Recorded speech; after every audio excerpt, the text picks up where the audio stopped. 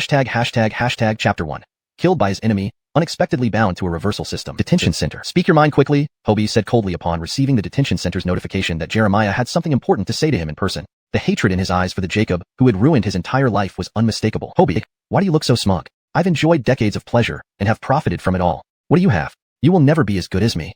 Jeremiah sneered at him with a twisted smile. You worked hard to get into university, but it was I who took your place. Your what Jacob came running to my bed with just a beckon of my finger. Do you know why your son became mentally handicapped? Stacy lied to you. It wasn't because of a high fever. That treacherous wife of yours drugged your son to meet me secretly. The drug she gave him wasn't a sleeping pill. It was something for livestock. Just a little bit was enough to knock out a pig. You monster. I'll kill you. Upon learning the truth, Hobie stood up in agitation, reaching out to grab Jeremiah's neck, but before he could reach him, he was restrained by an officer standing behind. In the next moment, Hobie collapsed due to overwhelming emotional stress. As his soul left his body, he heard a mechanical voice asking, a compatible soul detected. Would you like to bind to the system? What kind of system? Can it bring me back to life? In principle, the host's body cannot be revived. However, if you bind to the system, the host gets one chance to reverse time. The system will send you back to the moment you most desire. Would you like to bind? Without considering the strange nature of the system, Hobie simply wanted to live again, to have hope and to defeat Jeremiah. I bind, he said firmly. Binding system, please wait. His soul hovered midair, watching chaos erupt in the detention center while Jeremiah laughed smugly. Hobie wished he could tear apart Jeremiah's face. This devil had destroyed his entire life. He waited almost half an hour. Beep. Reverse time system binding successful. Please think of the time you wish to return to. In an instant, Hobie thought of his youthful days, the happiest and most blissful period of his life, despite being poor. With a wave of dizziness, he lost consciousness. Ihong, are you alright? A familiar, caring voice asked beside him. He might be suffering from heat stroke. Go fetch some Huaxiang Zhengqi water from the supervisor. He should feel better after drinking it. Slowly opening his eyes, Hobie saw his young parents looking worriedly at him. Ismail? Mom? Tears welled up in his eyes as he gazed at them, unwilling to blink. He hadn't seen his parents for so long and hadn't felt such care in ages. It's fine now. Ismail, take Ihong back to rest. I'll go get the medicine and ask for a day off for him. Sonia stood up and walked away. Okay. Unkit nodded, lifting his son swiftly onto his back. Hobie, malnourished and frail, weighed less than 100 pounds, causing his father immense heartache. Weak and powerless, Hobie lay down on the makeshift bed in their simple dormitory. Without even a mattress, only a wooden bed frame made it uncomfortable yet oddly comforting. Looking around, Hobie knew he had been transported back in time. After the college entrance exam, he had performed well and was confident of getting into university. But without dividing family assets, his grandparents favored his uncles over him. To pay for tuition and living expenses, he had to earn the money himself. Fortunately, Desmondaji intervened and arranged for him to work at a construction site for 2 months. So the three of them, father, Camila, and son, came to the city to earn money. Unkit earned 30 yuan a day as a skilled worker, while Sonia and Hobie each earned 20 yuan a day as laborers. They lived in a simple dormitory on the construction site, trying hard to save every penny for Hobie's education. Sonia prepared steamed cornmeal buns every morning, which were the trio's daily meal. Despite feeling nauseous eating hard buns, Hobie endured in silence. If they worked for 2 months, they would save 4,000 yuan, enough for tuition and some extra for living expenses. Unfortunately, fate didn't favor him. In his past life, he never made it to university. Congratulations on your new life. You haven't signed in today. Would you like to sign in? The mechanical voice interrupted his thoughts, revealing a red button above him. Afraid his father would see, Hobie cautiously glanced towards the door. Only the host can hear and see the system prompts. Hobie imagined the system rolling its eyes at him. Curious, he pressed the button. Multicolored light flashed, and a message appeared. Mind-reading ability for 1 day. You received mind-reading ability for 1 day for signing in at the construction site. It has been activated automatically. Mind-reading? Is this real? Hobie marveled at how fantastical it seemed. Could such a power truly exist? Then again, if the system could send him back in time, mind-reading was certainly plausible. It was a shame it lasted only 1 day, but something was better than nothing. The system Jacobual is available for review. This system is designed for reversing adversity. Tasks will be assigned periodically, and completing them will reward the host. ***. Daily sign-in. Each day, you may sign in once to receive random treasures. Just as Hobie finished reading the Jacobual, Sonia rushed in, sweating profusely, holding a bottle of Huaxiang Zhengqi water. Ihong, how are you feeling? Drink this quickly. He obediently drank the medicine from his Camila's hands. Though bitter, it was filled with her love. Unkit entered with a bowl of cold boiled water. Drink some water to rinse your mouth. Once Hobie was settled, they had to rush back to work. With one member already down, missing more time would mean losing a day's pay. Rest well, son. I'll buy some pork later and make stir-fried pork with green peppers for you, Sonia promised, reluctantly closing the dormitory door. After resting a while longer, Hobie felt better, regaining some strength. The calendar on the wall showed today's date, July 23rd. At this time, Jeremiah had secretly taken his admission notice. In his previous life, Hobie didn't realize the notice had arrived and continued working tirelessly, waiting for it. This time, he would make that monster pay for everything he had done. Chapter 2. Confrontation. Hobie struggled to his feet, his frail body barely holding him up. First, he left a note for his father, explaining that since he was taking the day off, he would return to the village to check if his admission notice had arrived. Looking at his tattered clothes covered in concrete, he did not feel the same ridiculous inferiority as in his previous life. This time, With the system's asphaltants, he was determined to punish those who wronged him, seek justice, and carve out his own destiny. Hobie rode his family's old bicycle to the post office in town. Excuse me, has the admission notice for Hobie from Raniakshan village arrived? Although Lushua town was large, only a handful of students from its villages Jacob aged to get into university each year. Upon hearing his name, postal worker Bridger immediately recognized him. Tianzhou University was one of the best in the country, and it was no surprise he remembered someone like Hobie. You mean the Hobie who got into Tianzhou University? Hobie nodded vigorously. Yes, that's me. Could you give it to me? I'm Hobie. Bridger sized him up critically, thinking, he received his notice days ago. Is this kid trying to impersonate him? Dressed in rags and so thin, how could he have gotten into Tianzhou University? For the first time, Hobie used the mind-reading ability, unexpectedly catching the harsh words. He feigned ignorance and calmly took out his ID. This is my identification. Bridger examined the ID carefully. The details matched, Lushua town, Raniakshan village, Hobie, all correct. And the photo indeed confirmed it was him. I handed your notice to the village secretary 3 days ago. Didn't he give it to you? No, I even went to ask the village secretary directly, and he said he never received it. That's why I came here. System task released. Retrieve the lost admission notice. Task reward, 2 square meters of microspace. Microspace? Hobie knew he wouldn't find his notice here, but he needed the right person to uncover the truth. Even without the system task, retrieving the notice was imperative. What am I going to do now? I might lose my job over this. Bridger panicked but tried to remain calm. Hobie pretended to be anxious. What do we do now? Both of you say you don't have it. Where can my notice be? Lushua town was vast, and the few postal workers had long been delivering packages collectively to the village secretaries to save Jacob power. No one expected this kind of issue to arise. Did the village secretary lose it and is trying to pin it on me? Sensing a conspiracy, Bridger's suspicions grew. Hobie stoked the fire further. I worked hard to get into Tianzhou University. Do you know how much I've struggled? If your negligence prevents me from attending, I'll report you to the police, and you'll go to jail. Bridger was thrown into disarray. I can't take responsibility for this. Once it was given to Leonardo, it became his problem. Young Jacob, calm down. Since I did give the notice to your village secretary, let's file a report. I'll accompany you to confront him. Bridger thought of the police department and realized while he bore some responsibility for not personally handing the notice over, the loss of the notice was a bigger issue. The real key was getting to the bottom of it. That sounds reasonable. Hobie agreed reluctantly, hiding his amusement. They cycled to the police station where Bridger vividly recounted his version of events. Meanwhile, Hobie played the part of an aggrieved student. The officers promptly reported the matter to their superiors. The leadership, recognizing the gravity of losing a prestigious admission notice, immediately assigned 2 experienced officers to investigate. As seasoned officers, they knew there was only one scenario if the notice wasn't lost through normal means. Someone was attempting to usurp Hobie's place. This had happened before, ruining lives. Riding their bikes under the scorching sun, they sped towards Raniakshan village. Sweat-drenched and dried their clothes repeatedly, yet no one suggested stopping to rest. Compared to the young Jacob's future, any hardship seemed insignificant. After cycling furiously for an hour and a half, they reached Raniakshan village just before sunset. At the village entrance, elderly villagers gossiped under a tenango tree. Seeing the uniformed officers and Hobie, they began whispering, exchanging crude remarks and speculations. Hobie ignored them and led them straight to the village secretary's house. The village secretary, Dallas, was Jeremiah's father and had recently taken office. Signaling Bridger to reconnoiter, Officer Zhang observed. When Dallas saw Bridger and Hobie, his heart sank. What are these troublemakers doing here? Didn't I tell Amias to delay Hobie's family? Frowning, Hobie recalled Amias, the Jacob who had called his father brother at the construction site, placed there by Dallas. Last life, whenever he tried to inquire about the notice, unforeseen events prevented him. After his father's accident on the scaffold, breaking his leg, the family spent all their savings, leaving his father projectably disabled. His father had mentioned feeling pushed, but with no cameras then, they blamed bad luck. It was Amias standing beside his father on the scaffold that day. He later visited the hospital, feigning concern, bringing gifts. Back then, they thought he was kind-hearted. Afterwards, the 4 Jacob gave symbolic compensation and fired them all. With no money and the 4 Jacob's funds taken by his grandparents to help other families, they struggled. Both the village and the secretary denied receiving his notice, ridiculing him as a wild chicken dreaming of becoming a phoenix. In despair, last life Hobie chose to work in the south to earn money for his father's treatment. Had he inquired at the post office or school back then, he would have known he was admitted. All this was planned. Translation provided maintaining original structure and style, ensuring coherence and fluency in English. Chapter 3. The admission letter hidden in the doghouse.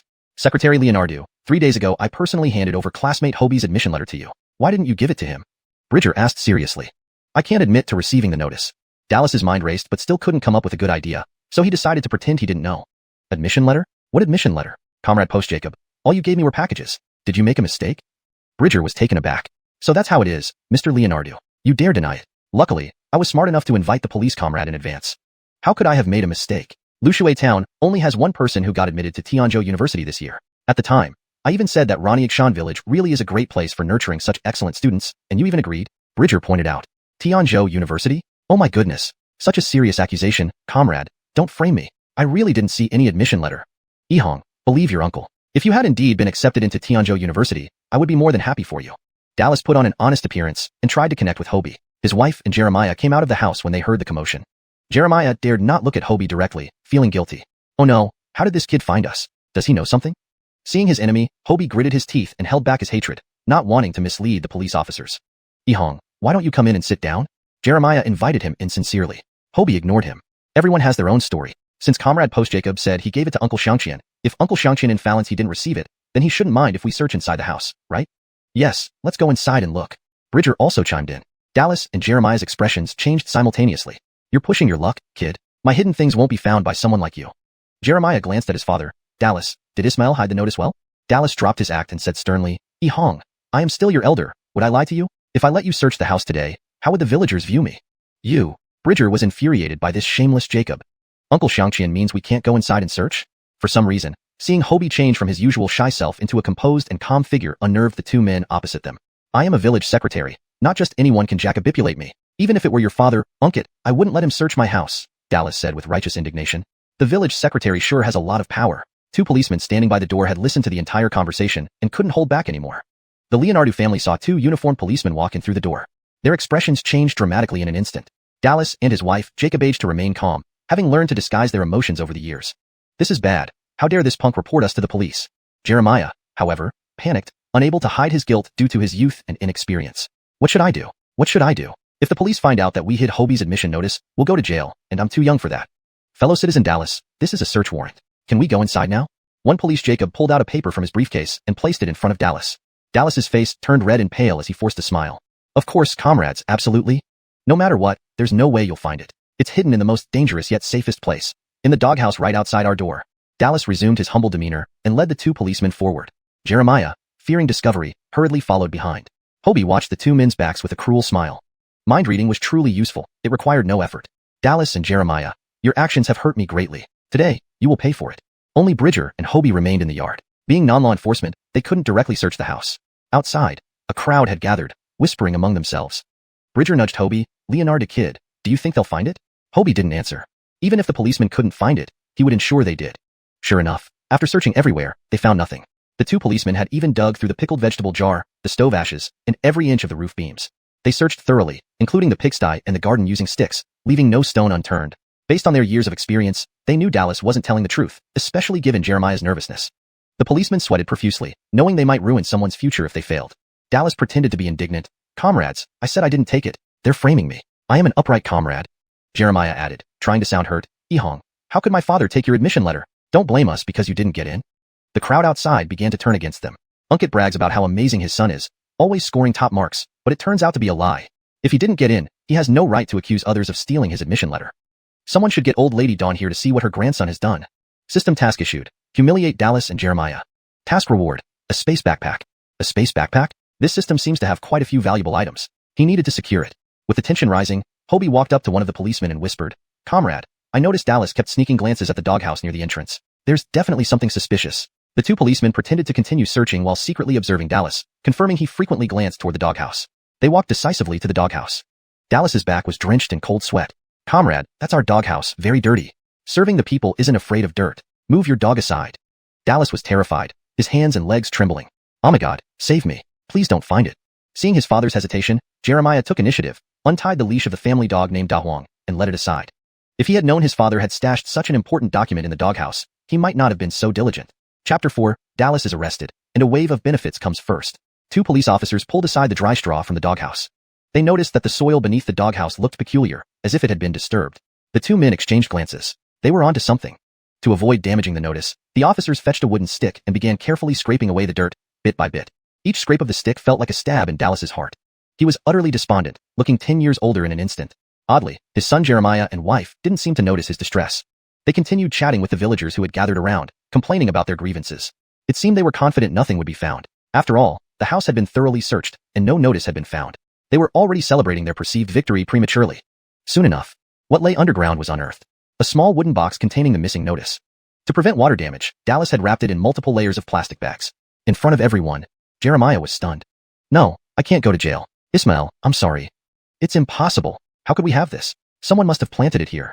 Yes, it must be the Post Jacob and Hobie working together against us. Comrades, I don't know anything, really? His acting was superb. If Hobie hadn't heard his thoughts, he might have fooled them. Truly a good son to Dallas, he immediately tried to distance himself from the affair. Betrayed by his own son, Dallas must have felt immense pain. Dallas knew his son well. Upon hearing him, he understood clearly. He wanted his father to take full responsibility to shield him from trouble. Fine, better for one to take the blame than both of us. I've wronged you? We've never wronged you before. Who has time to do such a thing? You two are the ones who caused me trouble by hiding someone else's acceptance letter.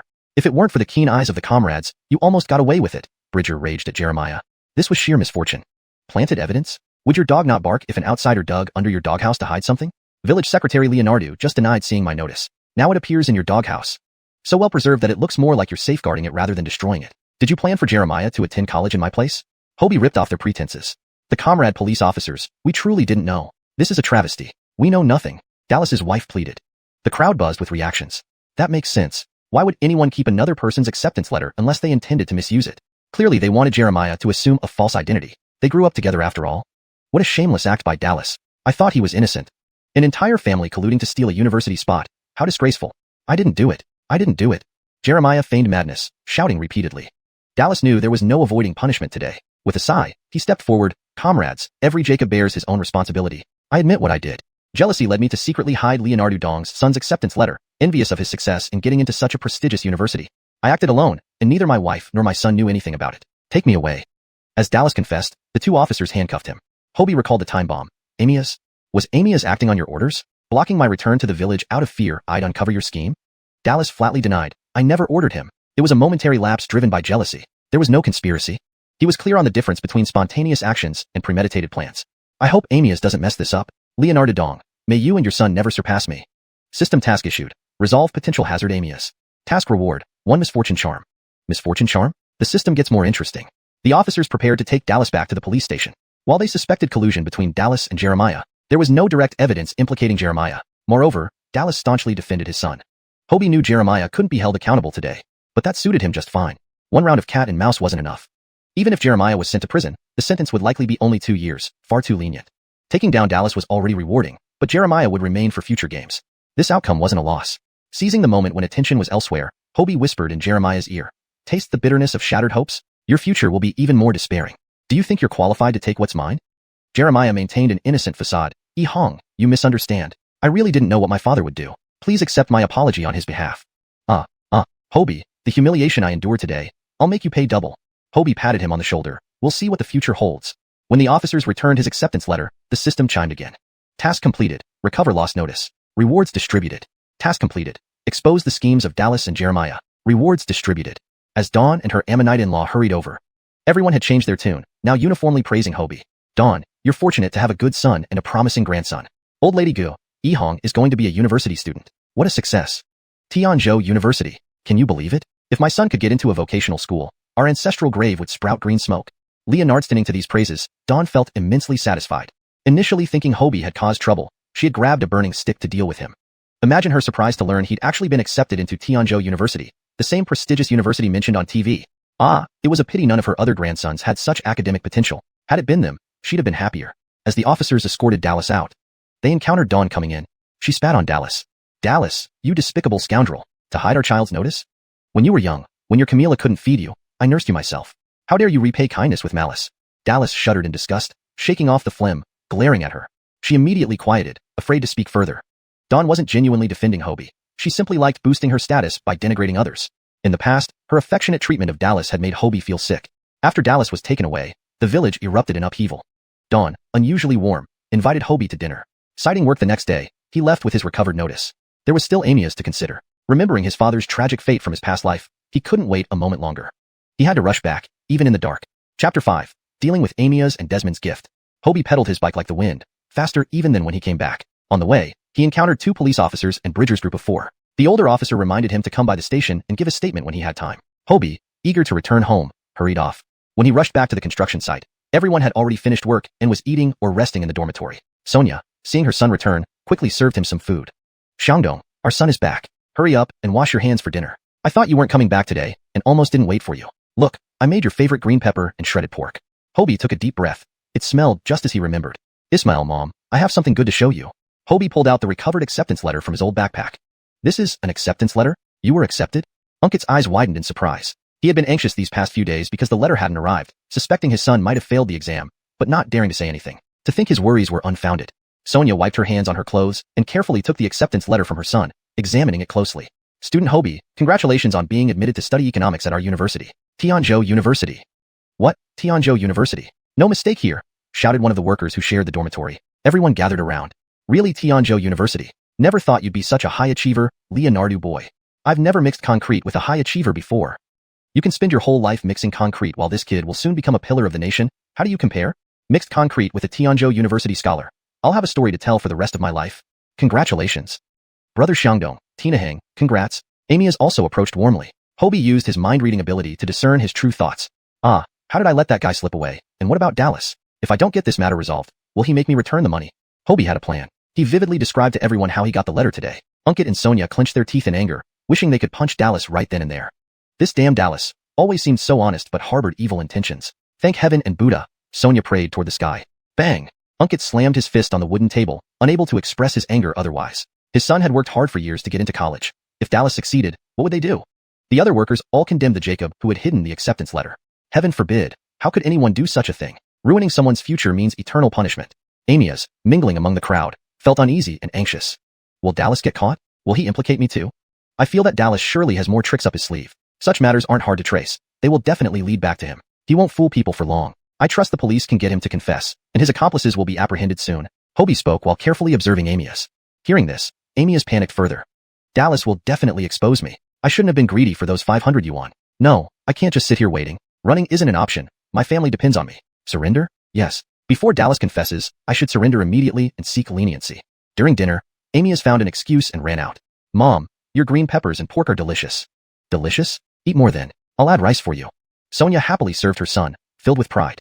After dinner, Desmond Daji, who lived in the next dormitory, heard that his nephew had been accepted to Tianzhou University. Overjoyed, he congratulated them. You two finally have something to look forward to. Tina Heng, this kid has a bright future ahead.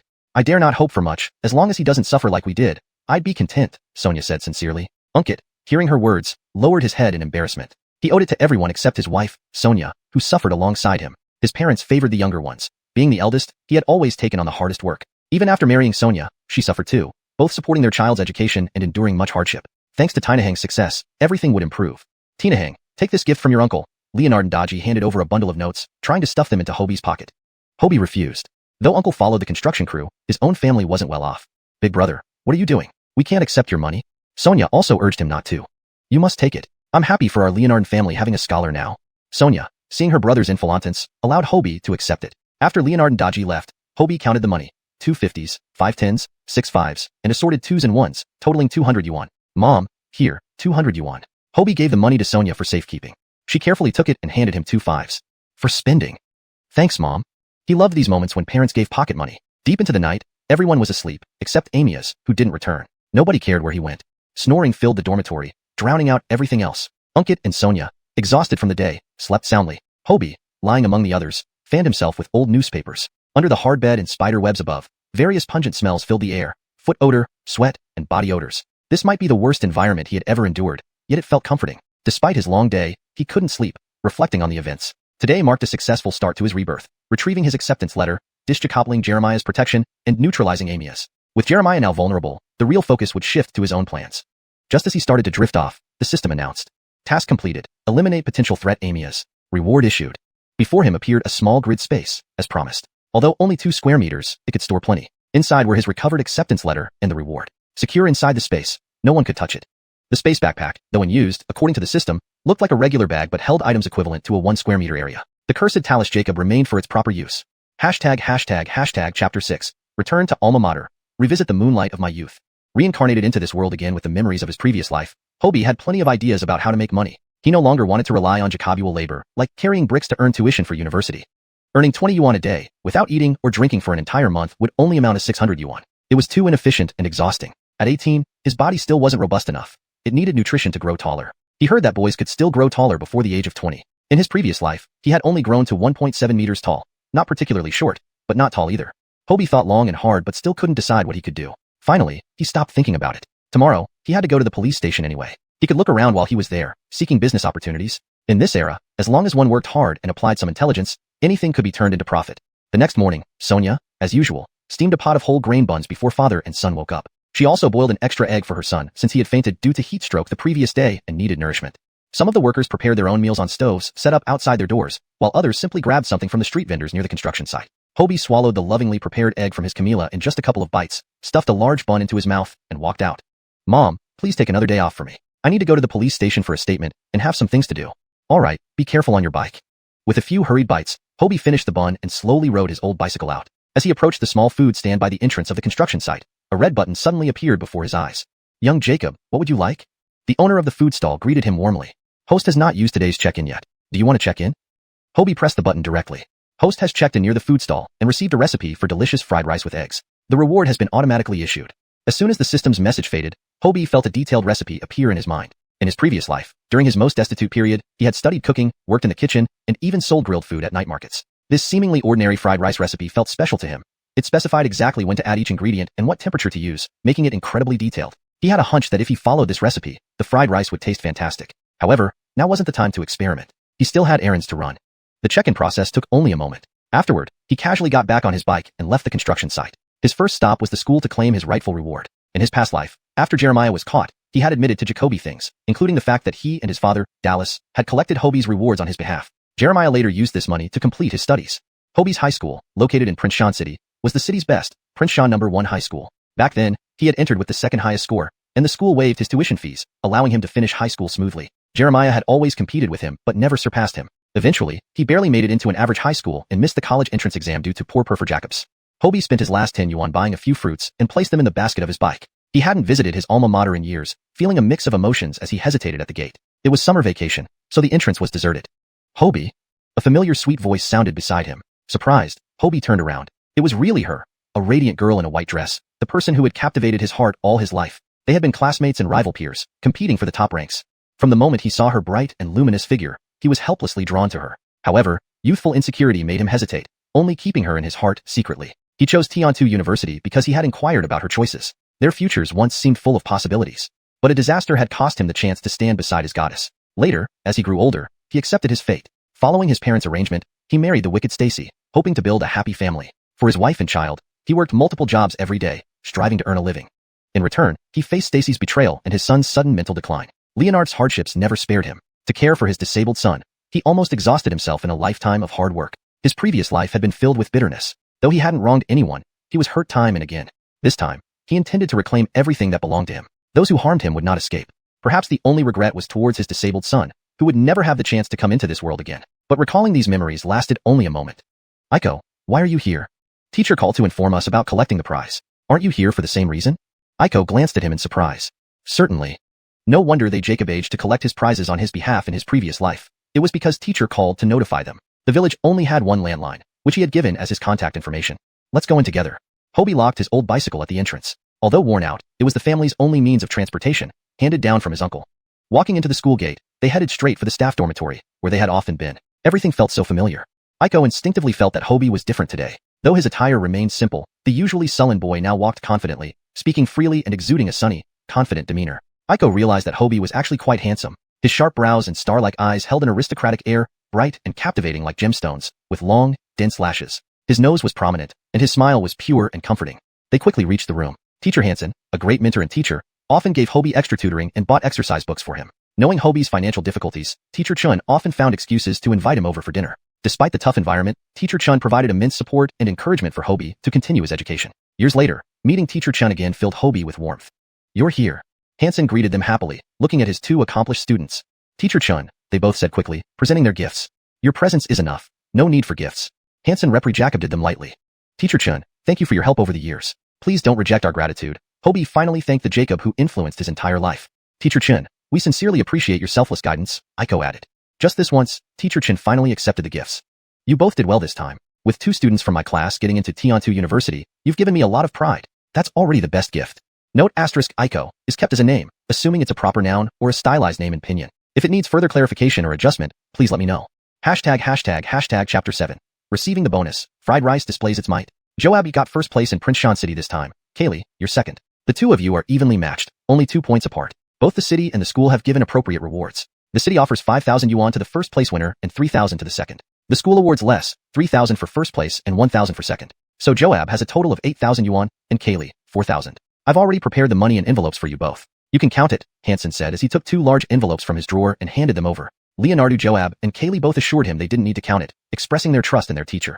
Hansen was very satisfied with this outcome. He knew that Leonardo Joab's family situation was not good, but with this 8,000 yuan, he would be able to support himself through university without any issues. Although Kaylee was slightly upset about losing by 2 points, she still felt genuinely happy for him. To her, these few thousand yuan were just an added bonus, something unnecessary. However, for Leonardo Joab, it was like a snowstorm relief. In the past, when she saw Leonardo Joab not eating at the cafeteria during lunch and instead having dry biscuits and pickles in the classroom, she had once offered help, quietly sharing half of her meal with him. But he was too sensitive and did not accept. Since then, she realized that he was a proud person. This outcome made everyone happy. The two stayed with Hansen for a while longer, listening to his final advice. As it neared noon, they finally left reluctantly. It's almost lunchtime, let me treat you. Leonardo Joab finally felt comfortable inviting Kaylee without worrying about his financial situation. With 8,000 yuan in his pocket, he felt more confident. Kaylee initially wanted to decline, knowing that her family would have lunch ready. But she thought about Leonardo Joab's sensitivity and didn't want to hurt his feelings. Okay then.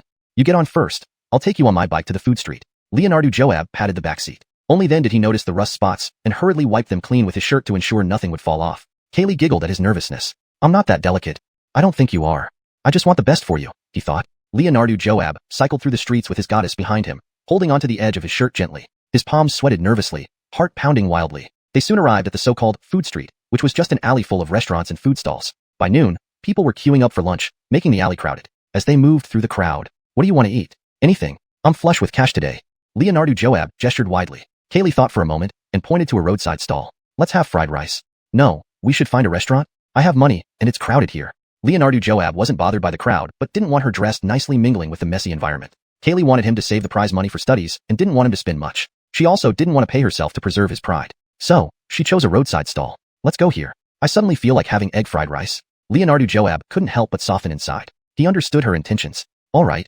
He protected her as they squeezed through the crowd and found 2 empty seats. They ordered 2 servings of egg fried rice. The owner was busy, and Leonardo Joab noticed an empty stove nearby. Recalling the recipe he just learned, he asked, Boss, I can cook too. Seeing how busy you are, can I cook 2 servings myself? I'll pay the same price. The fat Jim agreed easily, pulling out another pot and placing it on the stove. Leonardo Joab tested the pan, feeling for its weight. The ingredients were pre-prepared. Following the recipe, he added a bit of vegetable oil to the rice, separating the grains before mixing half the egg mixture in. Then he turned on the high flame, heated the oil, and poured in the oiled and eggy rice, quickly stirring until each grain was coated in golden eggs, known as gold-wrapped silver. Next came the green peas, ham, and runny eggs, adding salt and spring onions. A quick stir-fry, and the dish was ready. The process was meticulous, strictly following the recipe. At that moment, the surrounding diners caught a whiff of the rich aroma. Their appetites whetted. What is that smell? My stomach growls. The stall owner, standing nearby, was impressed. You're quite skilled for a young lad. Leonardo Joab smiled and continued with the second batch. The first was practice. He aimed to perfect it the second time. Indeed, the second serving smelled even better. Is your fried rice for sale? This is amazing. Leonardo Joab brought both servings to Kaylee. Placing the second one in front of her, he said, Please enjoy. You know how to cook? Kaylee scooped a spoonful into her mouth. The golden, separate grains of rice looked more like art. Each bite was flavorful, leaving an unforgettable taste, almost a spiritual cleanse. Plain ingredients made exquisite cuisine. Seeing hungry eyes watching, Kaylee guarded the plate, savoring every spoonful. Once she started eating, it was impossible to stop. Satisfied, Leonardo Joab tasted his own serving. System-level cooking, truly excellent. The fried rice was the best he'd ever tasted. They devoured the fried rice quickly. Kaylee even ate until she was unusually full, awkwardly belching. Oh, embarrassed, Leonardo Joab fetched a free bowl of vegetable soup. After drinking the hot broth, she stopped burping. Leonardo Joab paid the bill, and they strolled leisurely out. Prices were low. Egg fried rice cost only 2 yuan, a real bargain. But the meal left their stomachs overly full, making them a bit uncomfortable. Chapter 8. The egg fried rice business. You're really too skilled. You could be a master chef already. Aiko sincerely praised him. Her words lit up Hobie's eyes. Right, why not return to his old line of work? He had just obtained the recipe for egg fried rice, and with such delicious food, making money wouldn't be a problem. It was far better than doing hard labor. Hobie felt a sudden clarity. System task issued. A life without a career is imperfect. Earn 10,000 yuan within a month. Task reward. A set of exercises to strengthen the body. Damn system. Earning 10,000 in a month? This isn't the future. 10,000 yuan is a lot now. In this village, it's rare to find a Wan Yuanhu, a household with savings of 10,000 yuan. However, the exercise routine sounds interesting. He needed it to strengthen his body. After bidding farewell to Aiko, he went directly to the secondhand market on Old Street by bike. For 200 yuan, he got a full set of secondhand equipment. A small 3-wheeler, a gas stove, gas canister, pots, bowls, spoons, etc. The previous owner of the 3-wheeler must have been in the same trade, but gave up due to poor business. Selling all these things together cost only a little over 200 yuan. Quite a bargain. He tied his bicycle to the tricycle and hauled everything back to the construction site. Next, he rode his bike back to Lushua town, mainly to give a statement at the police station and gather some information. After finishing the statement, a police officer told him that last night, a A Jacob named Amias had turned himself in. He claimed he was deceived by Dallas into helping him detain the Hobie family and receive 200 yuan as a bribe. This incident clearly wasn't spontaneous but premeditated. However, in the interrogation room, Dallas inflated that everything was his own idea and had nothing to do with others. The case was basically settled. Hobie didn't press further. He wouldn't let Jeremiah off either. It was only a matter of time before dealing with him. His immediate priority was making money. Though he now had 8,000 in prize money, which alleviated the urgent situation, it wasn't enough for him. He wanted to take his parents to live in Tianzhou City and leave Raniakshan village to escape Dawn's mental control. Tianzhou City is the capital of Tinagua, where house prices are currently not high, yet still unaffordable for him. And then there was Aiko. Her family background was definitely good. To have equal standing with her, he had to strive. Starting with selling boxed meals seemed like a good plan. Hobie bought several hundred pounds of rice, dozens of pounds of soybean oil, hundreds of eggs, ingredients for egg fried rice, seasonings, takeaway boxes, and disposable chopsticks, all stuffed into the mini space. He thought about it. The construction site was quite large, with Jacobi migrant workers. Testing the waters here first made sense. His parents wouldn't immediately agree to quit their jobs to sell boxed meals with him. He would need to show results first. To sell boxed meals, he couldn't stay in the workers' hut any longer. He found a civilian house for rent near the construction site. He rented a small single room. It was simple but cheap, only 5 yuan per month. He could park the three-wheeler in the yard. With everything arranged, he rode back to the construction site. His parents hadn't finished work yet. Hobie lit the stove and started cooking. Thinking of the delicious egg fried rice they hadn't tasted yet, he steamed the rice and began preparing the dishes, aiming to impress his parents with his new venture. The rice was just done when the workers started returning from work. Hang, you're back? Sonia was pleasantly surprised. Mom, go wash up first and ask Uncle to join us for dinner. I'll show off my cooking today. Sure, let me try my son's cooking, said Sonia, who didn't have high hopes but habitually praised her son. Unkit laughed. Let me and your mom enjoy a cooked meal today. Having practiced at noon, Hobie was more proficient in making egg fried rice. Soon, the fragrant aroma filled the workers' hut. Everyone couldn't help but sniff the air. Whose food smells so good? I'm starving. The smell makes me hungrier. When everyone realized the fragrance came from Hobie's pot, they showered him with praise. University student, you're cooking? Highly educated indeed. Not only smart but even your cooking smells better. What are you making? Egg fried rice? It smells better than meat. The aroma tempted the workers, and some went out to buy snacks from nearby stalls. Hobie finished the last serving of fried rice as Leonard and Daji arrived. Uncle, I rarely cook, but please taste this simple egg fried rice and don't mind its simplicity. How could I mind? It smells great. Leonard and Daji sat on a humble stool. Everyone smelled the appetizing aroma and their appetites soared. After the first bite, everyone's eyes lit up, delicious. They devoured the meal in less than 10 minutes, leaving clean plates with no grains left. They looked at each other and couldn't help laughing. Leonard and Daji scratched his head awkwardly. Haha, Hong Hong's egg fried rice is too good. Sonia was puzzled.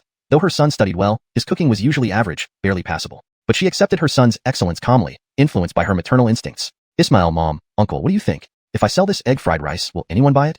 Hobie asked tentatively. Leonard and Daji immediately supported him. Of course. Your skills are amazing. Even the vendors outside can't match you. Casually spoken, but it resonated deeply. Unkit and his wife looked at their son suspiciously, knowing he wouldn't bring this up for no reason. Hobie saw this and bluntly said, Ismail, Mom, I'm going to sell egg fried rice. Leonard being in the countryside for long, Unkit and his wife were conservative, thinking cities didn't belong to them and the countryside was their domain. So, they fell silent, feeling distant from the concept of business. Leonard and Daji, seeing they were discussing serious matters, excused himself. He actually thought his nephew's idea was good. It was better than Jacobi will labor and could earn money. Unkit pondered for a while and said, Hang, you're an adult and have your ideas. We won't stop you. As long as you work hard, we'll support you, regardless of success or failure. Rhonda, give Hang some money for preparations. Sonia, accustomed to following Unkit's lead, agreed despite her concerns.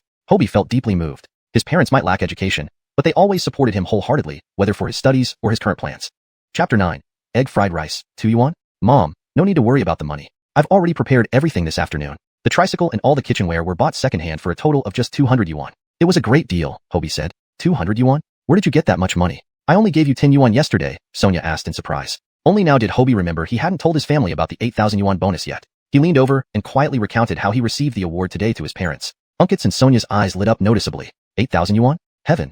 So, doing well in studies not only exempted one from tuition fees but also earned bonuses. With this amount, their burden would lighten significantly. If they saved and worked hard, it would be more than enough to ensure their son completed his education. The couple's initial reluctance to Hobie opening an egg fried rice stall softened.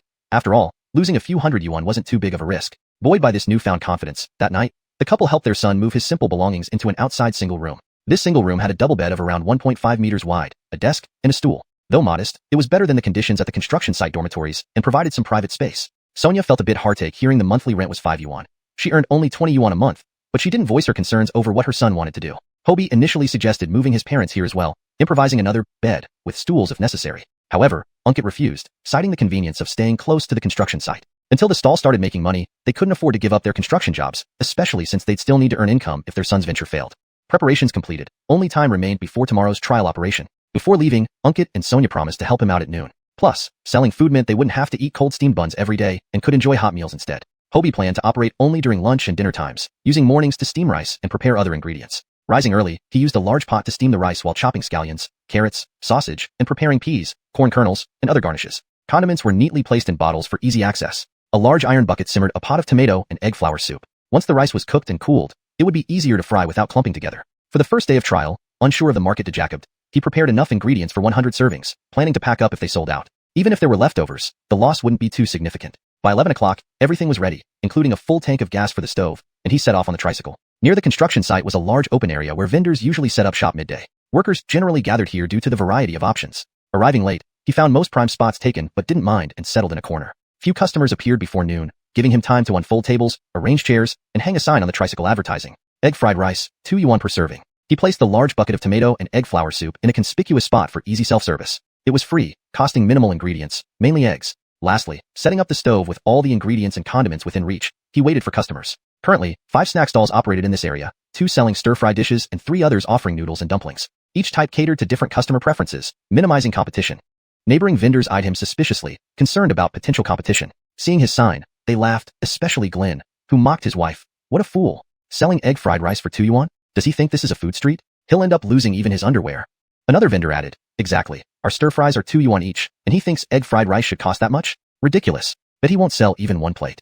Other vendors began discussing and betting on how Jacoby orders this newcomer would receive today. Hobie heard their whispers. Let them judge by results. His egg fried rice deserved its price. A system notification popped up. System task released. You have received Glenn's contempt. Please sell 1 portion of egg fried rice to retaliate. Task reward, 1 set of cleavers. Trying to identify which vendor was Glenn, Hobie noticed a red button appeared. Realizing he had 1 daily check-in reward left unused, he tapped it eagerly. A shimmer enveloped him. You checked in at a snack stall and received a delicious barbecue seasoning recipe. Already automatically issued. Delicious even when roasted on shoe soles? The precise formula immediately filled Hobie's mind, down to the grams. Noticing workers returning from their shifts, he stored the thought to study later. Despite the bustling crowd, other stalls were quickly filling up, except for his, which remained empty. Some curious patrons considered trying the new stall, but balked at seeing the prices and retreated. Others reasoned they could buy stir-fried meat dishes for 2 yuan. Why pay the same for egg-fried rice? Hence, other stalls bustled while Hobie awaited his first customer. Hashtag Chapter 10. Humiliating Glenn. Business explodes. The Unkit couple hurried over after their shift ended and found no one at their son's stall. They were anxious, afraid their son might be upset. Son, don't get worked up. Take it slow, Sonia comforted him. Hobie responded nonchalantly, I'm not worried. You must be tired from the morning rush. Sit down and rest while I whip up something for you. They had no choice but to sit and wait for their son's meal. Hobie started cooking with fluid movements. He used a high-power stove and a large iron wok, capable of frying 3 portions of egg-fried rice at once. After a series of skillful jacobuvers, the unique aroma of egg-fried rice soon spread through the air. Waiting customers looked toward the source of the smell, Hobie's stall. Wow, that smells amazing. This kid has some talent. Just for this smell, $2 is worth it. Why not give it a try? Some impatient customers were eager to taste. Sure, let's try. Hobie placed 3 golden plates of egg-fried rice on the table. The family dug in immediately, savoring each bite without stopping. His technique grew more refined, and the quality of the fried rice improved with every batch. After finishing a big bowl of soup, Unkit and Sonia felt satisfied. Swallowing the last bite of fried rice, Hobie prepared for business. The customer next door, who was waiting for his stir-fried dish, couldn't wait any longer and craved the egg-fried rice. He approached Hobie directly. Kid, give me a plate of egg-fried rice. You got it, sir. Just a moment, please. Hobie put on a clean apron and started cooking. For his first order, he gave it his best effort. Soon, the rich aroma wafted through the crowd again. Everyone watched as the first customer took a bite. The Jacob savored it eagerly. This wasn't just visually appealing. It was a feast for the palate, homier yet tastier than home-cooked meals. Such a dish made life worth living. His contented expression and exaggerated eating antics left everyone wondering if he was hired help. Finishing the plate wasn't enough. He beckoned to Hobie. Hey, another one. Sure thing, sir. There's free tomato egg soup in that bucket over there. Help yourself? The system prompt also chimed in. Congratulations, host. You have sold 1 plate of egg fried rice and completed the task to embarrass Glenn. Task reward claimed. Please check your mini space. Drawn by the enticing aroma and the endorsement of the first customer, more people flocked over. 1 plate of egg fried rice. 2 plates for me. And 1 here. Half of the customers from Glenn's and the other nearby stir-fry stalls switched over. Tired of waiting and enticed by the delicious smell, they couldn't refoul it. Glenn and the other owner turned red with anger. Earlier, they had joked that Hobie wouldn't sell even 1 plate today, never expecting such an immediate humiliation. All 3 small tables were filled, with some customers standing aside, waiting for seats. As the crowd grew, things became hectic. Hobie organized efficiently. Unkit served free soup and cleared plates, while Sonia recorded orders, served food, and handled cash. Honestly, seeing the 2 yuan price tag on the fried rice initially worried them. They feared not selling a single plate. Now, seeing the bustling crowd, they gained confidence. Leonard stinning to their son's advice had paid off. Hobie thought about how making egg fried rice had nothing to do with his education, but kept quiet. With their parents' help, the chaos quickly settled. Hobie focused on cooking 3 plates at a time. Unlike stir-frying, which took longer, egg fried rice was quicker, reducing waiting times. Customers enjoying the fried rice didn't talk. They just buried themselves in the deliciousness. Curiosity drove others to try, especially since the aroma was ear-filantable. The concomitant reaction of hunger satisfaction made Hobie's stall increasingly popular.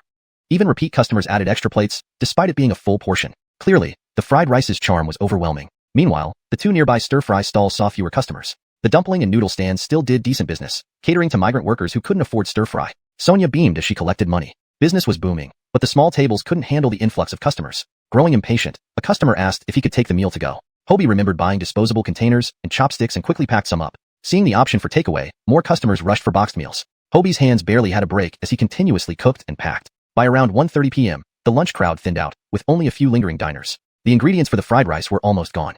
Hobie massaged his aching arms, realizing his current weak physique needed improvement. He needed to complete the monthly income task and earn the body-strengthening martial arts Jacoby soon. Tired? Come rest a bit, Unkit offered support silently. Having collected the day's earnings, Sonia smiled brightly. Selling so Jacoby plates of fried rice meant significant profits. Ismail, Mom, it's less busy now. Go back and rest before work starts at 2. Hobie cared deeply for his parents, who had been working tirelessly to support his university studies. Sonia handed the large metal box of money to her son. Here's the cash. Take care. We'll discuss later tonight. After they left, Hobie waited until all remaining meals were sold before packing up. The owners of the neighboring stir-fry stalls glared jealously at him, but Hobie ignored them, knowing it came down to individual skill in business. Chapter 11. Such rice should only be in heaven. How often can one taste it on earth? Due to Hobie's sudden appearance, both stir-fry stalls suffered significant losses today. More than half of the prepared dishes were left unsold. In the hot summer, they wouldn't keep fresh and would spoil by tomorrow, making it risky to sell them as customers might get sick. This led to their considerable frustration. The 2 noodle and dumpling stalls, however, continued to do business as usual, not affected much. They often felt marginalized by the stir-fry vendors, but today, with Hobie's Perfect Jacobs humbling those competitors, they considered him a friend. The owners of these 2 stalls specially came over to greet Hobie. Young Jacob, your cooking skills are impressive. It smells amazing, the old Jacob selling noodles praised sincerely. Hobie reciprocated the kindness. Old master, your skills are top-notch too. How about we exchange ideas tomorrow? He had observed that among the 4 stalls, this old noodle vendor possessed admirable skills and character. When everyone was discussing him earlier, only this old Jacob didn't join in. His noodles were handmade, and the toppings smelled delicious. The old Jacob laughed heartily. Haha, sounds good. I'll try your tongue-tempting egg fried rice tomorrow. Sure thing, haha. Hobie smiled back. The lady selling dumplings also stopped by briefly to say hello before leaving. Hobie packed up his things, loaded them onto his tricycle, and slowly rode back to his rental home. Glenn glared at Hobie's retreating figure with envious eyes. Back at the rental, he was utterly exhausted. Collapsing on the bed, he couldn't move for a while. After struggling for a moment, he finally got up and washed the pots, pans, and dishes used during the day. Then, he shut the door, took out the metal box, and started counting the money, mostly $1 and $2 bills. Out of the roughly 100 portions prepared, 97 were sold, netting him $194. The cost for ingredients for 100 portions of fried rice was around $60, so he made a net profit of $140. Egg fried rice mainly required rice and eggs, which kept the cost low. While this was already a decent profit, it wasn't enough for him. Earning money was tough. To make over $10,000 a month, he needed daily revenue of more than $350. Based on today's trial run, he could only Jacobage about 100 portions per day, and beyond that, he simply couldn't keep up. He needed to explore other methods. First, he planned to discuss with his parents after dinner to quit their jobs and join him in the business, giving him more time to focus on other activities. Also, since Jacoby people preferred takeaway, he could prepare pre-packed fried rice boxes for those unwilling to wait, saving time and boosting sales. He also needed to find additional ways to earn money. Suddenly, he remembered the delicious barbecue seasoning recipe he received from signing in that morning. Given its source, it was bound to be excellent. He had experience running a barbecue stall in his past life, so with this exceptional recipe, business should be smooth sailing. If he sold fried rice in the afternoon and switched to barbecues in the evening at Delicacy Street, he believed he could soon achieve his monthly income goal. Though it would be tiring, he wasn't afraid. Motivated by the prospect of earning money, he felt reinvigorated. Without delay, he changed into clean clothes and cycled to the market to buy the ingredients for tomorrow's fried rice. He also bought pork belly, lettuce, sliced tofu, leeks, bell peppers, potatoes, and eggplants to prepare a grilled meal for his parents later. Noticing a deal on chicken hearts and gizzards, he grabbed some of those as well for grilling. Next, he headed to a spice shop, purchasing the necessary spices for his barbecue seasoning, according to the formula in his mind. Since they already had barbecue charcoal and skewers, he picked up a few extras. After buying what he needed, he went to the secondhand market and found a dirty, colorless barbecue grill for $20. Alongside this, he also acquired a small traditional Chinese medicine scale for measuring spices. Back home, his first task was to clean the barbecue grill in the courtyard. Its previous owner must have been very negligent, as it was covered in grime. Using laundry detergent and a stiff shoe brush, it took a long time to clean thoroughly. Finally, it revealed its original quality, looking like a perfectly fine grill. However, the courtyard was now a mess from the cleaning process. Luckily, all other tenants were at work, so he quickly cleaned up. With the grill ready, it was nearly time to start the charcoal fire. As the coals heated up, Hobie began mixing the spices according to his formula. Every ingredient was measured precisely in grams using the accurate scale. The spices included 350 g of fine salt, 150 g of monosodium glutamate, 400 g of cumin seeds, 200 g of pepper powder, 200 g of ginger powder, 50 g of 5 spice powder, 50 g of 13 spice blend, 60 g of Sichuan pepper powder, 80 g of roasted sesame seeds, and 300 g of chili powder. Once all the spices were combined, a mouth-watering aroma filled the air. A harmonious blend that was simply divine. Hobie couldn't help but inhale deeply. What's that smell? So fragrant. A young Jacob entered the courtyard, sniffing eagerly. Recognizing him as a neighboring tenant, Hobie introduced himself. Hi, I'm Hobie. I just moved in. Hello, I'm Alban. What's going on here? Alban pointed to the bowl of spices and the steaming barbecue grill. Oh, I've started a small business. I sell egg fried rice during lunch at the square. In the evenings, I plan to sell barbecues at Delicacy Street. This is the seasoning I mixed, and I'm going to test the taste, Hobie explained while washing his hands. So you're the one selling egg fried rice there today? A colleague brought me some for lunch. I've never tasted anything like it. Your skills are incredible. I'll definitely visit your stall tomorrow, Alban exclaimed, surprised. Alban hadn't gone down for lunch due to busy work, and initially wasn't fond of egg fried rice. But his colleagues praised it so highly. Such rice should only be in heaven. How often can one taste it on earth? A bowl of egg fried rice brings joy like a deity. Their descriptions piqued his curiosity. He tried a bite and was instantly hooked, finishing the entire box without hesitation, eliciting laughter from his colleagues. ####Chapter 12. Amidst the smoke and flames, a taste of Leonard's flavors. Alban had never expected that the culinary master who made incredible fried rice would become his neighbor. Wouldn't this proximity give him a significant advantage in enjoying his cooking? Due to his job, he often stayed at construction sites for extended periods. Everything else was bearable except for the daily meals, which were genuinely a headache. Money wasn't an issue for him, but finding something decent to eat was a real challenge here. Now, his taste buds would finally be satisfied. Haha, welcome Brother Fong to visit me tomorrow and show your support. By the way, I'll be barbecuing in the courtyard tonight. If you don't mind, come over and try it out. Please offer your valuable feedback. Hobie hadn't anticipated becoming so popular so quickly, and he felt rather pleased. Sure, thank you very much. I just bought a few bottles of beer and some fruits. Let me contribute these as my share. Alban placed the plastic bag he was holding directly on the table where Hobie had put his items. Hobie didn't hesitate, accepting it with a smile. After chatting for a few more minutes, Alban went back to his room to freshen up. Other tenants continued coming and going, but no one approached him to chat. While Hobie was slicing meat, Unkit and Sonia also arrived carrying a plastic bag. Hang, I forgot we didn't need to cook lunch and dinner today. I steamed 2 Jacoby buns. Let's eat them tonight before they go bad, said Sonia as she put down the bag of buns. You bought meat? What are you making? Sonia asked curiously, looking at the array of dishes her son had prepared. Seeing the buns Leonard and Auntie brought, Hobie lit up. He realized they needed a staple food, as eating only meat and vegetables wouldn't be satisfying enough. Unexpectedly, Leonard and Auntie brought over buns, which could be eaten as is or roasted. Ismail, Mom, I'm making barbecue for dinner tonight. You can rest while I do the work. It'll be ready soon, said Hobie as he threaded the sliced meat onto skewers. Why bother yourself? You have a stall to Jacobiage tomorrow. Aren't you tired from today's work? Sonia picked up a bamboo skewer and started helping, mimicking her son's actions. Unkit didn't say a word, silently washed his hands, and came over to help. Mom, Ismail, I've been thinking that only doing lunch business is a waste of time. We can start a night stall as well. I found a second-hand barbecue grill, perfect for selling at the food street. Let me try this out for tonight. This child, you haven't even figured out how to make a name with fried rice. Don't miss the bigger picture chasing small gains. Who would buy a barbecue when each skewer has so little? Stick to selling fried rice. I've seen your midday sales, you earn quite well, Sonia complained out of concern. Hobie remained calm. Leonard Auntie was a genuine rural with Jacob who lacked business acumen and foresight, but he understood her. Just like when he first started making fried rice, she had her worries then too. Just do what you think is right. Give it a try. If it doesn't work, don't force it. Our family can now afford your studies, Unkit added humbly. Though he didn't express emotions easily nor understand business, Unkit knew better than to constrain his child's ambitions with his own limited perspective. All right, Ismail, Hobie replied happily. You spoil him. Sonia shot Unkit a harsh glance. Unkit smiled bashfully. As dusk settled, a dim light flickered on in the courtyard.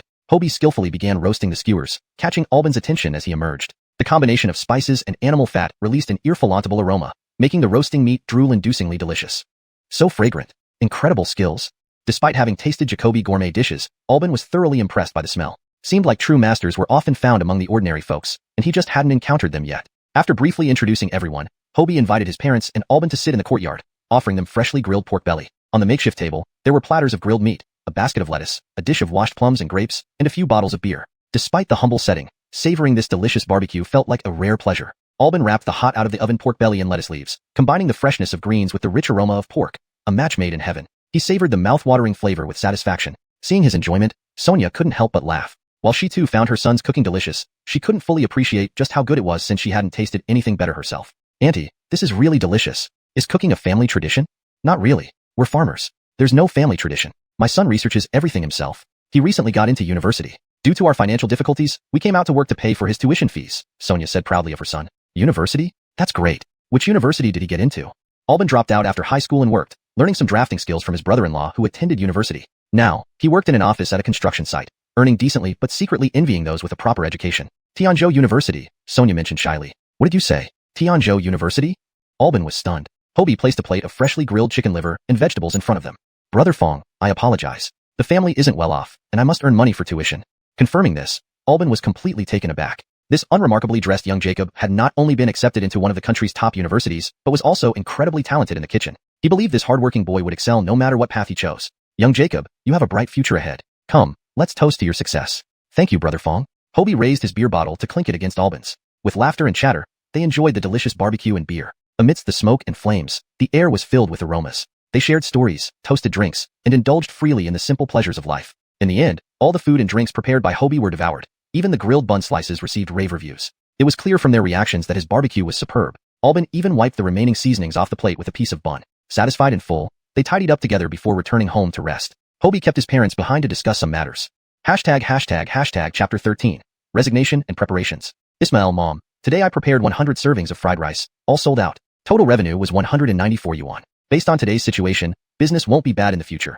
We can sell at least 100 servings every day. We can also do barbecue business in the evening. It tastes great, so it won't be hard to sell, but I can't handle everything by myself. Let's discuss this. Why don't you quit your jobs at the construction site and join me in this business? Hobie took out the bundled loose change from the box and handed it to Leonard mother to see. Sonia's eyes lit up when she heard about the 194 yuan. 200 yuan a day, 6,000 a month with 30 days. After deducting half for costs, they could still net 3,000. That was 900 more than what their combined salaries currently were. Not to mention, the cost for her son's fried rice business was less than half. Business seemed highly profitable. Ankit hesitated. He worried about future business conditions. If business wasn't good, how would they return to the construction site? The four Jacob might not take them back. Hobie understood their concerns. I mainly want to quickly teach Ismail how to make the fried rice. In over a month, when I start school, I can't set up the stall daily, and the family's livelihood will fall on you.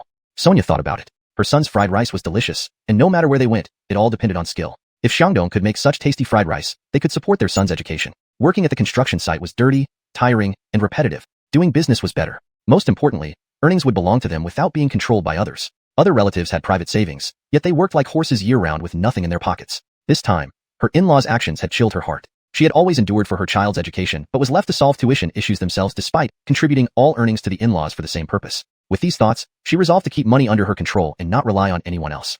Ankit also saw the logic. His son would eventually go to school, and he needed to support the family. They weren't particularly short on money now, giving them room for trial and error. Both exchanged glances, making their decision. That's fine. Let's talk to the four Jacob, settle our accounts, and move out to help the son set up the stall tomorrow? Sounds good. Let's check if the four Jacob is asleep.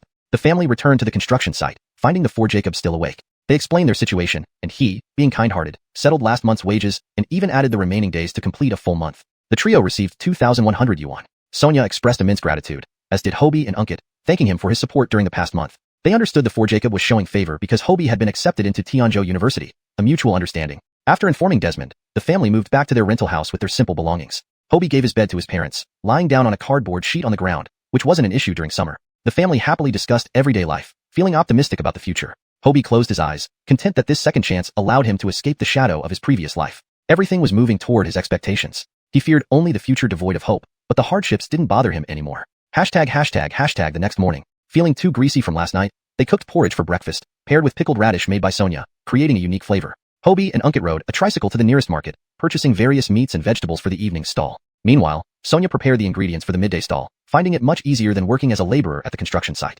She finished early and cleaned the house, washing and hanging up the clothes worn by father and son the previous day. At the market, the father-son duo compared prices, settling on a shop with reasonable rates and a wide selection. After lengthy negotiations, they agreed on wholesale prices for their regular supply. They bought 10 pounds of pork belly, 1 pound of beef, 2 pounds of mutton, 3 packs of frozen squid, 3 packs of chicken wings, 4 pounds of chicken gizzards, 4 pounds of chicken hearts, and 2 boxes of sausages. Wholesale pricing amounted to approximately 65 yuan. Next, they bought fresh vegetables like potatoes, green peppers, leeks, mushrooms, eggplants, preserved tofu, corn, and scallions. They also bought 2 boxes of bamboo skewers, totaling around 15 yuan. Thus, their procurement cost came to 80 yuan. Returning home by nearly 10, they began processing the meat and vegetables. Ankit washed while Hobie and Sonia sliced the meat. Using a knife provided by the system and claiming it as a prior purchase, Hobie found it exceptionally useful. Slicing meat became effortless, almost like cutting tofu. Even the seasoned cook, Sonia, admitted it was superior. Not just the knife, Hobie's practiced knife skills also contributed. Pork slices, minced beef and lamb, chicken gizzard strips were then marinated with seasonings he had used before, enhancing flavor when grilled. For other meats, they simply threaded them onto skewers. Time ran out before they finished preparations, leaving some work for later in the afternoon. Hobie prepared 3 servings of fried rice with eggs and minced meat for lunch. Feeling well-fed, they loaded all tools onto the tricycle and set off. Hobie couldn't carry too much weight, so Ankit cycled with Sonia. Arriving at the empty space at 11, the other 4 families were already there, taking the usual corner spots. Translation completed. Chapter 14. Sold out. Yesterday, it was agreed that Hobie would challenge the old Jacob who sold noodles. After arriving at the site, Hobie immediately made a plate of fried rice with eggs and presented it to the old Jacob for tasting. The old Jacob took a bite and couldn't stop praising it. He returned the favor by giving him a bowl of beef top noodles, which was probably the most expensive topping among all his noodle dishes. Hobie had just eaten and couldn't finish an entire bowl, so he shared it with Unkit. It's hard to say. The old Jacob's noodles were chewy, and the toppings were generous, smelling great, but the taste left something to be desired. However, they were still very honest in quality. It was still early when Sonia started preparations. Hobie began making egg fried rice. Once done, he packed them into containers and put them in bags. It was summer, and the rice needed to cool down quickly. Unkit helped his son, fanning him with old newspapers while observing the steps of making fried rice. In such hot weather, the cook was drenched in sweat and covered in oil stains. Soon enough, the table was piled high with freshly prepared egg fried rice, totaling several dozen servings. Time came to 12 o'clock noon. People gradually started coming to eat lunch. Thanks to yesterday's publicity, super delicious egg fried rice had created quite a stir on the construction site. Everyone knew there was a new stall selling aromatic, flavor-rich, visually appealing fried rice. Therefore, Jacoby people came by out of curiosity. Not only that, Jacoby more came just to see the fuss. The 3 small tables filled up quickly. Sonia happily moved between the guests, serving them cooled-down egg soup. She thought of these patrons as deities of wealth and attended to them well. Unkit was responsible for selling the boxed lunches, which was simple, just give money and take away. Despite the scorching sun, most chose to take their food back to eat under the shade, leading to all the prepared meals being sold out within 10 minutes. Many people were still waiting to buy lunch. Hobie didn't stop cooking. They stayed busy until around 1 o'clock when the number of customers slightly dwindled. The owners of the nearby 2 restaurants were envious. They never expected this young guy could single-handedly steal their business. Their stalls had fewer diners today compared to yesterday. All went to enjoy the delectable egg fried rice from Hobie. Hobie noticed the remaining rice in the bucket could make about 10 more portions. Ehong, Uncle Leonardo, Auntie Leonard, I've brought my colleagues to support you. We'll have 8 egg fried rices. Albin's jovial voice rang in his ears. Sonia hurried to prepare 2 empty tables. Fong has come. Please sit. Aunt will bring you some tomato and egg soup for thirst relief. After serving Albin and his colleagues, Fong inflated on paying. Sonia reluctantly accepted. The family then planned to pack up earlier than usual. They had intended to sell about 150 portions, expecting some leftovers, but they ended up selling every single meal. This might be due to the novelty and buzz surrounding the new stall, but they suspected business wouldn't be as good after a few days since eating egg fried rice every day could get boring. Meanwhile, outside, Glenn looked at his unsold meat and vegetables with tears welling up. If this continued, he'd have to close shop. The neighboring owner walked over. Boss Walter, if this boy keeps going, both our shops will shut down soon. Yeah, that's true. Glenn's wife sighed. The sharp-faced middle-aged Jacob whispered his plan. I have an idea to get rid of him. What's your plan? Glenn turned to him. A few discussions later, they exchanged smug smiles. Back at the rental house, the Leonardo family rinsed and rested before starting preparations for the evening street food sales. Mainly, they threaded meat and vegetables onto bamboo skewers. Hobie did this quite efficiently while Unkit and Sonia struggled a bit, occasionally pricking their hands. Luckily, years of labor made their hands tough, preventing injuries. With practice, they eventually became quicker and better at it. By 4 o'clock, they finished packing everything onto the tricycle. It would take over half an hour to bike to the food street. As usual, Hobie rode the tricycle with Unkit trailing behind with Sonia. Under the sweltering sun, they finally arrived at the food street. Hobie felt like he had just stepped out of a pool, soaked from head to toe. Sonia rushed to give him cold boiled water, which Hobie gulped down gratefully. A semi-grown kid passed by with foam boxes, selling ice pops. Unkit quickly handed over 10 cents and bought one for his son. Hangy, hurry up and eat before it melts. Hobie enjoyed the sweet ice pop, feeling relieved inside and out. Ismail, try a bite too, he inflated. Unkit took a gentle nibble, followed by Sonia. The trio felt cool and content. By then, the food street had become bustling. People preferred evening outings during summers. Nearby were malls and commercial streets, and tired shoppers would visit here to eat and relax. To set up a stall here required paying booth fees based on location. Prime spots cost 2 or even 3 yuan per time, while regular spots cost 1 yuan. They arrived late and only got a regular spot. Hobie paid the fee and received a receipt. They picked a relatively better spot among the regular ones and set up their barbecue stand. Along the street, various items like dumplings, noodles, spicy rice noodles, egg fried rice, pickled cabbage, pork cakes, fresh juice, stir-fried dishes, grilled skewers, liangpi, cold noodles, and hand-grab pancakes were available, but no one sold barbecue yet. Hobie lit the charcoal fire while Sonia welcomed guests and took orders. Unkit Jacob aged seating arrangements and asphalanted Hobie. For easier ordering, Hobie made a price list and posted it visibly. Additionally, 2 customized signs adorned the tricycle. Leonard is not just poetry and distance, but also barbecue with beer. Don't wait till fall to enjoy summer barbecues. These interesting slogans drew Jacoby smiles along the way. Last night, they enjoyed beer provided by Albin, which inspired Hobie to wholesale a few crates of beer, bringing 2 crates for sale today. Translation completed. The text maintains the original tone, style, paragraph structure, and line breaks, ensuring natural flow and coherent narrative continuity. This time, Unkit and Sonia no longer questioned the prices he said, because Hobie had proven to them with results that he was right. Just like when they first started selling egg fried rice, no one came to patronize his stall for quite a while after it was set up. People always approached new things cautiously at first. He had an idea. Why not make some for himself first? Once the aroma spread, he believed Jacoby people would come drawn by the scent. Last night, while they were chatting about barbecue, although the neighbors next door didn't join in the conversation, Hobie noticed their windows opening as they observed from afar. He couldn't believe such fragrant skewers wouldn't attract any customers. Hobie took a small handful of pork belly and some vegetables and started grilling. The moment the specially prepared barbecue seasoning met the pork belly, an ear-fillantable aroma filled the street. What's that smell? So fragrant. Grilled skewers? Let's go check it out. The translation preserves the original tone and style, ensuring natural flow and coherent narrative continuity. It also maintains the same paragraph structure and line breaks as the original text. Chapter 15. The Viral Spicy Sausage. Hobie grilled some pork belly, sprinkled his secret barbecue seasoning on it, and paired it with fresh lettuce. The taste was absolutely heavenly. The three of them devoured the food so hungrily that the onlookers couldn't help but laugh. Was it really that delicious? Boss, 5 skewers of pork belly, 2 skewers of sausage. A young Jacob couldn't refoul it any longer and decided to place an order. Hobie put down the bamboo skewer in his hand and quickly returned to the barbecue grill. Mild, medium, or hot? Which level of spiciness do you prefer? The young Jacob thought for a moment. Medium heat. How much will that be?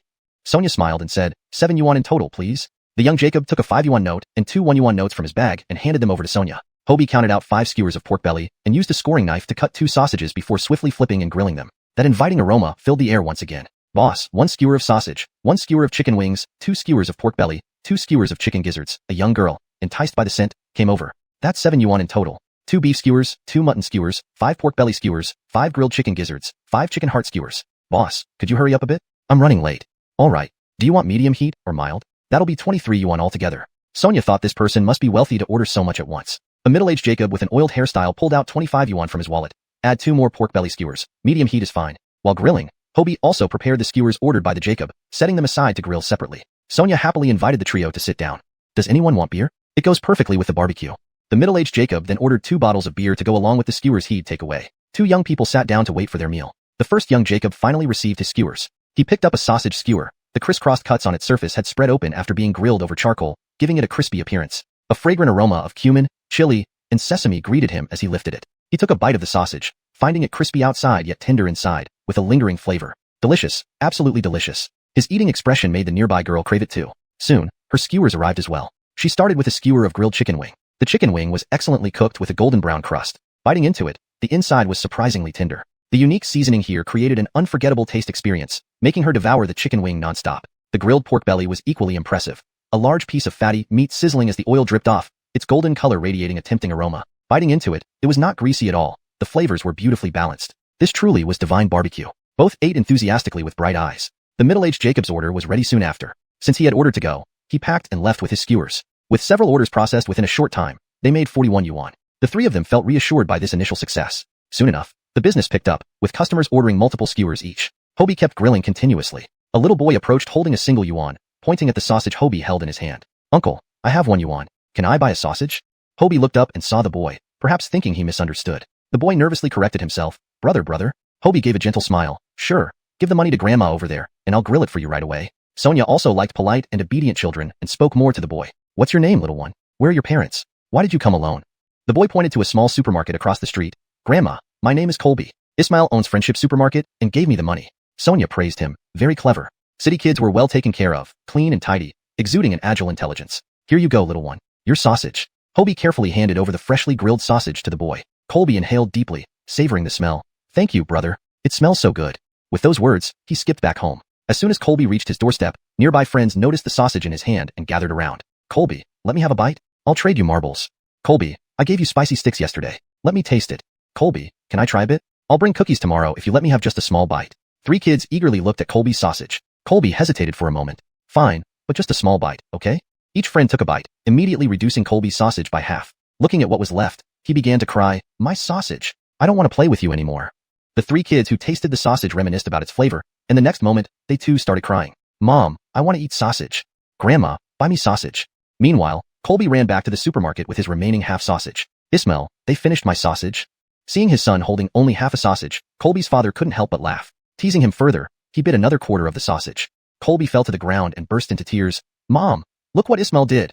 Colby's Camila, who was organizing goods in the warehouse, rushed out upon hearing her son's cries and yelled, Leonard Donghao, did you bully my son again? Wife, try this. The grilled sausage he bought is incredibly tasty, Leonard Donghao exclaimed with delight. Sitting on the ground, Colby wouldn't stand for it, so he stuffed the last bit of sausage into his mouth. The couple laughed heartily. Hold on, honey. Today we'll splurge and have some grilled meat. Colby, Ismail will buy you more sausages until you're satisfied. Leonard Donghao grabbed a 50 yuan note and headed out. Due to Colby's influence, Hobie's barbecue stand soon became crowded with children from the neighborhood, all having asked their parents for money to buy sausages. Some kids still had tear stains on their faces, indicating how desperately they wanted to enjoy the sausages. Hobie couldn't help but laugh, not expecting his most popular item to be the grilled sausages. But seeing the children's satisfied smiles while eating, it felt incredibly heartwarming. Boss, 10 skewers of pork belly, a serving of lettuce, 10 skewers of chicken gizzards, 6 skewers of sausages, a grilled eggplant, 2 green peppers, 2 mushrooms, 2 potatoes, 2 leeks, and 4 grilled tofu sticks. That's 35 yuan in total. Medium or mild heat? Here or to go? Sonia asked skillfully. Medium heat for everything except sausages, which should be mild. Please deliver it to Friendship Supermarket across the street, thank you. Leonard Donghao handed over the money. Are you Colby's dad? He just came to buy sausages. What a lovely kid. Leonard Donghao hadn't expected his son to be so sociable. Haha, sister, your skewers smell amazing even from inside the store. No wonder the kids love it. Not boasting, but our barbecue seasoning is a special recipe crafted by my son, and it tastes wonderful. Hobie couldn't help but laugh awkwardly. Sometimes having a proud Camila could be embarrassing. Chapter 16. A swan falls for a toad. Aiko and her Camila were out shopping, both carrying numerous bags. Tired from walking, they decided to head to the food street for a bite to eat. As soon as they reached the street corner, they caught a whiff of aromatic barbecued spices. Smells delicious. Let's see what yummy treats are over there. Scarlet inhaled deeply. Hey mom, slow down. Aiko hurriedly followed behind. Following the scent, Scarlet found a small barbecue stall surrounded by people. She hesitated. She had never tried a street stall before, especially one so crowded. Just as she was contemplating this, Aiko caught up. Hey, isn't that Hobie? Aiko noticed Hobie standing beside the grill. He's your classmate? Scarlet's eyes lit up. Yeah, he's the one who scored 2 points higher than me on the college entrance exam. He also got accepted into Tianzhou University. Aiko replied somewhat bashfully. Fate brought you two together. Since he's your classmate, it should be okay if we cut in line, right? Scarlet clapped her hands. Mom, no way, that'd be too awkward. If you want to eat, let's just wait in line. Aiko shook her head vigorously. What's the problem? Please, sweetie, I really want to have some skewers. With so Jacoby people, we'll have to wait forever. Use your connections with your classmate, please. Scarlet pleaded, clasping her hands together and looking at her Amanita beseechingly. You've got to be kidding me. Aiko sighed dramatically and walked over. Perhaps due to her natural allure, as Aiko approached, people instinctively made way for her, almost as if brushing against her would be disrespectful. Hobie wiped his sweat-drenched forehead with a nearby towel. Suddenly, Aiko appeared, dressed in a pink dress that made her look more radiant than a flower in bloom. What struck him most was her warm smile directed at him. Hobie, are you working here during summer break? Aiko asked, assuming he was earning money part-time. Hobie grinned broadly and loudly responded, not really. It's my family's little stall. It's our first day operating. Order whatever you like. It's on the house. Scarlet quickly chimed in. You're Aiko's classmate? Such a handsome young Jacob. No need for you to treat us. Running a business is hard work. I have money. Just get us served faster. She then rapidly ordered the skewers she wanted. Aiko gave Hobie an exasperated look. Hobie, however, found Aiko's Camila quite amusing. This was Sonia's first time meeting Hobie's high school classmate, especially such a beautiful girl, making quite an impression on her. She immediately welcomed them warmly. Hobie rarely talked about school or classmates at home. In his school days, Hobie was extremely introverted and insecure, having few friends due to poverty. Who would befriend someone who ate salted vegetables and steamed buns every day in the classroom? It was enough that they didn't shun him outright. Aiko had once extended a hand of friendship to him, but he had rejected it. She was the cloud in the sky, while he was the mud on the ground. They were destined not to intersect. You're friends with Hang Hang? What a pretty young lady. Come, sit down quickly. There are 2 seats available. Leonard and Mama swiftly offered them the newly vacated spots. The Camila and Amanita sat down promptly. Aiko had eaten at street stalls before with classmates, so it wasn't anything new to her. However, Scarlet, experiencing her first street stall, looked around curiously. Although she felt a bit out of place, she did not show any discomfort or disdain, maintaining basic grace. Leonard and Mama could tell by Scarlet's appearance that she was probably a pampered lady, seldom visiting places like this. Having these 2 women sitting there instantly transformed the place, much like how the saying goes, adding luster to the surroundings. Naturally, Hobie prioritized grilling the skewers that the Camila and Amanita had ordered, and she took out her own money to send Uncut across the street to the Friendship Supermarket to buy each of them a bottle of soda. Pairing barbecue with soda was quite delightful. Finally, the 2 got to enjoy the barbecue, and Scarlet exclaimed how delicious it was after every bite. Eneen, your classmate is such a skilled cook. Aiko said proudly. Of course, he also makes fantastic egg fried rice. They enjoyed their skewers with the sodas until they were all gone. With a satisfied pat on her stomach, Scarlet remarked, let's come back tomorrow. We'll bring Ismail along too. When it came time to pay after their meal, Sonia refused the money no matter how much they inflated. After all, her son had explicitly told her not to charge them, and she couldn't go against his wishes. After several rounds of refusal, the 51 note in Scarlet's hand remained unspent. Leonard Duyahang, I'm leaving now. Goodbye. Aiko sincerely bid farewell to Leonard Duyahang. Aiko, take care. Hope to see you again soon. Leonard Duyahang waved goodbye amidst his busy schedule. Once they left, the stall's business became even more bustling. By 10 o'clock, the night market began to wind down as the flow of people on the food street gradually decreased. The Leonardo family also prepared to close their stall for the day. By this time, only a few vegetable skewers remained unsold. All other meat and vegetable items had been sold out. The meat skewers were the first to be snapped up. They had clearly underestimated the dejacapt, especially for the pork belly, which was particularly popular. The 2 boxes of sausages were mostly consumed by children. Leonard Duyahang was extremely tired after a full night of grilling without rest. His Camila felt sorry for him. On the way home, Unkit rode the tricycle behind while Leonard Duyahang cycled ahead with Sonia to scout the path. Near the construction site, there was a stretch of road without streetlights, so Sonia used a flashlight to guide them. Despite the hardships, the family was content and hopeful for the future. Son, do you like that young girl? Sonia suddenly asked. Caught off guard, Leonard Duyahang nearly slipped. He felt embarrassed to have his hidden feelings so openly mentioned. There's nothing between us. He didn't feel worthy enough to talk about liking her yet.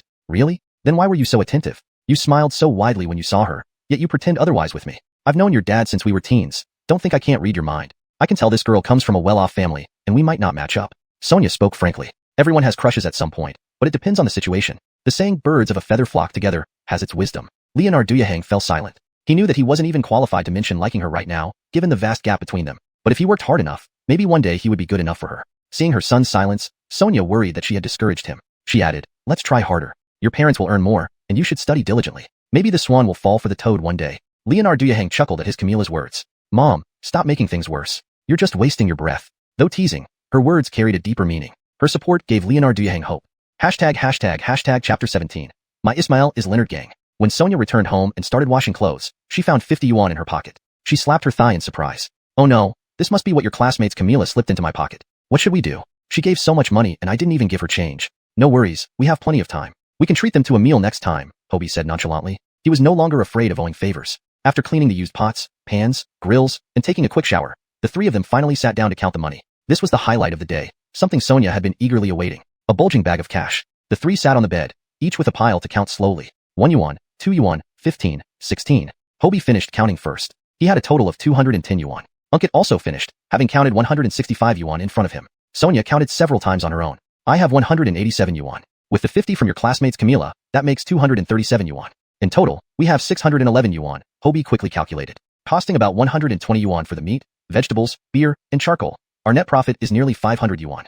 This result was within his expectations. Barbecuing was always profitable, especially since the customers at the food street were willing to spend. Unkit and Sonia were stunned. Sonia had been collecting money all night and knew they had made quite a bit, but she hadn't expected it to be this much. This was far more than selling fried rice eggs could earn. The latter earned them at most 120 yuan in an afternoon, while one night of selling barbecues could bring in 500 yuan. This was pure profit. Previously, they earned only 600 yuan a month. Now, they could make 500 yuan in just one night. If this continued, making 500 yuan per night would yield 15,000 yuan per month, plus another 200 yuan from selling fried rice eggs, totaling over 17,000 yuan a month. It shocked their worldview. As the old saying goes, gold houses are found in books. Your son's educated mind really works wonders. It's lucky we listened to him, Sonia sighed with sincerity. Unkit heartily agreed, nodding rapidly. Yes, I didn't expect our son not only excels in academics, but also has a sharp business sense. Our thinking doesn't match up to the younger generation. From now on, we'll follow whatever arrangements Xiaoheng makes for the business. Hobie accepted the praise from his parents, albeit awkwardly. His business acumen actually had little to do with his studies, but rather came from the hardships he faced in the previous life to earn money. The three were exhausted from the day and quickly fell asleep, snoring filling the small house. The next morning, when Hobie woke up, Sonia had already prepared a pot of coarse grain porridge and fried 2 eggs with leftover spring onions from yesterday to go with it. With their financial situation easing up, Sonia felt more generous towards her family. Her children were growing and needed good nutrition. Any loving Camilla would want the best for her kids if conditions allowed. Hobie was the last to wake up, as his parents had already done a lot of work. Sonia didn't want to wake her son, who was only 18 and still growing, as young people tend to love sleeping. As usual, father and son went out to buy groceries while Sonia stayed home to prepare for lunch, steaming rice and simmering soup. They arrived at the market, selected ingredients for the fried rice, tomatoes, corn, carrots, green beans, and chopped green onions. Their supplies of rice, eggs, and soybean oil were enough for a few more days, so they didn't need to buy those today. They did need more disposable boxes and chopsticks. Then they picked various vegetables for the evening barbecue. Finally, they headed straight to the wholesale store to get different types of meat. Considering the brisk sales of pork belly and sausages the previous night, they bought 5 more pounds of pork belly and an extra box of sausages, totaling 3 boxes. Other meats were bought in slightly larger quantities than before. In total, they spent 120 yuan, 40 more than yesterday. They expected a surge in business today. Back home, Sonia prepared the ingredients for lunch, while Hobie marinated the meat for the evening. By the time everything was set, it was nearly 11 o'clock. Promptly at 11, the three of them set up their stall at the small square, and Hobie began frying rice. The aroma of delicious egg-fried rice filled the air, lingering continuously. Soon, a hooliganish young Jacob approached. 1 plate of egg-fried rice. Sonia quickly ladled a bowl of tomato and egg soup for him. He took a sip and with it, biffed, spat it out onto the table. What garbage soup. Disgusting. If you mess up the egg-fried rice, I'll smash your stand, he shouted. Hobie heard a system notification in his ear. System task issued. Thwart Glenn and others plot. Task reward. 1 use of spatial relocation. Given the context, Ding Dan Chan Thua can be translated as spatial relocation, to convey the idea of moving or teleporting to a specific location. The edited translation ensures that it reads naturally in English while maintaining the original meaning. He knew this troublemaker must be connected to the owners of the stir-fry stands nearby. Couldn't they wait a couple more days? But what exactly was this spatial relocation? Regardless, he focused on dealing with the present situation. Hobie poured all his effort into making a delectable plate of egg fried rice and had Sonia serve it. The young Jacob tasted it absent-mindedly. Oh my, such delicious egg fried rice. Expressionless, he scooped another bite after bite. Soon, the plate was empty. What should he do? This delicious egg fried rice left no room for criticism. But he had received a favor from someone else, right? The nearby restaurant owners watched attentively. Glenn and another owner eagerly awaited Hobie's downfall. Finally, after finishing the meal, the young Jacob stood up and viciously declared, "What garbage egg fried rice, terrible. Never sell here again. If I see you one more time, I'll destroy your stall." Hobie rolled his eyes. "Check your plate before you speak. You licked it cleaner than a dog, and you say it's terrible? Who did you call a dog? Whoever agrees to this is a dog." Sonia, fearing they might come to blows, interjected, "Peace brings prosperity. Young Jacob, consider this a free meal from Andy. Let's talk things over calmly." Seeing this, the young Jacob became even more arrogant. "If I say it's terrible, it's terrible. If I tell you to leave, you better leave. Do you know who I am? Who cares who you are? Want to touch my stall? Ask my knife if it agrees." Hobie picked up a stick from the ground and with a swift chop, sliced through the thick wood. You don't dare. My dad is Leonard Gang." The young Jacob almost turned and ran. Though he usually bullied others with his father's influence, encountering real toughness made him back down immediately. For such people, toughness wins. In his past life, Hobie had seen all kinds of people and wasn't intimidated. If worst came to worst, they could simply relocate. Hashtag chapter 18, a lesson. Who is Leonard Gang, and why does he have so much power? Said a middle-aged Jacob with an air of authority but not overt anger. Albin quickly whispered something in his ear. The entire scene of Hobie arguing with the young troublemaker had been watched by someone else. Albin had just accompanied his Jim out to dinner today. They were originally planning to dine at a restaurant, but his Jim had heard from subordinates that there was a nearby stall selling incredibly delicious fried rice. Since Albin knew about it too, they decided to come over. This Jim was a laid-back person who didn't mind street food and even found it interesting. Unexpectedly, as soon as they arrived, they witnessed this drama unfold. "You two? Who do you think you are meddling with me? Do you know this area is my turf?" The young Jacob boasted. He was afraid of the knife in Hobie's hand, but to see two weaklings stand up to him infuriated him. Albin, seeing the inscrutable expression on his Jim's face, smirked inwardly. "Leonard Gang, you've picked a hard nut to crack today. Leonard Fong, get someone to bring this gang here. I want to see how powerful he is." "You think you can get my dad here? I'll call you Grandpa if you can." The young Jacob, used to wielding his father's influence, didn't take anyone seriously. Albin gave Hobie a subtle nod and went off to fetch someone. Hobie, sensing that this person was no ordinary guest, immediately put down the knife. "Thank you for standing up for us. Please sit down and have some fried rice. It's on the house." Sonia promptly served a bowl of egg drop soup. "I've heard your fried rice is famous for miles around. I specifically came to try it," the Jacob said, sitting down without hesitation. "Of course, you'll love it," Hobie replied and returned to the stove to prepare a special dish. "Indeed, it smells divine. Impressive crafts, Jacobship. Young Jacob, just earning a living," Hobie said humbly. The young troublemaker sat at another table, snickering. What skills? Opening a roadside stall. No one paid attention. Clearly, he was a spoiled brat. "That boy must be helping his parents during summer vacation, right?" the Jacob remarked, noticing Hobie's youthful appearance. Sonia, seizing the moment, embellished her story. "Not helping us, we're working for him. Our son will start university in a month, but we're poor and can't afford tuition. He came up with the idea to sell fried rice to earn money. We've only been here a few days, but then what a mess." Sonia knew this Jacob wasn't ordinary. The neighboring shopkeepers, listening intently, realized this young entrepreneur was actually a college student, poor yet steadfast, never losing sight of lofty ambitions. "Well done, young Jacob. Is it Prince Shan University?" "No, Tianzhou University," Sonia proudly announced. A collective gasp followed. "Tianzhou University? The same one I'm thinking of? He's impressive indeed.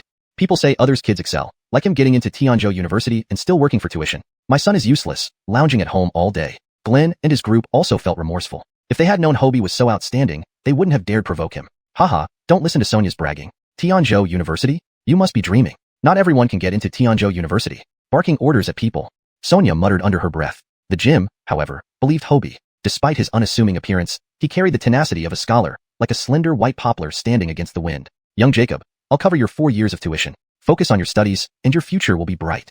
Hobie was again embarrassed by his Camilla's boasting, but Jacob aged to respond politely. "Thank you, but I prefer to work for a better life myself. It feels more solid." "Bravo!"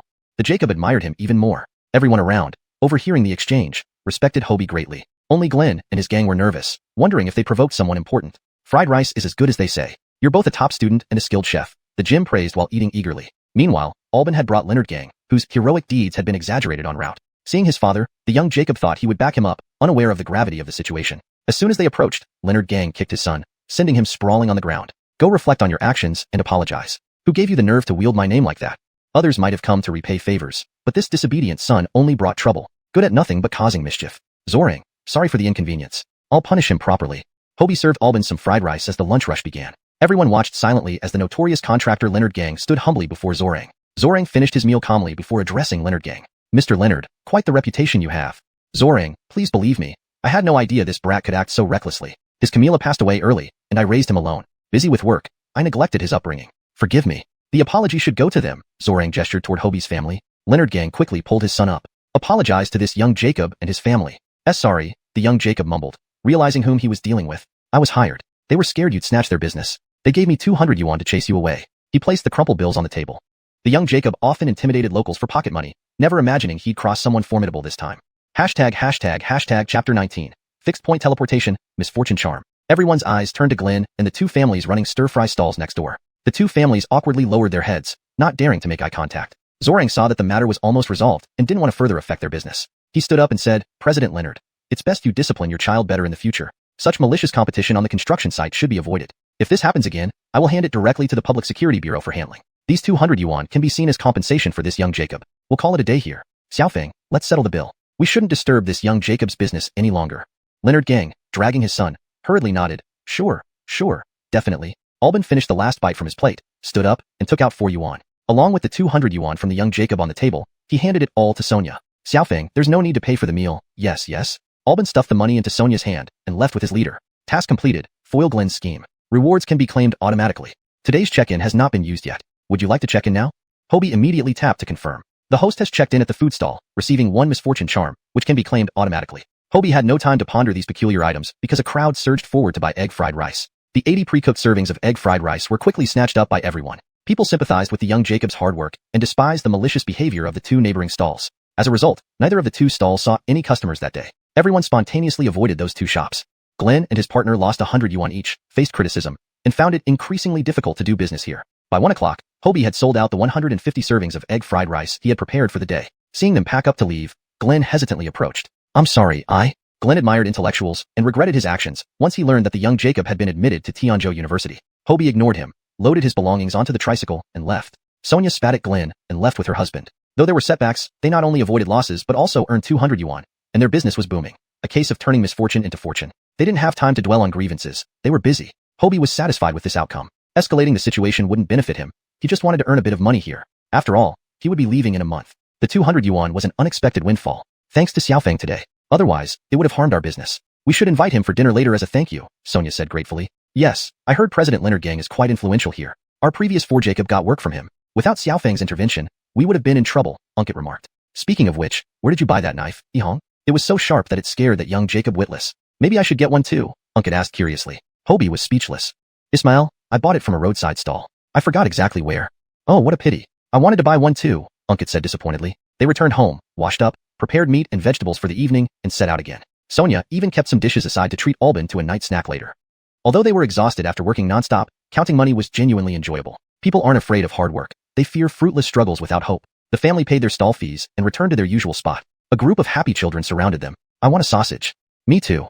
The lively chatter filled the air. Hobie quickly set up the barbecue stall. Thankfully, he had started the charcoal earlier, so they could start grilling right away. Soon, the children were enjoying hot and fragrant grilled sausages. Their satisfied laughter and eager eating indirectly advertised Hobie's stall. With repeat customers from yesterday bringing new ones, Hobie's stall saw no cold reception this time. Customers arrived continuously. Today, Hobie had made number tags to keep track of orders, reducing Sonia's workload. Customers picked up their food based on their numbers, making the process efficient and error-free. Unkit also helped grill, focusing mainly on controlling the heat. With seasoning, nothing tasted bad. Father and son worked well together, improving efficiency. By 9, all ingredients were sold out, leaving some disappointed customers. Sonia kindly asked them to come back tomorrow. The family returned home, tired but content, inviting Albin to join them for beer and skewers. Tonight's feast was more abundant than before, and everyone enjoyed it thoroughly. After a satisfying meal, they went to bed. Lying on the rented floor, Hobie thought about the 2 strange items he had received. He studied them and understood their functions from the system's instructions. The fixed point teleportation allowed him to set a location and teleport there for 10 minutes, then return to the original place. The misfortune charm made someone unlucky for a day.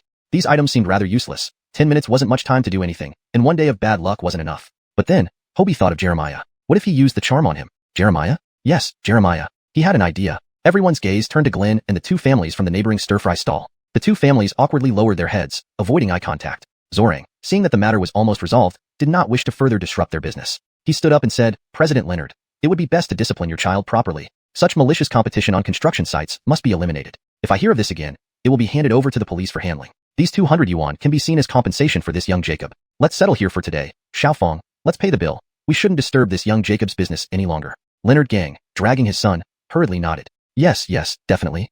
Albin finished the last bite in his plate, stood up, took out 4 yuan, and together with the 200 yuan left by the young Jacob on the table, gave it to Sonia. Xiaofeng, you don't need to pay for the meal, Sonia said. Of course. Albin pushed the money into Sonia's hand and followed his leader away. System message. Mission to thwart Glenn's plot has been completed. Mission reward available for automatic extraction. Do you want to check in since you haven't used your daily check-in? Hobie immediately confirmed. Host checks in at the snack stall, receives 1 misfortune charm, available for automatic extraction. Hobie didn't have time to ponder these strange items because a crowd swarmed over to buy scrambled eggs with rice. The 80 pre-prepared servings were quickly sold out. On one hand, everyone felt for the young Jacob's predicament. On the other, they despised the malicious acts of the neighboring stalls. Consequently, both neighboring stalls had no customers at all today, as people avoided them unanimously. Glenn and his partner lost 100 yuan each and received open and hidden criticisms, making it harder for them to do business hereafter. By 1 o'clock, the 150 servings of scrambled egg fried rice Hobie prepared were all sold out. Seeing them packing up, Glenn hesitantly approached. I'm sorry, Glenn respected educated people and had already regretted his actions after learning that the young Jacob had been accepted into Tianzhou University. Hobie ignored him and loaded his things onto the tricycle. Sonia spat at Glenn and left on Unkit's bicycle. Although there were setbacks, they ended up profiting 200 yuan and had good business, turning adversity into fortune. The family was too busy to hold grudges. Hobie was satisfied with the outcome. Making a scene wouldn't benefit him much since he only intended to make a little money here and planned to leave after a month anyway. These 200 yuan were a pleasant surprise. Thanks to Xiaofeng today, otherwise, it would have hurt our business. We should invite him to dinner later to thank him, Sonia said gratefully. Yes, I heard President Leonard Gang is like a local bully around here. The 4 Jacob at the construction site we worked at before gets jobs from him. If we had faced off with Leonard Gang without Xiaofeng's help, we would have been in big trouble, Unkit commented. But, speaking of which, where did you buy that knife? It was so sharp, cutting the stick like slicing vegetables. The boy's face went pale. Maybe I should get one too, Unkit asked curiously. Hobie was speechless. I just bought it from a roadside stall, can't remember exactly where. Oh, what a pity. I wanted to buy one more. Unkit said disappointedly. They returned home, cleaned up, and prepared the skewers for the evening before heading out. Sonia even set aside some dishes for a night snack to invite Albin over. Despite the exhaustion from working non-stop, counting the money brought genuine joy. People can endure fatigue as long as they see hope. When the family paid the booth fees and parked at their usual spot, a group of children happily gathered around. I want a hot dog skewer. Me too. The cheerful voices filled the air. Hobie quickly set up the barbecue stand, grateful that he had the foresight to start the charcoal earlier. The children soon enjoyed steaming, fragrant grilled sausages. Their happy laughter and voracious eating promoted Hobie's stand unofficially. With repeat customers from the previous day bringing friends, the stand was bustling. Today, Hobie made numbered tickets to differentiate orders, reducing Sonia's workload. Customers collected their food based on their numbers, ensuring accuracy. Unkit helped with the grilling, mainly focusing on timing the heat. With the right balance of fire and seasoning, the food wasn't bad. Hobie monitored his father's progress, occasionally giving pointers. Their cooperation increased efficiency, selling out all ingredients before 9, leaving some disappointed customers. Sonia kindly invited them to return tomorrow. Exhausted but content, they returned home. They invited Albin for beer and skewers in the courtyard. With more meat and vegetables than last time, everyone feasted heartily. After a satisfying meal, they retired to their respective homes. Lying on the rented floor, Hobie thought about the 2 strange items he received. After reading the system's instructions, he understood their functions. The Dingdan Thua, fixed-point teleportation, essentially allowed setting a destination and instantly transporting there, but only for 10 minutes before returning to the original location. The misfortune charm, as its name suggests, caused misfortune for one day if placed on someone. To elaborate, the fixed-point teleportation could be set to any desired location, immediately transporting the user there. However, it was limited to just 10 minutes, after which the user would automatically return to their starting point. Meanwhile, the misfortune charm had a straightforward effect. Attaching it to someone would make that person extremely unlucky for a full day. Frankly, both items seemed rather impractical. What could one achieve in just 10 minutes of teleportation? And causing misfortune for merely a day felt insufficient. It would have been more impactful if the misfortune lasted a lifetime. For instance, placing it on someone like Jeremiah to make him perpetually unlucky. Jeremiah? This thought sparked an idea in Hobie's mind. Could he use these items to his advantage against Jeremiah? Honestly, both seemed impractical. Teleporting for 10 minutes? Hardly useful. And misfortune for just a day? Not enough. If it could last a lifetime, it would be perfect. Stick it on that bastard Jeremiah, making him miserable forever. Jeremiah? Hobie's eyes lit up. Right, Jeremiah. He had an idea. Chapter 20. Unfortunate Jeremiah. Taking advantage of his parents being asleep, Hobie quietly got up and picked up a black short-sleeve shirt, then stuffed a pair of stinky socks belonging to Unkit near the door into his pocket. He headed to the toilet. He used the black short sleeve to cover his head and face. Then he grabbed a thick, wooden stick from behind the toilet door that was used for blocking it. System, initiate targeted teleportation. Please set the teleportation destination. Jeremiah's room. The destination is set as Jeremiah's room. Countdown starting 10, 9. As the final 1 echoed, Hobie's vision went dark. When he opened his eyes again, he was already in Jeremiah's room. Under the moonlight streaming through the window, he clearly saw a person lying on the bed. It was indeed Jeremiah. People in the countryside sleep early, and with Jeremiah recently facing misfortunes, he had gone to bed early and was snoring like a dead pig. Hobie wasted no time. He swung the wooden stick at Jeremiah's back with all his might. Before Jeremiah could scream, a pair of stinky socks was shoved into his mouth, blocking any sound. More relentless blows followed one after another. Jeremiah struggled weakly against the pain, but had no strength left to fight back. Hobie made sure to repay every ounce of suffering Jeremiah had inflicted upon him in his past life, hitting with all his might. However, he avoided vital areas, not wanting to risk killing him. In this lifetime, his future was bright, and he couldn't let this scumbag stain his hands. Jeremiah endured an Inhu beating, unable to move or cry out. With his father taken away, and his Camila visiting her hometown to find connections and borrow money, he was alone. Desolate and helpless, Jeremiah felt utterly forsaken by the world. Hobie watched the time closely. 10 seconds before leaving, he instructed the system to implant a misfortune talisman Jacob on Jeremiah, even if only for one day. Making Jeremiah suffer gave him joy. 10 seconds later, Hobie suddenly vanished on the spot. Jeremiah lay motionless on the bed, having fainted from the pain, unaware of Hobie's disappearance. At 4 in the morning, Jeremiah woke up in excruciating pain. Every part of his body hurt, his calf bones and ribs likely fractured, rendering him completely immobile. He tried to move, but only Jacob aged a few centimeters with immense effort. He gave up, deciding to wait for his Camila to return. She should be coming back today. The pain kept him awake, and Jeremiah pondered how the intruder had gotten in without opening the door or disturbing the dog. It must have been Hobie. Who else in this village would harbor such deep hatred towards him, sneaking in at night? While enduring the agony, he fantasized about catching Hobie and sending him to jail, imagining it brought him some relief. Unbeknownst to him, this was just the beginning of his misery. Jeremiah's Camila, who was supposed to return in the morning, got delayed due to issues at her natal home. With no one around, Jeremiah's basic needs were unmet. Desperate, he wet his pants and, in trying to get off the bed, slipped and fell. The fall caused a bowel movement, leading to further humiliation. Worse still, he heard a sharp crack, another injury adding to his ordeal. His leg was broken, and he cried out in despair. "Oh, mother, why aren't you here? My life is over." Tears streamed down his face as he screamed for help. "Mom, save me, save me." Usually people stayed away from his house, but now they ignored him even more, avoiding eye contact. Their spacious house, once a source of pride, became his tormentor. Despite shouting until his voice hoarse, no one heard him. Even their dog heard but understood nothing. After half an hour of yelling, Jeremiah's voice turned raspy. Starving, thirsty, and in unbearable pain, he suffered terribly. By midday, still waiting in agony, he cursed Hobie for his suffering. Finally, at sunset, when Jeremiah was almost giving up hope, the door creaked open. Using the last of his strength, he shouted, "Mom, save me." But the door was locked from the inside, and the windows shut. Frustrated, Jeremiah's Camila had to break the door open with an axe. Seeing her son on the floor, covered in filth, she exclaimed, "Son, what happened?" Through tears and snot, Jeremiah recounted his brutal beating. But how did Hobie get in if the door and windows were locked?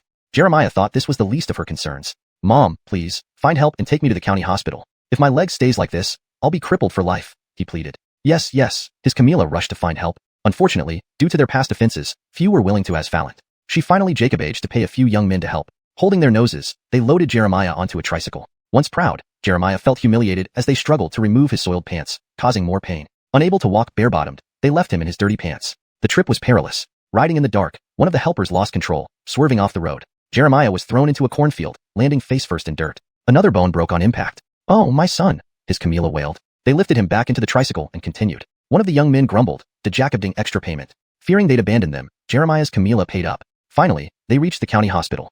Chapter 21. Clearing suspicions. It was already 10 o'clock at night. The on-duty surgeon had to go home due to an emergency, and as it was generally a quiet time for patients, he left his apprentice in charge. This apprentice was half-trained, having learned only the basics without much practical experience. Seeing Jeremiah's disheveled state, he felt quite disdainful. Pretending to know more than he did, he examined him thoroughly and even ordered a full body scan. After spending considerable time reviewing the results, he could only conclude that there were multiple fractures and surgery would be necessary. He then instructed a nurse to administer an 4-drip to Jeremiah. The nurse, groggy and disoriented from working the late shift, made a mistake in the drug dosage. Jeremiah suddenly felt dizzy and nauseous and vomited all over the floor. To cover up her mistake, the nurse claimed he was allergic to the medication. It wasn't until after midnight when the unfortunate luck effect wore off that the surgeon returned. After conducting a detailed examination, he found numerous bruises and multiple fractures in both the legs and ribs, with Jacoby secondary injuries. The wounds were swollen and inflamed. The person had truly suffered badly. It was unclear who could have inflicted such harm. Given the limited medical resources and the delay in treatment, there was no guarantee they could save him. Moreover, the surgery cost was not low. Leonardo's Camila used all the money she had, but it only covered part of the surgery fees. She had spent almost everything running errands for Leonardo in these past few days, and this remaining amount was borrowed from her parents yesterday. Doctors aren't charitable organizations. Partial payment meant partial surgery. While they Jacob-aged to treat the rib fractures, they had to postpone addressing the leg injuries. The next day, Leonardo's Camila went around borrowing from relatives and friends to pay the full surgical fee. Unfortunately, the delay in treating Jeremiah's legs may result in noticeable defects in walking. Upon learning this, Jeremiah, with red, swollen eyes, did his Camila report the incident to the police. He wanted to accuse Hobie of assault and see him imprisoned. Leonardo's Camila thought her son was venting frustration from the setback. After all, she saw the doors and windows locked from the inside herself. Hobie couldn't just appear out of thin air. Yet the injuries on her son's body were undeniably real, leaving her perplexed. Reluctantly, she reported the matter to the police. The county police department handed the case to the Lushua Town Public Security Bureau. The 2 veteran officers who handled their previous case came over to investigate. Handling 2 cases involving this family within a month struck them as unusual. Hobie broke into your room last night between 11 and 12 and beat you. Do you have any witnesses or evidence? Asked the senior officer standing beside the hospital bed. 2 nights ago between 11 and 12, I was sleeping soundly when someone suddenly hit me with a stick and shoved a stinky sock in my mouth, then proceeded to beat me. Later, I lost consciousness. You mean to say there are no witnesses or evidence, just assumptions? Officer, I'm telling the truth. You handled our previous case, so you know only he has a grudge against us. It must have been him seeking revenge at night.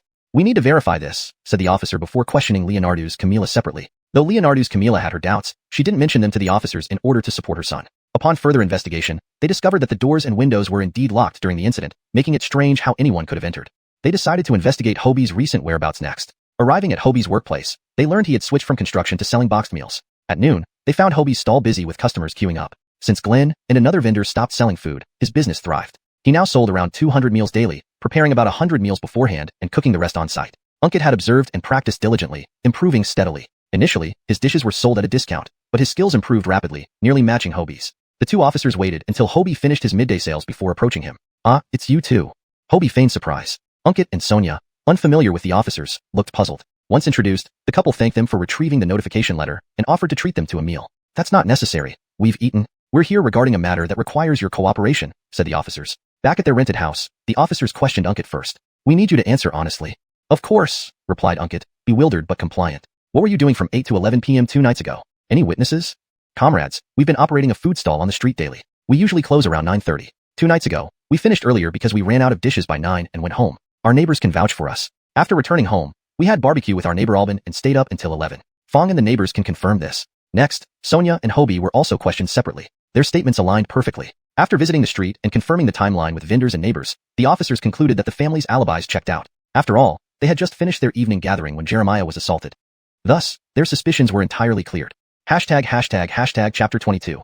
Jeremiah goes insane, and the Hobie family prepares to leave. When the 2 officers informed Jeremiah of their findings, he went wild, screaming, "It must be him. It's definitely him. Only he hates me so much. Who else could it be?" But at the time of the incident, he was dining with friends in Prince Shan City. How could he suddenly appear in Raniagshan village, which is so far away? Unless he can teleport. The older officer couldn't help but agree. It's him, Jeremiah repeated Jacobiacally, the last shred of his resolve crumbling. His life was ruined. Yet why should Hobie remain unscathed? In the end, the case was closed without clarity, and Jeremiah's injuries were ruled as self-inflicted. Jeremiah was taken home by his Camila to recuperate. He would frequently have fits, babbling that Hobie was a ghost who appeared out of nowhere, hit him, and then vanished. Strangely, this was almost the truth, but who would believe it? Jeremiah's Camila believed her son had gone insane and kept him locked up at home. Over time, even Jeremiah began to think he might be losing his mind. Meanwhile, Dallas's sentence was handed down, 2 years in prison. Amias, as an accomplice, received leniency due to his confession and lack of actual harm caused, serving only a few months of detention. Everything unfolded as Hobie had anticipated. The Jeremiah family was nearly destroyed. Jeremiah would be projectably disabled and labeled as a Mad Jacob. Yet, Hobie's business was thriving. Every day, selling fried rice brought in about 300 yuan in net profit at noon, while barbecue sales earned around 1,000 yuan at night, totaling about 1,300 yuan daily. Within half a month, Hobie achieved the system's goal of earning over 10,000 yuan monthly, obtaining the strengthening body and mind fist technique. The system directly implanted the technique's pathways into his mind. Still, he needed to practice diligently to master it fully. So, Hobie added morning workouts to his daily routine. Sonia supported her son's exercise regimen, knowing that a healthy body was essential for success. She provided him with nutritious breakfasts every day, complete with eggs and milk. They now had the means to afford such luxuries. Sonia also varied their meals, introducing new dishes from Hobie's knowledge, not system-generated but still useful skills. Mastering these dishes allowed them to serve the family better and potentially use them if they set up a food stall in the future. The whole family noticeably gained strength, especially Hobie, whose arms bulged with muscles from flipping iron pans and grilling skewers. The couple handled most household chores, giving their son more time to focus on his studies and training. Tasks like buying groceries became joint efforts between Sonia and Unkit, with Leonard being particularly skilled at haggling. Unkit's fried rice skills improved to match Hobie's, only discernible by picky customers. Barbecue remained effortless since the key was in the recipe. Both parents silently supported their son, each in their own way. Hobie practiced the fist technique for 2 hours in the morning and 1 hour before bed. Initially, it seemed ordinary, but gradually, he felt the power behind each punch, exuding strength and vigor. Even Unkit occasionally followed along. Since practicing the technique, Hobie transformed physically, thanks to increased protein intake and vigorous exercise. By August, he measured himself and found he had grown several centimeters taller and gained 10 kilograms. This was due to Sonia's nutrition plan and the benefits of the strengthening technique. With 7 days left until enrollment at Tianzhou University, Hobie discussed future plans with his parents. Mom, Ismail, I think we should shut down our business here and move to Tianzhou City. We can start fresh there, and I can help Jacobi the stall when school isn't too busy. What do you think? Unkit and Sonia were hesitant. The business was running smoothly and providing steady income, and Tianzhou was unknown territory. Why don't you go scout it first? If it works out, your father and I will join later. This stall is profitable, and we're content with this lifestyle. Hobie understood his Camilla's reluctance. Once she decided to stay, she wouldn't budge. She held on to traditional values and didn't want to leave a stable income.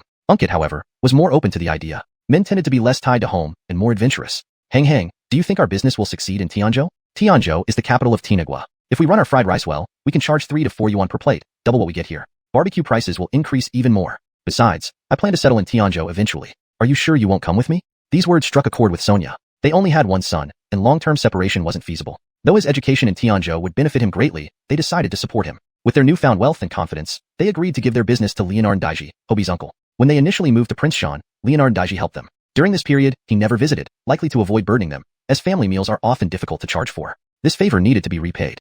Chapter 23, Desmond. Hobie was also very grateful to this uncle. In his previous life, during his downfall, he had helped him more than once. When his father was pushed by Amias and broke his leg, Desmond gave him several hundred yuan in an emergency despite his own difficult living conditions as the sole breadwinner for his entire family. Grandparents only had 2 children, Desmond and his Camilla, which put all the heavy responsibilities on Desmond alone. Leonard was truly tough for him. Deciding to leave that day, Hobie went to find Desmond. Uncle, this time my parents are planning to go with me to Tianzhou City. I came to ask if you're interested in running a business. This stall can be directly passed on to you, along with the fried rice recipe. How well you do will depend on your efforts. Even if you sell each dish for just 1 yuan with diligence, you could make quite a bit of money, better than Jacobual labor, Hobie said bluntly. Leonard Daiji was surprised that his nephew would be willing to pass on his livelihood skills. I am definitely willing, but you, Desmond was too excited and speechless, unsure what to say. He quickly realized the profit from selling fried rice and felt deeply touched by his Philanter's family thinking of him and willing to share the secret of making fried rice. Uncle, I'm glad you're willing. However, you should start learning with me today because it's only a few days before school starts, and we need to return to the village to finish some matters. Time is tight, Hobie added. Desmond, like Aunt Sonia, was decisive and immediately took a leave from his gym. In their rented courtyard, Hobie first copied the system-provided recipe for Desmond to memorize. Then he started cooking fried rice right in front of him. They planned to end the business after selling the fried rice that noon, so Desmond didn't have much time left. Although Hobie was willing to teach him and share the recipe, he couldn't spend much time repeating lessons as he did with Unkit. It depended on how much Desmond could learn.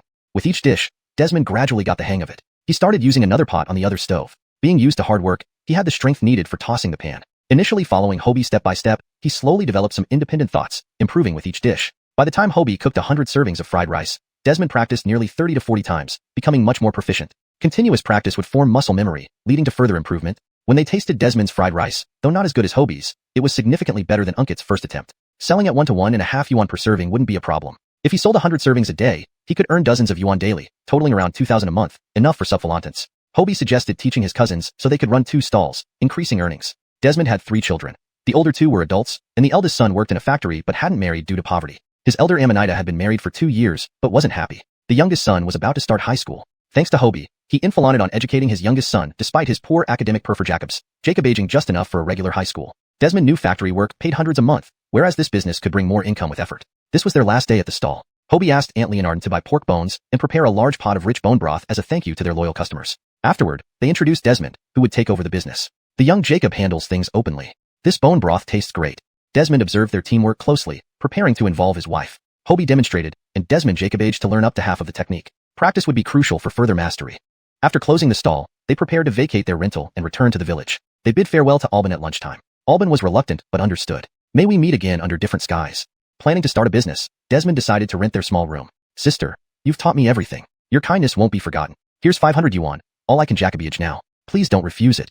Desmond handed the money to Aunt Leonard. Brother, our tools aren't expensive, most bought secondhand. You've always genuinely helped us. Let's stay united. Focus on doing well and get a bride for our nephew soon. Aunt Leonard pushed the money back. Hobie added, Uncle, keep it. You gave me 200 yuan earlier, which should cover these tools. After mutual refusal, Unkit intervened, taking only 200 yuan, bringing peace to Desmond. He didn't want to take advantage of his Phalanter. Keeping some money made him feel less indebted. Hobie kept the barbecue equipment secret for now, packing it into his mini space, lying that he sent it to Tianzhou City. The family returned to the village with simple luggage, worn-out clothes, used kitchen utensils, and basic necessities. Despite having 3,000 yuan saved, they retained frugal habits, even keeping old toothbrushes. Hobie initially planned to buy new clothes and supplies, but reconsidered given the upcoming challenges in the village. Chapter 24. Those sad days in the past. A family of 3 squeezed onto an old bicycle, with Unkit and Hobie taking turns pedaling while Sonia sat precariously on the front bar. Various bags were hung from the handlebars, adding to their already disheveled appearance. The bicycle groaned under the weight, making creaking sounds as if it might give out at any moment, leaving the family stranded and having to walk back to the village. Despite its complaints, the bike was sturdy and successfully carried them home. They arrived unsteadily but safely. They were greeted by Dawn's scolding. You've been away for 1 or 2 months, and you still remember to come back? All the work has fallen on me, an old wood Jacob. You're going to work me to death. Unkit and Sonia had long gotten used to being submissive before Dawn. Responding would only cause a storm at home, and over the years, they had compromised countless times regarding their son's education. In front of her, they always felt inferior. Unkit pushed the bike into the courtyard without a word. Leonard Ng, his second philanter-in-law, glanced at the bike and saw nothing but junk before turning back into her room. Her young Amanita, Leonardo Xiaoya, came out of the kitchen to greet them softly. Uncle, auntie, second brother, you're back? Seeing Leonardo Xiaoya, Sonia's face finally lit up with a smile. Xiaoya, the third brother's wife and children, Hayden and Art, stared expectantly at the bike, only to find there was no food. Art whispered, paupers, as he munched on dates along with his brother. Hobie remembered from his past life how his Grand Camilla Dawn controlled the household finances. Once, when he tried to taste some freshly harvested dates, she snatched them away, calling him a beggar and a ghost come to collect debts. Such humiliations left deep scars during those sensitive teenage years, where every good thing seemed reserved for others. His Grand Camilla's favoritism towards the other children had left him feeling deeply hurt. But this time around, things would be different. He vowed to obtain what he desired through his own efforts. Being reborn into this familiar house, Hobie's mindset had completely changed. His perspective on the world around him was now entirely different. In his past life, he had always felt guilty for focusing on studies and not contributing more to the family. No matter how people treated him, he swallowed his anger and pain alone. Deep down, he realized that these so-called relatives offered no help or affection. Everything he had achieved was due to his parents' hard work, not these parasites. This time, he would live for himself and ensure no one could bully him or his parents. His grandfather, Denham, was a simple Jacob who had always been controlled tightly by Grandma Dawn. Together, they had 3 sons and an Amanita. The eldest son, Unkit, Hobie's father, married Sonia and had only one child, Hobie. The second son, Leonardo Xiangxi, married Clarissa and had a son, Leonardo Humphrey, who was older than Hobie and worked in a factory, and an Amanita, Leonardo Xiaoya, the only somewhat kind-hearted person in the family, who had dropped out after middle school to help with chores. The youngest son, Leonardo Xiangnan, was a girl who married far away and only returned once a year. Despite this, her husband seemed successful, and she always acted superior upon return. The fourth son, Jagger, married Doris and had 2 sons, Hayden and Art, both dropouts who lived off their parents instead of working. Unkit and Sonia used to be the primary farm workers, along with Denham. Meanwhile, Dawn rarely worked in the fields, preferring to gym everyone around from home. Leonardo Xiangxi spent most of his days drinking and socializing, while Clarissa threatened divorce to get her way. She avoided doing any work, even household chores, spending her days shopping and playing cards. Yet, her children turned out well enough. Leonardo Humphrey, though weak-willed, supported himself. Leonardo Xiaoya, treated like a servant by Dawn, did much of the household work. Worst of all was the third family. Jagger and his wife, Doris, secretly opened a grocery store in Greenwater Town with money Dawn had given them as compensation. They lied, saying the store belonged to Doris's brother, and they merely worked there. They gave Dawn a token sum monthly while hiding their earnings. Dawn praised them often, favoring Hayden and Art over other grandchildren. She constantly mocked Unkit and Sonia for working in the fields, never acknowledging the effort they put into growing the food she ate daily. Even during off-seasons, Unkit and Sonia took odd jobs in town, handing all their earnings to Dawn. There was no place to hide anything. Dawn would always find it. Hobie remembered a childhood incident where Sonia secretly bought him a sugar-coated haw skewer, which Dawn found and gave to the other children. They were forced to kneel outside and go hungry until Unkit shared his dinner with them. It was a heart-wrenching moment that shaped Hobie's resolve. From that day on, he decided never to want anything again. He vividly recalled Sonia's look, filled with sorrow, frustration, and despair. These early hardships taught him that success was the only way to make his parents' lives better and protect them from humiliation. He studied tirelessly, knowing that achievement came from hard work, not innate talent. Chapter 25. Am I your biological child? This time, he had no intention of letting anyone off easily. Whoever made him uncomfortable, he would make them suffer in return.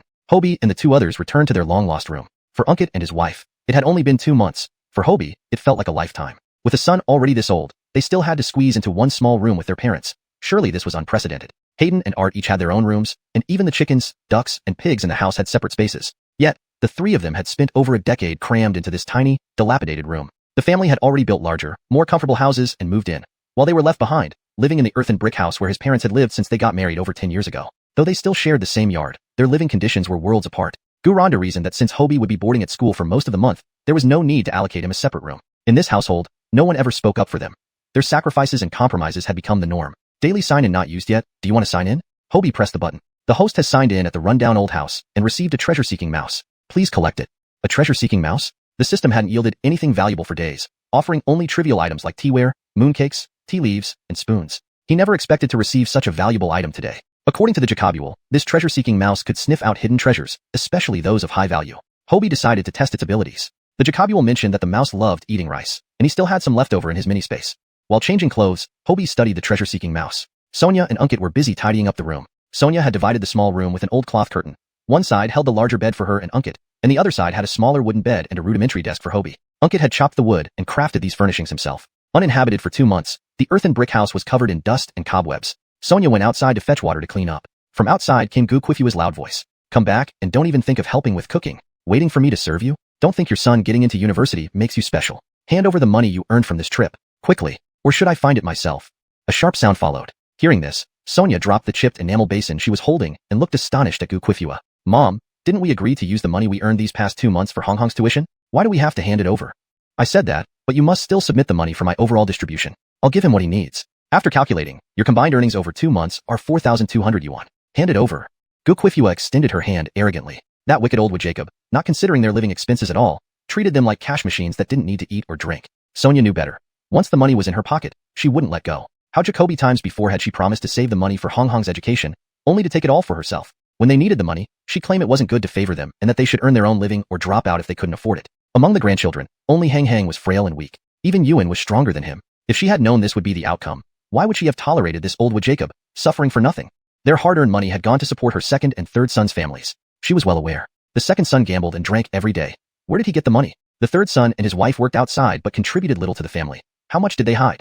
Their family suffered the most. Having seen and experienced more through her son's eyes recently, bolstered by financial independence, Sonia no longer felt timid or hesitant. Letting the mask slip wasn't too bad. This old Jacob had never treated her kindly anyway. Unkit stepped out of the room as soon as Gu Quifua started speaking. He stood in front of his wife and calmly told his Camila, Mom, this is Hong Hong's tuition. I can't give it to you. Unkit, you're defying me now? Does what I say not count anymore? Where's my stick? Gu Quifua searched for the stick she used to discipline people. Initially, Art and his brother were watching with smirks, but seeing their grand Camila grow fierce, Art promptly found her stick from behind the main door and handed it over. Though Gu Quifua claimed it was her weapon against misbehaving family members, in reality, she only used it on Unkit's family. Here it is, Grandma. Art sneered. Leonardo Xiaoya nervously watched from the kitchen entrance, while Clarissa openly observed from her doorway. Gu Quifua swung the thick stick at Unkit. Unkit looked at her with disappointment, but didn't dodge. At the last moment, Hobie grabbed the falling stick, the force jarring her arm. Hobie was no longer the weakling he used to be. Hobie, you want to revolt? Gu Quifua glared. This boy was strong. What's going on? Grandfather Bard asked, pushing open the door with his hoe, seeing the tense standoff. Unkit's eyes reddened, fists clenched. This wasn't the first time he'd been humiliated in front of relatives. In the past, with his helpless son, he endured it. Now that his son had grown, he didn't want to laugh it off but sought an explanation. Ismail, am I your biological child? Bard avoided his gaze. Biological or not, you're certainly not adopted.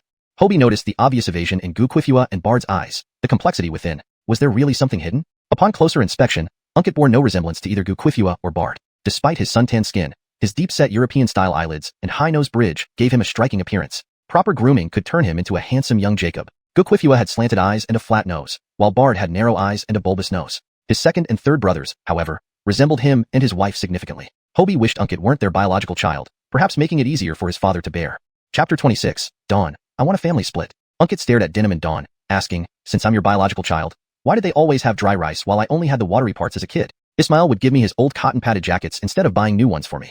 Mother, you wouldn't even bother to make them fit better. Meanwhile, my 3 siblings had new clothes and shoes. You started arranging marriages for the 2 brothers early on and provided ample dowries. You knew I liked Rhonda since childhood, but refused to help propose marriage just to save dowry money. Eventually, Rhonda proposed a no-dowry marriage herself so we could finally get married, by which time the eldest son of the second brother was already 1 year old. The second and third brothers lived in spacious houses while we stayed in the same mud brick house for over 10 years. Have I not contributed to the family? I worked hardest, but you ignored it, showing favoritism without limit. Mother, do you remember that my wife and I have earned the most in recent years? We only have this one son. It's so hard for him to succeed. Can't you give us a way out?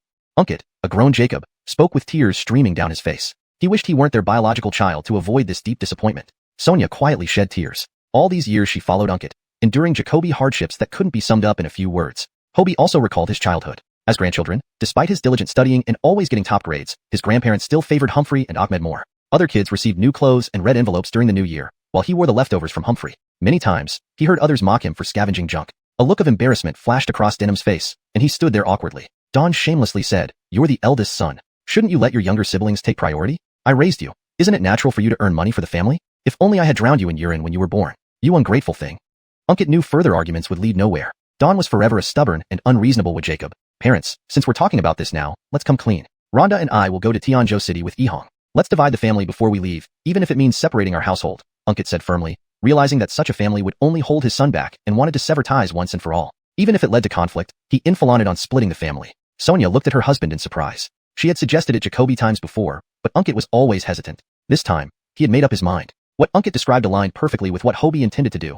Cleanly resolve these issues so they wouldn't be entangled later. Don't even think about it. While I live, you'll never split the family. Dawn reacted sharply like an enraged cat. Who would do the farming and housework if the family was divided? Who would vent her anger? Dawn couldn't easily let go of Unkit, her tireless cash cow. Plus, with Hobie soon becoming a college student, he would be very useful in the future. Who wants to split the family? Jagger and his wife Fong Fong arrived just in time to hear those words. They felt secretly delighted. Splitting the family meant they wouldn't need to hide their earnings anymore. They came back today intending to bring both sons to help at the town shop. These boys could do much now. The youngest son, you're back? Mom has been so upset with them.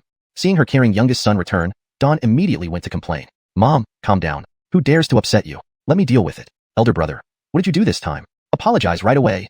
Jagger smoothed things over skillfully, making Dawn feel much better. A system notification rang out. Task released. Humiliate Jagger and Fong Fong. Task reward, Truth Charm. Uncle 3, you're wrong. Ismail doesn't have the skills, but you are more capable, Hobie insinuated cryptically. Seeing the changed and sharp-eyed nephew, Jagger felt as if he knew something, leaving him speechless for a moment. Fong Fong immediately tried to help. Ehong, didn't the university start already? Why haven't you gone to study yet? Didn't you fail? My nephew is already on his way to read at Leonardo City's teacher college, she boasted while subtly belittling him. However, after speaking, everyone's faces turned peculiarly subtle, especially the brothers, who scratched their heads awkwardly. Hobie smiled lightly. They seemed poorly informed. Of course, nobody would specially inform them of this news since his admission to college wasn't necessarily good news to them. Wife, leave Ehong some face. How can he compare to Shusheng, Fong Fong's nephew? Jagger chimed in sarcastically. You're right. He can't compare because they're on different levels. He's not worthy, Hobie laughed. Though Clarissa didn't like the elder brother's family, she had no fondness for the third brother either. Ha ha ha ha, Fong Fong, aren't you embarrassed? Not having education is terrifying. Teacher college? Our Ehong got into Tianzhou University, the best university in Tinagua. Fong Fong, proud of her high school education, felt utterly humiliated. Jagger and Fong Fong's faces turned alternately red and white, shocked that the usually quiet boy had entered the best university in the country. You've completed the task of humiliating Jagger and Fong Fong. Reward available for extraction. Hobie glanced over. The truth charm seemed powerful. It could compel anyone to answer questions truthfully and obediently. Observing this drama, Denham felt reflective. Looking at Unkit, he recalled loving this child dearly in the past, but things changed. Fine, one last help. If the eldest son wants to split, then split. Today, everyone is here. The second and third brothers can choose to separate as well, Denham declared. No way. I refuse. Denham, what nonsense. Dawn couldn't accept losing control and steady income. Dawn, I want a family split. If you keep disrupting, go back to your parents' home. Denham bellowed loudly, startling everyone, including the grandsons. They had never seen their grandfather speak so forcefully. ####Chapter 27. The Unyielding Old One. Dawn had lived with him for half her life, and rarely saw him this furious. Afraid to provoke him further, she knew that a quiet dog is the one that bites, and that when a usually calm person gets angry, it's most dangerous. Divide it then. What's all the noise for? Dawn whispered. After all the money was in her hands. She had the final say. If the eldest wanted to separate, they wouldn't get a single coin. Denham asked Art to invite the newly appointed village secretary and several respected elders from the village. As dusk fell and the lights came on, the whole family sat in the courtyard, hungry and waiting for the division of the household. The new village secretary and a few elders sat at the head of the table. Juzi, you really want to divide the household? An elder asked. Yes, the kids are grown. It's better to do it early, replied Denham. All right, how will you divide the household? You need to have a plan. There's not much to say. We'll split the land, house, and money equally into 4 parts. I'll keep 1 part, and the rest will go to the 3 children, Denham said, counting on his fingers. What? No way. There's no need to split for the second and third child. Just separate the eldest. They can have the house they're living in now, and the 2 acres of land by the river. As for money, they still owe me some, Dawn infalanted irrationally. Leonardo Shangxi hadn't returned yet, so Clarissa represented the second family. She had been eager for this division, almost desperate. Finally, someone brought up the topic. The next time might be years away. She didn't want to remain under her Camila in-law's control even after her son got married. She wanted to enjoy the privileges of being a Camila in-law herself. Jagger and his wife were even more eager to separate. They had something huge hidden from the family, and separating earlier would give them peace of mind. Mom, shall we divide everything at once? Jagger cautiously suggested. Xiangbei, didn't you say you'd take care of us in old age? You also want to separate? Dawn suddenly looked pitiful, as if abandoned by her own sons. Dividing the household won't stop me from taking care of you. Rest assured, I'll definitely take care of you in the future, Jagger sweetly reassured her. That's right, Mom. Xiangxi and I will also take care of you in the future. Since the secretary and elders are here, let's divide everything today, Clarissa added. Seeing this, Denham understood that his children had long wished for a separation but hadn't spoken up. Fine, let's settle this today. He made the decision, then let's divide everything. Dawn was afraid of strong reactions. Today Denham had shown his anger, so she didn't dare to provoke him further and reluctantly agreed. Go fetch the money from inside, Denham ordered. Dawn went into the inner room and took her time before coming out. Here, there are only a few hundred yuan left. Let's just divide what we have and be done with it. Everyone understood that Dawn had hidden some money. With so Jacoby people earning, how could the savings amount to only a few hundred yuan? Mom, that can't be right. How can our family have so little money? Clarissa questioned directly. Dawn glared at her. Want money? Asked the eldest. He has over 4,000 yuan. Let him share. All eyes turned to Unkit. I've said this before. The money is for Hong Hong's tuition. I absolutely cannot hand it over. Secretary, elders, you know that Hang Hang just got admitted to university. This money is what the 3 of us earned over the past 2 months to pay for his tuition, Unkit declared firmly. Sonia added. We handed over every penny we earned to Mom. Now, when it's time to pay for our child's education, the family claims it has no money. We can only Jacobage on our own. How hard we work to earn a little money, and now you want to claim it. The atmosphere grew tense, followed by an oppressive silence. The new village secretary spoke up. It's great that the child has achieved success. Heng is the pride of Raniagshan village. Education mustn't be neglected. This money indeed should not be divided. Several elders chimed in. Education is the greatest honor for the family. Many parents wish their children could succeed. Yeah, save the education money for the child. Don pouted, unhappy that everyone favored Leonardo Dong's family. Doesn't tuition cost less than that? Suehua, don't talk nonsense. You must leave some money for the child's meals. I'm making the call. You cannot touch this money. It wasn't like he had earned it himself, yet they acted as if he controlled it all. Don felt dizzy with anger. Hobie decided to add fuel to the fire. He secretly cast the truth charm on Jagger and then stood up. Grandma, we still have money to divide. Everyone was puzzled as Hobie directly asked Jagger, third uncle, I heard you opened a general store in town. You must earn quite a lot each month, right? Jagger thought to himself, Leonard, I tell you the truth. But when he opened his mouth, he couldn't help but speak the truth. Sure, making about 2,000 yuan a month isn't a problem. God, you make 2,000 a month, and how much do you give to grandma? Hobie deliberately asked in surprise. Jagger was terrified inside, but he couldn't stop speaking the truth. That old Wa Jacob still wants to control the household finances at her age. Giving her money is like throwing meat buns to a dog. There's no return. Doris, seeing her husband suddenly revealing secrets like a mad Jacob, nearly wet herself in fright. No, we just work there. Work, Shangbei, don't say such things. However, any explanation now seemed futile as Jagger's words were undeniably true. Don stared daggers at the third couple, wanting to bite them. Meanwhile, Clarissa and Sonia were pleasantly surprised. They hadn't expected such a big revelation. Jagger actually called his Camila, that old hag. Third uncle, aren't you the Jim? Hobie continued. Jagger covered his mouth, but still couldn't stop. Of course, I'm the Jim. That brother-in-law of yours looks incapable of running a shop. Heaven was against him. This wasn't what he wanted to say. If so, since we haven't officially separated, your shop technically belongs to the family property. Third uncle and aunt, please bring out the money you've earned over the past 2 years for distribution. 2,000 yuan a month means 24,000 a year. Over 2 years, that's 48,000. Divided into 4 parts, each family would get 12,000. Just moments ago, the crowd had been watching the spectacle, but upon hearing Hobie's calculation, their eyes widened in shock. Such a large sum of money. Wouldn't they instantly become 10,000 yuan households after dividing it? Chapter 28. You were picked up by us. Jagger was not about to let this happen. Who dares touch my money? This damn cash was earned penny by me. No one can take it. Jagger, the family hasn't been divided yet. Why should you be allowed to keep your own savings while the rest of us have to hand everything over to mom? Today, whether you like it or not, the money will be taken, Clarissa stepped forward and said. The village secretary and a few elders didn't expect the division of the family's assets to lead to such complications. They exchanged uneasy glances. Third uncle, where did you hide the money? Jagger tried hard to keep his mouth shut, but couldn't refallent the compulsion to tell the truth. I deposited them in the bank. The passbook is inside my coat pocket. As soon as he spoke, Don immediately rushed up and pulled out the passbook from his inner coat pocket. Jagger couldn't understand what was wrong with him today, blurting out only truths, leading to this mess. These were his hard-earned savings, and he refused to share them. This money clearly belonged solely to him. Don couldn't read, so she opened the passbook with confusion. She called over her grand Amanita, Leonardo Xiaoya, who was closest to her. Take a look. How much is there? Everyone stared intently at the green booklet in Leonardo Xiaoya's hands, like hungry wolves awaiting their prey. After counting several times, Leonardo Xiaoya confirmed it. Grandma, third uncle has saved 45,000 yuan. Suddenly, immense surprise overwhelmed everyone, especially Don and Clarissa. They had just come into possession of a large sum of money. The next moment, Dawn's happiness waned. First, her beloved son had secretly saved this much money behind her back, even though she held the financial reins of the household. Over the years, she hadn't saved more than him. Second, she thought about having to divide the money and giving part of it to her least favorite branch of the family, more than 10,000 yuan. The thought made her heart ache. Even more painful was for the third branch of the family. Jagger felt as if he'd encountered a ghost, slapping himself repeatedly. Doris was frantic like an ant on a hot pan. Devon and Eric, thinking that this money originally belonged to them but now had to be shared, felt deeply aggrieved. Third brother, are you two really that sly? Deceiving us all this time? This money must be equally divided, Clarissa remarked with a tinge of schadenfreude. No matter how deeply hidden, it was still being taken away by the family. In that case, the family must be split. In the future, each branch should pursue their own path without holding anyone back. Bard sighed. The house will allocate 2 rooms to the eldest branch, and the rest will be evenly divided. The land will also be divided equally. Each family gets 2 paddy fields and 2 plots. The specific locations will be decided by drawing lots. What you draw is what you get. Now there's a total of 45,500 yuan here. Divided into 4 parts, each family gets 11,375 yuan. Do you agree with this arrangement? Bard's proposal was fairly reasonable. Each family nodded in agreement. Free money was always welcome. Only Dawn shook her head vehemently. I disagree. The eldest branch can't take a single cent from the family nor any piece of land. If you infallent on dividing the family, then they leave empty-handed. They take nothing. Why not? Sonia objected. Bard tapped the table, signaling her not to speak out of turn. Eldest, didn't you once ask your father if you were our biological child? At these words, everyone tensed, expecting a big revelation. Unkit clenched his fists tightly, while Sonia silently held his hand, giving him strength. Hobie hadn't expected this. Greed had indeed forced Dawn to tell the truth. He found it ironic. Dawn had been cunning, only telling the truth when she needed something. Once faced with losing so much money, she finally admitted it. Dawn, you shut your mouth. Bard's veins bulged with fury. Why not? I want to say it. Eldest, you are not mine and your father's biological child.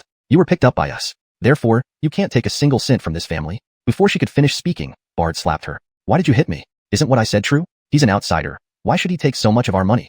Dawn scratched at Bard relentlessly. Onlookers were stunned. A few elderly villagers remained calm. Parents, with clear eyes, would know that treating someone as obviously different was unnatural. In that instant, Unkit felt an indescribable mix of emotions. Years of neglect and lack of affection suddenly had an explanation. Strangely, he didn't feel particularly sad. Instead, a sense of relief washed over him. Without expectation, there was no disappointment. This blood-sucking family would no longer be his unshakable responsibility. Bard seemed 10 years older, his face filled with guilt as he looked at Unkit. Years ago, after marrying Dawn, they had no children for 3 years. Hearing that a revered monk in a neighboring county could help, they traveled far to seek his aid. Fortunately, they met the monk. He told them they were destined not to have children. If they adopted a child who already had siblings, perhaps it would change their fate. On their way down the mountain, they suddenly heard a baby crying and found one in the woods. Opening the swaddling cloth, it turned out to be a boy. An era where girls were often abandoned. Finding a boy was rare.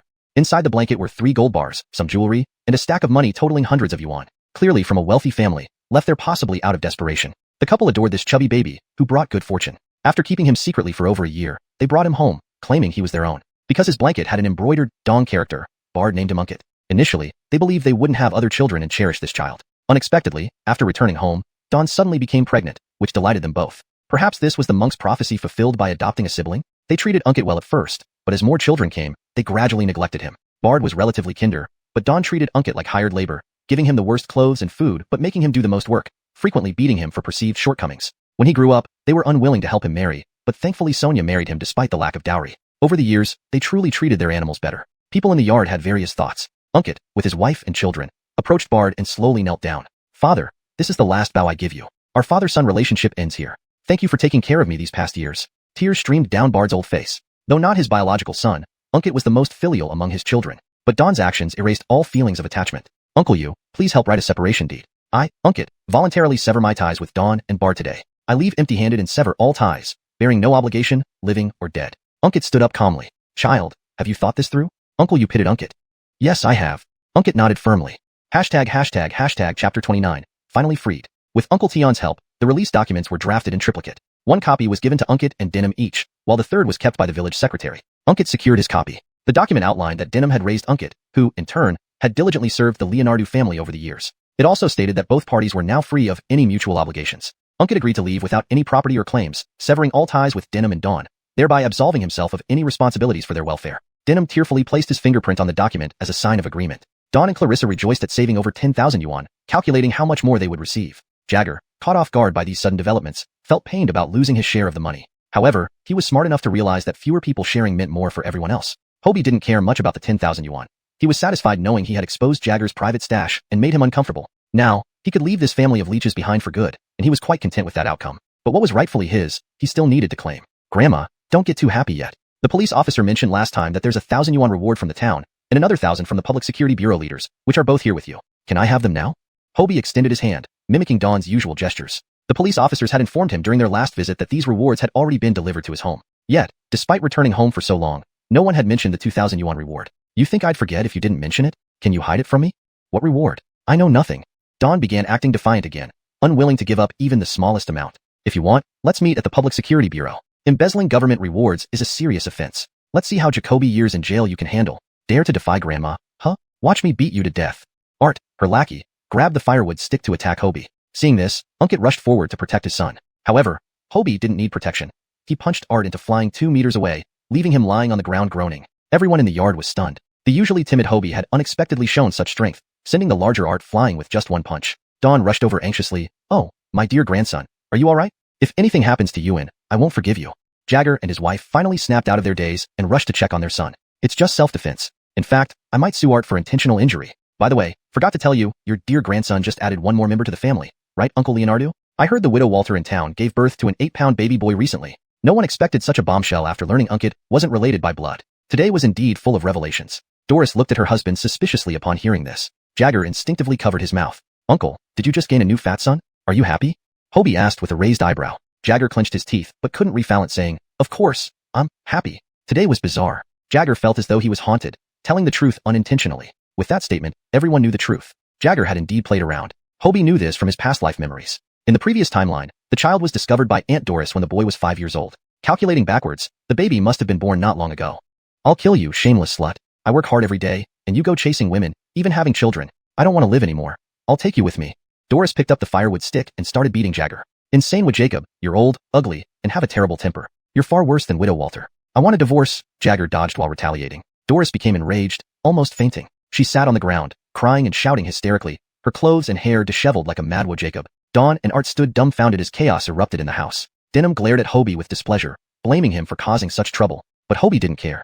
Over the years, Denham never stood up against Dawn's cruelty towards them. Even a simple show of support would have prevented so much abuse. Delayed sympathy was worthless. Then, Denham shouted loudly to stop the chaos. Old lady, give the money to Ihong. The rest will be divided as we discussed. Each of you keeps the current house, gets 1 extra mu of land, and 15,167 yuan per family. Tomorrow, third son, you'll withdraw the money and distribute it. As for your issues, deal with them yourselves. I'm old and can't Jacobage this anymore. Sitting on the ground, heartbroken, Doris recalled the favoritism she endured. Her husband had cheated on her and fathered another child, and no one defended her except for more bias. Was there justice in this world? Despite her reluctance, Dawn feared imprisonment and took out 2,000 yuan to give to Hobie. He accepted it and had Sonia count the money to ensure accuracy. With everything in order, the family prepared to leave. There was nothing valuable left for them to take, so they decided to start anew with nothing. Unkit and Sonia hesitated over their accustomed belongings but ultimately refused to appear pitiful. They agreed to leave with nothing but essential documents, their household registration book, IDs, and most importantly, Hobie's college admission letter. Father, take care. We're leaving, Unkit said to Denham. Denham waved goodbye without trying to retain them, even though it was late and the night road ahead was treacherous. Clearly, they weren't truly related by blood. While everyone focused on dividing the assets, Hobie slipped away unnoticed to tend to some matters with his treasure mouse. The family of 3 walked out with only the clothes on their backs and plastic bags containing their documents, feeling an unprecedented sense of relief. The moon illuminated their path. They hadn't expected this outcome but found it to be the best result. No one would ever control their lives again. Chapter 30, Grandpa and Grandma. Hang, how do you know so much? Sonia thought of Doris, who usually strutted around arrogantly, now sitting on the ground in a sorry state, and couldn't help but chuckle. It was an accident. Hobie smiled mysteriously. Sonia didn't press further. Donga, don't be upset. It doesn't matter if they're not your biological parents. They never treated us well anyway. Now, without that burden on our shoulders, we feel lighter, Sonia consoled as she saw Unkit's silence. Right, Ismail, let's live happily as a family. That's better than anything else. In the future, we'll settle down in Tianzhou City and buy a big house with a large garden. Hobie felt like everything now was unrealistically beautiful, something he dared not dream of in his past life. Sure, as long as we're together, nothing matters more, Unkit replied. In his previous life, Unkit and Sonia worked tirelessly for the family. When Denham and Dawn grew old, it was Sonia who took care of them, making tea, cooking meals, cleaning up after them, and offering endless care. The other 2 families always said nice things but did little to help. Eventually, they bought houses in the city far away, afraid of shouldering the responsibility of supporting their elders. None of their grandchildren were filial. They all selfishly deceived money from Dawn, leaving the elderly couple for Unkit and his wife to care for. Despite this, Unkit and his wife received no gratitude, only criticism, as if all they did was taken for granted. Instead, they praised others like Humphrey, Ahmed, and Ewan for their success and wealth, completely ignoring those who truly cared for them. This made Sonia feel extremely frustrated. They were truly out of touch and didn't see who was actually supporting them. Despite her kind heart, Sonia still took care of them until the end. This time around, she wouldn't let her parents do such thankless work again. They had finally escaped the clutches of the crazy old Jacob Dawn. She believed they would face a miserable end, raised selfish by their own actions. She awaited the day when Dawn and Denham faced a bleak future. Interrupting these thoughts, Unkit's mood improved significantly. Okay, let's work hard to earn money, buy a big house, and bring back a celestial bride for Hang, Sonia joked. Speaking of a celestial being, Hobie thought of Aiko, whom he hadn't seen in days. He wondered if she had already moved to Tianzhou City. Previously, she visited their barbecue stand a few times, but due to his busy hands, they barely got a chance to talk. Having experienced one life, Hobie's mindset had matured greatly. He realized that teenage love couldn't last just on feelings alone. If you want to attract butterflies, first plant beautiful flowers. He wanted to become the best version of himself, meet the right person with the best version of him, not make unrealistic promises while having nothing to offer. He couldn't respect that version of himself, let alone expect Aiko to. Walking along the dirt road for about 20 minutes, the 3 arrived at Hobie's grandparents' house. They planned to spend the night here before heading to Prince Shan tomorrow. Before parting ways, Sonia wanted to visit her parents. Raniakshan village wasn't their home anymore, and who knew when they'd return. Upon seeing their Amanita, son-in-law, and grandson arrive unexpectedly, Leonard's parents were shocked. Leonard's Camilla, knowing they hadn't eaten, rushed to the kitchen to prepare noodles. Leonard's eldest Phalanter had received a call from Leonard Daji in the afternoon and had already gone to Prince Shan. At home were Leonard's father, Camilla, and a young grandson, Leonard Wu, who was about to start school. From the moment Hobie arrived, his cousin looked up at him in admiration. Leonard Wu, why are you staring at me? Hobie touched his face, checking for any dirt. Leonard Wu's eyes shone brightly, like a loyal dog's. Translation ends here for the given chapter. Brother Hang, you really got accepted into Tianzhou University? Can you show me your acceptance letter? Current students were particularly sensitive to such news. The whole Lushui town was buzzing with the story of a Leonardo family boy from Qingshan village who got accepted into Tianzhou University. Leonard Wu thought about it. If there was a Leonardo studying in grade 3 in Qingshan village, it could only be his cousin. His aunt had always said he was top of his class and was specially recruited by the best high school in Prince Shan City. It had to be him. His cousin getting into Tianzhou University was something Leonard Wu felt he could brag about for the rest of his life. Thinking of all the hardships his cousin had endured for his studies and how amazing he was, Leonard Wu couldn't help but feel indignant on Hobie's behalf. His own family wouldn't even pay the tuition fees. Getting into Tianzhou University was such an honor to the family. If it were Leonard Wu, his father would likely invite the whole village to celebrate and rewrite the family genealogy book for him. Hobie pulled out his acceptance letter from a plastic bag and handed it over. Take a look. Leonard Wu received it carefully. So beautiful. Is this Tianzhou University's acceptance letter? He muttered to himself. Grandpa, who was talking with Unkit, also hurried over, looking excitedly at the acceptance letter. Great. Heng has done well. In the future, you must be filial to your parents. They've gone through so much for your education, Grandpa said as he held Hobie's hand tightly. I know, Grandpa. Grandpa wiped away a tear with his sleeve, then reached into his inner pocket to pull out a neatly wrapped handkerchief. Inside were stacks of neatly folded coins without a single crease. Heng, take this. It's a little gift from your grandma and me. Grandpa had clearly prepared this money ahead of time, waiting for him. Grandpa, I don't need it. I can earn my own money now. You worked hard for this. Please keep it. Hobie tried to push it back. Desmond had called earlier in the afternoon, explaining the situation. They knew Hobie was doing some small business and had Jacob age to gather enough for tuition, though they didn't know exactly how much. Take it. A poor home needs wealthy road. Your grandpa can't give much more. Don't turn it down. Grandpa firmly stuffed the money into Hobie's pocket. Unkit also came over to try and convince him to take it back, but the elderly Jacob infalanted until his face turned red with resolve. He saw not taking the money as disrespect. Hobie reluctantly accepted this weighty love, feeling for the first time that money could feel warm and heartwarming to the touch. After everyone finished admiring the acceptance letter, Grandma and Aunt Leonard Hohot brought out 3 bowls of noodles. Xiangdong, Yihong, come and eat while it's hot. Time is tight, so I made just tomato and egg noodles. You must be hungry, right? Grandma's voice was kind. Hungry, Grandma. It smells great. Hobie took the bowl and started eating heartily. If you're hungry, eat more. There's plenty left in the pot if you need more. Though lacking fancy seasonings, Grandma's tomato and egg noodles carried the flavor of love, making each bite delicious. Chapter 31. Memories and Treasures. The 3 of them devoured their meal like wolves. They had last eaten at 11 in the morning, and after all the commotion, they finally sat down to eat again. Their stomachs were already growling from hunger. After the meal, Hobie volunteered to wash the dishes. Sonia recounted the day's events to her parents. Her Camila tenderly held her Amanita's hand, her eyes brimming with tears. Years ago, she had initially opposed Sonia marrying Unkit. Although their family wasn't wealthy, she had only one son and one Amanita, and naturally wished for their future happiness. In her youth, Sonia was renowned as a beauty throughout the region, both in appearance and work ethic. When it came time for marriage, countless suitors came forward. Her Camila wanted to find her a reliable match, but Sonia fell for the simple-minded Unkit.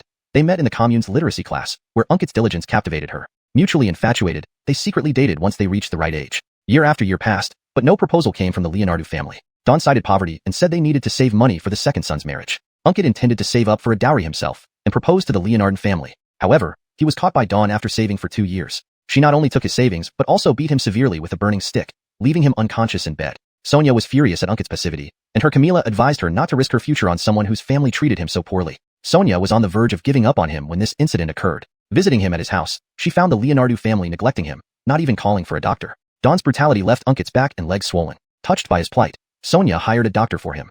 She then told her parents that she would marry Unkit without a dowry. Her parents staunchly opposed it, but Sonia was resolute, saying she'd remain unmarried if not for him. With no choice, her Camila reluctantly agreed. Sonia married Unkit while he was still ill. There was no procession or grand attire. Her brother helped carry her luggage. They went to the Leonardo household together. The Leonardo family did not provide any formal ceremony, as life was hard, and every family struggled with food shortages. Now hearing that their son-in-law was adopted, everything made sense. Unkit had worked tirelessly for the family. It was for the best that he could start afresh, free from exploitation, and keep his earnings for himself. Now their grandson was doing well too. Unkit understood his Camila-in-law's sentiment. He promised sincerely, Mom, rest assured, I won't let Rhonda suffer anymore. I've burdened and neglected her over the years. I'm truly sorry. Don't blame yourself, my child. You've had a tough time too, enduring all that bullying. Thankfully, heaven has seen your efforts. You've repaid them enough. Leonard's well now, wherever you are, as long as you're happy, that's all I want. Her Camila wiped away her tears. Thank you, Mom. I understand.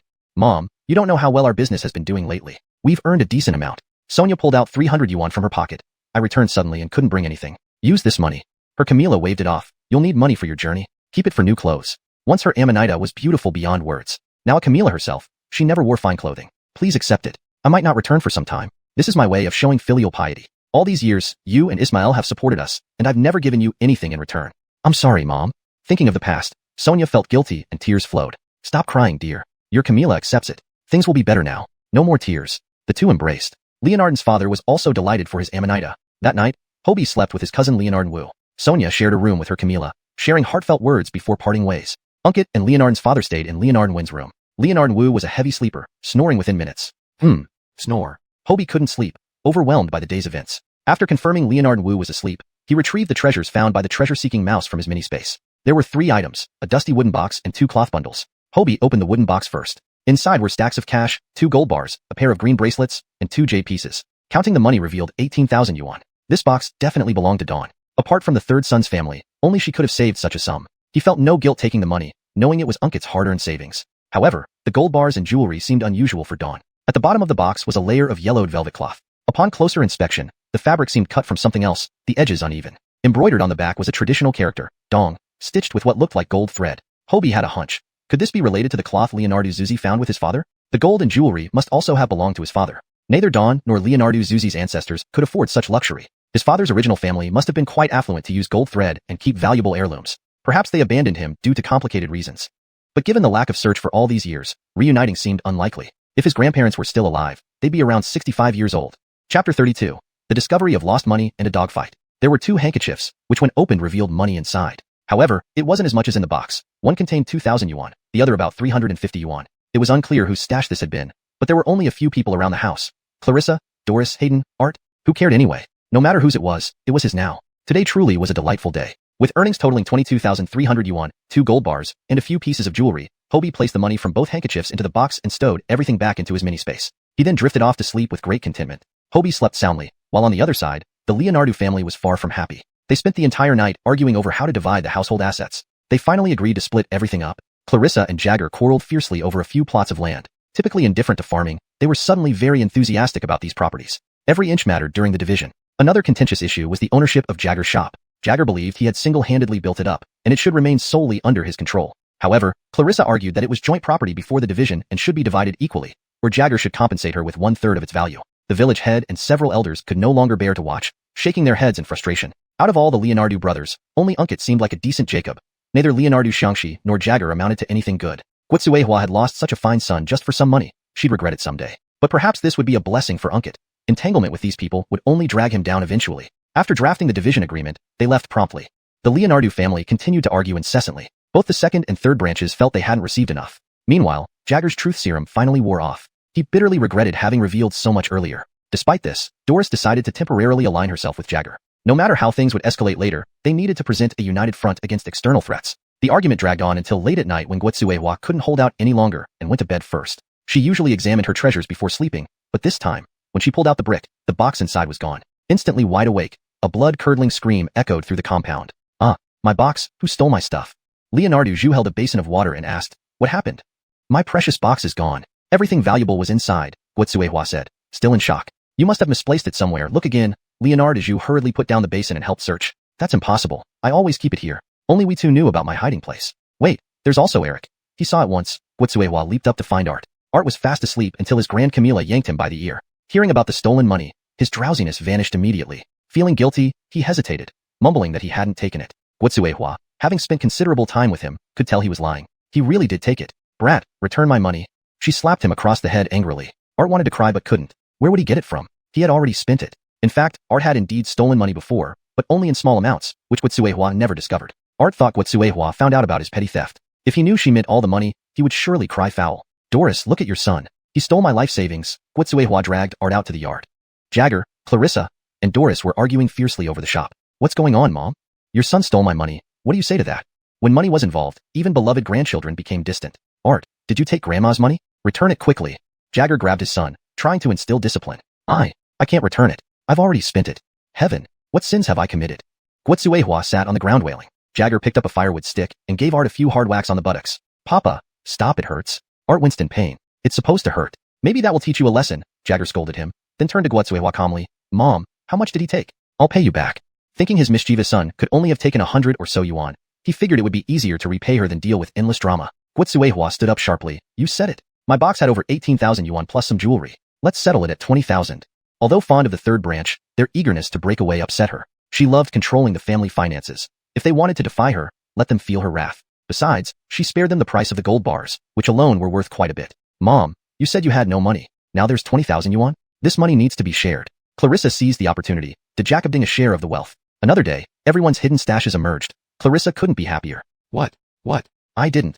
Jagger, Doris, and Art exclaimed together, clearly stunned. "I only took a few dozen yuan," Art cried out in pain, defending himself. "Dozens? You took the whole box." Stop denying it. Guotsuehua dragged everyone into the room to search. Falsely accused. Art anxiously searched everywhere without finding the box, repeatedly infalanting, I really didn't. I only ever took a few yuan. Jagger believed his son. Although Art was a bit sneaky and might take a few yuan here and there, he doubted he dared to steal everything.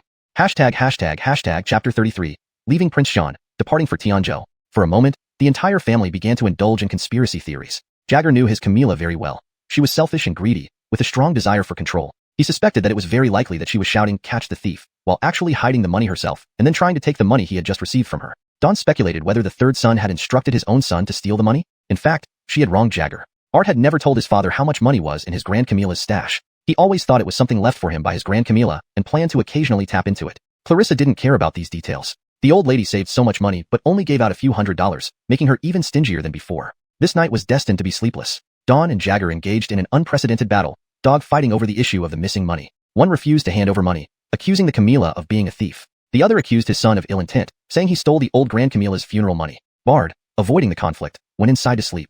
He remembered his own stash and hurriedly closed the door to check it. It was gone. Bard was dumbfounded. After all the effort he had put into saving over $300, not a single cent remained. More importantly, he could only silently despair without even daring to raise his voice. If Dawn found out, there would be chaos. Bard guessed the money must have been taken by his grandson Art. Unable to say it directly, he stormed over and slapped Art, dejacobing that he return his Grand Camilla's treasure box or else he'd beat him to death. Art was heartbroken.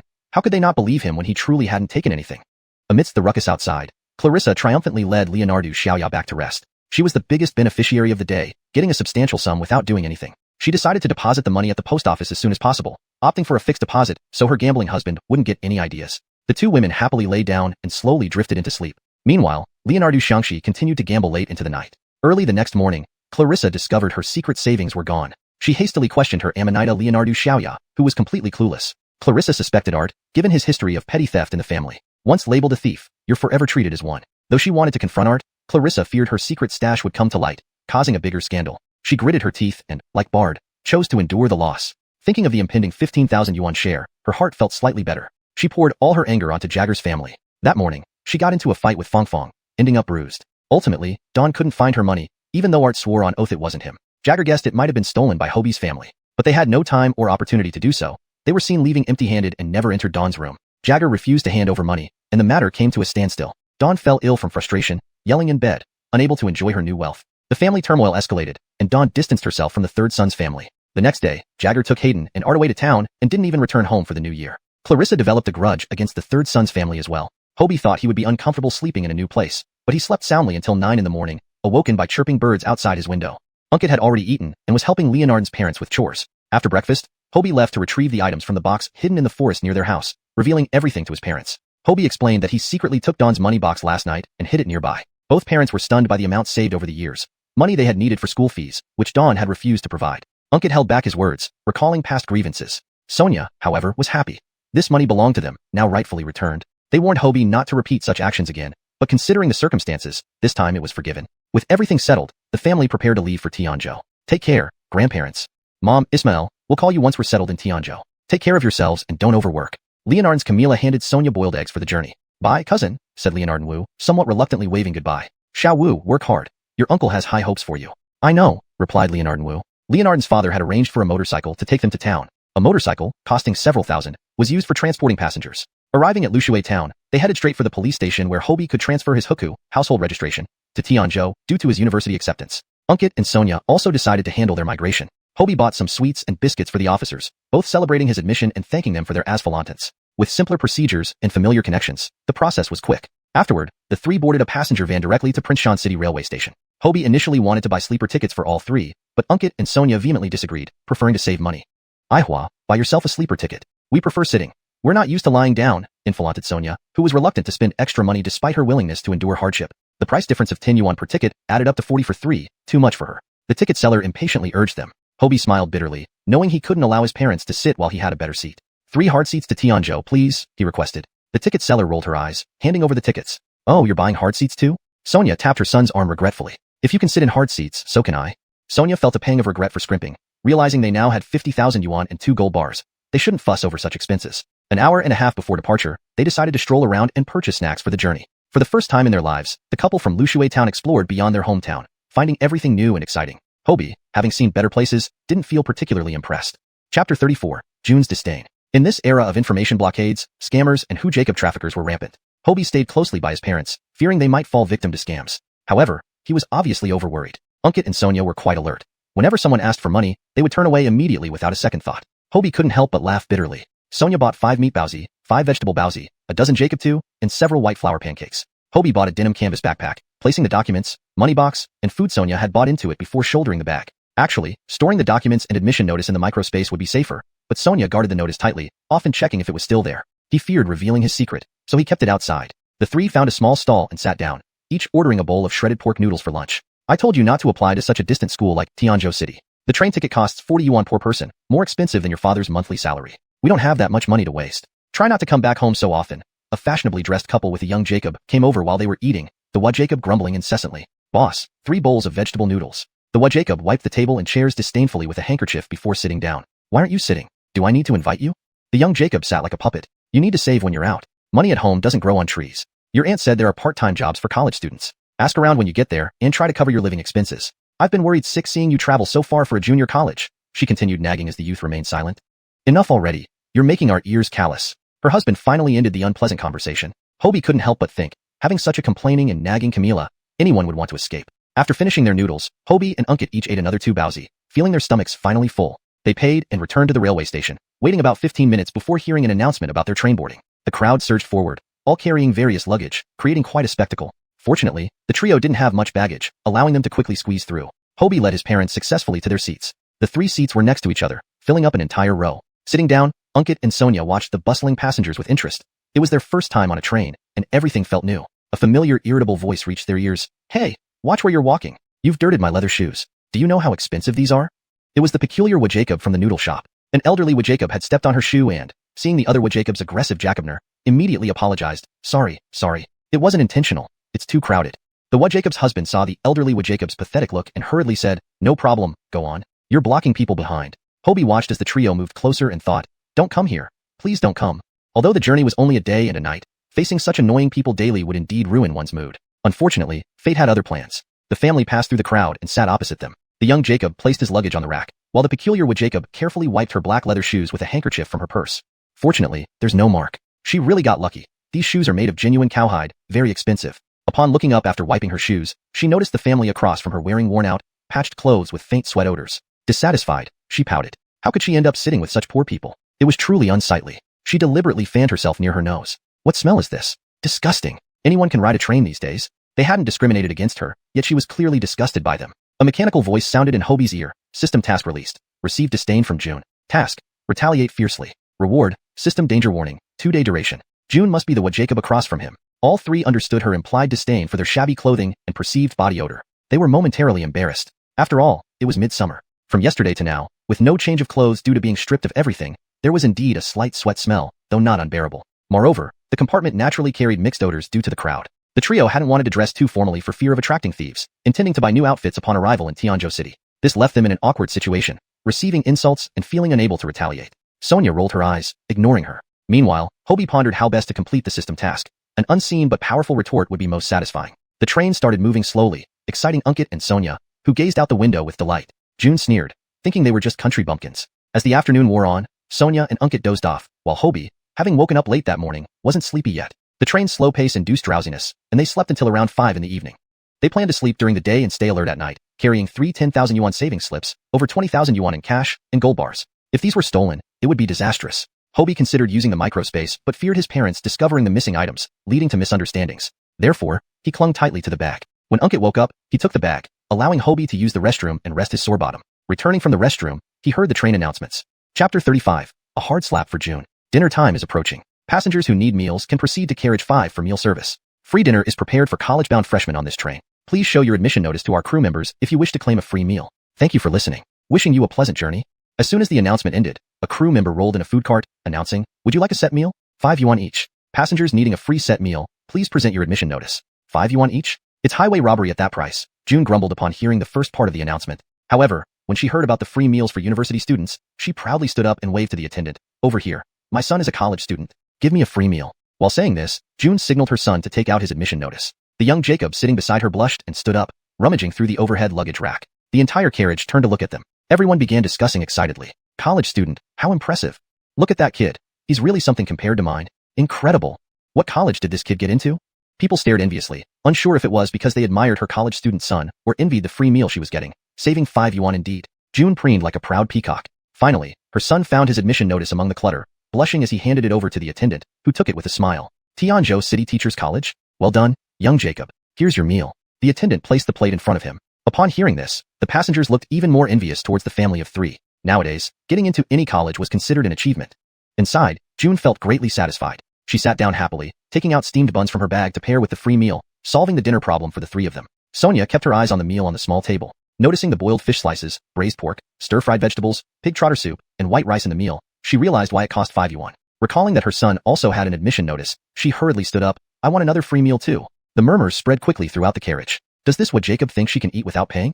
Haha, does she think it's free for everyone? June sitting opposite her smirked disdainfully, thinking these poor folks must believe anyone could have the free meal. Ma'am, are you deaf? These meals are only for college students, not for giving handouts to the poor. Her son nudged her. Mom, don't say that. The attendant also looked puzzled. Sonia picked up on the snide remarks about being poor and deemed unworthy of a college education. Barking dogs can't see beyond their noses. Son, bring out your admission notice. I'll eat that free meal today, just to see what it tastes like. Hobie cooperatively pulled out his admission notice along with 10 yuan. Comrade, give us 1 free meal and 2 regular-priced ones. Here's 10 yuan. Before the attendant could verify the documents, a middle-aged Jacob in the carriage stood up suddenly. Young Jacob, is that Tianzhou University's admission notice? Hobie nodded calmly. The Jacob exclaimed excitedly, great job. Amazing.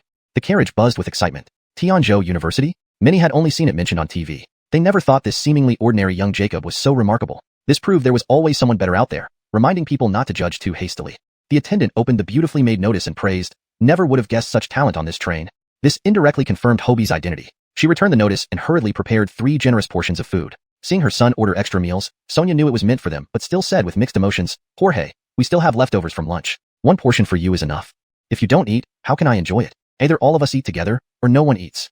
Hobie enfilanted firmly. Such a dutiful child. Ma'am, you're truly blessed, commented a nearby with Jacob. She didn't envy that other son for going to Tianzhou University but admired both his academic prowess and filial piety. Others echoed, you're so fortunate, having such an excellent child. Talking about virtue, everyone glanced toward the June family. They had mocked others for being poor only for their child to outshine hers by getting into a far better school while remaining respectful. It was gratifying to witness. Sonia smiled at her neighbors. Knowing her son's stubbornness and unwilling to disappoint him, especially seeing the ample portions served by the attendant almost twice what June got, she beamed with pride. She quickly took the trays and placed them on the table, pushing her own plate alongside. June's tray occupied most of the space, leaving Sonia's half of the table. June couldn't even voice her grievances, feeling more humiliated than if slapped. She felt the spotlight should have been on her but instead, this supposedly poor family overshadowed her, making her appear foolish. How could she have imagined this poor family produced a Tianzhou University-bound student who still cared for his parents? The young Jacob beside her tried to appease his Camila. Mom, do you want some of this bun? June brushed off his hand angrily. Eat what? You embarrass me enough already. The boy watched his bun hit the ground, tears welling in his eyes, silent. An adjacent passenger mocked, embarrassed and taking it out on your kid? Yes, utterly ridiculous. June received glares from the entire carriage, forcing her to retreat to the toilet in humiliation. Meanwhile, Hobie heard a system notification in his ear. Task of embarrassing June completed. Reward granted.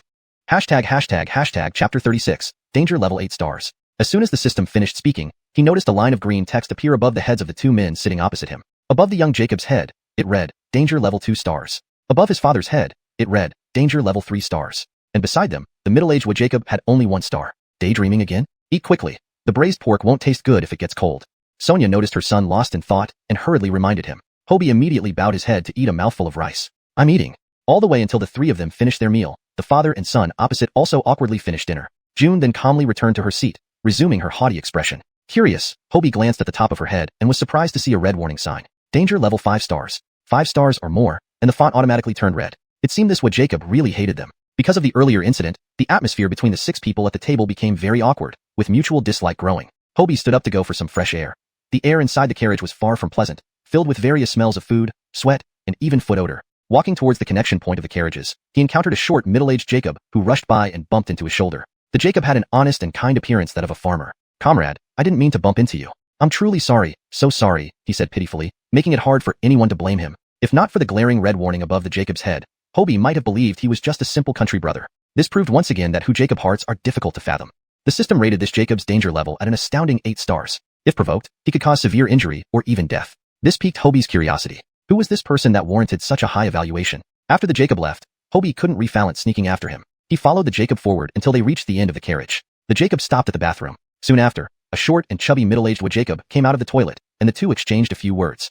Hobie hid around the corner, catching snippets of their conversation. Next station, good stuff. Getting it. Good stuff?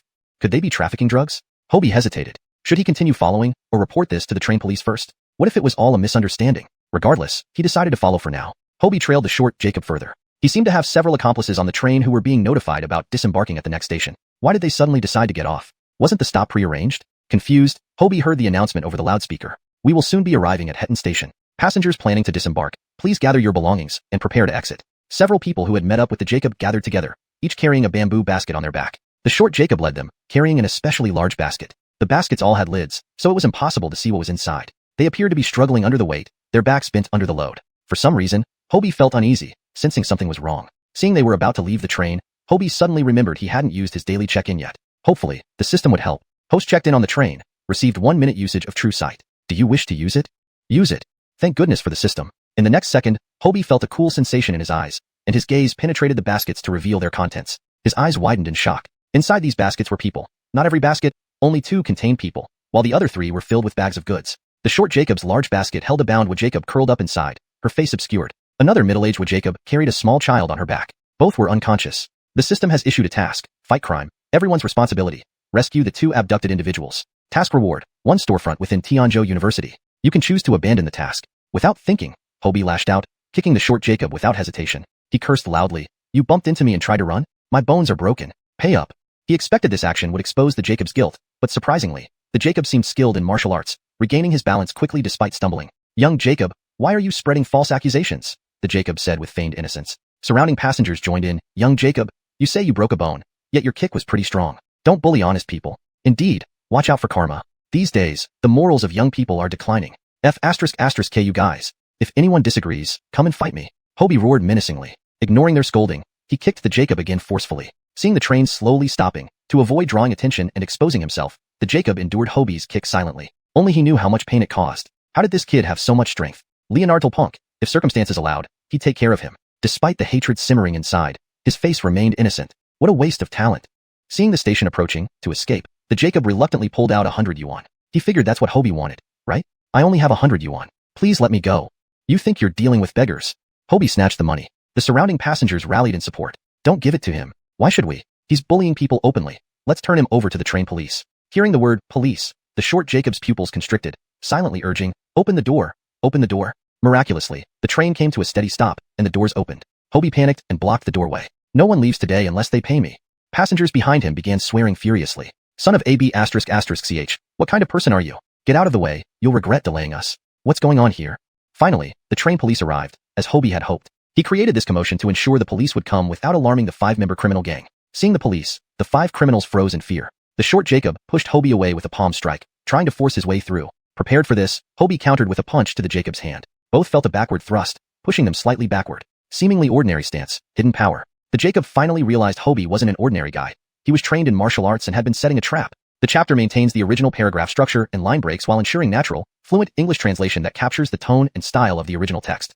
####Chapter 37. This is true heroism. The onlookers continued to chime in, reporting the situation to the train police one after another. They unanimously condemned Hobie for bullying the weak and assaulting the elderly, deeming it an intolerable act. The commotion prevented the police from approaching. Hobie was growing increasingly anxious. He wished they could report a bit later because the criminals were about to escape. Seeing this, the short Jacob took immediate action. He signaled his companions to discard their baskets, and all 5 rushed toward Hobie, attempting to break through his defense. The goods could be sacrificed, but lives couldn't be lost. By the time the crowd realized something was amiss, the 5 men had already thrown Hobie to the ground and fled. Hobie got up quickly, striking down the middle-aged Jacob, who was lagging behind with a swift punch before immediately chasing the leader of the group. Soon, the police also caught up and apprehended the other 3 members. Only the middle-aged Jacob being pursued by Hobie remained at large. The 2 of them ran continuously through the station. While running, the Jacob shouted, "We have no past grievances or recent grudges. Why do you meddle in things that don't concern you?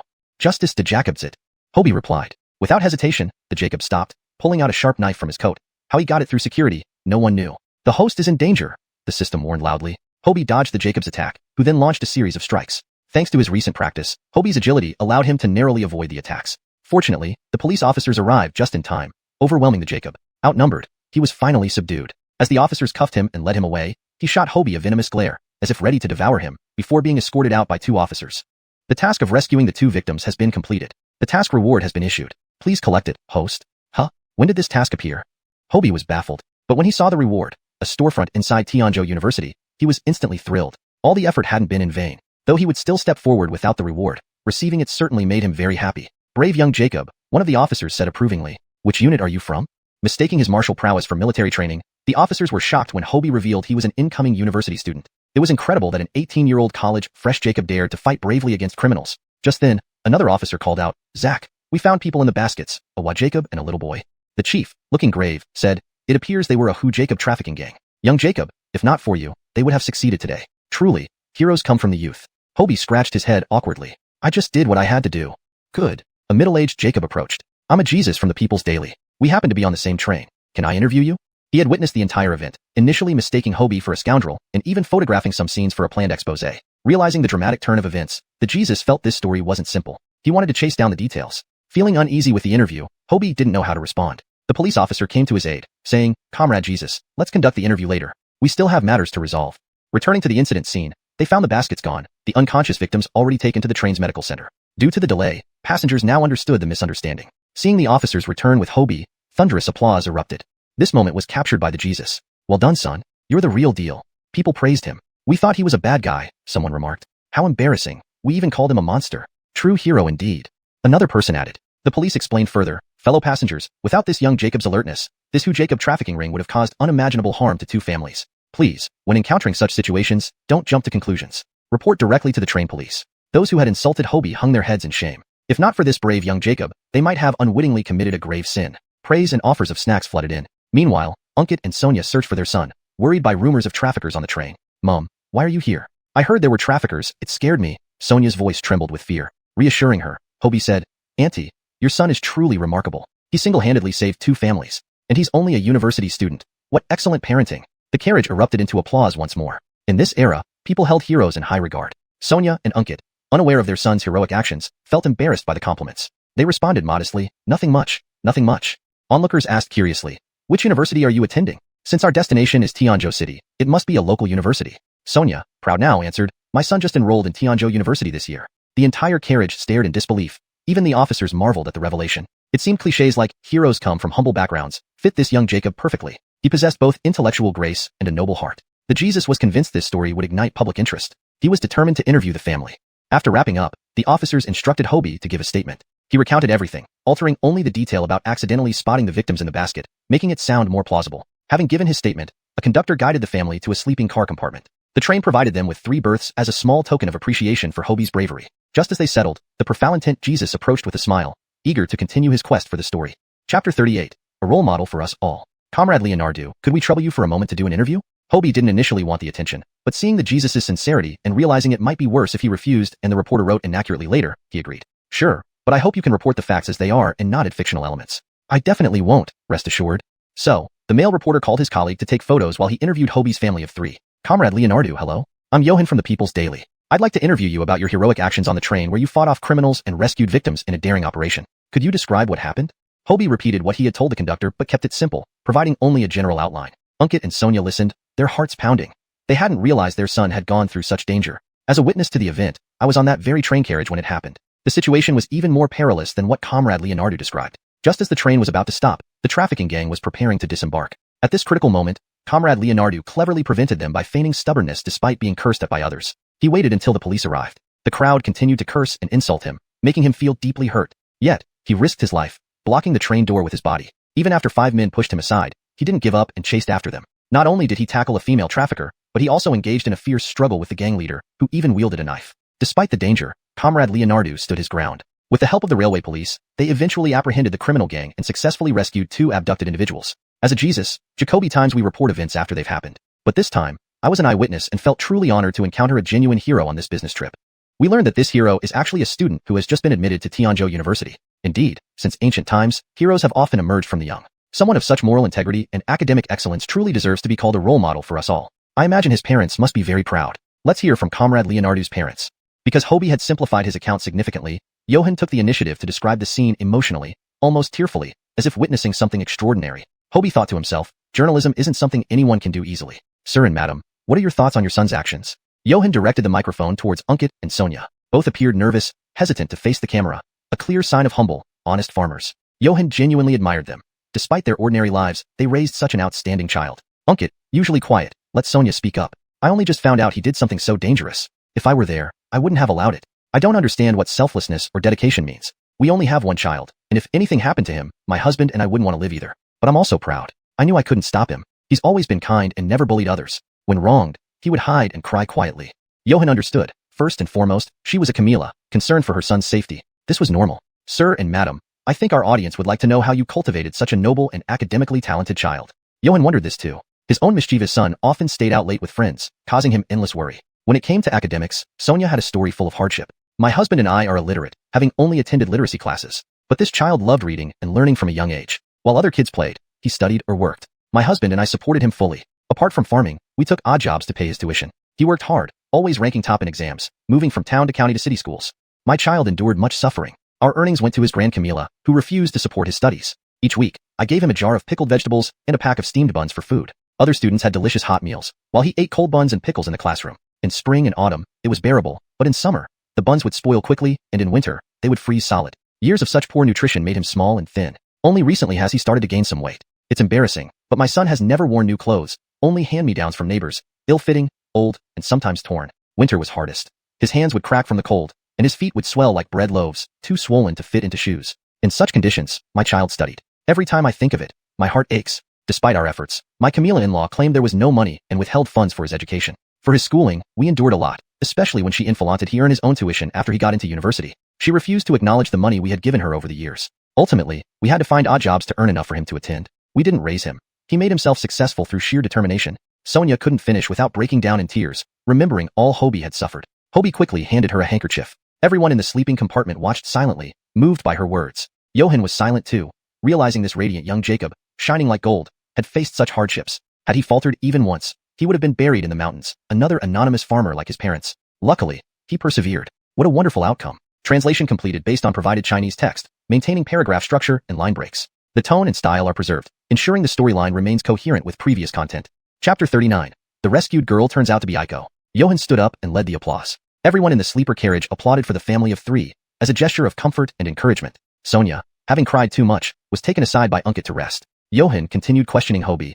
Did you ever hate your grand Camilla for obstructing you? Once I did. As a child, new clothes, delicious treats, and lucky money were never mine. Even though I scored 100 points, my younger brother and Fallender barely passed, yet they were always praised. My parents worked tirelessly, but could never measure up to the flattering words of my uncles. Despite earning money, they refused to spend a penny more on me while giving money to my second uncle for gambling and my third uncle for spending. Back then, I hated it. I told myself that I must achieve greatness and take my parents away from them. This belief kept me going until now. However, just yesterday, I learned unexpectedly that my father wasn't my grandparents' biological son. They were unable to have children for years after getting married and ended up adopting an abandoned infant. After they had their own children, my father became redundant. No matter how much he contributed to the family, he could never gain a shred of pity from my grandparents, nor could I. So, I no longer hate because there's no point anymore.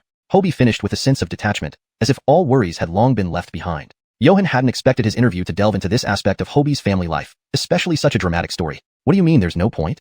My grand Camilla revealed this only during the property division because my father might receive a significant sum. She wanted us to leave empty-handed. My parents have given everything to the family but are now treated as non-relatives, which wipes out all their efforts. It's truly tragic. But now, the outcome brings us relief. Having repaid our debts, we no longer owe anything. As you can see, we're leaving for Tianzhou City with nothing but what we carry, ready for a fresh start. My wish of freeing my parents from that draining family has finally come true, Hobie said calmly. Despite his calmness, Johan and the other passengers felt a heavy heart. This family had indeed suffered greatly. Hobie didn't intend to share so much, but Sonia had already mentioned half of it. If not explained clearly, someone might misinterpret it and spread rumors about him abandoning his hometown relatives after being admitted to university, which would be damaging. Thus, he decided to explain fully. There was no need to hide the truth. Johan concluded his interview. These 200 yuan is a small token of my appreciation. I hope your future is bright, Johan said, handing over the money. A 50 yuan note. It's a small contribution from me. This is mine. Suddenly, the entire carriage turned into a donation scene. Everyone who could afford the sleeper compartment generously offered their support. Hobie was moved yet also embarrassed. I appreciate everyone's kindness, but I really don't need it. I've earned enough for school, and I'll continue working hard. Your money isn't easy to come by either. Please keep it. Hobie inflaunted on not accepting any money, which only made him seem even more admirable in everyone's eyes. When Johan returned home, he shared Hobie's story with his son. Surprisingly, his usually carefree son started becoming more diligent and looked up to Hobie as a role model. It unintentionally solved a major problem for Johan. That was another story. After Johan left, darkness settled in, and the carriage lights came on at some point. Just as the trio prepared to rest, a group approached. Which one is Comrade Leonardo? A Jacob dressed in a casual suit led the group, looking distinguished, accompanied by a beautiful Jacob. Is there something wrong? Hobie stood up reluctantly. Hello. The Jacob quickly walked over, grasped Hobie's hand tightly, and exclaimed emotionally, "Thank you, Comrade Leonardo. Thank you. You're my son's benefactor." The young Jacob was almost in tears, speaking incoherently. Hobie guessed he was the father of the boy he rescued. Helping those in need is a duty every Chinese citizen should fulfill. Don't worry, is the child awake? The child is still receiving 4 fluids at the infirmary, but the doctor said he will wake up soon. Comrade Leonardo, you saved our child. We don't have much valuable gifts at hand, but here's a token of our gratitude. The Jacob placed a wrapped package beside Hobie's bed. Hobie understood it was probably cash, or a similar form of reward. He pushed it back immediately. It's unnecessary. It was just a small act. Before the Jacob could respond, another female voice interrupted. Hong, Auntie, are you also taking this train to Beijing? Hobie looked surprisedly at Aiko's Camila. Why were her eyes red and swollen? Where was Aiko? Seeing the scene unfold, Joanne, Aiko's Camila, realized the connection. Once she heard her Amanita was stable, she rushed over with her husband to thank the police officer mentioned in the report. She couldn't believe that the Comrade Leonardo who saved her Amanita was actually her classmate Hobie. Joe, this is the classmate I told you about who sells barbecue. Who would have thought it was him who saved Aiko? Joanne pulled the Jacob, standing next to her, and said. Upon hearing this, Hobie was stunned. He saved Aiko? The girl tied in the basket was Aiko? A chill ran down his spine, and he broke into a cold sweat. Had he not pursued resolutely, he might have never seen her again. Fortunately, he did follow through. He couldn't help but think about his previous life when he never heard news about Aiko again. Was it because of something like this? He wondered if anyone had saved her before. Hobie was so lost in thought that he didn't hear Joe's voice until Sonia called his name twice. Uncle, how is Aiko now? Aiko is fine, but still receiving 4 fluids. Let's call you Hong. Thank you so much for saving her. Without you, Aiko would have been in danger. Your aunt and I have prepared a small gift, hoping you won't mind it. Joe also prepared a stack of cash, realizing they had nothing substantial to offer as gratitude.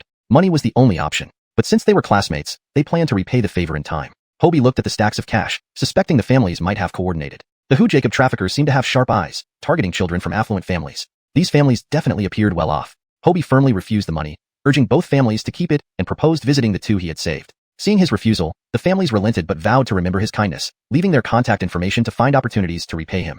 ##### Chapter 40. Do you believe in Leonard? Hobie arrived at the train's medical room. The 2 people he had saved were already awake, receiving 4 drips. Aiko. Hobie held back his excitement and called out calmly. Though he really wanted to run up and hug her, he restrained himself. Her parents were right there, and he still wanted to leave a good impression on them for the future.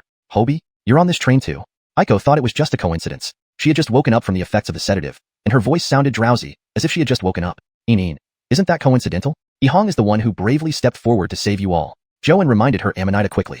Aiko's eyes widened as she looked at Hobie, disbelief written all over her face. Although Hobie had grown stronger over the past month, in Aiko's memory, he was still that skinny, frail boy who could be knocked over by a breeze. The idea of him fighting off criminals seemed unimaginable, but she hadn't expected him to have such a courageous side. Though she didn't witness his bravery firsthand, the doctors and nurses had already recounted the heroic scene in detail. The incident on the train had already spread like wildfire, everyone talking about how Hobie single-handedly fought with the criminals, using his body to block the escape route, and eventually apprehending the Jacob trafficking gang. Aiko had been imagining what kind of world-renowned hero would save her, but now seeing Hobie, she felt a mix of disappointment and deep gratitude. Hobie might not be the knight in shining armor she imagined, but he was a true hero who had stepped up and saved her life. She couldn't bear to think about where those traffickers might have taken her, or what her future would hold without him. Why are you speechless? Don't you believe it? Hobie teased her when she remained silent. I do believe it. Thank you, Hobie. I will repay your kindness in the future, Aiko promised sincerely. Hobie thought to himself, wouldn't it be better if she repaid him by becoming his wife? Of course, he didn't dare say it out loud. There was plenty of time ahead. He would take things step by step. He didn't want to scare her away. After all, she was the only person he had ever loved in both his lives. You've already repaid me, Hobie said earnestly. Aiko knew he was referring to the kindness she had shown him during high school. They smiled at each other. Her parents watched the 2 young people exchange glances, and an idea popped into their heads. Could these 2 be dating? Thus, they began scrutinizing Hobie more closely. This young Jacob seemed quite presentable, with thick eyebrows and large eyes. He was a bit tanned, but with some care, he could easily become fair-skinned again. Moreover, he appeared upright, brave, and smart. He helped others without expecting anything in return and could refile at temptation. His admission to Tianzhou University also spoke volumes about his intelligence. Overall, he seemed like a good match for their Amanita. The only downside might be his current circumstances. His clothes were simple, which suggested he wasn't well off. But that wasn't an issue. Their family had enough money. What mattered more was the character and virtues of their Amanita's potential husband. Neither Hobie nor Aiko realized that her parents were already thinking about their future plans. They continued discussing the events that transpired. It turned out that Aiko had accidentally stumbled upon a Jacob trafficking operation while using the restroom, seeing a Jacob with a young boy. When she tried to call for help, the leader of the traffickers covered her mouth with a cloth and rendered her unconscious. The young boy on the adjacent bed was visibly shaken from the ordeal, lying there in fear. At 5 years old, his sense of danger was extremely weak. His parents said he had wandered off while they were sleeping, lured away by a female trafficker with a couple of watermelon bubblegums. She had taken him to the restroom, sedated him, and planned to take him off the train at the next station. Unluckily for them, Aiko stumbled upon the scene, forcing the leader to deal with her first. This threw off their entire plan, and fearing exposure, they fled. Little did they know they would encounter the fearless Hobie, leading to their ultimate downfall. Hobie gently touched the little boy's head, saying, "Little buddy, the bad guys are gone now. From now on, everything will be smooth sailing for you. Trust me." A light seemed to rekindle in the boy's eyes, giving them focus. He softly grabbed Hobie's hand. "Brother, weren't you scared? They were so frightening." "I wasn't scared because evil can never overcome light. Do you believe in light? Whenever darkness descends, there will always be a beam of light breaking through to illuminate you." "Thank you, brother. When I grow up, I want to be a great hero like you." There was unprecedented determination in the boy's eyes. Hobie planted a seed of courage in his heart, hoping it would grow into a towering tree in the future. None of them knew that this little boy would indeed become a renowned hero later in life. "Okay, I believe in you. Great future hero, get some rest." Hobie smiled and bid him farewell. Meanwhile, passengers in other carriages were discussing the incident on the train. With so Jacoby eyewitnesses, it couldn't be hidden. So the train staff decided to announce the event over the intercom, praising Hobie's heroic actions. In their original carriage, June had taken their seats when the three of them failed to return promptly. She even boasted that they were probably not good people. The passengers in the carriage sneered at her behavior. Unexpectedly, the announcement singled out Hobie from carriage 3, seat 26, praising him for bravely confronting the armed criminals, saving 2 abducted individuals, and ultimately catching the entire trafficking gang. Everyone in the carriage was moved. They couldn't believe that the young Jacob who had disappeared had done such a remarkable thing. Finding someone like him was like searching for a needle in a haystack. It was truly rare. Now, June's actions annoyed everyone even more. She suffered the harshest criticism of her life, facing insults from dozens of people who spared no harsh words, some even spitting at her. Her husband and son wished they could disappear into thin air. Back in the carriage, most passengers were already asleep, as the night had been unusually peaceful following the ordeal. Everyone slept soundly. In the early morning, as dawn broke, Hobie's family received breakfast sent by the train staff, Aiko's family, and the little boy's family. There was so much food, they couldn't refuse it. In the end, Hobie shared some with the other passengers in their carriage to finish everything off. As expected, in a few hours, they would arrive in Tianzhou City. Chapter 41 Entrustment. After breakfast, Hobie visited Aiko again and was relieved to learn that she was completely fine before returning to his compartment. Aiko's parents had indirectly questioned their Amanita last night and found out that the two of them were not dating and had remained clean and innocent. Joe said she was relieved but felt an indescribable sense of disappointment inside. What a great son-in-law he would be, intellectually capable, martially skilled, and even able to cook. He was better than Aiko's father and would be hard to find in the future. Maybe she should encourage her Amanita to pursue him, but was it too early for that? Not really. They were both 18, old enough to date. Back when she and Joe were 16, they were already dating. Joe thought even further ahead. His Amanita was beautiful and kind-hearted, but lacked self-protection skills. How could he and his wife feel at ease knowing Aiko would be studying alone in Tianzhou City? Hobie seemed like a good young Jacob. Joe didn't miss how seriously this boy carried himself yet looked at Aiko with a gaze similar to how he used to look at Carla back then. But from what he observed, it didn't seem like their Amanita had any interest in him. Aiko was stunned by her parents' interrogation. Dating Hobie? Impossible. Your Oriental Express has arrived at its final station, Tianzhou Station. Please gather your belongings and prepare to disembark. As the announcement played, Hobie's family followed the crowd off the train. After the crowd dispersed, Hobie met Aiko's family again. He quickly offered to take Aiko's bag. "Let me carry it." Had it not been for her parents' indirect questioning last night, Aiko might have accepted his help naturally. However, after their random comments, she felt strange ripples in her heart, blushing slightly. Both sets of parents understood without saying much and walked together amicably. Ankit and Sonia liked Aiko very much, but knew from experience that there were significant differences between the two families. They felt their son didn't stand much of a chance, but didn't want to upset him by saying so. On the other hand, Aiko's family held a favorable view of Hobie, believing things should follow their natural course and see if anything developed between the two young people. Walking through the crowds, they eventually reached the waiting area where they saw a group of students in various school uniforms holding signs with school names on them. Tianzhou University's sign stood out with its bright red background and yellow letters. These students appear to be there to welcome new students. Hobie approached and asked, "Excuse me, are you responsible for welcoming new students?" The male student holding the sign replied enthusiastically, "Yes, we are. Are you a new student this year?" Hobie pointed toward Aiko nearby. "Both of us are." The male student waved over a female classmate who quickly ran over. "Hello, please follow me. The school buses are this way." They all hurriedly followed. Sure enough, the Tianzhou University buses were just a short distance away, displaying banners welcoming new students. "The bus will leave in 10 minutes. Please board," the female student instructed, placing them comfortably and explaining the departure time. After interacting with these senior students, Hobie felt highly optimistic about Tianzhou University. Their equal treatment, respect, and high standards gave him confidence that this would be a pleasant environment. Hobie and Aiko smiled at each other, sharing a similar feeling. Aiko glanced shyly out the window. The senior had arranged for her to sit next to Hobie. Hobie calmly started a conversation. "Which major did you choose?" "I chose economics." "You too?" Aiko asked in surprise. "Really? You as well?" It turned out Hobie had known Aiko wanted to attend Tianzhou University and decided to apply along with her without discussing specific majors. They hadn't realized they chose the same field independently. They exchanged another smile. "We're classmates now." Hobie was genuinely happy. This arrangement made things easier for him. From the front seat, Joe turned around. "What a coincidence. Both in the same major. Perfect. Ihong, make sure you take care of our Aiko." Hobie promptly assured her, "Auntie, definitely. I'll take good care of Aiko. Sonia giggled from the backseat. If Aiko's parents knew their son's intentions, they wouldn't say such things. Aiko blushed and whispered, I don't need him to take care of me. I can Jacobiage on my own. Joanne retorted, you can? You almost fell into the hands of Jacob traffickers. Leaving you alone for a bathroom break nearly gave me a heart attack. If college allowed parents to accompany you, your dad and I would never let you out of our sight. Aiko wished the ground could swallow her up. Her Camila always brought up embarrassing topics. I was just trying to help someone in need. Usually, I'm more cautious, she defended herself stubbornly. Hobie tried not to laugh. Hopefully, your dad and I can only be with you until the start of school. After that, you'll be on your own. Always seek advice from Ihong. He seems reliable. Ihong, I entrust Aiko to you. Mom. Aiko stomped her foot. In flaunting she didn't need Hobie's help. Don't worry, Auntie. I promise to take good care of Aiko, Hobie assured earnestly. In the front seat, Joe nodded approvingly. This young Jacob was indeed reliable, and they felt comfortable entrusting their Amanita to him. If Aro Jacobs blossomed between them later, so be it. Otherwise, everything could happen naturally. From the back seat, Sonia added, don't worry, Aiko's mom. We aren't planning to return home this time. I'll keep an eye on Aiko as well. Joanne was surprised they planned to settle in Tianzhou but understood. Their family skills meant they could earn a living anywhere, and Tianzhou provided an excellent platform. Thank you so much. Please call me Sister Leonard. I appreciate your kindness. My Amanita has read herself into ignorance, thinking naively and lacking social awareness. I've always worried about her safety. Knowing you'll look after her makes me feel much better.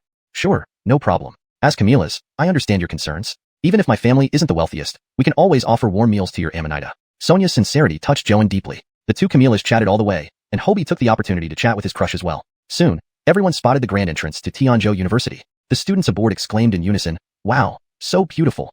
Chapter 42, Enrollment, New Classmates. The car drove into the school's designated parking lot through a side gate. As soon as they got out of the car, a group of senior students wearing volunteer armbands warmly gathered around them. Classmates, we are volunteers here to asfalate you with the enrollment process. We'll guide you through everything, please follow us. After the lead volunteer finished speaking, everyone began to work in an orderly Jacobner, with each family being assigned a volunteer to help carry luggage and show the way. Hobie and Aiko were respectively assigned a male and female volunteer. These volunteers led them towards the registration area. The school was large, and for the convenience of the new students, the registration points were set up in the canteen halls near the student dormitories to handle all procedures at once. First, they had to confirm their admission slots with the acceptance letters, then proceed to report at the designated spots for their majors. Following that were the payment of tuition and miscellaneous fees, and the allocation of dormitory rooms. Their major's tuition was just over 1,000 yuan, with annual accommodation fees being a little over 100. It wasn't too high nor too low. He was allocated a quad room. Hobie had already prepared some spending money in his bag and smoothly paid the tuition and fees. At present, they didn't have their own place in Tianzhou City, and this being their first year, he would definitely stay in the dormitory, which required no further thought.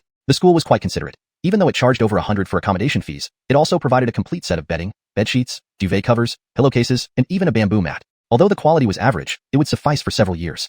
They also received a set of military training uniforms since all university freshmen undergo a month-long military training before the start of classes. The final step was to get school meal cards, water cards, and library cards. Meal cards, as the name suggests, were used for dining hall payments, water cards for hot water from the boiler room and showers, and library cards for borrowing books. Once everything was completed and the dormitory keys were obtained, the volunteers would lead them to their respective dorms. This meant that the two companions would part ways. Hobie had to say goodbye to Aiko, knowing they might not see each other again for days and unsure if they'd be in the same class. Aiko, goodbye. Hobie reluctantly handed her the luggage belonging to Aiko. Hobie, goodbye.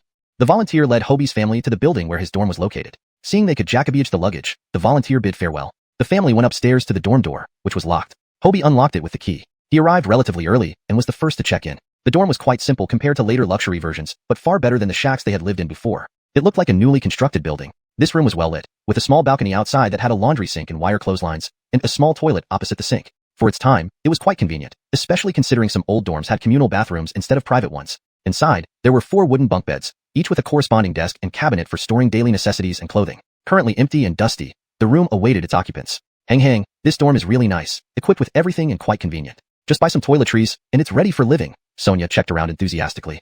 Yes, even the toilet is inside, very convenient for doing laundry and such, said Ankit, carefully inspecting his son's future home environment. During the earlier period in the car and while processing formalities, the parents had refrained from unnecessary conversation, fearing embarrassment and wanting to avoid any humiliation for their son. Now alone, they felt much more relaxed. This building should be relatively new, which is why it has an indoor toilet. Older dorms likely don't have them, commented Hobie. That's great.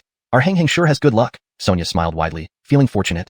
Hobie chose a bed with excellent lighting near a study desk, placing the issued luggage on it. I'll help clean up. Sonia naturally took the bedding from her son. Mom, I'm grown up now. Let me do it myself. You rest, replied Hobie as he began to arrange the bedding. All right, go ahead, said Sonia. Unable to keep still, she found an old cloth left by previous students on the balcony, washed it, and started cleaning the cabinets, desks, and chairs inside thoroughly. While Hobie was busy setting up his bed, a startled voice interrupted. There's someone in the dorm, exclaimed a young Jacob. Immediately, Hobie looked up to see a handsome, sunny-faced boy standing at the dorm entrance, eyeing him curiously. Hello, new classmate. I'm Carl. Nice to meet you.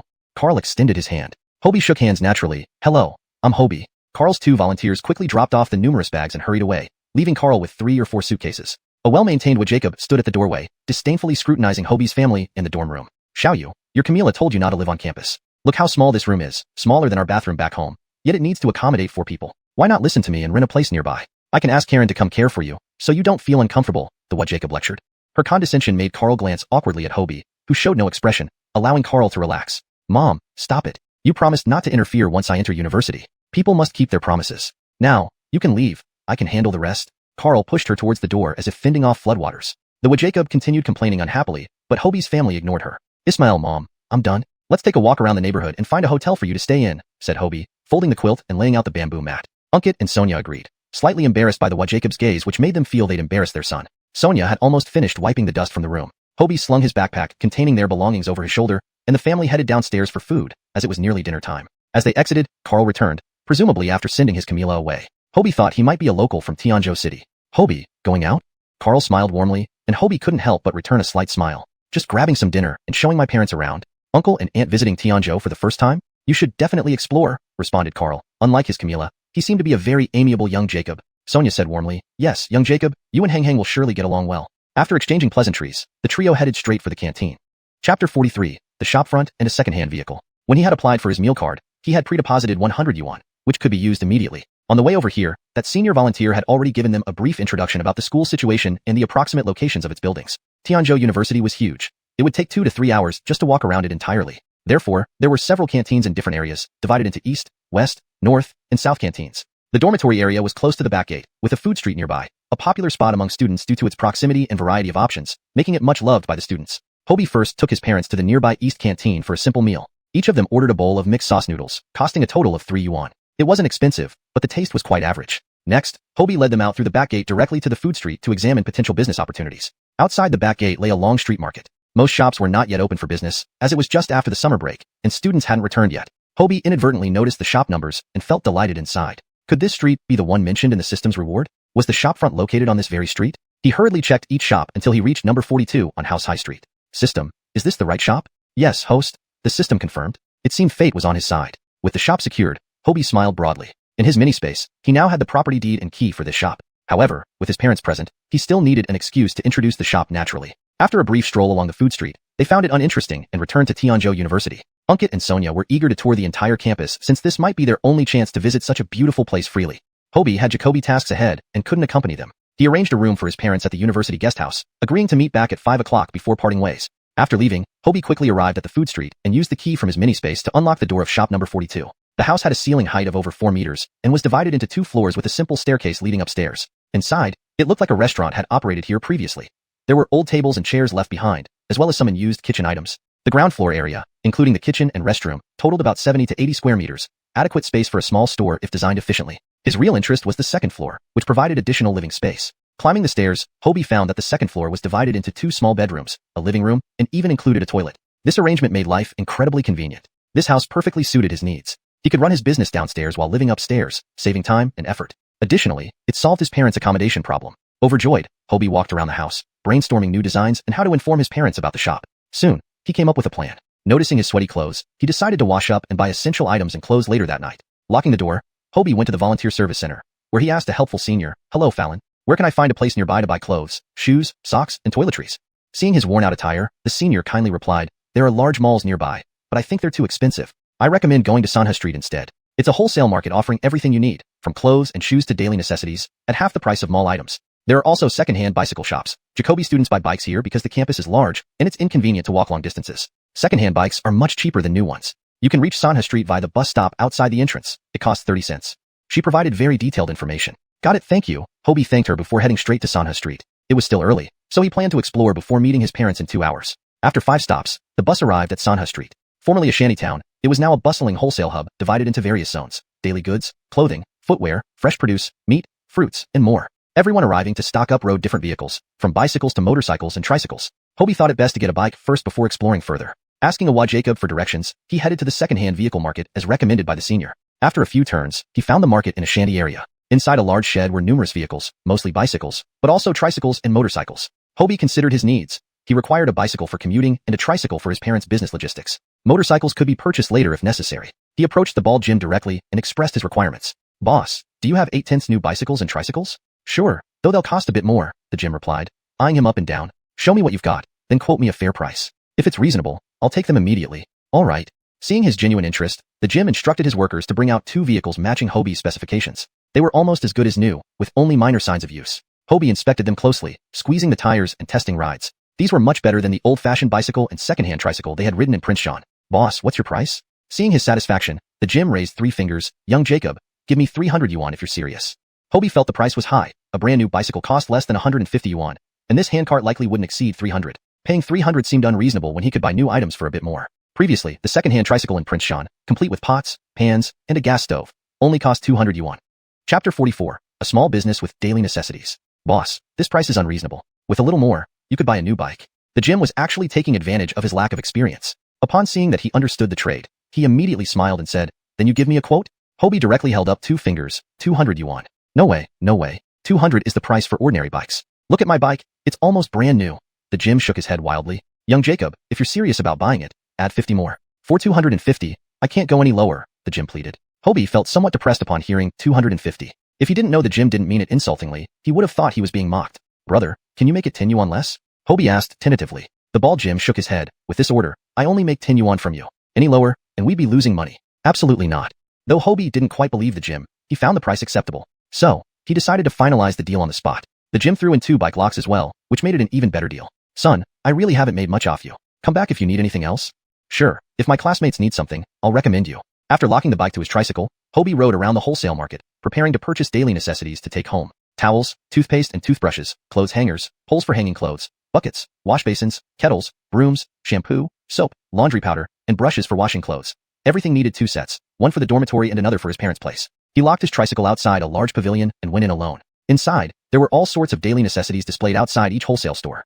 Hobie found a larger store and picked up a bucket and basin at the entrance to ask about prices. Boss lady, how much are the bucket and basin? The plump gym lady, busy organizing goods, looked up and said, 10 yuan for a set? These are made of rubber and very durable. Hobie inquired about a few other items. The prices weren't too cheap but were still better than the malls. Of course, a wholesale market couldn't always offer wholesale prices. Retail prices were comparable to those outside. Suddenly, a young Jacob rushed over and told the gym lady, Alina, add 50 sets of buckets, basins, kettles, and brooms, following our usual terms. Please load them onto my vehicle. I'll come back later tonight to pay. Husband, Xiao Iziang needs additional orders for 50 sets each of buckets, basins, kettles, and brooms. Help him deliver these to the front door. The gym lady named Alina shouted inside. Hobie had an idea. Alina, what price did you give him for the basins and buckets? The chubby gym lady glanced at him. He gets the wholesale price, so don't think about it. 10 yuan isn't too expensive for you.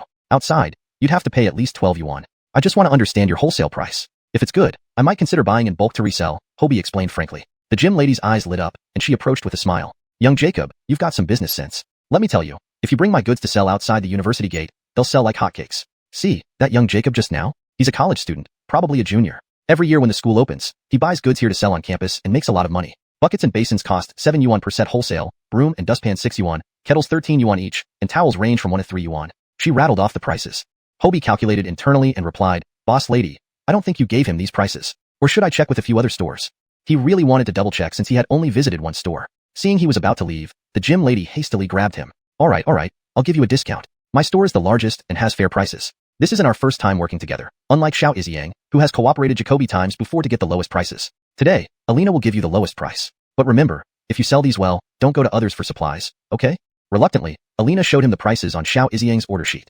Hobie inspected carefully and found that the student received prices about 1 yuan cheaper per item compared to what she initially quoted. In fact, Hobie had this idea after seeing the young Jacob picking up goods. With 4 to 5 days until school officially started, the shop could earn some pocket money by selling daily necessities while preparing for its opening. Since Alina agreed to give him the same price as the student, Hobie decided to place his order here. Based on his shopping list for daily necessities, he ordered 50 sets of basins and buckets at 6 yuan per set, 50 sets of brooms and dustpans at 5 yuan per set, 50 kettles at 12 yuan each, 55 medium-priced towels at 1 yuan each, 55 toothbrushes at 30 cents each, toothpaste, both Zhonghua and Cold Acid brands, at 2 yuan each box, 50 umbrella stands at 1.5 yuan each, 50 cloth hangers at 50 cents each, 50 bottles of Fuhua shampoo at 2.5 yuan each, 50 boxes of Shanghai and Safeguard soap at 80 cents each, 50 packs of small white cat laundry detergent, 2 kilograms, at 1 yuan each, 50 laundry brushes at 25 cents each. The gym lady took out her abacus and quickly added it up. That's a total of 1,649 yuan. How will you transport these goods? If you don't have a vehicle, my husband can help you deliver, But he'll need a service fee, she said cheerfully, having closed a big wholesale deal. Hobie had excellent mental math skills. He verified the sum while she was calculating, confirmed it was correct, and then pulled out mixed denominations of cash from his backpack. Alina, no need for delivery. Can I pick up the goods in 2 trips? My tricycle is small and can't carry everything in 1 trip. While counting the money, Alina responded, sure, no problem. Where is your tricycle parked? Once my husband finishes loading Xiao Iziang's goods, he'll help you move yours. Hobie filled his tricycle to the brim, securing it with nylon rope, and arranged to come back later for the rest. He cycled towards Tianzhou University, finding it easy despite the volume of goods due to their lightweight and his improved strength. He arrived at the store smoothly, unloaded the goods, and noticed it was close to the agreed time with his parents. He hurriedly rode back to the school, bringing a set of the daily necessities he bought earlier to his dormitory to both use and promote. This translation adheres to the guidelines provided, ensuring accurate, fluent English while maintaining the original tone and style of the text. Chapter 45, A Kind Leonard. Hobie locked his bicycle downstairs and returned to the dormitory with supplies. Besides his and Carl's bed, the other 2 beds were already dressed with sheets and quilts, but there was no sign of the others. They must have gone out. Carl looked like he had just woken up. You're back? Hey, where did you buy all these things? I need to get some living supplies too, Carl said, suddenly realizing that Jacoby items he still needed. His family used to take care of everything for him, but now it would be his own responsibility, giving him a new sense of freedom. Hobie thought, this guy clearly lived in a world without earthly worries. Would he even care about buying these? But since Carl asked, it'd be a waste not to pitch the idea. In these days before school starts, I plan to resell items bought in bulk. These are what I've kept for my own use. If you need anything similar, I can give you a good deal on the whole set price. 1 room only needs 1 clothes hanger and a broom set, so consider these as my contribution to the dorm. You don't need to buy them again. Other items are cheaper if bought as a complete set. Interested? Hobie hadn't worked out prices yet, so he was just hinting around. To his surprise, Carl enthusiastically replied, sure, I could use those. When the other 2 come back, I'll ask them if they need any too. He pointed to the other 2 beds. This young master was unexpectedly down to earth, lacking airs. Hobie smiled, great, thanks. I'll bring it over tonight then. No problem, I'll go eat first. Carl left ahead. Hobie quickly put things away, locked the door, and went downstairs to look for someone at the hostel. Just as he arrived, his parents came rushing back, having lost track of time while playing. Mom, I'm here. Sonia uncertainly approached her son pushing the bike. Son, is this bike? Unkit touched the new bike affectionately. This is a new bike I bought from the second-hand market this afternoon. Let's talk while we walk. Hobie led them toward the storefront area, telling them what he did that afternoon. Mom, Ismail, I made a decision behind your backs. Please don't blame me. What? The couple anxiously looked at their son. Hobie whispered into their ears. I saw a storefront for sale near the entrance. The seller urgently needed money for his sick child, so I bought it without discussing it with you guys. It cost all our savings of 50,000. Unkit and Sonia were taken aback. Son, how could you make such a big decision without us? Are you sure you didn't get scammed? What about the paperwork? How big is the house? Quick, let's go see it. Sonia walked out anxiously. Unkit, however, seemed more experienced. The storefronts outside look alike, roughly 70 or 80 square meters. In Tianjin City, commercial property costs over 1,000 per square meter. At 50,000, it might not be a bad deal. Hobie thought. Dad wasn't a talkative person, but his observational skills were strong. The seller originally wanted 70,000. I didn't have that much. Suddenly, he spoke into a black device and agreed to 50,000, flaunting on immediate transfer. He probably had some connections and finalized it quickly. Now, the property deed is in my bag. Black device? It must be a pager. He likely received news about his child's condition and hurriedly sold it. Maybe Daryl really got a bargain. Unkit nodded, seeming well-informed. Hobie chuckled inwardly. Dad had provided a perfect reason for him. That's right. Sonia felt relieved after hearing the explanation. As long as they weren't scammed, it was fine. Upon reaching the place and seeing the spacious, 2-story layout of the property, both parents were delighted.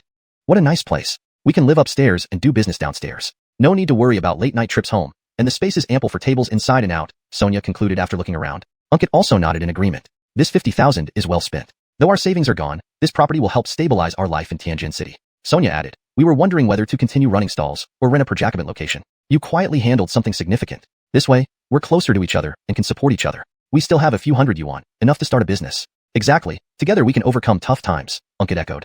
Hobie took out the property deed. Since it happened fast, the property was transferred under my name. Though uneducated, both parents had attended literacy classes and could read basic words, recognizing their son's name. Confirming the property was in his name reassured them. We're getting old. It's better if it's under your name for future convenience. They happily toured the entire house, increasingly satisfied, discussing its setup. These items were left by the previous owner, right?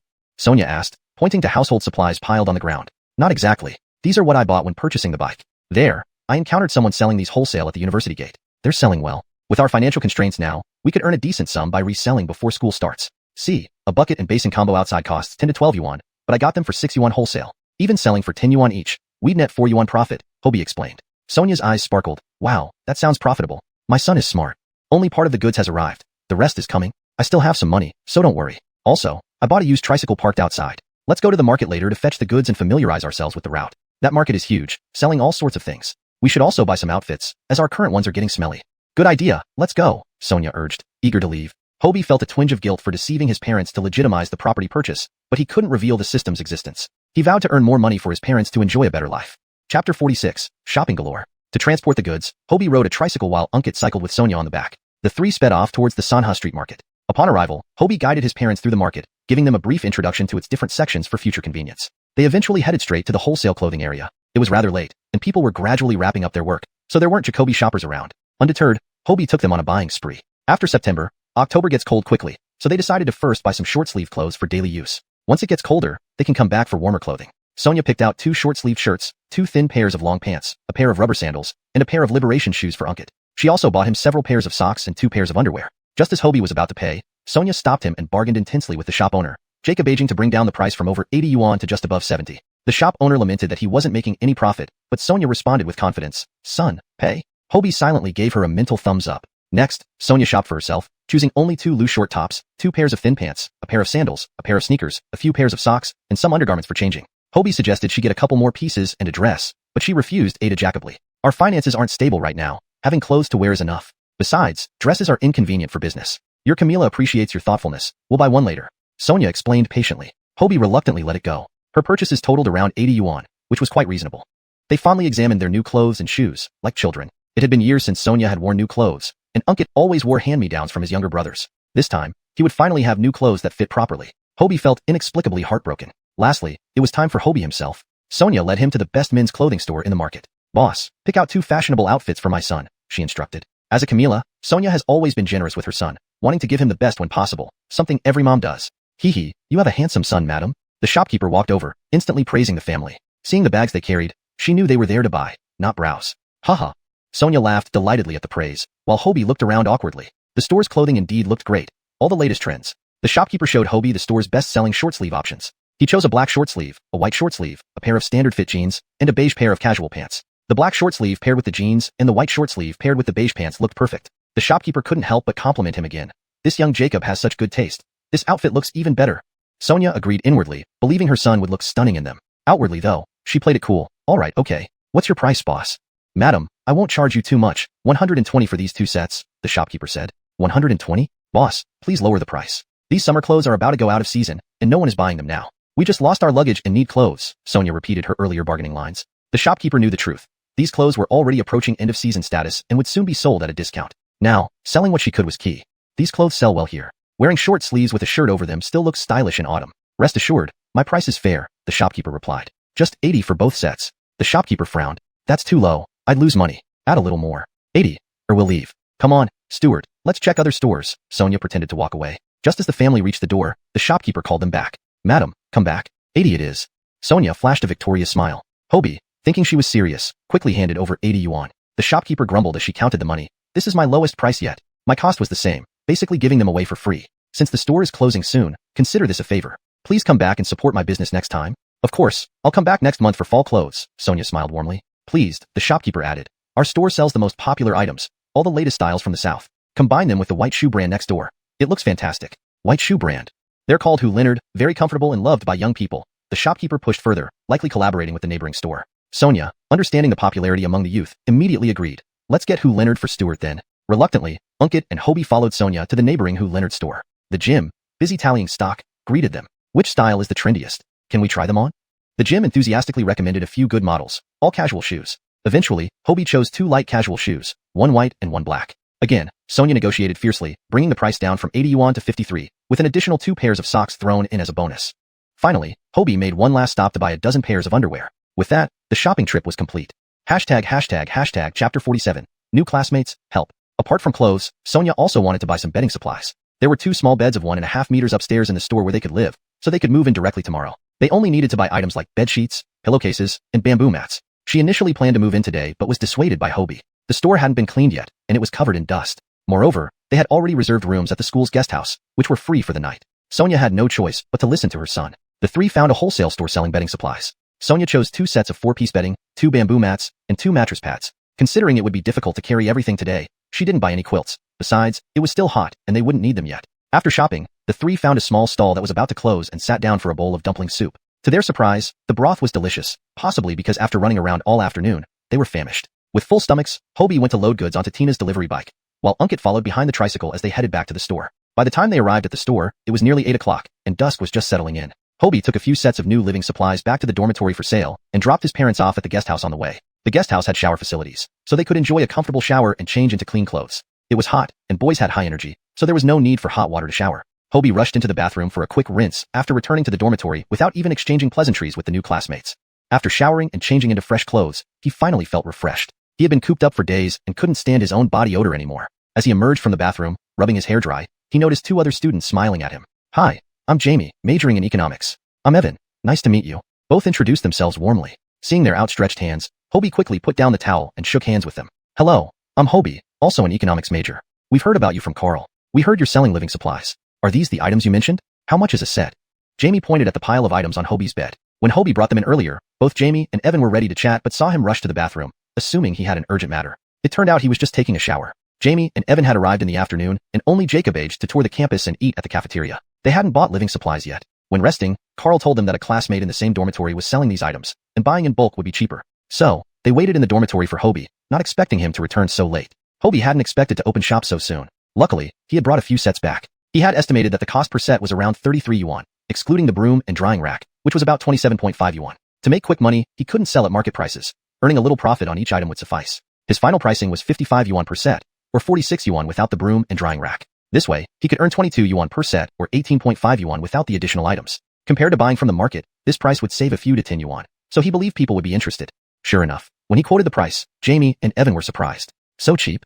Unlike Carl, who seemed detached from worldly matters, they were ordinary kids and knew market prices well. Expecting the cost to be around 70 or 80 yuan, they were pleasantly surprised by the 55 yuan price. Moreover, Hobie mentioned that he would provide the broom and drying rack for the dorm, so the others only needed to pay 46 yuan for a complete set of living supplies, including face basins, buckets, kettles, hangers, laundry detergent, toothpaste, toothbrushes, soap, towels, scrub brushes, and shampoo. This deal was too good to pass up. Jamie, a bit overweight and looking honest, remarked innocently, "Won't you lose money selling so cheaply?" Hobie laughed. "I won't lose money, just earn less. Do you want to buy?" All three exclaimed together, "Yes." They immediately handed over the money. Hobie happily received 138 yuan and divided the items into 3 sets. Evan hesitated, looking at Hobie. Hobie asked, "Is there a problem with the items? If there's a quality issue, I can't exchange them." "No, everything is great. I just think you're very clever to come up with this method to make money. If only I were as smart as you." Hobie understood. This student likely came from a humble background, despite his vibrant demeanor. His clothes were worn white and the hem was frayed, suggesting financial difficulties. Teaching others could take food out of one's own mouth, so Hobie wouldn't share his livelihood easily. However, helping him within reason was possible. "I'm doing this to earn pocket money. Do you have time? If you're willing, bring someone to buy my living supplies set before school starts. For each successful sale, I'll give you a yuan as a commission. My stall is right outside the school's back gate on the food street. It should be easy to find since we are the only ones selling living supplies on that street." Before Evan could reply, Jamie eagerly chimed in, "Really? Can I join too?" No one minds making extra money, especially since opportunities for students to earn were rare. Evan quickly agreed. "I'd be willing." Hobie had no objections. He was worried about promoting his stall, and now he had helpers. So it's settled. Wages will be paid daily based on per Jacobs. Jamie and Evan were eager, while Carl showed little interest in making money. He seemed to come from a well-off family and had never worried about finances, handing Hobie a 100 yuan bill earlier. But Hobie observed that Carl had low material desires and enjoyed simple pleasures. He took the supplies and immediately used them without complaints. From what Hobie could see, these 3 classmates were easygoing. Chapter 48. Blockbuster hit, sellout, restocking. On his first day at school, Hobie spent the entire day busily occupied. After tidying up and lying down on his bed, he suddenly remembered that he hadn't signed in for the day. "System, sign in," he said to the dog system, which had recently failed to remind him to sign in daily. "The host has signed in at the dormitory and received 1 comfortable bamboo mat. Please check it." Alright, something is better than nothing. Hobie took advantage of his roommate's bathroom time to quickly take out the bamboo mat from the microspace and lay it down. To his surprise, this mat looked just like the ones distributed by the school, but after lying on it for 10 minutes, it still felt cool and very comfortable, without any sticky sweat. Better than a fan even. The ordinary bamboo mats issued by the school would make his back damp within a short while. Okay, the dog system was actually quite useful. Tomorrow, there were still Jacoby things to arrange. Hobie smiled contentedly as he fell into a deep sleep. In the morning, after getting up, Hobie went to the cafeteria to grab 3 breakfasts before heading to the guest house. Mr. and Mrs. Leonardo had already woken up and were waiting outside for their son. They ate breakfast while walking together. Once they reached the store, Hobie laid out his plan for selling the sets, and both his parents wholeheartedly agreed with every aspect of his decision. After everything that had happened, the couple had become firm believers in their son's judgment and trusted his choices completely. Even if they thought there might be issues, they would unconditionally listen to him. Initially, Hobie had expected to spend considerable time persuading his parents, but when they unexpectedly and unanimously agreed, he was left speechless, forgetting all the prepared arguments. He could only awkwardly scratch his head. Then, the 3 of them began organizing the merchandise, arranging them into complete sets. Everything fitted perfectly into buckets, and the pots were carried separately, making it convenient to transport. While sorting, Hobie informed his parents of the fixed prices he had set. Only these two amounts were listed, so there was no need to worry about confusion or mistakes. It was simpler than selling items individually, although he wasn't sure if anyone would buy into it. The trio was busy organizing goods in the store. Sonia also found some time to clean the place, clearing out most of the front area to display these products. Meanwhile, Jamie and Evan, eager to earn their commission of 1 yuan per set, diligently walked up and down the floors, knocking on dormitory doors whenever they saw signs of occupancy, promoting the sale of the living essentials set. This price was incredibly attractive, and Jacoby people showed interest, but most had already purchased part of what they needed and wanted to buy individually. However, Hobie inflated on selling only complete sets, leading to several lost sales. Occasionally, though, someone would agree to buy, resulting in sales despite the effort required to climb several floors for each successful transaction. Jamie brought customers over, easily finding the small stall mentioned by Hobie, where they happily bought a set. Encouraged by their success, they became even more motivated. By around 9 o'clock, Jacoby new students started arriving on campus. Seeing this, Jamie and Evan focused on these newcomers, energetically hawking their products. Some thought they were scammers and chased them away, but others expressed interest and promised to join them for purchases later. After finishing organizing the goods, Hobie couldn't sit idle. With 3 people already watching the store, he entrusted the 2 classmates' situation to his parents. Just record each sale and settle accounts later. Deciding to be proactive, he hopped onto a tricycle loaded with goods and went around campus to sell. He also bought a loudspeaker from a nearby store, recording a message, complete sets of living essentials, everything you need, only for 46 yuan. Don't miss out. Riding through crowded areas, especially student gathering spots, proved effective. Many stopped to browse and ask questions. With increasing interest, his stall was soon surrounded. Students either bought whole sets or pooled money with friends. In no time, all 10 sets on the tricycle sold out, with more still wanting to buy, asking when he'd return. Hobie directed them to his store for the same price. Surprised at how well it sold, he regretted not bringing more and decided to stock up again, knowing he'd likely sell out the 50 sets today. Without delay, he rode the tricycle back to Sanha Street Market. Alina, I need another 100 sets of yesterday's items. I'm in a rush. Let me take one load now and come back for another later.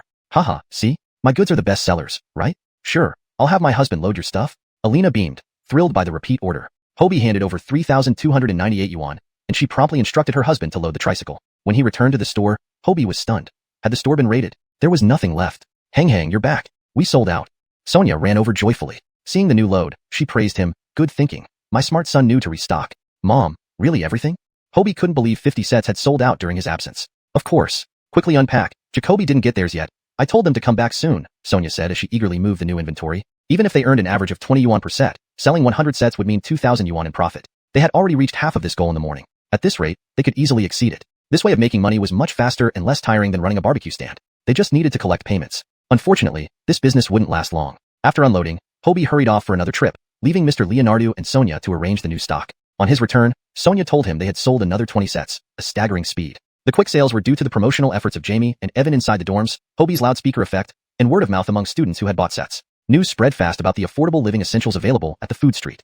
Even the volunteer welcoming committee found the prices incredibly cheap, knowing they had spent nearly 70 yuan buying similar items upon arrival. They enthusiastically recommended the food street to incoming freshmen for quality and cost-effective living essentials. If Hobie had known, he might have offered those volunteers a bottle of water for their help. What powerful advertising! Thus, the brisk business continued, proving to be both profitable and efficient for Hobie and his family. Chapter 49. Business too good. Mom sauce noodles. Business was booming beyond belief, and Hobie directly placed a megaphone outside his shop so that any students who heard it would immediately know where to find them. Jamie and Evan had also done well this morning, making almost 7 or 8 trips back and forth. Eventually, they started picking up goods from Hobie and selling them at school, before returning with the money. All counted as sales. The 3 of them grabbed lunch from a nearby shop during midday, hastily eating while continuing to sell items. Today seemed particularly busy with Jacoby new students and parents coming in waves. Most customers paid, took their items, and left immediately due to the crowd. By 2 o'clock, only about 40 sets remained from the latest stock. Sonia urged Hobie to restock immediately.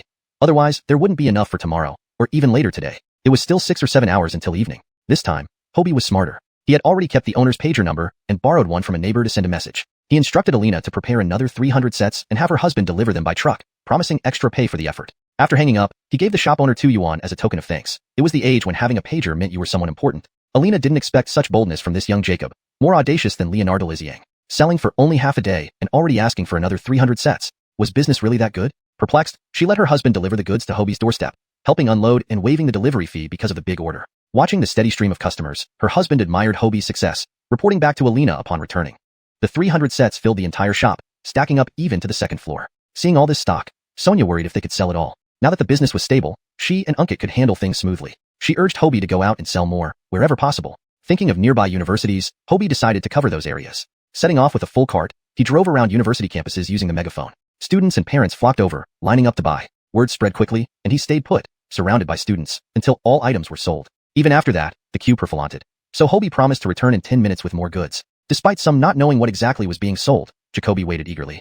Hobie's booth outside university grounds proved more successful than the shop, needing only to constantly supply and collect payment. He continued selling until past 6 in the evening, calculating around 100 sets from 2 full carts, equivalent to nearly 2,000 yuan in 2 hours. Returning to the shop, business was slowing down. Sonia excitedly informed him of selling another 130 sets in the afternoon. Including the earlier sales, they had sold around 350 sets in total, leaving only 100 sets remaining. They had made 7,000 yuan in a single day. This was incredibly lucrative. With fewer people now, Sonia turned to tidying up their home. Yes, this shop was now their home. She cleaned the beds, laid fresh bedding and mats, wiping down every inch of the place until sparkling clean. Then, she bought noodles, pork, and vegetables from the nearby market. Since they had barely eaten much for lunch, she wanted to make a hearty meal for the men and children. Knowing they needed proper nourishment, she prepared her signature dish, sauce noodles.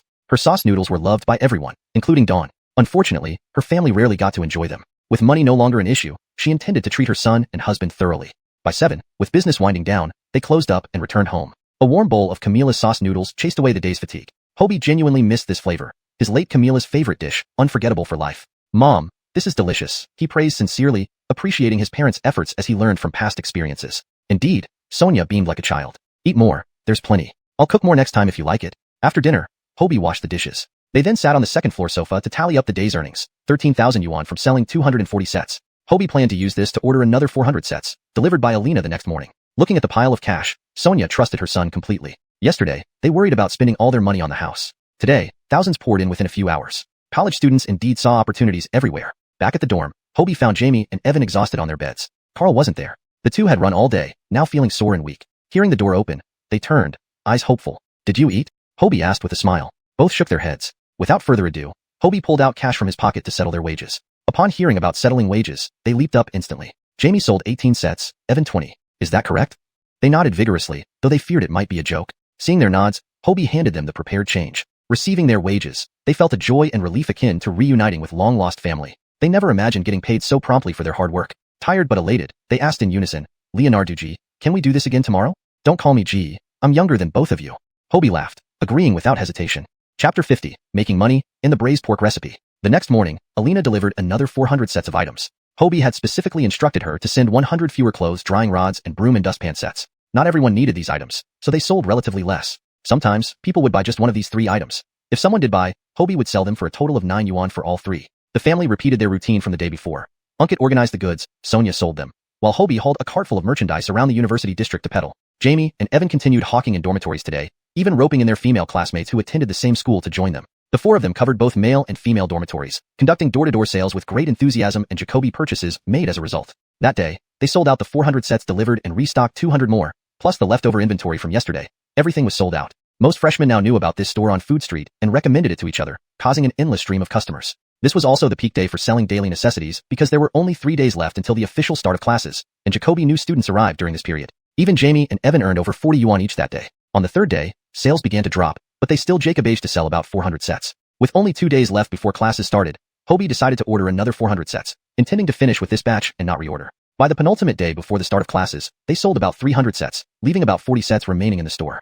On the last morning, the remaining sets sold quickly. Hobie sold off the leftover brooms and drying rods at a discount, and Sonia cleaned the empty store thoroughly, bringing an end to the 5-day venture in selling daily necessities. The family closed the shop and returned home to tally their earnings. Sonia brought out the small chest where they stored the money, took the key from around her neck, and unlocked it. She hadn't slept well these past few days, worried about the large amount of cash kept at home. The 4 of them gathered the money together and sorted it into stacks tied with rubber bands, then began counting. After 2 counts, they confirmed there was 43,560 yuan in the chest. This nearly matched their previous savings. In Prince Shan, they worked tirelessly selling fried rice during the day and barbecues at night for over a month to earn nearly 30,000 yuan. At the time, they felt very accomplished. However, they had earned this much in just under 5 days. Despite being busier than usual, it wasn't as strenuous as their time in Prince Shan. Hobie made a rough estimate. First day, ordered 450 sets. Second day, 600 sets. Third day, 500 sets. Fourth day, 400 sets. Over 4 days, they received a total of 1,950 sets. Calculating an average profit of 20 yuan per set, they should have made around 39,000 yuan from these 1,950 sets. They also had to deduct the wages for Jamie and Evan, 210 yuan over 4 days, and their classmates who earned about 100 yuan each. Subtracting the profits and wages from the 43,560 yuan, the remaining several thousand yuan covered Hobie's initial investment. Unkit and Sonia looked at the stack of money in disbelief. No wonder people wanted to move to big cities. The money came in so fast. The couple had been worrying about finances and their future just yesterday, but now they suddenly had a significant sum earned entirely through honest labor.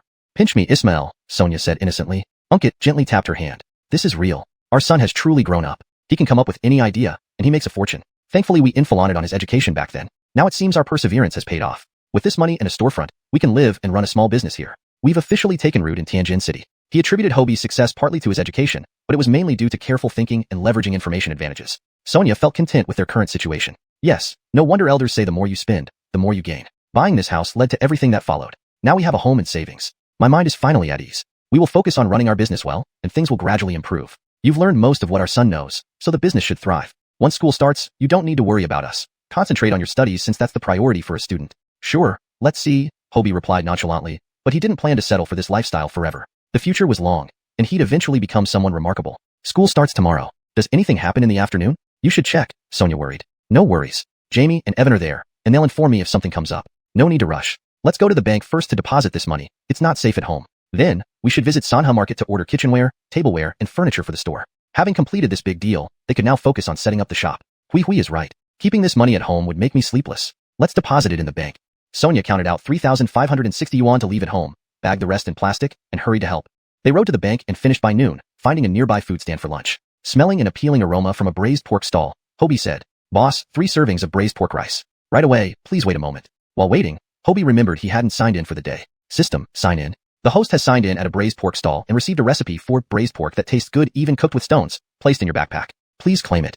A braised pork recipe? Perfect timing. Hobie had been contemplating what future ventures their small shop could take on. They couldn't repeat their Prince Sean days of serving fried rice for lunch and barbecuing at night. Egg fried rice was too limited, and they needed variety. The barbecue business was mainly nighttime, which seemed wasteful of daytime hours. This braised pork recipe aligned perfectly with his vision of street vendors offering ready-to-eat braised meats, requiring minimal effort once prepared. It was a feasible business option. System-provided recipes were always top-notch, ensuring quality flavor. He could prepare the meat overnight and start selling it fresh in the morning. During the day, they could prepare ingredients for the evening barbecue, balancing both businesses efficiently. With another potential source of income secured, Hobie felt even more motivated, and the braised pork tasted especially delicious that day. Finishing lunch, they rushed to Sanha Street to handle more business.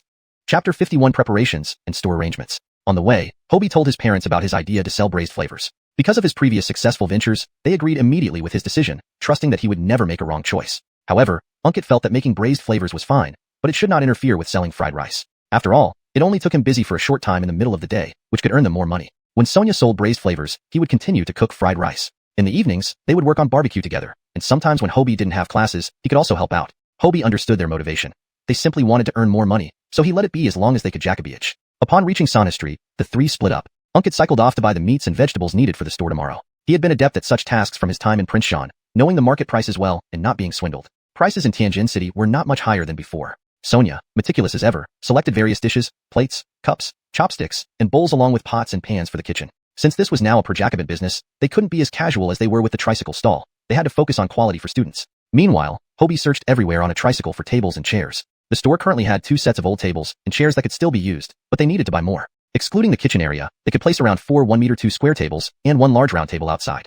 Hobie already had a plan for their arrangement in his mind. Stopping by a furniture shop, he found it specializing in solid wood crafts Jacobship. Numerous pieces were neatly stacked aside while workers were busily sanding and applying varnish.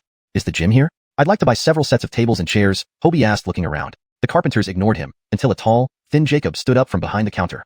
Which style do you want? We have all the trendy styles available and can also custom make. Boss, do you have any ready-made ones? We run a restaurant, so we don't need fancy designs, just quality goods about 1-meter-2 in length will suffice. The Jacob smiled broadly, thinking a restaurant owner must need more than one set. How Jacoby sets do you need? Several styles are available. Let me show you. Look, these 2 square table models are in stock. This one is made from better wood with a nicer design, priced at 300 yuan per set. This simpler model is more popular at 200 yuan. Both come with 4 benches each. Which do you prefer? Hobie was surprised by the high prices. It wasn't necessary to buy top-quality furniture for a restaurant, so the 200 yuan set was enough. Can you reduce the price, boss? I'll take 4 sets of square tables and 1 round table, he negotiated. I'm giving you a fair price. The thin Jacob acted reluctant. Finding it too expensive, Hobie left, deciding to find another shop. Seeing him leave, the Jacob was stunned. So how much do you want to pay? Hobie was bewildered. Didn't you say no negotiation just now? 150 yuan per set. Hobie felt the quality was good, but wasting it on a restaurant seemed a bit extravagant. However, since they didn't have time to wait, they had to settle for what was available. The Jacob winced. That's too low. No profit for me. How about adding a little more? Come see our round tables. If you only need one, there are plenty of choices. Which is the cheapest? Hobie inflated on the lowest price. The cheapest is that one, 300 yuan, pointing to a dusty large round table in the corner. Hobie thought to himself that if he was going to sell unsold inventory at 300 yuan, the Jacob surely saw him as a fool. Boss, 4 square tables and 1 round table for 800 yuan. Take it or leave it. Hobie didn't want to haggle further as he had other things to buy. With a strained expression, the Jacob knew Hobie meant business. Earning less, but earning nonetheless, especially given the slow recent sales, he finally agreed. All right, consider it my first sale today. If you're satisfied, come back again.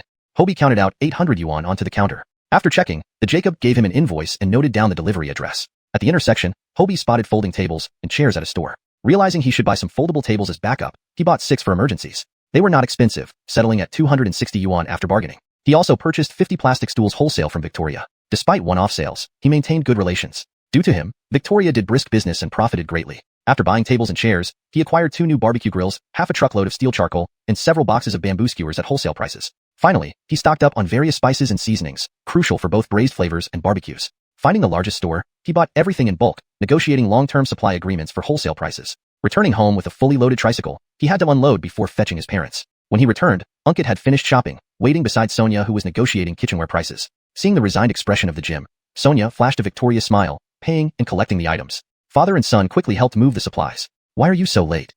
The tricycle was full. I had to make a trip back. Sonia directed them to transport everything, eventually loading it onto the tricycle. By then, Hobie was exhausted. Mom, what did you buy? So much. All useful items, Sonia laughed, slightly embarrassed. Thus ended their busy preparations, setting the stage for their new venture. ####Chapter 52.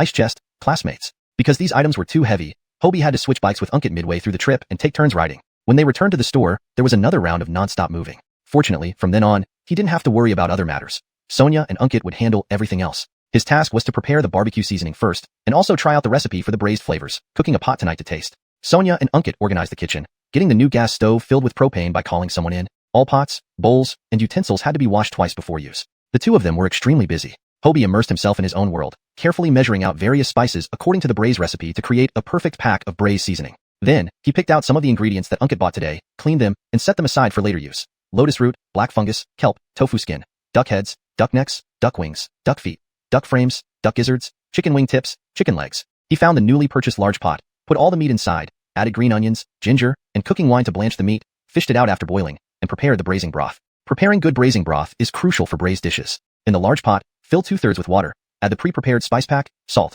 monosodium glutamate, MSG, Sichuan peppercorns, dried chili peppers, ginger, garlic, oil, and cooking wine. Start boiling, and once the water is boiling, simmer over low heat for 10 minutes to make the braising broth. The work of preparing the braised flavors was half done, and now came the braising process. Controlling the time for each ingredient's braising is key to achieving the best color, aroma, and taste. For example, duck heads take about 30 minutes, duck feet only need 15 minutes, duck necks require a bit longer, about 40 minutes, duck gizzards, frames, and wings can be taken out after 23 minutes. After braising the meat, vegetables can be added next. Vegetable braising times are even shorter. After all the ingredients are braised, let the braising broth cool down and soak all the braised foods in it. Soaking for at least an hour will allow the flavors to penetrate. Soaking overnight is even better.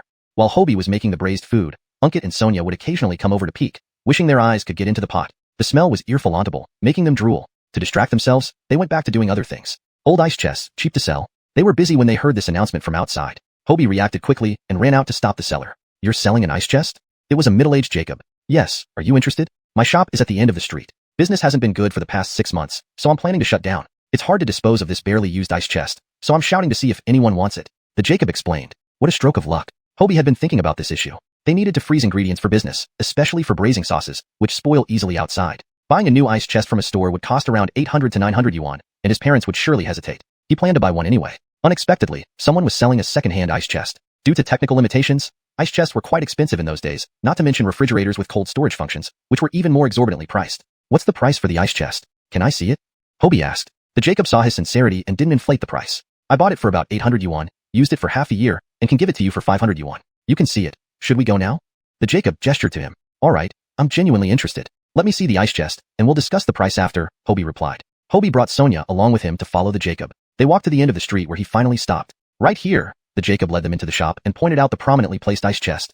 Hobie opened it to check. Its size was just right to fit into the corner of their kitchen. The exterior looked almost new and clean, and its cooling purr for Jacobs was impressive, fitting the quality standards of the era. Seeing his satisfaction, Sonia showed her bargaining skills and haggled with the middle-aged Jacob. Eventually, they settled on 400 yuan. This left most of the family's spare cash, but Sonia still felt a bit painful. The Jacob was kind enough to help them transport the ice chest to the store using his small cart. With a brand new household item, Ankit and Sonia became curious and studied it, even forgetting about the braised food. The freshly made braised food smelled strong but obviously lacked flavor upon tasting. Hobie soaked the braised food in the pot and informed his parents that furniture delivery was coming soon, explaining how everything should be arranged in the store. Only then did he prepare to return to school. Jamie had visited earlier, mentioning that there was a class meeting at 4 in the afternoon in the large classroom of Building 1. He might have come at an inconvenient time as Hobie was buying supplies and missed the notice. Jamie asked the neighboring breakfast shop owner to tell Hobie. Rushing to the large classroom, he arrived as everyone had mostly gathered. Under everyone's watchful eyes, Hobie leisurely walked to the front row and sat down. The clock on the wall in the large classroom read exactly 4 o'clock. He hadn't been late. The counselor on stage cleared her throat and said,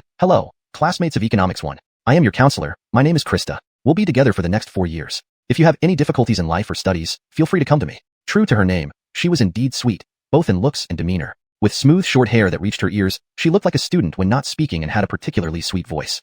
In our class, there are a total of 35 students. There are more males, 23 of them, and only 12 females. Now, starting from this side, please come up one by one to introduce yourselves so we can all get to know each other. This was a common routine at the beginning of school, self-introductions. Hobie idly turned around, looking around. Sure enough, the classes were divided according to the order of registration. The guys from his dormitory and neighboring dormitories were all in the same class, being among the earliest arrivals. If Aiko came in the same batch, there was a possibility she might be in the class. Hobie pretended to casually glance at the girls. Effortlessly, he spotted Aiko standing out among the dozen or so girls. She wore a pink dress, her hair tied up high, exuding youthful charm. Almost none other than Aiko filled Hobie's vision. Aiko noticed someone openly staring at her and frowned when she realized it was Hobie. Her expression immediately brightened. He hadn't shown up for days and almost missed the class meeting, likely busy somewhere, much to the disappointment of her parents who wanted to invite him to dinner. Seeing her look, Hobie smiled widely. They were classmates again. Look, they had such a strong connection after all. Chapter 53. Dinner Invitation 4, Tricycle Brother. Hobie's smile was pure and genuine, captivating several girls sitting beside Aiko who thought he was smiling at them. They couldn't believe such a handsome guy was in their class. He's so good-looking, just like Baron. Do you think so? I thought it was only me. He's a bit too tan. If he were lighter-skinned, he'd be even more like him. Aiko felt uncomfortable listening to her dormmates discuss, as if someone had taken something that belonged to her. It left an unsettling feeling. Where is he handsome? She grumbled out loud. In her heart, she acknowledged that the former Hobie was a skinny, poorly dressed boy who walked with his head down, rarely smiling, making his average looks even less appealing. The current Hobie, although not tall, now had a healthy build, dressed in clean white short sleeves and blue jeans. His hair, longer than usual, was styled in a trendy side part. Radiant and enthusiastic, his smile shone brightly, enhancing his naturally handsome features to near perfection, like a celebrity from a poster. Sitting in the front row, Hobie was soon called up to introduce himself. He stood confidently and walked to the podium. "Hello everyone, my name is Hobie, from Prince Shan City." Before he could finish, some boys in the audience teased, "Haha, Tricycle Brother, we know all about you." Perplexed, Hobie replied, "Tricycle Brother? Do I know you guys?" One of the loudest hecklers stood up to explain. It turned out that due to his family's recent success selling daily necessities on Food Street, Hobie had become quite well known. Every day, he rode his tricycle around the area, providing warm service and reasonable prices, attracting Jacoby students who now knew and affectionately nicknamed him Tricycle Brother. No one expected this famous Tricycle Brother to be a real college student, rather than a business Jacob. "Haha, thank you all for supporting our family business," Hobie said after understanding the context. He found it amusing. "While we're on this topic, let me take this chance to advertise for our little shop. It's located at number 42 Ho High Street. We specialize in braised dishes and barbecue. Our fried rice is absolutely delicious. Classmate Aiko has tried it, so feel free to ask her. It's really good. Come and try it when you have the chance. Mention my name for a 20% discount." Turning a self-introduction into a commercial, everyone burst into laughter. Even the counselor Leonardushan couldn't help but smile, enjoying the youthful exuberance. Students looked around to identify Aiko. Some wondered if the food was genuinely tasty and whether the 20% discount was real. Aiko clenched her fists, frowning slightly. Why did he mention her in this embarrassing situation? Her dormmates whispered, "Are you old classmates? Do you have issues? That's why you said he wasn't handsome." Unexpectedly, the counselor Leonardushan chimed in playfully. "Who is Aiko?" Grudgingly, Aiko stood up. "Teacher, I'm Aiko. Is his food really that good?" Everyone asked in unison. Hobie looked at Aiko adoringly. It was clear they shared something special. Leonardushan understood the implication of Hobie mentioning Aiko specifically, to establish that Aiko was under his protection. She thought it cute how young love worked. Aiko blushed, tugging at her skirt nervously before finally mustering the courage to speak. "His fried rice is super yummy, and the grilled skewers are outstanding. You should definitely try them. Highly recommended." Somehow, Aiko Jacobaged to say these words despite her conflicting emotions, embarrassed by the advertisement but proud when asked about it, speaking wholeheartedly from her experience. The sincerity touched everyone, prompting whispers of admiration. "What a beauty. She sounded convincing. I believe her. I wonder what their relationship is. Probably a couple. We should try it tomorrow." The skeptics would eventually regret doubting Hobie's cooking prowess. "Ahem, since Aiko vouches for you, do you really offer a 20% discount?" Leonardushan teased. "A definite 20% discount," Hobie declared generously. Thus, both Hobie and Aiko became well known within the class. After introductions, Leonardushan organized the boys to move books from the office and distribute them. Each student received a schedule for the semester. Finally, an announcement. Military training starts tomorrow morning and lasts for half a month on the outdoor field. Rise at 6, attend punctually. Elections for class officers will follow training. Those interested should show initiative. Groans filled the room. Half a month, so long. So hot outside. All my hard work getting paler gone to waste. My goodness, 6 in the morning? I'll still be dreaming. Leonardushan dismissed the class. Hobie headed straight for Aiko, with her dorm mate stepping aside, reminding him about the 20% discount and asking about their relationship. Amused by their teasing, Hobie passed by with a smile. Suddenly remembering her parents' request, Aiko invited Hobie for dinner. Her parents had toured Tianjin thoroughly, bought tickets back to Prince Shan for the next day, and wished to invite Hobie's family to dinner as gratitude for saving Aiko without asking for anything in return. Dinner tonight? They both said simultaneously, laughing at the coincidence. Nearby classmates joined in the teasing. Oh, a date, huh? Where are you eating?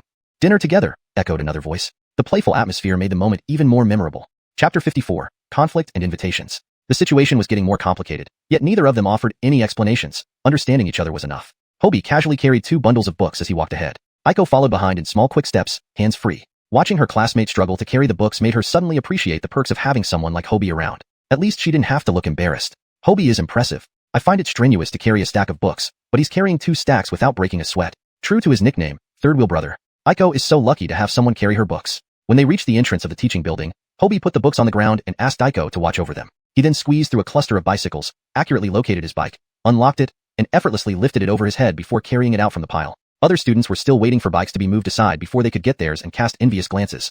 None of them had the strength to lift bikes like that and preferred to wait patiently. A male student named Ronnie Liu, whose bike was also locked inside, saw Hobie's method. That you? My bike is in there too. Can you help me get it out?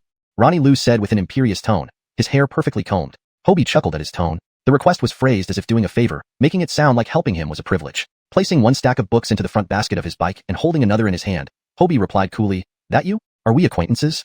Without further ado, Hobie rode off, leaving everyone envious. Even if he wanted to appear polite, Hobie wouldn't have helped since the class was big, and helping one person would mean helping everyone. Moreover, this guy lacked jack of nerves. During self-introductions, Ronnie Liu had been disgustingly boastful. He claimed to be from Tianzhou City, where his family owned a business near the school. His parents had even opened a shop on the food street nearby for his convenience, boasting it was bigger than some others. Some people included Hobie, of course.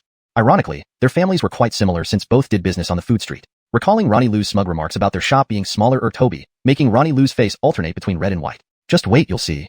Because Ronnie Liu was a local with a good background, he had already gathered a small group within the few days of school starting. They waited while muttering curses at Hobie for not showing respect. This punk dares to not give our brother Liu face, truly fearless. Their petty little store can't compare to brother Liu's. But he does have skills. What skills? We'll embarrass him tomorrow during military training. Ronnie Liu grinned slyly upon hearing military training, clearly plotting something malicious. Not all bystanders sided with Ronnie Liu. That punk is too bold. Haha, look how brother Ronnie's expression changed. Note, the term yoni, greasy, is often used colloquially in Chinese to describe someone as pretentious or insincere, particularly in a social or interpersonal context. However, it doesn't have a direct equivalent in English that fits naturally. In this context, the change in Ronnie's expression is more about his reaction to Hobie's actions, so it's better to omit greasy for a more natural English flow. If you want to convey a sense of Ronnie being pretentious, you could consider adding descriptors elsewhere in the text to establish his character. His words are too harsh. Even if it wasn't Hobie, no one would have helped. I admire Hobie's character for standing up against such behavior. Unaware of the evaluations behind his back, Hobie enjoyed cycling around the campus with his goddess beside him. This had been his dream, now finally coming true. Though Aiko felt slightly awkward sitting on a boy's bicycle for the first time, Hobie's steady ride gave her security, calming her down enough to enjoy the surroundings. Why don't we drop the books at the dormitory first, then go to the guest house to pick up your aunt and uncle? When are they returning to Prince Shan? Tonight, I want to treat your family to dinner. I cooked some braised dishes which would go well with drinks for your uncle, Hobie spoke while cycling. Aiko felt conflicted since her parents had asked her to invite Hobie's family, but he mentioned a pot of braised dishes that might spoil if not eaten today. They plan to leave tomorrow. They actually asked me to invite your family for dinner tonight. During these few days, the Yun family visited various tourist spots in Tianzhou without encountering Hobie's family. Aiko only learned about his family's business on the food street today. Who treats isn't important. Come on, let's tell your parents. Pedaling quickly, Hobie first dropped the books at the dormitory, then went to the guest house to meet Joe and Joanne. Joanne nearly didn't recognize Hobie's neat appearance. Is that you, Yihong? Wow, you look like someone out of a magazine. Who was it again? Joanne mused. Speechless at her Camilla's comment, Aiko added, Davidson. Joanne snapped her fingers. Exactly. You look just like him. It's high time you dressed up nicely. You're very handsome. Feeling embarrassed, Hobie scratched his head, thinking of his past financial struggles. Clearly, Aiko hadn't mentioned his earlier life to her Camilla, which was fine. He didn't want to be looked down upon by a potential future Camilla-in-law. Aiko shot him a don't mind her look. By the way, Uncle and Andy, I heard you're heading back to Prince Shan tomorrow. Would you allow us to treat you to dinner at our little restaurant? Does that work? How can that be? It should be us treating. Didn't Aiko tell you? I specifically asked her to invite your family. Joe wondered why the message wasn't relayed. Uncle, she did tell me. Here's the thing. I happened to cook a batch of braised dishes this afternoon, perfect for drinking tonight. Aiko and Andy have tasted my cooking before, but you haven't. I'd love to invite you over, Hobie explained carefully. Joanne lit up at the mention of his cooking. You make braised dishes? Annie must try. Old Yun?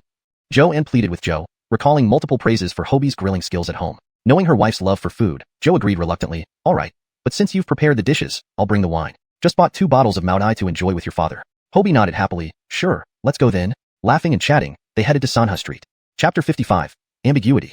Hobie had mentioned before he left that he wanted to invite Aiko's family over for a casual dinner. Therefore, the couple Unkit and his wife had already prepared the ingredients needed for the evening meal. They had just bought a freezer and had processed the meat they bought today, skewering them with bamboo sticks and freezing them for easy access anytime. This would also be useful for their business. The furniture delivery men had come by just now and arranged the furniture. When Hobie arrived with 3 others, the couple was cleaning and wiping down the new tables and chairs. Seeing the guests arrive, Sonia quickly came out to welcome them all in. Joan took a look around the store. Elder sister Leonard, congratulations. Having your own shop, it's really flourishing. Thank you. Hongmei, come on in. Joe mouthed his congratulations too, raising 2 bottles of Maotai. Brother Leonardo, shall we have a drink tonight? Unkit smiled honestly. Sure. Please come in and take a seat. After seating them at the round table, Sonia quickly served peaches and plums she had washed. Your store is really nice. The upper floor can even be used as living quarters, Joan laughed. Sonia hurriedly led her upstairs to see. The adults chatted amiably, while Hobie brought Aiko to the kitchen. As soon as Aiko entered the room, she caught a waft of a delicious aroma. Wow, so fragrant. Hobie opened the pot of braised dishes, and the scent became overwhelming. Seeing her eyeing the contents like a hungry cat, Hobie quickly fished out a duck claw for her to taste. Aiko chewed as she spoke. Delicious. Hobie tried a piece of kelp knot himself. The taste was quite good, almost fully seasoned. Soaking it longer might enhance the flavor, but dinner was approaching. He drained and dried all the braised dishes from the pot. Then, he brought out a new barbecue grill, set it up in the yard, lit the fire, and prepared to make grilled food for everyone. Aiko followed him throughout, not offering much help but still passing items, and they worked well together. With the fire lit, the adults inside were ready to serve and start eating. Hobie and Aiko carried the dried braised dishes to the dining table. Due to the variety of braised items, there were more than 10 small plates. Lotus root, black fungus, kelp, bean curd sheets, duck heads, necks, wings, claws, duck frames, gizzards, chicken wing tips, chicken legs. The system provided braised dish recipes offered spicy and savory flavors. Today, he made the spicy version, suitable for Prince Shan residents who enjoy spicy food. Uncle, Aunt, Mom, Ismail, Aiko, try these flavors. The store plans to sell braised dishes, and I'd appreciate your feedback. Today's batch is all spicy. Just smelling this makes my mouth water. Elder sister Leonard, you are so fortunate. Not only is Ehong smart in studies, but he's an excellent cook too. His future wife will be very lucky, Joan remarked casually. Feeling somewhat embarrassed, Aiko nudged her Camila under the table, telling her not to speak out of turn. Hobie noticed and held back a laugh. It seemed his future Camila-in-law was quite pleased with him. No wonder they say to win someone's heart, first win their stomach. Although proud of her son, Sonia modestly added, don't flatter him too much or his head will swell. Yes, if you keep praising me, I'll get arrogant. Everyone, start eating. I'll go grill some meat for you. Uncle, you haven't tried my grilled meat yet. Hang on, eat something first. There's plenty on the table, Joe called out. Uncle, please start eating. I'm busy with the grill. With that, Hobie grabbed a bite of black fungus and went outside to start grilling. Sonia laughed. Don't mind him. Let's eat. Unkit opened the wine and poured a glass for Joe. Yes, try Hong Hong's cooking skills. Despite the table full of cold dishes, it suited their summer appetites perfectly, making hot dishes less appealing. Joe tasted a piece of duck gizzard and was astounded by its dense texture, rich chewiness, crispness, and spicy flavor. Although generally reserved, Joe simply said it was delicious without further comments. In contrast, Joan couldn't stop praising each dish. These duck wings are enormous, with succulent meat, spicy yet not overpowering, bursting with flavor in every bite, tender and refreshing. This duck head is well seasoned, perfectly cooked. The meat comes off the bone easily. I rarely eat duck necks, but they turned out amazing after being braised. The meat near the bones is particularly flavorful, and the more you chew, the better it gets. It became a praise session dominated by Joanne. Aiko could hardly bear watching. Her Camila was going overboard. In the kitchen, Aiko had been fed by Hobie earlier and sampled a few bites again. Although the food was delicious, she kept thinking about how he was working outside and couldn't eat. Quietly, she got up, took a clean plate, picked some easy-to-eat braised dishes, and brought them outside to Hobie. Wearing an apron and holding 2 sets of skewers, Hobie was grilling enthusiastically. Seeing her approach, he hurriedly said, "Stand back a bit. Careful the oil splatters onto your dress." Aiko didn't mind, gesturing with her plate. "Have some too? Hands are full now, you eat first. I'll join you after I finish grilling." Seeing his occupied hands, Aiko thought for a moment, then picked up chopsticks, grabbed a bite, and held it near his mouth. Looking at her flushed face and serious demeanor, Hobie felt an intense flutter in his heart. In her heart, did she find him somewhat special? He devoured the lovingly offered bite. "Thank you." Aiko blushed slightly and smiled shyly. Although usually scatterbrained, today's events revealed that Hobie was different in her heart. Hearing other women praise his good looks made her feel a tinge of envy despite agreeing internally. Seeing him confidently challenge Ronnie Liu, she found him incredibly cool. Men should be like that. Facing her parents' teasing earlier, she instinctively denied it outright but now hesitated. Sometime along the way, she started avoiding his gaze, feeling her cheeks flush whenever she looked at him. Watching everyone else enjoy their meal while he worked alone, she felt guilty and wished to accompany him. All these signs indicated she was gradually falling for him. She wasn't in love yet, but undeniably attracted. Aiko's attitude toward life was to go with the flow, and this time was no different. She chose to follow her heart. Outside, the 2 young people sweetly spent time together, one grilling and the other feeding him. To the 4 adults inside, it looked like a beautiful scene. Joe gave Joe a look at your Amanita, saying she isn't interested. Just a few days, and she's gotten so close to him. Joe shook his head. Daughters grow up and fly away. Sonia smiled warmly. She adored the cozy scenes between the young couple. Though the future was uncertain, she was happy as long as her son was content. Enine is such a good girl, pretty, kind-hearted, and studious. Hee, your Hang is great too. Handsome, skilled, and an excellent cook. He'll surely be a good Jacob. The two Camillas couldn't help complimenting each other's children. Chapter 56. Master Calligrapher Corey. Hobie's meat was almost done grilling. He casually sprinkled some special barbecue seasoning on it, and instantly, a tantalizing aroma filled the air. What's that amazing smell? Wow, so fragrant. Suddenly, everyone nearby caught a whiff of the delicious scent. The noodle shop owner next door peeked over. Leonardo, what are you making? It smells so good. Several other shop owners nearby turned their heads to look as well. A few days ago, when Hobie started his household goods business, he attracted a lot of customers, boosting the business of neighboring shops as well. Although they were envious of the constant stream of customers at Hobie's place, they appreciated the Leonardo family for bringing in so much foot traffic even without a student market yet. Thus, their relationship with the Leonardo family remained amiable. Boss lady, we're in the barbecue business. Here, try these 2 skewers of grilled pork belly. If you like them, do come back for more, Hobie said, offering 2 skewers to the noodle shop owner. She hesitated but then wiped her hands on her apron and accepted the skewers graciously. Well, thank you. Come over for noodles one day. Leonardo did she know that those 2 pieces of pork belly would captivate her, turning her into a regular customer at Leonardo's place. Holding the 2 skewers happily, the noodle shop owner shared them with her husband. Leonardo from next door gave me these. They smell incredible. What kind of cheap tricks are you playing? Send a bowl of noodles over later. That meat isn't cheap, and those are big pieces. The husband kneaded the dough while taking a bite of the pork belly his wife offered. A burst of flavors, spicy, numbing, fresh, and savory, exploded on his tongue. They exchanged glances. This was absolutely delicious. He put down the dough and devoured the skewers in just a few bites, relishing every moment. The most elegant praise he could muster was simply, top-notch delicious. The taste of the grilled meat was perfect, and both of them fell in love with it instantly. Meanwhile, back at Hobie's stand, he had just placed the freshly grilled skewers on a plate. Young Jacob, give me 20 skewers randomly from this batch, and bring a bottle of beer too, said an elderly Jacob with gray hair, pointing at the plate of skewers. He casually unfolded a foldable table by the shop entrance and found a plastic stool to sit on, catching Hobie and Aiko off guard. What's going on with this elder? Hello, we haven't opened for business today. These skewers are for our own consumption. Please come back tomorrow. Hobie politely responded. Just as Hobie finished speaking, a mechanical voice rang in his mind from the system. System detected a master calligrapher near the host. Signing in now might grant a calligraphy skill. Would you like to sign in? He had indeed forgotten to sign in today, but this was the first time the system gave such a prompt. What was happening? Master calligrapher? Is it this old Jacob? Forget it, let's just sign in first. The host has signed in next to a master calligrapher. You have obtained 50 years of calligraphy master experience, which has been automatically applied. As soon as the system spoke, Hobie felt a surge of information enter his mind. But he couldn't focus on it right now because the elderly Jacob was still talking to him. Young Jacob, see, it's fate. I just happened to pass by and smelled the fragrance of your skewers. How about making an exception for me today? He seemed very approachable and courteous. The elder was named Corey, a master calligrapher and professor of Chinese literature at Tianzhou University. Besides calligraphy, his greatest passion was gourmet food. As he walked nearby, the captivating aroma led him straight here. What's going on? Sonia, seeing the conversation with the elderly Jacob, rushed out to ask. Mom, this guest thought we were open today and wanted me to prepare a meal for him. The smell was just too earful-audible, so I couldn't help but come over. If I don't get to taste it today, I might not be able to sleep all night. Corey praised and dramatized his plight, gazing pitifully at the skewers on Hobie's plate with a hungry look. His endearing act successfully brought a smile to Sonia's face. She had always been respectful to elders and caring toward everyone. Oh, is that all? If you don't mind, why don't you join us? My son's cooking skills are top-notch. Once you taste it, you won't be able to get enough. Sonia was generous to anyone who appreciated her son's culinary talents. Corey originally only wanted a few skewers to taste, but he was taken aback by Sonia's warm invitation. Though slightly embarrassed, he wouldn't be shy in front of such delicious food. That's very kind of you. Although Hobie felt helpless due to his Camilla's hospitality, he didn't say anything. He smiled, inviting Aiko to sit down. The large round dining table seated Tin comfortably, and Corey found an empty chair next to Unkit. Everyone showed immense tolerance towards this unexpected guest who came for a free meal, encouraging him to eat and drink as he pleased. Sonia fetched new utensils for him. After asking about his alcohol tolerance, Unkit filled a glass for him. Joanne enthusiastically explained the flavors of the braised dishes, helping him make choices.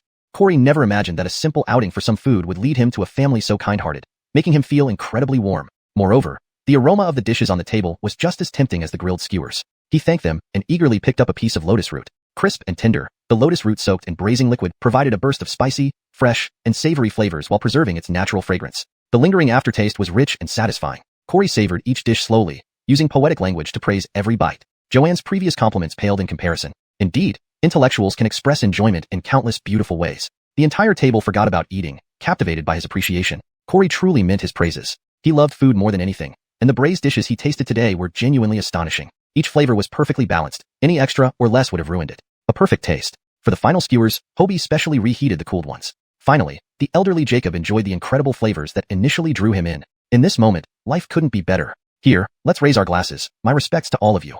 Everyone laughed, raising their glasses. Men drank wine, women sipped juice, and Hobie had a little too, though he didn't overindulge because he had things to do the next day. Through this delightful meal, everyone grew closer, chatting and enjoying the food. Hobie prepared 2 more batches of skewers before everyone finally felt satisfied. Later, a few others approached to ask if the skewers were for sale, but no one matched the charm of this elderly gentle Jacob.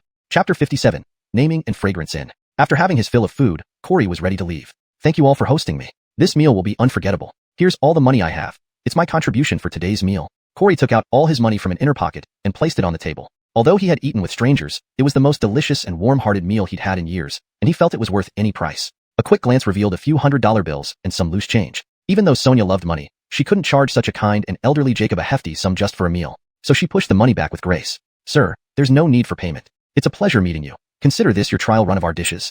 Corey understood their concern and glanced around before saying, if I'm not mistaken, your restaurant doesn't have a name yet? Sonia slapped her thigh. Oh right, how could we forget that? Hobie also remembered their restaurant lacked a sign like the ones hung at neighboring shops. It was as if they had met the right person at the right time. Corey said joyfully, that's perfect. I happen to know how to write a few characters. How about I inscribe a name for your restaurant in exchange for the meal? He was being modest, knowing very well that people usually brought money and begged him to write something, and he didn't always agree. While his work might not be worth 1,000 gold per character, it certainly fetched several $1,000s per character. Today, Corey felt inspired and wanted to give them a handwritten piece as a token of gratitude. Sonia didn't understand. She thought the old Jacob might be drunk. Anyone could write. Her son could too. Why would they need his writing? But Hobie knew better. This elderly Jacob was undoubtedly a renowned calligrapher, and the experience he received earlier must have come from him. Having a great calligrapher personally name and inscribe for their small shop was an opportunity they couldn't miss. He eagerly responded, that would be wonderful. We were just about to get materials for this. Thank you so much. I'll go buy paper and ink right away. Seeing their son excited, Sonia and Unkit were puzzled but didn't ask more. Aiko's family was also curious about Hobie's attitude and observed the interaction between the old and young men. Hobie quickly bought a set of medium-grade stationery from the nearby store, spending over $200. He laid the rice paper on a clean square table, pressed it down with paperweights, and started grinding the ink stick. Corey didn't mind using ordinary stationery. Seeing his neat and correct handling, he assumed Hobie had practiced calligraphy and let him proceed. What name are you thinking of? Sonia and Unkit shook their heads and looked at their son. Let's go with whatever Hang suggests. Hobie, not skilled in naming, couldn't think of anything either. I can't come up with a good name either. How about you help us name it? Hobie laughed awkwardly. Corey thought for a moment. How about Fragrance In? The fragrance can be smelled from afar, and it was indeed the aroma that drew me here. It's quite fitting. Everyone agreed it was a great name. That sounds good. Not bad. The old Jacob is good at naming. Thus, the name Fragrance In was settled upon. Corey washed his hands carefully and sat down calmly to write. The elderly Jacob, who had seemed ordinary until now, exuded a completely different aura the moment he held the brush, displaying an air of authority and calmness. His strokes flowed effortlessly, each character showcasing both serenity and power. The parents, unfamiliar with calligraphy, only felt it was impressive but couldn't articulate why. Hobie and Aiko, however, were mesmerized. Hobie, inheriting Corey's 50 years of calligraphy experience, saw each stroke evoke insights and reflections in his mind. Each character seemed imbued with wisdom, reflecting the writer's deep contemplation, almost perfect in its creation during a state of sublime tranquility. Aiko, having practiced calligraphy for years and been tutored by masters, recognized the elder's exceptional talent immediately. His calligraphy was a visual feast, simple yet profound, perfectly expressing his unique personality. When Corey finished, she leaned in closer. Clearly pleased with his work, Corey nodded and smiled. Aiko then asked cautiously, may I inquire if you're Master Corey? Surprised someone could identify him by just a few characters, Corey found it intriguing. Sharp eyes, little girl. During her studies, Aiko had copied the works of contemporary master calligraphers, finding this style familiar after a while. She recalled it belonged to Corey. Your calligraphy is truly delightful, she praised him, much like a fan meeting her idol. The old and young shared a smile. Though Hobie possessed Corey's calligraphy knowledge, he didn't know Corey personally, so he couldn't fully relate. It was only after Aiko explained did they realize the eminent status of this ordinary-looking elderly Jacob. Many calligraphers gained recognition posthumously, but few like Corey received acclaim and love while alive. They now deeply respected the elderly Jacob. Sonia treasured the inscription, thinking a renowned calligrapher naming and inscribing for their humble shop. This was invaluable, needing proper framing to pass down through generations. Knowing they were aware of his identity, Corey signed his name without hesitation and stamped it with his personal seal, enhancing its value. With a master calligrapher naming and inscribing for an obscure little restaurant, the piece could potentially sell for thousands or tens of thousands, but they wouldn't sell it. Hobie admired the work, his eyes sparkling with appreciation. Noticing his admiration, Corey assumed he understood calligraphy and kindly asked for his thoughts. Hobie expressed his first impression, which largely stemmed from Corey's own experience. Unaware of this, Corey was stunned. He never expected the young Jacob to share some of his sentiments. Chapter 58. Master Acceptance. Moved by a mutual admiration, Corey asked, young Jacob, how Jacoby years have you studied calligraphy? Which renowned master did you learn from? Hobie awkwardly scratched his head. I've never learned calligraphy, and I don't have a teacher. Leonardstoning to Hobie's words, Sonia and Unkit felt a twinge of guilt. They had delayed the child's development. Corey was astonished. Never studied calligraphy? Yet he could offer such insightful commentary just now. This kid is extraordinary. Such talent is rare in a lifetime. Do you know how to write? Show me a few characters. Corey had a mind to guide him. Everyone else realized this too. They hurriedly laid out fresh rice paper on the nearby table for Hobie to write on. Hobie felt like he was being pushed into something he wasn't ready for. He had never touched a brush before. He clumsily imitated Corey's pin-holding posture, dipping the brush in ink. Leonard, Aiko started to remind him about his incorrect grip but was stopped by Corey. He wanted to see if Hobie was truly a piece of unpolished jade. Hobie, with Corey's 50 years of calligraphy experience, understood calligraphy almost thoroughly and faced no bottlenecks in learning it. What he lacked now was integration and refinement. But if he spent more time practicing, it wouldn't be long before he became another Corey. Though it was his first time writing, he quickly calmed down once he lifted the brush, freely drawing. He wrote the same 3 characters. When Xiangju, fragrant retreat. Not knowing what else to write, he mimicked Corey and put down the brush for everyone to see. Hobie's handwriting, while not comparable to Corey's yet, was scrutinized seriously by Aiko and Corey, who both wore grave expressions. The others were frightened by their reactions. What's wrong with it?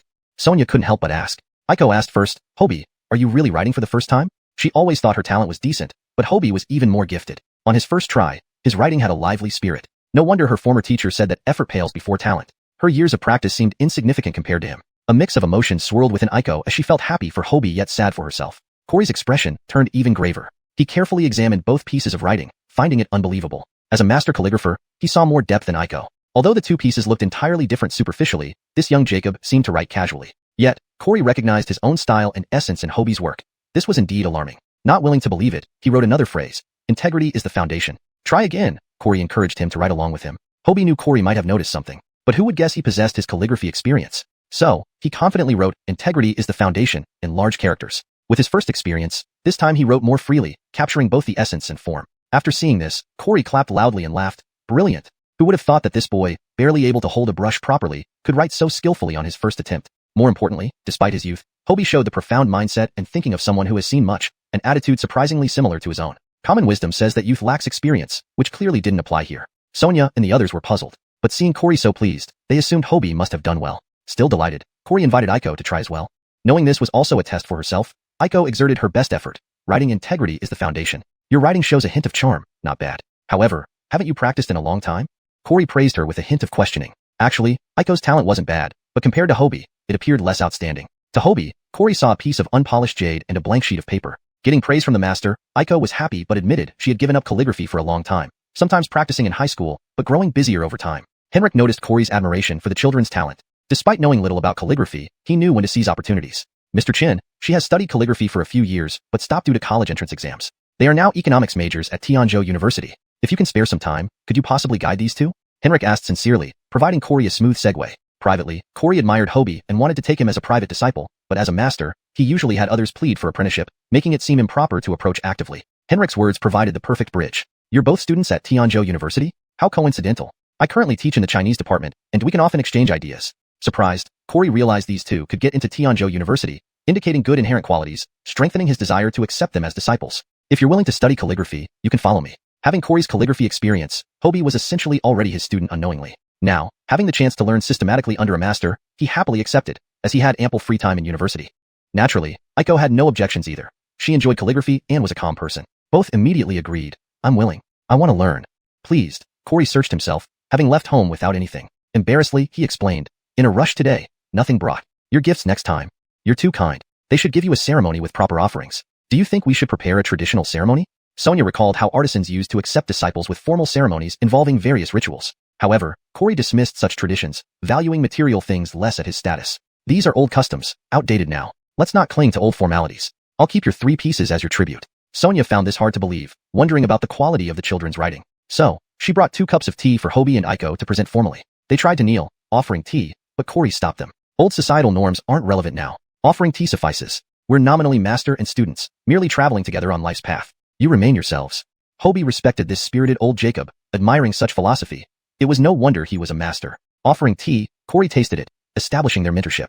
Upon leaving, Corey took the 3 pieces of calligraphy, treating them as prized treasures. Others were incredulous. Was this really a master?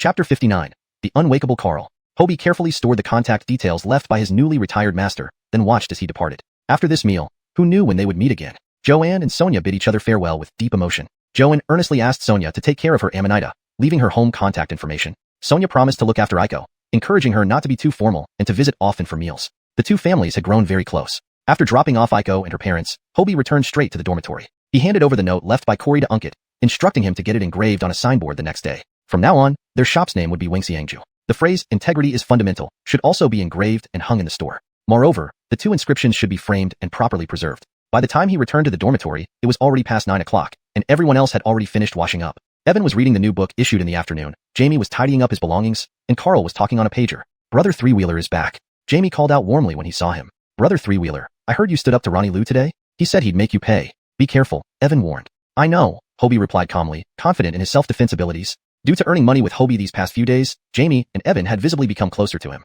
Carl put down the pager and winked at him. You like that girl Aiko, right? Don't let your guard down. I heard a lot of people want to pursue her. Call me if you need help.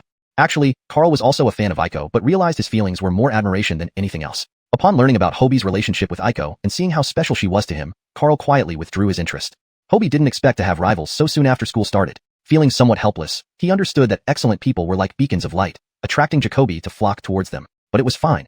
He wouldn't be one of those moths drawn to the flame. Instead, he would become an even stronger beacon, protecting and taking care of the people around him. I got it. Thanks, he replied simply. The bond between boys sometimes transcends words and happens in an instant. After a quick rinse, Hobie washed his clothes and hung them up before lying down. Exhausted from the day's activities, he fell asleep almost immediately. Meanwhile, back at her dorm, Aiko was fielding questions from her roommates. Xiao Yin's, spill the beans. What's your relationship with that Andy Lau? A short-haired girl with an air of seniority asked mock seriously. Aiko couldn't help but laugh at her comical expression. His name isn't Andy Lau. It's Hobie. We're high school classmates. By chance, we ended up at the same university, so he naturally takes care of me. He doesn't sound like an ordinary classmate. Same school, economics major, invites you to dinner, helps carry books, and rides you around on his bicycle. What's going on between you two?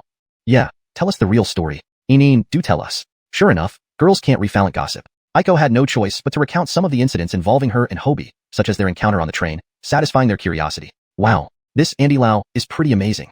He's handsome and can fight. He's chivalrous. Yeah, rescuing people in distress. He's amazing. Now I can imagine my novel heroes having faces. One of the girls gushed. He's like Gua Jing. You must be Tinong Rong, and he always comes to your rescue whenever you're in danger. Before knowing their relationship, this girl had mentioned how handsome Hobie was. Now, knowing the connection between Aiko and Hobie, she no longer brought it up. Aiko thought it was a fitting comparison. He could sometimes be clumsy yet sincere, like a big, gentle bear. But he truly cared for her, doing his best to take care of her. Thinking about this made her blush, so she went to the balcony to wash up and cool off. Inside, her roommates continued discussing their speculations. Despite the exaggerations, Aiko found herself not wanting to refute them. Perhaps she was starting to develop a little crush on Hobie. With the sound of the morning alarm, Hobie sprang up in a military-style jacabuver. He quickly slipped into his camouflage uniform and went to wash up. Jamie and Evan slowly climbed out of bed, but Carl remained undisturbed, snoring away. Hobie finished washing up and saw Carl still fast asleep. Carl, wake up. Already awake. No matter how he tried, Carl just wouldn't budge. Jamie and Evan were used to this by now. Over the past few days, they had come to understand each other's habits. Carl came from a good family but was approachable and willing to ask questions without hesitation. His only flaw was his ability to sleep through anything, ignoring any noise and continuing to sleep deeply until late morning. No one knew how he Jacob-aged through high school. Hobie looked at the sleeping figure with concern. Military training was about to start, and if Carl didn't wake up soon, he would miss breakfast. Arriving late on the first day of training wouldn't look good. Hobie tried calling him a few more times, but to no avail. Forget it. Let him sleep. Let's go, Jamie suggested after finishing his own routine. You won't be able to wake him. Let's go now. We can still grab some breakfast on the way, Evan urged. Indeed, there was nothing Hobie could do. Pouring water over him was out of the question. He could really sleep, almost like a koala. The three of them went downstairs, each grabbing 2 large steamed buns and a bag of soy milk from the cafeteria. They munched their way toward the playground, where breakfast ended almost as soon as they arrived. They found their platoon almost ready to assemble. In their gray camouflage uniforms, it was hard to tell who was who, but Hobie spotted Aiko's radiant face in the crowd immediately. Their eyes met across the group. Just then, the platoon comjacabder arrived. A tin hut. A line to the right, eyes front, stand easy. My name is Benny. During the training period, I will be your instructor, fully responsible for you. If you have any issues, report to me. Let's start counting off. 1, 2, 3, 4, 34. 34? Chapter 60, 21 laps. Benny confirmed that his company indeed had 35 people. No one had asked for sick leave or personal leave, yet someone dared to skip roll call without permission. It seemed necessary to teach these student kids a lesson. Otherwise, future tasks would be hard to Jacobiage. He sternly asked, can anyone tell me who is missing and what happened? Jamie and Evan both looked at Hobie, instinctively regarding him as the dorm's leader. Hobie hesitantly raised his hand. Report, sir. The absentee is Carl from our dorm. What happened? Is he sick? Hobie paused for a few seconds. This reason wasn't easy to explain. He tried to put it gently. He overslept. Unexpectedly, Benny was furious upon hearing this. With a dark expression, he said, as your instructor, the first lesson I want to impart today is, never abandon your comrades. Being classmates and comrades in the same dorm, why didn't you 3 wake up the person who overslept? Such cold-heartedness will result in 10 laps as punishment. Do so now, immediately. Jamie felt aggrieved. The instructor did not understand the situation, so he raised his hand. Report, sir. We took turns trying to wake him multiple times, but we couldn't get through to him. This shouldn't be blamed on us. Evan agreed. Hobie felt some guilt. He had inflated on calling Carl once more, even if it meant forcing him awake. If this were a real battlefield, they would have abandoned their comrade. Benny refused to listen to any explanations. He focused only on the outcome, that the three of them did not wait for or awaken their sleeping classmate. They deserved the punishment. Start running now, and every extra minute you argue will add 10 more laps. The three had no choice but to start running around the track. Aiko watched with concern as Hobie ran away. She remembered he used to struggle badly with running, often getting dizzy after just 2 laps. Once, he had even fainted and had to be taken to the infirmary. She wondered if he could withstand 10 laps. Meanwhile, Ronnie, Lou and others watched Hobie's predicament and secretly laughed with glee. This track was about 300 meters long, so 10 laps equated to 3 kilometers. If it were the old Hobie, this would have been torture. However, since he started practicing his fitness regimen, his health had significantly improved. Regular cycling around delivering goods had made him stronger, let alone 3 kilometers. The rest of the platoons remained standing at attention.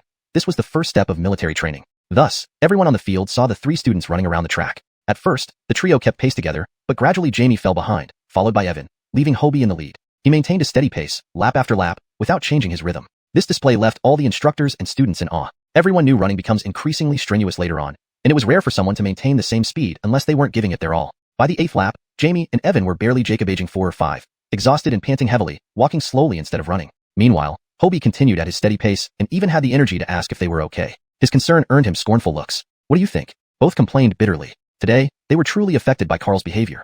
Thinking about 14 more days of military training, with the possibility of Carl continuing to oversleep, it was terrifying. Back in the dorm, Carl was finally roused from bed by Krista.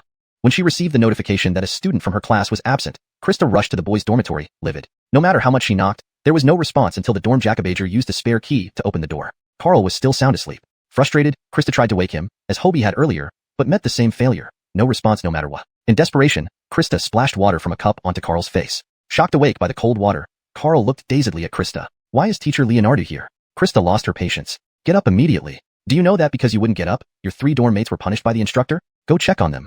Hearing about the punishment, Carl quickly got dressed and ran to the field. Upon arrival, he saw Jamie and Evan lying like dead dogs while Hobie continued running. Hobie had finished his portion but volunteered to cover the laps for the other 2, considering they were a team and must finish together. While the instructor intended to teach them a lesson, this level of endurance left him impressed and exclaiming, "Damn." Such physical stamina was rare. Carl anxiously apologized to Benny. "Instructor, it's my fault. I always oversleep and can't wake up no matter what. Sorry, please don't punish them." Benny had already heard about Carl's condition from Krista and realized it wasn't intentional laziness. His anger subsided. Though he was upset initially thinking it was due to disunity or intentional avoidance, knowing it wasn't the case, his anger melted away. Still, he told Carl, "Since you admit your mistake, keep up with the running. You won't return until you've done 10 laps." Carl joined Hobie, who had to run another 10 laps due to taking on Jamie and Evan's combined 11 laps. "I'm sorry, Ehong. I've caused trouble," Carl whispered apologetically. Hobie glanced at Jamie and Evan resting on the ground. "Since you recognize your mistake, don't repeat it. I can still go on. Look at Jamie and Evan. They're already worn out." Hobie chose to forgive him but hoped such incidents wouldn't happen again. Carl felt remorseful that Hobie didn't blame him. "I promise it won't happen again." They continued running. Carl's stamina was noticeably better than Jamie and Evan's, perhaps due to regular exercise. He kept pace with Hobie for the first 3 laps before gradually slowing down, though he seemed capable of finishing the 3 kilometers independently. Hobie had to run a total of 21 laps. By the 18th lap, his lips were cracked and he was extremely thirsty. At this point, all the instructors and students lined the track to cheer him on. "Keep going. 3-wheel brother, go." Some recognized him. "Stay strong." Though the initial intention of the running was punitive, Hobie's sports Jacobship inspired everyone, and they all wanted to see how far he could go. Aiko hadn't expected that Hobie had transformed from a weakling who faints after 2 laps into an endurance runner. She felt incredibly proud of him. ###Chapter 61. A smile erases all grievances. Seeing his thirst, Aiko calmly found a bottle of water and waited for him on his usual route.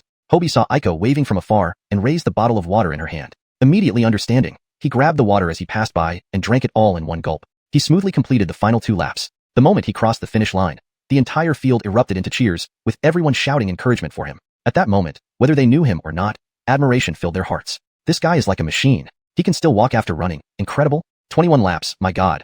Over 6 kilometers. And he finished so fast. Truly remarkable. My limit is just 800 meters. Some speculated that he must be from a sports-related major. Otherwise, his stamina wouldn't be this good. After watching the excitement here, the drill instructors hurriedly organized their respective teams to resume training. The field quickly returned to its orderly state. Instructor Benny swiftly appeared and guided Hobie through some recovery exercises. Carl still had 1 lap left to complete. Everyone had chosen to ignore him, focusing instead on Hobie. "Hobie, impressive. From now on, you're handling all the running events at our school sports meets," Krista said jokingly, seeing that Hobie could still walk. Hobie waved his hands hastily. "No way, no way, teacher Leonardo, please spare me. Spread the love. Okay?" Krista chuckled. "That's settled then." Hobie pouted. Jamie and Evan had already recovered. "Hobie, thanks." Jamie, unusually serious, expressed his gratitude. Given his larger build, there was no way he could have finished 10 laps without help. He owed Hobie a favor. Evan also patted him on the back. Good brother, thank you.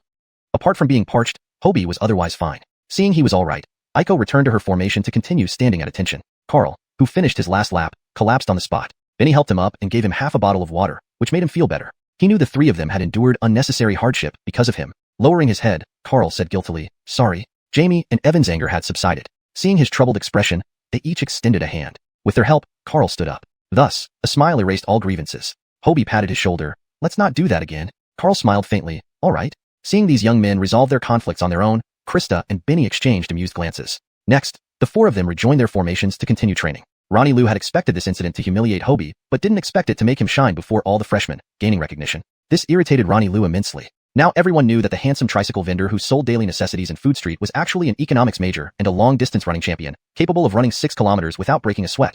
Hobie became famous among the freshmen. For the rest of the morning, Benny taught them basic military drills such as standing at attention, coming to attention, standing easy, rapid squatting, and marching in step. These were simple tasks, which Hobie excelled at. He received several praises from Benny and was even pulled out as a demonstration student.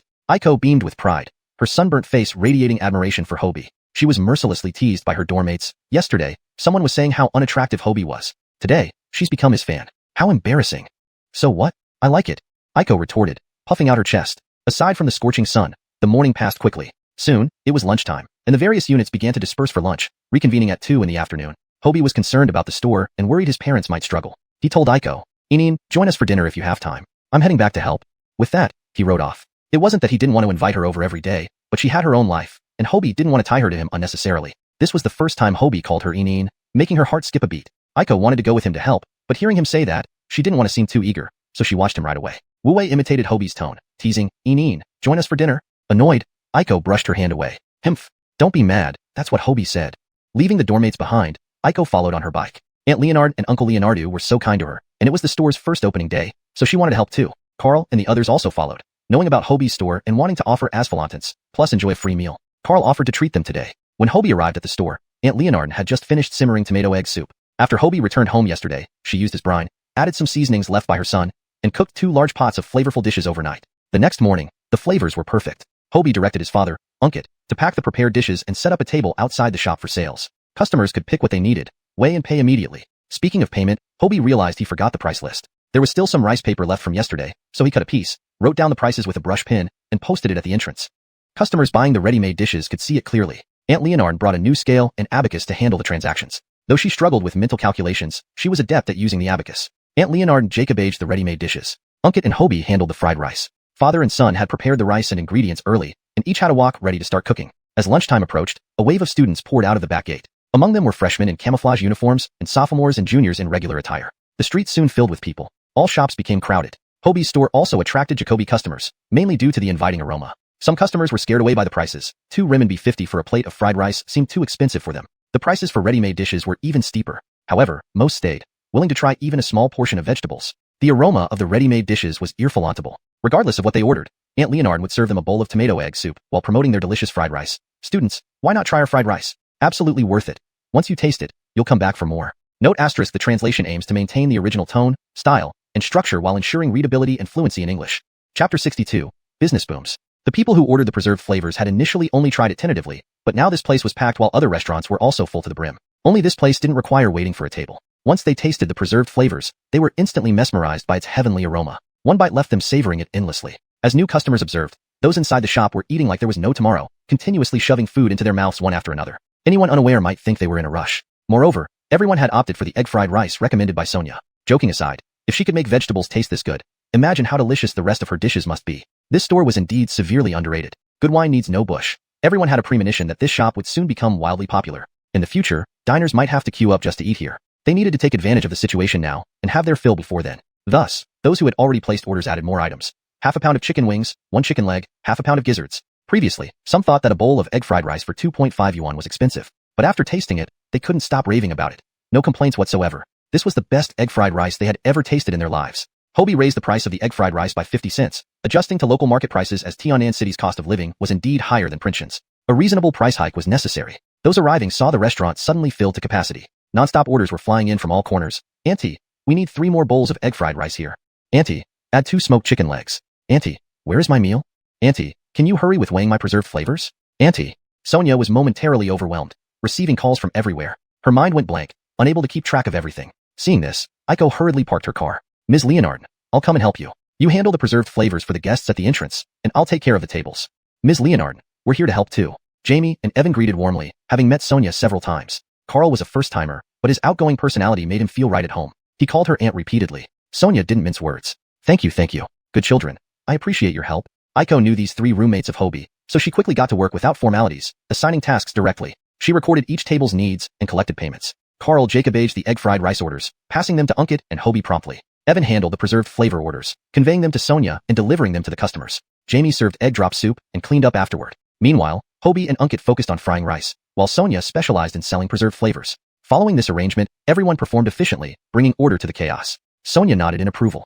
Aiko really knows her stuff. With this setup, the restaurant instantly became serene, only filled with the sounds of dining. Customers flowed in steadily throughout lunchtime, leaving satisfied comments. Many even took meals to go, eventually requiring extra folding tables outside to accommodate everyone. Guests preferred sitting under the sun rather than leaving without trying the food, leading to a surge in patronage.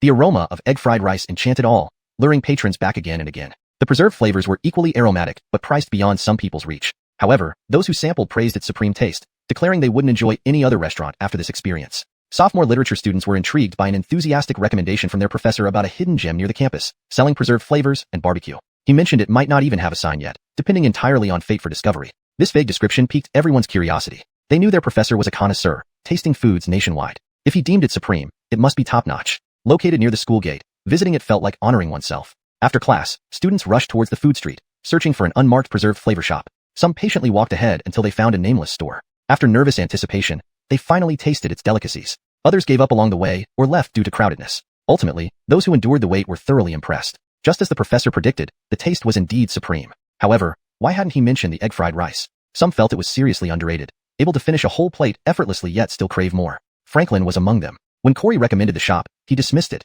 thinking Chun was promoting relatives. How could anything good come out of a tiny spot near the school? Talented chefs wouldn't settle for such a small place. Despite his skepticism, he visited. He ordered various preserved flavors and the signature egg fried rice, intending to nitpick. Instead, he was humbled. One bite of the smoked wing completely won over his palate. It was divine. He realized how limited his vocabulary was, unable to describe even a fraction of its exquisite taste. He devoured everything, finishing a whole plate of egg fried rice and concluding with a bowl of egg drop soup, a perfect meal. His uncle often boasted about being a top chef. Comparatively, the quality gap was evident. At least in making egg fried rice, his uncle's version was inferior. Suddenly, he wanted to meet the chef, inviting his uncle to taste it and engage in culinary exchange. So he asked Aiko, "Can I see the chef who makes the egg fried rice? Is there something specific you want to discuss? The kitchen is very busy now. If you have questions, I can relay them," Aiko replied tactfully. Not really important, just admired his skill and wondered when he might be available. Sonia interjected, "You could come by tonight. We serve barbecue then, and he'll be the one handling it." Aiko silently applauded Sonia, admiring her resourcefulness.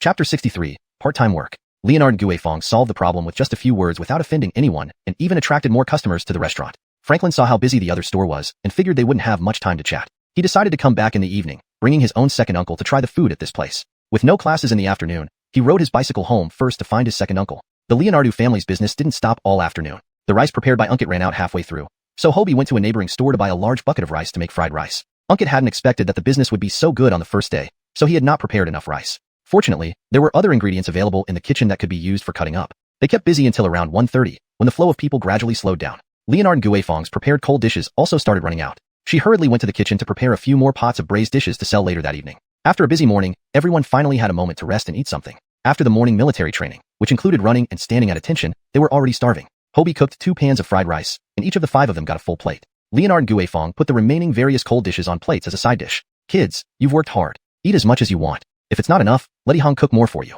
Make sure you're full and well fed." "Thank you, Aunt."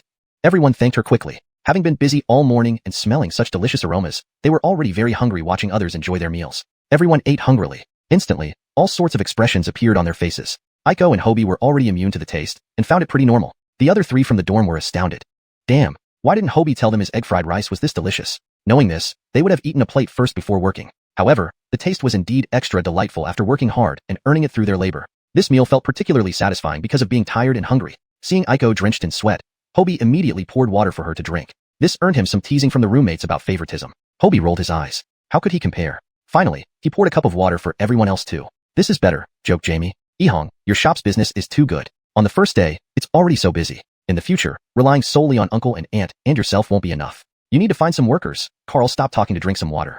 Carl did have some insight. Indeed, Hobie hadn't expected the shop to get this chaotic, and finding help was necessary, and soon. Today, thanks to their 4 friends' help, they Jacob-aged to keep up. They couldn't ask them to help every day. Seeing Hobie in thought, Aiko suggested, actually, there's no need to hire full-timers. Normally, Uncle Leonardo and Aunt Leonard can handle everything except during lunch and dinner rushes. Thinking about it, Hobie agreed. Except for those meal times, things were Jacob-ageable. What if I hire some students for part-time work, providing 2 meals a day, only working from noon to evening rush hours, 410 yuan a day? Hearing this, Carl clapped his hands in approval. Brilliant. This way, we help students and the store is not overwhelmed. The salary for 1 full-time worker can hire 2 students. Aiko also agreed. Indeed, this is a good idea. Many will be willing just for the delicious staff meals. This wage isn't low either. Students with poor conditions can live off this money. Plus, working only 4 hours a day doesn't interfere with studies.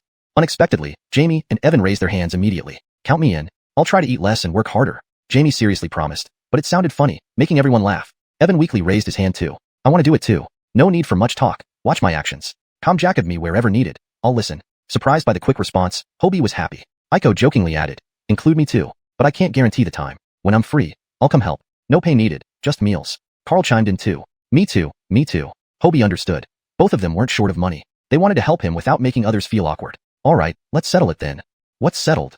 Leonard and Guifeng came out of the kitchen, puzzled. Hobie explained his idea. Leonard and Guifeng also clapped in approval. Wonderful. I was just discussing this with your father. We can't handle it alone from the first day. This plan is perfect.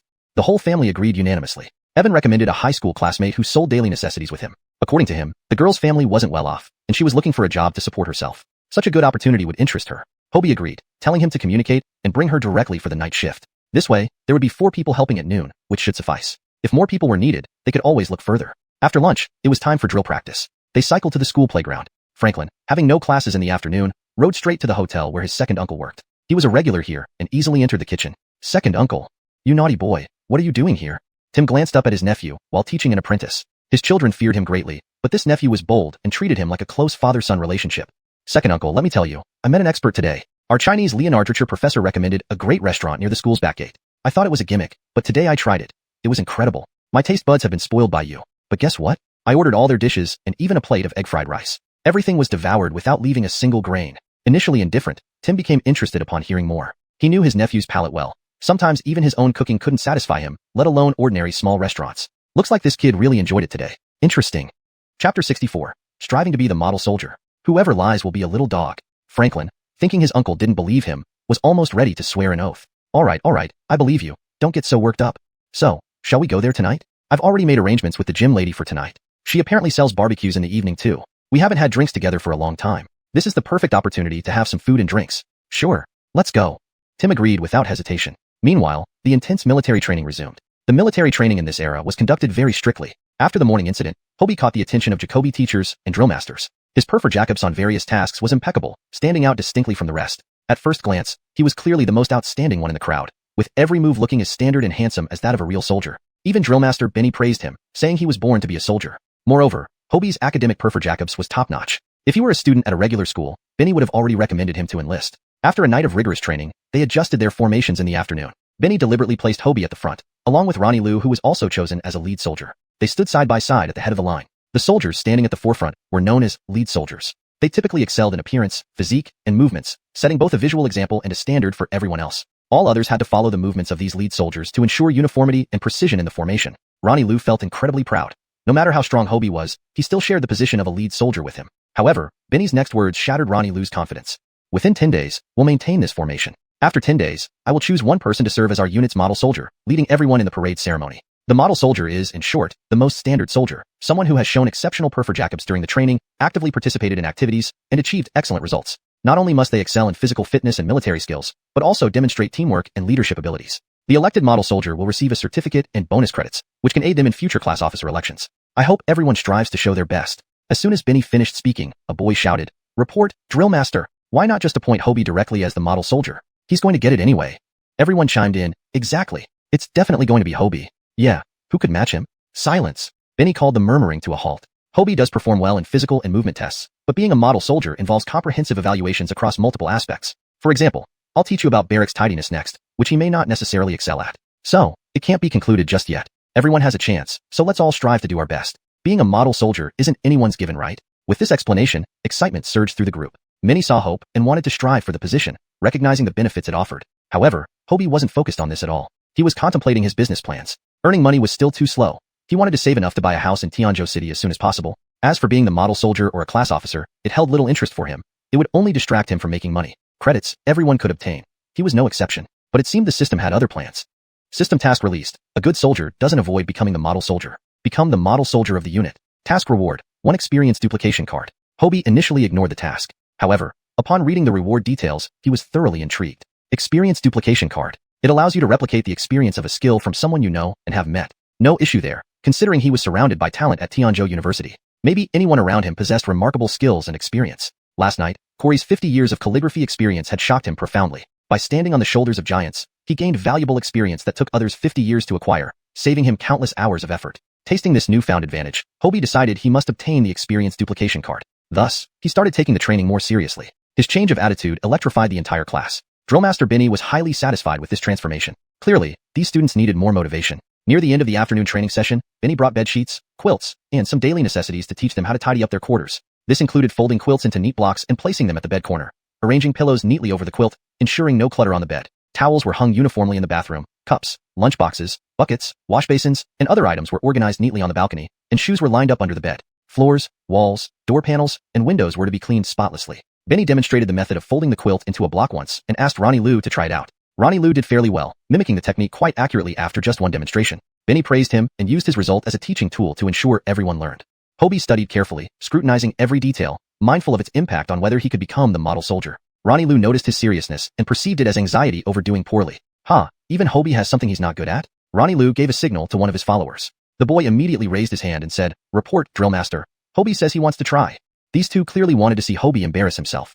Hobie originally intended to deny it, but then thought better of it. There was no need for denial. This practice opportunity fell into his lap, allowing him to receive personal guidance from the Drillmaster. So, when Benny ordered him forward, Hobie confidently stepped up and replicated the exact method demonstrated by Benny, producing a perfect block identical to the Drillmaster's, executing every detail flawlessly. Benny nodded, inwardly acknowledging that truly excellent people excelled in everything. With such understanding and capability, he could achieve success in any field. It seemed Hobie was gifted beyond measure. Once Hobie finished folding the block, spontaneous applause erupted from the crowd. Following this, Benny called up several more individuals to practice, and they all performed well, as one might expect from students who got into Tianzhou University. However, none impressed more than Hobie.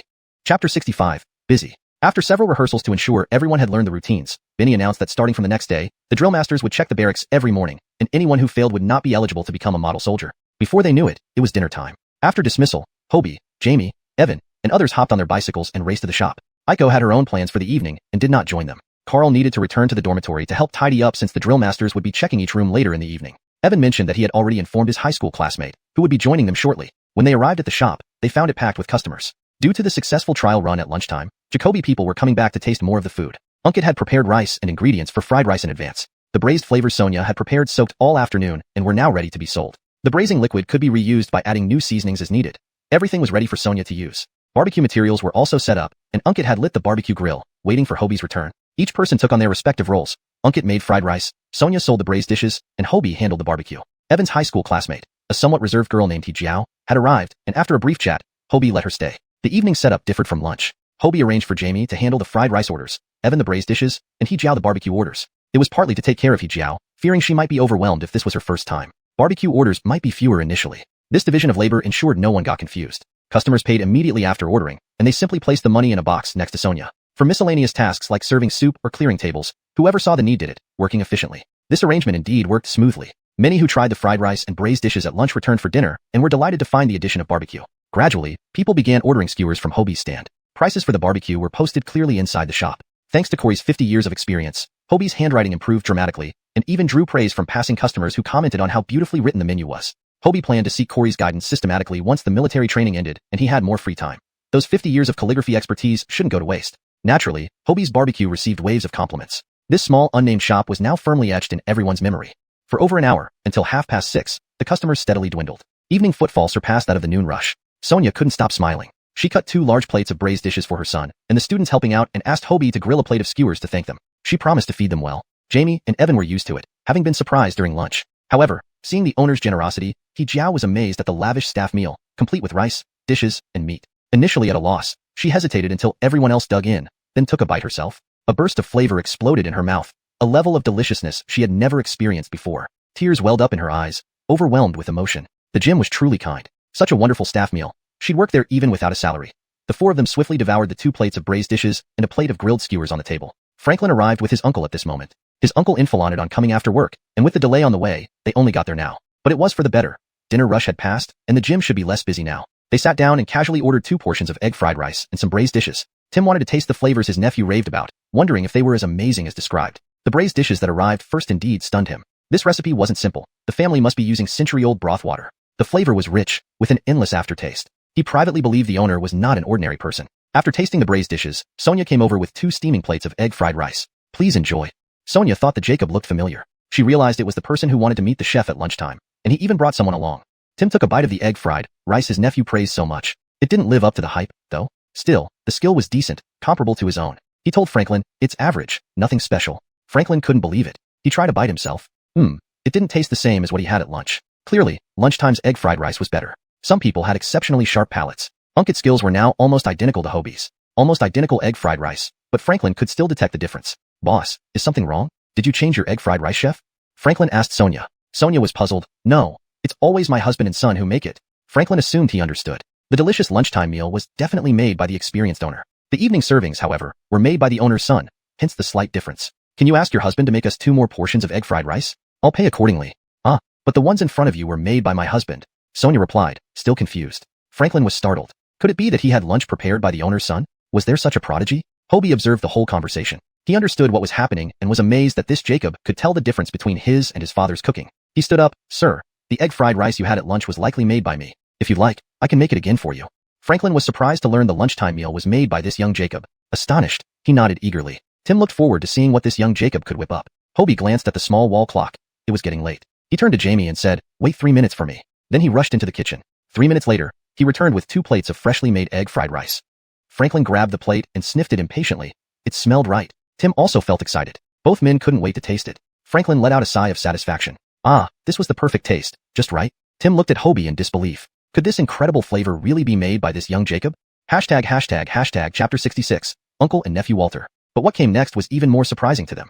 Hobie took off his apron and said goodbye to Sonia. Mom, the drill master is checking the dorms tonight. I'm running late, so I'll be leaving first. Sonia hurriedly urged the boys to get back to school for classes. Now that the rush hour was over, there weren't Jacoby customers, and she could Jacobyage just fine. The group left in a rush. Seeing this scene, Uncle and Nephew Walter were thoroughly stunned. This chef they considered a master was actually a fresh Jacob in college. Tim coughed awkwardly to ease the tension. Older Falenter, your son's egg fried rice is quite good. Is there a family tradition of cooking? He asked Sonia tentatively. Sonia, straightforward as ever, replied. What family tradition? The kid got into university, but we're poor. To gather enough money for tuition, he started selling egg fried rice and barbecue here to earn some cash. Only then did we have enough money to come to Tianjin City. If you like it, feel free to come by often. With that, Sonia returned to her work. The uncle and nephew finished their entire plate of fried rice and still felt unsatisfied. They also polished off all the braised dishes they had ordered. Finally, Tim understood why his nephew had eaten so much. It was damn delicious. As a top-level chef, this was the first time he had found such a small roadside stall to be so appetizing. While they were eating, someone asked, can I share a table? Although the restaurant wasn't overly busy,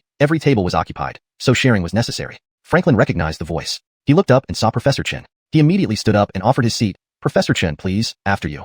Corey smiled. You recognize me? He taught Jacoby students, not all of whom remembered him. What's your major? He asked warmly as he sat down. Professor Chen, I'm from the Chinese literature department. You recommended this place during class this morning, so I came over, Franklin said nervously. Corey nodded. I see. So, how is it? I didn't steer you wrong, right? I've never had anything like it. Especially the egg fried rice. It's absolutely delicious. I invited my uncle to try it. He's a top-level chef who loves researching food, Franklin replied. Corey thought to himself that if the store sold egg fried rice, he should definitely try it. Tim, realizing his nephew had just vouched for him, greeted Corey. Hello, Professor Chen. Corey responded kindly. Hello, enjoying the meal? It's fantastic. Tim laughed, thinking it was better than anything he could make. However, he quickly comforted himself by thinking he knew Jacoby more dishes. Corey ordered a serving of egg fried rice and some braised dishes. Recognizing him as the professor from the night before, Sonia said warmly, Mr. Chun, welcome back. I'll prepare the braised dishes for you. Do you want some beer? I can fetch 2 bottles for you. Remembering the elderly Jacob had mentioned beer the night before, Sonia made sure to accommodate. Although the shop was still new and not fully stocked, Leonardo Ishiong had arranged for beer deliveries from Sanha Street Market starting tomorrow. Thinking it would be nice to have a few drinks, Corey agreed. Sonia called out the order, and the beers arrived promptly. A few minutes later, Leonardo Ishiong brought out the egg fried rice. Mr. Chun, your egg fried rice. It was then that Franklin noticed the owner's face. He looked somewhat like his son. Professor Chun, you missed something, Franklin reminded. Missed what? Corey was puzzled. This place has two types of egg fried rice. One is cooked by the owner, and the other by his son. While both are excellent, his son's version is exceptional, Franklin explained. You mean Ihong? I'll come back tomorrow to try it. Corey took a bite, and was surprised by its exquisite flavor. Yet, Franklin infaunted that Hobie's version was even better, which only made Corey more eager. He devoured the dish hungrily. Seeing him enjoy it so much, Franklin thought to himself that it had been pointless to mention the son. Leonardo Ishiong then brought over a platter of skewers. Mr. Chon, try these. I didn't order any skewers, Corey remarked. You must be joking. As Ihong's teacher, it's no trouble at all. Please eat, and let us get back to work. Sonia interjected. Well, this is... Corey accepted the offer reluctantly. There was no way he could finish everything on his own. Why don't you join me? It would be a waste otherwise, Corey invited the uncle and nephew. Thank you, Professor Chen. Franklin thanked and took a skewer. He hadn't expected the young Jacob to have such a close relationship with Professor Chen. A teacher? Perhaps studying calligraphy? Tim tried a skewer and was amazed once again. This shop, though simple, had truly remarkable flavors. Making ordinary dishes extraordinary might be the highest skill of a chef. At that moment, he felt he had learned much. Meanwhile, at the headquarters of the People's Daily, everyone was working overtime for the next day's issue. Early that morning, after returning from a business trip, Johan brought back photos and first-hand interview materials taken on the train. He had already written the article and awaited the editor-in-chief's approval. Sure enough, upon reviewing the piece and the shocking photos of women and children dazed in baskets, they all told the story of an imminent CRI Fallon. The bravery of a youth standing up at that moment was undeniable heroism. The editor-in-chief was highly interested and immediately approved placing it on the front page. He instructed Johan to finalize the article and mobilize the team to ensure it appeared prominently in tomorrow's edition. In this era of limited information, such gripping news was bound to capture attention, bringing significant readership and profit. Who wouldn't love a true story of heroism? Meanwhile, the protagonist, Hobie, was tidying up his dorm room. Chapter 67. A cooking duel with Tim. When the three returned to the dormitory, Carl had already tidied up most of the room. Only their personal items remained unorganized. They hurriedly finished cleaning just in time for Benny and Krista's scheduled dorm inspection at 7 o'clock. After a thorough check, Benny nodded approvingly. Perform at this level tomorrow. This meant they had passed, and everyone let out a cheer. Hobie was asked by Krista privately, your family's store sells barbecue at night, right? When do you close? I'll go try it after I finish checking the dorms. Hobie quickly replied, my parents live in the store, so there's always someone around. I'll have to help out too, and I can give you a 20% discount. Benny, who had started walking out, turned back. What are you talking about? Oh, I was saying I'll go taste the food at Hobie's place tonight. Do you want to join? Cough. We'll see after I'm done checking the dorms, Benny said formally. The four dorm mates noticed something odd about their interaction. It seemed both intimate and distant. Having passed the inspection, Hobie prepared to head to the store again. A good evening of barbecue would likely mean a busy night ahead. Jamie and Evan followed swiftly while Carl planned to sleep, determined to wake up on time for morning exercises after the incident earlier that day. He had already bought 3 alarm clocks to ensure he wouldn't oversleep. Upon arriving at the store, they found uncle and nephew, Franklin and Tim, still there, drinking beer and chatting with Corey over delicious skewers. Seeing Hobie return, Corey playfully remarked, Ihong, they say your fried rice is exceptional, and I haven't had the chance to try it yet. Leonardo, a child who couldn't get his candy, Corey expressed his eagerness. Hobie laughed helplessly. Would you like me to make some now? Today's not necessary. I ate too much today, and my digestion isn't as good now that I'm older. I'll come back tomorrow evening. All right then. Tim chimed in, young Jacob. I heard from the owner that all the dishes here are created by you? Yes. What about it? Could we have a little competition? Just with fried rice. How does that sound? Tim, after tasting Hobie's fried rice today, felt an urge to test his skills. Sure, no problem. Right now? Hobie immediately sensed that this person must be a culinary expert. These recipes were indeed provided by the system, but he had effectively learned them, plus he was an experienced chef from his previous life, so he wasn't afraid of any challenge. Let's do it. Tim was also a straightforward person. They went directly to the kitchen. Unkit was handling the barbecue outside, leaving only Hobie and Tim in the kitchen, watched by Franklin and Corey. Hobie briefly explained the layout of ingredients and condiments, and they began preparing the fried rice. Both held a cloth, grasped the wok handles, and turned on the intense flame, starting to cook with similar vigor and poise. Tim divided his attention to observe Hobie, initially assuming he was just a talented novice. To his surprise, the boy displayed the skillful demeanor of an experienced chef, matching him every step of the way. Impressed, Tim focused entirely on cooking. Both proceeded at their own pace and soon, the kitchen was filled with the unique aroma of fried rice. Smelling the delightful scent, Tim knew he might be losing but felt exhilarated. The younger generation surpassing the older was inevitable, and he was not one to hold grudges. Once his fried rice was ready, he tasted Hobie's dish and admitted straightforwardly, I lost. You're better than me. Tim hadn't expected to find himself competing against a young chef in such a small kitchen, especially since he lost. But it was a fun and fair contest. Hobie took a taste of Tim's egg fried rice and couldn't help but admire the big Jacob. After all, he himself relied on perfect recipes given by the system, which was like copying homework one-on-one. But this middle-aged Jacob showcased genuine skill and craftsmanship. Despite his rough exterior, he had a meticulous nature and exceptional talent. Only when Tim introduced himself did Hobie realize why he seemed familiar. He recalled that Tim was his master's own master from his previous life. Back then, he started off self-taught, but later caught the attention of a renowned chef and learned culinary arts for several years. His former master was a distinguished disciple under the renowned national first-class chef Tim. In his previous life, Hobie never met Tim in person but had seen him once in a TV interview and heard about him frequently from his own master. He didn't expect to meet him in this life. Yet here he was, not only accepting a challenge from his master's master, but also winning it outright. Fortunately, those were matters of the past. Corey and Franklin also tasted both versions of egg fried rice. Franklin didn't hold back or favor his uncle. Instead, he teased, "Uncle, you're getting old." Each generation surpasses the last. After careful tasting, Corey noticed subtle differences between Hobie's egg fried rice and what he had just eaten. If Tim's egg fried rice and Unkit's were equally matched, Hobie's version definitely stood out slightly, though the difference was hard to put into words. As he continued to savor it, Corey polished off half of Hobie's dish, rubbing his belly and saying, "Try your best. Such deliciousness left uneaten would be a sin." This comment elicited laughter from everyone present. Through this experience, they gained mutual respect. Tim and Hobie started discussing culinary techniques. Tim learned that Hobie was self-taught with no family lineage or formal training. Hobie mentioned how he studied recipes and could only do a few dishes well, while others weren't as good. This revelation made Tim inwardly marvel at Hobie's natural talent, a rare gem for a chef. His old master used to say that effort could never match talent, and seeing Hobie now, he finally believed it. However, Hobie wasn't just talented in cooking. His academic prowess was equally commendable. Knowing the value of education, Tim recognized the greater potential Hobie had beyond being just a chef. Even though an excellent chef can make money and achieve fame, as a student at Tianzhou University, Hobie had countless possibilities ahead, far more than just becoming a cook. Thus, Tim suppressed his desire to mentor such a talented individual.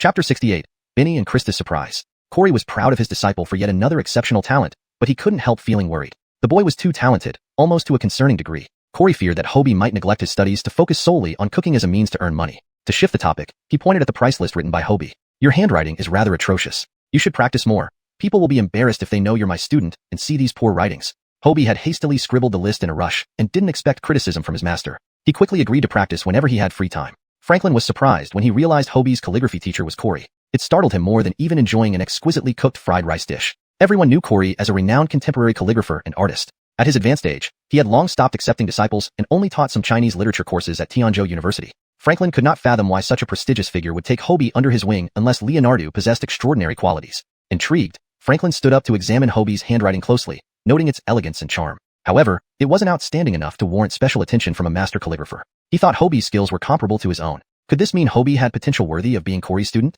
Franklin looked questioningly at Corey, eager to ask but hesitant. Sensing his curiosity, Corey asked instead, "How long would it take you to achieve such a level of skill?" Franklin blurted out, "I think our skills are about equal. I started practicing calligraphy at 4, guided by my grandfather, and have continued for over 10 years. His family valued education deeply, ensuring his early training in various disciplines." Seeing Corey and Hobie remaining composed, Franklin felt restless. Pointing at Hobie, he asked, "How Jacoby years has he been practicing with you?" He couldn't believe this boy excelled in everything. Corey laughed enigmatically. "If I tell you we met only yesterday, and that he picked up a brush for the first time then, would you believe me?" Impossible. Franklin felt like he was hearing a fairy tale. How could someone write so well after just starting calligraphy? It was humiliating. After more than a decade of practice, he understood how challenging calligraphy progression was. For someone to achieve his level within a day was incomprehensible. Shock rippled through the room, reaching not only Franklin but also Tim and nearby students eating their night snacks. Even Benny and Krista, who had just arrived, heard Corey's remark. They knew Professor Corey well enough to trust his words. What kind of prodigy was Hobie? His superior intelligence, athletic prowess, immediate mastery in calligraphy, and excellent comprehension skills left them questioning where his limitations lay. Hobie didn't know what to say.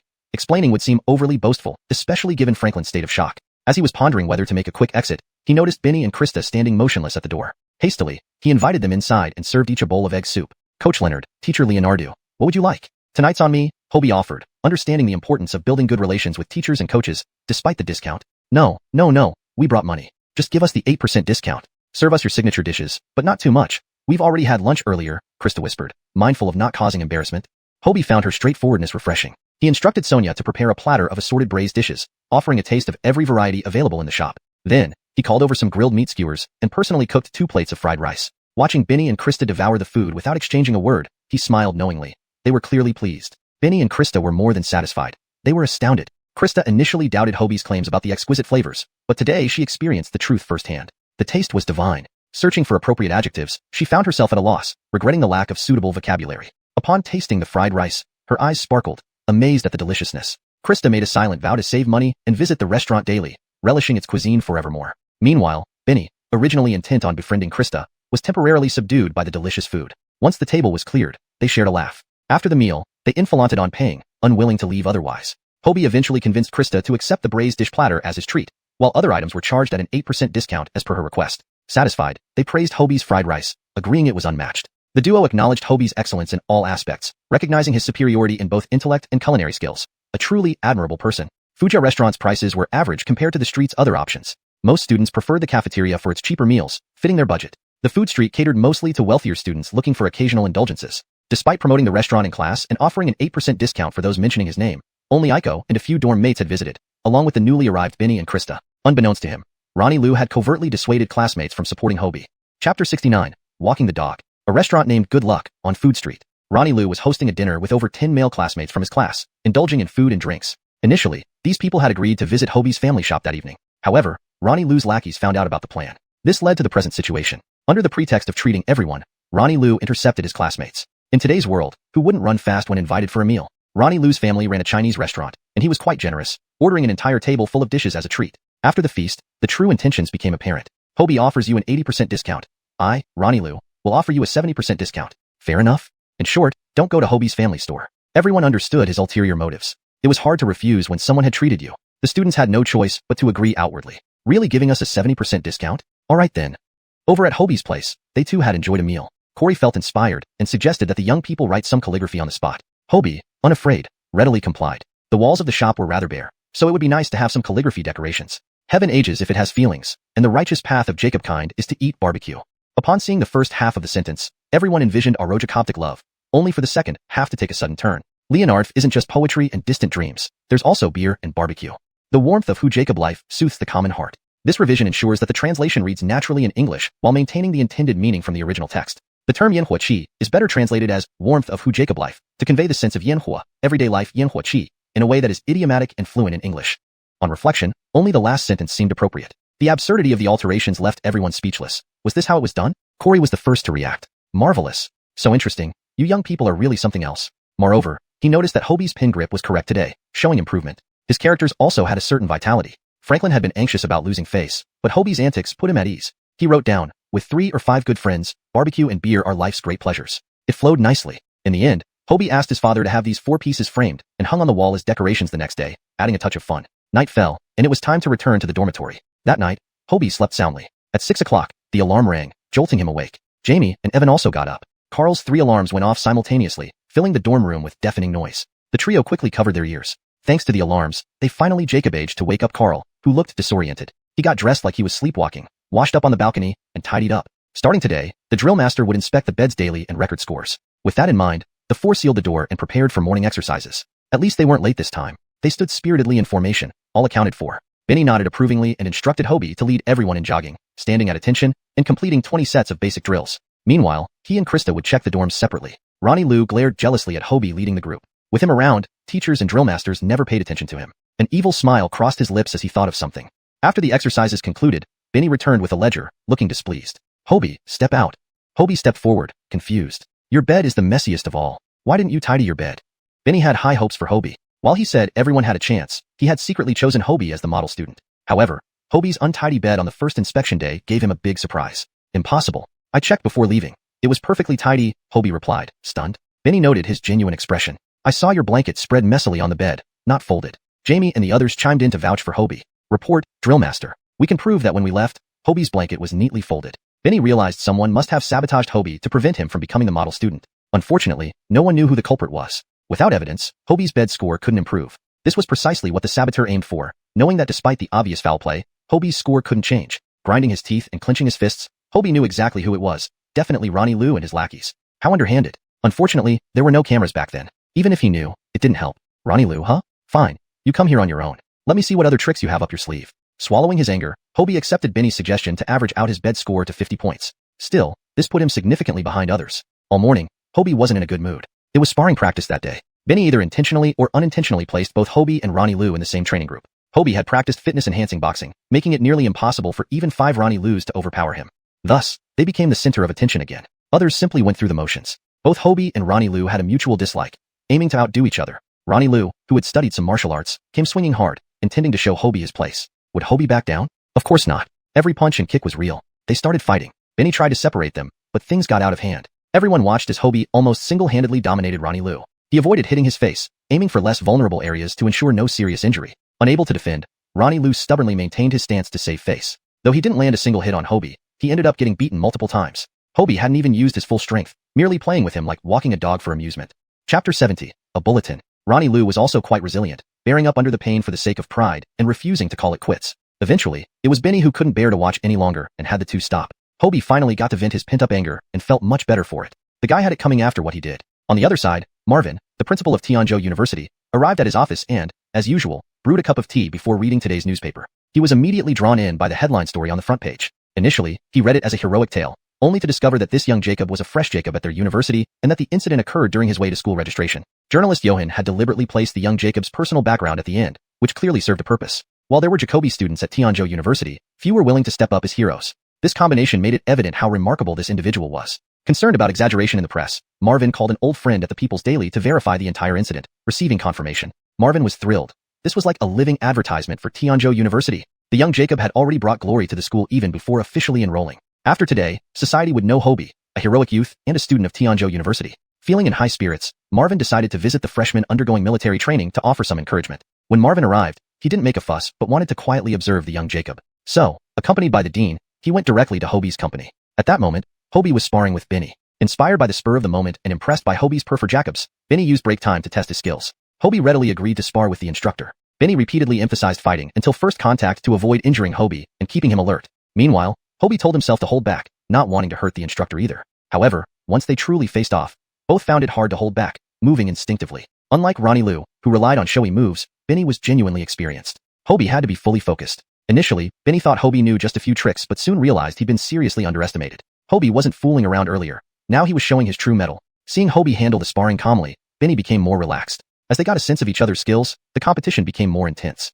Marvin watched in awe, the crowd growing larger around them, forming a tight circle. Even some spectators were cheering Hobie on. Led by Aiko, the girls of the class cheered loudly, much to the envy of the boys, who hoped the instructor would beat him into submission, tarnishing his image. Everyone else in the company seemed to fade into the background compared to Hobie's limelight. Carl Xiao and Chunfeng joined others, shouting support for the instructor. Both men gave it their all, resulting in a fierce yet evenly matched bout. Their uniforms were drenched in sweat. The general instructor originally intended to intervene and stop the match, but upon seeing the principal standing nearby, decided against it and simply watched. Indeed, this fresh Jacob showed real talent. Being assigned to train Tianzhou University students meant they were among the best units. Benny was one of his top soldiers, comparable to a combat veteran. For Hobie to match him was no small feat by the end. Both felt exhausted, and Benny finally called a halt.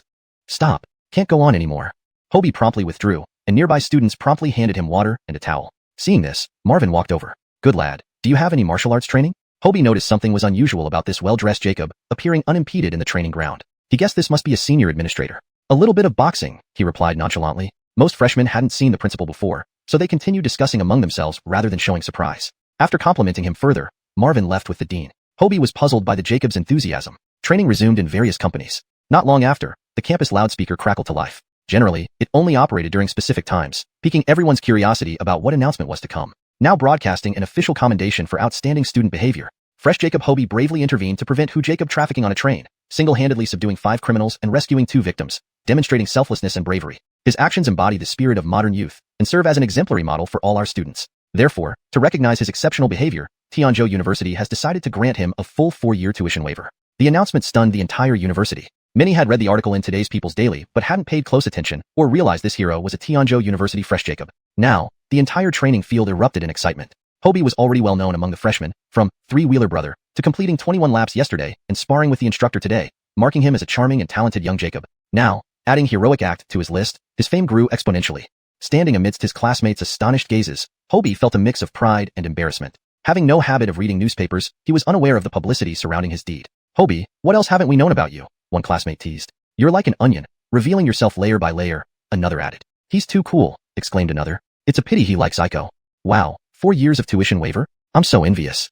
His bravery earned it. Envy won't help. The comments were varied, but everyone felt genuine admiration for him. In their place, they doubted they could summon such courage to risk their lives for others. Becoming a hero is far from easy. It requires overcoming basic Hu Jacob instincts. In moments of danger, most people think first of self-preservation. Thus, Hobie's actions were all the more praiseworthy. Heroes are rare among Tianzhou University students, making him stand out even more. Benny observed the modest boy with renewed respect, discovering countless admirable qualities in him. Every day with him was filled with surprises. The crowd was filled with reverence, earned through the young Jacob's unwavering efforts. Chapter 71. Once he accepts the flowers, he's mine. Not long after, the training ground also echoed with an announcement. Comrade Hobie from Unit 53 has demonstrated excellent camaraderie, tenacity, and a love for the collective. His outstanding perfor Jacobs during military training has earned him the title of ZAC Standard Bearer of our school, as decided by school leaders and the Youth League Committee. Each unit had 1 Standard Bearer slot, but the entire school only had 1 Chief Standard Bearer slot. Upon hearing this announcement, the scene once again erupted in commotion. ZAC Standard Bearer? He couldn't get the standard bearer title this morning, and now he's the chief standard bearer. Incredible. That's well deserved. Most people in the unit felt happy for Hobie. He truly deserved it. Only a few voices quietly envied him. Ronnie Liu had just endured being beaten and was suffering through the pain to continue training when he heard these announcements that favored Hobie, which infuriated him to no end. He had just sabotaged Hobie's chance at the standard bearer title, only for Leonardo to gain the more prestigious chief standard bearer title. A chief standard bearer was officially recognized by school leadership and held a higher status with greater benefits. Ronnie Liu strained to hold back his curses. Why did everyone favor Hobie? Ever since they crossed paths, Ronnie Liu kept coming out on the losing end. His lackeys were also lamenting how they should avoid opposing Hobie in the future, finding it seemed nothing good ever came of challenging him. Over the next few days, Hobie continued his training systematically, avoiding anything overly extravagant. His reputation had already spread far and wide. The TVs in the school cafeteria displayed news and photos of him continuously, reaching a point where nearly every student recognized him. Walking down the street, he would often be surrounded by admirers and greeted, with some bold girls even giving him love letters and gifts, much to his embarrassment. Many people knew about the restaurant owned by his family on Food Street and visited, becoming regular customers after being amazed by the food. Wenxiange's business boomed day by day. Unkit's egg-fried rice business was thriving as well. Sometimes he couldn't prepare it on site, so he prepared 100 or 2 portions in advance each day. Sonia constantly increased her braised dishes, producing 7 or 8 pots daily, all of which sold out completely. Fortunately, this frenzy soon died down, and life gradually returned to normal. The military training also neared its conclusion. Initially, Hobie helped every day, but later, Sonia hired 2 part-time students, making 5 people in total who could jacobage things efficiently. College students were very conscientious, putting money into Sonia's collection bucket after meals without prompting. Sometimes, if they forgot to pay, they would still make up for it later. So, the store was mostly on track. Unkit sold egg-fried rice at noon and barbecue in the evening, jacobaging everything smoothly. This gave him more free time to help out or focus on personal activities like practicing boxing and calligraphy, encouraged by Corey not to waste his talent. Ronnie Liu and his gang had also quieted down, realizing their actions only resulted in self-inflicted injuries. In the busy life, the end of military training approached. Today was the grand competition among the 3 armed forces, the Grand Review. All units lined up in order, entering one by one. As the chief standard bearer, Hobie stood at the front in a dashing uniform. Setting an example for the 3 armed forces, his movements were flawless. After completing the various demonstrations, the military training officially concluded. The girls in his class bid farewell to Benny with deep regret, knowing they might not see each other again after the training ended. Parting ways, they wished each other well. Hobie also hugged Benny goodbye. After several days together, they had developed a solid friendship. You're the best soldier I've ever had. Keep up the good work. Benny patted Hobie's shoulder and turned around with a swish. There's no feast that doesn't end. Hobie waved to his retreating figure. In the afternoon after the conclusion of the military training, the school organized a holiday for rest, with classes officially starting the next day. Everyone was excited about the news of the break, discussing where they could spend a leisurely afternoon. After more than 10 days of continuous military training, people were almost going crazy. Hobie thought he had been here for several days but hadn't had the chance to really explore Tianzhou University, so today, he finally had the time to do so. If only he could invite Aiko along. On the way back to the dormitory, Hobie quietly approached Aiko and asked in a low voice, "Inin, want to tour the campus this afternoon? What time?" Aiko felt a small thrill inside. These past few days, Jacobi girls had tried to befriend Hobie, which made her very anxious. After we drop off our books at the dorm, we'll go to Food Street for something to eat, and then I'll ride my bike and take you around. Hobie thought that eating only his family's food every day was getting boring, and today he wanted to treat her. His intentions were good, but when they ordered 2 servings of braised pork rice and started eating, they found it tasted awful. It was cheap, yes, but also terrible. Recently, Aiko's taste buds had been spoiled by Hobie, finding ordinary meals unpalatable. In the end, to avoid wasting food, they forced themselves to finish most of it. After dinner, Hobie rode his bike around the entire campus with Aiko. The two talked nonstop. Seeing them together, everyone envied them, admiring what a standout couple they made. Recognizing Hobie and Aiko, people began gossiping. These two were both prominent figures at the school. One brought attention wherever he went, while the other topped the beauty list. A handsome Jacob with a beautiful Jacob. No one expected them to end up together, breaking the hearts of their admirers. Most people, however, approved of them. During these days of interaction, Hobie and Aiko had already sensed something special between them, just waiting for the right moment to confirm it. And that moment came. While cycling around the university town, flowers for sale. Big brother, buy a flower for your Phalanter. A little girl selling flowers stopped their bikes. Hobie wasn't annoyed but instead reminded her to be careful in the future and bought 11 red roses. The little girl carefully bundled the 11 roses into a bouquet. Why 11 flowers, big brother? The girl asked curiously. 11 roses mean, love you for my entire life. Realizing this, the girl understood and felt she had discovered the secret to selling flowers, skipping away happily. That afternoon, she targeted couples specifically, using the meaning of 11, successfully selling all her flowers. Holding the red roses, Hobie turned and earnestly handed them to Aiko, whose face was flushed. "Inin here, for you." Aiko's heart was racing, feeling like it would leap out of her throat. When he bought the flowers, she guessed they were for her, but to actually see them handed to her. Her face turned bright red, dazed as she accepted the bouquet. "Once you accept these flowers, you're mine." Hobie teased. Aiko stomped her foot. "Who says I'm yours?"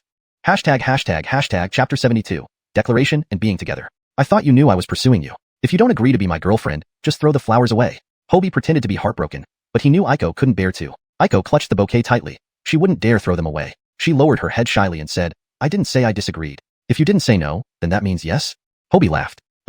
Aiko's voice was barely audible. Hobie still heard it, lifting her up with joy, spinning her around, displaying his boyfriend power to the fullest. Aiko burst into laughter as well. At this moment, their love felt so beautiful, a mutual pursuit leading to something profound. From now on, they were officially a couple, heading towards marriage. Everything seemed natural and inevitable. If you love butterflies, plant flowers first. When you bloom, the butterflies will come. After living 2 lives, Hobie finally had the chance to stand by the one he loved without any hesitation. Autumn was approaching, and the weather gradually turned colder. Hobie took Aiko shopping for autumn clothes for both of them. They weren't short of money now, and there were several thousand yuan in his miniature space. He treated himself a bit, buying brands he previously dared not consider, almost reconciling with his past self. Though expensive, these brands were indeed of high quality, fitting perfectly. Aiko also chose matching sportswear with Hobie and an elegant set. On their way back, they even picked up some vegetables to prepare dinner for the family. Eating the same dishes every day could get tiring, no matter how delicious they were. Back at EngSub, Hobie dived into the kitchen to prepare dinner while Aiko helped Sonia outside. After spending time together, the two had grown closer. Sonia noticed Aiko's different demeanor today and the bouquet she cherished. She instantly figured out what happened and winked at Aiko, asking, "Did Hang confess to you?"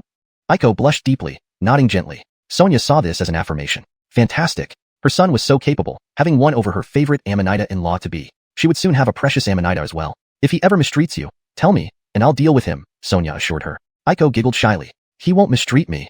Hobie had always been gentle, especially with her. She could feel how special she was to him. You're already protective of him, Sonia teased with a pout. For dinner, Hobie prepared a pot of sour cabbage fish. Before serving, the aroma filled the house. The cabbage tasted quite authentic. As the family gathered around the table, they devoured the whole pot, leaving only a little soup. When Remington and Evan arrived, they only saw the leftover cabbage soup. Regretting missing out, they tried a sip of the soup, finding it delectable even with rice. They inflated Hobie invite them next time, making everyone laugh and cry at the same time. After dinner, Hobie dropped Aiko off at her dormitory and returned to his own for rest. A month had passed since school started. Looking out the window, Hobie noted that National Day was tomorrow, along with Mid-Autumn Festival, giving nearly 10 days off. Aiko wouldn't return home during this holiday. He decided to take Aiko and his parents on a tour of Tianjin City. Since arriving, they had focused solely on earning money and hadn't explored much. The expenses would come from the tuition refund due to the school waiving fees this year. Thousands of yuan would suffice. Since confirming their relationship, they had been inseparable. Whether going back to the dorm, to the library, attending classes, or dining, they were always together. Except for sleeping, they practically clung to each other all day. During class committee elections, Hobie was unanimously chosen as class president,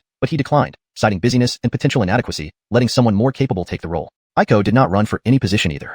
Being students was the most comfortable. They could do as they pleased. Being class officers involved 2 Jacobi responsibilities, unsuitable for them. They preferred spending time together, reading books, practicing calligraphy, cycling, and exploring countless activities rather than being confined to committee titles. Corey often visited EngSub to guide them and enjoy free meals. Sonia refused payment, inflating on treating him. EngSub was always bustling with customers. Despite the heavy workload, Ankit and Sonia were happy. For people of their era, hard work paid off.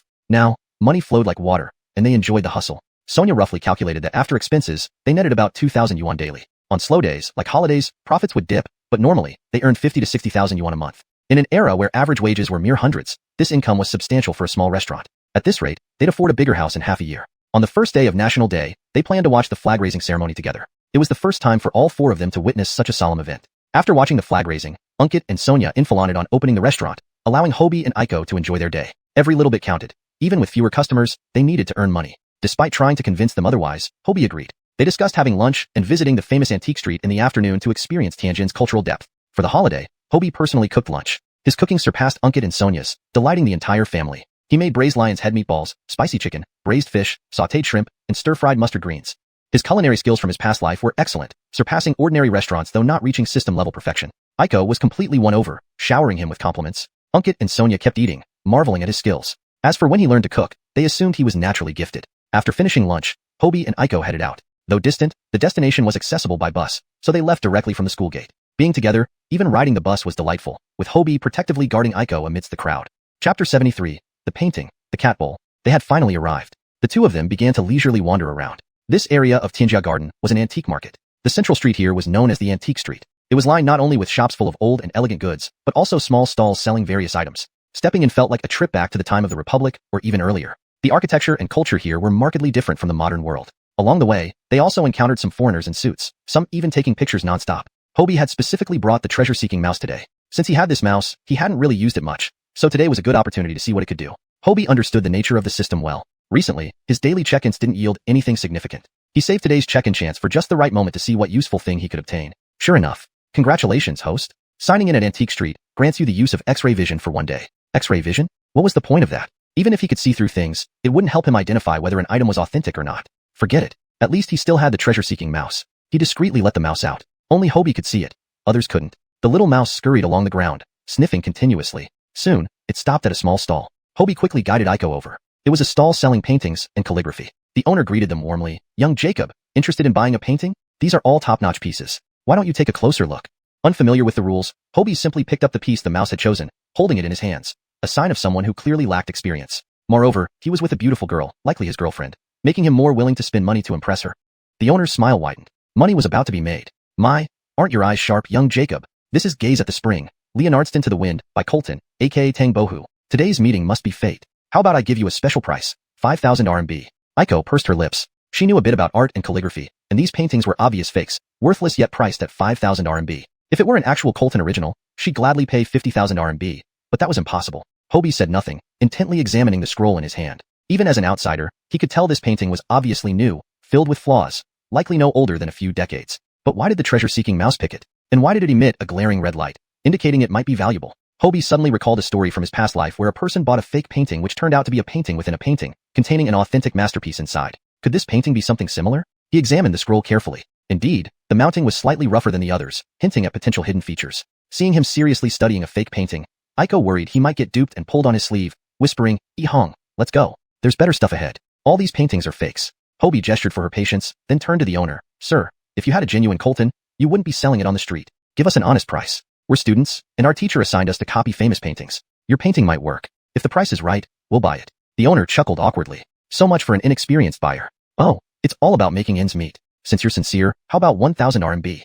Hobie remained silent. The owner hurried to add, "Though not an original, it was acquired from an old house. It cost me several hundred RMB. 800 RMB, no lower. Indeed, it came from an old house, but for free, merely as a bonus when buying other items. I'm just a poor student trying to complete my homework. If you're not serious about selling, then never mind," Hobie said, mimicking Sonia's bargaining style as he pretended to leave with Aiko. Seeing they might really leave, the owner thought hard. 100 RMB was better than nothing, especially since the painting cost nothing. A profit was still a profit. "Hey, come back. 100 RMB, okay? I'm losing out big time. If you like it, come again next time. How about you, miss? Want another one too?"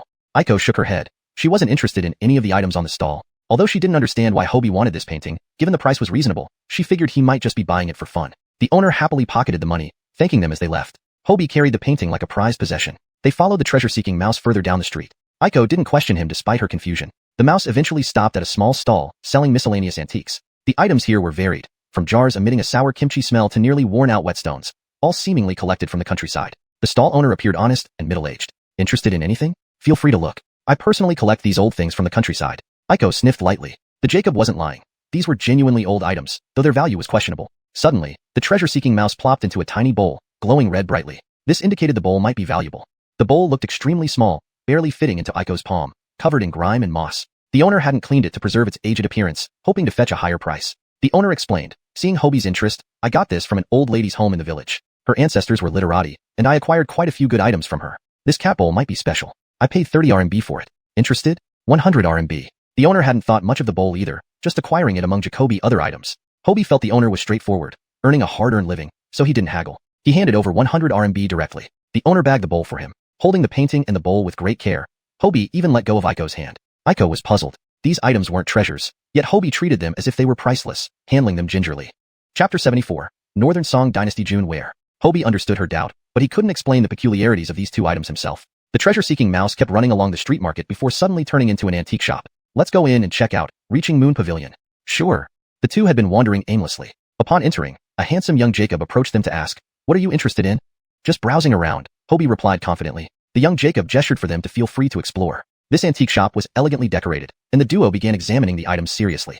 Hobie used his newly acquired X-ray vision, peering through the surfaces directly into the inner structures of the items. But it seemed futile. He couldn't tell whether they were genuine or fake. The treasure-seeking mouse darted about the store ceaselessly, as if this place truly had Jacoby authentic treasures. Unfortunately, everything was too expensive for him. He could only hope to find some overlooked gems and not buy anything at the listed price. It was merely for viewing. While they were inspecting the items, the handsome young Jacob discreetly sized up Hobie. With years of experience, he had developed a knack for remembering faces. He felt that Hobie looked familiar but couldn't quite place where they might have met. Seeing the newspaper on his uncle's desk, he finally recalled. It was from a front-page article about a heroic act. He hadn't expected this person to be an antiques enthusiast, and thus felt a desire to befriend him. So, he offered, "If there's something you like, I can give you a 20% discount." Hobie thought this young Jacob must hold considerable power within the shop. They laughed and prepared to leave. Walker stopped them, saying, "Please stay. My name is Walker. Is that item you just bought? If you don't mind, we could appraise it together. My shop has all the tools for cleaning artifacts." He noticed the small bowl in Hobie's hand that hadn't been cleaned yet, sparking his interest. Hobie paused. Indeed, he needed a professional place to handle these items properly, as he feared damaging them without expert guidance. Given the treasure-seeking mouse's excitement, these items were surely special. Professional work should be left to professionals. I'm no expert. I bought it casually from a stall outside. Could you help clean it? I'll pay whatever fee it costs. Hobie handed the small bowl to the young Jacob. It was something he had learned from the middle-aged Jacob earlier. Young people sharing knowledge and skills, no charge. Walker handled the bowl with care, finding nothing unusual initially, but still treated it cautiously. He placed it carefully on a tray and led them to a room equipped for handling antiques, filled with various tools and solvents. Rest assured, my grandfather is a seasoned artisan who has restored Jacoby artifacts for museums. I've learned from him for over a decade, so I'm quite skilled. For such a simple task, he was confident. Walker's reassurance calmed Hobie considerably. This shop clearly housed hidden talent, explaining why even the treasure-seeking mouse was excited by the items here. Hobie sat down with Aiko, watching Walker meticulously clean the bowl. In his specialized attire and gloves, Walker looked very professional. Time seemed to stand still as he immersed himself in the cleaning process. Just as they were engrossed, a voice interrupted from outside. "Sir, the second master and old master have arrived." A young Jacob at the door announced. "Annika?" A middle-aged Jacob walked in. "What are you doing?" Adon brought an artifact for grandfather to appraise. "You should come listen too." Walker pointed at the bowl. "Uncle, you go ahead. I need to finish cleaning this." The middle-aged Jacob glanced at it, but couldn't tell what it was. Knowing his nephew's focused nature, he said, "All right, come when you're done," and left. Uninterrupted, Walker continued. Since it was mostly surface dirt, the cleaning was straightforward and quickly completed using basic methods. A sky-blue ceramic bowl appeared before them. "It's quite pretty," Aiko commented, knowing little about porcelain. Hobie also wasn't knowledgeable, so he stayed silent. Walker examined the bowl thoroughly, his expression turning surprised. Based on its characteristics, it appeared to be a typical Northern Song Dynasty Juneware bowl with a striking red glaze inside. If authentic, it would be extraordinarily valuable. Yet, finding such a precious piece at a flea market seemed almost unbelievable. He doubted it could be a replica but found no flaws after thorough inspection. The line between genuine and fake often lies in a single thought. This bowl could either be a priceless treasure or worthless junk. Observing Hobie's unperturbed expression, Walker felt uncertain. "Did you recognize it as Juneware when you bought it?" "No, I know nothing about antiques. I just bought it while sightseeing," Hobie replied. Walker was intrigued by this answer, further fueling his curiosity. Was there really a beginner's luck in antiques? If this bowl was authentic, the kid had struck a massive bargain, unprecedented on the entire antique street in the past decade. Deciding immediately, "Based on my judgment, this bowl could be a Northern Song Dynasty Juneware. If true, you found a great deal. However, I can't be entirely sure. May I show it to my grandfather? He's the president of the Tianzhou Antique Association and a specially appointed restorer for the museum. His expertise holds significant weight in the antique world." Hobie agreed wholeheartedly. While he trusted the treasure-seeking mouse, having someone else verify it was prudent. Thus, they moved to the tea room, where an elderly Jacob with a lively demeanor was appraising a porcelain piece, while two other middle-aged men listened attentively, one being Walker's uncle, the other presumably Adon. "The tuition you paid this time was worth it. Even experts can mistake high-level replicas if not careful. Take it back and cherish it. It's a meaningful possession," the elder remarked. Chapter 75, 7 million. The Jacob called Adon seemed well off as well. "What a pity. I thought this time it might be the real deal." Clifton wasn't particularly upset about losing money, but was rather more troubled by his misjudgment. As a rich second generation, he enjoyed antique trading since his youth, but he was only half knowledgeable with mediocre expertise. These past few years, supported by his family's wealth, he lived comfortably and occasionally bought one or two items. Half of them were authentic, and the other half were fakes. He had his own survival tactics in the market, neither making huge losses nor huge profits, just for enjoyment. "Clifton, how much did you pay for that bottle?" the leading elder asked. Adon replied awkwardly, 100,000. 100,000? Then you really lost big this time, the old Jacob chuckled. Clifton's ancestors had some connections with the old Jacob's family. Both families were close, so they were familiar and could speak casually. Clifton, dejected, said, "Indeed, the day before yesterday, I Jacob aged to get a real piece, made a small profit, and today I have to send it away. You just don't have the knack for making a fortune from antiques. Stick to your construction business, that's more suitable for you," the elder advised. As they talked, Walker approached with three others. "Grandfather, there's an item here that I can't judge. Could you take a look?" The old Jacob was quite surprised. His grandson had been learning from him since childhood and showed a good aptitude. With years of exposure, he had quite a strong ability in antique appraisal, handling ordinary artifacts easily. Although it was run by his uncle, Jacoby decisions regarding uncertain pieces were made by him behind the scenes. It was unusual for him to have trouble identifying something. The old Jacob, intrigued, said, "Bring it forward. Let's all have a look. Since these are young friends' items, let's sit together to examine." Seeing the old Jacob's gentle expression, Hobie obediently pulled Aiko to sit down. Walker's uncle, Axton, and Adon also watched excitedly as Walker placed the covered object on the tea table. "Everyone, please have a look." He then lifted the brocade cloth, revealing a sky-blue porcelain bowl. Everyone's expressions instantly changed. Adon spoke first, judging by its shape and color. "It looks like it's from the Northern Song Dynasty June kiln?" "It does seem so, but June kiln pieces are very rare, and most available are imitations." Axton privately believed it was a high-quality replica. Only the elderly leader remained silent, taking out a magnifying glass from his pocket to carefully examine it. Is this item yours, young Jacob? Hobie answered, yes. May I examine it closely? Certainly, please go ahead. The old Jacob put on white gloves and picked up the porcelain bowl, examining it attentively. Walker watched his grandfather's every move nervously, like a student awaiting exam results. To him, this porcelain bowl had no apparent flaws and he was almost 90% sure it was genuine. So he awaited his grandfather's verdict eagerly. The old Jacob's meticulousness made Axton and Adon anxious too. Was this thing really genuine? If it was a genuine Northern Song Dynasty June porcelain, it would be priceless. Aiko was influenced by the atmosphere too. She never expected a dirty porcelain bowl Hobie, bought casually on the street, could have such significant origins. Do you think it's real? Aiko whispered, tugging at Hobie's sleeve. I'm not sure. I just bought it casually. If it's real, great. If not, it doesn't matter. Hobie remained calm. You're right, after all. It cost only 100 yuan. After meticulously studying for 10 minutes, nodding and exclaiming at times, the old Jacob finally smiled, putting down the porcelain bowl and collecting his tools. A priceless treasure. A priceless treasure indeed. Walker saw his grandfather's reaction, confirming he hadn't misjudged it. His mood lightened. Father, is it truly a June kiln bowl? Nelson asked excitedly. He had never seen a genuine June kiln piece in his entire life. The overall shape of the Northern Song June porcelain is elegant. The upper part of the body is thin, thickening gradually downwards. Through the glaze, jacobule turning marks can be seen, matching perfectly with this piece. It's definitely genuine, the old Jacob replied. Everyone looked at the porcelain bowl in shock. Aiden's eyes sparkled, looking at the small bowl in the tray. My goodness, this little thing is priceless. Hobie already knew it was genuine and felt delighted now that it was confirmed. To Aiko, it was like a dream. This little bowl she picked up casually on the roadside was priceless? She couldn't believe her ears. The old Jacob nodded. This is indeed a rare Northern Song June porcelain bowl with a sky blue glaze. Everyone drew a sharp breath. Old sir, what would be the estimated value of this porcelain bowl? Clifton asked with interest. The old Jacob stroked his non-existent beard thoughtfully and said, its specific value is immeasurable. I remember a June porcelain auctioned in Hong Kong a couple of years ago. It reportedly had slight flaws and sold for 7 million. This bowl has perfect form and no flaws. It should be worth even more, though it's unlikely anyone on the mainland can afford such a price. Does this bowl value over 7 million? Rich second-generation Clifton was stunned. At least that much, maybe 8 or 9, or even 10 million depending on who buys it. Walker was equally amazed. He didn't expect his impulsive decision to keep this young Jacob today would lead to discovering such valuable porcelain, the highest priced item he had handled thus far. And his judgment was correct. Aiko and Hobie were dumbfounded. 7 million? Fried rice noodles cost 2.5 yuan per bowl. To earn 7 million, he would need to sell 2.8 million bowls until the next lifetime. Similarly, Aiko's family owned several jewelry stores in Princeton, earning tens of thousands annually at best. For her parents to earn 7 million, it would take half their lives. And Hobie casually found a broken bowl on the roadside valued at 7 million. Both tried hard to remain composed, hiding their astonishment. Leonardo brother, what's the history of this porcelain bowl? Could you tell us? Clifton asked, loving stories of lucky finds. Walker looked at Hobie and smirked. Poor Yuan classmate would be heartbroken today. There was nothing Hobie couldn't say, so he directly said, I bought it on the roadside when we arrived. You chose it from a stall? Young Jacob, your eye is quite sharp. How much did you pay? Clifton thought it must have cost at least a few 10,000. 100 yuan. What? Chapter 76. The View Spring and Leonardston to Wind Painting. Not only was Clifton shocked, but everyone except Aiko was left speechless. They had thought they were getting a good deal, but they never imagined it would be this good. 100 yuan, which was practically giving it away for free. Someone on this antique street had unknowingly sold a 7 million yuan artifact for just 100 yuan. So it goes, as the saying goes. Different trades are separated by mountains. Even if you have gold or silver mountains in your hands, they're useless if you don't understand them. I've dealt with these things all my life, but I've never seen anyone get such a big bargain. How Jacoby years have you been in the business, young Jacob? The old Jacob asked curiously. Hobie scratched his head. To be honest, I just thought this cup looked nice, so I bought it to play with. Walker could vouch for him, describing in detail how he first met Hobie and what the porcelain bowl looked like initially. Everyone was stunned. This treasure had fallen into the hands of an amateur who didn't know much about antiques. Clifton, who had been collecting antiques for over 20 years, had never come across such a huge bargain himself, leaving him envious. You're something else, he said, giving Hobie a thumbs up. Walker remembered a news story he had read in the paper. Are you the university student who saved people a while back?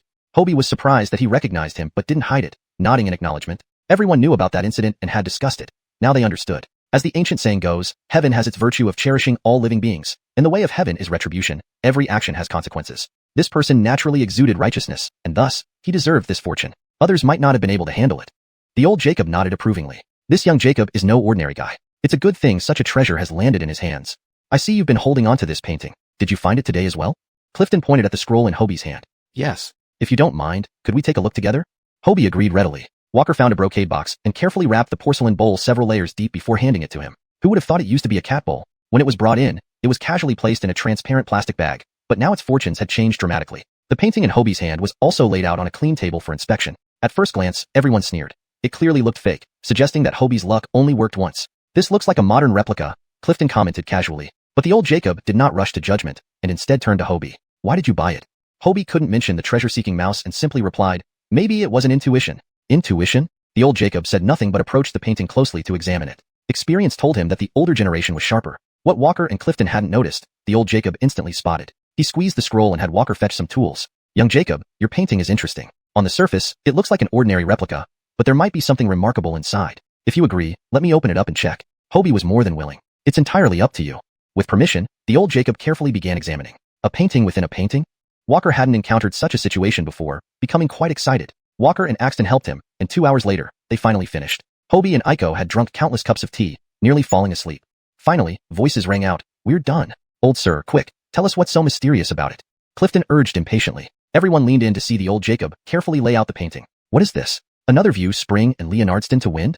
Clifton exclaimed in surprise. The painting depicted bizarre peaks, strange rocks, ancient woods, clear winds, and flowing springs, with 2 scholars sitting by the stream enjoying the view. The right corner bore a poem, looking down at flowing water and listening to the wind. The sound of water blends harmoniously with the wind. Why not record this with a jade lute? Because no one shares the same name.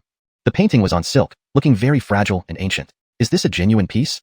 Hobie was astonished. It was indeed Colton's original view spring and enraged to wind painting. His mouth gaped open in shock. Seeing his reaction, the old Jacob felt relieved. He feared that this young Jacob might be setting a trap. From the Song Dynasty ceramic to Colton's authentic work, each item was a priceless treasure. This afternoon had been incredibly thrilling. I personally believe it's a genuine piece. However, I'm not as skilled in paintings as my friend. If he can confirm it, then it's undoubtedly authentic. Even the old Jacob wasn't completely certain. Are you talking about Elmo? We should invite him over.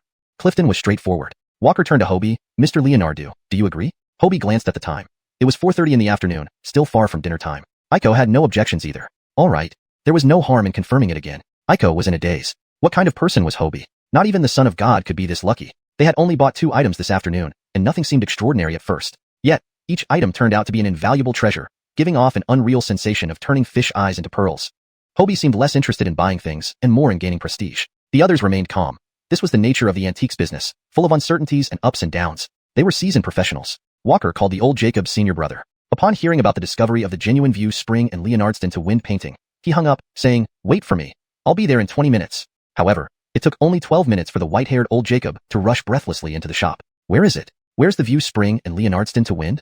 Walker quickly poured him some water. After catching his breath, the old Jacob was led into the inner room. He pulled out a magnifying glass and examined the painting intently, appearing very professional. Occasionally, he let out exclamations of amazement. After 15 minutes, he declared confidently, it's definitely a genuine piece. The old Jacob breathed a sigh of relief, glad he hadn't made a mistake. Since his old companion confirmed it, they were in the clear. Clifton was jumping with excitement, happier than if he had found the treasure himself. Elmo, can you tell us how much this painting is worth? Elmo puffed angrily. How can we put a price on our national treasure? Vulgar.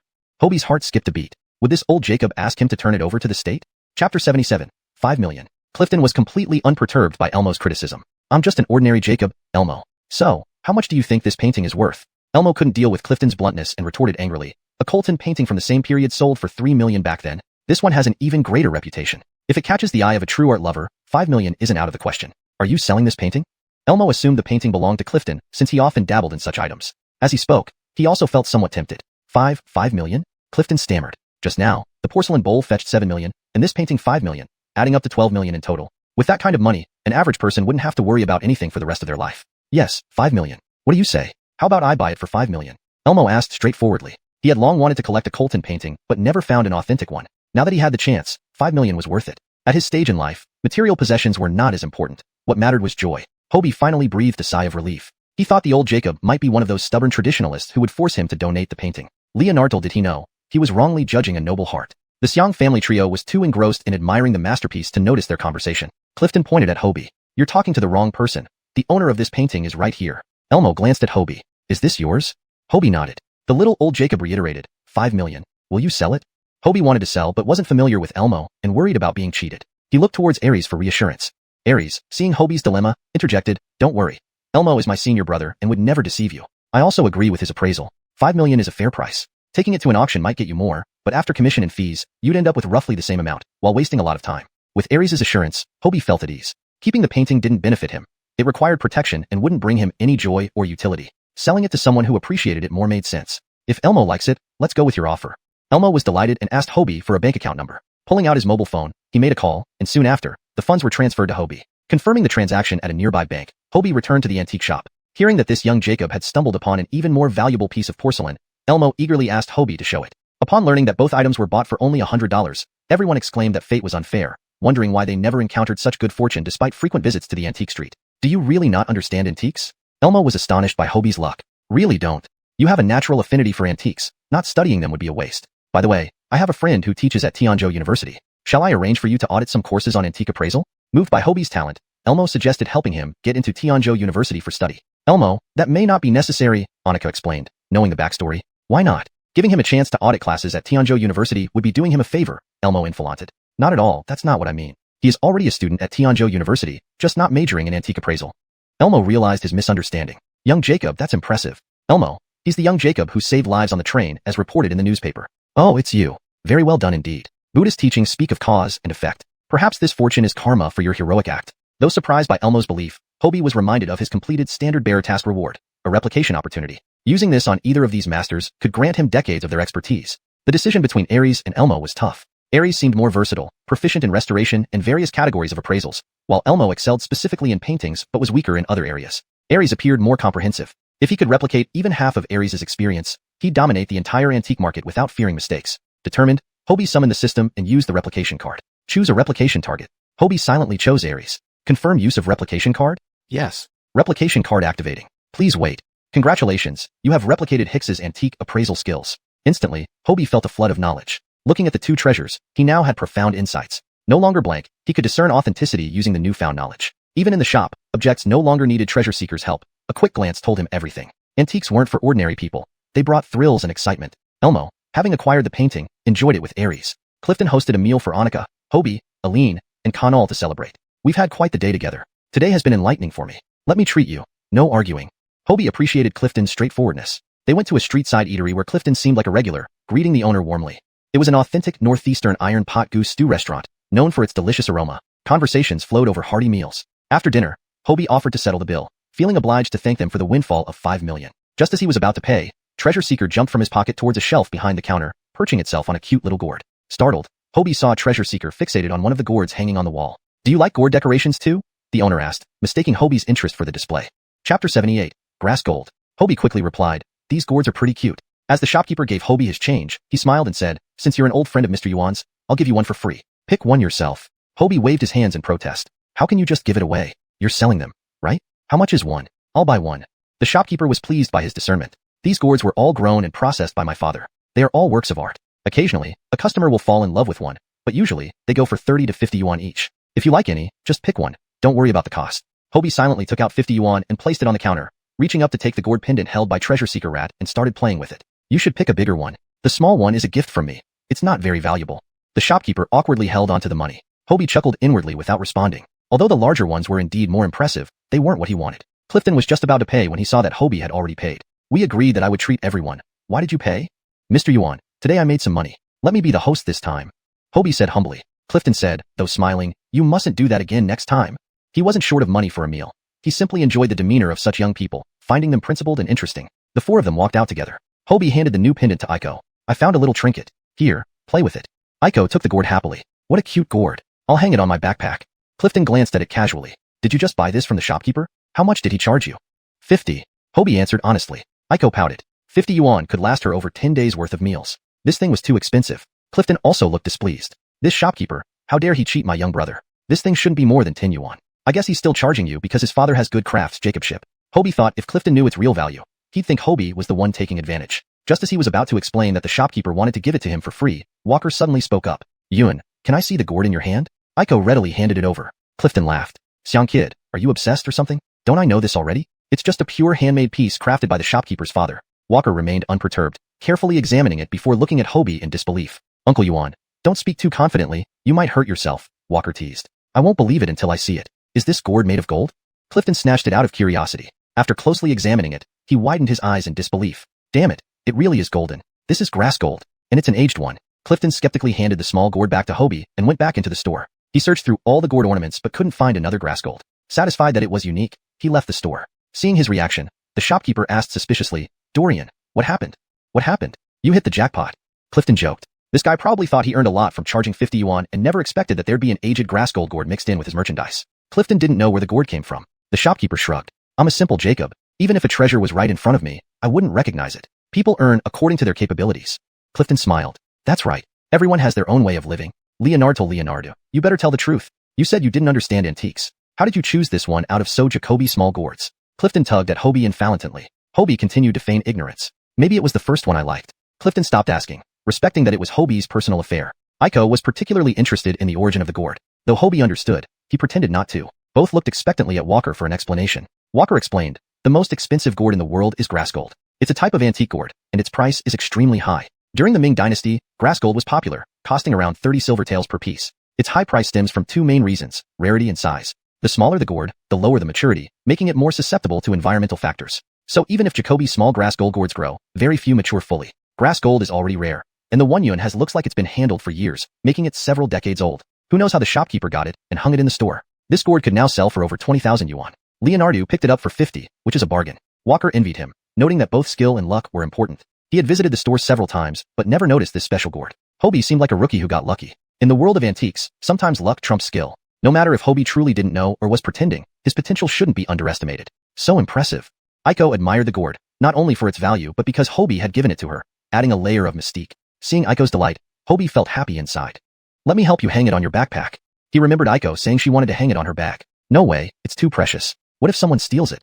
Iko proudly put the gourd in her pocket to hide it. Times had changed. Initially, she hadn't known the gourd's value, but now she couldn't treat it as a regular souvenir. Hobie smiled helplessly and let her have her way. They prepared to head back to school. Clifton, thinking of Hobie's good fortune, felt a pang of envy. Leonardo, interested in gambling on stones? It's quite fun.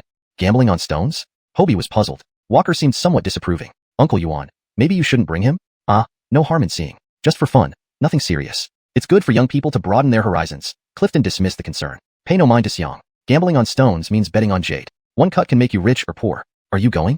Clifton's description intrigued Iko and Hobie. However, since it was late and they hadn't informed their families, they hesitated. So, Hobie borrowed Clifton's phone and called a nearby booth to inform his parents that he would be home later tonight.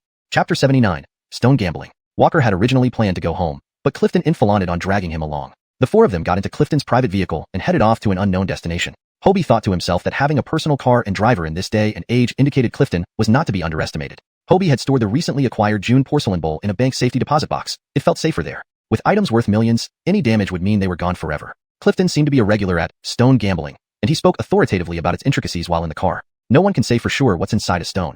Even gods find it hard to judge the quality of jade within an inch of rock. It's all about the thrill. One cut can lead to poverty, another to wealth. A $1,000 stone could become 10,000 if your luck is good. But with poor judgment and bad luck, hundreds of thousands could be lost. Stone gambling is risky. One cut brings joy, the other sorrow. I only observe most of the time, and when the mood strikes, I might buy a couple of stones to play with. However, it must be done within limits, gauging one's ability, without falling too deep. Having spent long enough in this field, I've seen 2 Jacoby gamblers meet grim ends. Out of 10, 9 don't fare well. We enjoy it, but we should know our limits. Clifton was cautioning the young people, afraid that they might get entranced by the allure of stone gambling and fall into its depths. After all, Hobie had just earned 5 million. It would be a great loss if he squandered it here due to Clifton's influence. Hobie understood very well how hard-earned money was and how precious every penny was. He had been poor from childhood and knew that he couldn't afford to become a gambler. Iko wouldn't even consider it. She was merely tagging along. Walker, whose calm and introverted nature Clifton knew well, would hardly get addicted. As they talked, the driver pulled up beside a large courtyard. Leonard, wait for us in the car, Clifton instructed before leading the group out. They looked around, finding the area surprisingly quiet. Clifton went forward to knock on the door. Knock knock. Who's there? It's me, Dorian. The heavy wooden door opened from inside. Mr. Yuan, welcome. My uncle was just talking about you. A new batch arrived today. Did you think you wouldn't come? Clifton stepped in first. I brought some friends. Don't worry, they're all family. Friends of Mr. Yuan are always welcome. Please come in. With that, the young Jacob closed the door and led them inside. The courtyard had a second entrance, revealing an elegantly simple and tastefully decorated interior. They encountered several guests along the way, each accompanied by staff, indicating it was a dedicated stone gambling hub. The young Jacob guided them to a room. Uncle, Mr. Yuan has arrived. A burly Jacob with a beard emerged from inside. Mr. Yuan, it's been a while. New stock just came in today. Take a look. You'll be satisfied with the quality. Haha, Henri, you always say that. Today, I'm bringing my young friends here to experience it. Henri then noticed Hobie and the others. Welcome, treat yourselves like at home. Look around freely. If you like anything, in honor of Mr. Yuan, I'll give you a 20% discount. If you don't find anything, no worries, we can still be friends. There's fruit and snacks in the front hall. Feel free to try them. None of the trio were adept at such social niceties, so Iko stepped forward. Sure, Jim. Remember your promise of a discount if we pick something. Henri laughed heartily. Ha, what a witty girl. I do business with honesty, as Mr. Yuan knows. I'm busy now, so let my nephew show you around. His nephew was the young Jacob who had greeted them at the entrance. All right, I'll take them. Clifton entered the room first. Inside, the space was expansive, with several rooms joined together. Stones of various sizes and shapes were arranged in different sections. Many people were already inside, quietly examining stones with magnifying glasses. Seeing the three without equipment, the young guide was surprised and offered magnifying glasses to Hobie and his companions. Clifton already had his own and was engrossed in the stones. Hobie, Aiko, and Walker wandered around as the young Jacob quietly introduced the price differences in various sections and shared basic knowledge. For first-timers, you can check these two areas, practice a bit. Stones here are either 200 each or sold by weight, 300 per kilogram. This is our cheapest range. They realized these cheap stones were likely unsold or lower quality pieces, equivalent to clearance items in a store. Buying them would probably be wasteful, just for novelty's sake. Suddenly, Hobie remembered his newly acquired power of seeing through objects, which hadn't expired yet. He wondered if it could penetrate the surface of a stone to see inside. He aimed at a stone, and gradually, its black surface faded away. Success, he could see inside. Unfortunately, the stone was just rock layers. Intrigued, he pretended to examine each stone meticulously with the magnifying glass, though he actually used his power. Aiko and Walker also picked up stones. Hobie examined quickly, nearly 1 stone per minute, looking like a novice playing around but maintaining a serious expression. 10 stones later, they were all empty, just plain rocks with no hint of jade. Sure enough, leftovers weren't promising. His energy drained from using the power, Hobie sat down on the ground. He picked up a palm-sized stone nearby. Using his power again, he saw a vibrant red color, almost blinding. Opening his eyes again after a brief rest, he saw clearly that the small stone was like a thin-skinned bun filled with red jade, strikingly pure, clear as red glass. Though not an expert, Hobie knew this piece was extraordinary. He placed it carefully in a basket and continued exploring. Chapter 80. A slice of purple jade. Perhaps because the red stone had set a good precedent, Hobie saw 2 more jade-embedded stones one after another. These 2 were green but rather dull and somewhat cloudy, though their size was much larger than the red jade, so they should still be worth some money. So Hobie kept them as well. Hobie finished inspecting all the stones in the $200 each section. Out of around 100 stones, he only found 4 that contained jade. Not bad at all. He walked over with his basket to meet Walker and Aiko, who were almost done picking stones in the $300 per kilogram area. The two listened intently to the young Jacob explaining how to choose the stones while searching for ones they liked. Eventually, they each picked 2 mid-sized stones. Curious about their luck, Hobie glanced at the stones they chose. Surprisingly, one of Aiko's stones contained jade, even a beautiful purple color, although unfortunately only a thin layer. As for Walker, both his stones turned out to be just ordinary rocks. It seemed his luck wasn't very good. Initially, Hobie planned to help them find stones containing jade, but before he could, they excitedly headed to pay for their picks. Hobie offered to pay for Aiko's stones, but she politely refused, inflaunting on paying herself, and he respected her decision. They would have plenty of time for that later. After an 80% discount, Aiko's stones totaled $1,800, while Walker's larger pair cost $2,300. Hobie knew these purchases were likely unprofitable but said nothing, respecting the principle that even experts can't predict the quality of small pieces of jade. Wanting to look further, Hobie moved to the $300 per kilogram area, where there were fewer stones, perhaps only several dozen. He found 2 pieces with jade. One notably had 2 colors, plum purple and green, both within the same piece, and it was relatively large. This bicolor jade must be valuable, he thought. The other was a decent piece of green jade. In total, Hobie picked 6 stones. Sir, the $200 stones are fixed priced and can't be discounted. For those sold by weight, we can offer an 80% discount, the vendor explained. All right, let's weigh them. The 2 raw stones weigh 7 kilograms, totaling $2,100, which, with the discount, comes to $1,680. The other 4 stones add up to $800. Total, $2,480. After paying, Hobie joined the crowd and heard cheers. It's purple jade. Such a large cut face. If all beneath is jade, this could be worth a lot. Most likely it will turn out well. This girl hit the jackpot in the $300 per kilogram area. Girl, do you want to sell your jade? I'll offer you $30,000. Someone shouted from the crowd. Some were jewel traders and buying prime goods was common practice. Before carving, $30,000 might seal the deal, but if it was exceptionally good, it could be worth far more. Others, fearing a poor outcome halfway through carving, would sell off their finds, changing hands mid-process. Hearing the bid, Hobie gently pulled on Aiko's sleeve and whispered, "Sell it for over $50,000. Something doesn't feel right to me." His words sent shivers down Aiko's spine. Having witnessed his luck today, his unease worried her too. Originally planning to fully carve the stone, she now hesitated. $30,000, you really think that's fair? I'll offer $50,000. The bidder inflaunted, believing the potential value below the surface was worth it. Aiko waited, hoping for higher bids. Within a minute, the original bidder raised the price to $60,000, followed by another to $70,000. At this point, no one dared go higher. Aiko quickly sold the purple jade for $70,000. Walker, watching enviously, had already discovered his stones were worthless white rocks. To his amazement, Aiko had struck such a large piece of purple jade. As soon as the transaction confirmed, carving resumed amidst spectators' anticipation. What happened? Oh no, it collapsed. Such a large surface area with only a thin slice of jade. This Kieran, losing $7 grand, barely getting a few $1,000s worth of jade. Kieran rued his decision bitterly. Meanwhile, Walker marveled at the thrill of the game. Earlier, he thought Aiko shouldn't sell but now understood the volatility. Similarly shaken, Aiko felt relieved for listening to Hobie. Although she profited, the potential loss highlighted the drastic swings in fortunes. You all bought stones? Clifton asked, finally choosing his own stones and noticing them gathered. We played with 2, replied Walker. Learning the hard way, eh? Clifton grinned mischievously. Dorian, don't underestimate us. That girl got a huge purple jade, selling it to Kieran for $70,000. Purple jade? Clifton hurried over, laughing heartily upon seeing the thin slice. Kieran, you've met your match today. Clifton relished the irony as Aiko's profit came at Kieran's expense. Now, it was time for Hobie and Clifton to reveal their choices. Initially, Clifton thought Hobie overly ambitious for selecting 6 stones, especially when he realized they were $200 each. He advised, don't get your hopes too high. These leftovers are carefully chosen rejects, hardly likely to yield jade. Just consider it tuition. Hobie modestly replied, understood. Just for fun. It's not too expensive. Clifton held his nearly 10-kilogram stone lovingly, eagerly anticipating its unveiling. He spent 5 hours choosing it and paid nearly $50,000 for it. Hobie nonchalantly watched as the stone's fate unfolded before him.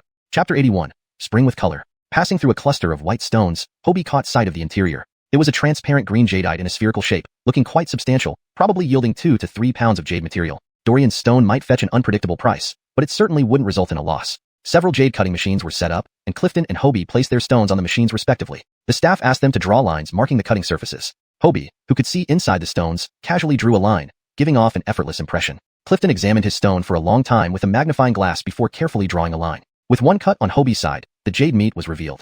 It's a good cut. It's risen. How is the color? This is spring with color, someone exclaimed after examining it closely. Really?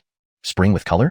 Everyone gathered around. Spring with color was indeed a good omen. Yes, the first stone Hobie had placed was the one with uncertain colors he wanted to test, never expecting such a significant reaction. Could these colors be special? Clifton couldn't even bother with his own stone and quickly poured water over the cut surface of Hobie's stone. Instantly, a stone with intertwined green and purple appeared before everyone. Beautiful. Clifton couldn't help but marvel. Kid Leonardo, you sure have great luck. I'm out of words to express my envy. Kid, will you sell it for 100,000? Someone offered. Hobie shook his head. This stone was large, and the jade inside was also considerable. He'd profit more by keeping it and selling the raw material himself. The staff continued cutting along the line Hobie had drawn, and everyone crowded around to see how the stone would turn out. Taking advantage of the moment, Hobie asked Clifton, Uncle Yuan, what does spring with color mean? Seeing Hobie's puzzled expression, Clifton smiled wryly. This kid was truly formidable. Anything he bought turned into treasure, but sometimes he seemed genuinely clueless. He didn't even understand spring with color. It was like having a beginner at Mahjong who didn't know anything but kept winning seasoned players one after another. Spring refers to lavender jade, so jadeite with spring is called lavender jadeite. Color means green jadeite.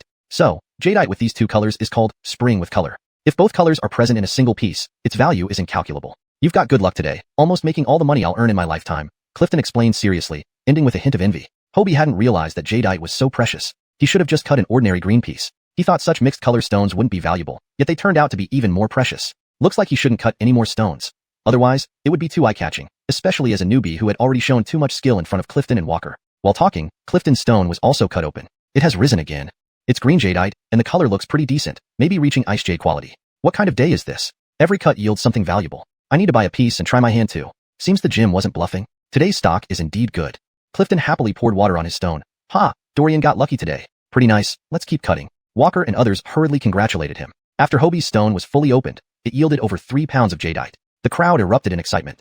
Such a large piece. This young Jacob is incredible. I heard this came from stones sold at 300 per pound. Boss, you must have misjudged this treasure, selling it for only 300. Some people teased the gym, but he wasn't so petty, having seen this kind of thing often. Haha, I make what I should. Losing isn't a big deal. It just shows the quality of my goods. Even stones sold at 300 per pound can yield such treasures. That's true. Let's check out the 300 per pound area. The price isn't high, and finding a treasure would be a huge win. Inwardly, Clifton wondered why this kid always made such profitable deals, buying bowls for 100, paintings for 10, gourds for 50 that were worth thousands, and now cutting high-quality jadeite from stones priced at 300 per pound. Was this kid the son of God?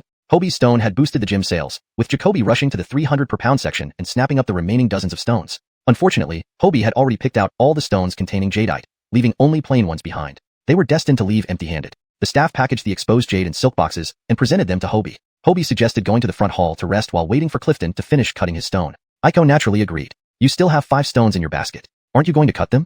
Clifton thought Hobie intended to cut all his stones. Not necessary. Getting one such treasure is enough luck. As you said, these are scraps. The remaining pieces likely won't yield jadeite. I'll take them home as souvenirs, Hobie infalanted. How could he risk cutting more? Each stone contained jadeite, including a red one. Everyone would go crazy. Clifton doubted his reasoning. Why not cut them? What's the point of taking heavy stones home? One cut and we'll know. No. It's late. Once you're done, let's go back. My family is waiting. Hobie carried his basket of stones, while Aiko held the jadeite for him. They went to the front hall to rest. This area resembled a buffet setup, with food, drinks, and seating arrangements available for relaxation. They sat down and enjoyed some snacks and drinks, feeling rather hungry after a busy night on the ground. As they were eating, a young Jacob in a suit approached with a smile. Hello, my name is Benji. May I join you for a chat? His demeanor was friendly. Hobie nodded in agreement. Benji pulled out a chair opposite Hobie and gracefully sat down, maintaining proper posture. Just now, I had the privilege of witnessing you uncover a spring with color jadeite. Might you consider selling it? Chapter 82, Juanita. Hobie naturally wanted to sell. To him, the jade was just a lifeless object. It couldn't be eaten or used, and taking it back would only mean keeping it in storage. Turning it into cash would generate much more value. Selling is inevitable, but it depends on what price you offer. Benji smiled upon hearing this. You can rest assured. I forgot to introduce myself earlier. I'm the young master of Laojin Gemstone Shop, which virtually monopolizes half of the jade market. If my price isn't satisfactory, no one else can offer a higher one, Benji said. Clifton, holding the jade, walked towards them and overheard Walter's boastful words as he approached. That's not necessarily true. Mr. Walter, are you not afraid of breaking your back with such big talk? Clifton was always free-spirited and couldn't stand hypocrites who put on airs. Benji had come here late at night in a perfectly tailored suit, giving the impression that he was attending some grand event. Mr. Yuan, please don't rush to judge. Leonardston to me first. To show our sincerity, we're offering 1 million yuan for this piece of Chundaikai. Is that fair enough? Benji gritted his teeth inwardly, cursing Clifton under his breath while maintaining a calm demeanor. 1 million? Mr. Walter has the nerve to say that aloud? Such a large piece of Chundaikai could easily fetch 2 million, and there would still be plenty of buyers. Only someone clueless would quote this price. Clifton retorted bluntly before sitting next to Hobie. Benji was seething, barely able to maintain his facade. Hobie hadn't expected the seemingly polite Jacob opposite him to be a hypocrite. Thankfully, Clifton arrived, otherwise, he might have been deceived. The price he had in mind was around 1 million. Mr. Yuan is absolutely right. This Chundaikai is worth this much. I, Juanita, will take it. 2 million. Immediate transaction. A graceful and beautiful Jacob swayed her way over. She had already seen the Chundaikai Hobie opened and left to gather funds immediately after. She seemed to know about their conversation and showed no respect for Benji, seizing the business from him directly. Benji appeared somewhat fearful of this Jacob. He didn't dare utter another word, retreating like a turtle with its head pulled in, even afraid to respond. Juanita specialized in jadeite and was a well-known figure in the jade industry. Even Benji's father would address her respectfully. So how could he dare argue further, especially when bidding above 2 million would make the stone unprofitable? Contesting with Juanita would both offend her and yield no benefits. So, Benji left in defeat. Juanita sat beside him, lighting a cigarette from her purse. Hobie didn't dare speak lightly, fearing another deception. He let Clifton handle everything. Clifton seemed familiar with this Jacob. Meow, you're here too? My young friend initially intended to auction this Chundaikai. How about adding more? Clifton probed. Smoking, Juanita estimated how much the Chundaikai could fetch. A rough calculation indicated it could be sold for around 3 million. Purchasing it for 2 million would still be profitable, but any more would reduce her margin, considering labor costs and other expenses. However, she was currently competing against Laojin Gemstone Shop and needed high-quality jade pieces to gain an edge. Even if she made no profit, having superior pieces would serve as a warning to companies like Laojin, who were trying to control the jade industry prematurely. After careful deliberation, Juanita replied, I can't add 200,000 more. Any more, and I'd lose money. Clifton pretended to think, but was secretly thrilled. His initial 2 million offer was meant to irritate Benji, as he hadn't expected the stone to fetch more than 1.5 million. Meeting Juanita and her willingness to bid indicated she must have a pressing need for jade. Indeed, Juanita proved decisive. No wonder everyone in the jade industry respected her. Meow, you're generous. Shall we agree? Clifton looked at Hobie. Hobie nodded eagerly. His ideal price was 1 million. Getting more than double that. How could he refuse? Can I inspect it again? Juanita asked Hobie. Hobie pushed the silk box towards her on the table. After carefully examining it, Juanita finally said, let's transfer now. Oh, Dorian, are you selling this one too? Juanita pointed to the green jade Clifton had just opened. Sure, give me a price. Clifton didn't fancy collecting jade. He did it for excitement. This ice jade variety, I'll offer 200,000. Juanita didn't haggle. Her mood was good from the previous purchase, so her offer wasn't low either. Clifton understood the market and quickly agreed. Earlier that morning, he lost 100,000 on porcelain. The recent purchase cost him 50,000, but selling this jade for 200,000 meant he profited 50,000 for the day, improving his mood. Finalizing the transfers, it was already midnight, and they prepared to leave. Juanita found Hobie intriguing, admiring his luck in finding such good jade from lower-grade material. No one else who followed him got similar results, leading her to believe he had some special luck. She intentionally left her contact details, asking him to reach out if he found more good jade. Hobie kept it, knowing he had more jade to sell eventually. Sal Quifua spoke straightforwardly, instilling trust in him. Clifton also left his number. Leonardo kid, get a mobile phone soon. Let's stay in touch. With you around today, my luck improved, opening an ice jade for the first time. Clifton patted Hobie's shoulder. Hobie planned to buy a mobile phone during National Day, and with the extra money, getting phones for his parents and Aiko wouldn't be a problem. That day, he earned 720,000, excluding the June kiln bowl and the gourd for Aiko, plus the unopened stones. Clifton's driver dropped them off, with Walker leaving first due to proximity. They agreed to meet again in the store. The driver then took Hobie and Aiko to the food street, where Hobie's family shop was still open. Big brother Yuan, this is our shop. Would you like to come down for a snack? Note, Chundaikai refers to a specific type of jade known for its color patterns, while ice jade describes high-clarity jade. The names Feng Shui or Clifton remain confalentant with proper pinyin transliteration.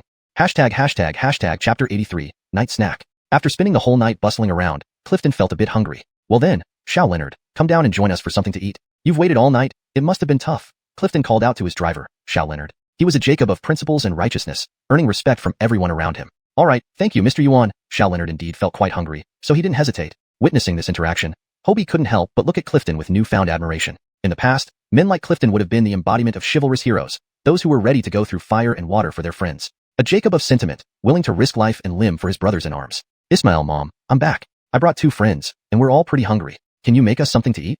Hobie shouted even before reaching the door. Among the area's closed shops, only Wingxiangju's sign still glowed. Outside, a few patrons sat drinking beer and eating skewers. Unkit was roasting skewers when he looked up and saw his son approaching. Back already? All right, bring your guests in, and I'll prepare some food for you, he said quickly. Upon hearing her son's voice, Sonia's worries melted away. Since receiving that hurried call in the afternoon, she had been uneasy, fearing that her son might have done something improper with the young lady, unsure how she could face the girl's parents. Joanne had entrusted her with the responsibility of looking after Aiko. Unkit assured her that she was overthinking things, infaunting that her son wasn't that kind of person, and there must have been a special circumstance preventing him from coming home earlier. Indeed, she had overthought it. Auntie, let me help you.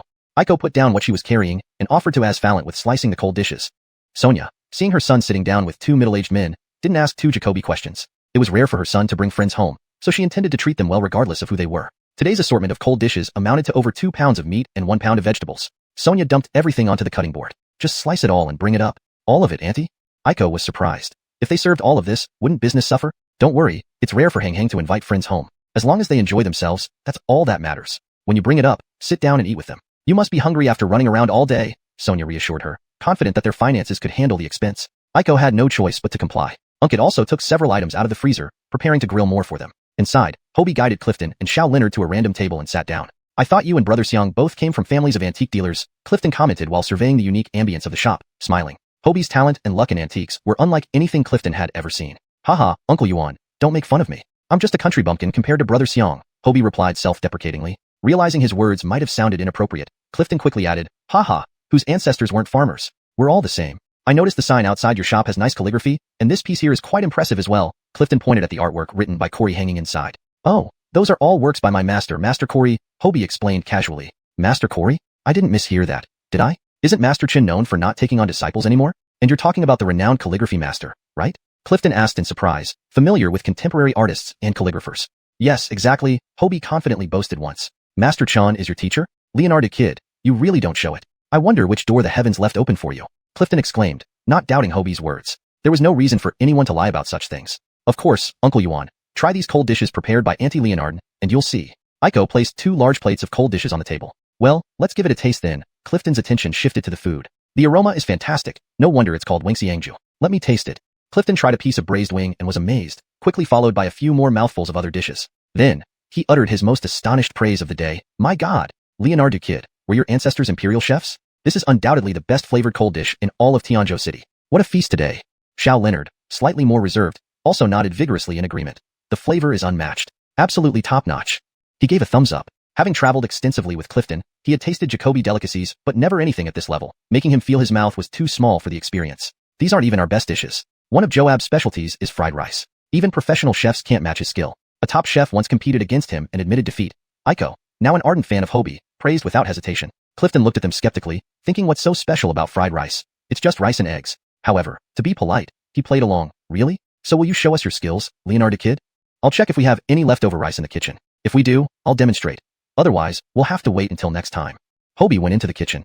After about 3 minutes, an extraordinary fragrance wafted out from the kitchen, catching Clifton's attention. So fragrant. No wonder it's called Wingxiangju. This scent is perfect. Hobie emerged with 2 plates of fried rice. Please, help yourselves.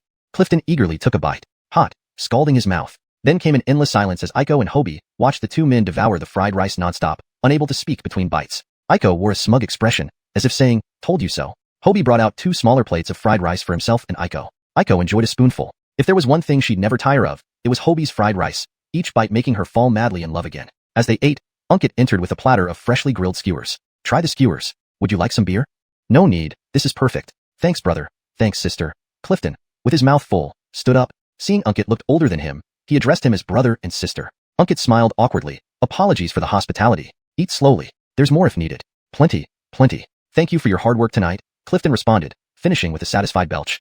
Chapter 84. Projacament use rights of X-ray vision. After Clifton and the driver, Xiao Leonard finished a plate of fried rice. They were captured by the aromatic smell of grilled skewers. Hobie also got each of them a bottle of soda to quench their thirst. It was better not to drink beer since they were driving at night. The 2 ate heartily, with most of the food on the table disappearing. Aiko and Hobie only sampled a bit as they had already eaten quite a lot of pastries and fruits earlier in the courtyard. After everyone was full and satisfied, Clifton pulled Hobie aside to chat. Leonardo kid, today you've surprised me Jacoby times. Just when I thought it was over, you gave me more surprises. Putting everything else aside, you've made an old friend in me, Yuan. If you ever need help in the future, don't hesitate to ask. The money you earn today is enough for your family to live comfortably. Running your little shop is just fine. You've made decent money. The antiques business is very complex. Luck alone isn't enough.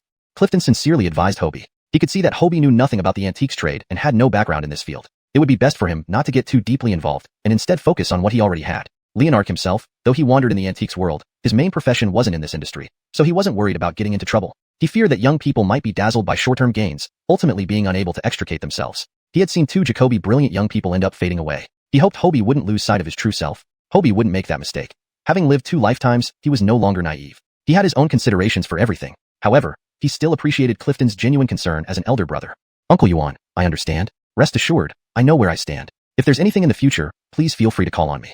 Hobie genuinely thanked him. Without Clifton taking him to gamble on jade stones, he wouldn't have earned those 2 million. And if Clifton hadn't shown up in time, he might have been cheated by Walter Jingsong and sold the jade for a mere 1 million. That's good. Thanks for the hospitality today. I enjoyed the meal very much. Some other day, I'll host a dinner for your whole family. I need to think hard about which hotel would be appropriate so as not to disappoint. The food here is better than in high-end hotels. Running this place really is a pity. Clifton laughed. Haha, Uncle Yuan jokes. How can it compare to high-end hotels? If you like it, come often.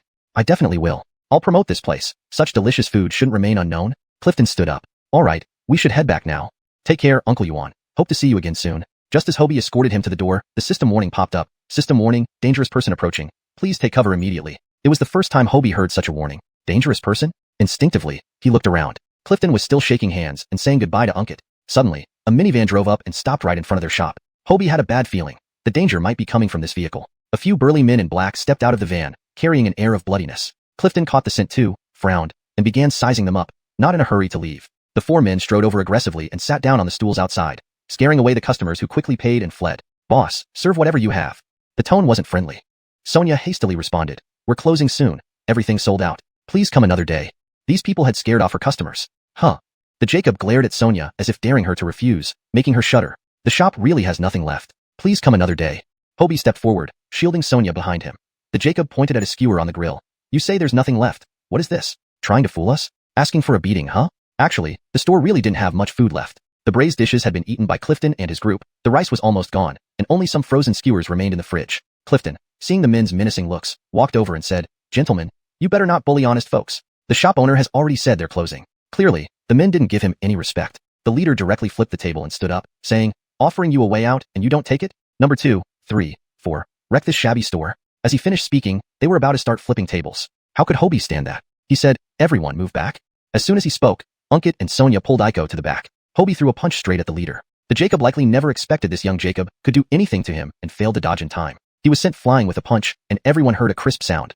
A tooth flew out from his cheek. Hobie didn't stop, hesitantly pouncing on the other 3, punches flying one after another without restraint. This was different from sparring with Benny. Each strike was deadly serious. The 4 men were terrified, not expecting this weakling to be so powerful. These 4 were clearly desperate criminals. If he couldn't take them down, the ones getting hurt would be him and his family. Clifton initially wanted to help but saw Hobie fighting against 4 without any disadvantage, impressed and relieved at the same time. Xiao Leonard knew a bit of martial arts but was still inadequate against these desperados. After being thoroughly beaten by Hobie, the 4 tried to run but were caught by Hobie, Clifton, and Xiao Leonard, then tied up. Clifton had already called the police, and soon 2 police cars arrived. The police checked their vehicle and found 3 pistols and a Jacob covered in blood, barely alive. Young Jacob, you've done a great deed. These guys are notorious fugitives with bounties on their heads. We didn't expect they'd be caught like this. Your luck was good. There were still bullets in those guns. If any of them had brought a gun when they got out of the car, you'd be the ones lying here today. Thank you for serving justice. We'll take the injured Jacob to the hospital first and take these 4 away. The police took the 4 men and the bloody Jacob away, mentioning further notifications if needed, estimating a bounty reward would come. System notification. Host has defeated a gang of desperados and successfully rescued a valuable individual to the country and people. System rewards host with projacament use rights of X-ray vision. Reward has been issued. Hobie hadn't expected that protecting his family would lead to such a complex situation. What was the background of the bloody Jacob? A valuable individual to the country and people? Who could be so significant that the system would reward such a powerful ability? Projacament use rights of X-ray vision meant he would be invincible in jade gambling, earning money effortlessly from now on. Chapter 85. The Big Brother Phone. Hobie was still in shock when Sonia was also trembling with fear. She cursed herself for being so talkative just now. Her son had protected her, and if those people had all brought guns when they got out of the car, something serious would have happened today. It's all my fault, Hang Hang. Are you okay? I'm fine, Mom. Don't worry about me. I'm all right, Hobie reassured her. Aiko also came over to comfort Sonia. Well done, Didn't think you had it in you. For someone your size. Clifton patted Hobie on the shoulder. Uncle Yuan. I'm sorry we delayed your return home. Fortunately nothing happened. No worries, go back and rest. You don't need to be concerned about today's events. I'll head home as well. After Clifton left, not long after, Wang Xiangju also closed up shop. After repeated comforting from Unkit, Hobie, and Aiko, Sonia's mood improved significantly. Only once the doors were shut, and it was just family, did Hobie reveal the few stones he had brought back and recounted his experiences to Unkit and his wife. The couple listened in astonishment, mouths agape at the millions being casually mentioned. Although they had money now, albeit a modest amount, they couldn't wrap their heads around these numbers. Hearing that a painting bought for 100 yuan had sold for 5 million, or a bowl worth 7 million, or even a stone valued at over 2 million, they could barely believe it. They thought this must be some kind of dream. Could their son be mad? Or were they? Aiko confirmed it was all true. There was now over 7 million yuan in the house, plus a valuable porcelain bowl, worth another 7 million. With such wealth, they wouldn't need to work anymore. It took the couple a long time to accept this new reality. Aiko pointed at the stones and tentatively asked, Hong, you don't mean to say there's treasure inside all these rocks? Hobie knew better than to lie to Aiko, who he wanted to spend his life with. I have a hunch. That's why I didn't dare to unwrap them. I can't explain it, but I felt sure there was jade inside. What you're describing sounds like a gift. Hong, you really have a talent for antiques and jade speculation. Aiko explained away his intuition. Indeed, since replicating Master Hicks's appraisal skills, Hobie had developed a deeper understanding and love for antiques. He began thinking about changing majors to study antiques formally, as he wasn't too interested in economics. Ultimately, making money and doing what you loved was the essence of life. However, this wasn't a small decision, so he'd need more time to consider. They arrived too late tonight, and the dormitory was already locked, so they couldn't go back. They decided to stay at the store for the night. Hobie gentle-Jacobly offered his bed to Aiko and slept on the couch. The next morning, Unkit and Sonia were back to their usual selves, busy working as usual. They had accepted the fact that they were now wealthy without any change in their demeanor. Mom, Ismail, let's take the day off today. This morning, I'll take you to buy a Big Brother phone for easier communication. In the afternoon, we can look at houses. Remember, I said we would eventually live in a big house, and now we can make it happen, Hobie suggested. Sonia hesitated. Hang, we have a public telephone nearby. Why do we need a Big Brother phone? One for you is enough. We mostly use it to call you, and occasionally your Grand Camila. Unkit agreed, considering the cost of a Big Brother phone. Only Big Jimes used them before, never the construction supervisors, much less a small restaurant owner like him. Besides, we have no urgent business that requires such a device. A phone would be very useful. Imagine last night, if Uncle Yuan hadn't had a Big Brother phone, we wouldn't have been able to call the police, Hobie tried to convince them. Darling, last night's incident won't happen every day. Plus, one phone among us is sufficient, especially when you're often at home anyway, Sonia responded. Hobie realized he was being persuaded otherwise. Having money made him a bit whimsical about buying things for his parents without considering whether they actually needed them. Buying fancy gadgets might not even be useful or necessary for them. Alright, I don't want a Big Brother phone, but I do want a house. With our savings, it's best to buy one soon. Owning property in Tianzhou will solidify our roots here. And with you dating now, it's only right to get you a place of your own. I'll discuss it with your future in-laws. Your father and I will finish our midday business and then join you for house hunting. Hearing Sonia, Aiko blushed. People in this era viewed relationships sincerely and realistically. Once committed, they planned to marry, and breakups were rare. Seeing their determination to finish the midday shift, Hobie let them be. After breakfast, he and Aiko set out on their bikes toward a large mall, heading straight for the Big Brother phone section. Hobie had packed a backpack full of cash, collected from their food business, which made it cumbersome to deposit at the bank. Initially, he had assumed Big Brother phones were expensive, and carried over 10,000 yuan in case it wasn't enough. The salesperson informed them that a Big Brother phone only cost around 3,000 yuan now, much cheaper than the earlier models that cost tens of thousands. They also saw the newer Nokia models, which were smaller and functionally similar, but priced over 8,000 yuan. Deciding they didn't need the premium for smaller size, they opted for two Big Brother phones for better value. Chapter 86, Buying a House and Encountering a Snob. Aiko this time, thanks to Hobie's help, also earned 70,000 yuan. She wanted to pay for it herself but was stopped by Hobie. They had known each other for so long, and he had never given her anything valuable. This time, he inflated on paying. Aiko couldn't argue further and accepted this sweet gift. Hobie ordered 2 large cell phones at once, making the salesperson extremely happy. However, when it came to receiving payment, she was stumped because Hobie pulled out a large stack of cash from his backpack, handed over several bundles, and said, "Count them." Seeing this, a few store employees rushed over to help. It took several people 2 rounds and half an hour to confirm the amount. Hobie and Aiko sat nearby, studying the new phones while waiting for them to finish counting. For the first time, they tasted the joy of counting money until their hands cramped. After buying the phones, it was still early, and they weren't in a rush to go back. So, Hobie took Aiko to a nearby cinema. This world never lacked smart people. Outside the cinema, there were children selling sunflower seeds, candy floss, and even flowers. In this era, most moviegoers were couples who would usually buy sunflower seeds or flowers for each other. Hobie bought a bag of sunflower seeds and candy floss and picked a flower. Whatever others had, Aiko should have as well. Not knowing what to watch, Aiko chose Farewell My Concubine. Throughout the movie, Hobie was distracted by his beloved sitting beside him, occasionally sneaking a handhold. Meanwhile, Aiko watched intently, crying deeply. She was still immersed in the movie details long after leaving the theater. Leonard is like a play, and plays are like life. The same mistakes, during the late Raniag dynasty, could lead to imprisonment. In the nationalist era, brutal beatings. But when the audience changed to the Leonard Liberation Army, the 2 main characters, mentally prepared for punishment, received applause instead. Such a scene truly leaves a deep impression. The changes society has undergone, and those who drove these changes are indeed remarkable. Chung Die lived vividly. As an actor, he was passionately loved, but he was also unfortunate, bearing deep imprints of the era. His whole life was spent transforming on the stage. I'm glad we live in a stable era where we can live calmly and simply. All right, class representative who loves summarizing, can we go home for dinner? Hobie teased. Then let's go, Mr. Driver. Aiko lifted her hand. Yes, ma'am. The princess departs. Hobie pretended to support her hand. Upon returning to the store, they found it busy, so they hurried to help. Ankit and Sonia had rare vacations and allowed the 5 kids working in the store to take breaks, which made it busier now. Luckily, customers were patient. After the busiest period, the 4 sat down for dinner. When the store finally calmed down, they decided to check out houses. Sonia put on her newly bought clothes for the occasion. As it got colder, they added new clothes recently but rarely wore them. Aiko helped style her hair, making her look more vibrant, somewhat like a wealthy lady. Ankit, being naturally elegant, didn't look bad either after tidying up. Uncle and aunt really suit each other, Aiko sincerely commented. Everyone always said Hobie inherited great genes from his parents, but she thought the couple looked better the more you looked at them. They must have been as handsome as calendar models in their youth. Sonia modestly replied, thank you, but we're too old. Deciding that riding might be inconvenient, the 4 decided to take a taxi, which was quite expensive for most people who preferred buses or bicycles. They arrived at the real estate center where all major housing projects around Tianjin City had offices. Upon arrival, the 4 felt lost, having never bought a house before. Hobie had done so in his previous life, but not in this era. Thus, they randomly chose an office called Tianyuan Real Estate. Awa Jacob soon approached, wearing a black uniform with heels, looking pretty.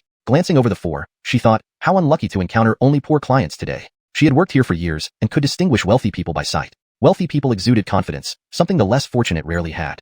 Seeing the timid eyes of this middle-aged couple, she knew they couldn't afford anything. Not wanting to waste time on such clients, she summoned a new colleague named Tom. I'm busy now. Tom will introduce things to you. Tom, come meet the guests, she said without hiding her disdain. Hobie didn't expect such a scene straight out of TV dramas. He almost left with his parents, but then Tom approached with a good attitude. Brother, sister, what type of house are you looking for? We have all sizes, apartments, elevators included. Tom's round face seemed welcoming. Sonia ignored the rude behavior earlier and cheerfully asked, do you have standalone houses with 2 to 3 floors and a yard? Leonardving in a rural area. We're used to having yards for comfort. The Wa Jacob nearby heard and smirked, thinking she knew they were peasants and was glad to pass them off to Tom. Aunt, are you referring to a detached villa? That's modern thinking. Yes, we do have such houses, but they are quite pricey. Are you okay with the price? How pricey? Sonia had planned. They needed a standalone house with a yard and multiple stories for future use. At least this much. Tom held up 5 fingers. Chapter 87, Golden Dragon Bay. Sonia had seen enough of the world by now, earning several tens of thousands every month from her store. She was no fool and understood that when they said 50,000, it meant 500,000. With the current income from the store, she could make $500,000 in about a year. To spend a year's worth of income on buying a large standalone house of her dreams sounded reasonable to her. Plus, there was always her son's savings of over 7 million as backup. Compared to that, 500,000 was merely a drop in the bucket. Thinking this, Sonia felt confident and replied, no problem, as long as the house is good. Her confidence reassured Tom, who led them into a room with models and sand tables. Look, these are models of our developments and house types. The standalone villa you're interested in is right here. They all face south and have a minimum area of over 300 square meters. The ground floor has a small yard, while the second floor features large balconies. The prices are very reasonable too. If you buy now, you get a 10% discount off the original price. It's a great deal. Would you like to see it? If this were in the future, such standalone villas would indeed be appealing and sell for high prices. But in this era, they weren't popular yet. Everyone preferred apartment buildings. Typically, only the wealthy bought these villas to occasionally live in, which made them hard to sell. This batch of villas had been standing for over 6 months, with half still unsold. The Jim was eager to collect money, so he offered the 10% discount to attract buyers. Now, people looked at completed units, not pre-sales. Sonia was already smitten by the models and wished to move in immediately, so she immediately requested to see a finished unit. Hobie also thought that one needed to see a property firsthand before making a decision. Let's go check. However, as Tom went to fetch the key for the model home, she encountered an obstruction. The same what Jacob shouted. Do you really think those poor people can afford a standalone villa? Don't be naive. Even if it were 50,000, I bet they can't come up with it. You're wasting time. Spend more time handing out flyers on the street. Izzy and sister, just give me the keys. Maybe they will buy it. Tom believed she had a good chance of closing the deal. One couldn't mistake genuine interest and eagerness. The Wa Jacob named Izzy and did not hand over the keys, but instead loudly declared, I won't give you the keys. Do you think anyone can visit a standalone villa? Hobie and the others heard everything outside. What bad luck. Sonia became somewhat unhappy. With her money, she didn't need to worry about buying a house. Humph. Son, let's go. There are Jacoby real estate companies here. I don't believe we can't find a place with money. Tom was troublesome, and Hobie didn't want to waste time arguing. He pulled Aiko to leave. Just as they turned around, they saw Clifton walking with a middle-aged Jacob. Uncle Yuan, why are you here? Clifton was also surprised to see Hobie. Running into him after just one night was quite an unexpected coincidence. Leonardo boy brother, sister-in-law, I came to handle some matters. What brings you here? Uncle, we're looking at houses today, Sonia smiled back. Haha, you're looking at houses. Well, you should buy a few large ones and don't forget to invite me when you move in, Clifton laughed. The middle-aged Jacob overheard and realized Clifton referred to them as family, likely meaning relatives or close friends, since they were coming to his sales center to buy a house. Haha, what a coincidence. Come in and sit down, he invited. Despite the earlier unpleasantness, the middle-aged Jacob, clearly the Jacobager, was friendly and familiar with Clifton, so Hobie followed inside again. Leonard to Walter, we have guests. Serve tea quickly, the Jacobager called out to the Jacob. Walter Isian awkwardly smiled. She never expected the poor ghosts she dismissed would become honored guests of the General Jacobager. She hoped they wouldn't hold it against her. Brother, sister-in-law, what kind of house are you looking for? Have you decided yet? Since General Manager Leonardong is here, he can give you a detailed introduction, Clifton asked. Sonia naturally told the truth. I wanted to look at a standalone villa, but she said we couldn't afford it, so we were thinking of changing to another company. She subtly put Walter Isian in her place. Oh, such a thing exists? Truly judging people by their appearance. My brother and philanter-in-law can't afford your houses? Are they made of gold? General Manager Leonardong? Clifton subtly bolstered Sonia's stance while mocking Walter Isian. General Manager Leonardong gave Walter Isian a stern look. This was her usual mistake. He kept her because of her excellent business skills despite her flaws. Walter Isian apologized to the guests immediately. What do I usually tell you? If this happens again, you don't need to come back.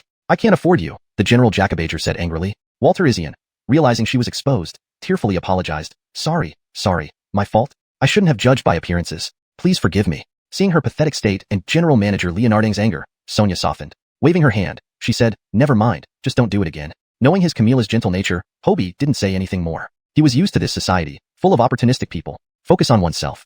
Clifton noticed the situation and chose not to push further. To lighten the mood, General Manager Leonardong added, speaking of standalone villas, I have 2 units in Golden Dragon Bay left. They were initially sold, but the buyer suddenly went bankrupt, leaving the payments incomplete. These villas are back on the market. Would you be interested?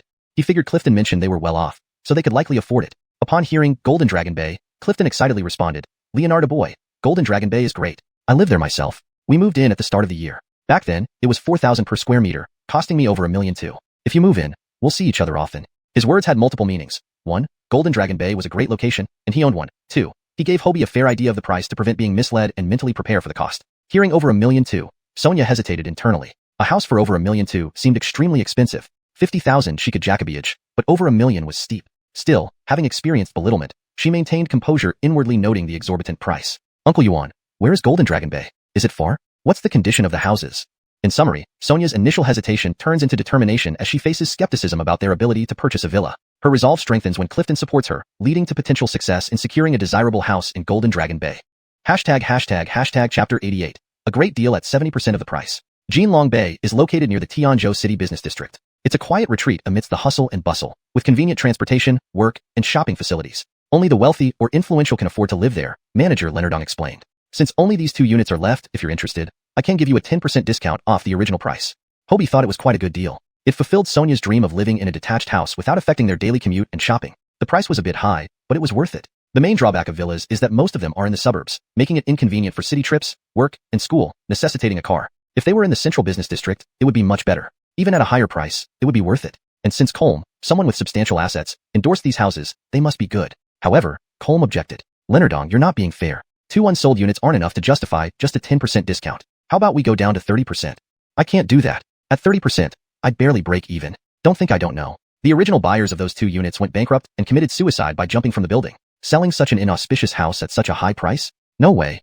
He hadn't moved in yet. He only paid a deposit. Even so, it's still inauspicious. How about it less? Manager Leonardong sighed. This property had been unsold for a month or 2, and no one had shown interest. It was hard to sell and risked staying on his hands. But a 30% discount wouldn't leave much profit. Only if you buy both units together can I give you a 30% discount. For 1 unit, I really can't do it. It would be a loss. I just want to sell them now, Manager Leonardong reluctantly agreed. Sonia did some quick math. If the original price of each house was 2.4 million yuan, a 30% discount meant paying only 1.68 million per unit, saving 720,000 yuan.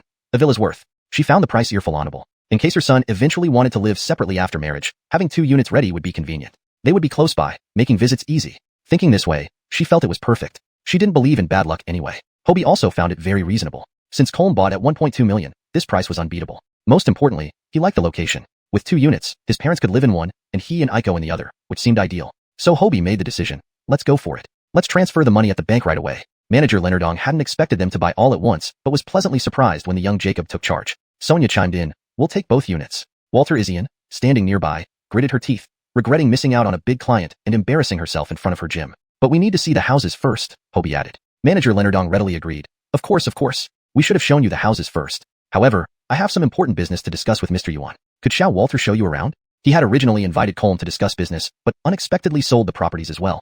Colm dealt with construction materials, always finding ways to connect with people in power. Developers treated him with respect, unlike in the future when options increased and De Jacob became less urgent. Sonia shook her head, There was a nice girl named Tom earlier. Why don't we ask her to show us around? She looked down on Walter Isian and didn't want to be with her again. Walter Isian pouted, but dared not argue. Tom is fine. I'll instruct her. Tom. Manager Leonardong. Tom, please show them the 2 units at Jinlong Bay. Have Xiao Chun drive them over. Make sure you treat our guests well. Tom was surprised. Previously, Miss Walter always showed people around Jinlong Bay. She hesitated. Boss, am I okay? Sonia smiled, appreciating the girl's honesty. I say you're fine. Go ahead with confidence. As long as the houses meet our requirements, we will definitely buy them, Sonia reassured her. Thank you for your trust. Let's go then. Uncle Yuan, we'll see you later. Thanks today. Manager Leonardong, we'll come back to sign the contract if everything looks good. Don't forget the 30% discount. Can't forget. Manager Leonardong laughed. Farewells were exchanged, and the group headed off with Tom. Xiao Chun turned out to be Manager Leonardong's driver. The group enjoyed the chauffeur service, driving in a limousine through Jinlong Bay's exclusive neighborhood directly into the garage. Tom led them through the compound, finding the house locations. Sonia and Unkit couldn't stop admiring the place, exclaiming, beautiful, clean. These houses look amazing. It feels like a garden with so Jacoby flowers. Uncle and Aunt, Jinlong Bay villas rank among the best. The community is well equipped with elegant surroundings, making it perfect for leisure living, Tom introduced. Look, those 2 small buildings are what you want to see. The exterior of the small buildings was confalentant with others in the area. Inside, only simple white walls had been painted, lacking specific decoration. Tom unlocked the door for them to tour freely. The living room and dining area are spacious. Toilets are planned on both floors. This house is so bright and airy, Haihang. After viewing one, they inspected the second, finding both nearly identical, 2-story buildings with a small attic storage space. Utilities were connected, and the walls were ready for painting. Just some furniture and appliances needed adding before moving in. Interior design was simple. White walls, sofas, beds, TVs, and it was done. A private parking spot in the yard added convenience. Seeing the places in person, everyone was more satisfied, even Aiko nodded approvingly. Sonia decided immediately to buy the units, heading straight back to sign the contract. Why miss out on such a great deal? Hashtag Chapter 89, Jade and Stone Exchange Conference. When Hobie and his group returned to the sales center, the negotiations between General Manager Leonardong and Clifton had been successfully concluded. Since both parties were mutually agreeable, the deal was finalized. General Manager Leonardong immediately had Tom bring over the contracts for signing. Sonia infolanted that both houses should be registered under her son's name, so Hobie signed both contracts. After signing, they went to the bank together to transfer the money. By the time everything was done, it was already late in the day. With one less concern on their minds, everyone was very happy. Sonia even said that they would close the shop early today and go out for dinner as a family. Clifton then drove over in his car and said, choosing another day is worse than doing it today. We just happened to meet today, so let me treat you all to dinner. No refusing. After several meetings, everyone knew Clifton's straightforward and honest personality, so they didn't refuse but got into the car cheerfully. What do you guys feel like eating? Any dietary restrictions? Uncle Yuan, we're getting familiar now. I won't be formal with you. Let's not go to some fancy high-end restaurant. We aren't used to it. A casual local restaurant like last time would be great, Hobie said honestly. To be honest, neither Unkit nor Sonia liked such places, and Hobie himself wasn't comfortable either. Dining there felt constrained and tiring. It would be nice to find a cozy little restaurant with good food and a relaxed atmosphere. Unkit and Sonia also nodded in agreement. Tinong is right. Brother, please don't take us to an expensive place. We're country bumpkins who aren't used to fine dining. Clifton laughed heartily. Haha, big brother and Falenter, your words truly resonate with me. Dorian feels the same way. Alright, after tasting your home-cooked meal yesterday, I thought I'd need a high-end restaurant to match your sincerity. But since you prefer simplicity, let's keep it simple. It's getting cold. Let's go for a hot pot. We can eat and chat while enjoying warm broth. I know an old established restaurant that has been around for years. The flavors are excellent, and I visit every winter. That sounds great, Unkit replied earnestly. Hobie added, Uncle Yuan must be a foodie. He knows where to find good food. Flattered, Clifton beamed with delight. The car made several turns before stopping at an alley entrance. This restaurant is inside. We'll have to walk in, Clifton explained, turning off the engine. They followed Clifton through the alley, soon seeing bright lights and ancient-style lanterns hanging ahead. Sky Fragrance Pavilion. As they approached, a fiery aroma greeted them, intensifying upon entering the restaurant. The interior decoration was vintage, and surprisingly, the place was bustling with patrons on both floors. Welcome. Mr. Yuan, how Jacoby of you today? Asked the waiter, clearly recognizing Clifton as a regular. 5 people. The waiter led them straight to a private room. Same as usual? Medium or mild spicy? Mild, Clifton responded. I've eaten here for Jacoby years, and know their specialties well. I'll order some dishes for you to try. Soon, a pot filled with burning charcoal arrived, followed by various thinly sliced meats ready for dipping. They started chatting as they ate. This restaurant lived up to Clifton's praise. The food was indeed delicious. Dorian. Bridget was dining here too, and came over when she heard Clifton was present, noticing Hobie as well. The young Jacob is here too. Sister Meow, what brings you here? Bridget initially wanted a private conversation, but reconsidered. There was no harm in discussing it openly. Here's the thing. I'm heading to Yundian province in a few days for a jade and stone exchange conference. I need 2 bodyguards. Could you recommend someone from your network?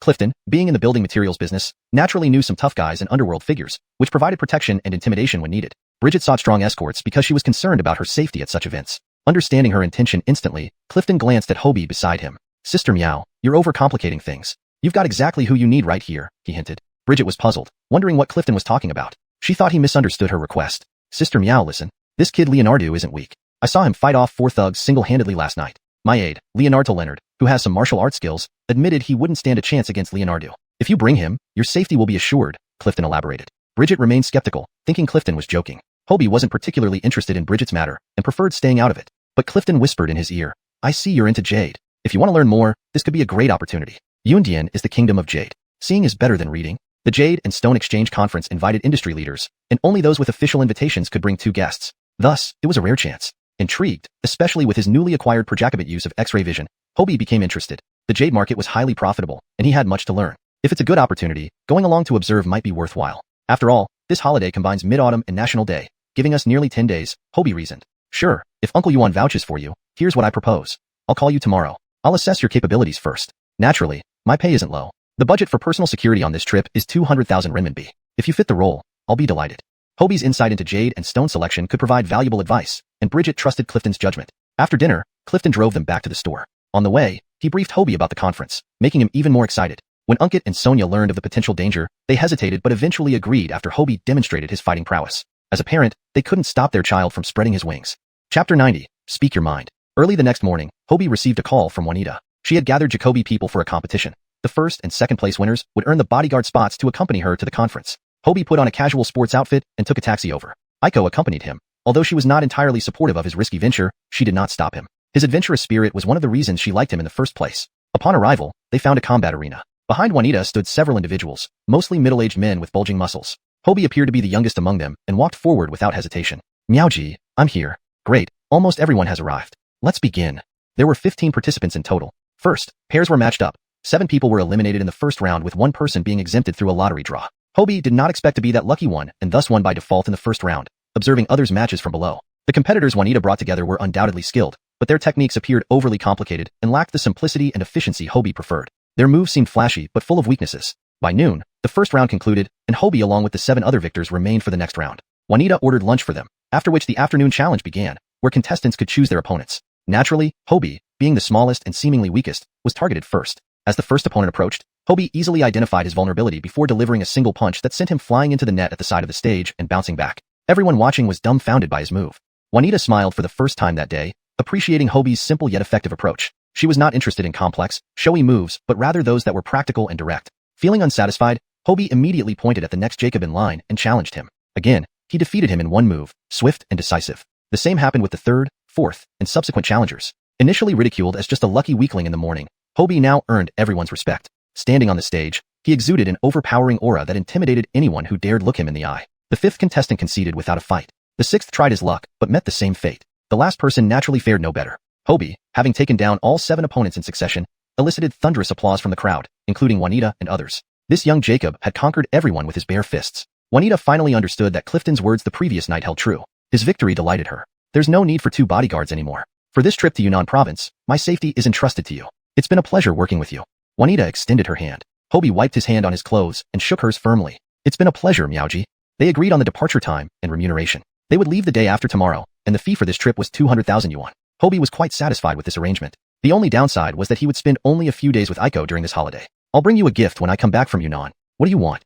Nothing specific, just come back safely, Aiko replied. They spent the rest of the day together, and the next day, Aiko accompanied Hobie to buy a suitcase and some essentials needed for the trip to Yunnan. Hobie also bought 2 suits as per Juanita's request since formal attire was required at the conference. Although it cost him over 1,000 yuan, he felt it was worth it considering the 200,000 yuan reward. With preparations complete, Hobie embarked on his journey with Juanita. This was his first flight, and while it wasn't as comfortable as modern flights, it was fast. By evening, their group of 4 arrived in Yunnan. Juanita, Hobie, a jade consultant, and a butler handling all logistical matters. Upon landing, the butler had arranged transportation and luggage handling, allowing them to focus solely on the conference. Hobie's main responsibility was to ensure Juanita's safety. They stayed in a luxurious hotel suite, sharing accommodation where Juanita occupied the master bedroom and Hobie the guest room. After enjoying a sumptuous breakfast provided by the hotel, they rested for a while. Juanita, feeling fatigued, went to bed early, while Hobie kept watch at her door, ready to respond to any situation. Their arrival was early, leaving 2 days before the Jade Conference officially started. Juanita, always restless, planned to explore Yunnan the next day, with Hobie accompanying her. In the hotel lobby, they encountered a familiar face, Benji and his father, accompanied by several staff and bodyguards. Upon seeing Juanita, the elder Walter greeted her politely. Meow lady, it's been a while. Juanita despised their pretentiousness. Speak your mind. The elder Walter lost his composure, changing expression. I will secure the title of the top bidder this time. Please do not stand against me, Meow lady. We'll see, Juanita retorted fiercely. Chapter 91. Searching for pearls in the sand. After speaking, both parties hurriedly left. Under the butler's arrangement, they got into a car. Seeing Hobie's bewildered expression, Juanita explained, "This Jade Exchange Conference is essentially a public and covert competition." A competition? Hobie was puzzled. He had imagined that an exchange conference would involve everyone sharing their views freely. Juanita realized then that while this young Jacob had good physical skills, he was still very much a novice who understood little. The Jade Exchange Conference happens every 3 years, attended by prominent figures in the jade industry. The organizers are from the Yunnan Province Jade Mining Association, and their aim is naturally to sell their raw jade stones. As for us, we come here to buy large quantities of raw jade or finished jade products. If we perform outstandingly during the exchange, it also boosts our brand's recognition and influence. In short, it's a win-win situation. Leonarch, the father and son surnamed Walter we just encountered, they are here specifically to bid for the king of bids. I've already heard that they have prepared 100 million yuan to secure it. 100 million yuan? Hobie gasped in shock, amazed that so much money could be spent on a single stone. Right. As the saying goes, different trades are like different mountains. You wouldn't understand, but in our line of work, jade materials are crucial. If the Walters Jacobiage to win the king of bids, they won't lack jade materials for the next few years and will gain significant industry reputation. So, part of my reason for being here is to prevent them from getting it. Additionally, I need to stock up too. As a jade dealer, no one ever has too much raw material. The more, the better. Do you want to get the king of bids too, Sister Meow? Ha, anyone would want it, but I can't match their bidding price alone. While the Walters may be cunning, they indeed have far greater financial resources than me. I only do jade, whereas their business spans multiple fields. If they win this time, they might dominate half of the domestic jade market, unshakable. So I contacted some old buddies. We'll see how it goes. At least we must try. Juanita sighed, feeling uncertain herself. You will surely succeed, Sister Meow. Hobie thought the Walters were truly detestable. If they were to win, it would be against natural justice. He would give her a nudge when necessary. Thanks for your good words, kid. Juanita closed her eyes and rested. The driver sped through winding mountain roads until they reached their destination. The butler led them down a bustling street, lined with vendors selling raw jade. Sister Meow, shall we browse around or go straight to see the goods? Asked the butler. Seeing Hobie excitedly looking around, Juanita felt a pang of tenderness despite her familiarity with the place. Let's stroll a bit first. It's not easy to come here. I'll wait for you in this tea house. You have 1 hour. Gather back here on time. She pointed to the nearby tea house. Hobie and the jade consultant were eager but restrained. However, remembering his role as a bodyguard, Hobie hesitated about leaving his charge to wander around. Sister Meow, should I stay with you?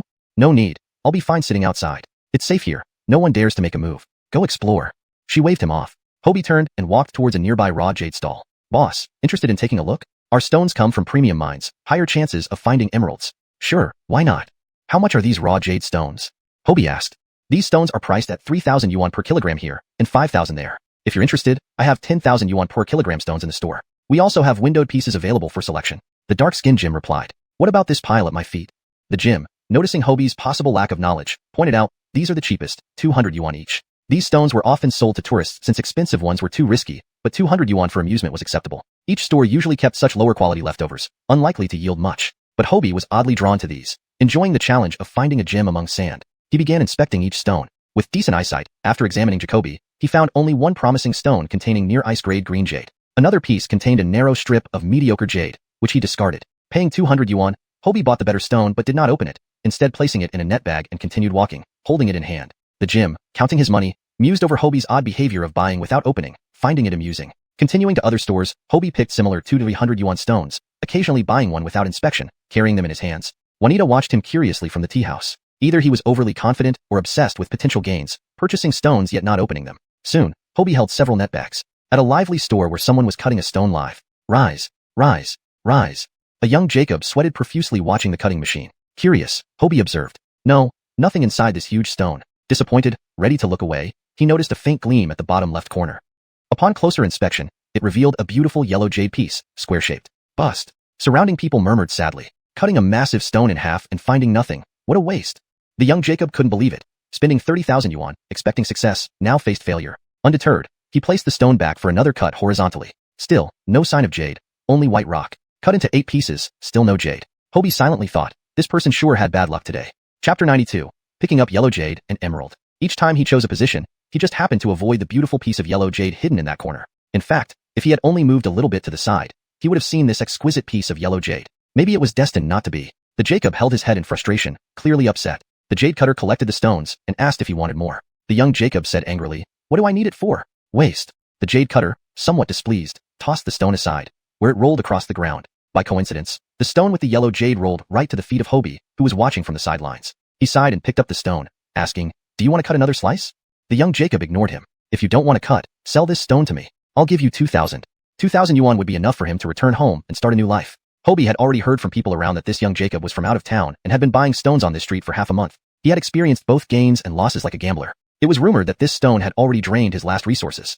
Hobie initially intended to offer a good deed by suggesting one more cut, but since he wasn't responding, Leonardo decided it must be meant to be. Offering 2,000 yuan was also to ensure he could afford to go home.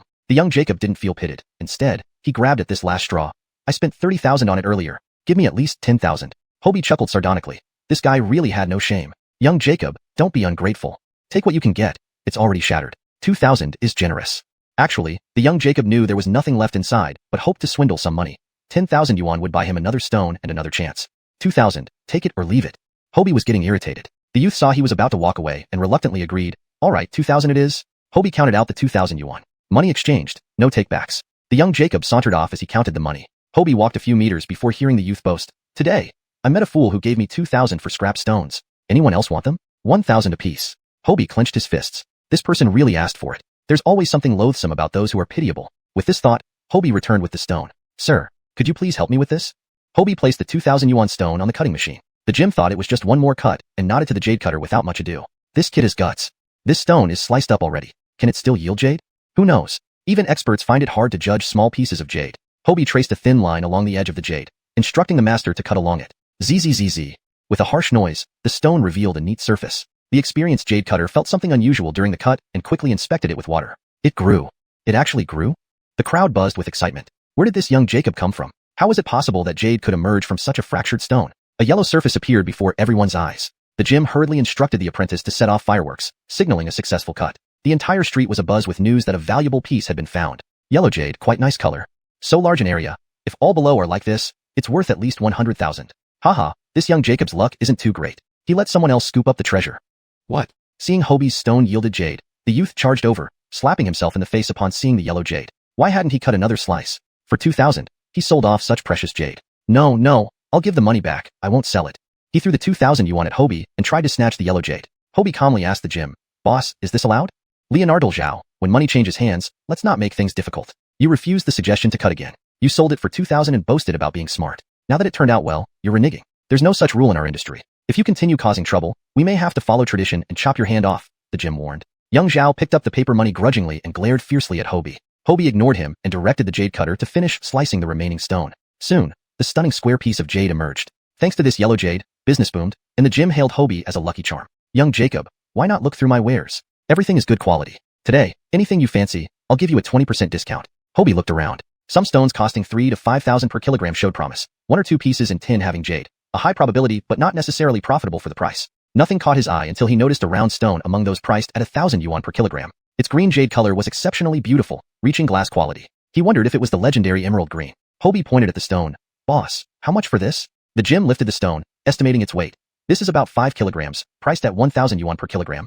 He weighed it. Indeed, slightly over 5 kilograms. 5,000. With the 20% discount, it's 4,000 exactly. Without hesitation, Hobie took out the cash from his backpack and handed it over, placing the stone inside. Anticipating a need for cash to buy stones, he had brought several thousand on hand, which came in handy now. Young Jacob, aren't you going to open it here? The Jim was impressed. Hobie had already turned the tables once. Opening this stone on the spot would be incredible. Shaking his head, Hobie replied, I'm in a hurry. Gotta go. Jokingly, he thought, after picking up yellow jade, finding imperial green immediately after. He was too afraid to tempt fate. Chapter 93. Ambushed, foreseen. Hobie was genuinely in a hurry.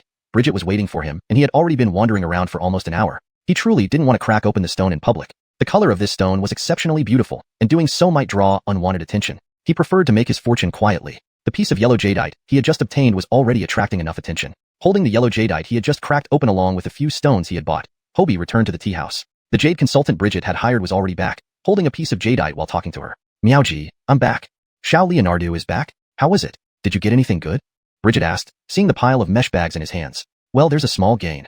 Hobie took out the yellow jadeite he had just bought for 2,000 yuan and placed it on the table. Bridget examined the large and small pieces of jadeite. The larger ice-type jadeite belonged to the consultant, Akil, while the smaller piece of ice-type yellow jadeite belonged to Hobie. Ignoring the stones Leonardo Ihao was carrying, the value of the 2 stones on the table was roughly equivalent. For some reason, Bridget felt that this young Jacob, Hobie, had a mysterious aura about him. She had a strong premonition that the unopened stones in his possession would yield some fine jadeite. Hopefully, bringing him along would bring her good luck too. Bridget's comparison made Akil slightly unhappy. His family had a long tradition of jade appraisal skills, yet she compared him to an unknown youth. Though he hadn't lost, it still irked him. He decided he needed to show them who the real master was. Hobie caught the subtle hostility but chose to ignore it. silently putting away his yellow jadeite into his bag. At that moment, Leonardo Zhao, who had just lost the yellow jadeite, rushed over with 2 men. It's him. Hit him. Who dares snatch what belongs to Master Zhao? Beat him until he can't stand.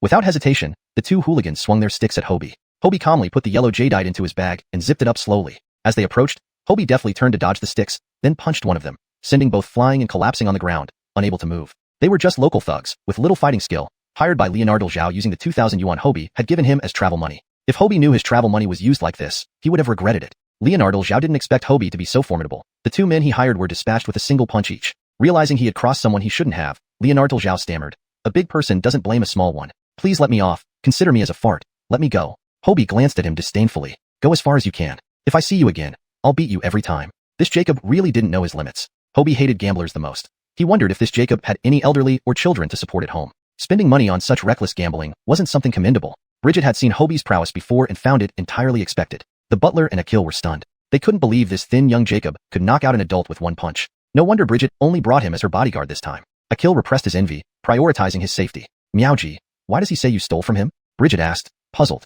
Hobie quickly recounted how he had acquired the yellow jadeite for Bridget. So that's how it is. Indeed, he was the one who overstepped boundaries. However, your eye for jade is quite remarkable. I remember you haven't studied jade appraisal. Bridget felt even more puzzled in her heart.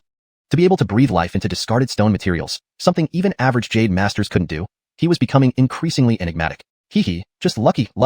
Hobie scratched his head, brushing off the compliment. Although he wanted to keep a low profile and make money quietly, his capability spoke otherwise. Bridget didn't dig further but stood up and said, let's go. The butler led them through the streets, then into an alley. After several twists and turns, they stopped in front of a vermilion door. He knocked, a series of 3 short taps followed by a long one, following strict protocol. A minute later, the door opened. A diminutive old Jacob with gray hair poked his head out, smiling warmly as he said, please come in, kindly leave your items here. I'll return them untouched when you leave. Bridget gestured for them to comply. It might have been their custom. Hobie hesitated slightly, but eventually gathered his things and handed them over to the elderly Jacob. Akil also casually removed his backpack. Only Bridget's handbag and the 2 money chests carried by the butler were allowed inside after inspection. The old Jacob led them through a sealed corridor brightly lit by Jacoby lamps. Boss Meow, it's been a while, greeted a middle-aged Jacob in ethnic attire, standing up to welcome them with a special bow. Memphis, it's been a while, Bridget reciprocated. Ignoring their exchange, Hobie focused entirely on ensuring their safety, especially keeping an eye on those around Bridget. This visit, are you looking at open or blind materials? The Jacob asked. Do you have good open material?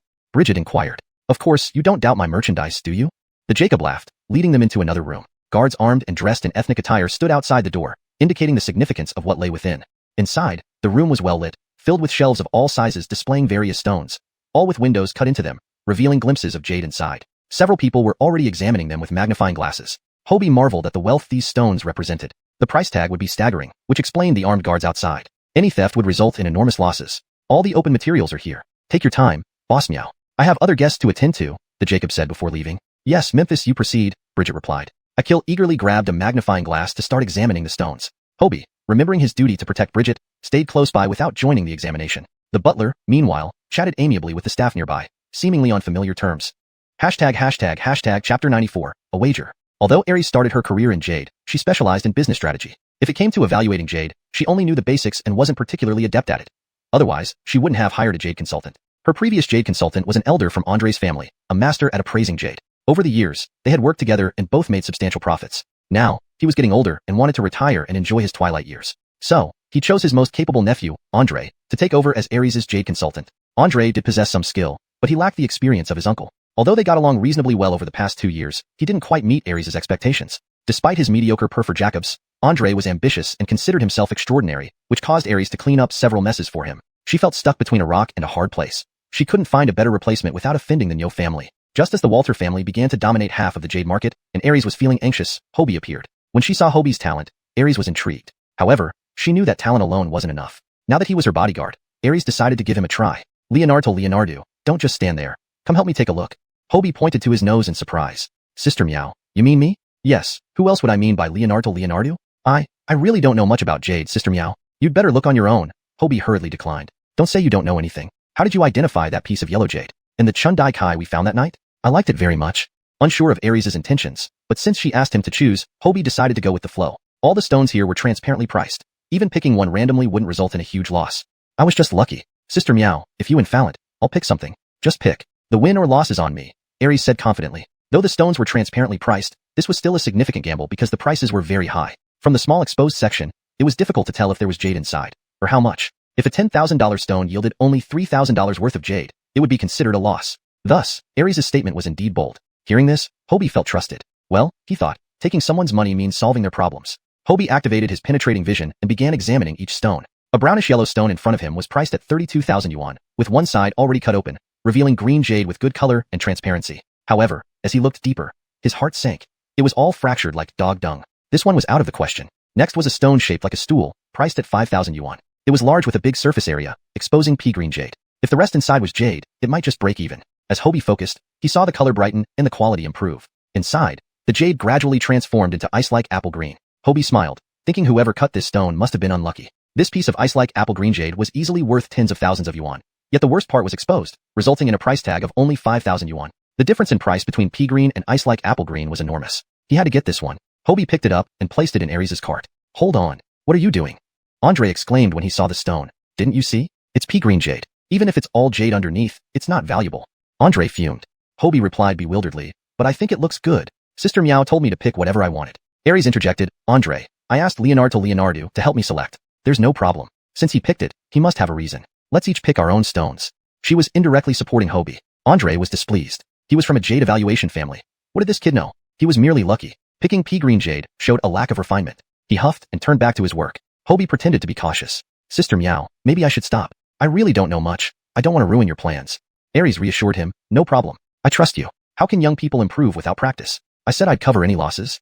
Well, okay, Hobie replied helplessly. Hobie continued examining the stones. He selected those that were virtually guaranteed to yield more than their price. For instance, one piece priced at 2,000 yuan, though ice-like apple green on the outside, had obvious cracks on the surface. These cracks were why it was only valued at 2,000 yuan. If the cracks went deep, even imperial green jade would be worthless. Hence, this was also a gamble. But Hobie could clearly see that the jade inside was flawless and close to being ice-like young green.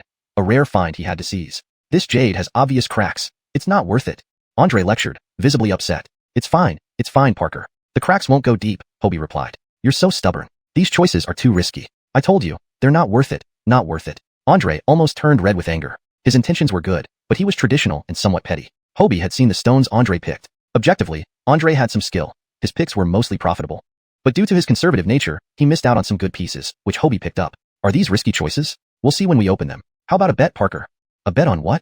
I bet this stone doesn't have deep cracks and will yield excellent jade. If it doesn't, I'll give you that piece of yellow jade. What do you say? Seeing Hobie's confidence, Andre was a bit worried, but refused to back down. All right, I'll bet with you. I bet this stone has cracks inside. The stake is my piece of ice-like jade. Deal. Chapter 94, A Wager. Although Ares made her fortune in jade, she specialized in business acumen rather than jade appraisal. If it came to evaluating jade, she only knew the basics and wasn't particularly adept at it. Otherwise, she wouldn't have hired a jade consultant. Her former jade consultant was an elder relative of Andre, an expert in jade appraisal. Over the years, they had worked together profitably. Now, with age catching up, he wished to retire and enjoy his twilight years. He therefore chose his most talented nephew, Andre, to become Ares' new jade consultant. Andre did possess some talent, but lacked the extensive experience of his uncle. Though their cooperation over the past couple of years had been relatively harmonious, he hadn't quite met Ares' expectations. Despite his average skills, Andre had lofty ambitions and considered himself exceptional, which led Ares to clean up his messes several times. She felt trapped, wanting to replace him but finding no better alternative without offending the Nyo family. At this time, the Walter family dominated half the jade market, leaving Ares extremely anxious. It was then that Hobie appeared. When Ares noticed Hobie's natural talent, she became intrigued. However, she knew that talent alone wasn't enough. Since he had also become her bodyguard, Ares decided to test him. Leonardo, don't just stand there, come help me look, she said. Hobie pointed at his nose in surprise. Sister Meow, are you talking to me? Yes, who else would I mean by little Leonardo? I really don't know anything about this, Sister Meow. You should do it yourself. You're not saying you don't know. How did you identify that piece of yellow jadeite? And that spring with colored jade from the other night? I really liked it. Unsure of Ares' intentions, Hobie hesitated but figured if she inflated on his selection, he'd give it a try. After all, since these were known stones, picking any would yield jade and wouldn't result in losing face. I got lucky once, but okay, if you say so, I'll pick one. Just pick. Win or lose, it's on me. Ares spoke confidently. Though these were known stones, the high prices meant each selection was still a significant gamble. It was hard to tell from the exposed surfaces how much valuable jade lay beneath. For instance, spending $100,000 on a stone only to get a $30,000 piece of jade counted as a loss. Hence, Ares' statement carried weight. Feeling trusted, Hobie accepted his responsibility. Using his ability to see through the stones, he began evaluating them one by one. A brownish-yellow stone priced at $32,000 had already been partially cut, revealing green jade of good quality. As Hobie inspected further, he found disappointment, a worthless interior. This one was out. Next, he saw a large stone resembling a stool, priced at $5,000. Only a layer of lower quality jade had been revealed. Hobie inspected closely, noting the internal structure changing to higher quality, approaching ice jade with apple green hues. Hobie smiled, thinking the person who opened this stone picked its worst feature, missing a rare find worth hundreds of thousands of dollars. Clearly undervalued, he decided to take it, placing it into Ares' basket. What are you doing? Andre asked angrily. That's low-grade jade. Even if it's all jade inside, it's not valuable. But I think it has potential, and Sister Meow asked me to choose freely, Hobie replied, puzzled. Ares intervened. Andre, I asked Leonardo to help. No worries, if he chose it, there must be a reason. We'll proceed separately. This indirectly supported Hobie. Andre, unhappy, grumbled. He was the heir to a jade appraising tradition and thought Hobie's choice reflected poor judgment. He turned back to his own work, while Hobie continued selecting stones, focusing on those with guaranteed returns. Most he picked were significantly more valuable than their listed prices. One such stone, marked at $2,000, looked like ice jade with apple green hues but had visible cracks, the reason for its low price. Despite this, the inner jade appeared crack-free and almost flawless ice jade, making it a bargain. This one clearly has cracks, useless. Andre criticized. It's fine, Parker. The cracks won't penetrate deeply. You're too stubborn. All your picks are risky, they can fail. Having seen Andre's choices, Hobie noted his traditional yet careful approach. While generally profitable, this missed some excellent stones which Leonardo picked up. How about we make a bet on this stone? Hobie suggested. A bet on what? I bet this stone has no internal cracks and contains high-quality jade. If wrong, I'll give you my piece of yellow jadeite. Deal? Andre, feeling concerned but competitive, responded, all right, I bet it has cracks. The stake is my ice jade piece. Deal. With a firm handshake, they agreed. Hashtag chapter 95. Win or lose, 1 million yuan. The bet between the two men caught Rosella's interest, and she volunteered to be the judge. By this point, most of the open stones had been selected. Rosella first settled the accounts for all the open stones in the basket before everyone gathered in the courtyard to watch the cutting. The onlookers were particularly interested in the bet between Hobie and Andre. Naturally, the first stone to be cut was the one Hobie and Andre had bet on. The two men retrieved their stones from the elderly Jacob by the door and placed their bets next to them. A smaller yellow jadeite and a larger icy green jadeite. The magnitude of their bet drew nearly everyone who had come to buy stones to gather around and watch. The stonecutter, with his extensive experience, carefully began to grind along the exposed surface. Everyone watched nervously as the grinding proceeded. A small slice was revealed, and the cutter poured a bowl of water over it to get a clearer view. There was still a crack visible. Andre seemed confident, smiling as if he already knew he would win. Hobie remained unnervingly calm, appearing certain that he was right. Both men exuded confidence, and Rosella observed them with great interest. The stone definitely has cracks underneath. Yeah, it looks like the young Jacob's yellow jadeite is going to lose, murmured the crowd. Hobie trusted what his eyes saw. Sure enough, when the stone was nearly half cut, the stonecutter stopped again to let everyone see. After pouring more water over it, a piece of translucent icy green jadeite came into clear view. It was almost entirely visible and looked magnificent. Jackpot! It's a jackpot!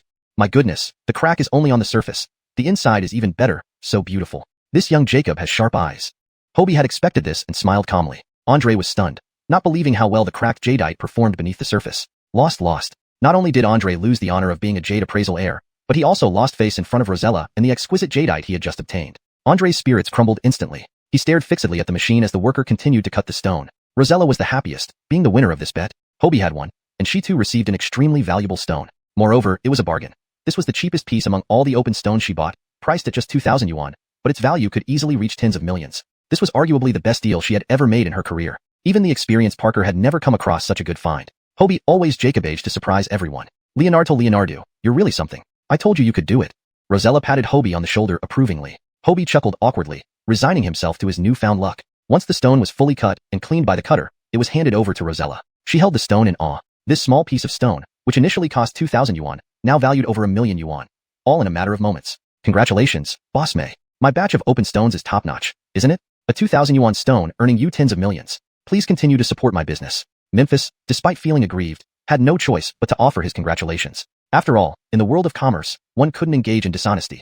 Doing so would jeopardize his entire business. He understood what was at stake. Yet, he felt bitterly regretful. When the stone was initially examined, the masters all said it had internal cracks, leading him to sell it as a low-value piece for 2,000 yuan. If only he had known how well it would turn out. Rosella, seasoned in business, responded enthusiastically. Of course, Memphis's goods are always top-notch. We've worked together Jacoby times, and we will definitely collaborate more in the future.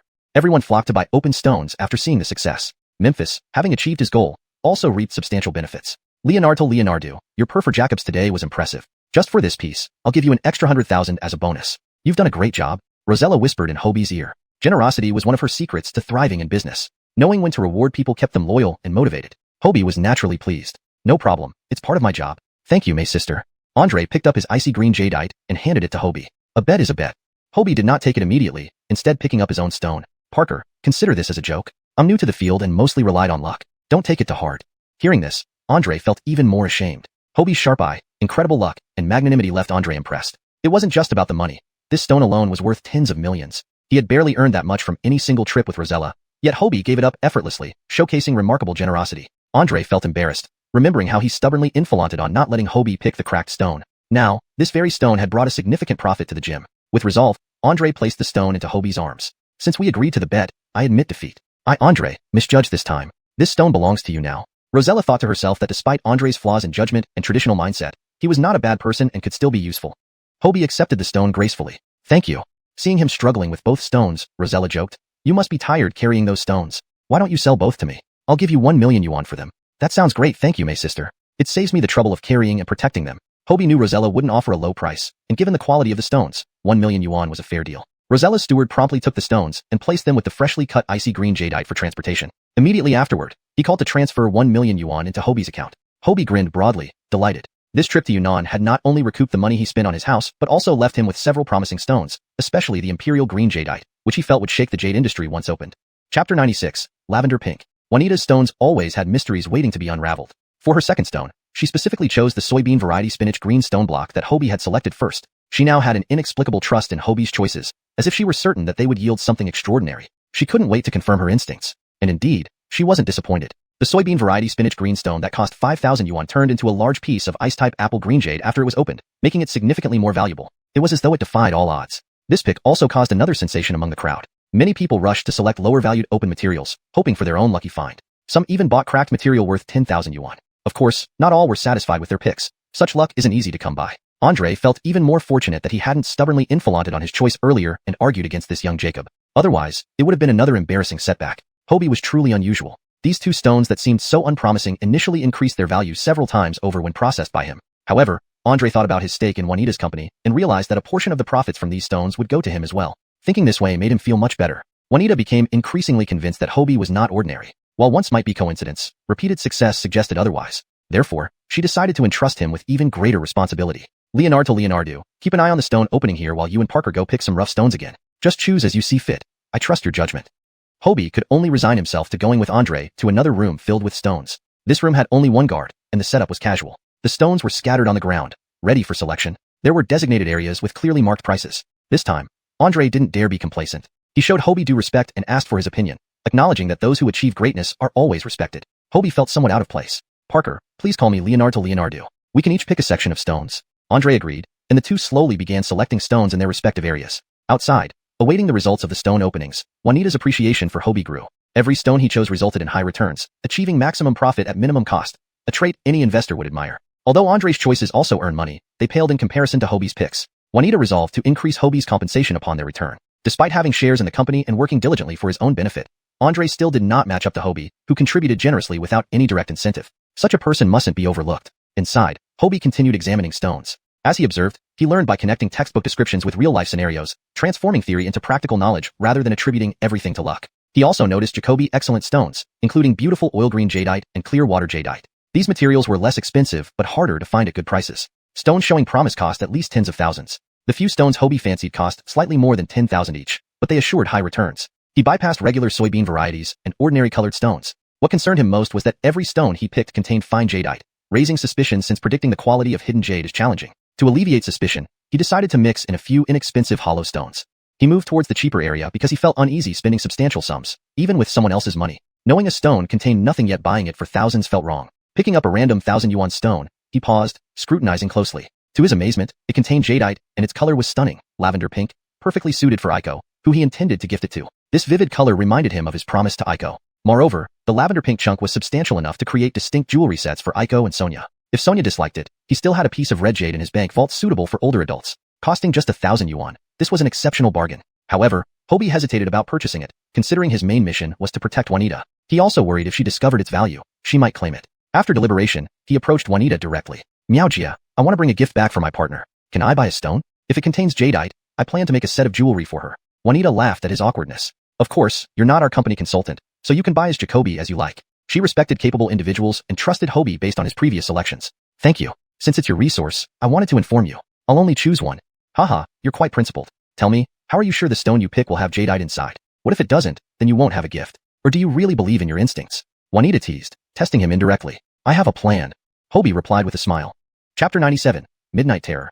Hobie eventually spent $1,000 to acquire the pinkish-purple material. For Dora's materials, he also selected a few stones to mix in. Overall, the materials he picked for Dora had a substantial profit margin, and it was worth her bringing him along this time. At the final checkout, Andre and Hobie together spent around $1 million on the materials they chose. They waited from morning until night. The stone-cutting masters worked overtime diligently. Finally, before dinner, all the stones Dora bought were cut open. Especially those pieces with particularly good waterheads lit up Dora's eyes. She held the stones, overjoyed.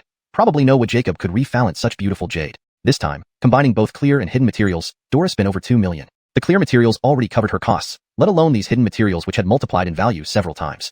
These dozens of pieces of jade, once processed and sold on the market, would easily make 10 or 20 million yuan. A real windfall. Even the flower gem envied her. Dora had indeed opened Jacoby high-quality jades today, which made him secretly doubt if his batch of materials was really that good. Actually, these materials available for sale had already been pre-selected by him. The best-performing ones had been cut by him already. The buyers could only hope for the best. Finally, they sliced into the piece that Hobie bought himself. Pinkish purple. What a gorgeous color. It's risen in value.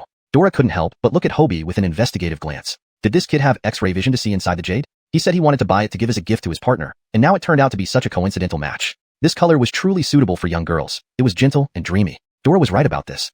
Actually, she just thought like this because even experts find it hard to predict the quality of jade accurately. The stonecutter carefully cut the stone and handed it to Hobie. He held it gingerly, imagining Aiko receiving the gift, and smiled. Leonardo, you're not going to just give it to your partner like this, are you? At least process it into jewelry so she can wear it every day, Dora teased. Hobie chuckled awkwardly. Do you have any suggestions, Meijia? How about this? If you trust Meijia, I'll take care of this pinkish-purple jade. Once we get back to Tianjin City, I'll personally design it and have our company's best craftsman process it. I'm sure your partner will be satisfied. How does that sound? In fact, Dora herself was an excellent designer, though she hadn't participated in jade design for Jacoby years. Love combined with this beautiful jade stirred something in her heart, prompting her to volunteer. Hobie naturally didn't think the big Jim would want to snatch his jade, so he handed it over smoothly. Thanks, Meijia. My partner likes light-colored clothes, so please design some youthful and trendy styles that can be worn in daily life. So you're giving it all to your partner? Dora was surprised by this generous young Jacob. A large piece of jade like this could make several sets of jewelry. Selling it at market price would likely earn $1 million or $2 million, especially since this color was rare. Whatever you think is best. If there's extra material, please make a set for my Camila as well. She's always busy with business and doesn't usually wear jewelry, but her skin is very fair, making her suitable for this color. It can be made slightly more luxurious. No problem. Dora agreed. Today's purchase is almost guaranteed high-end jade supply for Dora's company for a year. Spending the same amount as usual, the value and expected returns were several times higher. Dora was in high spirits. The housekeeper was busy sending all the stones for air freight. Hobie also snagged a spot, sending the undelivered stones he bought in the morning back home via air freight. Of course, except for the Emperor Green jade in his backpack, which was too precious to risk and easy enough to carry personally, weighing just a few pounds. The housekeeper finished all tasks and directly took them to Yun Province's busiest night market. There, they enjoyed barbecues with beer leisurely. The night market offered Jacoby local specialties, which Hobie tasted one by one. They were delicious and unique, though it was a pity Aiko wasn't here. Perhaps he could bring her and his parents to Yun Province on a trip sometime. They didn't drink much, merely celebrating their initial victory, knowing when to stop. Surprisingly, Dora had a good tolerance for alcohol. After 3 bottles, she could still walk back to the hotel chatting merrily. Hobie only drank 1 bottle, always mindful of his responsibility to protect Dora. He couldn't afford to get drunk. Back at the hotel, Dora went straight to sleep upon entering her room. It turned out she wasn't completely sober but had been holding on all day. Being a career with Jacob wasn't easy. Hobie shook his head, helped her off with her shoes and jacket, and tucked her into bed. Though Dora could be considered old enough to be his Camila, if Sonia took care of herself like Dora, she'd look younger. He didn't dwell on this and lay down under the bed. Everyone was exhausted after the long day. The carpet in the room was soft, not hard at all. Even while sleeping, Hobie kept his backpack close. It contained the most valuable jade he had ever encountered. He was awakened by the system's warning. Warning, warning, danger approaching, please be alert. Though he had felt slightly tipsy earlier, now his body tensed up, like being targeted by a venomous snake. No wonder Dora needed bodyguards. Yun Province indeed wasn't entirely safe, even in a hotel. Unclear about the source of danger, he simply hid under Dora's bed in the moonlight, waiting quietly. Suddenly remembering Dora, who slept soundly, unaware of the looming danger, Hobie gently crawled up and covered her mouth. Meijia, it's me, Leonardo. There's danger. Hide first. Dora, having faced Jacoby's situations over the years, woke up immediately and cooperatively crawled under the bed as Hobie had done earlier. Hobie hid near the door, activating his X-ray vision to observe through the entrance of the suite. Through the doorframe, he saw Jacob in black ethnic clothing walking toward their room. He held something and lightly inserted it into the lock, opening the door. Hobie looked past the mask, recognizing the face beneath. It was the Jacob he had seen helping the flower gem in the store where they bought the raw jade.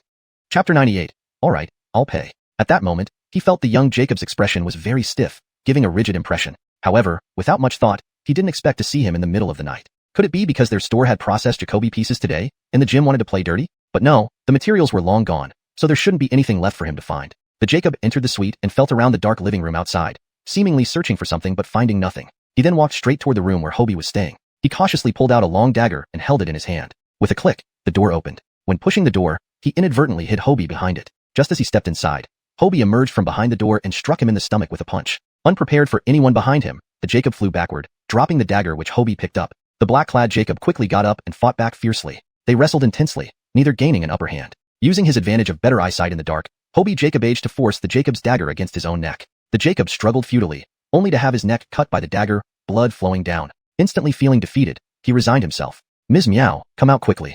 Hearing this, Juanita crawled out from under the bed. Turning on the light, she saw Hobie holding a dagger to a masked, black-clad Jacob. A bloody mark on the Jacob's neck was alarming. She tried to stay calm, picked up the nearby phone, and called the reception desk. After the call, Hobie motioned her to remove the Jacob's mask. How is it you? Juanita recognized the Jacob. Was Memphis the one who sent you? Having worked with Memphis Jacoby times, nothing like today had ever happened. She was shaken, thankful Hobie was there today. The young Jacob averted his gaze, silent. Don't move. Didn't you hear the question? Confess now. Hobie nudged him with his knee. The Jacob glared at Hobie. Do what you will. I take responsibility for my actions, but it has nothing to do with my gym. Impressive resolve indeed. Soon, hotel security and Jacobegement stormed in fully armed. The Jacob was taken away to the local police station. Hobie sighed in relief. They couldn't sleep for the rest of the night. Though Juanita looked pale, she remained composed and calm. The next morning, after breakfast, Juanita attended a private gathering as planned. It was organized by Jade industry leaders, ensuring safety. The meeting was likely about the upcoming Jade Exchange conference, so Hobie wasn't allowed to listen in. Thus, he only needed to drop her off and pick her up later, giving both Andre and him a day off. Andre, familiarizing Hobie with the area, took him to Stone Street. Similar to yesterday's place, it was mainly vendors selling raw stones, but with cheaper prices and lower quality. Perfect for finding hidden gems with small investments. Andre introduced Hobie to shops selling antiques and handicrafts, suitable for tourists. Despite not being discerning, Hobie toured each shop, enjoying his time. His special vision seemed more adept now, easily penetrating the stone skins without any prior effort. So, he quickly surveyed the stores. The stone quality was subpar. In the first shop, Hobie found only a couple of low-grade jade pieces, worth little, thus he skipped them. He suspected the owner stocked poor quality items, selling overpriced leftovers. Clearly, few fell for it, just looking and leaving. Hobie worried today's treasure hunt might be fruitless. In the second shop, an antique store, the elderly shopkeeper sat leisurely in a reclining chair. Hobie, intrigued by the old Jacob's tranquility, stepped in. Replicating Master Hicks's expertise, he now possessed top-tier appraisal skills. A quick glance disappointed him. Most items were fake or worthless modern pieces. Seemed like this street offered little of value. Disappointed, Hobie headed for the door. Kicking something on the floor, he drew the elderly Jacob's immediate attention. Boy, stop. You kicked my item, the old Jacob protested. Rising swiftly, Hobie hadn't intended to leave anyway. Picking up the kicked item, he saw it was a heavy, nicely textured statue of Guanine, with some worn edges. My Guanine statue is damaged, pay up? The old Jacob infaunted irrationally. Desperate from lack of business, he aimed to earn money however possible. Hobie was increasingly amazed. This Guanine statue seemed significant. Elderly sir, how much would you require as compensation? The old Jacob blushed, hesitating, before showing 2 fingers. At least 2,000. It's an antique you've damaged. Relieved, Hobie's shirt was drenched in cold sweat. He thought the old Jacob knew the true value. Instead, he was bluffing, possibly unaware of its real worth. Alright, I'll pay. Chapter 99. The Jade of Fortune, Rank, and Longevity. The elderly Jacob had prepared a lengthy argument, expecting the visitor to debate with him. However, not a single word came out. Instead, they remained stuck in his throat. Did he hear that right? Was this person so easygoing? Today's my unlucky day. Since I've knocked over your Guanine statue, I'll pay for it and take it home. Hobie pulled out 2,000 yuan from his pocket and handed it over, remembering to put the statue into his backpack as well. The elderly Jacob hesitantly accepted the money, counted it carefully, and scrutinized each note to ensure they were genuine before breaking into a somewhat ingratiating smile. He must have encountered a generous customer today. Perhaps this young Jacob happened to worship Guanine, which was why he was willing to spend money to atone after kicking the statue. Deep down, the old Jacob knew that everything in his store was sourced from specific suppliers, and all items were artificially aged fakes. There was no way any of them could be real. Sir, we have Jacoby good things in the store. Would you like to take a look? Encountering such an easy target wasn't easy, and every opportunity should be taken advantage of. Hobie shook his head. Money and goods are settled. The old Jacob delightedly counted the wad of notes he had just received. 2,000 yuan would keep his family comfortable for a while. What he didn't know was that he had missed out on a priceless treasure. What he had just sold was not just any Guanine statue but an antique worth thousands upon thousands of gold coins. Sometimes, fate gives you an opportunity to change your life, but if you can't seize it, it means nothing. This was a silver-backed golden Avalokiteshvara statue, one of the earliest representations of Guanine that entered Yundian province, revered as the Yunnan Good Star. It was a pure gold-cast Buddhist statue from the Song dynasty, and one of the most precious Buddhist art treasures from the kingdom of Dali.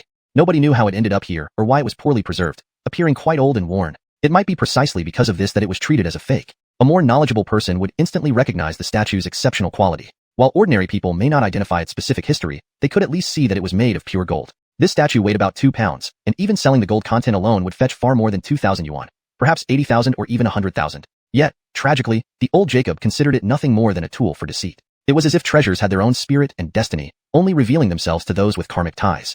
With this single gem, Hobie felt his trip was worthwhile. He continued walking down the street, visiting more shops. These stores offered slightly better quality goods compared to the first one he visited. There were several pieces of jadeite with decent color, and Hobie, not being greedy, bought one from each shop, leaving a few behind without cutting them open. By noon, he found a restaurant serving crossing the bridge rice noodles, a local specialty. He ordered a bowl, and it indeed had a unique flavor enhanced by the local spicy sauce, tasting wonderful. In the afternoon, Hobie continued strolling through the market, browsing through various shops. Upon seeing a silverware store, he also picked some silver accessories for his family. For his father, he chose an insulated cup. For his Camilla, a pair of antique-looking silver bracelets. For Aiko, he got a set of ethnic-style silver ornaments that jingled beautifully. Remembering that he hadn't yet given gifts to his future in-laws, he selected another insulated cup for his future father-in-law and a pair of bracelets for his future Camilla-in-law. He planned to send these back to Tianzhou when he returned to Prince Shan.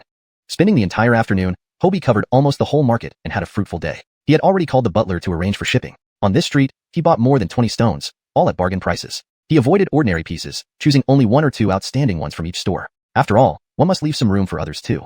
It was near the last shop that he discovered an enormous surprise outside the door. Outside the store stood a stone pedestal tied with a rope to secure the awning, preventing it from flying away. The stone looked as if it had been cut from a massive rock, with a flat surface. It had been standing there for a long time, moss visible at its base. But what caught Hobie's attention was that this was undoubtedly a piece of raw jadeite. Before him lay a dazzling array of colors like the mythical stone used by Nuwa to mend the sky, displaying vibrant reds, mysterious purples, and grand greens. Most crucially, it was high ice type with beautiful colors. Such a large piece must be worth a fortune. Hobie stared, transfixed. Generally, the 5 colors of jadeite, red, green, purple, yellow, and white, are symbolized as fortune, rank, longevity, joy, and wealth. When jadeite possesses combinations of these colors, particularly green, red, and purple, or red, yellow, and green, it is known as a fortune rank longevity jadeite. The piece in front of Hobie was a classic example of a fortune rank longevity jadeite. But how to acquire it posed a challenge. How could such a valuable raw jadeite end up here? Hobie reminded himself to stay calm. Calmly entering the store, he began inspecting the merchandise. Surprisingly, the store had quite a few customers, and the owner was busy attending to them. From a glance, the raw jade here was of notably high quality, surpassing any other store he had visited that day. Even the discounted 500 yuan stones outside contained jadeite pieces. The premium items inside were equally impressive, including a translucent ice-type Iziang green material. No wonder the business was booming. The quality of the stock certainly played a significant role. Hobie did not rush to choose stones, but curiously observed the busy owner among the crowd. This tall, thin, middle-aged Jacob exuded a striking sense of dissonance. Though he appeared to be in his early 40s, his hair was startlingly snow-white. This white hair was clearly natural, not dyed. What kind of experience caused a middle-aged Jacob's hair to turn white prematurely? And those eyes full of stories intrigued Hobie. He suddenly found both the Jacob and the store mysteriously fascinating. Picking up a basket, he selected a few jade pieces and struck up a conversation with the owner. "Boss, how long have you been running this shop? You seem to have quite a lot of customers." The white-haired Jim chuckled. "Young Jacob, I've been running this shop for 10 years. Are you here on vacation? I can tell you're not from around here by your accent." "Yeah, I'm just here for a visit. Your shop seems popular, so I thought I'd buy a few stones. Who knows, maybe I'll strike it rich," Hobie half-joked. Upon hearing this, the white-haired Jacob's expression turned serious. "But then I won't sell you my stones." Confused, Hobie asked, "Why? Could it be because he was from out of town?" Hashtag Chapter 100, The Strange Boss. Young Jacob, gambling on jade is not as simple as you think. It's a test of psychological endurance. A single misstep can lead to financial ruin and family destruction. I advise you to just take a look and don't act rashly. "No need to worry, Jim. I know what I'm doing," Hobie inflated on buying. The Jim sighed, "Young Jacob, look at my hand." The white-haired Jacob extended his hand, revealing only 4 fingers. His thumb was cut off at the root. "What happened?"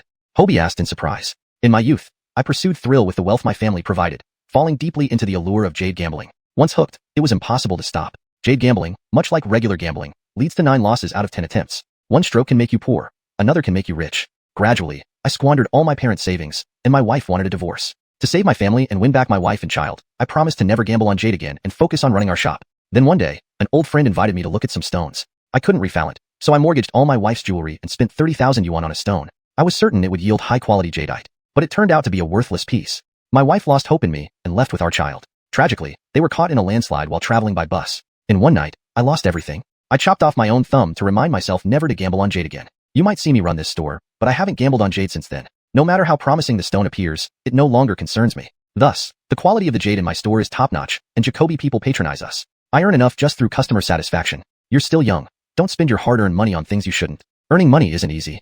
Hobie fell silent after hearing the story. He realized that the Jim's hair must have turned white during those painful days. What kind of grief could cause such a drastic change? This Jim, despite making a living from selling stones, genuinely advised against buying them to prevent others from going down the same destructive path. Hobie felt a pang of sympathy. "Boss, isn't that stone a remnant from the one you gambled on?" Hobie pointed at the square stone pedestal. "Yes, it's waste material from the large stone I bought for 30,000 yuan. After that disaster, I kept it as a reminder and a warning to myself." Receiving the confirmation, Hobie felt a mix of emotions. If only he had cut open that stone, revealing the jade inside, it would have been worth far more than 30,000 yuan. Perhaps his family wouldn't have. Alas, there's no such thing as if in this world. Boss, why not try cutting it open? Maybe it has jade inside? Hobie said with a playful tone. Huh, don't assume a big piece means jade inside. It's just a 20th of the original stone, which yielded nothing after being cut up. How likely is it that the scrap I kept has any value? Besides, I swore never to gamble on jade again, the gym said wistfully. What if it does? Boss, I really think it contains high-quality jade. Why not try? No, it doesn't. Absolutely not. The gym firmly shook his head. Hobie understood. The gym hadn't forgotten the trauma. Discovering jade within that stone would only reopen old wounds. Had he succeeded, maybe his family would still be together. So, no jade inside is best. Haha, you like this stone? Take it. Satisfy your urge for jade gambling. My pedestal needs replacing anyway. As for the other stones, I don't want to sell them. Hobie was speechless. With his clairvoyant vision, how could he lose? The gym enthusiastically untied the rope around the stone pedestal and replaced it with a new raw stone. Here, take this stone. Uncertain whether to accept it or not, Hobie hesitated. If he didn't know what was inside, it would be easier to accept. But this piece contained valuable jadeite. I can't just take your stone for free. Let me buy these other stones instead, and consider this square one as a gift. In Falentent, Hobie bought the stones in the basket and secretly placed all his cash, 30,000 yuan, in the gym's drawer. It matched the price he lost that fateful day. By buying the stones, he also absolved himself of karmic debt, hoping the gym would finally find peace. Without farewells, Hobie parted ways with this story gym. The steward sent someone to collect all the stones he had and send them for transport. Over the past few days, Hobie met various people and experienced numerous events in Yunnan. Through interactions, he realized that without his clairvoyant vision, he was nothing. Picking up Juanita at the hotel, she filled him in on the details of the upcoming symposium. The event spanned 3 days. Day 1 involved informal exchanges and purchases. Everyone would showcase their best materials in competition. The organizer would auction a batch of stones. Day 2 started with bidding conducted secretly. Day 3 announced the results, culminating with the unveiling of the highest bid stone. Juanita usually participated directly in the bidding, treating Day 1 as a formality. However, this year, Mr. Walter and his son intended to participate actively on the first day. She didn't want to let them steal the spotlight. Leonardo, did you make any gains today? She knew he had gone to look at rough stones. Hobie had shipped all the stones he collected today. If only he had known, he should have kept the pedestal stone. Suddenly, he remembered a piece of stone in his backpack, the imperial green. I have a stone that looks promising. If you need it, you can use it first, he offered. With this stone, all others would pale in comparison, ensuring a top rank easily. Really? How sure are you? Juanita looked intently into his eyes. Extremely sure. Hobie replied earnestly. Juanita nodded, understanding. Hobie wouldn't say this unless he was confident. Moreover, carrying the stone with him instead of shipping it proved its value. Hashtag Chapter 101. The emotions of the world are hard to fathom. So, sister, I'll just borrow your stone for a bit. Its ownership remains with you. If we really win the competition, the prize will be yours, and I'll just take the credit. Does that sound okay?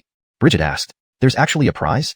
Hobie was surprised. He had thought it was just a display of skills among jade merchants, but hadn't expected it to be an actual competition. Of course there is. After all the jade pieces are revealed tomorrow, professional judges will score them. They're all masters in the jade world. The top 3 will receive prizes. This year's first prize is a set of jade carvings made by Master Heim himself. He's quite elderly now, and his works are becoming rarer and more valuable. It would be quite a feat to win it. The second and third prizes are mostly symbolic, nothing too substantial. Hobie knew about Master Heim.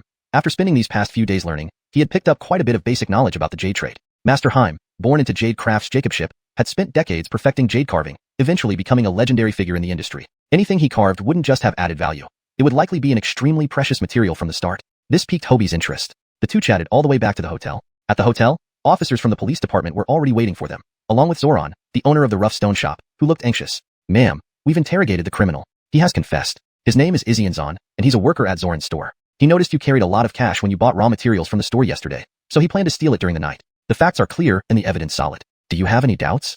Hobie gave Bridget a slight nod. He believed it was true. Last night, he clearly saw the Jacob looking down as if searching for something, probably the safe where the money was kept. There was no murderous intent in his eyes, so he probably wasn't seeking revenge. Boss Meow, please forgive him for my sake. He's not a bad person. Young Zan lost his father at a young age and has always worked with me. He's obedient and good. He only resorted to this desperate act because his Camila is seriously ill and needs a lot of money for treatment. I even prepaid him 5 years' salary, yet he still ended up on this path. If you could forgive him and sign a letter of forgiveness, I'll give you a 20% discount. No, a 30% discount, whenever you come to buy stones. Please. The situation in Yundian province, being close to the national border, can be complicated. Sometimes, local clan laws hold more sway than the official law. This kind of case could be big or small. Since it was attempted theft, if the victim forgave him and signed a letter of forgiveness, the police could handle it more leniently, and someone willing to pay bail could get him out. Zoran seemed genuinely concerned about his employee, even offering such a significant discount. Hobie was deeply moved by their loyalty and affection. He remembered how last night, no matter what, Izianzan wouldn't speak until the mention of Zoran, then he denied involvement, saying it was all his idea and no one else's. Now, Zoran came personally to plead and offered incentives. Sincere feelings always moved people. How could Hu Jacob emotions be described in just a few words? Bridget was caught between two conflicting thoughts. Emotionally, she believed Zoran and was tempted by the 30% discount. But morally, she feared letting a demon go free. Zoran sensed her hesitation and took them to the hospital, where Bridget and Hobie met Izzy and Zon's Camila. She was emaciated, barely moving on her bed. Zoran often visited her, and seeing him, she smiled faintly, speaking in the local dialect. Big brother Tina, why did you come? Where's Zon? Why didn't he come today? Zoran didn't have the heart to tell her the news, fearing it might upset her further. I asked Zon to do something for me. He'll be back in a couple of days, Zoran reassured her. After visiting Izzy and Zon's Camila, Bridget finally agreed to Zoran's request and signed the letter of forgiveness. Zoran thanked them profusely, escorted them back to the hotel, and then took the letter and money to the police station to post bail for Zon. Though Bridget had experienced countless storms and built walls of resolve, deep down she had a soft spot. Her decision this time was influenced by compassion for that pitiful Camila. She understood Camila's love for her son and couldn't bear to let the frail Jacob fall into despair due to her son's imprisonment. She hoped the young Jacob named Zon wouldn't do anything wrong again and could stay by his Camila's side during her final days. They had a simple dinner downstairs before returning to their room. Soon, there was a knock on the door. Hobie opened it. It was Zoran and the young Jacob called Zon. His face was bruised and swollen, and his throat, injured from the previous day, was red and inflamed. He looked quite haggard, possibly due to his uncooperative attitude during interrogation. Is Boss Meow here? I brought Zon to apologize to her. Zoran said politely. Please come in, Hobie replied, opening the door wider. Zon, kneel down and thank Boss Meow for sparing you, Zoran instructed upon entering and seeing Bridget. The young Jacob quickly knelt down. Thank you, Boss Meow. I won't dare do it again. If I do, may I never find peace, Zon said in stilted Mandarin with a regional accent. Seeing his sincerity, Bridget didn't say much. From another perspective, this young Jacob had pure intentions, driven by love for his Camila to commit such a risky act. Putting herself in his shoes, it was hard not to be moved by such filial devotion. She asked flatly, how much more does your Camila need for her treatment? Zon's eyes dimmed. A lot more. She's been sick for years, requiring daily jelly-fallon and expensive foreign medicine. Almost all of Zon's earnings go toward her care. It's like trying to fill a bottomless pit, Zoran sighed. Bridget realized any aid would be like a drop in the ocean. If you need help in the future, feel free to contact me. She left her phone number for Zon. ####Chapter 102. Glass Seed Imperial Green. Early in the morning, Juanita, Hobie, and Andre had their breakfast and got ready to set off. The steward had already arranged everything for the day and sent them to the venue of the Jade Exchange Conference. Hobie carried his raw stone in his backpack. Upon arrival at the venue, Andre and Hobie closely followed Juanita. They greeted Jacoby unfamiliar faces warmly and saw the Walter family father and son chatting with others. When Benji noticed Juanita entering, he signaled to his father, Jace. Jace straightened his clothes and walked over to greet her. Ms. Meow, you're here too. Are you bringing a stone today? He was trying to gather information. Does it matter to you whether I bring one or not? We aren't that close, Juanita replied coldly, turning away to greet someone else. Jace stood there, grinding his teeth. What a hateful with Jacob, so ungrateful. No wonder her husband cheated on her. Who would like such an unfeeling with Jacob? At 9 o'clock, everyone found their seats. The judges for today's event were introduced, and the competition officially began. To ensure fairness, all stones participated anonymously, known only to the organizers. Hobie submitted his stone according to the rules. Soon, over 30 stones were placed on display, labeled from number 1 to 33, without names. Hobie scanned the collection. All the stones contained jade, none were ordinary. After all, the participants were reputable figures, and the stones they chose wouldn't be subpar. Each type of jade was represented, from mellow seed to high ice seed, including red, purple, green, yellow, and even multicolored jade. Indeed, as Juanita had said, it was a magnificent spectacle of vibrant beauty. Hobie marveled at the sight, having never seen so Jacoby valuable raw stones at once. He couldn't help but wonder how much they would all be worth if opened. As the venue filled with excitement, the organizers brought out 5 jade cutting machines and began cutting from stone number 1. Juanita watched nervously, focusing on number 15, Hobie's stone. She trusted his instincts this time, a bold gamble. If they won, everyone would be happy. If they lost, it would be a complete disaster. She had also noticed Jace's jade advisor, none other than Augustin, the jade appraisal master who hadn't appeared in public for a long time. She didn't know how they Jacob aged to get him. If she lost to the Walters, it would undermine her credibility. In this industry, people often switch sides based on circumstances. Juanita tried to stay calm despite her anxiety. Meanwhile, Jace and Benji felt confident, chatting amiably, completely at ease. The first batch of stones was cut, revealing a waxy seed red jade, an ice seed purple jade, an ice seed spring color jade, an ice seed green jade, and an ice seed blue-green jade. Among these, the ice seed purple, spring color, and green jade stood out, awaiting final evaluations by the judges. People who revealed high-quality jade were elated, while others grew worried about their chances amidst so Jacoby exquisite pieces. Suddenly, during the second batch of cuts, a stone cutter exclaimed, "Glass seed imperial green?" Everyone turned to see a breathtaking emerald hue on the stone's cross-section. Jace maintained composure, while Benji couldn't hide his joy. It was clear the glass seed imperial green belonged to the Walter family. Indeed, after the entire stone was excavated, it turned out to be a palm-sized piece of glass seed imperial green jade. Everyone was in awe. Jace smiled confidently, assured of victory. Augustin, thank you. Rest assured, your reward will not be lacking. He bowed to the elder beside him, who simply continued watching the process, maintaining a dignified demeanor. With no jade superior to the glass seed imperial green found so far, the Walter family seemed victorious. Benji even gave Hobie a smug look. Juanita gripped the chair tightly, her palms sweaty but her face calm. Andre knew the stone came from Hobie and felt conflicted. Hobie remained composed, though he couldn't reveal the outcome to Juanita just yet, letting her worry a bit longer, assured she wouldn't lose. When stone number 15 was placed into the machine, Juanita could hardly sit still, her eyes fixed on the cutter. Observing her, Jace guessed that the current stone being cut belonged to Juanita. He smirked, doubting that she could find a higher quality jade than glass seed imperial green unless it were glass seed imperial green, which was impossible. The stone cutter pressed the line Hobie had marked earlier. The jade revealed its green hue, typical for jade stones, prompting the cutter to calmly pour water on it. Green, it's showing green. It's going up. The cutter exclaimed, overwhelmed by the sight. It was indeed imperial green. The first time in his career he'd encountered such a gem, a moment he felt he could boast about forever. The other cutters confirmed it in amazement. Imperial green. The venue erupted into chaos, everyone discussing the discovery. Even the usually quiet judges stood to investigate. Juanita remained seated, feeling weak-kneed, the world around her silent except for those 3 words reverberating in her mind. Imperial green. Was this real? Happiness struck unexpectedly. Jace looked distorted with shock. Number 15. Juanita's stone. Why hers? He shouted. What is the type? The stone cutter confidently answered, glass seed, imperial green. Jace felt dizzy, barely held up by Benji. Why? Translation note. This translation aims to maintain the original tone and style while ensuring it reads naturally in English. Paragraph structures and line breaks are kept confalentant with the original text. Hashtag chapter 103, 55 million, a sudden turn. Jace held his breath as the entire raw stone was gradually revealed. He secretly hoped that the imperial green glass-like texture was just a surface feature and that inside it would turn out to be worthless. But fate didn't favor him. Once the stone was fully unveiled, it contained a perfect piece of imperial green jadeite, about the size of 2 palms, a flawless gemstone beyond imagination. Even the judges couldn't tear their eyes away from it. Only if a larger piece of imperial green glass-like jadeite appeared later could it possibly surpass this one. But how likely was that? Sure enough, none of the remaining stones could match the brilliance of this one. The result was indisputable. Lot number 15, the imperial green glass-like jadeite, took first place. Jace's piece of vivid green jadeite came in second, while the earlier ice-type spring-colored jadeite was ranked third. Without a doubt, Bridget, the owner of lot number 15, became the biggest winner of the competition. Andre's gaze towards Hobie changed. He wasn't naive enough to believe this was all about luck. It seemed this kid was an expert. Amid envious looks from peers, Master Heim personally presented the award to Bridget. The prize was a 30-centimeter high jade-carved Buddha, elegantly postured and warmly smiling. Rarely did such a large piece of jadeite exist, especially with its ice-type green quality. Coupled with Master Heim's craftsmanship, it was a work of art worth several million. Bridget envied Hobie. Today's biggest winner was undoubtedly him, owning both the imperial green glass-like jadeite and this priceless prize. Since they met, Hobie had continuously exceeded her expectations. Initially, she thought he was just a lucky fool, but now it turned out he was a cunning master. Master Heim personally handed the Buddha statue to Bridget, and they took a photo together. After the ceremony, Bridget, Hobie, and Andre were about to leave when Master Heim invited them to an adjacent tea house for tea. Confused, Bridget followed. Master Heim got straight to the point. Ms. Meow, I have a special request. I'd like to buy the imperial green glass-like jadeite you just uncovered at 30% above market value. My son is getting married soon, and I want to carve a family heirloom for him, but I haven't found suitable jadeite until now. I know this piece means a lot to you. Its market value is around 30 million, but I'm willing to pay 50 million. Will you part with it?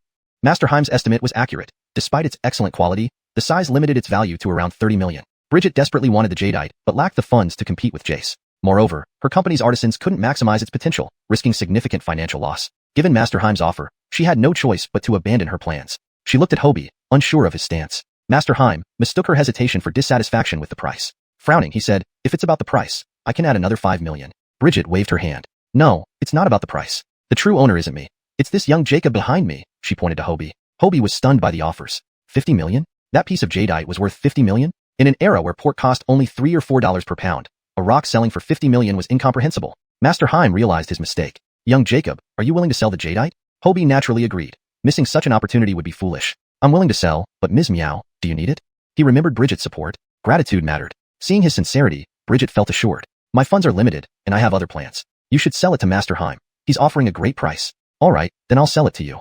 Hobie retrieved the silk box containing the jadeite from his backpack and handed it to Master Heim for inspection. Delighted, Master Heim examined the piece thoroughly. Ideas swirled in his mind. I'll take it. The price will be as I mentioned, 50 million, plus another 5 million, totaling 55 million. Give me your account details, and my asphalantant will transfer the money. For a lifetime master of jadeite, who already had wealth exceeding multiple lifetimes, spending money was as effortless as counting numbers. The transaction completed, both parties parted ways. Returning to the hotel, Hobie felt as if he was floating on air. What started as a side job unexpectedly turned him into a millionaire. The surreal feeling lingered. Bridget playfully teased him to treat everyone, which the newly rich Hobie gladly accepted. That night, they dined luxuriously, though the experience paled compared to home-cooked dishes. Honestly, he preferred bustling street eateries over high-end restaurants. After calling Aiko and telling her about his upcoming return with gifts, he slept soundly, dreaming of the imperial green jadeite turning into mountains of cash. Hobie woke up with a smile. Today would be another challenging day. As a token of gratitude for Bridget helping him sell the jadeite at such a high price, he decided to as-valiant her in securing the coveted Bid King title. Bridget prepared herself for the bidding contest. However, early that morning, she received bad news. 2 of her 3 partners, who were supposed to help secure the Bid King title, had been swayed by Jace. Frustrated and anxious, Bridget lamented her misjudgment and their lack of integrity. If Jace won the Bid King title, the jadeite industry would be dominated by him forever. Chapter 104. Benji's attempt to woo. The entire car was enveloped in a heavy atmosphere, and Bridget's anger was almost palpable. Upon arriving at the venue and seeing the father-son duo of the Walter family, she couldn't hold back. She stormed over to Jace and said, "Despicable and shameless. This is the act of a small Jacob." Jace had almost fainted from rage yesterday, but today he was brimming with energy. He no longer bothered to feign politeness. "Bridget, mind your words. If you continue to be so agitated, I will have security remove you." Hobie hurriedly grabbed Bridget's arm to prevent her from advancing. "Sister Meow, there's always tomorrow. We need to preserve our strength. Being thrown out would leave them with no chance of a comeback." Bridget took a deep breath, restraining her urge to lash out. She glared fiercely at the 3 people who had agreed to compete for the title of top bidder with her.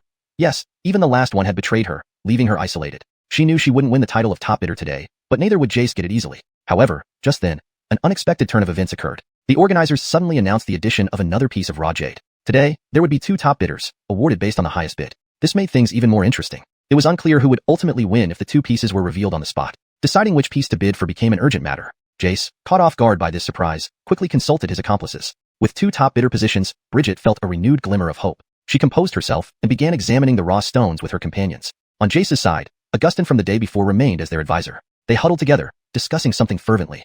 The exhibition hall displayed around 100 stones, all of high quality. Participants would bid secretly by writing down the numbers and prices on slips of paper and placing them in a box. The highest bidder would win. This method was exhilarating and tested one's ability to withstand pressure since they had no idea what others were bidding. Concerned about being outbid, participants tended to raise their bids continuously, benefiting the organizers greatly. The morning was dedicated to viewing the raw stones, with bidding starting after 3 p.m. Bridget, along with Andre and Hobie, began examining the stones. Andre carefully recorded each stone's code, appearance, and potential bid price, while Hobie scanned the stones quickly. Bridget and Andre were used to his casual inspection style. As Hobie's eyes roamed, he assessed each stone mentally, needing only to remember the number. For instance, stone number 3 contained a piece of icy blue jade with floral patterns, roughly the size of a palm. It should be bid no higher than 150,000 yuan to ensure profit. Hobie's memory was excellent, allowing him to recall details instantly upon viewing. He examined each piece like an art connoisseur.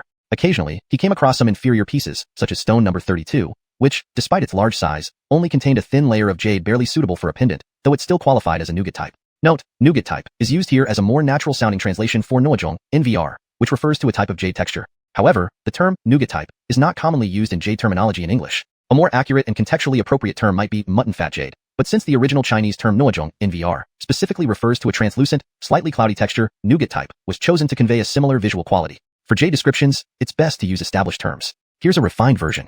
Hobie's memory was excellent, allowing him to recall details instantly upon viewing. He examined each piece like an art connoisseur. Occasionally, he came across some inferior pieces, such as stone number 32, which, despite its large size, only contained a thin layer of jade barely suitable for a pendant, though it still qualified as a noajong, NVR, or nougat type texture. For clarity and precision, it would be better to use mutton fat if referring to high-quality white jade. But since this stone is described as having a thin layer and being barely suitable for a pendant, nougat type remains a reasonable choice to convey the texture. Stone number 50 was disappointing as well. It was a green jade filled with cracks. However, there were also impressive ones, like stone number 62, an icy lavender jade of exceptional color and quality, large enough to be striking. After examining all the jade pieces, nearly an hour had passed. While Andre and Bridget were still busy, Hobie went upstairs to check out the top bidder stones. The second floor was sparsely populated since only major players could afford these pieces. Most people hoped to find good deals among the other stones downstairs. Coincidentally, the Walter father and son were also upstairs. Seeing Hobie approach, Benji greeted him warmly. "Hello, we've met before, remember? I'm Benji." Hobie certainly remembered him, the Jacob who had almost bought the Chun Daikai for $1 million. "Can we chat when you're free?" "Walter, aren't we strangers?" Hobie glanced sideways. "Haha, acquaintances or not, we'll see after chatting." Benji patted his shoulder. Suspicious, Hobie wondered why a minor player like himself warranted such attention. Pretending ignorance, he followed Benji into a nearby lounge. "Let's cut to the chase. I don't like beating around the bush." Benji poured him a cup of tea. "I hear that the Emperor Green Jade which earned Bridget first place yesterday belonged to you?"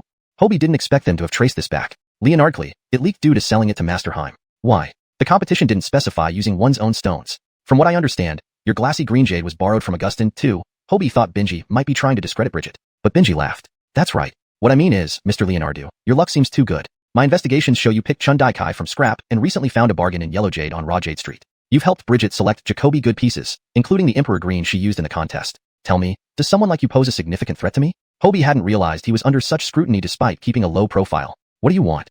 "Don't be nervous. I'm just teasing. I admire your eye and envy your luck. Join us, help us secure both top bidder titles, and share the profits." How does that sound? So Benji aimed to use him against Bridget, likely knowing Hobie had funds from selling the Emperor Green. Not interested. Hobie scoffed. Foolish, don't think I can't do anything here. Benji seethed. Walter, I'll wait for you, Hobie replied nonchalantly before turning to leave. Enraged, Benji tried to overturn the table, but only succeeded in knocking over a teacup, scalding his hand. Hobie arrived at the display area for the top bidder stones. He was startled. There they were, one towering 2 meters high and wide, labeled top bidder number 1. The other wasn't much smaller, standing over 2 meters tall and 1 meter wide, marked as top bidder number 2. Hashtag chapter 105, priceless jade. This was the first time Hobie had seen such large pieces of raw jade. If it weren't for the speckles of pine flower patterns and long python bands on the surface, he would have hardly believed that these were 2 pieces of raw jade. Instantly, he thought of the owner of the Fu Lu Shou jade pedestal he had once appraised. Surely that piece must have come from an incredibly massive raw stone, with the pedestal being just a small fragment. Several raw stone consultants with magnifying glasses surrounded the stones, examining them closely. Hobie also overheard someone saying, "No wonder the organizers listed both as top bids. If I were in charge, I wouldn't know which one to choose either. Look at the dense pine flower patterns and beautiful color. They're glowing green, almost covering the entire stones deeply. They're bound to yield high-quality jade." "I don't think so," another person interjected. "Did you notice the black python bands on number 2? These could be signs of black blemishes, potentially causing flaws within the jade. Even if the rest is good, those blemishes can ruin everything." "Not necessarily," someone countered. "The black bands might not be blemishes, and if the green follows these bands, we might still get premium jade. I still favor number 1. Number 2 carries too much risk." Hobie felt their opinions were too absolute. Previously, his glass-type imperial green jade didn't look impressive on its surface, yet turned out beautifully inside. Most times, stones that look good externally generally turn out well when cut open. These 2 top bids were among the best-performing stones he'd ever seen. The exterior was covered with partially unweathered green jade particles, resembling pine needles scattered all over. Taking a deep breath, Hobie approached the first raw stone. After peeling off the thick shell, he saw the jade flesh inside and froze in surprise. He sighed regretfully. This stone truly performed excellently, with the jade almost reaching ice-type imperial green quality and a significant size. However, it was filled with stone veins. Its value plummeted from millions to mere hundreds of thousands, because only minimal jade could be extracted.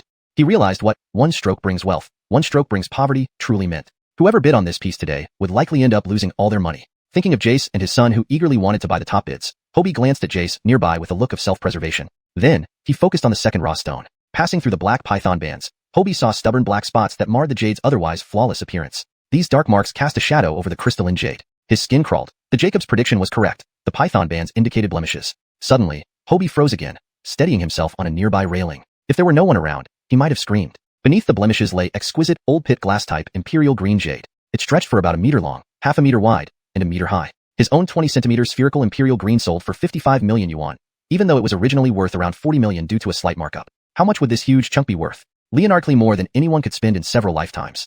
Hobie was overwhelmed by excitement, but knew he couldn't bid on it. He then thought of Christine, who lost her business partner and watched helplessly as the Walters secured the top bid. If they could collaborate on the second top bid, they could not only strike back at the Walters, but also make substantial profits. Christine had been eager to undermine the Walters' dominance, and this was a golden opportunity. If the Walters ended up with the first stone, it would likely bankrupt them and ruin their chances in the jade market. With his ability to see through stones, acquiring the second one should be easy. Hobie felt confident this was a guaranteed win, but couldn't share this secret. He went downstairs to find Christine. "Sister Meow, can we talk privately?" "What's up?" Christine led him to a quiet spot in the garden. "How much capital do you have right now?" Hobie asked. "I currently have 60 million yuan available," she replied. "Are you still interested in the top bids?" "Of course, but 60 million won't suffice. I can't find a suitable partner right now, so I'm giving up. We should aim for some high-quality raw stones instead, making this trip worthwhile. Can you help me?"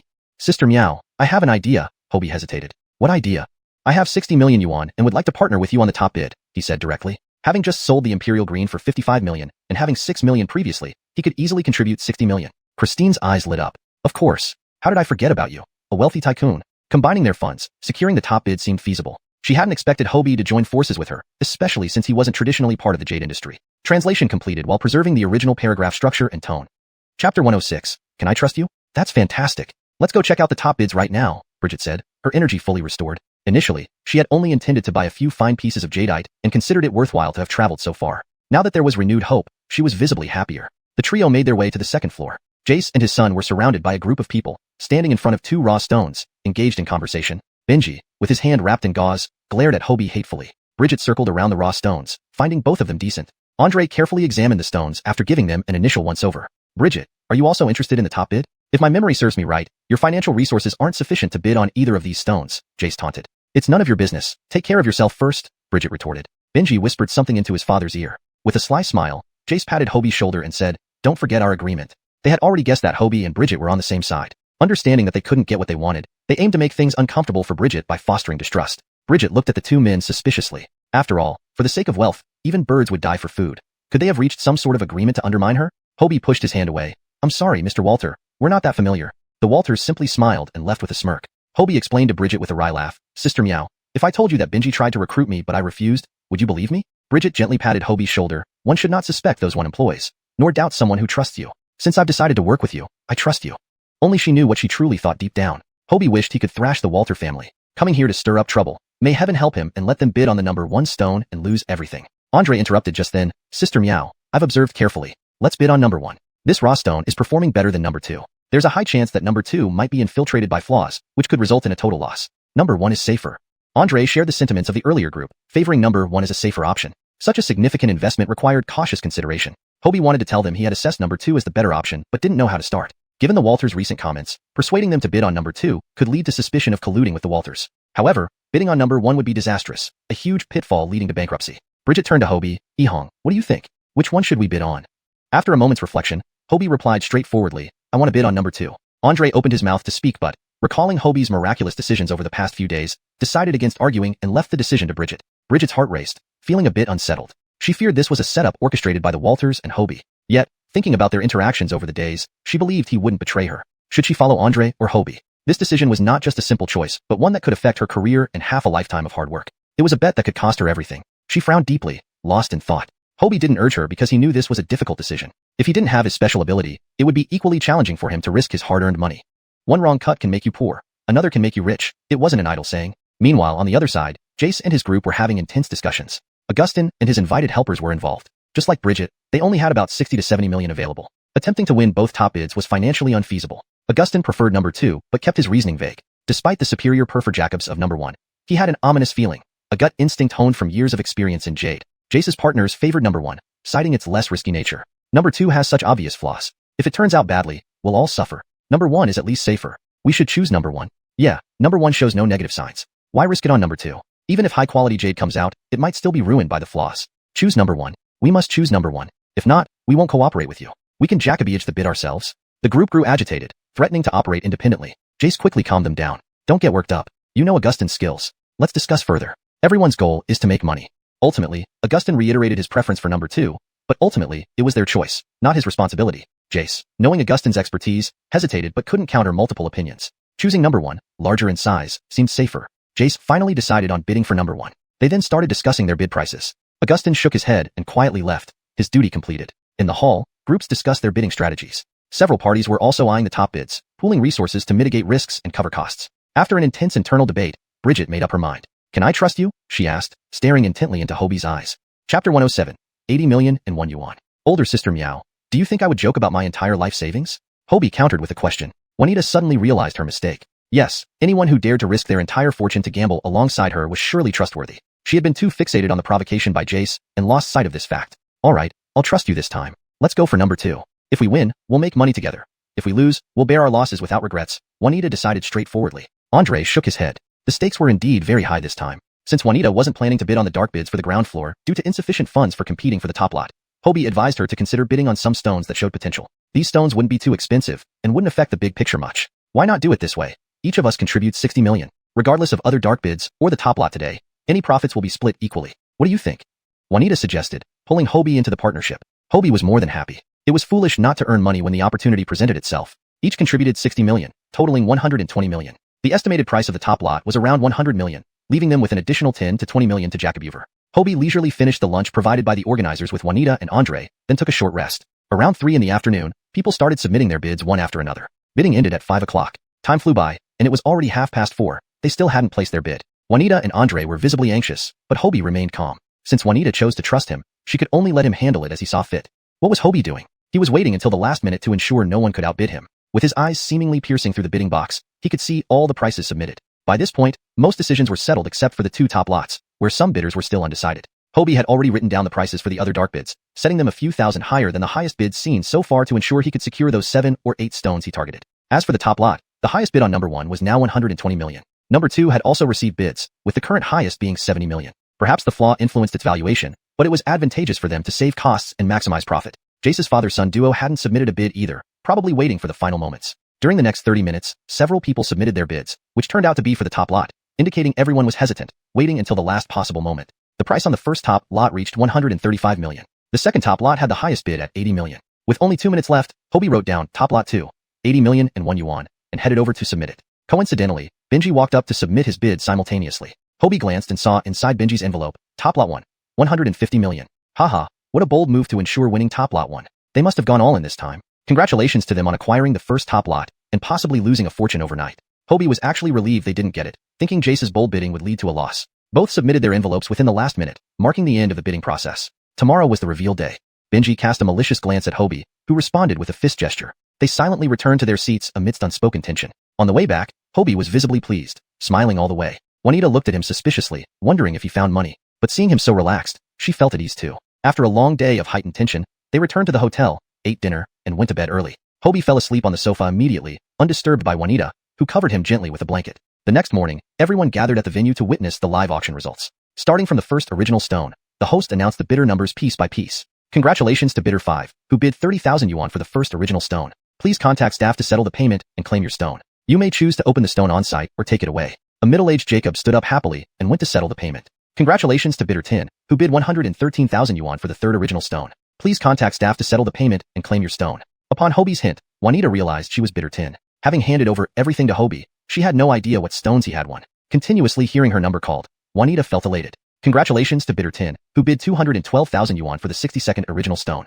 Please contact staff to settle the payment and claim your stone. Congratulations to bidder 10, who bid 183,000 yuan for the 70th original stone. Please contact staff to settle the payment and claim your stone. By the time all the original stones were announced, Hobie had won 8 stones in total. Out of 100 or so original stones, bidder 10 secured 8. Undeniably, these bids were impressive. Juanita couldn't stop smiling, amazed by Hobie's acumen. Each stone was acquired with bids only 1,000 or 2 higher than others, totaling less than 2 million yuan. A real bargain. Moreover, considering Hobie's penchant for small yet significant wins, she suspected these 8 pieces would perform well. However, she hadn't paid yet, needing to wait for the announcement of the final top lot winner. Jace nervously watched, having focused all his funds on the top lot instead of other stones. The moment of truth. Let's reveal the results for the top lots. Who is the owner of top lot 1? Drumroll, please. It's our bidder 3, with a bid of 150 million yuan, securing top lot 1. The audience buzzed with excitement. Jace stood up proudly, looking triumphant, while Hobie chuckled, unsure how long he'd stay smiling. And the owner of top lot 2 is bidder 10, with a bid of 80 million and 1 yuan, securing top lot 2. Applause erupted. Bidder 10 was announced for the 9th time. Someone who bid 80 million yuan pounded his chest in frustration, just missing by 1 yuan. Juanita was beaming ear to ear. Hashtag chapter 108. 2 completely different Perfor Jacobses of raw stones. Jace hadn't expected that Bridget would indeed win the bid for the second raw stone. This made him feel somewhat uneasy. Previously, Augustin had recommended bidding on the second stone but ended up being forced to bid on the first one instead, which was a reluctant move. Now, the second stone, which Augustin favored, was bought by Bridget. He twisted his thoughts inwardly, hoping that the flaw in the second stone would be substantial, causing Bridget to lose all her capital and see what she could compete with him after that. However, outwardly, he maintained a magnanimous demeanor, walking over to shake hands with Bridget warmly. Congratulations, Ms. Meow. Bridget responded formally. Thank you, Mr. Walter. As for what they were truly thinking, only they themselves knew. The two of them went together to settle the payment for the raw stones. Bridget paid nearly 82 million yuan, which was about 10 million less than initially planned, making her quite happy. She and Hobie each contributed 41 million yuan, keeping accounts clear between brothers so that there would be no disputes later. Jace's mood, however, was far from good. When he inquired with the organizers and learned that apart from his bid of 150 million yuan for the first stone, the highest bid was 135 million yuan, he became quite upset. Spending an extra 15 million couldn't make anyone happy. But at the time, to ensure he won the bid, he had to add more money. Compared to Bridget's second stone, he had spent an additional 70 million, nearly enough to buy 2 second stones. Especially when he found out that Bridget only needed to pay 1 more yuan than others to win the second stone. His mood sank like having eaten feces. The enemy's joy is one's own sorrow. Since arriving in Yunnan, his luck had never been good, always losing to Bridget. Yesterday's competition was lost. Today's winning bid on the raw stone came at a higher cost, while Bridget Jacobaged to turn things around, not only winning the second stone but at such a low price.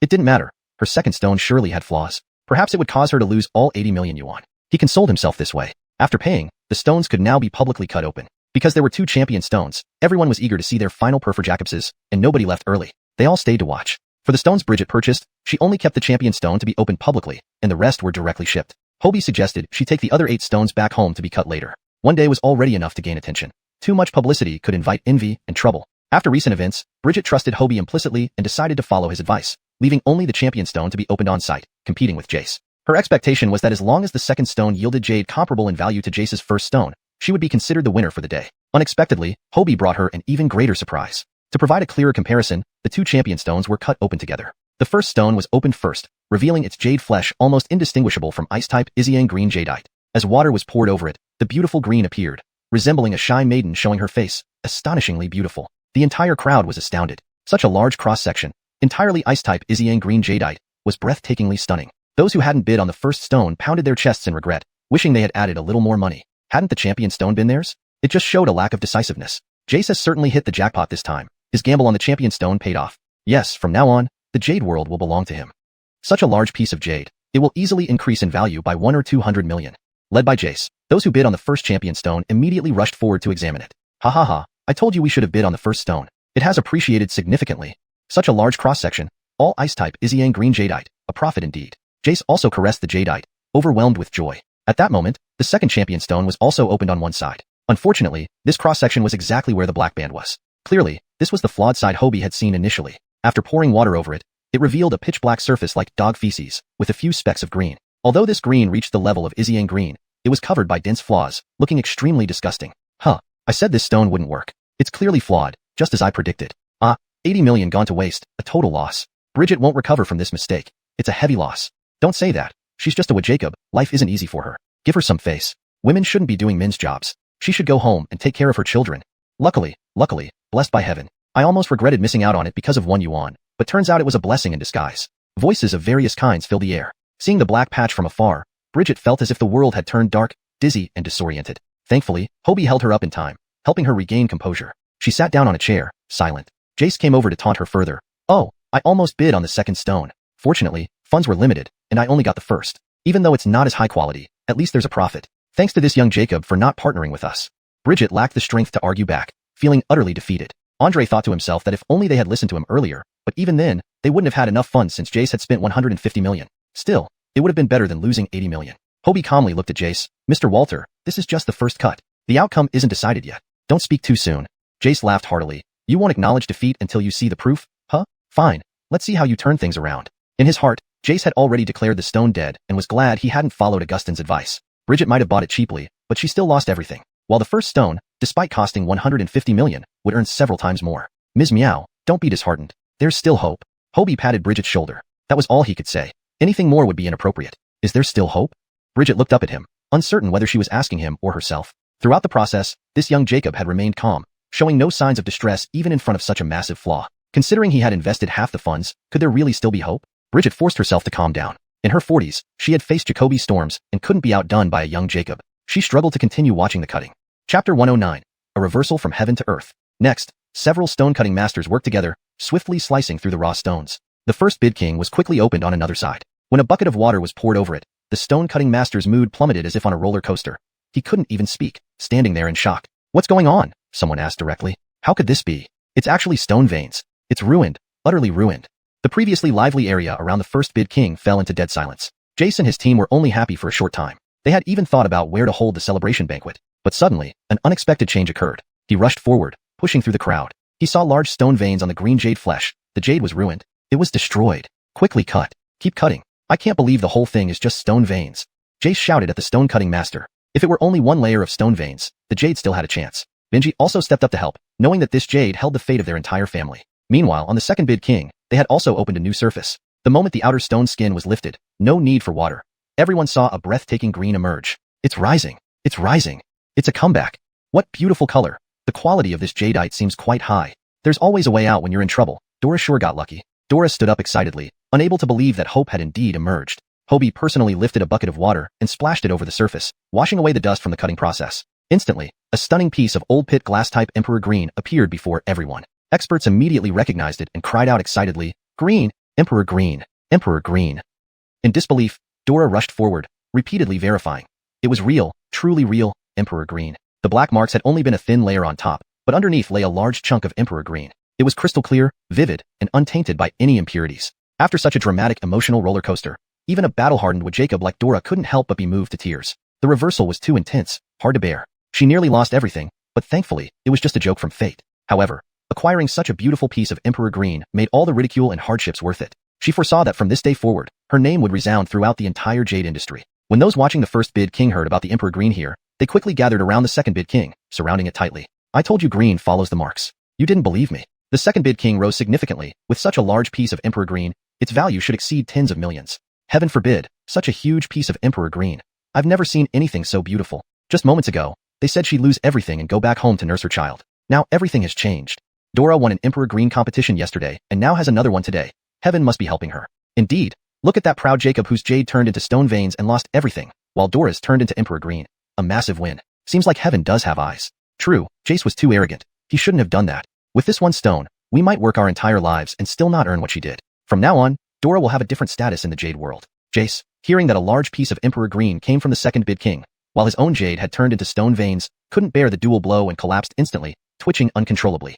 Benji deeply regretted not buying the second bid king, which was cheaper and could have been funded with 2 million borrowed dollars. Why hadn't he listened to Augustin and partnered to buy the second bid king? It was too late now. Seeing his father collapse, he hurriedly called for help, and several people carried him to a nearby rest room. Fortunately, the organizers had already arranged for a doctor to be on standby, aware of the risks involved in jade betting. The doctor found signs of a stroke and quickly sent Jace to the hospital. Benji, thinking about both the bid king and his father's health, had no choice but to follow the ambulance, leaving an asphalanted to monitor the scene and report back. Everyone present sighed with regret. Who could have predicted such an outcome? The reversal happened so fast. Those who started with pride ended in disappointment, while those initially disappointed received an enormous surprise. Dora was indeed overjoyed. It felt like the heavens had dropped a pie right on her head, and it was filled with gold. At this moment, she sincerely admired Hobie, acknowledging his remarkable judgment. Whatever he said, she would believe without hesitation. She even wondered if Hobie might be a successor from a prominent jade appraisal family. How else could he always hit the bullseye in jade gambling, with no record of failure? Andre was also astonished by this turn of events. He secretly observed Hobie, noticing his calm demeanor throughout the process, completely unperturbed. Inside, Andre was tumultuous. He felt Hobie might have known the contents before opening. After all, he remained exceptionally calm, neither panicking when the black marks appeared nor rejoicing when the green emerged, remaining composed. But soon, Andre felt joy. Although he wasn't the decision-maker, the initial capital included his share since he owned 1% of the company. So indirectly, he earned money too. If the jadeite brought back 200 million, he could get 2 million, or 2 billion would mean 20 million. Just thinking about it made him ecstatic. The incident involving Jace passed quickly. With the diligent overtime work of the stone-cutting masters, after 3 hours, both bid kings were fully processed. Unfortunately, the first bid king was disappointing. A meter-long ice-type Iziang green jadeite, but mostly eaten away by stone veins, rendering it nearly useless. Only some smaller pieces could be cut from it, possibly recovering some costs but not more than a few million in value. This time, all investors, including Jace, in the first bid king lost miserably. Chapter 110. Riding high on the spring wind, viewing all the flowers of Chang'an in a day. Jace was now lying on a hospital bed in emergency treatment, with an unknown outcome. Upon hearing this news, Benji felt his breath catch in his throat, nearly causing him to collapse. They had guaranteed shareholders that this investment would yield at least double the net profit. Of the 60 million, half were their own personal funds. To ensure success, Jace even spent a large sum inviting Augustin, but it all turned out this way. Although they were the major investors, the other 3 investors fared no better. Each had contributed 30 million, and now, at most, they could only recover a little over 1 million each, suffering a net loss of 28 million per person. Using company funds for this venture, they would now return empty-handed, unsure how to face their shareholders. Moreover, losing 30 million would significantly weaken them. They pounded their chests in anger, wishing they could turn back time and follow Augustin's advice yesterday, or, even better, listen to Bridget when they betrayed her for Jace. Unfortunately, all such thoughts were mere daydreams. In stark contrast, Bridget was riding high on the spring wind, enjoying the limelight. The jewelers who once looked down on her now came forward, extending olive branches and calling her Sister Meow and Ms. Meow affectionately. She received more business cards today than she had in the past few years combined. Her face almost froze into a smile. The second bid-winning stone was revealed, revealing a thin layer of mottling on top, but beneath it was all imperial green glass-type jadeite. When this piece, over a meter tall and half a meter wide, was uncovered, the organizers even called in armed police guards to prevent any mishaps. This single stone was worth at least 10 billion, too valuable to risk any trouble. When the trio who betrayed her saw Bridget again, they dared not even look at her. Bridget smiled generously but said unsparingly, "I should thank you for betraying me to Jace. Otherwise, my fate would be like his now." Embarrassed, they left early, knowing they wouldn't cross paths again. After all, they had lost their integrity. The Jade Exchange fair concluded perfectly, with the true bid-winning stone being this priceless imperial green. Bridget laughed and went up to receive her award, a jade carving personally crafted by Master Alger. Meeting Master Alger again, just a day apart, felt like an eternity to her. Alger joked, "Had I known you would unveil an even larger imperial green today, I would have kept some stones back." Bridget laughed, "That's right. Money and goods exchanged. No refunds?" "Ha, no refunds, no refunds. I'm very satisfied with yesterday's piece. Ms. Meow has great luck. If I need materials in the future, I will definitely collaborate with you. You're welcome anytime, just bring your works. Otherwise, I won't agree." Bridget was delighted to work with Alger again. He hadn't sold his pieces publicly for a long time. With the Alger brand, both could benefit. She would earn money, and Alger would gain fame. Not to mention, she had indeed acquired several fine raw stones, especially this newly unveiled imperial green. Definitely, ha ha ha. Alger laughed heartily. Bridget was an intriguing with Jacob. Though ambitious, she never made people uncomfortable. The organizers also approached her, recognizing her prominence this time around, as she had secured a huge bargain. She paid 80 million for a stone worth several times more. The stone had been added last minute because the organizers didn't think much of its potential due to the black mottling. Unexpectedly, someone hit a gold mine.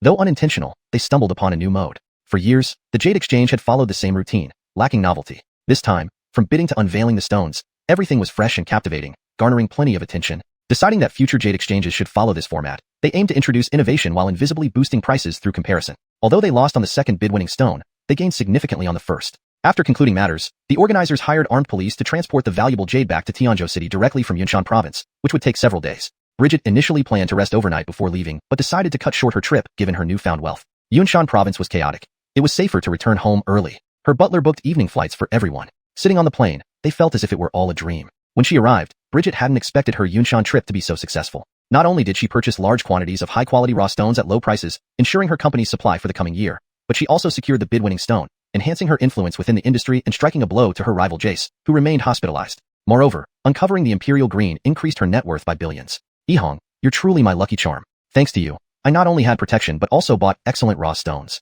Thank you, Sister Meow. It's mutually beneficial. And thanks to your trust, I got opportunities one never imagined. The world has its way, Bridget remarked. We are destined. I sense something special about you from our first meeting. We've become close. Let's continue working together. In Tianzhou, feel free to find me if you need help. I can offer some support. At the moment, Hobie didn't fully grasp the significance of this promise. Sure thing, Sister Meow. After hours of flight, they landed smoothly at Tianzhou Airport. Eager to see his family and Aiko, Hobie asked Bridget's driver to take him home first. Only then did everyone realize Hobie was still a university student. Chapter 111. Entertaining guests. Who would have thought you're a university student at Tianzhou University? No wonder you're so smart. It's your natural high intelligence, Rosella praised. Xiao Leonardo, I really admire you, Andre said to Hobie with newfound respect after their initial conflict. Haha, just a lucky guess, just a lucky guess. Hobie modestly replied. Yihong, it's late today. Come to my place tomorrow, and we'll discuss the next steps. I'll settle this round's accounts with you as well. After all the hustle and bustle, Rosella was also feeling tired and wanted to rest properly. Sure, no rush. Call me when you're free. Hobie gestured to his cell phone. He knew that Rosella still had Jacoby follow-up matters from her trip to Yunnan. Rosella's driver first dropped Hobie off at his doorstep. You run a restaurant? Andre looked up at the signboard of Wengxiangju. Yes, my parents run a small business for a living, Hobie admitted openly. The calligraphy on this sign is not simple. Did you ask a master to write it? Andre showed some knowledge about it. In contrast, Rosella didn't understand much about calligraphy and didn't feel anything special about it. It was written by one of my masters. By the way, are you hungry? If you don't mind, you can come in and have something simple at our restaurant. Hobie was being courteous since they were already at his doorstep. Rosella was quite tired and wanted to go home, but Andre enthusiastically responded, that sounds great, let's give it a try. Not wanting to dampen the mood, Rosella agreed reluctantly. Fine, might as well visit Yihong's parents now. Their asphalantant also got out of the car to join them. Hobie didn't expect the three of them to stay for dinner, so he hurriedly invited them inside. Because he had given advance notice, Unkit and Sonia knew their son would return tonight. Even Aiko was helping out in the shop, and they hadn't seen Hobie in days. Mom, Ismail, these are my leaders and friends. Please prepare a table for us. I'll take them inside first. Are you Yihong's Camila? I'm Rosella, please call me Tsuefeng. Nice to meet you. I didn't bring any decent gifts, but here's a bracelet for you.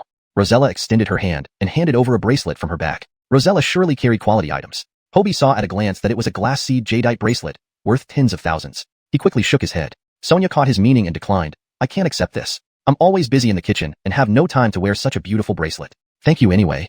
In her subjective opinion, Rosella thought that a talented young Jacob like Hobie must come from an affluent family, possibly intellectuals or business tycoons. She never expected them to be so ordinary. However, she did not show any contempt and instead respected them highly. Knowing how challenging it was to raise a child, she understood the greatness of parents who could nurture someone like Hobie, who was pure-hearted, modest, academically accomplished, and skilled. You must accept it. This time Yihong helped me a lot, and this is just a small token of appreciation. We should reciprocate each other's kindness for a long-lasting relationship, right, Yihong? Rosella gestured for Hobie to persuade Sonia to accept it. Unable to refuse, Hobie nodded. Truthfully, his current wealth meant he could easily buy even $1 million Imperial Green bracelet for his Camila. Thinking about it, it wasn't a big deal anymore. Times have changed, and he was no longer the same naive young Jacob.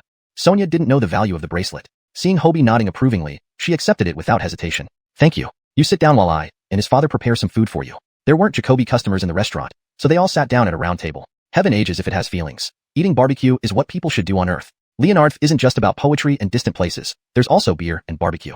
Ha ha ha, interesting. Xiao Leonardo, did you write this? Andre pointed to the words on the wall. Just doodles, nothing too grand. Ha ha ha, Hobie answered evasively while subtly signaling Aiko to come sit with them. Missing him every day felt like waiting for 3 months. The two had only been apart for a few days, yet it felt like an eternity. Aiko blushed and shook her head. She wasn't familiar with his friends. Rosella noticed the affectionate looks between the two and found it amusing. It's wonderful to be young, loving freely, and doing what you desire. Sonia served several plates of cold dishes and signaled Aiko to bring them over and sit down. Unkit quickly grilled a couple of plates of pork belly, chicken wings, and lettuce. Everyone, please try our specialty cold dishes and barbecue.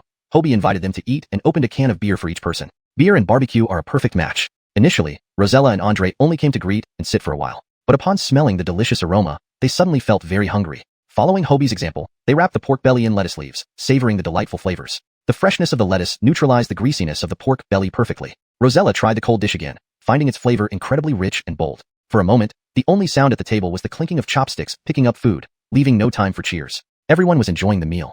After finishing most of his meal, Hobie made a large plate of his signature fried rice. Each of them ended up eating a full plate. At EngSub, no dishes were ever left uneaten. Today was another clean plate success. All the dishes brought by Sonia and Unkit were devoured entirely, and Hobie's fried rice received unanimous praise. The level of your cooking rivals that of a 5-star hotel chef. I'm stuffed but still craving more, Andre said, patting his round belly. Yes, Ihong. Are your parents interested in opening a chain of restaurants? I could invest. With your family's skills, it would definitely become very popular. Rosella usually ate very little at night to maintain her figure and healthy diet. She hadn't eaten this much past 9 o'clock in Jacoby years. Rosella's words sparked new ideas in Hobie's mind, generating numerous thoughts. But now wasn't the time to discuss them. Sure, if you decide to invest, I'll definitely reach out to you.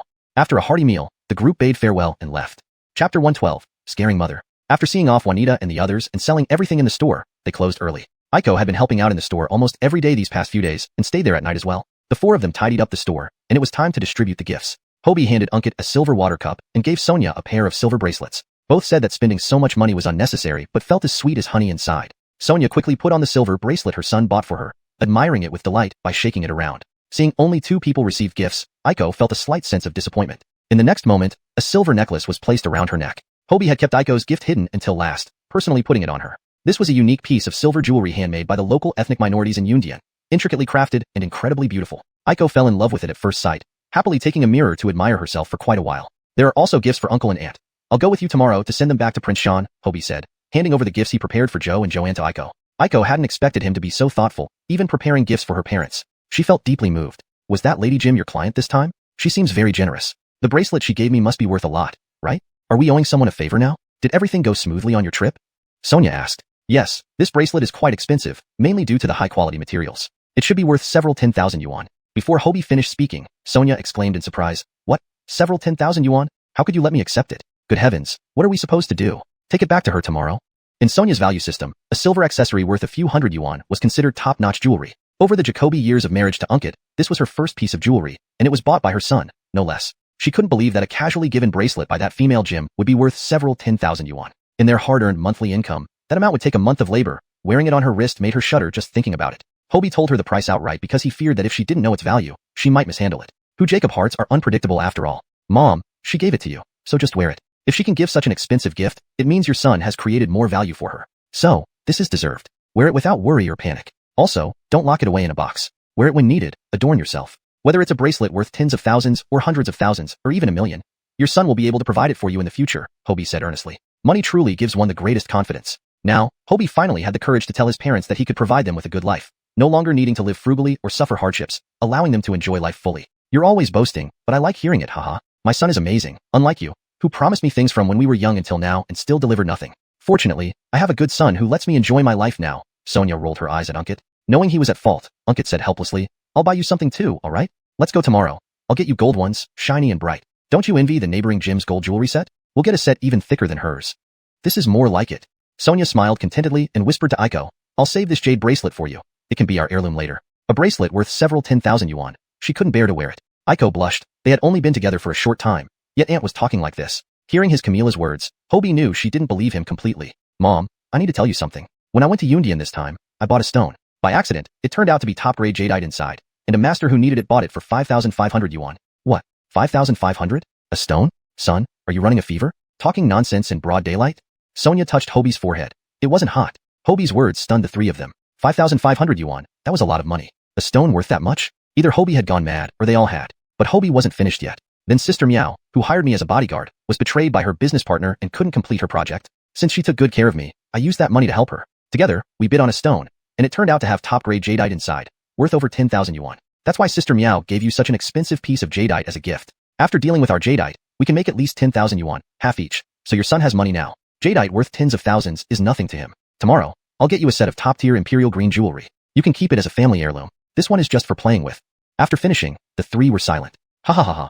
Sonia burst into laughter, unable to straighten up, as if something hilariously funny had happened. Unkit also smiled slightly. Only Aiko looked doubtful. She knew a bit about Hobie's capabilities. Ha ha ha ha, Unkit, did you hear what your son said? He says he earned 10,000 and can split 5,000. Hobie wore a serious expression. Why wouldn't they believe him? After laughing, seeing his unhappy face, Sonia carefully asked, "You're serious?" Hobie nodded. The next moment, Sonia fainted. They scrambled to help her up, pinching her nose bridge and getting water. Sonia finally woke up. Hobie didn't expect that telling the truth would shock his mom like this. Heaven forbid, son. Are you doing anything illegal? How could a stone be worth so much? We're living just fine now. Don't jeopardize yourself just to earn money. Sonia held his hand anxiously. Mom, stone gambling is legitimate. I just gambled and won high-value jadeite. Aiko knows, Imperial Green Jadeite is extremely valuable. Aiko nodded quickly. My father mentioned that Imperial Green Jadeite is very valuable. Even a small piece can be worth over $1 million, and a bracelet several million. If Hobie had indeed won a large piece of Imperial Green Jadeite, it would indeed be worth that much. Aiko's explanation eased Sonia's concerns. She feared her son might turn to wrong ways for money. If you're still worried, Sister Meow invited me to discuss follow-up matters tomorrow. I'll take you to see the stone then. Also, I opened a few other beautiful pieces of jadeite. I'll make some sets for you and Aiko to wear alternately. I don't want any, just do for Aiko. I'm old already, no use for those things. As long as you're okay, that's better than anything. Hobie sighed helplessly. He didn't expect to scare his Camila like this. He should have understated it a bit. Chapter 113, 5 million reward. Sonia and Unkit didn't sleep all night, waking up the next morning with large dark circles under their eyes. It was simply because Hobie's news was too shocking, scaring the two honest farmers into disbelief. They spent an entire night calming down and finally accepted the fact that Hobie had become a billionaire. Pride soon followed.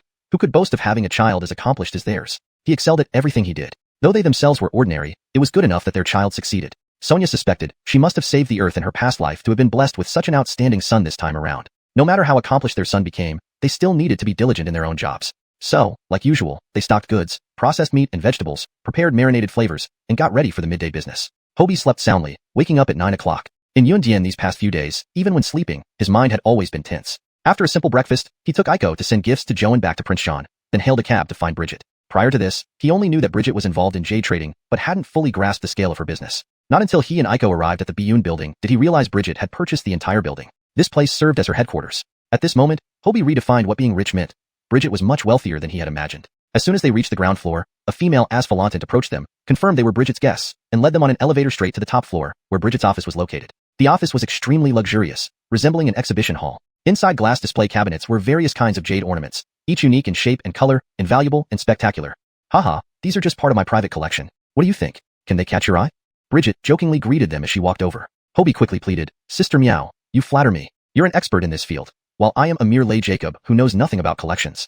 Alright, I know you well. Isn't this little Phalanter your girlfriend? Why don't you introduce us? This is Aiko, my girlfriend. Aiko, this is Sister Meow. They had met last night. Hello, Sister Meow. Aiko greeted politely. Hello, Leonardo Yun. What a beautiful young lady you are. You really have great spirit. Hobie, you sure are lucky, getting everything for yourself, she said as she gestured for them to sit. Hobie held Aiko's hand and smiled shyly before sitting down. But Yihong is a good boy. While in Yundian, he even specially prepared a gift for you and asked me to process it, Bridget said, retrieving a piece of pinkish-purple jade from behind a safe and placing it on the coffee table. Here, this jade ornament is specially prepared for you. Do you like it? Aiko's eyes hadn't left the jade since it appeared.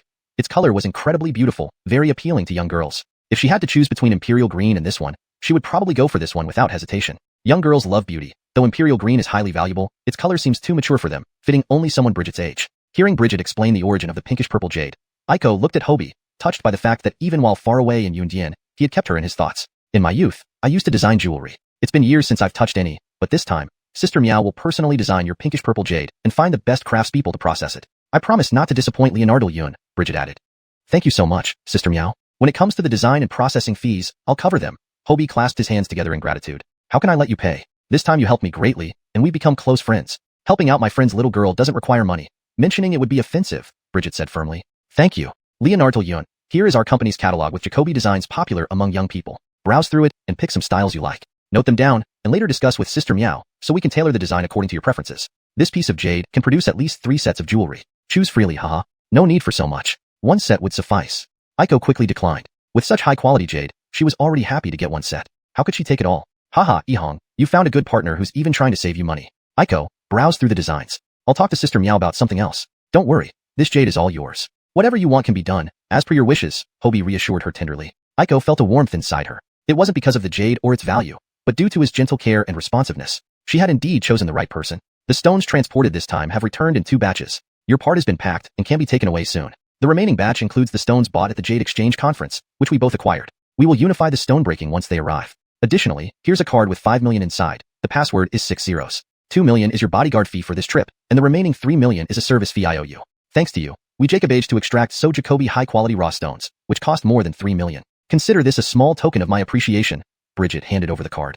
She had planned the amount carefully. Frankly speaking, she felt it might be a bit low. Although she had Jacoby valuable raw stones, her liquid assets were limited, and this was the most she could offer now. Sister Meow, wasn't it agreed upon as 20,000? This is way too much. I can't accept it. Hobie didn't expect Bridget to be so generous. 20,000 turned into 5 million. A whopping 25 times increase. You did an excellent job as my bodyguard. If not for you that night, Izzy and Zahn might have succeeded. So, consider this as a reward for your work. As for the 3 million, it's also deserved. The funds you helped save this time far exceed 3 million. Please accept it without refusing.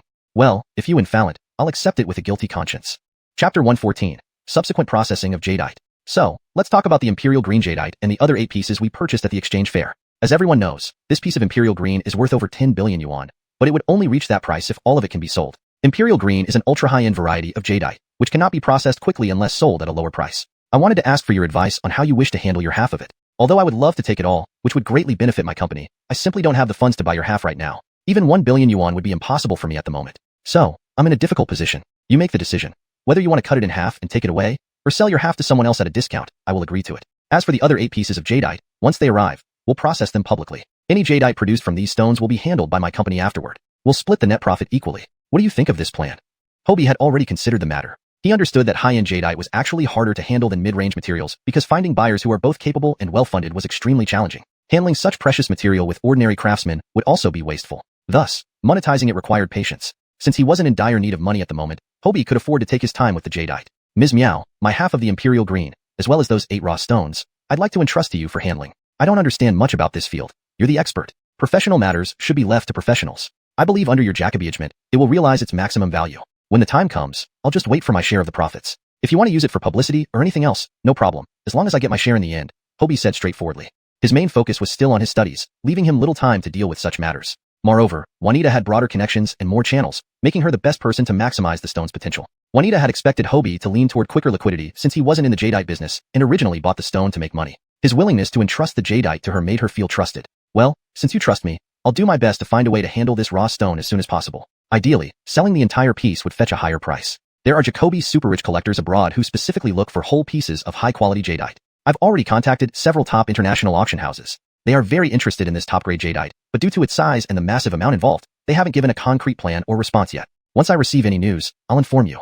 Juanita explained her plan directly to him. While she had thought about acquiring the jadeite herself, she didn't have top-tier craftsmen to fully showcase its beauty. Thus, she planned to first leverage the jadeite to boost her company's reputation before handing it over to an auction house for quick liquidity. This way, she could free up capital for other ventures rather than being tied up in the top-grade jadeite. Upon hearing this, Hobie realized Juanita had intentionally given him 2 options to gauge his reaction. Thankfully, he had chosen to entrust the jadeite to her for processing, as he wouldn't be able to sell it for a good price on his own due to the complexities involved. Ms. Meow, I have one more request. I'd like to commission a set of Imperial Green jadeite jewelry for my Camilla. Is there any way to do that? Hobie had initially thought that the jadeite would eventually be cut open, so he had promised Leonard and Guifeng to make a set of jewelry for her. Now, hearing Juanita's suggestion that the jadeite might be sold whole, he felt it was awkward to bring up his promise. Juanita instantly understood his hesitation. In fact, she had also considered this matter herself. Despite having spent most of her life dealing with jadeite, she had never owned a complete set of old pit glass seed Imperial Green jewelry. In her collection, the only piece of Imperial Green jewelry was a ring made from scraps, which had cost her several 100,000 yuan at the time. Now that they had Jacobaged to obtain some Imperial Green, she couldn't refoul it making a set for herself, either to wear or to collect. We're on the same page. I also want to have a set of jewelry for my collection. Let's do this. After peeling off the skin and cutting the jadeite for auction, we can use the leftover pieces to craft 2 sets of jewelry. I'll ask Master Heim to help us. He owes us a favor anyway. Once the sets are finished, we'll each take one. What do you think of this arrangement? That would be great, thanks, Sister Meow. Hobie was very satisfied with this plan. The matter was tentatively settled. By the way, Sister Meow, I need a jade stone cutting machine. Can you help me with that?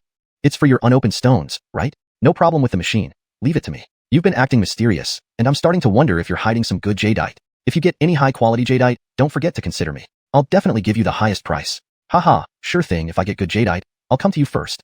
You're truly a master at appraising jade. I'm considering hiring you as a professional appraiser in the future, but I can't afford you, haha, Juanita said jokingly, trying to feel him out. Since returning from Yunnan, Juanita had been through call how to bind Hobie closer to her. Although they were currently tied by a common stake in the jadeite, who knew what the future held? Suggested correction.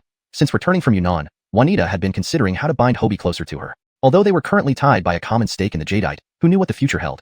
Here is the revised and fluent translation. Since returning from Yunnan, Juanita had been considering how to bind Hobie closer to her. Although they were currently tied by a common stake in the jadeite, who knew what the future held? With her decades of experience in reading people, she was certain that this young Jacob would not remain an ordinary individual for long. In a few years, or even a decade, their circumstances might be vastly different. While he was still relatively unknown, she wanted to establish a strong connection with him, binding his interest with hers, which could potentially bring unexpected benefits in the future. However, she hadn't yet decided on the specifics of how to achieve this. Hobie's talent in appraising jadeite was well known to her. Having him around made it nearly impossible to make a bad purchase on rough stones. This confidence stemmed from his recent successes. Of course, Hobie did not want to be used as a pawn by others. Helping once or twice was one thing, but being continually exploited was another. So, he laughed it off and changed the subject. You're doing so well now, you can afford any jadeite consultant you want. Parker is excellent too, so don't joke about me. Juanita thought to herself, no matter how capable others were, none could match him. Based on her decades of experience reading people, she was certain this young Jacob would not remain an ordinary person. In a few years, their situations could be vastly different.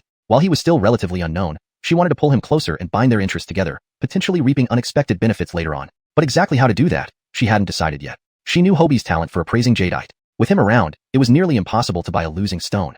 This confidence came from his confounded success in recent endeavors. Hobie, of course, didn't want to be used as a tool. Helping once was fine, but being exploited repeatedly was another story. So he laughed it off. You're doing so well now, what kind of stone advisor can't you hire? Parker is great too, don't tease me like that. Juanita thought to herself that no matter how talented others were, none could match him.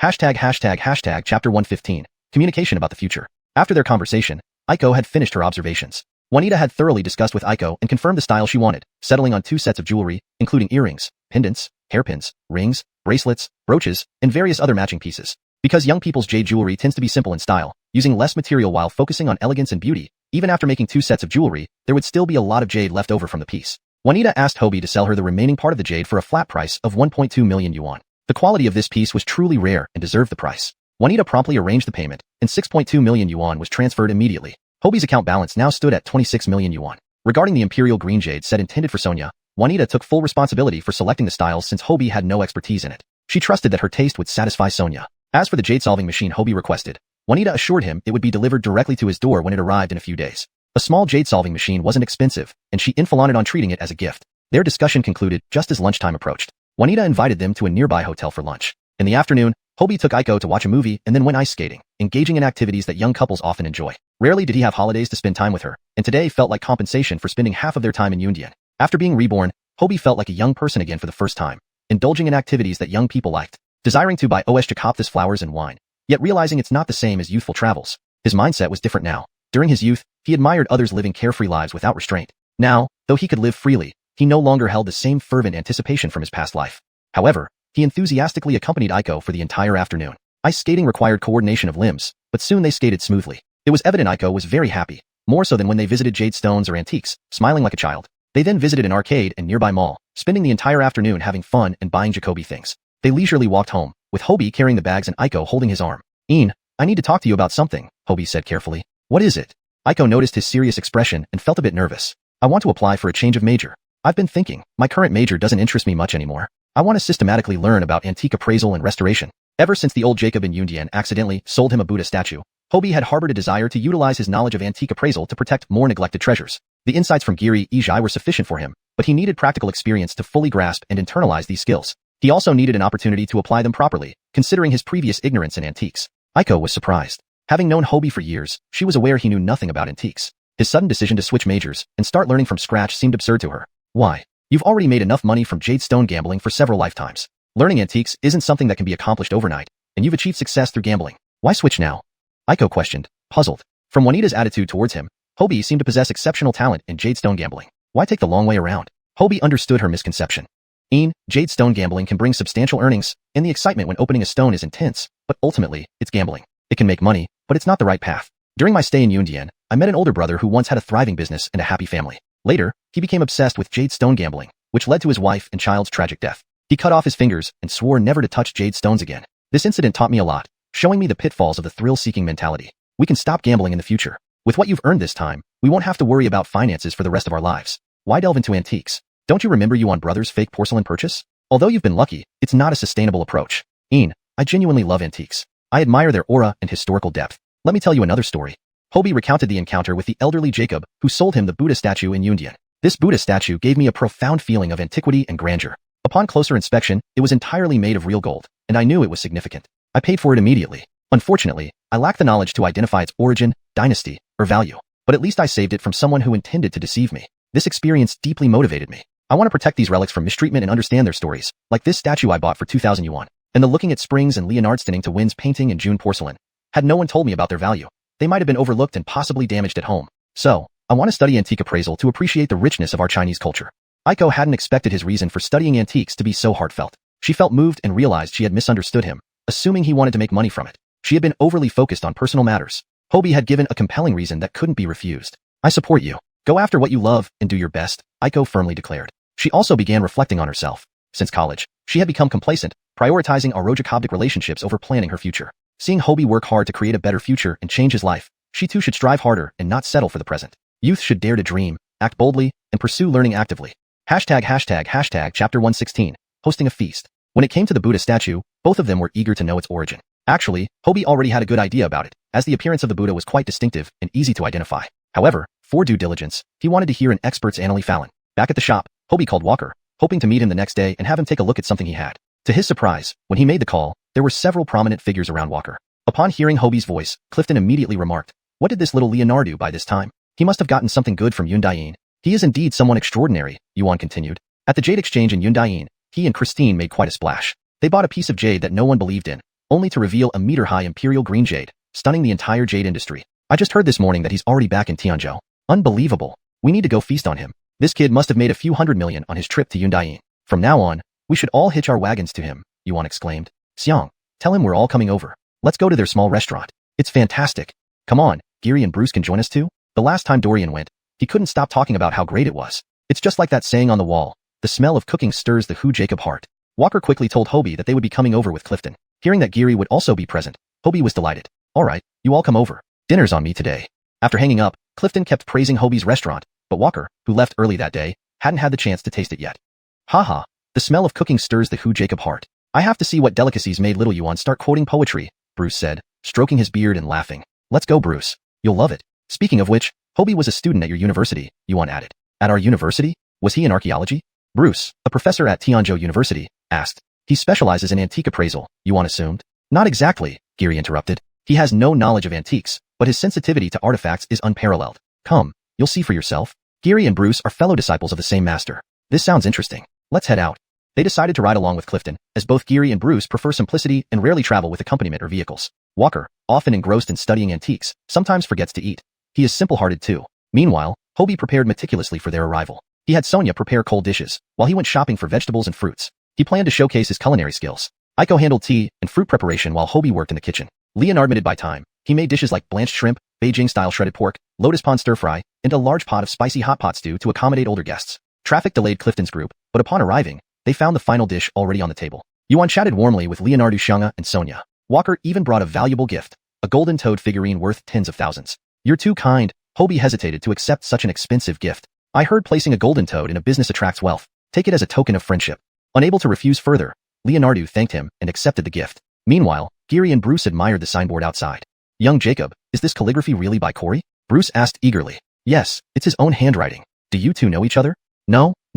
I recently became his disciple. He inscribed this personally for me. So you're a disciple of Corey. Well done, young Jacob, Bruce praised. Since there were no other customers that evening, Leonardo hosted Clifton and the three guests at one table. After introductions, Leonardo realized the elderly gentle Jacob was a professor of archaeology at Tianzhou University. Everyone, let's eat first. Once everyone started eating, they couldn't stop. Walker, Geary, and Bruce were amazed by the quality of the food, especially the flavorful cold dishes and barbecue. Everyone found something they liked, showing Leonardo's thoughtful preparation. After the meal, everyone lavished praise. Even the professors complimented the dinner, indicating how truly satisfied they were. Yuan even wanted more fried rice but was too full. Post-dinner, Sonia cleared the dishes, and Aiko served tea and fruit. Finally, Hobie brought out the golden Buddha statue from Yundayin, placing it on a red cloth for everyone to admire. Walker put on white gloves and studied it carefully for about 10 minutes before putting it down. Master Xiang and Leonard, however, only glanced at it briefly before coming to a conclusion. Chapter 117, Priceless Treasure. Clifton took a quick glance and said, this item seems to have some history. It's made of solid gold, but it looks old and worn out, indicating its age. Tell us how you acquired this Buddha statue. Geary smiled and said. Hobie recounted the events leading up to his acquisition of the statue to everyone present, only altering a few details. Just as he had explained to Aiko, he mentioned that he noticed it was made of real gold and therefore brought it back because he had some doubts about it. After all, given his lack of expertise in artifact appraisal, if he had directly revealed recognizing the origin of the Buddha statue, it would be hard to explain. Upon hearing his account, the group was astonished. What an extraordinary event. He intended to stage an accident for 2,000 yuan, but ended up giving away a priceless Buddha statue. Ultimately, it was due to his limited knowledge and poor judgment, causing him to miss out on this treasure. Ankit and Sonia listened intently, judging by the expressions on the three men's faces. This Buddha statue must indeed be valuable. What amazing luck my son has. Ankit thought, seemingly buying into everything that turned profitable. Bruce, please tell us more. Giri deferred the explanation to Bruce, acknowledging that as a teacher, he was better at storytelling. So, I will oblige. This statue is known fully as the Dali silver-backed golden Ajai Guanyin statue from the Song dynasty era of the Dali kingdom. It is considered a grade 1 historical relic. It's one of the earliest Guanyin statues to reach Yun and Dian provinces, also called the Blessing Star of Yun and Dian. It's a solid gold Buddha statue, among the most important relics of the Dali kingdom period. You've accidentally stumbled upon a treasure that holds significant value in studying the history of the Dali kingdom. Hearing that it was a cultural relic, Sonia wondered if they needed to turn it over to the state. She voiced this concern. No need for that. This wasn't unearthed from the ground. It's a private collection item and can be handled as you see fit, Bruce clarified. So, what's the value of this Buddha statue? Clifton asked eagerly. Crude. Giri spat at him. Can such treasures be measured by money? These are invaluable artifacts left behind by our nation's long history, deserving of proper protection. Indeed, Bruce agreed. At their level, they no longer focused solely on the monetary value of artifacts, but appreciated their deeper significance. One of them taught at a school, passing down historical culture and colorful stories to future generations. The other worked in a museum, appraising and repairing relics, preserving them for posterity. Their work wasn't motivated by wealth or power, but by a belief worth admiring. Clifton, having been called vulgar multiple times, merely touched his nose and chuckled awkwardly. Come to think of it, this young Jacob seems to have quite the knack for encountering good things, from your previous treasures to this Buddha statue. Truly incredible luck, Giri mused. Isn't he studying cultural heritage and appraisal? Bruce was surprised. No, I just enrolled in Tianzhou University this year to study economics, Hobie explained. Is that so? As Corey's disciple, I assumed you were in calligraphy. It's really a pity. You're very talented. Judging from these wall inscriptions, which I presume are yours, your excellent pin Jacobship indicates patience and discipline. Qualities perfect for artifact restoration. Hobie felt moved inside. To be honest, when filling out my college application, I didn't know what I wanted to do with my future. So, I randomly chose economics. Recently, I've gained a lot of knowledge about antiques and found it deeply enriching and interesting. Therefore, I'd like to switch majors to archaeology if you could possibly help recommend me. The semester had already started a month ago, making switching majors difficult unless someone high up intervened. Knowing Bruce taught postgraduate students, Hobie hoped he could as Fallon. If not, he would have to ask Krista for help. Unexpectedly, Bruce readily agreed. Certainly, as long as you're willing to learn, after the holiday break, you can report to the archaeology department. I'll give Zhang from the faculty office a call to arrange your transfer. It seemed surprisingly simple. Hobie thanked him profusely. Ankit and Sonia let their son decide. They trusted his judgment. The meal concluded on a pleasant note. Bruce strolled back to the university. He had classes tomorrow. Clifton took responsibility for escorting Giri and his grandchild back home. Everything was moving in the direction Hobie wanted, except for his newly developed relationship with Krista, which would soon end as they wouldn't share the same classes anymore. Hobie treasured every moment with her before their separation. The next day after the holiday, Hobie reported to the archaeology department. They seemed aware of his situation and efficiently processed his transfer without any charges. Bruce indeed wielded considerable influence. Hobie received his new semester timetable and a stack of books. The archaeology program has already covered half a month of material. You'll need to catch up quickly, the teacher who handed him the books kindly advised. Thank you, teacher, Hobie replied. With his timetable in hand, he headed straight to class, finding only a few male students present and no females at all. Most classmates were engrossed in reading, so he sat in an available seat toward the front. While waiting for the teacher, he opened his book and started reading. In summary, the undergraduate archaeology major covers a broad spectrum of topics, including basics in history, archaeology, museology, and related cultural heritage Jacobiagement, anthropology. It aims to equip students with essential skills in artifact appraisal, protection, and data classification. These advanced studies would delve deeper into specific areas during the graduate phase for detailed research. Hobie flipped through several books and realized he underestimated the simplicity of these introductory materials. After all, Xiaoyi Zhai, being a museum appraiser and restorer, had imparted enough knowledge to make Hobie a proficient appraiser. Chapter 118. Fluent responses and the calligraphy competition. Aside from the repair-related content, which he didn't know much about, everything else was basic knowledge to him. Was he supposed to endure 4 years like a university student in kindergarten? Hobie found the thought terrifying. He regretted his hastiness. Soon, the teacher arrived and began the lesson. The class covered the fundamentals of ceramics. The teacher spoke enthusiastically, while Hobie felt increasingly drowsy. It wasn't that he wasn't respectful. It was just that these basics were something he could recite backward. If asked, he could explain them better than the teacher himself. While the other students listened with rapt attention, Hobie's mind wandered, and the teacher surely noticed. This teacher had quite a temper. He felt that learning opportunities were hard to come by, and today's kids were so fortunate. To not listen during class was unacceptable. Student, do you have any issues with my lecture? Why aren't you paying attention? He directly asked, pointing at Hobie. Hobie gave an awkward smile as he stood up. No, I have no issues with your lecture. It's just that I've already studied this material and understand it well, so I can't help but feel a bit unmotivated. Oh, you understand it all? This teacher had never encountered such an arrogant student before, claiming to know everything. Hobie realized he'd said the wrong thing. Scratching his head, he tried to explain, that's not what I meant, Any explanation would still be wrong. Since you say you understand, then let's see what you've got. The teacher replied without hesitation. If his memory served right, this student had just transferred departments. How dare he act so arrogantly? The teacher wanted to see what skills he possessed. The classmates around him held their breath. This teacher was notorious for his peculiar temperament. Best of luck to him. The middle-aged male teacher began questioning Hobie. The first question was extremely basic, right on the first page of the textbook. Hobie naturally answered it fluently. All right, it hadn't stumped him. The teacher switched to a deeper, yet still fundamental question. Hobie responded instantly, as if no thought was required. The teacher became intrigued. This kid wasn't bluffing. He seemed to have genuine skills. He chose a challenging topic that hadn't been covered yet to test him. Not only did Hobie answer correctly, but he also analyzed it coherently. If the teacher had to answer it himself, he couldn't guarantee being as comprehensive. This was impressive. The teacher struggled to keep his composure. What kind of genius is this? No wonder he transferred departments. The students were amazed. They had initially underestimated Hobie, thinking he was average, but now they saw he was top-notch. Bro, you're our big brother from now on. One last question. The teacher intended to stump him. Otherwise, these unruly students wouldn't respect him anymore. Recalling a postgraduate the Fallon he'd seen earlier, the teacher posed a complex question. Surely this should be beyond Hobie's reach? But Hobie, after some brief contemplation, explained it eloquently. He found it simple and straightforward, so he responded confidently. Other students listened in awe, as if hearing a different language. The teacher was completely stunned. What a unique student. At this level, you could go straight to a postgraduate or even doctoral program. Are you playing games with me? In the end, the teacher conceded, letting Hobie sit down and do as he pleased, as long as he didn't disturb others. Hobie continued feeling drowsy, and no one dared to speak up again. Amusingly, the moment class ended, the teacher rushed to the department office, boasting about this exceptional student. However, he refrained from mentioning how he'd been embarrassed, avoiding revealing that he'd even used a postgraduate level question. Thus, all the freshman teachers in the archaeology department heard about this extraordinary student. Throughout the day, Hobie was repeatedly called upon by various teachers he didn't know, almost driving him to self-isolation. Could someone else answer for a change? His mouth was nearly parched. Meanwhile, old Leonard happened to bump into Corey, who lived on the same floor. After some small talk, Corey learned that his newest disciple had transferred to the archaeology department. His mood soured immediately. Why archaeology? Mud digging wasn't fun. He should have stayed in the calligraphy department. However, in front of old Leonard, he generously praised Hobie. When Hobie returned to the store in the afternoon, he saw Corey drinking wine and eating barbecue at the entrance. Master, you're here. Hobie sat down opposite him. Yes, if I didn't come, I wouldn't know you secretly changed majors, Corey remarked sourly. I didn't do it secretly. Hobie replied, bewildered, taking a bite of skewer. Why choose such a major? Studying archaeology and digging mud. How's that interesting? It's better to write with a pen. Want me to transfer you back to calligraphy? Not really, master. I enjoy studying artifacts and have no interest in writing. Spare me. Corey expected this response. Then promise me one thing, and I'll leave you alone. What is it? Hobie had a bad feeling. The Tianjin City Calligraphy Association will soon host a calligraphy competition among young people under 25. Your senior brothers are too old, leaving only you and Aiko eligible. I want both of you to participate. I've already spoken to Aiko, and she agreed. Now it's your turn. Corey knew Hobie wasn't particularly passionate about calligraphy but possessed extraordinary talent. To make Hobie agree, Corey put on a show, forcing Hobie's hand. Sure enough, Hobie hesitated. Frankly, he had no interest in calligraphy competitions. Gambling stones was far more exciting, but he couldn't keep refusing his master. Besides, the system hadn't issued tasks in a while, and today it finally prompted him. System task issued. Win the calligraphy competition championship. Reward, 1 copy card. A copy card was indeed valuable. Fine, when is it? Hobie asked. The preliminary round is in late October. Come over my place when free. I'll personally coach you for half a month. I believe you can win a good name.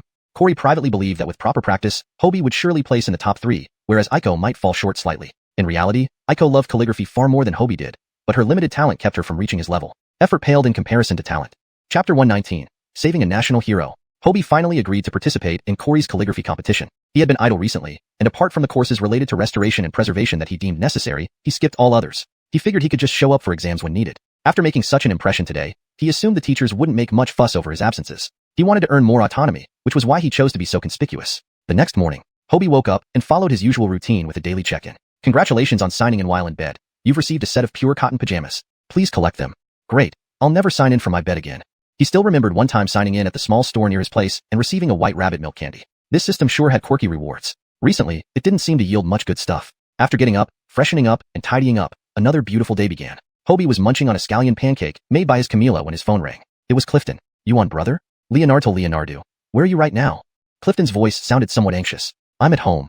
It's like this, that night in your shop, I used my phone to call the police. The officer just called me and said the Jacob you saved last time has recovered consciousness. He wants to meet you personally to thank you. Are you available now? They're coming to pick you up. Hobie recalled saving this person by chance, and the system awarded him projected use of the X-ray vision due to his significant contributions to society. In a way, this Jacob was his lucky star. If not for the X-ray vision, his trip to Yunshan wouldn't have been so fruitful. It felt like they were destined to help each other. Sure, I can go now. I'll give them your number, you two can coordinate. Hobie soon received another call. Hello, is this Mr. Leonardo? It was Awa Jacob speaking gently. Yes. Pardon the intrusion.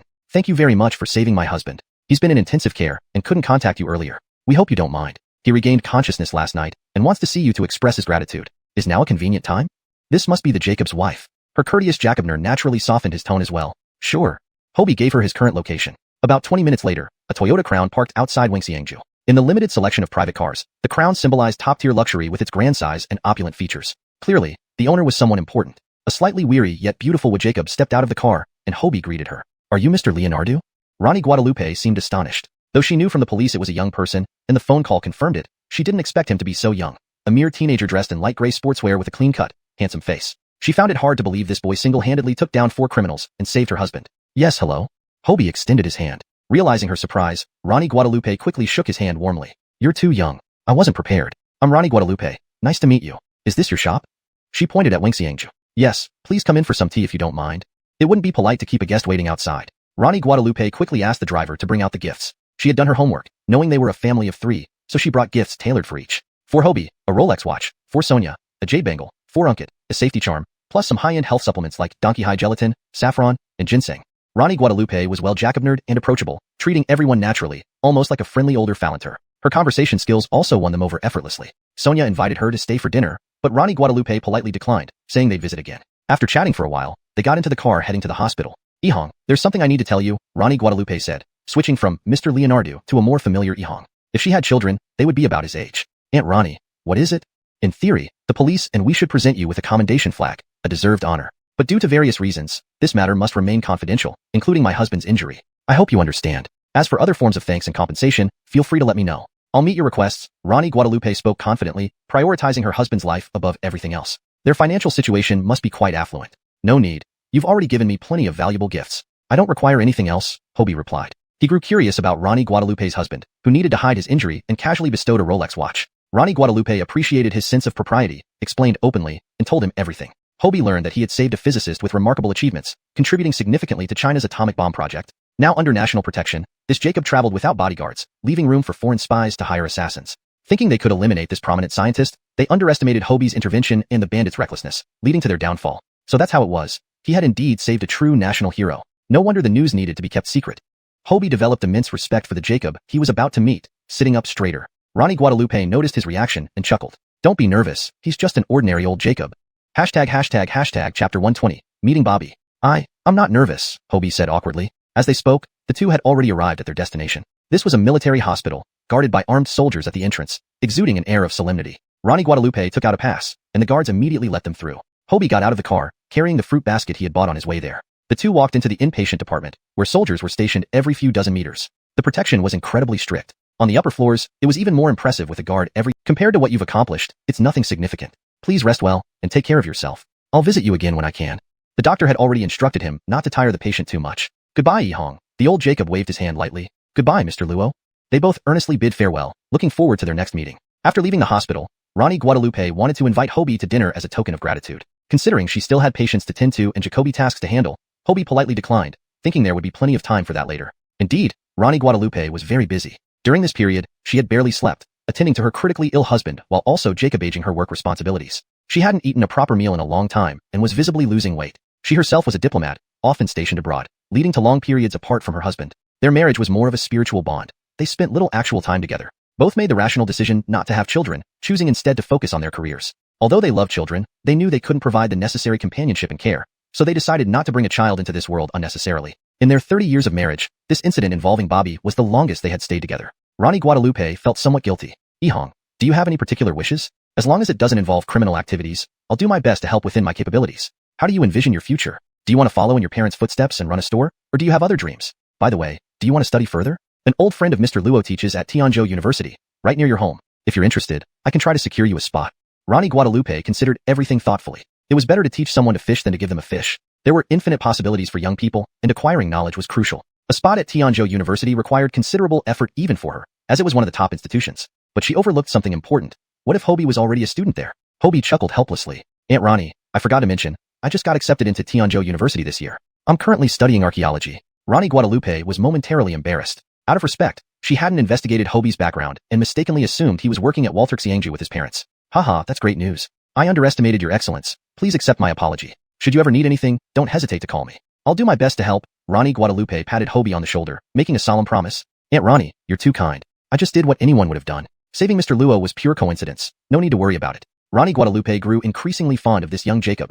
Sincere, brave, fearless, and humble. Ehong, you're truly surprising. I like you a lot. Let's stay in touch. Yes, Aunt Ronnie, let's stay in touch. After parting ways, Hobie prepared to head home when he received a call from Christine. The 8 raw stones and Imperial Jade he bought at the Jade Exchange Conference were back, and she invited him to join her in examining them that afternoon. Remembering his evening appointment with Corey, Hobie agreed to go immediately. Last time, Christine had packed the raw stones and stored them in a bank vault. Once the stone-cutting machine returned, he planned to retrieve all the stones and move them to the villa for cutting. Speaking of the villa, he needed to find a good renovation team. When buying the villa, he only had a few million, aiming to keep costs low with simple renovations. Now, however, he wanted to properly decorate the house, considering it would be a place for his entire family. Hobie hailed a cab to Christine's Biyun building. The same asphalantant greeted him downstairs. When they entered the stone-cutting workshop, several people were already gathered, examining the raw stones. Christine saw him and immediately brought him to the main position, standing beside her. Everyone, meet a young friend and partner who helped acquire these raw stones. Everyone clapped enthusiastically. Hobie scanned the area but didn't see the Imperial Jade, assuming it was stored separately due to its value. With Hobie present, Christine immediately instructed the master cutter to begin. The workshop came alive with the sounds of 3 machines operating simultaneously. Chapter 121. Tying up the 1,000-mile horse. The first batch of 3 jade stones quickly revealed their cross-sections. A watery blue ice jade with floating clouds, a lavender-colored ice jade, and a honey-yellow ice jade. Everyone present was astounded.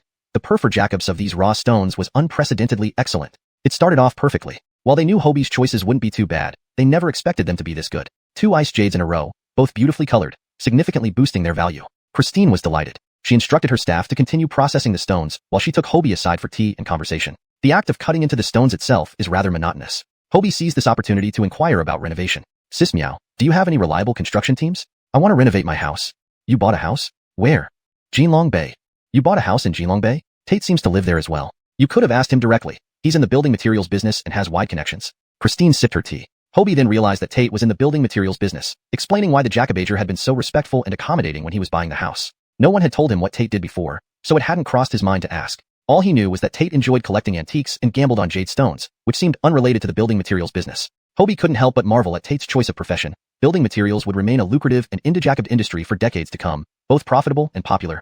So I didn't know that. Alright, I'll reach out to him some other day. I thought all the houses in Jinlong Bay were sold out long ago. I tried to buy one last year but couldn't. How did you Jacobage? Did Tate pull some strings for you? Christine asked in surprise. No, it just happened. Last time I visited the housing office, the Jacobager mentioned that someone had put down a deposit but didn't pay the balance. Their business had gone bankrupt, so I got lucky. Hobie explained. Makes sense.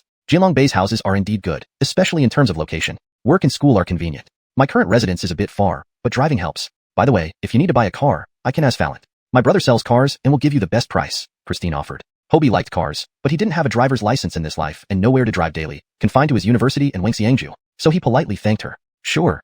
Hobie promptly contacted Tate. Hearing that Hobie wanted to renovate his villa in Jinlong Bay, Tate immediately recommended a renovation team known for trendy styles and fine crafts Jacobship. Hobie noted down the contact details, intending to follow up later. Meanwhile, the staff finished processing the remaining 3 stones and presented them to Christine and Hobie. 2 were large, while the watery blue one was slightly smaller. After refinement, Christine believed they could fetch several million, given the premium quality meant for wealthy clientele. Next, the stones continued to impress. An ice black jade, an ice red jade, and another honey yellow ice jade. Each stone was sizable. Their value surpassed the previous ones, estimated between 10 to 20 million each. Christine maintained her composure outwardly, but inside, she was shocked. At the Jade Conference, over 100 raw stones were processed on-site, and Christine later gathered that most attendees found the year's haul mediocre, with only a few high-quality jades and no standout pieces. Many commented that apart from the second prize winner, the rest of the stones provided by the organizers were ordinary. They believed the event's quality was declining annually. In reality, it wasn't due to the organizer's stinginess, but because Hobie had picked out the finest pieces. Moreover, he had advised against immediate processing, seemingly confident in the stone's potential. Thankfully, she heeded his advice. Otherwise, revealing those premium jades might have made leaving Yunnan province nearly impossible. This young Jacob proved exceptional. Others came to gamble on jade, while he came to purchase inventory. With such rare gems secured, Hobie impressed greatly upon Christine. She decided, at all costs, to bind this capable talent closely to her side. Ehong, I'd like to discuss something with you. Christine instructed her asphalantant to check the remaining stones, leaving just the 2 of them. What is it, Sis Meow? Hobie wondered. Are you interested in getting into the jade business? Sis Meow, you know I'm still a student with limited energy. Also, industries differ vastly. While I may do well in gambling on jade, running a jade business is a completely different story. I lack experience, connections, and Jacob power. It would be futile. I'm aware of my limitations. Hobie thought Christine was testing him to see if he planned to start his own jade business and compete against her. Understanding his misconception, Christine laughed. I have an idea. Our batch of raw stones, once processed, will be worth tens of millions. Splitting it 50-50 means we'd each get several million. If you're not in dire need of money now, consider using these raw stones as initial capital in my company, becoming a shareholder. Jace is now partially paralyzed, and his son Benji can't sustain the old gold shop. This trip to Yunnan gives me numerous high-quality jade pieces, especially the Emperor Green Jade, making my Biyun Pavilion poised to become the industry leader. Acquiring the old gold shop is inevitable. Ordinarily, accepting shareholders dilutes profits, but I'm not short on funds or connections. Expanding is natural. However, I see your potential and believe you can create greater value for the company. I currently hold 90% of Biyun Pavilion. For every 10 million you contribute, you get 10% of the shares, payable in jade. You could even acquire 44%, provided I retain majority stake to Jacobege the company. How does this proposal sound? This translation maintains the original paragraph structure and tone while ensuring fluency and coherence in English.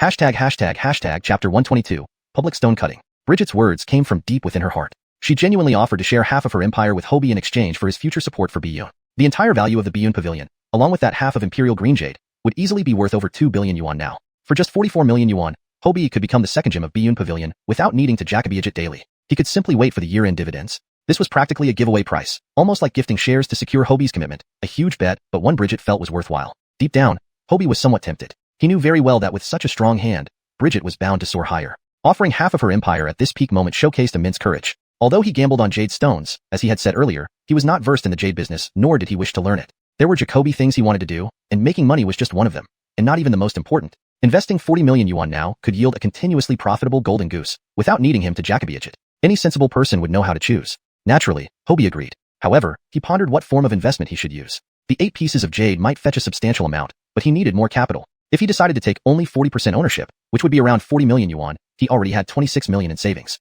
Combining them would be enough, but spending all his savings made him hesitant. He considered using some of the unopened raw jade stones he still had. Seeing him remain silent, Bridget grew anxious, thinking he was dissatisfied with the offer.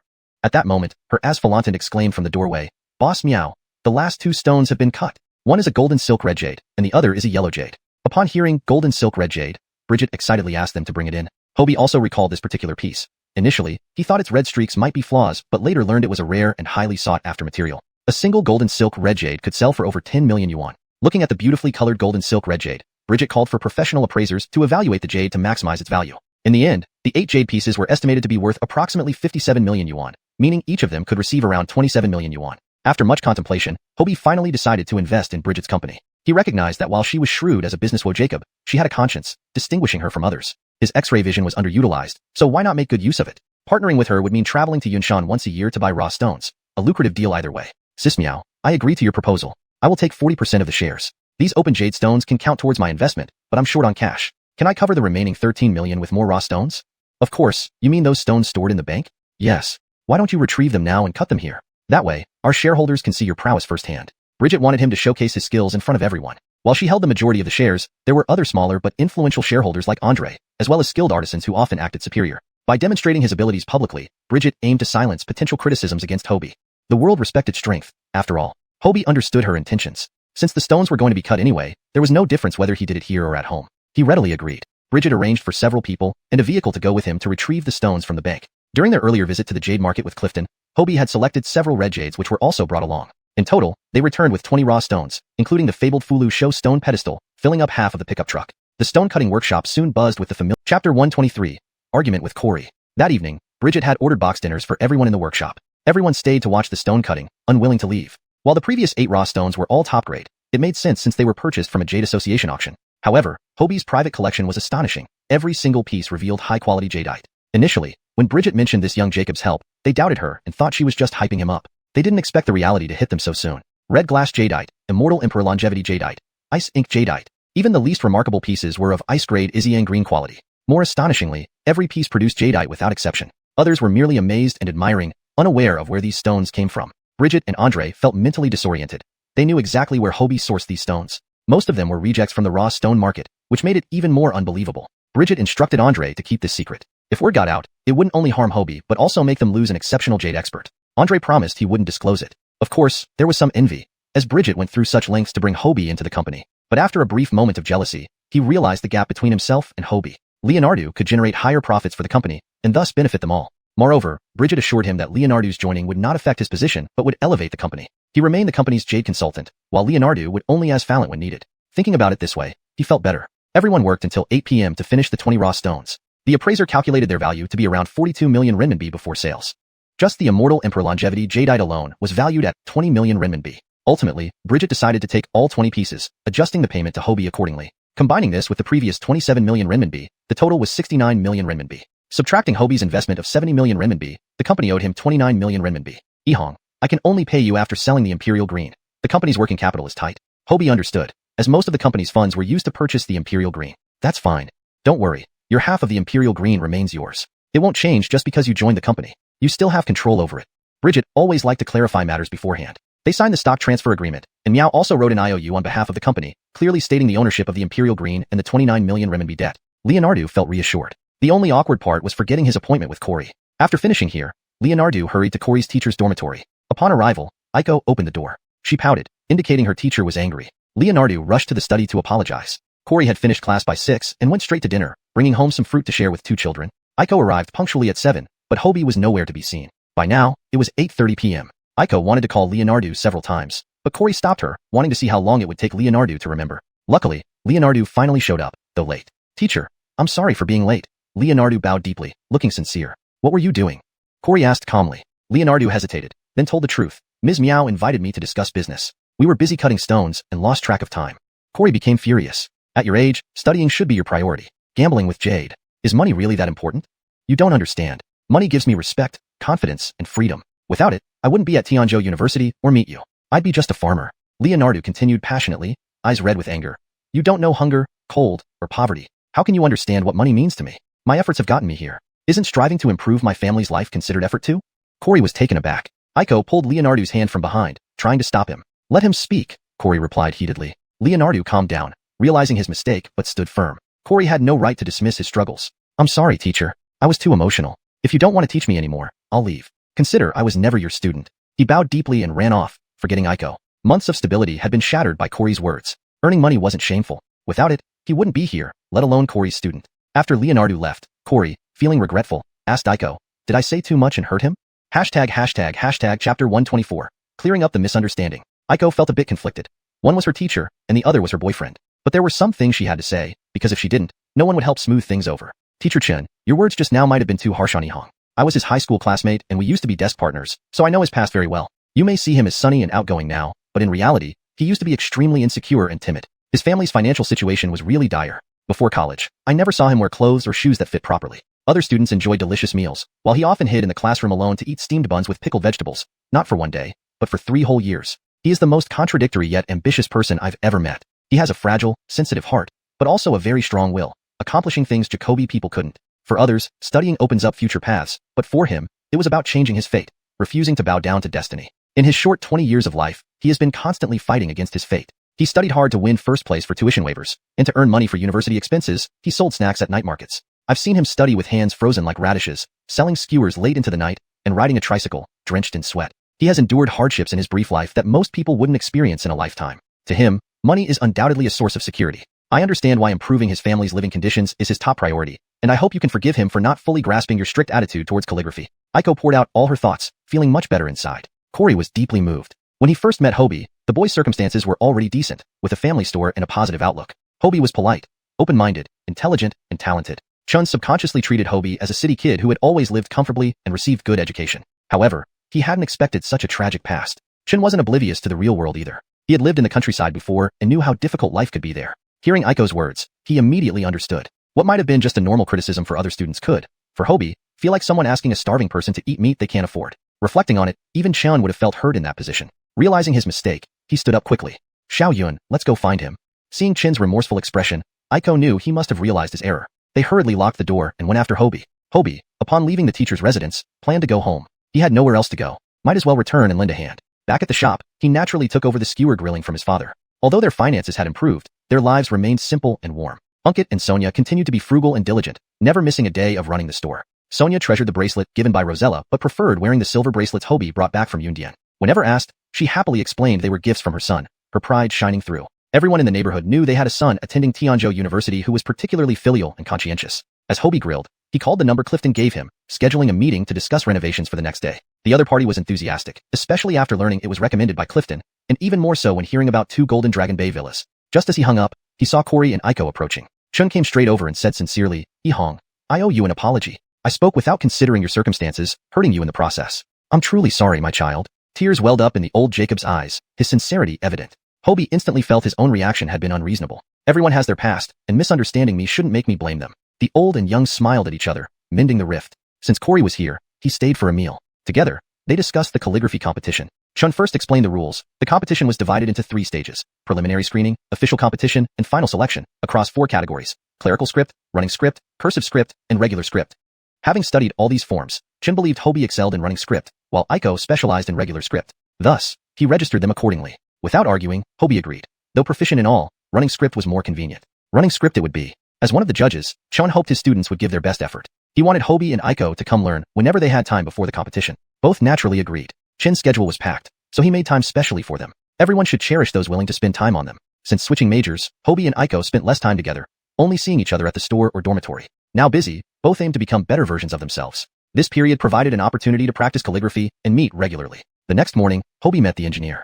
Introducing his professional team capable of various styles of renovation, Leonardo learned this era wasn't lacking in design styles. With enough money, any style was possible, sometimes even surpassing modern standards in craftsmanship and dedication. There were primarily 3 categories: traditional Chinese, medieval European, and modern minimalist. Depending on the floor plan and homeowner's needs, different designs could be tailored. Finding it complicated, Hobie simply asked the engineer to provide 2 design plans after viewing the houses. One for his parents, who preferred a more retro, grand style, ensuring it catered to elderly needs without excessive complexity. The other for himself, favoring a simple, bright design. Chapter 125. Calligraphy competition, a matter of pride. Then there was the specific request he had. He hoped that his house would have a super large storage room where he could display all his collections in the future. He also wanted to have a large study and an activity room. Other than these specifics, everything else could be left up to interpretation. Finally, the keys and the room numbers were directly handed over to him, so he could go observe the place in person. In the time to come, Hobie decided to focus on practicing calligraphy. After all, Corey was a renowned calligrapher and a judge for the competition. If his own student participated in the competition but didn't achieve any rankings, it wouldn't look good at all. Moreover, Hobie had just found out from Aiko that Corey often lived alone in the teacher's dormitory. His wife and children did not live with him. In fact, he did have a family, but a few years ago, due to his wife's dissatisfaction with his dedication to calligraphy and some other family disputes, they divorced. His children are now adults and live their own lives. Due to a lack of understanding towards him, they rarely visit him, and even his grandchildren do not know their grandfather. Corey has taught at Tianzhou University for Jacobi years, pouring his heart into teaching and nurturing generations of students. Through this, he passed down the art of calligraphy, but only he bore the brunt of the loneliness. It is said that he even spends New Year's Eve alone. Hobie recalled how he felt when he first met Corey, like a little old Jacob who was somewhat pitiful. Artists are usually lonely but proud, living in their own spiritual worlds. Although they have different backgrounds and environments, Hobie deeply admired such people who sacrificed much for the sake of passing down art, even losing ordinary happiness. Corey was indeed a true calligrapher. Hobie wanted to make Corey feel proud and to stand up for him. He started visiting Corey's teacher dormitory every day, never going empty-handed. Each time he visited, he would bring some homemade delicacies for this adorable old Jacob. They laughed and played together like family. The stack of Shin paper piled up to a Jacob's height at Corey's home had almost been completely used up by him and Aiko every day. Under Corey's precise guidance, Aiko's skills significantly improved. Hobie progressed rapidly as well, from knowing nothing to gaining a deep understanding of various aspects of calligraphy. Corey was pleasantly surprised to discover that besides being talented in running script, Hobie excelled in clerical script, cursive script, and regular script too. However, since they had registered for running script, the main focus remained on practicing running script. Both practiced diligently every day until their hands could barely move, and they forgot to eat. Finally, they earned Corey's approval. Especially for Hobie, Corey was more than satisfied. Whenever he thought Hobie had reached his limit, he would surprise everyone with new achievements. Hobie fully incorporated Corey's experience into his practice, which resulted in significant improvement, making it seem like his progress skyrocketed each day. By the end of the intensive training, his running script had reached 9/10 of Corey's peak level. The remaining 1/10 was kept aside to prevent him from becoming arrogant. Corey was extremely pleased with this student. Seeing Hobie's efforts during this period, he felt increasingly guilty about what he had previously said to him. He knew that Hobie wasn't particularly obsessed with winning. He was more concerned about not letting him down. This child possessed an awe-inspiring determination and strength, giving people confidence that he would surely succeed. Given their current levels, if everything went smoothly without any foul play, Hobie would win first place unquestionably, while Aiko could easily secure a spot in the top 3. Corey was very satisfied. After the intensive training ended, both submitted their most satisfactory works to Corey, who then forwarded them to the Calligraphy Association for preliminary screening. Now, they just had to wait for the results of the initial screening before preparing for the semifinals. Meanwhile, the engineer brought good news. He had finished the simple design sketches. Hobie directly invited him to the shop to discuss the plans, seeking the opinions of Ankit and Sonia. They finally settled on the renovation plan for their villa. For Hobie's villa, he and Aiko decided together on the layout, including a large storage room, a large study, a gym, a walk-in closet, and a painting studio. Other rooms like the master bedroom, guest bedroom, nursery, and maid's room were all included. After finalizing the general design, Hobie entrusted the entire project to the engineer. He gave the engineer full authority, trusting his expertise and aesthetics. The quoted price for renovating both houses was 200,000 yuan, plus another 100,000 yuan for furniture, which the owners could choose together, equivalent to spending more than 100,000 yuan per house. Without hesitation, Hobie agreed. Many years ago, he had dreamed of this moment, to spend money without hesitation for his Amanita and father. It felt incredibly satisfying. He went straight to the bank to transfer the funds. The engineer, appreciating Hobie's trust, reduced the total to 290,000 yuan. With this matter settled, Hobie and Aiko turned their attention back to the calligraphy competition as the results of the preliminary screening were out. Naturally, both had passed. The semifinal would take place the day after tomorrow. More than 100 participants who cleared the preliminary screening would compete on-site, scored in real time. Both put in extra effort to prepare while Corey remained calm. He believed that with thorough preparation, the rest should be left to fate. Meanwhile, other judges at the Calligraphy Association were secretly discussing Corey behind his back. The reason? One of the entries Corey submitted seemed suspiciously like his own work, aiding his students. Everyone had studied his handwriting, and this piece clearly matched his style. Someone asked Corey indirectly and learned that the two participating disciples were his recent students. This raised suspicions among the judges. Some believed that to win the competition, Corey had lost face and stooped to this level, looking unprofessional. However, his close friends trusted that there must be more to the story. Regardless, even before the competition began, everyone was already paying attention to Hobie and Aiko. On the day of the competition, both approached calmly, keeping their minds clear. Corey, as one of the judges, arrived early and didn't have time to brief them. However, he believed these two wouldn't disappoint him. They parted ways outside their respective examination rooms. Entering his exam room, Hobie saw Jacoby people, probably around 100. It appeared that the scale of this calligraphy competition was quite substantial. The pens, ink, paper, and inkstones were provided by the organizers. After checking briefly, Hobie waited for the examiner to announce the topic. The task was to write a poem praising plum blossoms. Hobie thought for a moment and immediately had a promising idea.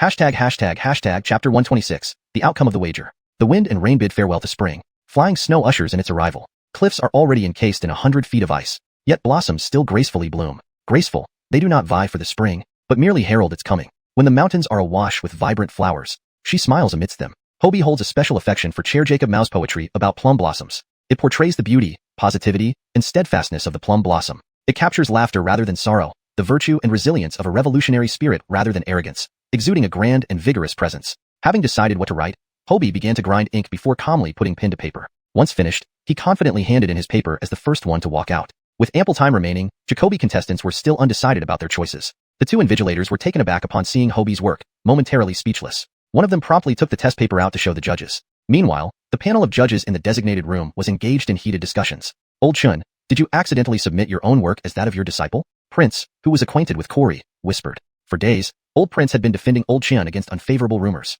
He didn't dare argue for others, but Corey was a Jacob of integrity and discipline. His passion for calligraphy was deeply ingrained. Still, Corey's earlier submission did seem very much like his handiwork. Hearing this question, Corey was taken aback. What do you mean? This is my disciple's work, no doubt.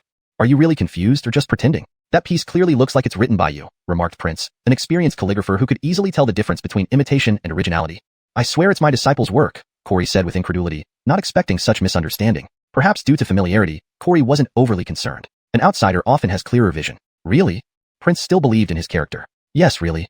You said your disciple has only recently begun studying. If he can replicate your style so accurately, I'd like to see how talented he truly is. Prince expressed interest. He's an exceptional young talent. You'll be impressed when you meet him. Speaking of Hobie, Corey smiled proudly. I must indeed take a closer look, Prince mused. He hadn't seen Corey praise someone so highly in a long time, especially a younger individual. Their conversation drew attention from Walter, who often disagreed with Corey. Old Chun, don't joke around. I don't believe that piece is your disciple's work. You can't fake it during a live competition. Corey glanced at him disdainfully without responding. As they say, there's no point arguing with fools. Walter felt more convinced of his suspicions. He boasted triumphantly, my grandson Ronnie Eglin has prepared extensively for this competition. He's nearly 25, just old enough to qualify. Walter Ronnie Eglin, Walter's grandson, had learned calligraphy under his tutelage since childhood. Another judge quickly chimed in. Ronnie Eglin has shown great promise under your guidance. He's bound to win this championship. Walter gloated. I think so too. Corey chuckled. He had also reviewed Walter Ronnie Eglin's works before. While impressive, they fell short compared to Hobie, akin to the gap between a primary school student and a university graduate. What, you disagree?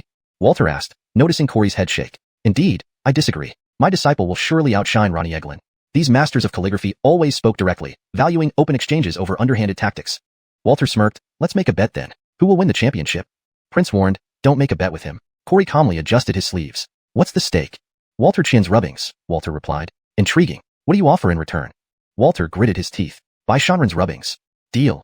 Corey nodded, having coveted those rubbings for a long time. Just as they agreed, an official from the cursive script section rushed in with a test paper. The 6 judges immediately sat up attentively. The teachers, here is the paper from a student who just submitted it. I've brought it for scoring, the official explained, giving a significant glance at Corey before revealing the paper for evaluation. Though surprised at the early submission, none of the judges commented further. Upon examining the work, they froze, except for Corey. Recognizing Hobie's handwriting instantly, despite the anonymity, he knew it was his disciple's work. The other judges were utterly stunned. Earlier, they had speculated whether Corey had pinned it himself to help. Now, seeing him chatting among them the whole time, it became evident he couldn't have cheated. Could this remarkable calligraphy truly belong to his disciple? At an age under 25, This dynamic and majestic calligraphy left everyone applauding. The choice of subject matter was excellent. Chair Jacob Mao's poetry, both grand and unique. More importantly, it mirrored Corey's style perfectly, capturing not just form but essence, imbued with a similar indomitable spirit. A judge questioned, "You're sure you saw him write it?" The official shook his head. Each sheet had corresponding numbers, making fraud impossible. It was undoubtedly written on site. "No way it's a forgery," he reiterated. Seeing it firsthand, they thought it was Master Chen himself writing. Prince congratulated Corey gleefully. "Congratulations, Master Chen has found a worthy successor.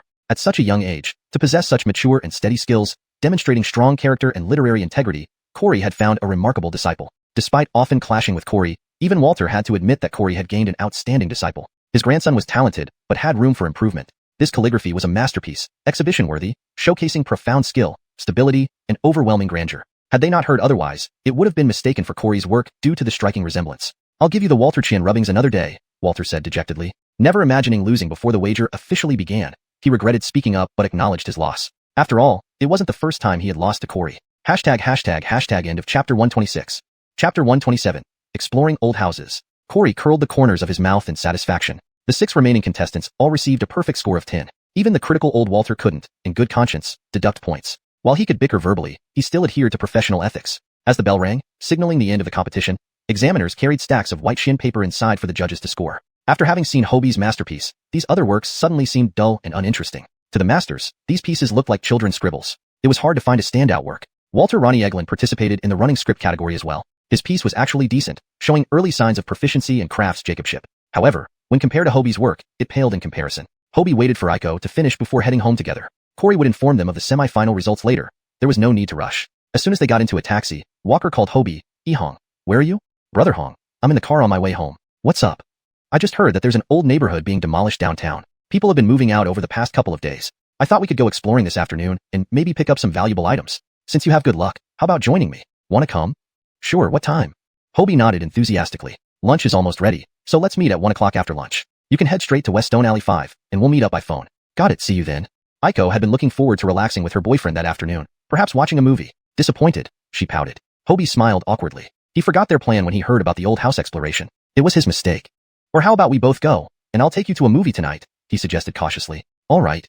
Aiko reluctantly agreed. She knew this was one of Hobie's hobbies. Whenever he heard about finding treasures, he couldn't help but get excited. There was nothing else to do but accompany him. Actually, she liked it too. The gourd Hobie gave her last time became one of her favorites. After returning to the store and having lunch, they tidied up and set off. West Stone Alley was quite far from their location, so they had to take a taxi. Hobie started considering getting a driver's license and buying a car since traveling without one was inconvenient. They soon arrived at West Stone Alley 5. As expected, the area was being demolished, with old houses everywhere. Some parts were already torn down, while others remained standing. Many people were busy moving belongings in and out of the alleyways. Hobie felt sorry for them. Nowadays, compensation for demolition wasn't much, usually just a new apartment. In the future, those affected by demolition often received significant payouts, millions, or multiple properties. Walker also arrived quickly, meeting up with them at the entrance of the alley. Having done his research, he led Hobie directly to number 38 West Stone Alley 5 and knocked on the door. A short, stout Jacob opened it. "Hello, I heard you might have some antiques. Can we take a look?" Walker asked politely. Seeing their presentable attire, the Jacob understood they were potential buyers and invited them in immediately. "Please come in. All usable items have been moved. Everything left is for sale. If you see something you like, feel free to offer a price," the Jacob explained. "Okay." He guided them into the yard and went to rest, allowing them to browse freely. This was Hobie and Aiko's first experience exploring an old house. They didn't know much and looked around curiously. "Why don't we split up to explore? Everything here is for inspection. Be careful not to damage anything, and if you find something you like, contact the owner," Walker suggested, ensuring fairness. Hobie agreed, leading Aiko into one of the side rooms. Inside was an old wooden bed frame, an antique vanity table, and a matching small stool. There wasn't much else. After a quick look around, Hobie found nothing remarkable. Although everything looked old, it was only a few decades at most and not particularly valuable. Just as he was about to leave with Aiko, he noticed something unusual about the stool she was sitting on. It appeared heavy, rough, and brownish, covered in a patina from years of use. Yet, its wood grain seemed oddly familiar. Hobie used his X-ray vision. "Oh my, this isn't the wood grain of Hainan rosewood?" Hainan rosewood has a very smooth and clear pattern, mostly golden yellow, with various shades including reddish-brown, white, purple, and black, all blending within one piece. It exudes beauty. Its pores are incredibly fine, with tiny cow hair-like lines and abundant ghost faces. Everything matched perfectly. Despite its age, which dulled its natural fragrance, the stool was undoubtedly made from genuine Hainan rosewood. Real Hainan rosewood was rare and costly even in the future, with scrap selling for thousands per pound. Now, its value remained high. This stool was solid and heavy but crudely crafted. There must be a story behind it, possibly even a love story. Perhaps a devoted husband made this small stool himself using Hainan rosewood for his wife to sit on while dressing. Hobie tested its weight. It weighed nearly 20 pounds, incredibly solid. "This stool?" Aiko asked curiously, stopping mid-sentence, mindful of eavesdroppers. Hobie pointed at the vanity. We're renovating our place, and you mentioned needing a vanity. Let's take this back with us. Aiko thought. Weren't they going for a minimalist style? How would this fit in unless it was for Sonia? Hobie wouldn't suggest it without a reason. She played along. Sure, I quite like it. Back outside, Hobie approached the owner. Boss, how much for the vanity set in the side room? My girlfriend likes it and needs a makeup station. The owner considered. That's an old heirloom from my Grand Camilla's Grand Camilla. 2,000 yuan. Hobie was taken aback. What, 2,000? You'd better keep it then. For 2 grand. I'd rather buy a modern and pretty one for my girlfriend. It's old but not antique. Don't try to fool me, Hobie added confidently. The owner chuckled awkwardly. Then what price do you propose? Hobie held up 2 fingers. 200 tops. Chapter 128, 12 cups. 200? No way. This was custom made by my father for my Camilla at great expense. You should give me a few thousand at least. Hobie thought to himself. The Jacob was exaggerating without being a Fallon.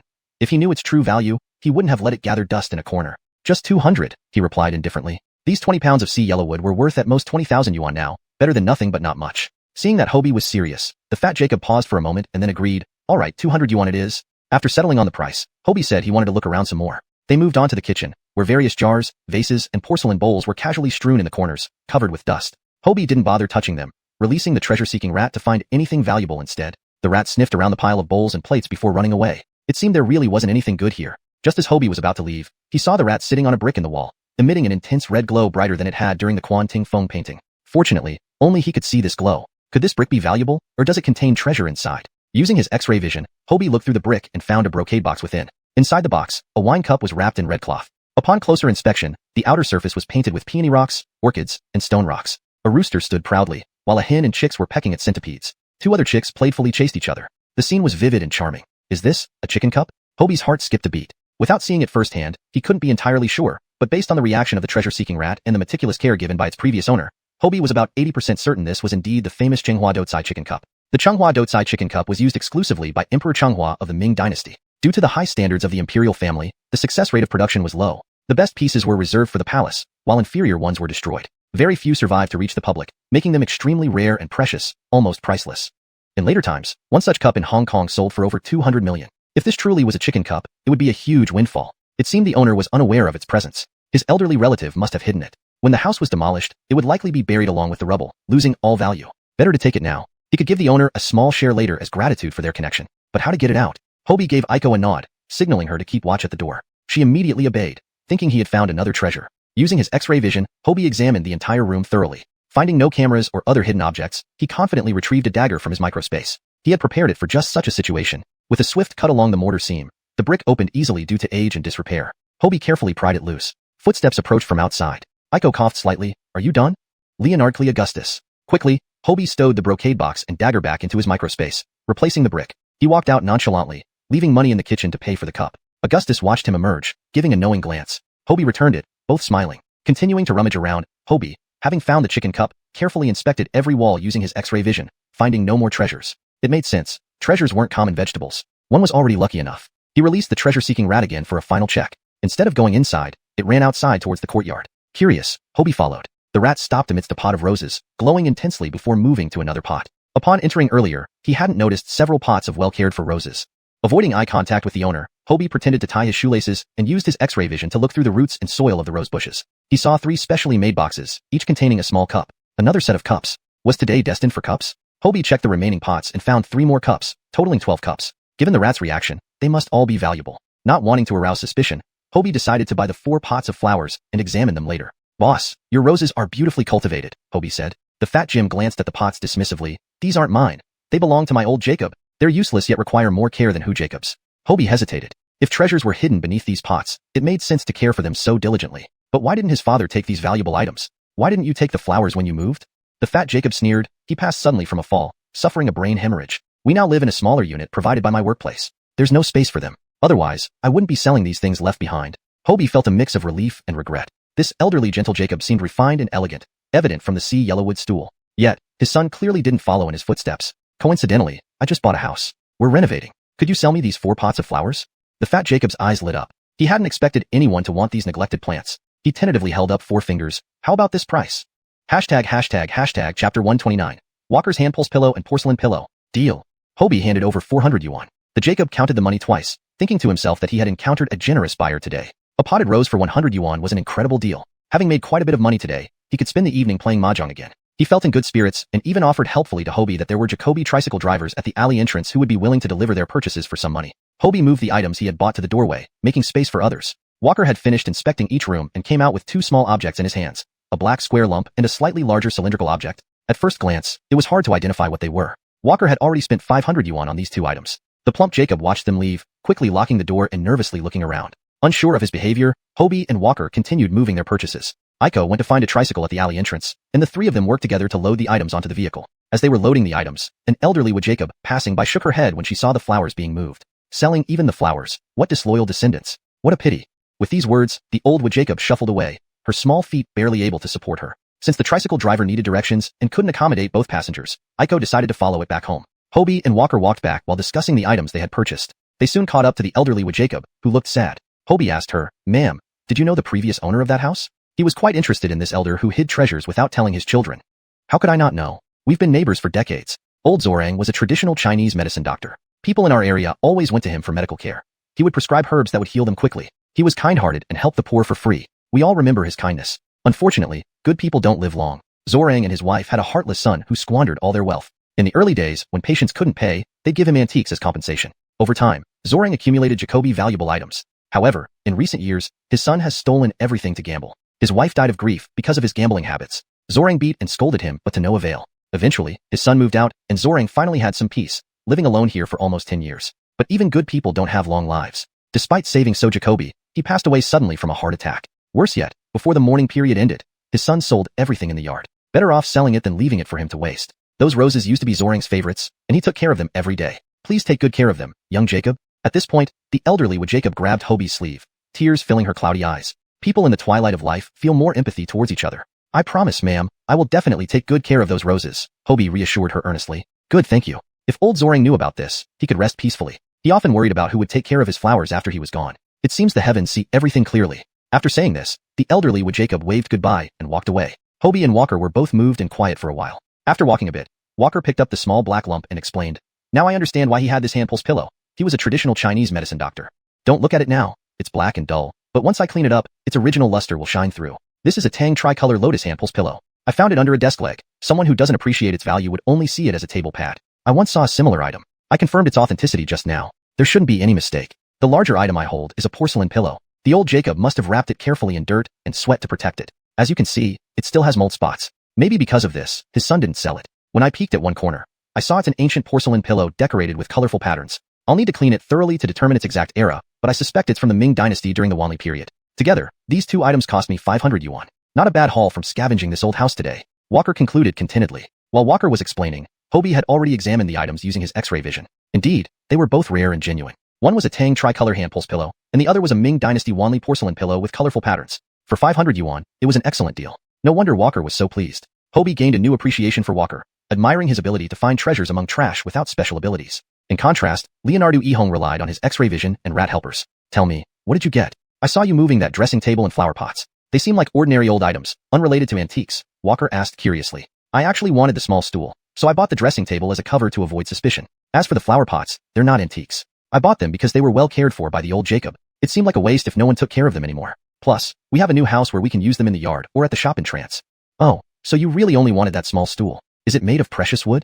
Walker wondered aloud. "During my archaeology studies, I've learned a lot. Based on my judgment, the material is likely Hainanese rosewood, Haitinong. Although the smell is long gone due to age, the distinctive grain and cat eye texture are unmistakable. Hainanese rosewood? If true, that little stool could be worth tens of thousands. Our findings today were great. Bring it to my store for consignment if it turns out to be Hainanese rosewood. I won't charge you," Walker smiled. "That would be great, thank you, Brother Xiang. Next time there's such an event, please remember to invite me." "No problem at all." They parted ways on the main road, heading home to examine their spoils from the day. Chapter 130. The Kangxi 12 Flower Goddess Cups. Hobie's gains today were not just the sea yellow stool. The chicken cylinder cup in the spatial ring and the 12 cups in the flower pots were his biggest discoveries. Upon returning to the store, he took Aiko with him on a tricycle and selected 4 new flower pots, claiming that the original ones were too ugly for these flowers and needed replacement. Aiko was a bit confused. She had thought Hobie bought the flowers because he liked the pots, but it seemed she was mistaken. After they got back, they began transferring the roses to the new pots. While cleaning out one of the old pots, Hobie accidentally discovered an iron box inside. They hurriedly moved the pots into the kitchen to examine them further. Eventually, they found 12 small boxes in total from the 4 pots. Everyone felt as if they were on a treasure hunt, eagerly urging Hobie to open the boxes. Just then, Corey arrived with Bruce. They had bumped into each other while returning to their dorms. Corey had just come back from the calligraphy competition and naturally praised Hobie's Perfur Jacobs. Finding they hadn't eaten yet, they decided to visit together. Coincidentally, they arrived just as Hobie found something valuable. Unkit and Sonia still had business to attend to, so Hobie brought the two upstairs. Concerned about the value of what might be inside, Bruce opened the first box himself. A small wine cup appeared before everyone's eyes, painted with peach blossoms and inscribed with the poem, "Spring winds bloom anew. Swallows return under the new society, thick with the fragrance of old spring." Bruce's face changed immediately, and he swiftly opened the second box. Another small wine cup appeared, this time with pomegranate flowers and the poem, "Morning dew reflects through pearl curtains, sweet fragrances behind powdered walls." Bruce's breathing became more rapid. The third box contained a cup adorned with narcissus flowers, inscribed with the lines, "Spring breezes play among jade branches, moonlit waves rise over great embankments." Finally, all 12 boxes were opened, revealing a set of 12 exquisite cups. Each cup featured a different flower and a corresponding poem. January, narcissus, spring breezes play among jade branches, moonlit waves rise over great embankments. February, winter jasmine, golden blossoms carry the chill of early spring, rare are such yellow blooms. March, peach blossoms, new blossoms for the social swallows, the old spring remains lush. April, peonies, dew glistens on golden palms at dawn, evening fragrance lingers in the wind. May, pomegranates, morning dew reflects through pearl curtains, sweet fragrances behind powdered walls. June, lotus, rooted in muddy soil like jade, heart-bearing pearls in morning dew. July, orchids, Leonard fragrance wafts through grand halls, high platforms sing in the distance. August, Jacobthus, branches grow under endless moons, flowers fill the autumn air. September, chrysanthemums, a thousand years of simple wine, a life filled with clear fragrance. October, hollyhocks, clear fragrance after night rain, beauty emerges in clear mist. November, roses, does not follow countless others, blooming red alone throughout the year. December, plum blossoms, pure white beauty against snow-covered trees, clear fragrance fills the branches. Hobie, having not closely examined them before, now realized that these 12 cups were indeed the legendary Kangxi 12 flower goddess cups. However, since he had just switched majors, he didn't want to appear too knowledgeable in front of Bruce, to avoid arousing suspicion. He feigned ignorance. Corey asked curiously, "Are these not the legendary 12 flower goddess cups?" Although not an expert in antiques, he had heard of some famous pieces. Bruce nodded excitedly, "Yes, this is indeed the renowned 12 flower goddess cups. I never thought I'd see a complete set in my lifetime. It's truly magnificent, a feast for the eyes." He had already verified that all 12 cups were genuine. Seeing that Hobie and Aiko seemed puzzled, Bruce explained, "On the 12th day of the second lunar month, traditionally celebrated as the birthday of all flowers, there is the Flower Festival, also known as the Flower Goddess Festival. The 12-month floral cups are based on this traditional festival, depicting representative flowers for each month. Each cup symbolizes a different flower deity and is often called a flower goddess cup. The set before us is an authentic Kangxi 12-month floral cup set, confluenting of 12 small bell-shaped wine cups. They feature blue and white and polychrome decorations, with firm and fine thin bodies, delicate craftsmanship, and exquisite shapes. They emit a strong scholarly atmosphere and possess a unique charm. The composition is sparse and fresh, with flowers, rocks, rabbits, butterflies, and waterfowl arranged gracefully. Each cup is inscribed with a corresponding poem, mostly taken from the complete Tang poems, enhancing the elegance and harmony of the design. From Bruce's explanation, it was evident how much he admired the flower goddess cups. Concluding, he added, "I now truly believe Brother Xiang's words. You really have a connection with treasures." Hobie had already recounted the story of finding the flower goddess cups. Who would have thought that such invaluable treasures could be hidden in ordinary flower pots? Most people wouldn't even consider buying old plants from abandoned homes. Embarrassed, Hobie admitted that external help had played a role in his good fortune. "What do you plan to do with the 12 flower goddess cups?" Bruce wondered if Hobie would be willing to sell them. He vowed to acquire the set no matter the cost. Hobie pondered for a moment. "I intend to keep them for my personal collection. Honestly, when I was struggling just to make ends meet, I never imagined I would one day have such thoughts. Protecting and preserving something for its intrinsic value wasn't even a consideration. Back then, everything seemed utilitarian. Just another means to survive, leaving me unmoved emotionally. But as my life has changed, and I no longer worry about money, these artifacts have begun to shine brightly in my eyes, revealing their true charm. Perhaps this is why I switched to the archaeology department. Lately, I've been influenced positively and feel a desire to discover and protect more cultural treasures, preserving our nation's legacy for future generations. So, I wish to learn as much as I can and hope to someday host a private exhibition under my own name. That is my current aspiration." Clap, clap. Bruce was the first to applaud, followed by Corey. Both seniors were moved by his sentiments. Hobie's past was unfortunate, but he fought tirelessly to carve out his destiny. Despite dramatic changes in his life, he remained true to his heart, a rare and commendable quality. One always finds an upward spirit in him. "Keep it up, I believe in you." Corey patted his shoulder. "Young Jacob, I look forward to your private exhibition someday." Bruce also believed in him. With willpower, one can achieve greatness regardless of age. More people like Hobie mean that China's rich cultural heritage can endure. Chapter 131. Tianhuang Stone. Hobie naturally called Walker to inform him about the discovery of the 12 flower goddess cups. After all, it was Walker who had taken him there.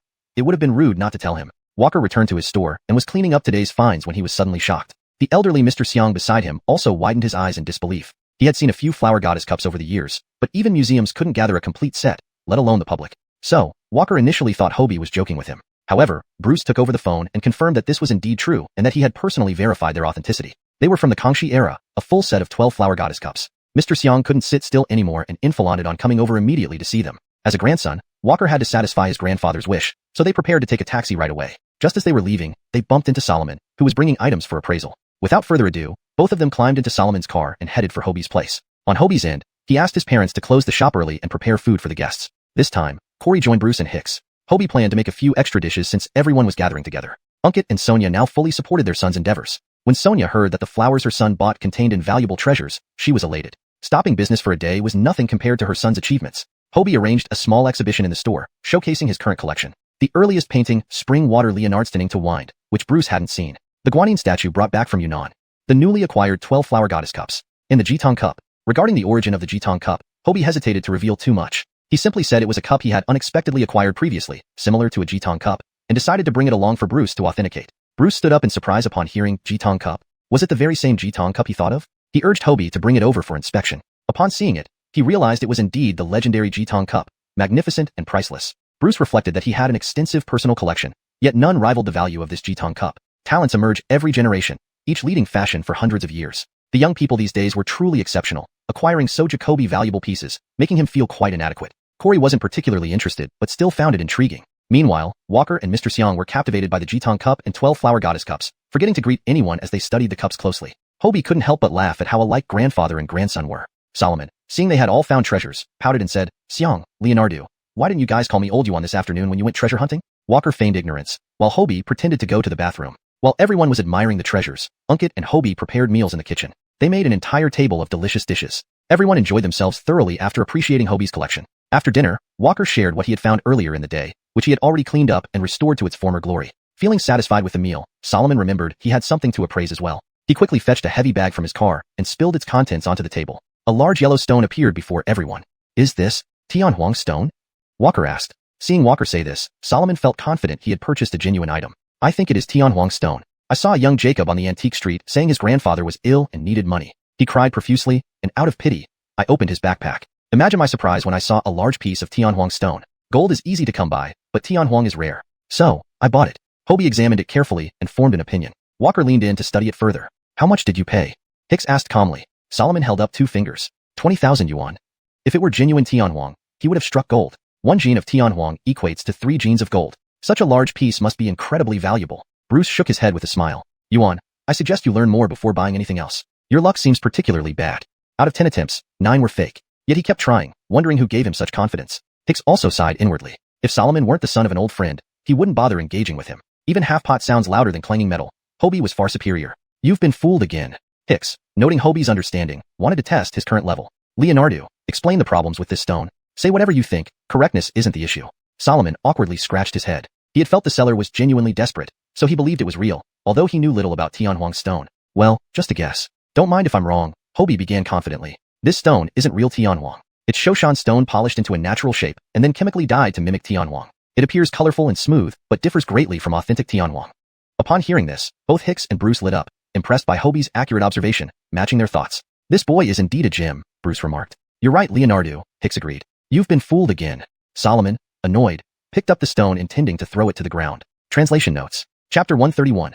Tianhuang stone. Naturally, Hobie called Walker to inform him about the 12 flower goddess cups. After all, it was Walker who took him there, and it would be impolite not to let him know. When Walker returned to his store and started cleaning his finds from that day, he was shocked when he heard the news. Even old Geary beside him couldn't believe it at first. Over the years, he had seen a few flower goddess cups, but even museums couldn't gather a complete set, let alone private collectors. So Walker thought Hobie was joking until Bruce confirmed over the phone that this was indeed true. He personally verified the authenticity of the cups from the Kangxi period. Old Geary immediately inflated on coming over right away to see them. As a grandson, Walker naturally complied with his grandfather's wishes, and they prepared to take a cab. Just as they were about to leave, they ran into Solomon, who was bringing some treasures for appraisal. They hopped into Solomon's car without hesitation and headed straight for Hobie's place. Hobie asked his parents to close their shop for the evening so they could entertain guests properly. Besides Bruce and Hicks, Corey was also joining them this time. Hobie planned to prepare several dishes since it was a rare gathering. Unkit and Sonia were fully supportive of their son's activities. When Sonia learned that the pots her son bought contained priceless treasures, she was elated. Closing the shop for one day was nothing compared to her son's important business. Hobie organized a small exhibition in the store, showcasing his current collection, including the earliest Leonard Stunning to Streams and Wind painting that Bruce hadn't seen yet, the Guanyin statue from Yunnan, the newly acquired 12 flower goddess cups, and the chicken cup, Gangbei. Hobie felt somewhat hesitant to mention the origin of the chicken cup, so he said it was an unexpected find he got earlier and brought it out for Bruce to appraise. Bruce stood up in surprise. A chicken cup? Could it be the one I'm thinking of?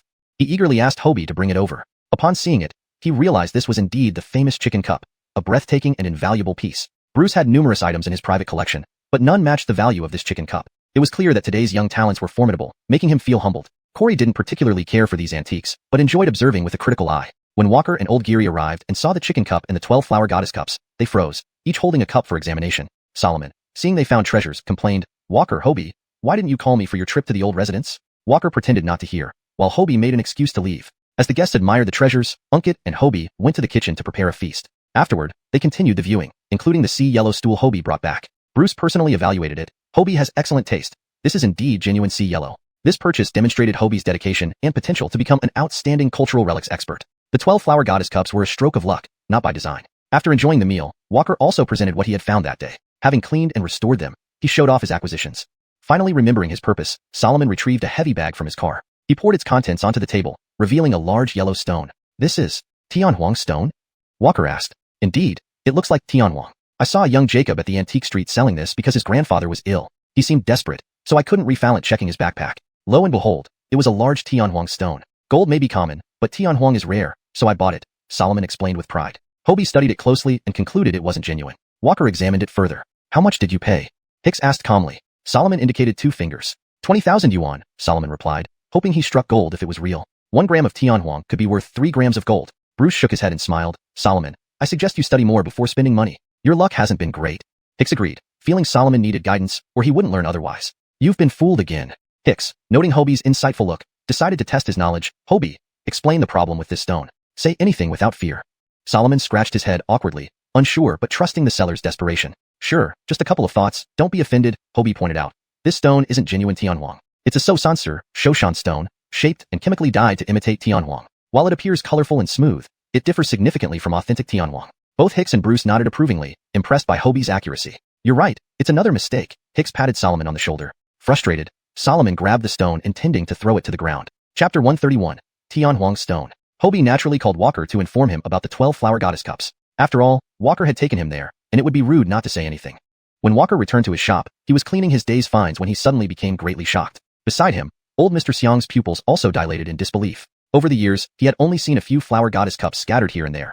Even museums didn't have a complete set, let alone private collections. So, Walker thought Hobie was joking. However, Bruce directly took over the call, confirming that the matter was true and he had personally verified their authenticity. They were indeed the 12 flower goddess cups from the Kangxi era. Old Mr. Xiang immediately couldn't sit still, infalanting on coming over to admire them right away without waiting a minute longer. As a grandson, Walker naturally had to satisfy his grandfather's wishes, and both of them quickly prepared to take a taxi over. Just as they stepped out the door, they ran into Clifton, who was bringing some treasures for appraisal. Well, without further ado, both of them got into Clifton's car, heading straight to Hobie's home. Hobie told his parents to close the evening business early to entertain the guests properly. Besides Bruce and Hicks, Corey was also coming this time. He planned to cook more dishes since it wasn't often everyone gathered like this. Unkit and Sonia now fully supported their son's activities. Sonia, upon hearing that her son's purchased flowers contained invaluable treasures buried within them, was delighted beyond measure. Closing the business for one day wasn't much. Her son's affairs were most important. Hobie arranged a small exhibition in the shop, showcasing his current collection of valuable items for everyone to appreciate. The earliest piece, Leonard standing to the stream and watching the wind, which Bruce hadn't seen yet. The Guanyin statue brought back from Yunnan, which he had already seen before. The newly acquired 12 flower goddess cups, and the chicken cup. Regarding the chicken cup, Hobie hesitated to reveal its origin and simply said it was a cup he obtained by chance previously, somewhat resembling a chicken cup, and he wanted Bruce to help identify it. Bruce stood up in surprise. A chicken cup? Was it the chicken cup he thought of? He hurriedly asked Hobie to bring it over for inspection. Upon seeing it, he realized the real treasure was this. Indeed, the world-renowned chicken cup, breathtaking and priceless. Bruce had amassed quite a collection privately throughout his life, but nothing could match the value of this chicken cup. Each generation produces outstanding individuals, leading trends for centuries. Young people today are incredible. At once they can present so Jacoby treasures, making him feel old and inadequate. Corey didn't particularly care for these items, but found it interesting to observe with an appreciative attitude. When Walker and old Mr. Xiang arrived, they stopped in their tracks at the sight of the chicken cup and 12 flower goddess cups. They forgot to greet anyone, each holding a cup and examining it closely. This amused Hobie, noting how similar the grandfather and grandson were. Clifton, seeing they all found treasures, puffed up indignantly. "Xiang kid, Leonard kid, why didn't you guys invite me, Dorian? This afternoon when you went treasure hunting?" Walker feigned ignorance. Hobie pretended to go to the restroom. While everyone was admiring the treasures, Unkit and Hobie went to the kitchen to prepare a feast. They served a table full of delicious dishes. Everyone had finished admiring the treasures. Hobie casually brought out the Tenanjiang stool he bought that afternoon for appraisal. Bruce personally commented, Leonardo has good taste. This is indeed authentic Tenanjiang. Having just switched majors not long ago, Hobie Jacobaged to find this genuine Tenanjiang stool on his own, showing he put in effort. With time, he would surely become an excellent cultural relic appraiser. Finding the 12 flower goddess cups was pure luck and doesn't count. Everyone had enjoyed dinner at the Leonardo household before, and everyone left happily after. After appreciating Hobie's collection, Walker also brought out what he had found that day for evaluation. He had cleaned it meticulously, restoring its original glory. Satisfied after a hearty meal, Clifton remembered he had come to appraise something. He hurriedly retrieved a bag from his car, which seemed quite heavy. Clifton dumped the contents of the bag onto the table. A large yellow stone appeared before everyone's eyes. Is this a Tianhuang stone? Walker asked immediately upon spotting it. Clifton felt validated since even Walker agreed. I think it's a Tianhuang stone. At the antique street, I saw a young Jacob desperately trying to sell it, claiming his grandfather was ill and needed money for medical expenses. He was crying pitifully. I couldn't bear to see him in such distress, so I let him show me the contents of his backpack. Imagine my surprise. It was a Tianhuang stone, and such a large piece. Gold is easily obtainable, but Tianhuang is rare. So, I bought it outright. Clifton proudly narrated the stone's provenance. Hobie examined it carefully and had an answer in mind. Walker leaned in to study it closely. How much did you pay? Hicks asked calmly. Clifton showed 2 fingers. 20,000 yuan. If the stone truly was Tianhuang, he had struck gold. 1 gram of Tianhuang equals 3 grams of gold. This sizable chunk must be worth a fortune. Bruce shook his head with a smile. Leonardo Yuan, I suggest you study harder before buying things. Your luck really isn't good. Out of 10 times, 9 would yield fakes, yet he kept at it. Truly, one wonders where his courage came from. Hicks also smiled bitterly. If Clifton weren't the son of his old friend, he wouldn't bother engaging him. Even half a pot of water would sound louder than him. Hobie was far better. You've been duped again. Seeing Hobie's knowing look, Hicks wanted to test his expertise. Leonardo, explain what's wrong with this stone. Don't worry about being wrong or right. Clifton awkwardly scratched his head. He believed the seller's desperation, thinking it might be genuine, but he hadn't thoroughly studied Tianhuang stones. I'll give it a shot. Bear with me if I get it wrong. Hobie confidently pointed at the stone. This stone is not genuine Tianhuang. It's made from Shoshan stone, another type of mineral ground into a natural shape, then chemically dyed to mimic Tianhuang's appearance. This kind of fake Tianhuang usually appears bright and smooth, deceiving ordinary people, but it's still significantly different from real Tianhuang. Upon hearing this, Hicks and Bruce's eyes lit up, impressed that Hobie's explanation aligned perfectly with their thoughts. This boy was indeed a natural talent. Leonardo is right. That's the situation. You've been duped again.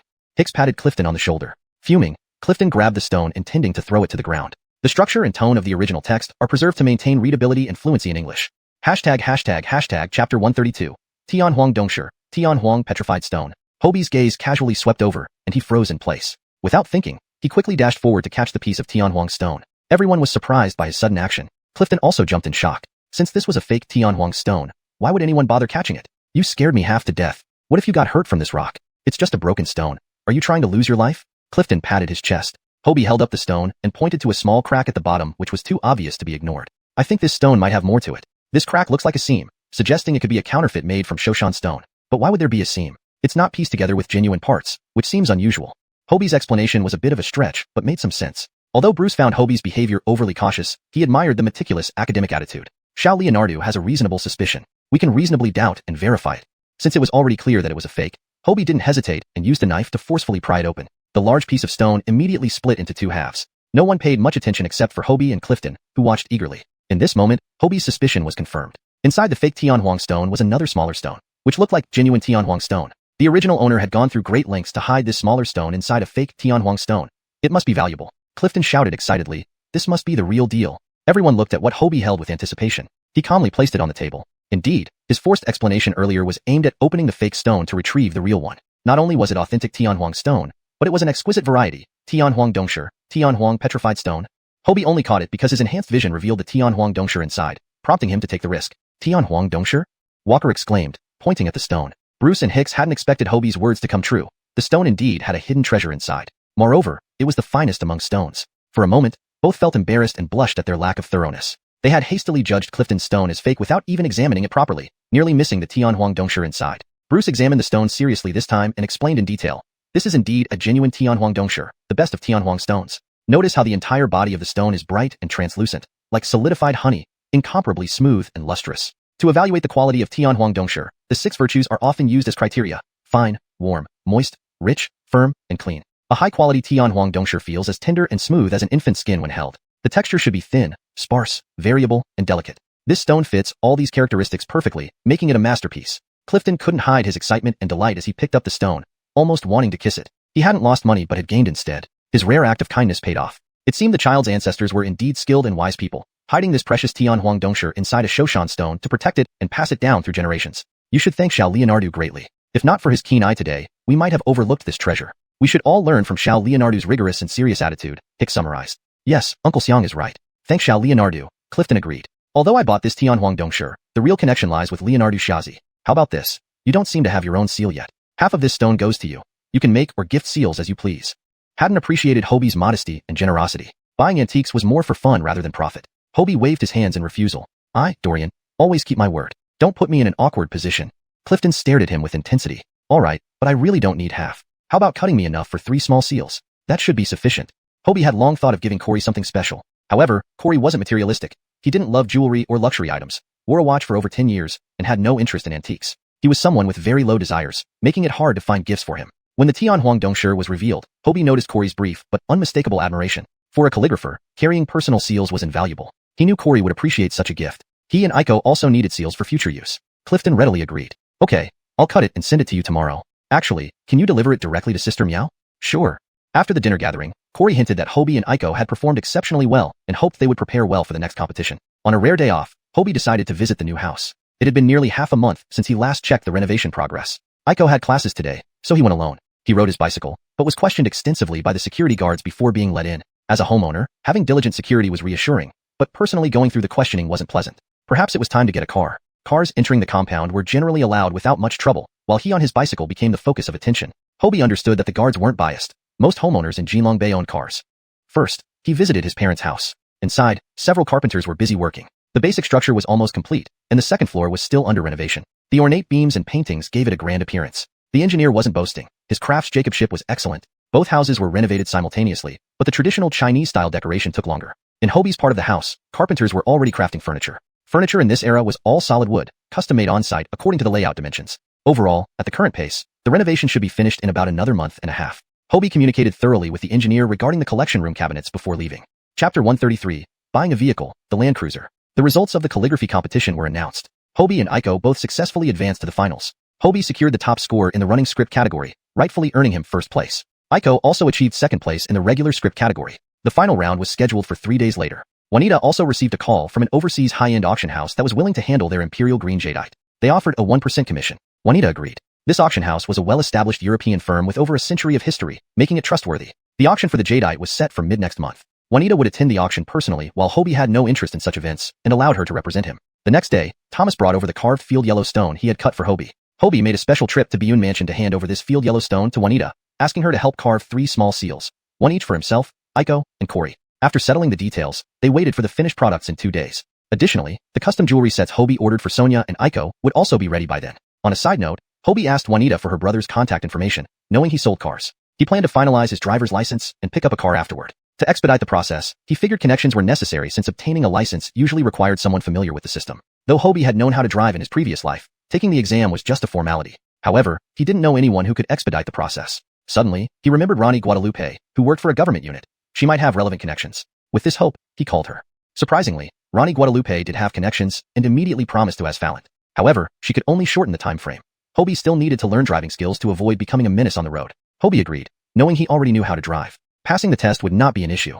That same day, someone contacted him about expediting the process. The next day, they met, and Hobie demonstrated his driving skills, which were impressive enough to earn him quick approval. Thus, he received his license promptly. Hobie was impressed by Ronnie Guadalupe's efficiency but felt awkward owing her a favor despite her asphaltance saving him much time. He thought about inviting her to dinner as a way to express his gratitude. With his license settled in one day, Hobie contacted Juanita's brother, Dan, the next day. His dealership was located downtown in a spacious area. Dan had heard a lot about this young partner from his Phalanter, a talented young Jacob worth several $100 million at such a young age. Expecting Hobie's arrival, Dan personally introduced various models from imported to domestic vehicles, explaining their features and configurations, even accompanying him on test drives. The staff were astonished. Why would Boss Meow treat this customer so specially? As a seasoned business Jacob, Dan rarely personally served customers unless they were VIPs. This young Jacob seemed ordinary, dressed simply in sportswear, appearing more like a student.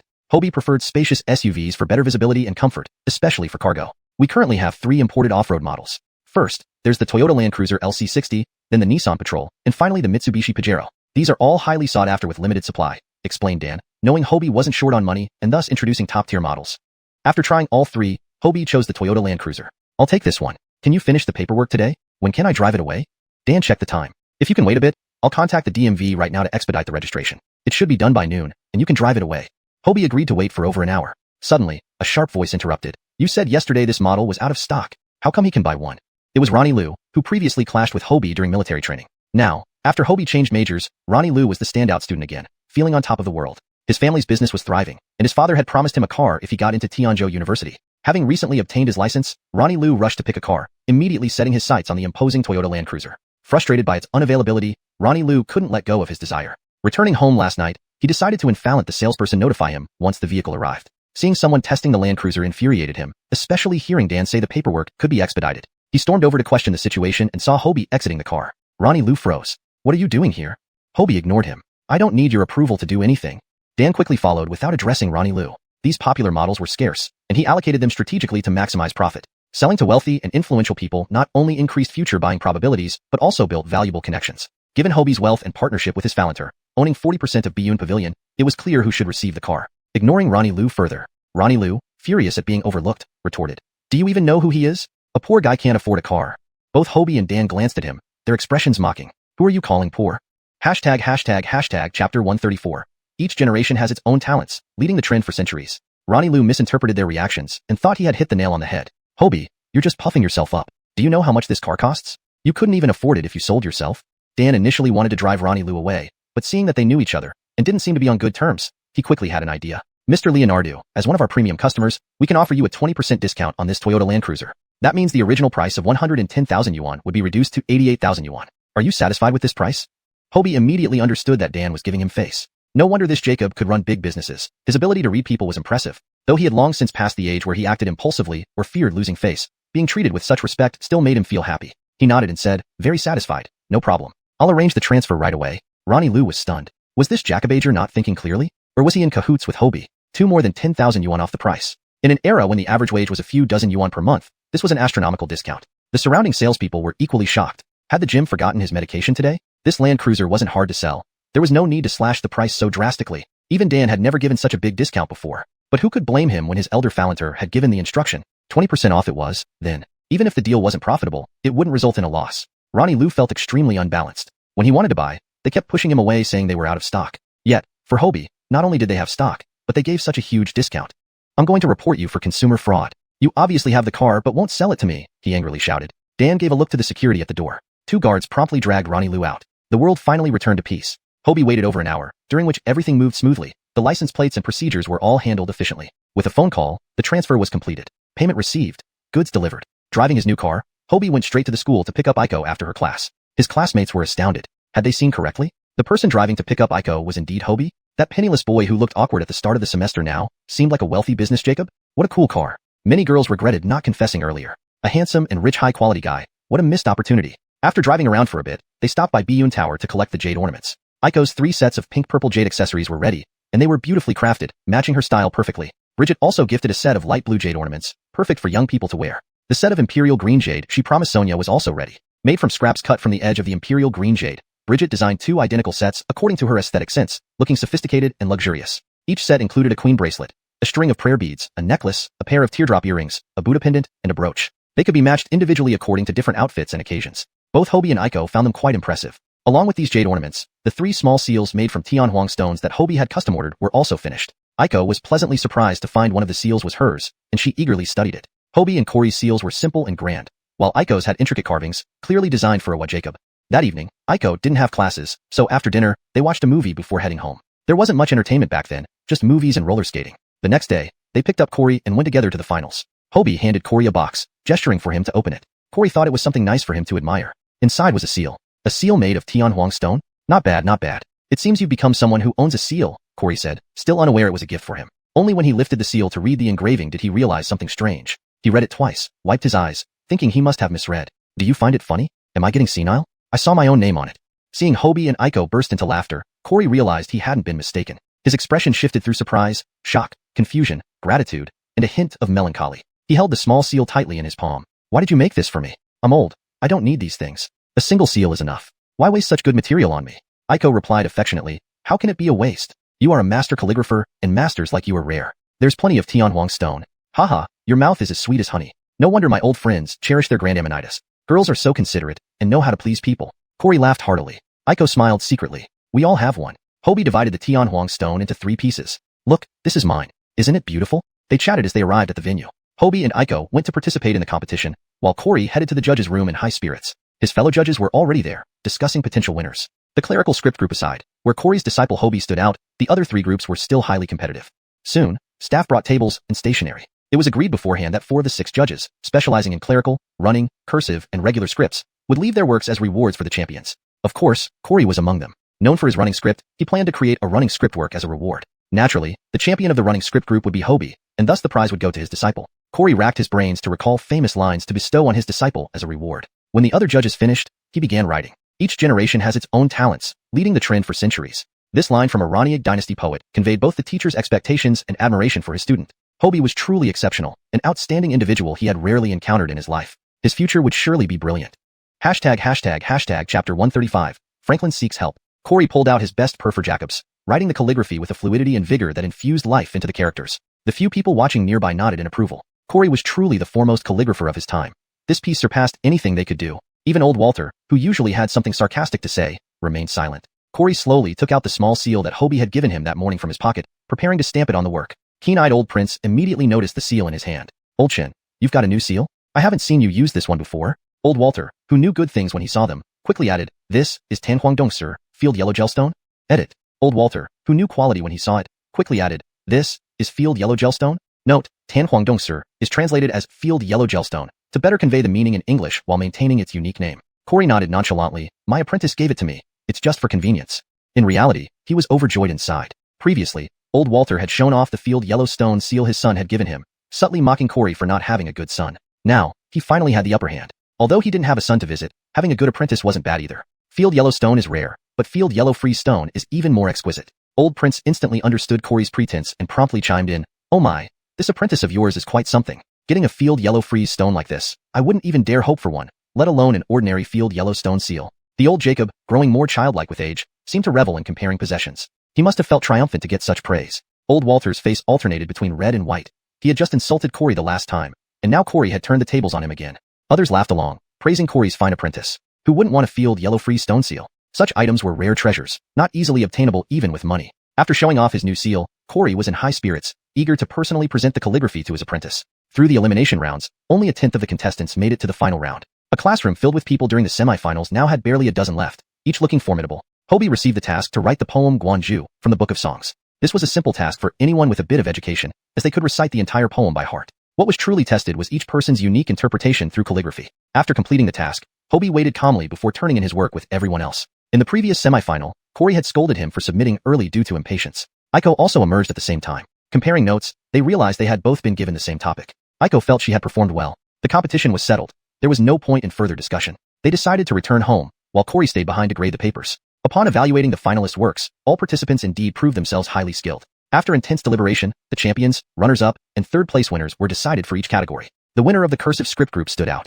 His rendition of Guanju was magnificent, written with grandeur and grace, evoking historical depth while retaining a sensitive and elegant flair. Is this your apprentice's work? Old Prince whispered to Corey. Corey smiled tightly, giving him a knowing glance. Honestly, Corey hadn't expected Hobie to perform so well on the spot, surpassing his usual practice. The championship was rightfully earned, and even old Walter couldn't argue, silently apologizing to himself for fearing the repercussions.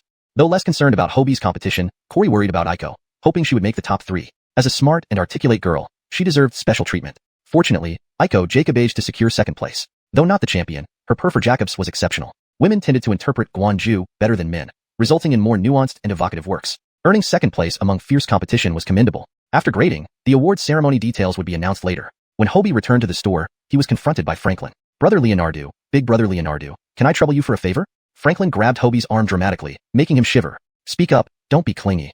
Alright then, here's the deal. My uncle represented Hongyun Building in a TV cooking contest organized by the channel. His opponent cheated, bribing his asphalantant heavily to swap vinegar for soy sauce, causing him to lose miserably. The program has strict rules. Asphalantants cannot hold chef certifications and can only asphalant. Otherwise, any of my uncle's apprentices could have stepped in. With a best-of-3 format, he lost the first round yesterday. If he loses today, the competition ends. He staked his reputation and that of Hongyun Building on this. So he plans to go solo without an asphalantant today. But thinking of your self-taught talent and lack of certification, you fit the asphalantant requirement and might be able to help him. Franklin looked earnestly at Hobie. Please, my uncle loves his job. If he loses, he won't have the face to stay at Hongyun Building and may lose heart forever. Please, I beg you. Hobie had only met Tim once, but recognized his dedication. Losing now could devastate him. Reflecting on his past life, he revered Master Tim, who would thus become his grandfather master. Fate always has its ways. Accepting help from Tim in his past life meant repaying him now. Besides, there was a system mission. System mission released. Asphalt Tim to win the championship. Reward, 1 recipe for spicy chicken skewers. It had been a long time since he received a dish from the system. What time? What's the current situation? Hobie asked succinctly. Franklin, surprised by Hobie's immediate agreement, stuttered. My uncle is already on the way to the TV station. Hobie hurriedly opened the car door. Get in, we'll talk on the way. Aiko, curious to watch the drama unfold, climbed into the car as well. Hobie sped towards the TV station. The show is called Chef King's Clash. My uncle's opponent in previous episodes has consecutively defeated 2 chefs and held the title. Unexpectedly, he uses underhanded tactics. The channel focuses on ratings, disregarding fairness. Yesterday, they competed with river-style cuisine. My uncle made Maotai chicken, and the opponent, water-boiled meat slices. Today's topic will be revealed at the TV station. Chapter 136, Unique Ingredient Selection. The 3 arrived at the television station just as the program was about to start. The front rows were already filled with judges and audience members, while the backstage area was bustling with preparations. Tim stood alone on stage in his chef's uniform, looking rather lonely, which tugged at people's hearts. Franklin quickly explained the situation to the show staff and mentioned that Hobie would be Tim's asphalantant. The production team didn't ask Jacoby questions and allowed Hobie to join. Following instructions from a crew member, Hobie put on a white chef's coat and walked up behind Tim from backstage. Seeing the newcomer, Tim recognized him as Hobie, whom he had met once before. He then glanced at his nephew waving from backstage and understood everything. That little brat. He had already said he didn't need help. Just as Tim was about to say something to Hobie, the studio lights turned on, signaling the start of the recording. Dear viewers, good evening, and welcome to our Chef King Challenge. Yesterday's battle showcased the exceptional skills of 2 master chefs. Today, we look forward to even more delectable dishes. We all eagerly await today's results, whether Chef Tim will win or if our reigning champion Chef Callan will defend his title. Let's not delay. Here is today's challenge theme, Street Night Tales. Today, we add an extra twist, an ingredient selection round. The ingredients are fixed, and each chef must send an asphalantant to pick them without prior communication. What they bring back will determine what you cook with. Let's see how it goes. The audience buzzed with excitement at the unexpected twist. Without communication between the chef and the asphalantant, this really tested the chef's adaptability and skill. To their surprise, the setup achieved its desired effect. The audience was thrilled, promising high ratings. The elevator in the center of the stage, standing 3 meters tall, carried ingredient cards on hanging ropes. It would move rapidly up and down, making it difficult to grab specific items within 1 minute. Tim worriedly eyed Hobie's small stature. Would he Jacobiage? Should he request to go himself instead? Hobie calmly surveyed the ingredients: beef brisket, lamb hind leg, pork belly, carp, beef short ribs, tomahawk steak, and others. Given the theme, Street Night Tales, wouldn't these make perfect grilled skewers paired with beer? He noticed the barbecue grill and steel charcoal tucked away in the corner. As he pondered, Callan's asphalantant made the first move. Noticing only 1 set of each ingredient, Callan feared his opponent might snatch better options, prompting him to act first. Callan's asphalantant stood under the moving elevator. The host counted down from 3. A 1-minute timer appeared on screen, and the elevator began swaying erratically. Caught off guard, the asphalantant struggled to grab any card within the first 10 seconds. Callan watched nervously. He had underestimated the difficulty of this challenge. Viewers enjoyed it, but for the chefs it was chaos. Desperate, he shouted, grab anything, better than nothing. The host, seeing no foul play, allowed it. Any direct instructions like specifying ingredients were against the rules, but general encouragement was fine. During his hesitation, Hobie mentally selected the ingredients he wanted. With 30 seconds left, Callan's asphalantant grabbed whatever he could reach, finally securing 3 cards after some frantic effort. Time's up. Let's see what Chef Chin's asphalantant has grabbed. Green garlic, red bell pepper, and tomahawk steak. Congratulations, Chef Chin. Satisfied with the outcome, Callan planned a grilled tomahawk steak garnished with green garlic and red bell peppers, ensuring vibrant colors.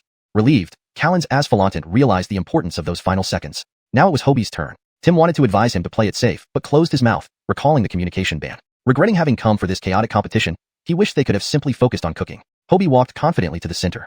Ready? Asked the host. He nodded. 1, 2, 3 begin. Hobie sprinted and leaped, precisely tearing off a card labeled beef short ribs as soon as the elevator started. Everyone stared in disbelief, mouths agape. Hobie seemed to predict where each card would land, easily grabbing them with effortless grace. Without comparing it to Callan's asphalantant struggles, the audience might have thought this was simple. Within 30 seconds, Hobie secured all the ingredients he needed and waited quietly for time to run out. Uncle Franklin and nephew Tim both thought bringing him today was the right choice. He's incredibly skilled. Opponent Callan's eyes flashed with concern. This asphalantant was far too capable. The host announced, stop. Let's see what this knight has grabbed. Lamb short ribs, onion, green pepper, lamb hind leg, ginger, cilantro, and egg. 7 ingredients total. Clearly, you came prepared. Could you share why you chose these ingredients? Did you think Chef Walter would make a specific dish? Attracted by Hobie's handsome appearance, the host couldn't refrain asking more. Hashtag chapter 137, lamb skewers. Hobie's mouth opened slightly as he uttered 3 words, lamb skewers. The host hesitated for a moment. Are you sure? Hobie nodded. Tim felt a chill down his spine. How was he supposed to make lamb skewers? Though well-versed in various regional cuisines across China, he had never really delved into the art of making lamb skewers. Dealing with the strong odor of lamb was no small challenge. But when the host asked, does your asphalantant understand you correctly? He gritted his teeth and said, he understood well. Today's Tim immediately cut the lamb ribs into strips and the hind leg into uniform cubes. Using onions, ginger, coriander, and eggs provided by Hobie, he started deodorizing the lamb. Meanwhile, Hobie lit the steel charcoal in the barbecue grill, letting it burn slowly. Lamb needed at least 30 minutes of marination to eliminate the fishy smell and enhance the flavor. During this time, Hobie and Tim prepared other ingredients, especially the most critical barbecue seasoning. Preparing the seasoning was assigned to Hobie. Silently, he followed his family's recipe, mixing the best proportion of barbecue spices. He ground them finely in a mortar and quietly set them aside. No one knew that the key to delicious lamb skewers lay in this secret mix, which even the head chef Tim couldn't replicate. To the outside world, this step looked ordinary, but it was indeed the key to success. Tim also prepared chopped green peppers and sliced onions. Together, they threaded the lamb skewers, alternating between a piece of lamb, a slice of onion, and a pepper, creating a visually appealing and perfectly balanced bite. As they worked together, Hobie whispered to Tim, telling him to just follow normal grilling procedures and sprinkle the barbecue seasoning after they were done. For a seasoned chef, this was second nature. Tim had no choice but to go along. This time, he had been misled by Hongyun Building's owner, who initially said he would promote the restaurant on the show without mentioning the competition format. Who knew it would turn out like this? In the first round, someone sabotaged his setup, bribing his asphalantant and turning a savory hot pot into a sour soup. It took him tasting it himself to realize he'd been tricked. In the second round, things were even stranger, and if not for Hobie's skills, the situation would have been disastrous.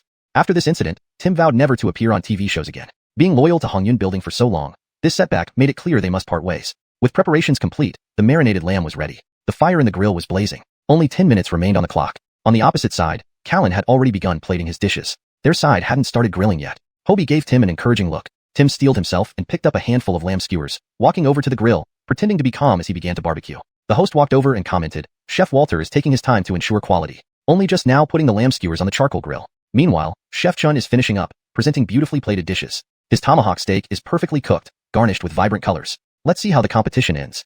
In the final 3 minutes, Tim finally finished grilling the skewers and sprinkled Hobie's seasoning on them. Instantly, the entire venue was enveloped in a strange and delightful aroma, combining the fragrance of spices with the rich flavor of lamb. Just the smell was enough to make mouths water. The judges glanced curiously. Even the host was drawn over. Truly, the essence of life's simple pleasures, the most soothing to the heart. These delicious lamb skewers are perfect for a night out with friends, paired with beer, making it a beautiful moment. Looking in the direction the host pointed, the audience's eyes fixed on the lamb skewers in Tim's hand, salivating profusely, wishing they could taste them. As soon as the aroma hit, Callan tensed up, maintaining composure while serving his dish to the judges. Tim finished his work, placing the lamb skewers simply in plates without elaborate presentation, and sent them over. Callan received scores from the judges, an average of 9.2 points, a high score. When Tim's plain-looking lamb skewers were presented, the judges paused for a second. Eating directly off the skewers seemed unrefined, but the ear-falantable smell convinced them to try. They each picked up a skewer and took a bite. Immediately, a well-balanced flavor exploded in their mouths. The lamb was tender and perfectly cooked, complemented by the freshness of green peppers and onions. Most impressive was the unique taste. The judges forgot about etiquette and comments, devouring their skewers greedily. Each plate was quickly emptied, leaving everyone craving more. Chapter 138. Winning the competition, first mention of collaboration. One judge raised a card with 10 points and said, just by looking at our ravenous faces, you can tell how delicious these lamb skewers are. Another judge also held up a card with 10 points. Right now, I just want to know one thing. Where can I taste such simple yet delectable food again? 2 skewers aren't enough for me. This is a huge surprise. It's fantastic. In the face of such exquisite cuisine, all embellishments are unnecessary, so I give 10 points. In the end, out of 5 judges, 3 gave perfect scores while the other 2 awarded high scores of 9.8.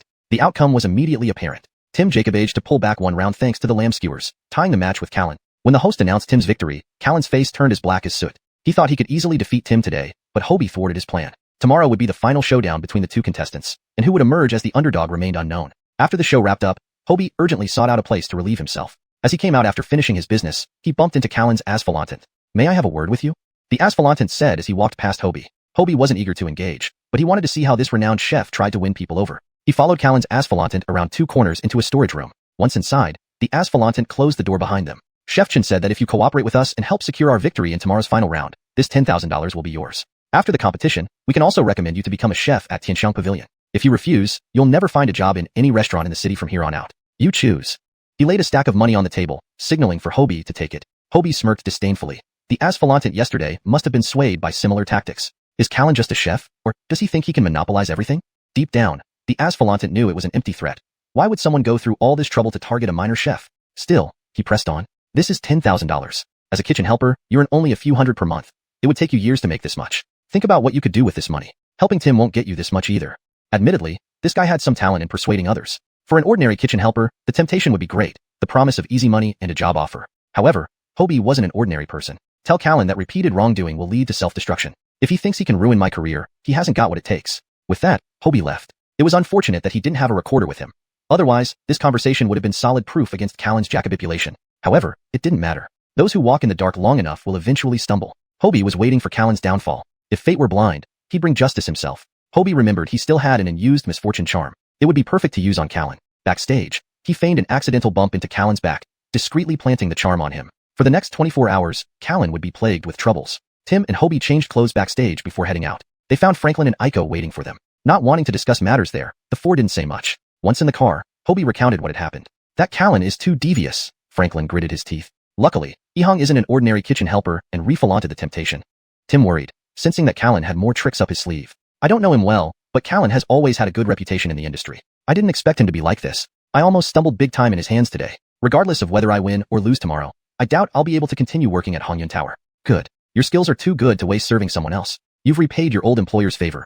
You should strike out on your own. The young master seems untrustworthy, luring you into this competition without good intentions. He gambled with your chef career, using you as a pawn. Either way, Hongyun Tower benefits, Franklin complained indignantly. Enough, Ewan. Tim sighed, too tired to argue further. I must thank you, Xiao Leonardo. If it weren't for your help, I might have been eliminated in the ingredient selection phase. Using your family's barbecue recipe to win, I feel somewhat embarrassed, Tim told Hobie while driving. Uncle Walter, you're too polite. We're friends. Hobie replied casually. Tim felt a mix of emotions. By the way, Uncle Walter, did you mean that you won't work at Hongyun Tower anymore? What are your plans? Starting your own restaurant or finding another opportunity? An idea had been brewing in Hobie's mind for some time. Tim felt unsettled. I haven't decided yet. The only thing certain is that I won't go back to Hongyun Tower. Uncle Walter, if you don't have other plans and don't mind collaborating, could you consider joining me? You know the quality of our family's braised dishes and barbecues. I intend to develop them into a chain brand, expanding their influence and profitability. If you're interested, we can discuss details later. You're always welcome. Hobie had been thinking about transforming his shop for some time. Now that he had plenty of money and no need for his parents to work tirelessly, he aimed to elevate his business. In the future, Jacoby braised dish chains flourished nationwide. This venture wouldn't require heavy investment, just renting space and operating with a single employee. Adopting centralized supply logistics ensured food safety and saved resources. Barbecue could also follow this model, leveraging proprietary spices for confalentant quality. He lacked a trustworthy partner because he couldn't fully dedicate himself due to his busy schedule. His parents could handle technical aspects but not Jacob aging a large operation. So when he heard Franklin's words, he realized Tim could be an ideal collaborator. He was a highly skilled chef, even without a national first-class title. Tim was reputable and upright, making him an excellent choice. But he didn't know what Tim thought. Chapter 139. Idea for a chain store. Tim's mind was in turmoil. He had another match tomorrow and right now, he didn't want to think about anything else. All he wanted was some rest. Xiao Leonardo, let's delve deeper into what you mentioned in a few days. If it's feasible, we can consider collaborating. Hobie could sense his exhaustion and promptly responded, no rush, take your rest first. After sending his uncle and cousin home and arranging to meet at the TV station at 2 tomorrow afternoon, Hobie returned home with Aiko. She was intrigued by his plans. What exactly did you propose to Uncle Walter just now? I've been looking into a new model recently. I believe this model would be perfect for our braised food store. If it succeeds, there's no reason why we can't cover not just the entire Tianzhou city, but even all of Tanaguo. I plan to start here in Tianzhou and gradually expand it into a major chain brand. My first goal is to open 10 braised food chain stores across Tianzhou, covering all major areas. We'll set up headquarters in the city center where we'll prepare the braised foods. Early each morning, deliveries will be made to each branch. This ensures our recipe remains confidential while saving on Jacob power and resources. Although it looks like 10 stores, it essentially operates as one centralized unit. The benefits are extensive coverage, more profit, and very low costs. Just a small storefront and an employee are enough for operations. Once the coverage area expands, we can consider franchising, where I provide the braised food and you handle renting and running the place, with a 50-50 profit split. This would also increase our influence. This concept can apply to barbecue shops too, where we just provide the seasoning recipe. But that's more complex and challenging to start, so we'll focus on braised food stores initially. Later, once our business model matures, we can consider other options, Hobie explained confidently. Aiko was stunned by his comprehensive plan. How brilliant Hobie was, his money-making ideas flowed continuously. The feasibility of this plan seemed high. It could save resources, expand coverage, and generate more profits. Let me know when there's anything I can help with, Aiko said eagerly. Don't worry, unless you find it too tiring, Hobie replied. Making money doesn't mean avoiding hard work. Aiko wasn't someone who shied away from challenges. Oh right, my parents received your gifts. They asked me to thank you. They felt quite honored. No problem at all. I hope they like them. When you invite your aunt and uncle to Tianzhou next month, our house will be ready to accommodate them. Also, Sister Meow holds shares in our business, so if you need any custom jewelry in the future, you can visit her. Aiko blushed. Who said were we yet? We're not even married. Hobie feigned disappointment. Aren't you dating me with the intention of marriage? Didn't Chair Jacob say that dating without planning to marry is merely flirting? Are you playing with my feelings now? I've already planned our future. Aiko quickly grabbed his arm. That's not what I meant. Hobie smiled smugly. Starting a chain store required not only partners and Jacobagers, but also careful communication with his parents to ensure they didn't feel sidelined or redundant. Older people often fear becoming obsolete or being neglected by their children. Hobie planned to entrust them with the most critical task, Jacobaging the recipes. The headquarters operation would be under their supervision. They wouldn't need to do the work themselves. They just needed to control the braised food recipe and ensure the quality of the daily production. This way, it would be easier and they could earn more money. That night, Hobie carefully communicated this idea with Ankit and Sonia. He had thought they would find it difficult to accept, but surprisingly, Sonia immediately agreed when she heard that one store could turn into 10 or even 100 stores. If one store could make substantial profits, imagine what 10 or 100 could achieve. She already had immense faith in her son's abilities, so she trusted him completely. Ankit was a bit more cautious and discussed Jacoby details and operational models of the braised food stores with Hobie. After hearing the same explanation he gave Aiko, Ankit roughly understood the concept and found it feasible. Regardless of how Hobie planned to expand, as long as the family kept control of the recipe, there was nothing to fear. However, this matter still required careful consideration over time. At the TV station, Callan was infuriated when his asphalantant told him that Hobie wasn't interested in the offer. A 10,000 yuan bribe was not enough for this guy? Greed made snakes swallow elephants whole. The final showdown was tomorrow, and he was determined to retain his champion position. In a moment of desperation, he hatched another scheme. Callan approached a staff member and pulled him aside, trying to buy the information about the next day's competition questions to prepare in advance. Coincidentally, their conversation was overheard by the chief director who happened to pass by. Fortunately, the staff member Callan chose was merely a nobody who handled odd jobs and had no clue about the competition questions, so he couldn't provide any information. Unfortunately, just as Callan felt disappointed and turned around, he found the chief director standing behind him, listening openly. The staff member quickly defended himself. I didn't say anything. I don't know anything. Callan's image as a master chef crumbled, leaving him dumbfounded. Chefchin, you think this is your personal show? Our TV station isn't your playground. Did you also mess up the first round by mistaking vinegar for soy sauce? And the previous chef who accidentally scalded his hand. Wasn't that you're doing too? I'm warning you, Chefchin, don't make yourself look bad. Stop these tricks, or I will have to report you to the police. After the stern warning, the chief director quietly left. Callan realized his schemes had been seen through all along. Yes, as the chief director, he must have seen countless such situations and understood everything clearly. After being reprimanded, Callan completely abandoned any thoughts of cheating, dejectedly heading home. Due to his distraction, on his way home, he was robbed by motorcycle thieves who snatched the bag containing several tens of thousands of yuan, the money he intended to use for bribes. Unable to catch the thieves, he went to report the incident to the police and only returned home from the police station late at night. The money was certainly lost, and this day ended up costing him both financially and personally. Chapter 140. Byung noodles with sauce and egg fried rice. The new round of the Chef King Challenge had finally reached its finals. Hobie, Tim, and Franklin arrived at the scene on time. The two chefs were ready, but as the final competition was about to start, Callan still hadn't shown up. The backstage atmosphere was tense. He really thinks he's something special, making all of us wait for him. Exactly, once the equipment is turned on, it costs money. They say they can't reach him by phone. His family said he left early. I heard a big shot is coming today. If he doesn't show up, even the chief director can't help him. Hobie thought it must be the influence of the bad luck charm, though he wasn't sure if this guy would make it. Under everyone's watchful eyes, Callan finally arrived at the TV station entrance, looking quite battered. His clothes were torn, and he looked rather disheveled. This morning, while having breakfast at home, he nearly choked on a steamed bun. Realizing his recent bad luck, he left for the TV station at noon after lunch, fearing any unexpected issues. However, every road he took ended up being congested, leaving him stuck in traffic. Finally, just before the last street corner, he got into a minor car accident. Thankfully, the collision wasn't serious, but the car wouldn't start. Seeing the clock ticking, he decided to abandon the car and rush to the competition venue on foot. Although it was a recorded show, he was certain that if he missed the start, the chief director would immediately declare him disqualified. Despite Hobie not agreeing to help, he was extremely nervous. Missing the competition would mean giving others an advantage for nothing. Fortunately, he made it just in time. The backstage staff hurriedly helped him change into a chef's uniform and pushed him onto the stage. The host began hosting the show officially. Hobie knew that the bad luck charm couldn't stop Callan. It could only create obstacles for him to give Tim an edge. The charm's effect couldn't cause severe harm, only minor injuries at most. He was satisfied with this result, believing it provided enough advantage. Welcome to our Chef King Challenge Finals. Everyone is eager to see who will win this round. Without further ado, let's unveil today's competition topic. Even I don't know it yet because the show has given the right to set the question to a special guest. Let's welcome our sponsor, Mr. Brantley. An elderly Jacob in a wheelchair was wheeled onto the stage. The host quickly approached with concern. It became clear that this old gentle Jacob was indeed the show's sponsor and a billionaire CEO. Mr. Dong had a resolute gaze and a straightforward personality. I'll announce today's topic directly. Use simple ingredients to recreate a taste of home. It can be a bowl of hot noodle soup or a pot of congee. It's entirely up to you. Additionally, the winner today will receive a special surprise. I'll reveal this surprise at the end. Simple ingredients, a taste of home? This topic could be interpreted broadly or narrowly. Both Tim and Callan pondered over it. Callan quickly decided on his dish. He knew from Mr. Dong's biography that he hailed from northern Shaanxi and grew up eating noodles. Therefore, Chan chose to prepare Shanbei's famous sour soup noodles with sauce, byung noodles. He had spent some time in northern Shaanxi in his youth and was confident in his noodle-making skills, which would likely evoke a nostalgic feeling for Mr. Dong. Tim, however, struggled to find the perfect dish that fit the criteria and catered to Mr. Dong's preferences. The subject could cover various options, from noodles to congee or rice. What exactly did Mr. Dong want as a taste of home? Seeing Tim's dilemma, Hobie offered a hint. How about egg fried rice? Actually, when Hobie first saw the topic, egg fried rice came to mind. He remembered his construction worker friends praising his egg fried rice for tasting like home-cooked meals. Tim's eyes lit up. Yes, egg fried rice, a common dish in Jacoby households with simple ingredients. He recalled how his Camila used to cook egg fried rice with lard during New Year's, a flavor he remembered fondly. Deciding to steam the rice using his Camila's method, each grain would remain distinct, perfect for egg fried rice. Hobie helped gather ingredients like spring onions, eggs, diced carrots, etc. As Tim steamed the rice, he prepared lard, which the production team didn't provide, requiring them to render it themselves. Though Hobie excelled at cooking egg fried rice, this was a competition, so he couldn't be the main chef. Plus, Tim was confident in his own skills to recreate a taste of home. Both teams worked diligently, and a small mishap occurred when Callan accidentally burned his hand. A basic mistake for a chef, causing a stir among the audience. Luckily, the burn was on his left hand, not affecting his ability to cook with his right hand. When asked if he could continue, he gritted his teeth and nodded, determined to finish. Hobie asphalanted Tim without disruption, ensuring everything was prepared perfectly. While passing materials, Leonardo subtly imparted his usual rhythm and control when making egg fried rice. Tim felt particularly comfortable preparing this batch of egg fried rice, possibly due to having such an excellent asphalantant. His rhythm naturally influenced him too. A delicious aroma of egg fried rice soon filled the air. How fragrant!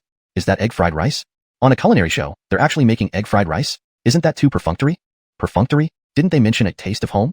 Seems like Callan is making sour soup noodles. Wonder if his injury will affect his Perfur Jacobs. Amidst the audience's chatter, both Tim and Callan finished their dishes almost simultaneously. They served small portions to the judges and Mr. Dong. The judges quietly tasted the dishes without speaking. After evaluating both works, they scored them. Callan received an average score of 9.4, impressively high despite his injury. He glanced smugly at Tim. However, Tim was confident in his dish. Sure enough, he scored 9.6, surpassing Callan by 0.2 points. All eyes turned to Mr. Dong, who set the question and held scoring rights. Everyone awaited his decision. Chapter 141. Victory. Ronald anxiously watched Brantley. Given the current situation, he was sure to lose. However, if Brantley gave him a high score or used the proposer's veto power, there might still be a chance for victory. Brantley's gaze lingered on both contestants for a few seconds before he finally spoke slowly. I like this bowl of egg fried rice. Everyone looked at the bowl in front of him. Despite the small size of the bowl, it was completely empty, an indication that his words were genuine. Well, it was a popular choice and an inevitable trend. Tim had already earned high marks from the judges, leaving little suspense about the outcome. He and Hobie exchanged smiles. I now announce that the chef who will win this round of Chef King Challenge is... The host was preparing to declare the result with grandeur when Ronald interrupted, shouting excitedly, this is unfair. I refuse to accept it. His outburst took everyone by surprise. The host was momentarily speechless, but Jacob aged to maintain composure thanks to the director's frantic signaling from offstage. In fact, this could be turned into an interesting point of interest since their production crew did not cheat, so they weren't afraid of Ronald causing trouble. Chef Chin, do you have any objections to the results? I would like to ask Mr. Dong a question. Ronald didn't have much to say regarding the judges' opinions. After all, one can't please everyone. But he knew Brantley personally. Why should he favor Tim? Brantley looked at Ronald in confusion. Please go ahead. Since your topic is the taste of home, I remember that Mr. Dong is from northern Shaanxi. Surely, the taste of noodles must be indelible in your memory. Why? Before Ronald could finish, Brantley laughed heartily. Ha ha ha, let me laugh a bit. You only know part of the story. Though my ancestry is from northern Shaanxi, I grew up in Tianzhou, so I am not particularly fond of noodle dishes. You made a wrong bet here. Since you feel it's unfair, let me briefly comment so you can be convinced of your loss. There's no denying that the sour soup noodles you made were very tasty, with chewy noodles and uniquely flavored topping. However, overall, it's too regional. Non-northern Shaanxi people would find it hard to appreciate its delicacy. This contradicts the concept of the taste of home, which I required. You tried to cater to my preference by making a northern Shaanxi dish. The judges giving you such high scores was already lenient. Speaking of myself, why did I like Mr. Walter's egg fried rice? Because he truly captured the essence of home. I still remember as a child, eating rice was a luxury, and only during New Year's could I enjoy my Camila's egg fried rice. That flavor has always been vivid in my memory. The rich aroma of lard, the fragrance of eggs, and the scent of green onions, it all matches. This is a shared memory of our generation, and it embodies the taste of home. Therefore, Mr. Walter's victory is well-deserved. Brantley had given Ronald some face. Only then did Ronald realize he had misunderstood. Brantley's words felt like an invisible slap, making him feel utterly ashamed. He even skipped the award ceremony, citing illness to leave early, unable to face his defeat. As a result, public opinion towards him rapidly deteriorated. How could he act like that, trying to flatter the examiner and failing miserably? Can't take a loss. That's right. Initially, I thought Ronald wasn't bad, but appearances can be deceiving. If he's scared of losing, he shouldn't have participated. Ronald's behavior was merely an interlude. Soon, the show concluded with Brantley presenting the crown to Tim. At the end of the program, Brantley revealed the surprise he promised, the opportunity to observe and learn from a state banquet master. While Tim wasn't as accomplished as Hobie remembered from the previous life, he was already a first-class chef capable of running a restaurant. Yet, the gap between him and a state banquet head chef was significant, and such opportunities were rare. Moreover, Tim enjoyed honing his culinary skills more than pursuing fame and fortune, which is why he stayed at Hong Yunlu naturally. He gladly accepted the opportunity and sincerely thanked Brantley. Hobie suddenly wondered if perhaps, without his help, Tim still had someone to guide him. He was destined to walk a solitary path because he was simply a dedicated person. So this was fine. The task of helping Tim win the championship is complete. Reward granted. The system notification rang at the perfect moment. After the show, the production team invited Tim to be the defending champion for the next round, but he politely declined. The competition went against his wishes, and he was forced into it. He disliked superficial displays and preferred practicality. The production team didn't pressure him further. Finally, after everything concluded, the three gathered at Hobie's small shop for a night of beer and barbecue, thoroughly enjoying themselves. Congratulations, Uncle Walter. Such an opportunity is rare. Wishing you smooth sailing and a bright future. Hobie raised his glass in a toast. You owe a lot to me, Ehong. Thanks to your advice on yesterday's barbecue and today's egg fried rice, I Jacob aged to save face. When I cooked the egg fried rice today, I felt as though I had divine asphalantance, performing exceptionally well. Later, I realized it was you who kept the pace for each step. Without your help, I couldn't have made such excellent egg fried rice. Thank you. I'll drink to you, Uncle Walter. Uncle Walter, you're exaggerating. It was nothing. Hobie raised his glass and drained it, feeling understood without words. Oh, right, Uncle Walter. What do you think of what I mentioned yesterday? I was about to bring it up, but I felt a bit embarrassed. You've helped me so much. Saying no feels shameful. But honestly, I'm not business material and can't help you much. Tim blushed, feeling awkward. No worries, I understand. Everyone has their path, and this is good. I support you, Hobie responded understandingly. From Brantley's offer of a state banquet learning opportunity, Hobie knew he wouldn't get Tim as a partner. Frankly speaking, besides culinary skills, Tim wasn't a good business partner. He lacked business acumen. My uncle isn't suitable. How about me? Franklin suddenly chimed in, dead serious despite their initial assumption that he was joking. Donghai, don't be rash. Focus on your studies. Otherwise, your father will blame me, Tim exclaimed, worried about his precious nephew being distracted from academia. Hobie can study and run a business at the same time. Why can't I? Note, the translation aims to retain the original tone and style while ensuring it is natural and coherent in English. Leonardan breaks and paragraph structure are maintained as in the original text. Chapter 142, Collaborating with Franklin. Tim was taken aback by his nephew's remark. Indeed, if Hobie could do it, why couldn't Donghai? He realized that he had subconsciously treated Hobie as a grown-up, even though his own nephew was actually older. In the end, he chose to acknowledge the situation and let the two young men discuss it on their own. Franklin approached this matter seriously. When Hobie mentioned it yesterday, his eyes lit up with interest. The boy didn't lack money, but he did crave a sense of achievement and fulfillment. If Hobie could make money while studying, why couldn't he? He had a strong feeling that if this venture were to succeed, it would bring both fame and fortune. Hobie, having come from nothing, had a keen eye for people. Seeing the determination in Franklin's eyes, he thought that giving him a chance might just yield a pleasant surprise. How do you want to collaborate? Hobie asked directly. Franklin had clearly come prepared. He immediately produced a passbook. This contains all the money given by my family and what I've earned since childhood. Let me know how Jacoby shares I can get. I want to invest and work with you. Hobie opened the passbook to find 10,000 yuan, which was a significant amount for a young person during this era. It seemed like his family was quite well off. After roughly estimating the initial investment, Hobie planned to start with 10 shops. 10 stores annual rent in good locations, averaging 3,600 yuan each, would be 36,000 yuan. Simple renovations, custom signs, and equipment for selling braised meat could cost around 5,000 yuan. Initial employee wages, assuming one employee per store at 1,000 yuan per month, would total 60,000 yuan for half a year, not including expenses for processing braised meat. For the production facility, located in the city center, Hobie considered buying a house to simplify future operations. He also planned to purchase a minivan for daily deliveries. However, he didn't plan to include these costs, treating them as personal expenses. Next, hiring workers for the processing side and investing in equipment would cost around 50,000 yuan. Raw materials would require another 10,000 yuan initially. The total came to approximately 160,000 yuan. At least that much would be needed to set up the chain properly. There were some minor details yet to be calculated, but they weren't critical issues for now. The real investment wasn't the money but his secret recipe, the most valuable asset. To attract a partner, he needed to show the greatest sincerity. Based on my estimation, your 10,000 yuan can cover about 6% of the shares. Given that I will be busy and may not have time to Jacoby-age the stores later on, you'll need to take on more responsibilities. Therefore, I'm offering you 10% of the shares. What do you think? Franklin was astonished. He expected to get only a fraction of a percent with his modest investment. After all, Hobie was contributing capital, technology, and the lion's share of investment. Giving him 10% felt too generous. You could give me 2 or 3%. 10% is too much. I feel undeserving. Yes, that is too much, Tim agreed. Without Hobie's secret formula and significant investment, Franklin wouldn't achieve much with his small contribution. Greatness comes with great responsibility. I am entrusting you with this responsibility because I have Jacoby commitments. Once things are stable, all matters will fall on your shoulders. That's why I'm offering you this share. Do you dare to accept? Franklin clenched his teeth. What's there to fear? I'll accept. A Jacob's word is his bond. Franklin accepted the 10% share, and over the next few decades, he would shoulder the responsibility of growing the chain store business across the country, as Hobie had envisioned. The two young men looked into each other's eyes, seeing ambition and confidence. Tim sighed, realizing how old he had become. Watching these young people with ideas and courage to try made him admire youth. Next, they finalized the specifics. They aimed to complete all preparations within a month. Since Franklin was local, he took charge of finding houses, leasing, and renovating. Hobie would handle securing a house for the processing workshop, purchasing vehicles, hiring employees, and training staff. Tim and Sonia only needed to finish their current roles before transitioning to new ones. They were reluctant to leave their little shop, their first home in Tianzhou. Some loyal customers knew they would close down next month, lamenting that they would miss out on the delicious grilled skewers and fried rice. However, the braised meat products would continue to be sold, with new employees taking over the store. The students who helped out and Hobie's roommates were informed of the changes and understood the situation, helping until the end. Having not returned to the dormitory for a long time due to being busy, Hobie noticed that his classmates had become distant. Different paths inevitably led to diverging friendships. Time filtered out those truly worth cherishing. Franklin didn't have a mobile phone, but wrote down Hobie's number for easy contact. After a hearty meal and conversation, they parted ways. The next day was the calligraphy competition award ceremony. Hobie, Aiko, and Corey arrived on time. Corey proudly presented the award, personally handing the scroll to Hobie and encouraging him to continue his efforts. Teacher and student embraced warmly. Hobie heard the system's familiar prompt, mission completed. Won the calligraphy competition. Copy card reward issued. Please claim and use it. Receiving another copy card felt like a significant achievement. Hobie noticed that the system's asphaltons had diminished as he grew stronger.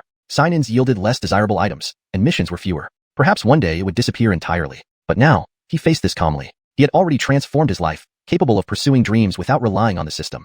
Chapter 143, Corey's grandson shows up. Because Aiko was the winner of the regular script group, Prince Lau finally presented her with the award. Notably, Corey had specially prepared a piece of calligraphy for Aiko, which featured regular script. It read, "There will be times when the wind breaks the waves, and I will hang my sail to cross the vast sea." This message served as an encouragement to Aiko. Corey was truly considerate, even though Aiko did not feel he was favoring her over others. Receiving a gift from her teacher made her feel valued. To Corey, first or second place didn't matter. Both were his disciples. What mattered was that they both had the heart to strive upward. That was enough for him. The three of them walked out of the Calligraphy Association, chatting merrily. But this scene caught the eye of a young Jacob waiting at the gate. His eyes red. He charged up angrily. "What a pleasant mood you're in, Master Chun." His face was filled with hatred as if Corey had wronged him deeply. Corey's expression changed instantly. "Xiao Raniak, I've already given you the money. I can't do anything more." Hobie and Aiko looked at the young Jacob in confusion. Corey's attitude toward him seemed lenient, as if addressing a junior. "Unable to do anything more? My Grand Camilla was once your legal wife who gave birth to your children. Now that she is in critical condition, you won't even say a kind word. You call yourself a great calligrapher, yet you are heartless and no better than swine." The young Jacob named Xiao Raniak stood in front of the Calligraphy Association, cursing loudly. A crowd gathered due to the award ceremony happening today. Hobie and Aiko's expressions changed. Was this Jacob really their master's grandson? How could he curse like that? "Young Jacob," Aiko began, "your Grand Camilla cheated on my master and remarried right after their divorce, complaining about him focusing on his studies and neglecting the family. She just used it as an excuse for her infidelity. After the divorce, your Grand Camilla still took most of my master's salary and allowances every month to support her lover and your entire family. She even asked him to pay for a house, depleting his savings. She never even visited him during holidays. Keeping a dog would have more conscience than you all." As a girl, Aiko naturally knew some gossip about Corey's past. It was a well-publicized scandal back then, and Jacobi people knew some insider details. Regarding the financial matters, she accidentally discovered an expense record on Corey's desk. Older generations often kept detailed records. Aiko noticed a large monthly expenditure that went to a Wajacob named Rosalie, later learning that this Wajacob was his ex-wife. Even after the divorce, Corey continued to provide Rosalie with living expenses sufficient to support a large family. Last year, there was also a $10,000 payment for Xiao Raniak's house. Hearing these words, Xiao Raniak was clearly taken aback. The facts contradicted what he believed to be true. From childhood, he was told that his grandfather was an evil Jacob who spent his money on students, ignoring his own family, leading his Grand Camilla to divorce him in frustration. In his mind, his step-grandfather provided for his family, even financing his wedding last year. Naturally, he harbored deep resentment toward Corey. But now, what he heard made him hesitate, softening his stance slightly. "You can't leave. You owe us help with Grandma's situation." He blocked the way. Hobie, realizing the increasing crowd, decided to intervene to protect his master's dignity. He dragged Xiao Raniak towards the car. "Let's discuss this somewhere else." Corey tacitly agreed. Xiao Raniak was forced into the passenger seat. Back at the school, Corey remained silent, sensing his grandson's hostility. They met only a few times when Xiao Raniak was young because Rosalie forbade him from seeing the child. He had imagined Xiao Raniak growing up to be someone admirable, like Hobie, but reality shattered that vision. Although disappointed, he still tried to help him financially out of a sense of duty to his ex-wife, despite her betrayal. When they arrived home, Corey offered tea calmly. "Please sit while I get the tea." "I don't want tea. Will you help or not?" Xiao Raniak slapped the table, agitated. Hobie placed a hand on Xiao Raniak's shoulder, applying subtle pressure. "Speak respectfully to my master." Cowardly, Xiao Raniak dared not retaliate against Hobie, fearing retribution. Corey, noticing Hobie's protectiveness, said nothing. He poured 3 cups of tea and brought out his ledger and remittance receipts. "Legally, I should have stopped supporting your father at 18, but I continued paying so you could live better. I fulfilled my moral obligations. Last year, I paid for your wedding, and I sent another sum recently. I can't give any more. As for what you mentioned before, I simply cannot do it," Corey stated calmly, ending the discussion.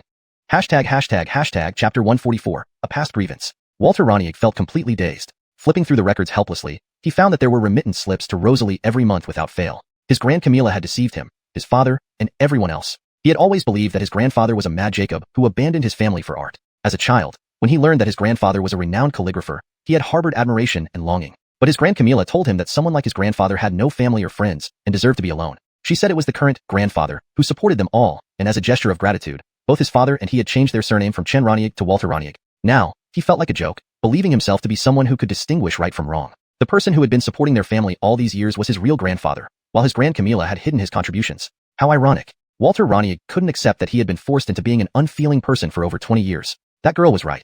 Raising a dog would have more conscience than they did. He lived in a house bought with Hansen Ping's money, but never once visited this elderly Jacob. It was hard to imagine how he survived alone for so Jacoby years. His face flushed red as he avoided Hansen Ping's gaze. I didn't know. Grandma never mentioned it. He tried to defend his past indifference. Hansen Ping had long since lost any hope and expected Rosalie to do something like this. I know, he said. Though your Grand Camilla wronged me, she's now on her deathbed, barely clinging to life. In consideration of our past relationship, I beg you to save her. Only that doctor can perform the surgery. He said he'll do it if you agree to kowtow and apologize to his father.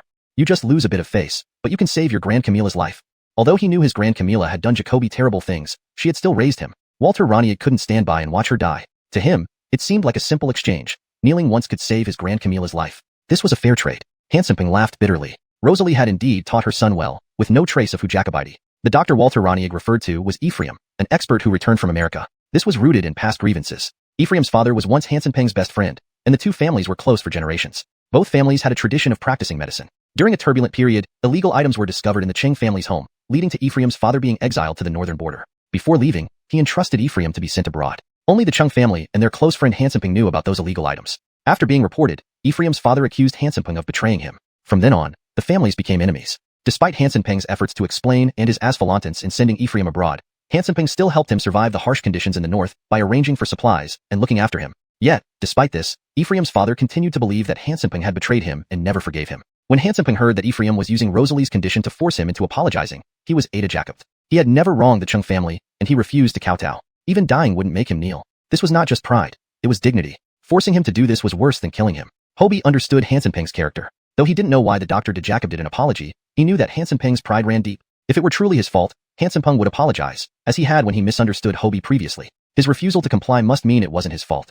Since it's only about losing a bit of face, why don't you do it? You're the nominal grandson, aren't you? Wanting to save your Grand Camilla, surely you wouldn't mind kneeling and apologizing, right?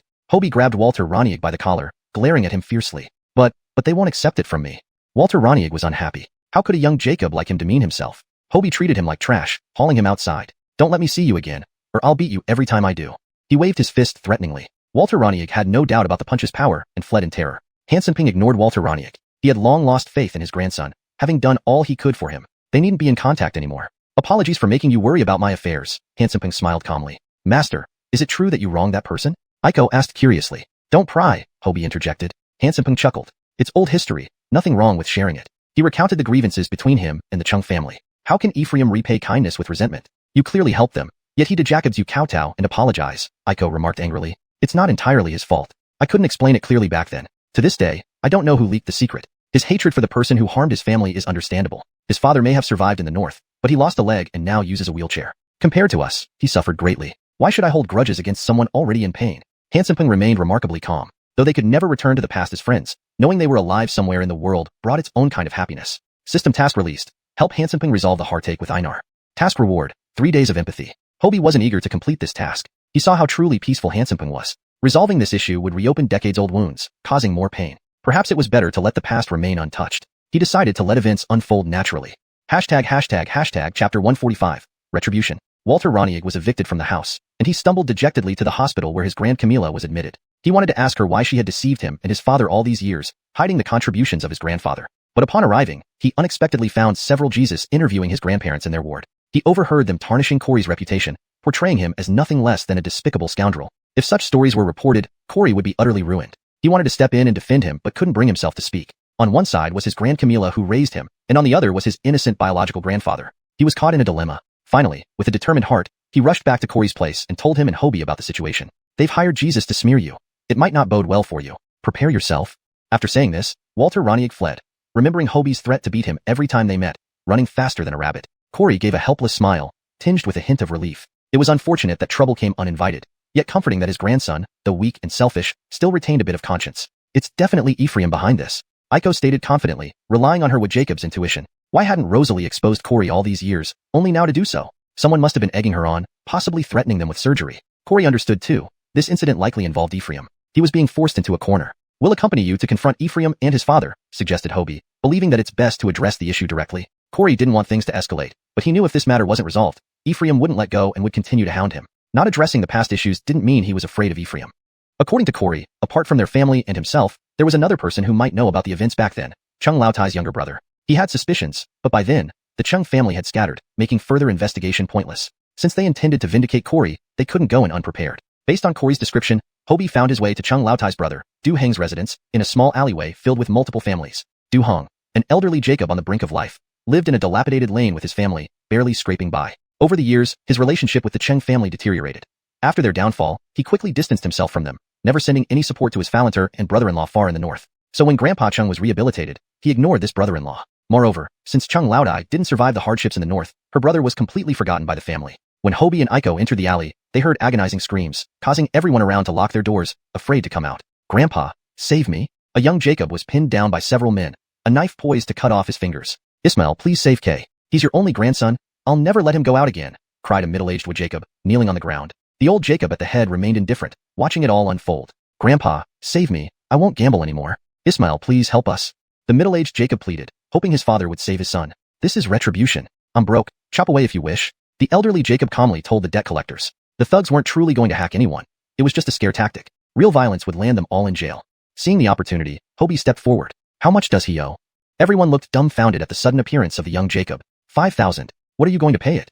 One of the thugs said. On the ground, Kay yelled. "It's only 2,500, not 5,000. Be quiet. It grows daily. You're overdue for half a month. Doubling is normal."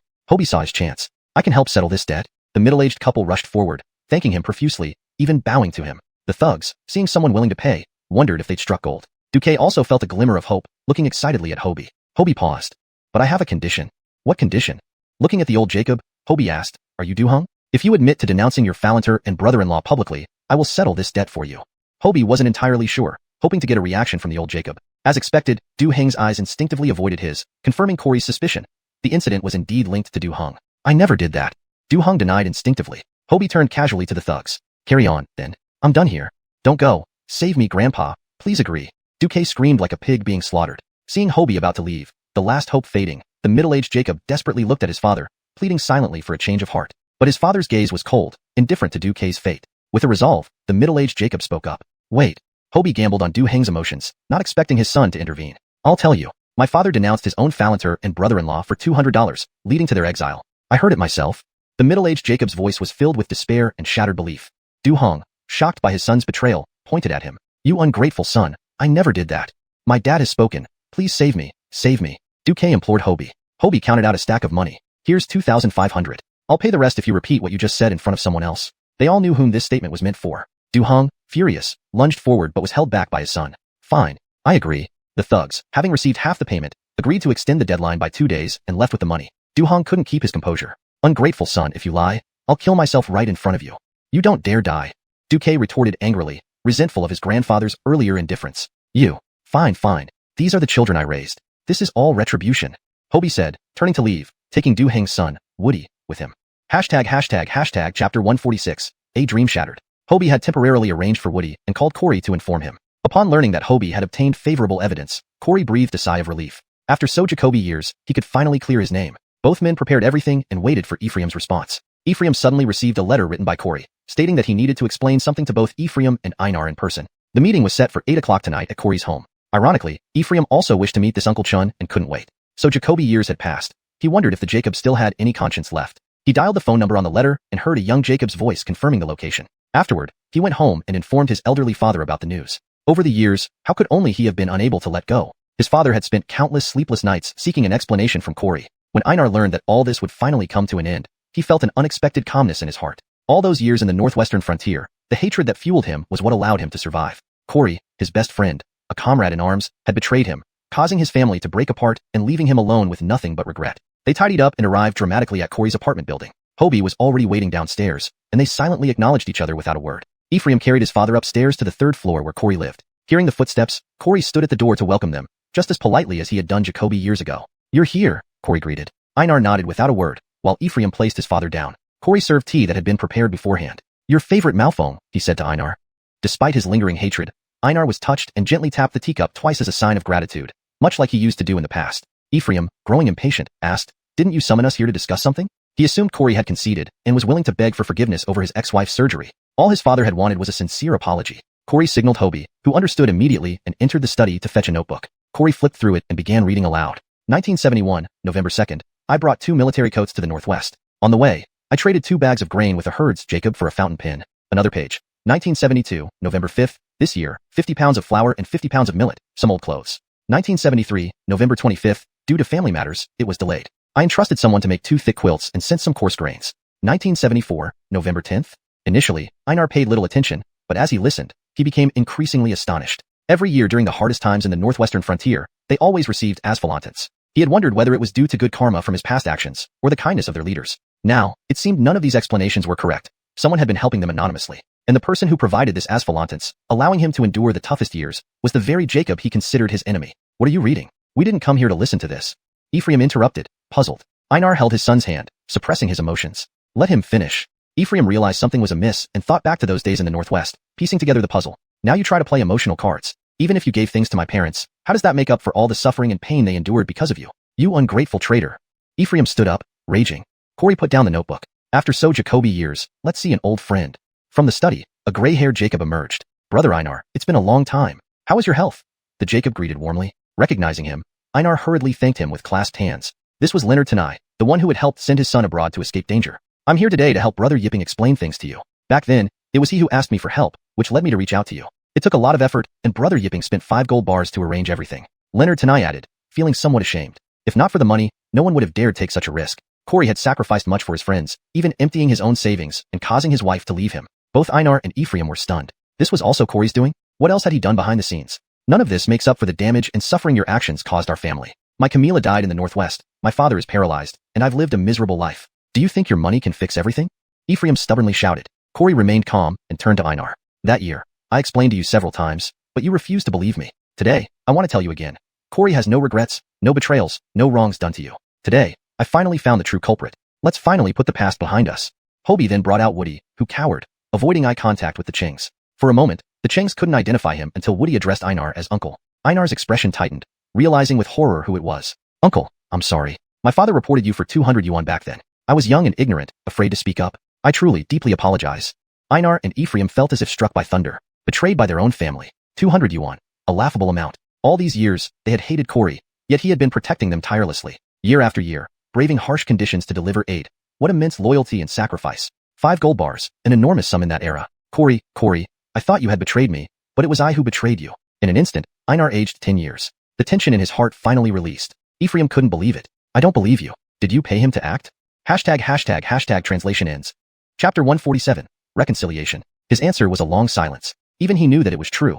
It just felt too heavy to bear. Ephraim rushed forward and punched Woody, drawing blood from his nose. It was laughable, hateful. They had hated him for decades, only to realize they had been blind and mistaken. They were betrayed by their own relatives. Yet this wronged friend had always helped them in secret. Suddenly, Ephraim recalled the traps he set for Corey recently, planning even to expose him on TV. His face flushed with shame. Einar, bracing himself, knelt on the ground and slapped himself hard several times, facing Corey. Yipping, I have wronged you. All these years, I have doubted you. And so did Ephraim, treating you as an enemy. Back then, if it weren't for you, our family would really be ruined. This slap is gratitude for your kindness despite past grievances. This one for sending away Ephraim and saving our family's lineage. And this one for all the debts I owe you which I can never repay. Einar bowed his head 3 times firmly. Corey didn't stop him.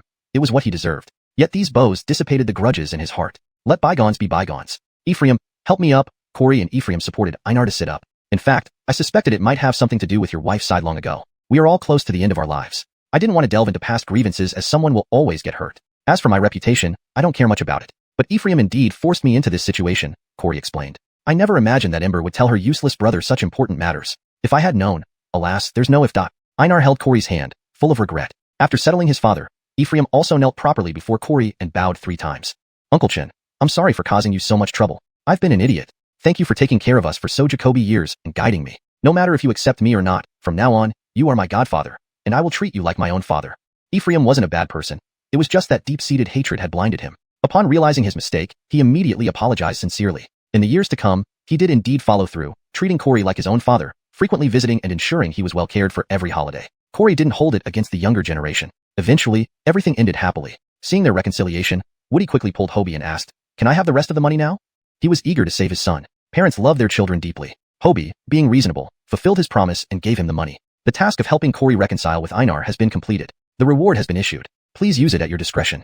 With this, the matter came to a close. Ephraim withdrew the negative news from the media and replaced it with a report on Corey's life. For Rosalie's surgery, Corey told him to follow his doctor's duty without considering his opinions. In the end, driven by his mission as a doctor, Ephraim performed the surgery successfully, and Rosalie survived. Having done all he could for them, Corey cut off their financial support. Walter Roniak, after this experience, gradually became self-reliant, able to support his family with his own hands. He visited Corey during holidays, often without Rosalie knowing. After this, Hobie began the tight preparation for the braised food store. Aiko tried her best to help as well. Firstly, they recruited local women who had families, aiming for stability. Braising food required fine work, and women were more suitable due to their meticulous nature. A lesson Hobie learned firsthand. Female students working in the store were indeed more thorough than male ones.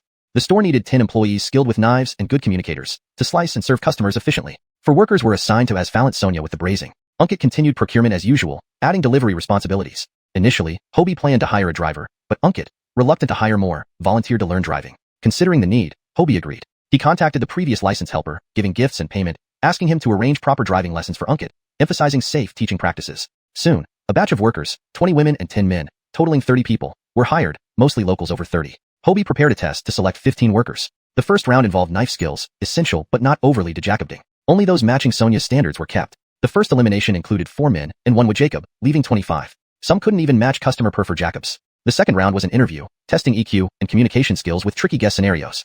Hobie didn't expect much, just needing 10 competent salespeople. Indeed, most were honest but poor communicators. However, honesty brought trust. 10 were chosen for selling braised foods, receiving further training. Those who couldn't speak well or were overly flattering were eliminated, leaving 15, 10 for the shop, 5 for processing. Training under Sonia and Aiko commenced, while Hobie searched for suitable housing.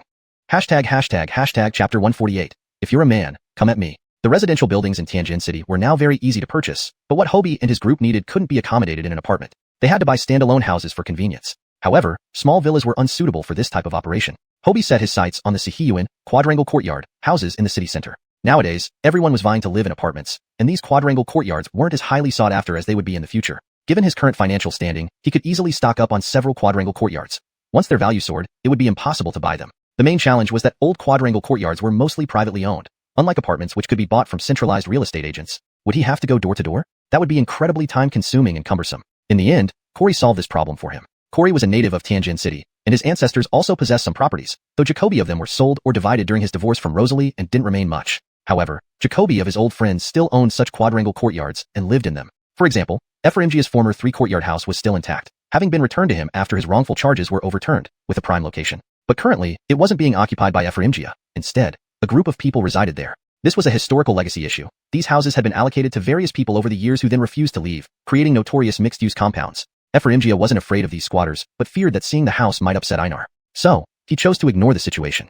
When he heard that Hobie wanted to buy a quadrangle courtyard, Ephraimgia immediately offered to give it away for free if Hobie could only deal with the occupants. After inspecting the property, Hobie found it satisfactory. It wasn't far from Jinlong Bay, making it convenient for Sonia and others to commute. He wasn't greedy. He would pay the full price. The 3-courtyard house would be worth about 1 million yuan based on market prices, without considering the interior decoration, which was likely ruined by tenants over the years. It would need refurbishment once recovered. Seeing that Hobie generously transferred 1 million yuan without hesitation, Ephraimgia gladly accepted it, thinking that Corey's disciple was quite exceptional, achieving so much wealth at a young age. After finalizing the transfer procedures, the quadrangle courtyard officially became a Leonardo household property.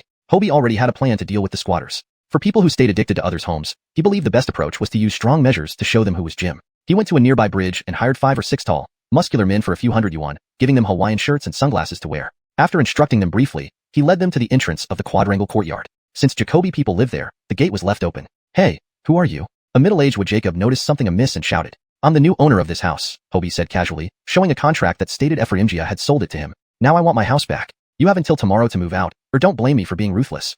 Hobie picked up a brick and split it in half with a single chop, stunning those hanging clothes outside. One Jacob, not intimidated by Hobie, came forward to challenge him. Hobie seized the opportunity to demonstrate his power. With perfect aim, he kicked the Jacob into a flying position, landing softly on a bedsheet in the yard to avoid serious injury. This dramatic visual shocked everyone. Children burst into tears, and even the hired actors Hobie brought along were frightened by his strength. No more brave souls? Good. Leonardston up, you have until today to find a new place, whether it's renting or staying with relatives. By tomorrow morning, I'll come back, and if anyone remains, I'll help you move, not gently. These words sent everyone nodding nervously. Satisfied, Hobie left with his henchmen, knowing these people would comply due to fear. They took advantage of Ephraimgia's kindness, and Hobie wasn't going to be lenient. The next morning, Hobie arrived with Unkit to inspect the house. Sure enough, the premises were empty, looking ransacked and disorganized. Entering one room, Hobie saw peeling paint and nothing left except a wooden frame bed, indicating the occupants had listened to him. The 3-courtyard compound was large, so they checked each room carefully. Hanhao, come quick. Unkit shouted. Inside another yard, Hobie found Unkit holding a malnourished child around waist height. He suddenly bit me when I was checking this room. Unkit pointed at a nearby room. As Hobie approached to inspect, the boy yelled, "Don't touch my Falanter. If you're a Jacob, come at me." Hobie and Unkit laughed. This kid had some guts, but he had a Falanter? Note, the paragraph structure and line breaks were maintained as per the original text. ####Chapter 149, Carnell and Xena. Unkit held back the boy, while Hobie entered the house to look for the boy's Falanter. The room was surprisingly clean but had little of value. Everything was old and dilapidated, with a pile of garbage in the corner. Hobie glanced around and didn't see any child at first. He used his X-ray vision for another look. Finally, he spotted a little girl with pigtails hiding inside a wardrobe, peeking through the door crack. He wasn't sure what the situation was with these siblings. Hobie pulled out an orange from his pocket that his Camilla had given him in the morning. Who wants to eat an orange? The little girl licked her lips, and the wardrobe door opened slightly, then closed again. She remembered her brother's warning. Strangers were trying to make them leave. She mustn't leave the wardrobe. Hobie thought the girl was quite cautious. So, he placed the orange by the wardrobe door and left. Seeing he hadn't found his Falanter, the boy sighed in relief. "Where are your parents?" Hobie asked the boy. A hint of sadness flickered across the boy's face before he quickly became composed. "My father is dead, and my Camilla ran away. It's just the two of us." Both Unkit and Hobie showed their pity. This child looked so young, yet without parents. How did he survive? "Do you have any other relatives?" "There's an aunt, and I initially wanted to send my Falanter there for her to look after, but she treated my Falanter poorly, refused to feed her, and even beat her. So, I brought her back," said the boy, his eyes full of hardship despite his young age. He had already experienced much of life's coldness and warmth. "How long have you been living here, and how do you Jacobiage?" Hobie kept his voice as gentle as possible. The boy detected his concern. In the time since he'd been fending for himself, he had encountered Jacobi people. He understood that these two shouldn't be bad. Bad people wouldn't ask such questions. They would just throw him out. "We used to live here with our family. Grandparents passed away early, and last year, my father was crushed by rocks on a construction site. The 4 Jacob gave some compensation, and my Camilla took the money and fled. Originally, we lived in 3 rooms, but neighbors took over 2 of them. We've been staying in this one room, with me locking my Falanter inside during the day, while I go out to collect trash to sell for food. This is how we survived for a year," the boy explained clearly. Sometimes, misfortune strikes those who are already down and out. Hobie never expected these 2 kids to be worse off than he once was. At least he had parents protecting him, while they endured so much at such a tender age. Unkit felt compassion too. Being kind-hearted, he couldn't bear seeing these children suffer. "How old are you?" "I'm 6 this year, and my Falanter is 4, the boy answered frankly. "I don't see you having anywhere else to go. Here's what we can do. We're about to start work here soon. You and your Falanter can help watch the gate and deliver messages when visitors come. I'll take care of you, provide meals and lodging. What do you think?" This idea had just occurred to Hobie. The compound was large, and it was inconvenient for outsiders to knock on doors without notice. They needed someone trustworthy to handle gatekeeping duties. Historically, wealthy families always had gatekeepers for confidentiality and security. Perfectly fitting for the kids, it could also teach them to earn a living through labor, which suited well. While his wealth could easily support numerous children like them, simply giving without teaching self-reliance wouldn't truly help. Teaching to fish was better than giving a fish. The boy couldn't believe such good fortune. His eyes lit up. "Are you serious? We can stay?" "Just saying the truth, no tricks. Go get your Falanter. She might get stuffy in there." Hobie patted his head. The boy realized Hobie had known all along but chose not to expose him. Excitedly, he ran in to tell his Falanter the news. Unkit also thought it was a great idea. It helped the children and solved the gatekeeper issue. After inspecting the house thoroughly and confirming everything was in order, Hobie contacted Clifton for construction workers. Some areas were to be demolished, while others renovated. The front courtyard was to be converted into guest space and worker housing. The children would live here too, as well as workers willing to reside here due to the large compound. The middle courtyard would become a processing workshop. Since the traditional quadrangle rooms were small, they had to be divided into functional areas. One room for storing raw materials, including buying a big refrigerator. Another room for cleaning and preparing the materials. Several rooms dedicated to processing ready-to-eat foods, requiring gas stoves and modifications. A side door for transporting finished products conveniently. The rear courtyard would be repaired for family use, especially if parents were busy and needed to stay overnight occasionally. Currently, the house wasn't fully utilized, but as business grew, more people would fill it. With the renovations underway, it was inconvenient to live there. Hobie decided to take the children home temporarily. They were attached to their belongings, old clothes, rags, etc. Hobie promised new items for everything. Upon inspection, all their clothes were ragged and dirty, short-sized, and smelly. The quilt had a strong urine odor, indicating poor hygiene due to lack of adult supervision. Nothing in their home was decent. Determined to change this, Hobie aimed to ensure they had everything new for their new roles as gatekeepers. The children were overwhelmed with joy, repeatedly thanking the brother throughout the journey home. Sonia, upon hearing this, hugged the children, tears streaming down her face. "Good children, you will stay with Auntie. Though I'm not rich, you will never worry about food or clothing." The boy knelt before Sonia, crying and introducing himself as Carnell, and his Falanter Xena, expressing gratitude for their kindness, promising a lifetime of service. Neither Hobie nor Sonia expected repayment. They acted on impulse. Leonardo did they know, their kindness would bear fruit in time. Carnell kept his promise, treating Unkit and Sonia like parents and Hobie as a beloved elder brother. That day, Sonia took the children shopping for essentials. Each child got several sets of new clothes, thick winter coats, undergarments, shoes, and socks. New bedding and toiletries filled bags. Sonia even made them sleep in Hobie's room, relegating him to the sofa. The children were awestruck. Even with their biological parents, they hadn't been treated this kindly. Xena lay in her new bed, freshly washed and dressed in new clothes, feeling dazed. "Brother, am I dreaming?" "Silly girl, it's real. Go to sleep." Carnell comforted, patting her head. Chapter 150. Wingxiangju Cold Dish Company opens for business. Carnell got up early in the morning to help Sonia, being even more considerate than her own son Hobie. He immediately won over Sonia's heart. The two kids were truly dear to her. Franklin was very reliable as well. He had already found 9 stores in different areas, adding to the current Wingxiangju operated by Unkit, making a total of 10 stores. They just waited for Hobie's final check before signing contracts and paying rents. It only took them one day to settle this matter. Franklin did find locations that were all good and mostly small storefronts. Hobie decisively signed the contracts and prepaid 1 year's deposit. To save time, he entrusted the renovation work to the construction team that had been fixing their Sihiyuan. Actually, there wasn't much to renovate. Just make the walls cleaner with plaster, set up platforms outside the doors for various cold dishes for customers to choose from, and another platform inside for placing items. After this, they just needed to wait for the Sihiyuan renovations to be completed before training staff and preparing for business. During the waiting period, Hobie bought a new minivan with Unkit, still from Dan's store. Why let profits slip into others' hands? This time, however, Dan wanted to offer an 80% discount, but Hobie refused, not wanting him to lose money every time. Unkit now practiced driving for 2 hours every day, getting more and more familiar with it. Thinking about soon owning a new car made him sleepless. He never imagined he would live such a good life, having a car, a house, and savings. Leonard was sweet. Regarding kitchenware, stoves, pots, pans, etc., for both the Sihiyuan and stores, Hobie left it to Sonia to handle. He only helped buy 2 new freezers for the Sihiyuan. When the old freezer in the store moved over, they'd have 3 refrigerators for storing meats and other necessities, which would suffice. The Sihiyuan was finally renovated according to Hobie's instructions. Unkit and Sonia ceased operations on a certain morning. With minimal luggage, the family left the shop quietly. Customers noticed Wingxiangju was suddenly closed, except for the sign. A notice posted on the door announced reopening after 10 days. Hobie kept the Wingxiangju sign. It was the name after they got their first shop, given by his master Corey, and he planned to use it for future cold dish stores. No matter how Jacoby stores they opened, they would all be called Wingxiangju. Aware of trademark importance, he registered it and customized signs for all stores. Thus, Tianzhou City Wingxiangju Cold Dish Company was established. With everything prepared, they held a family meeting before opening, including Aiko, Franklin, Carnell, and Xena. It was a collective effort, requiring division of labor based on everyone's capabilities to function smoothly. Unkit would Jacobege purchasing and deliveries, buying raw materials and delivering cold dishes to each store. He would also collect daily revenue from each store every evening and hand it over to Aiko. This meant early mornings, but he could balance Sonia during idle times. Sonia would be responsible for the formula proportions and Jacobaging 5 workers, ensuring tasks were assigned properly. Knowing it might be tough initially for Sonia, who hadn't Jacobaged people before, Hobie assured her support was always available. Franklin would oversee sales, observe each store's per for Jacobs, and recruit new employees when expanding. As for Aiko, her main task was accounting, calculating daily revenue based on delivery lists and collected funds, estimating earnings or losses, checking employee integrity, handling company finance, salaries, and taxes. She was quite skilled at these tasks. Carnell and Xena listened attentively, and seeing they weren't mentioned, Carnell raised his hand. Brother Ihong, what about us? You two will be our gatekeepers, ensuring no bad elements enter. Hobie smiled. Carnell mimicked soldiers on TV, saluting and saying, I'll ensure it. Everyone laughed. Finally, salary issues were discussed. Hobie decided Unkit, Sonia, Aiko, and Franklin would each have 10% shares, totaling 40%, while he'd retain 60%. Dividends would be distributed annually, and monthly salaries would be issued. Each person received a monthly salary of 2,000 yuan, which was high by today's standards. Everyone was satisfied. For Carnell and Xena, they would get 500 yuan per month, including room and board, for watching the gates. Although limited in ability, Hobie wanted to prepare them financially for school next year. Upon learning they could earn 1,000 yuan a month together, Carnell was astonished, feeling they had encountered a kind-hearted deity. After training, Wingxiangju officially opened after 10 days. Unkit obtained his driver's license and was ready to hit the road. Hobie didn't publicize extensively. No ribbon-cutting ceremonies. They simply opened one day with a sign advertising a grand opening with 20% discounts for 3 days, encouraging trials. The flavor attracted numerous customers. Nobody left without purchasing something, especially since it was discounted. Each of the 10 stores sold out on the first day. Aiko calculated that day's income after school. Every store sold its entire stock, earning around 1,400 yuan each. Some stores could increase supply tomorrow.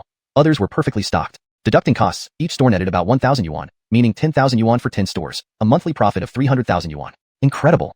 Unkit and Sonia couldn't stop smiling. Before, despite working tirelessly with grilled foods, fried rice, and cold dishes, they barely earned a few thousand monthly. Now, they earn more effortlessly. Though initial investments were significant, the return was swift. It seems like you haven't provided any new Chinese text to translate. If you have a specific passage or chapter you'd like translated, please provide the text, and I'll be happy to value with the translation. If you need a continuation or further details on the previous content, feel free to specify as well.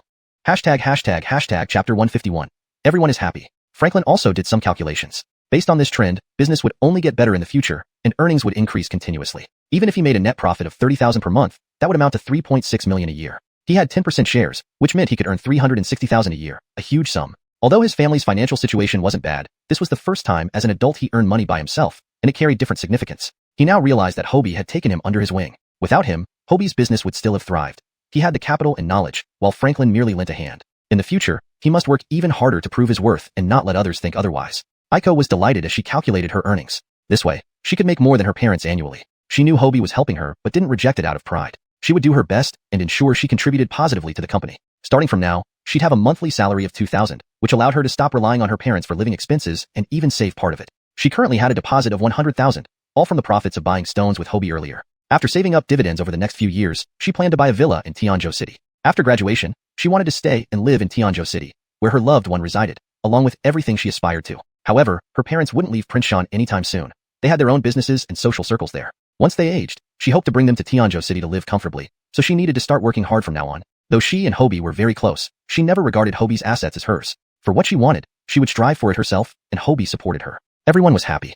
Hobie saw everyone's joy and felt satisfied too. He didn't need this small fortune as he could afford to support his parents and family. However, he wanted them to realize their value through effort and find happiness. That was the purpose behind his actions. The prepared food shop steadily grew, gradually gaining market traction, and the business stabilized. Daily net income stabilized around 12 to 13,000 yuan. With things running smoothly, Hobie decided to step back and focus on his own affairs. The new house in Jinlong Bay had been renovated and ready for occupancy after airing out. The family lived temporarily in the courtyard for business convenience. Choosing an auspicious day, they officially moved into the new house in Jinlong Bay. They invited old friends like Juanita, Clifton, Corey, Walker, Geary, Bruce, Franklin, and Tim for a celebratory hot pot gathering. The elderly guests honored them by attending, bringing carefully prepared gifts, exceeding Hobie's expectations. Initially, he thought people like Ronnie Guadalupe who once helped with the driver's licenses should be included, but considering their busy lives, he decided to visit another day. The two villas were decorated in different styles. The elders preferred traditional Chinese aesthetics, while the younger ones leaned towards simple European designs. Overall, Clifton's recommended engineer was reliable and meticulous. No flaws were found in any detail, and the furniture choices were pleasing, making everyone content. Clifton indeed had good judgment in choosing trustworthy friends.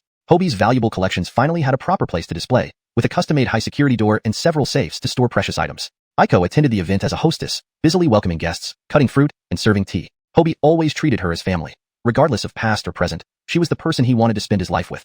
The family prepared a lavish feast, catering to their esteemed guests who, though from different circles, shared a harmonious evening. The feast concluded with full plates and plenty of conversation before everyone bade farewell. Time flew by as Hobie had been in Tianzhou City for months, meeting numerous friends, still feeling like it was all a dream sometimes. The store's business gradually stabilized, and Hobie's life returned to calm. Final exams approached, and while he occasionally attended classes, he mostly stayed home studying. Bruce brought over a large box of notes and rare books when he visited last time, suggesting Hobie read them for an initial understanding. Since Hobie switched majors, Bruce hadn't followed up on his progress. Undergraduate studies were rudimentary compared to graduate-level research, and coincidentally, he learned from a colleague about a student who skipped classes but received no complaints from teachers. Curious, Bruce inquired and discovered it was Hobie. He underestimated this young Jacob's capabilities, realizing he excelled beyond undergraduate levels. So, at this gathering, he brought books for Hobie to review, offering to discuss early completion of his undergraduate degree and entry into graduate studies if he could keep up.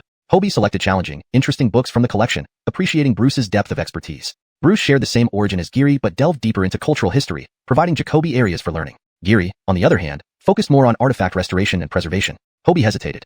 He had one more replication card left. Should he use it to replicate Geary's restoration and preservation skills? With business running smoothly, Hobie's life slowly returned to normal. Only a month remained until the end of term exams. He occasionally attended classes but mostly stayed home reading and studying. When Bruce visited previously, he brought a large box containing his personal notes and some rare books, urging Hobie to go through them initially. Since Hobie had changed majors, Bruce hadn't kept track of his studies. Given his status as an undergraduate, Bruce usually taught postgraduates. By chance, he heard from a faculty member about a peculiar student who hadn't attended classes for a long time, yet received no complaints from teachers. Intrigued, he learned it was Hobie. Clearly, he underestimated the student's prowess, realizing Hobie was well ahead of his undergraduate peers. Thus, Bruce brought books for Hobie to preview, offering to speak with the school if Hobie could handle advanced coursework, allowing him to complete his undergraduate studies early and join Bruce's graduate program. Hobie chose some challenging and interesting books from the selection, impressed by Bruce's expertise. Bruce and Geary shared similar origins, but Bruce's research into cultural history went deeper, offering much to learn. Meanwhile, Geary specialized in artifact restoration and preservation. About these topics, Hobie was somewhat hesitant. He had one remaining replication card. Should he use it to replicate Geary's restoration and protection skills? Chapter 152. Encountering a hijacking. Hobie had not yet made up his mind because, for him, obtaining a duplicate card was no easy feat, and he didn't want to use it carelessly. At this moment, Juanita suddenly called. It turned out that the auction time had been set. This time, Juanita planned to attend in person to witness the grand auction of this piece of jade stone. She asked Hobie if he would be interested in being her bodyguard again. Initially, Hobie did not want to go. For him, such an auction was only about the result.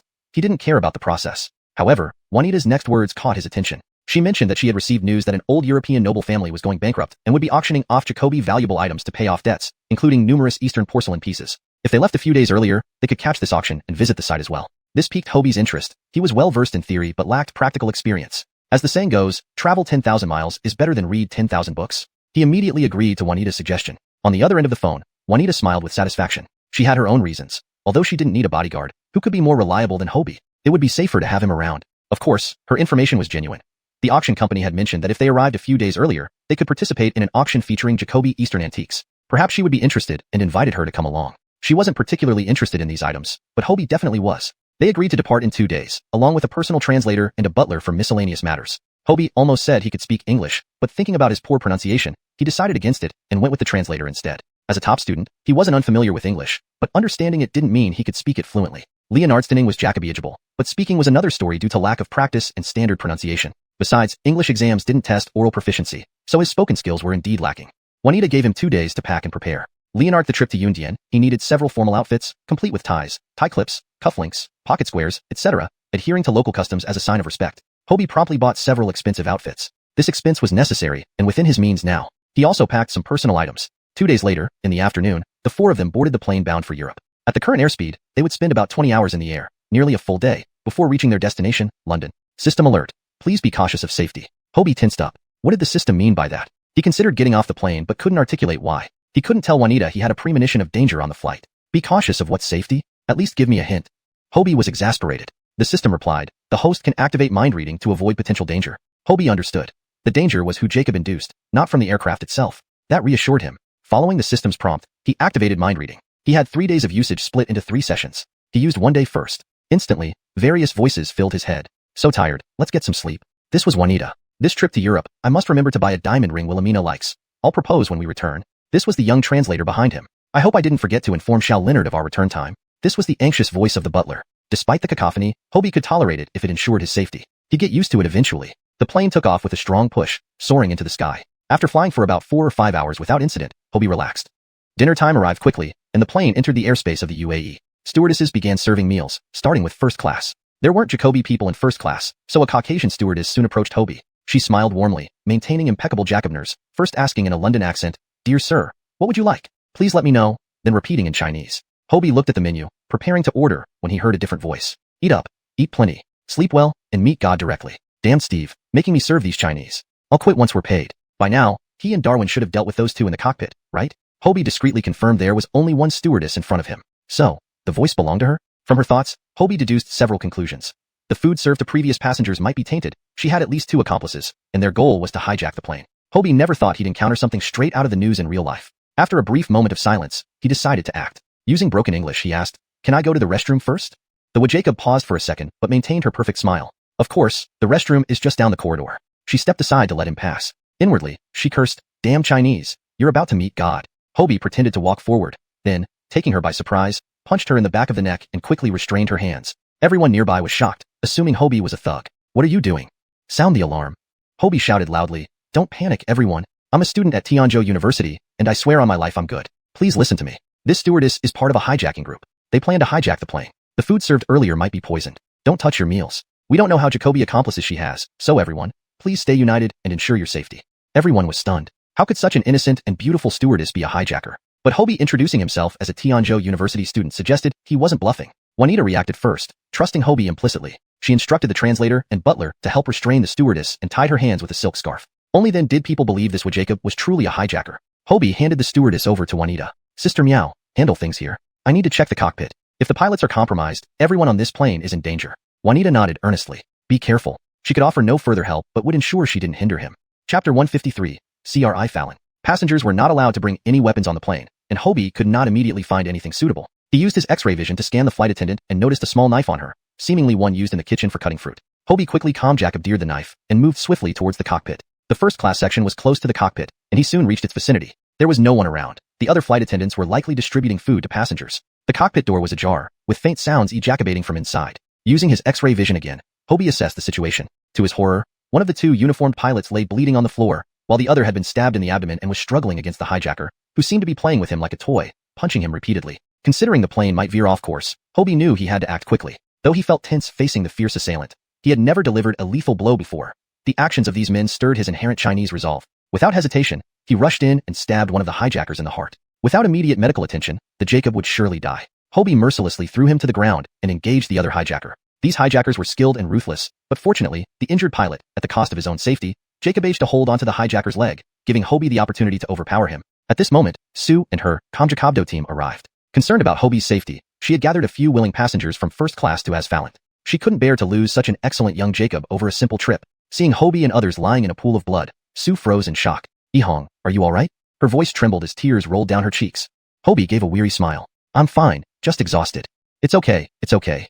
Sue broke into a relieved smile. They quickly helped Hobie and the injured pilot sit up and secured the two hijackers. One appeared beyond saving, breathing more out than in, while the other still had hope and was tightly bound with belts. Meanwhile, the injured pilot, using all his remaining strength, took control of the plane's direction and reconnected the severed communication devices. The hijackers had already damaged the warning systems, preventing timely contact during the incident. The chief flight attendant contacted him and reported that the gang included a Jacob disguised as a passenger in the regular cabin. She had poisoned the food, but an elderly traditional doctor detected the toxin by smell and alerted everyone. However, the disguised flight attendant revealed herself and held two attendants hostage at knife point until a martial arts expert intervened. Despite this, panic spread through the cabin. The injured pilot now faced a dire situation. As a co-pilot with severe injuries, he didn't know how long he could hold on.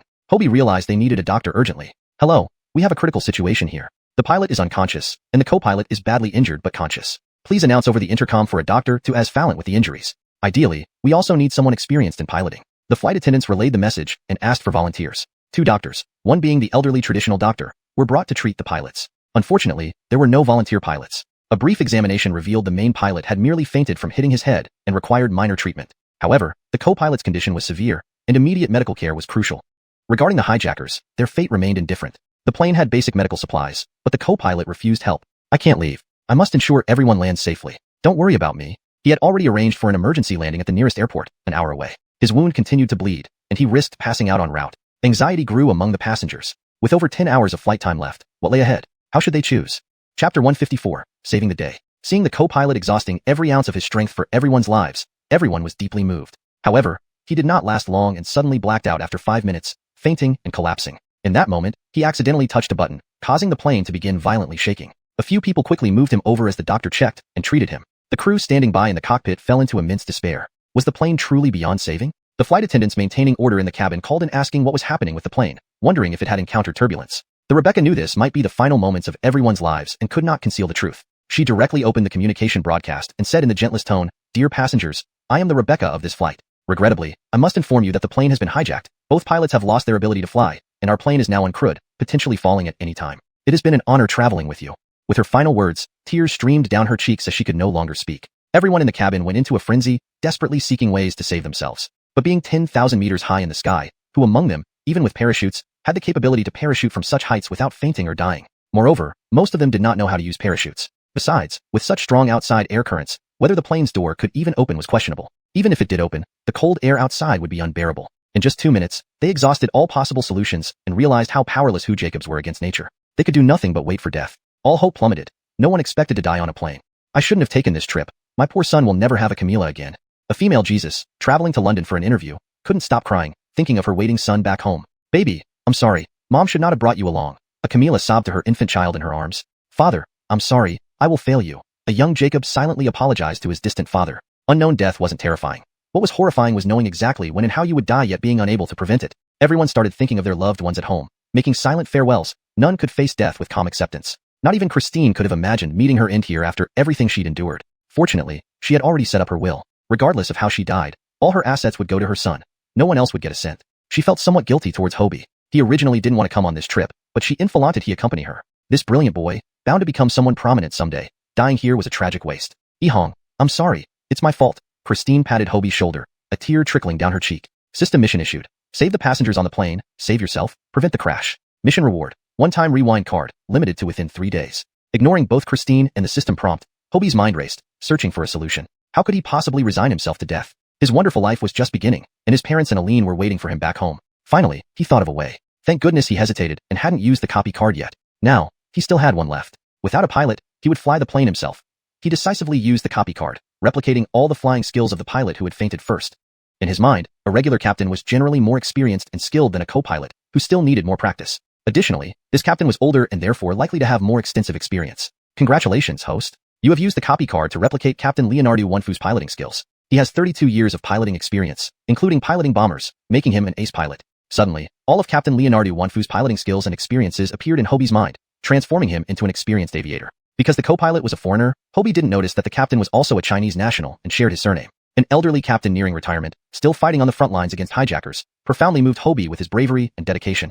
Hobie silently thanked him. Thank you for imparting your lifetime of experience to me. I promise to safely return all passengers on board to land. Without further ado, Hobie sat down in the captain's seat under everyone's astonished gaze. He adjusted the controls, jack-manipulated the joystick, and within moments, the plane resumed steady flight. The Rebecca and Christine were utterly amazed. While the Rebecca didn't know how to fly, she understood the cockpit instruments and saw that the plane was now operating normally with no issues. Christine and a few others looked at him in surprise. Given the previous dire situation, they hadn't expected Hobie to know how to fly a plane. To prevent any suspicion, Hobie admitted sheepishly, I've learned some basic piloting skills, but this is my first time actually operating a plane. I'm not sure if I can successfully operate it or fly well, but there's no other way to survive now. I have to overcome my fear and sit here to pilot the plane. I hope you won't be too scared entrusting your lives to a beginner.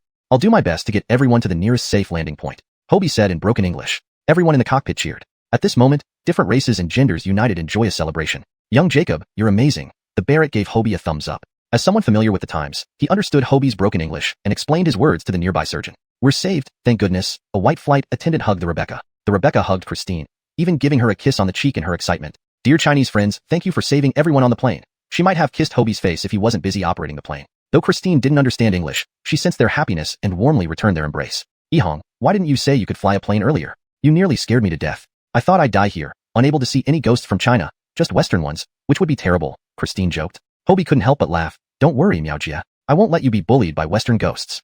##### Chapter 155. I will definitely bring them home safely. The chief flight attendant hurriedly contacted the control tower staff to report the current situation and requested asphaltance, reaching out to the airport in the United Arab Emirates, UAE. The passengers in the cabin were surprised to discover that the plane was no longer turbulent. They had thought they were plummeting and would soon cease to exist. After a few minutes, the plane continued to fly steadily. A stewardess, also astonished, picked up her walkie-talkie, calling the chief flight attendant. The plane's condition has improved.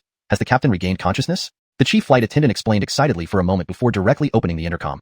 Dear passengers, you may have noticed that our plane has now entered normal flight status. In 1.5 hours, we will land at the UAE airport. A miracle has occurred. We are all saved. Here, on behalf of all crew members, I thank Mr. Hobie from China. He is truly a genius pilot, and I believe he will safely bring us down. The emotional announcement by the chief flight attendant ended there. Everyone burst into excitement. God, we're saved? We don't have to die? Great. Who knew I had just written my will? I love him so much, this genius pilot. He saved us. He's one of us Chinese? Amazing. Many Chinese nationals present were moved to tears, not only because of their relief after a near-death experience, but also because of an overwhelming sense of national pride. In this era, Chinese people held a low international status, often looked down upon by foreigners, and called the sick men of East Asia. On this flight to London, the majority were foreigners with only a few Chinese passengers. Yet today, almost all the heroes were Chinese. The first-class white stewardess bravely fought the criminals and rescued the two captains, while Hobie now piloted the plane. Juanita led the brave squad. The traditional Chinese medicine practitioner and the surgeon stepped forward. Captain Leonardo Wanfu was knocked unconscious in a pool of blood, and the Kung Fu brother who saved the chief flight attendant in the ordinary cabin.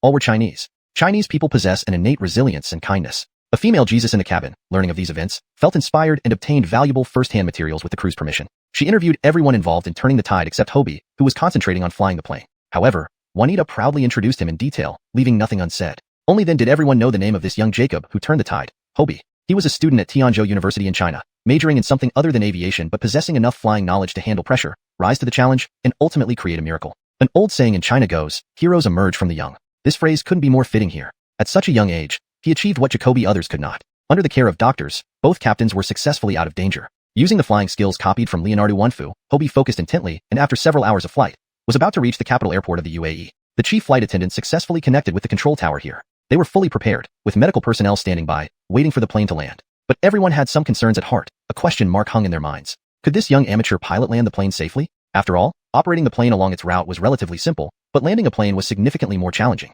This was not a simulation, but a real aircraft.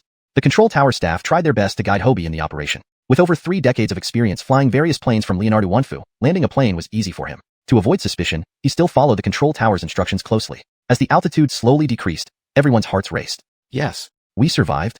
Amidst the loud cheers from the control tower and the cabin, the plane landed safely at the UAE capital airport. The mission to save the passengers and prevent an air disaster is complete. The reward has been issued. Please review it for use. Hobie didn't have time to examine it, rising to look at everyone in the cockpit with a bright smile. Mission accomplished. Everyone rushed to embrace him, laughing. Dear Leonardo, this is the closest I've been to God after flying for so Jacoby years. The chief flight attendant sobbed emotionally. Thank you, Leonardo. You're amazing. Thanks to you, I can safely go home to see my Amanita. The surgeon shook his hand, moved. You must be an angel sent by God.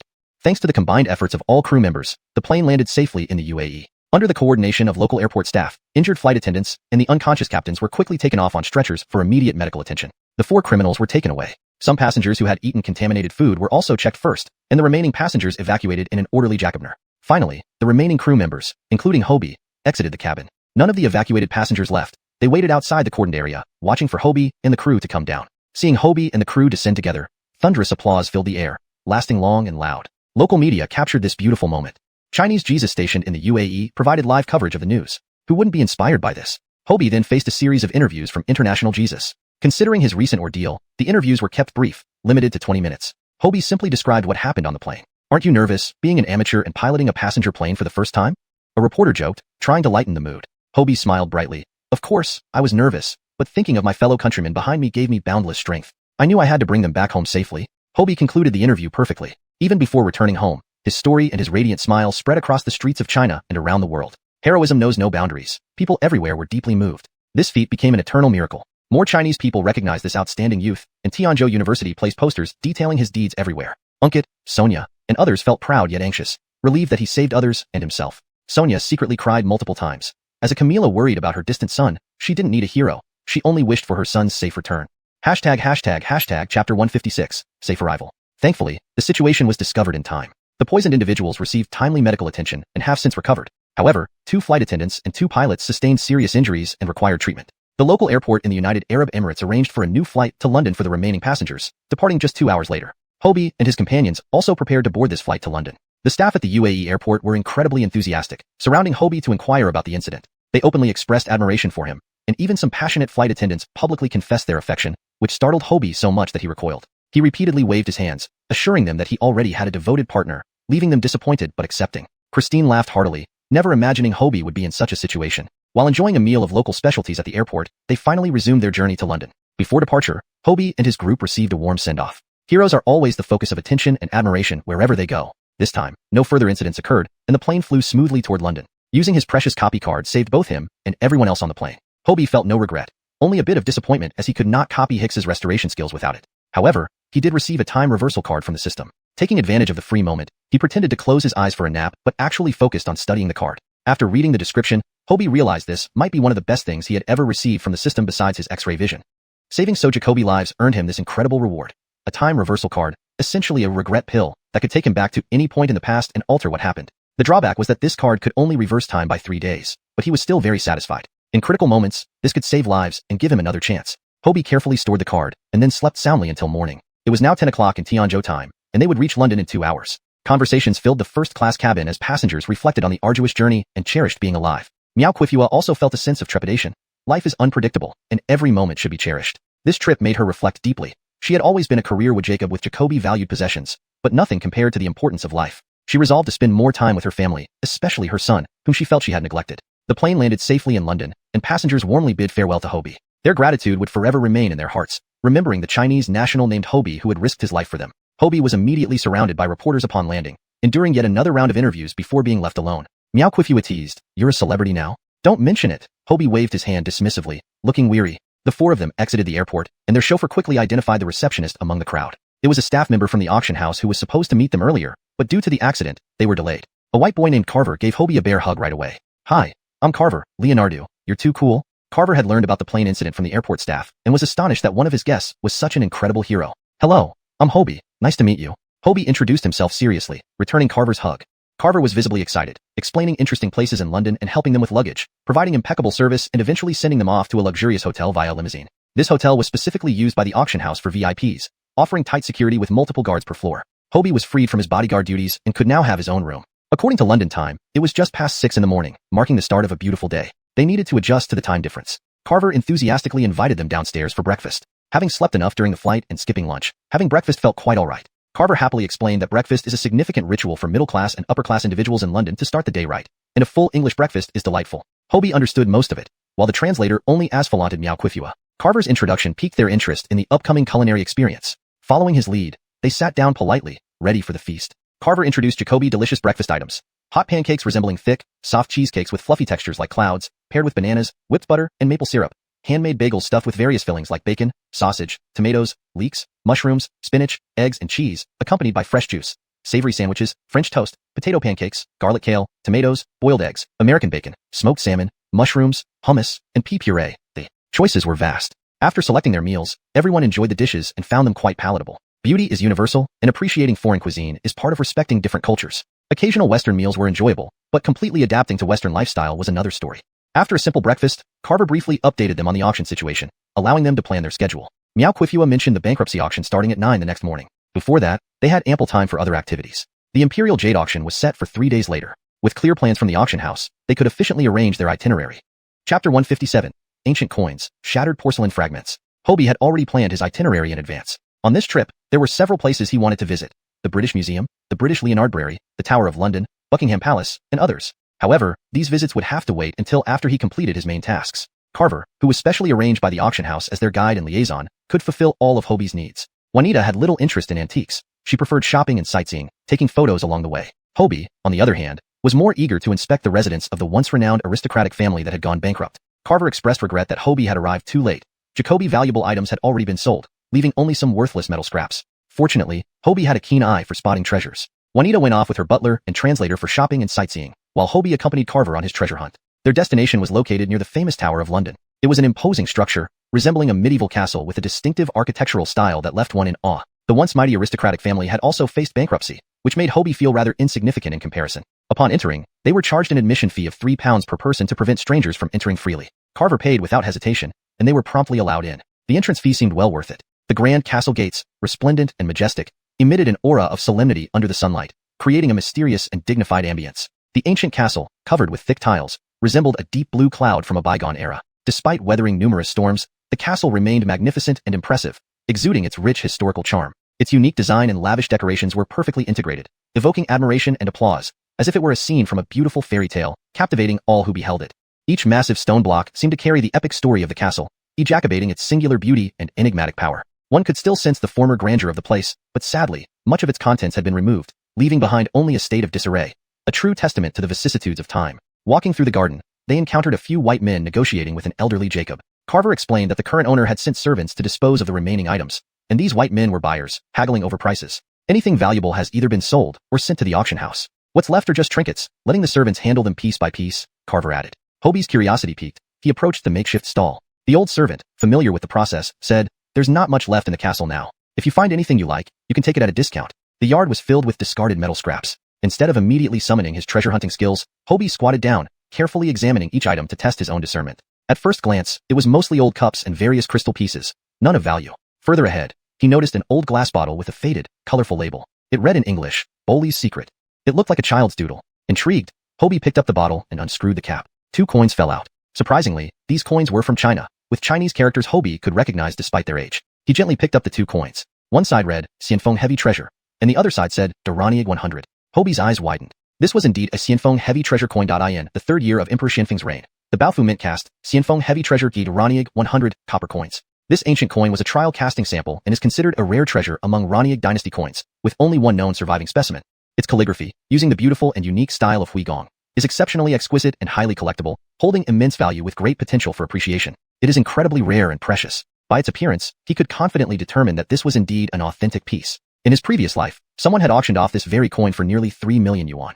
Hobie reigned in his shock and quickly picked up the second coin to examine it. The second coin turned out to be a Raniag dynasty master die coin, specifically a Qianlong Tongbao. A master die coin, also known as a prototype coin, is not used for circulation but serves as a mold for casting other coins through the sandcasting process. Master die coins are extremely valuable due to their complex Jacobufacturing process, involving numerous steps before a single prototype coin can be produced. These 2 coins, if found in the future, would easily be worth several million. Without showing any emotion, Hobie put them back into the bottle and toyed with it in his hands. He then continued forward. There were stacks of oil paintings nearby, which weren't valuable, so Hobie simply passed by, until his attention was drawn to a pile of porcelain shards on the ground. This color, it's celadone glaze. Hobie was immediately captivated. He picked up a shard and studied it closely. He soon confirmed that this fragment was from an authentic Song dynasty celadone glazed porcelain. Even though it wasn't from the Ru or Jun kilns, it was undoubtedly genuine celadone. The name, celadone glaze, originated from a comment made by Emperor Chai Rong of the later Prince dynasty during the 5 dynasties period. After the rain clears and the sky turns blue, such colors should be created. It was first fired during the Song dynasty and is renowned for its pale blue glaze, reminiscent of a clear sky after rain,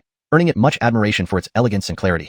He picked up another random shard. This shard belonged to a Raniag dynasty famille rose porcelain fragment. All treasures indeed. A box full of shattered porcelain pieces. There must be a story behind them. Though unsure if they could be restored to form a complete piece, Hobie decided to do his best to acquire them and bring them back to Tinagua, where he could ask Hicks to inspect them. Without revealing his thoughts, he asked, "I'd like to use these porcelain shards for crafting. How much would they cost? And also this glass bottle." He pointed to the bottle in his hand. The old servant smiled and held up 5 fingers. "You have excellent taste, dear Oriental guest. These were my late master's cherished toys since childhood. For just 50 pounds, you can take them all." Carver hurried over upon hearing this. "Hey, old friend, these are worthless scraps, and you're charging my friend 50 pounds. That's outrageous."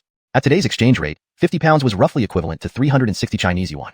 Chapter 158, Bone China. Although 300 yuan wasn't much, it seemed unwise to spend it on these broken porcelain shards and glass bottles. The old servant had seen that Hobie was of East Asian descent, and therefore took advantage of him by inflating the price. Carver noticed that Hobie genuinely liked this pile of rusty scrap metal, so he stepped forward, holding up 5 fingers. 5 pounds should be fair. The old servant waved his hand. "No way, these truly belong to my master in life. Although they've been around for a long time, they are absolutely treasures. Go to hell, then guard your treasures." Carver made as if to leave. 10 pounds no less, the old Jacob shouted. Carver wanted to haggle more, but Hobie saw a few people gathering to watch, so to avoid complications, he nodded in agreement and pulled out 10 pounds to give to the old Jacob. This money had been exchanged before leaving the country, and came in handy now. Money exchanged, Carver helped carry the box of broken porcelain, and they strolled leisurely through the castle. "Leonardo, you were cheated. You shouldn't have given him so much money.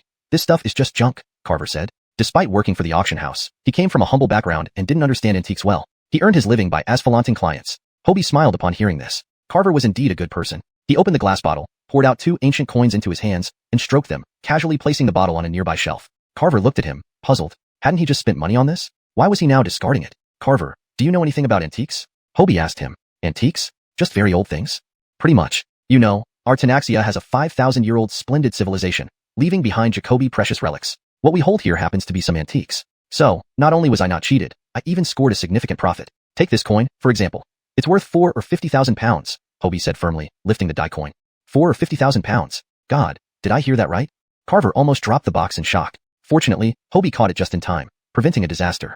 Hobie wanted to say that the items Carver carried might be even more valuable, but decided not to push him. Yes, this is a Chinese coin from over 200 years ago, a particularly special ancestor coin, thus making it highly valuable. Amazing. Buying something worth 4 or 50,000 pounds for just 10 pounds. Leonardo, you're incredible, Carver praised. Now feeling that 10 pounds wasn't too expensive after all. Hobie laughed and released the treasure-seeking mouse as they continued walking. If there were bargains to be had, he wasn't going to miss out. The mouse moved ahead, and Hobie quickened his pace to follow. It led them to a small corridor, which, though now messy, once held an elaborately built doghouse for someone's beloved pet. The treasure-seeking mouse paused beside the doghouse, emitting a faint blue glow, indicating that something of moderate value was there. Hobie used his X-ray vision and saw a small cup hidden under the cushion, a type resembling a foreign coffee cup. He wondered what made this cup special enough to catch the mouse's attention. Even Shi Yizhai couldn't be familiar with all global artifacts, so Hobie felt baffled. Taking advantage of the moment when no one was around, Hobie lifted the cushion and quickly retrieved the cup. Carver examined it closely, widening his eyes. "Isn't this royal dining ware? You recognize it?" Hobie handed the cup to him and took the box from Carver. Carver stared at the cup, glowing with excitement, then glanced around to ensure they were alone. In a hushed tone, he explained, "This is bone china, specifically used by the British royal family. It uses animal bone powder as half of its raw material, and the Jacobufacturing process is complex, involving repeated firing. Finished products are extremely expensive. Look, it appears crystalline and translucent, with better heat retention than ordinary ceramics and a harder, less breakable texture." Fascinated, Hobie realized that while Carver knew little about Chinese antiques, he was quite knowledgeable about British culture, teaching him something new. "So, this cup can be yours," Hobie offered, acknowledging Carver's efforts. "I have no interest in collecting British relics, especially those found in a doghouse. Maybe a mischievous child took it from their parents' table." Carver, pleasantly surprised, said, "But you found it. How about splitting it?"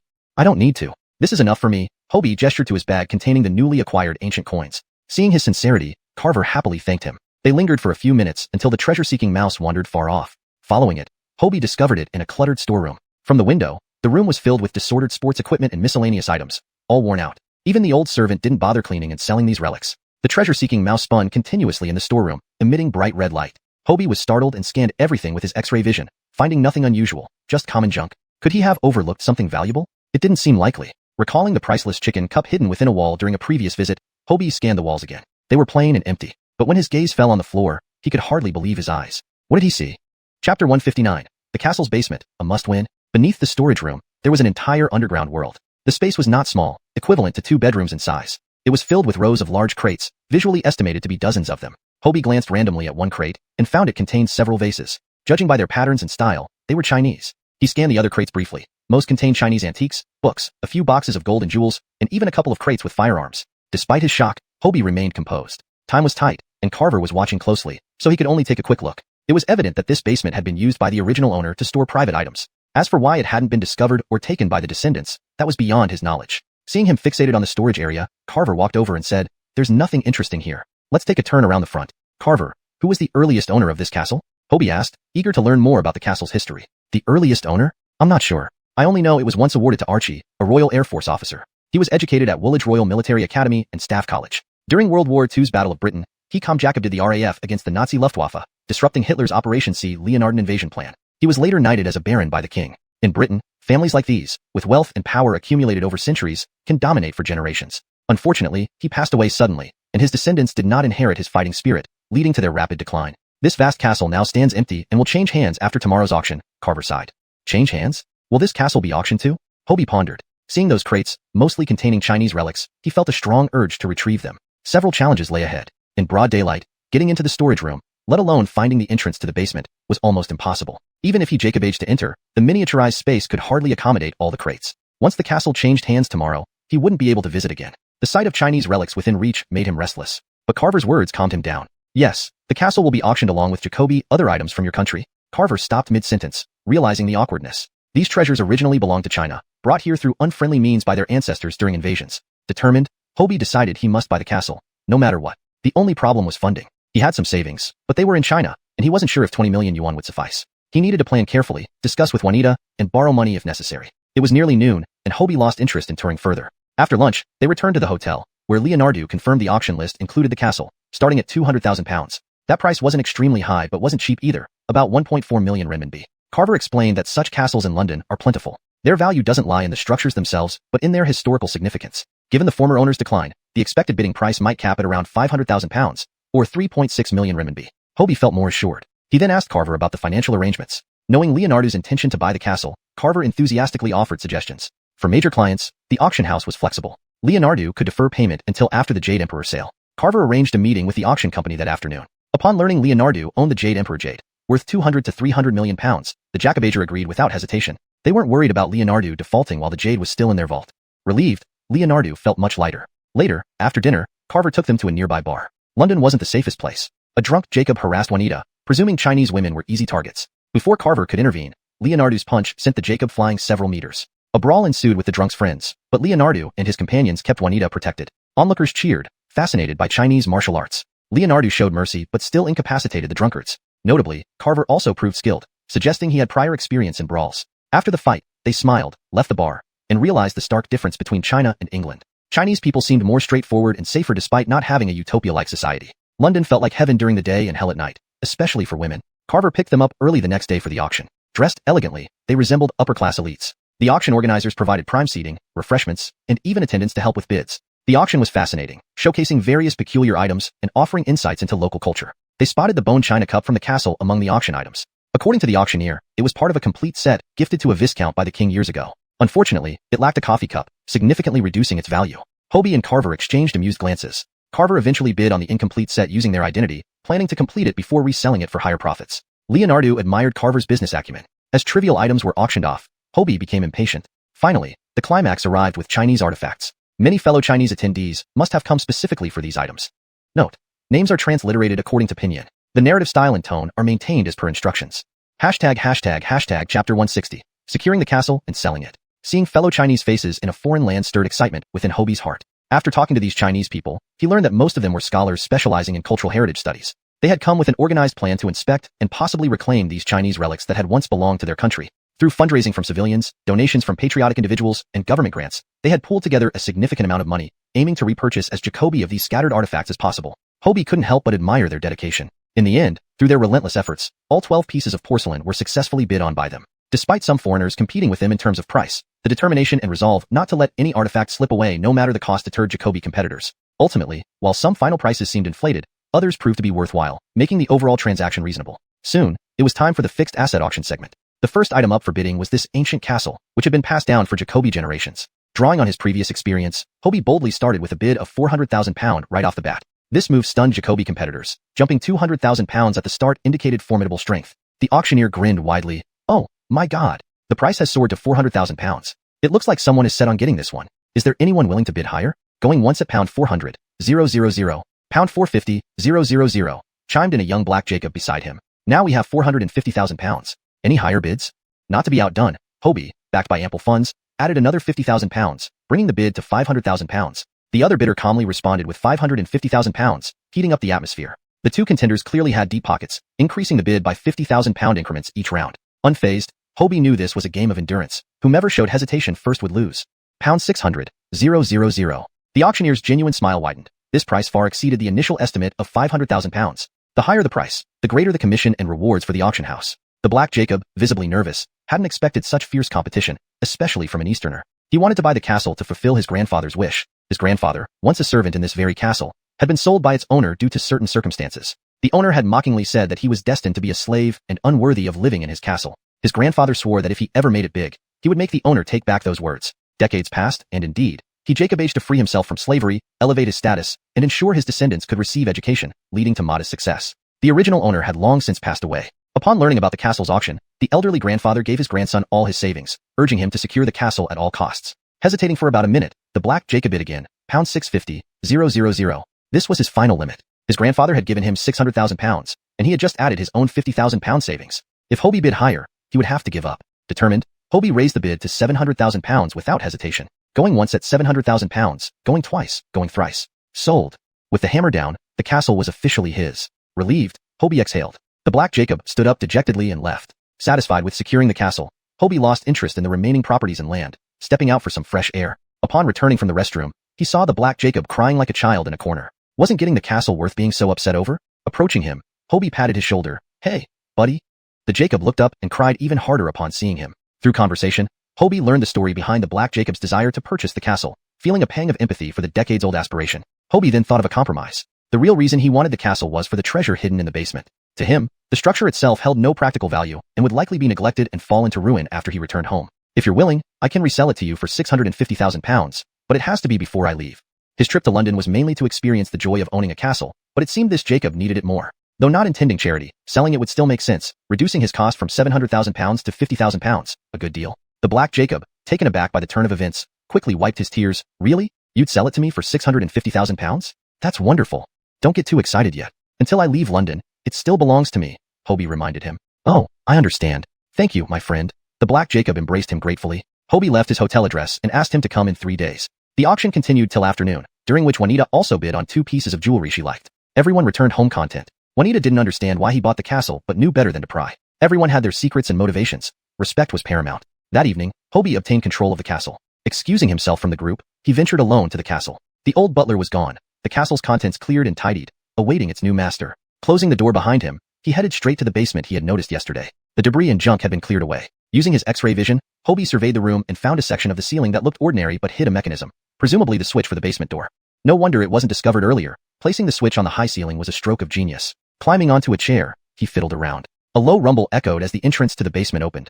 Chapter 161, Donating Artifacts. Hobie descended down the dimly lit staircase until he reached the basement, finally getting a full view of it. He had already decided how to handle this batch of items. He planned to sift through them first, selecting a few choice pieces for his private collection, which he would store in his mini-space and carry back with him. The remaining items he intended to donate free of charge to the Tianzhou Museum where Hicks was located. It would be his way of contributing to the preservation of national artifacts. This idea had been influenced by the patriotic fervor witnessed at today's auction. 2 Jacoby Chinese treasures had been mistreated, and more people were needed to protect and preserve them. This batch of artifacts was even better quality than those at the auction today, likely because the Viscount hadn't wanted to part with these to use as decorative pieces. Now, Hobie found himself the lucky recipient. After a thorough review, Hobie selected several national treasure level items. 1. A gilt silver flask with a dancing horse holding a cup pattern. Its flat, round belly and lotus petal pattern lid, along with the bow-shaped handle connected by a delicate chain to the lid, showcased unparalleled crafts Jacobship and intricate design at the base where the love knot pattern seamlessly joined the foot ring. 2.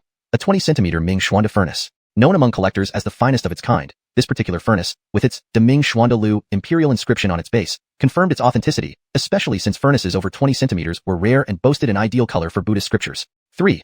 A blue and white porcelain plate from the Xuande era of the Ming dynasty. Celebrated for its exquisite blue and white patterns and fine work Jacobship, this piece was a prime example of excellence. 4. A large jar decorated with interwoven lotus patterns from the Ming dynasty. Highly sought after due to its elegant and detailed floral motifs. Carefully packing these 4 invaluable artifacts, he placed them into his mini-space. He also moved gold jewelry and a box of gold bars into the space. These items he could not donate to the museum, but neither could they remain here for others to benefit from. He would take them back and decide what to do with them later. The remaining artifacts Hobie transferred bit by bit into storage using his mini-space. All that was left now was waiting for Hicks's response. Before leaving, Hobie had made an overseas call to Walker, subtly mentioning his acquisition of a batch of Chinese artifacts that he intended to donate to the Tianzhou Museum but was concerned about transportation issues. If he transported these under his own name, they would surely be inspected, and he might even be detained. The Tianzhou Museum, upon learning of this, promptly involved the old curator who, having dealt with such matters before, contacted friends at the embassy to explain the situation. Following this coordination, as soon as Hobie returned to his hotel, staff from the Chinese embassy visited him. They assured him that they could handle the transportation logistics safely without implicating him. Hobie took them to the castle that very night, taking advantage of the cover of darkness to secretly transport the artifacts away. They initially thought a pickup truck would suffice for just a few pieces, but quickly realized they needed a large truck instead. The embassy staff spent the entire night coordinating this massive operation, understanding the significance of so Jacoby valuable artifacts. Back home, Hicks and the old curator eagerly awaited news. The ambassador who Jacob aged the handover shook hands with Hobie, deeply moved.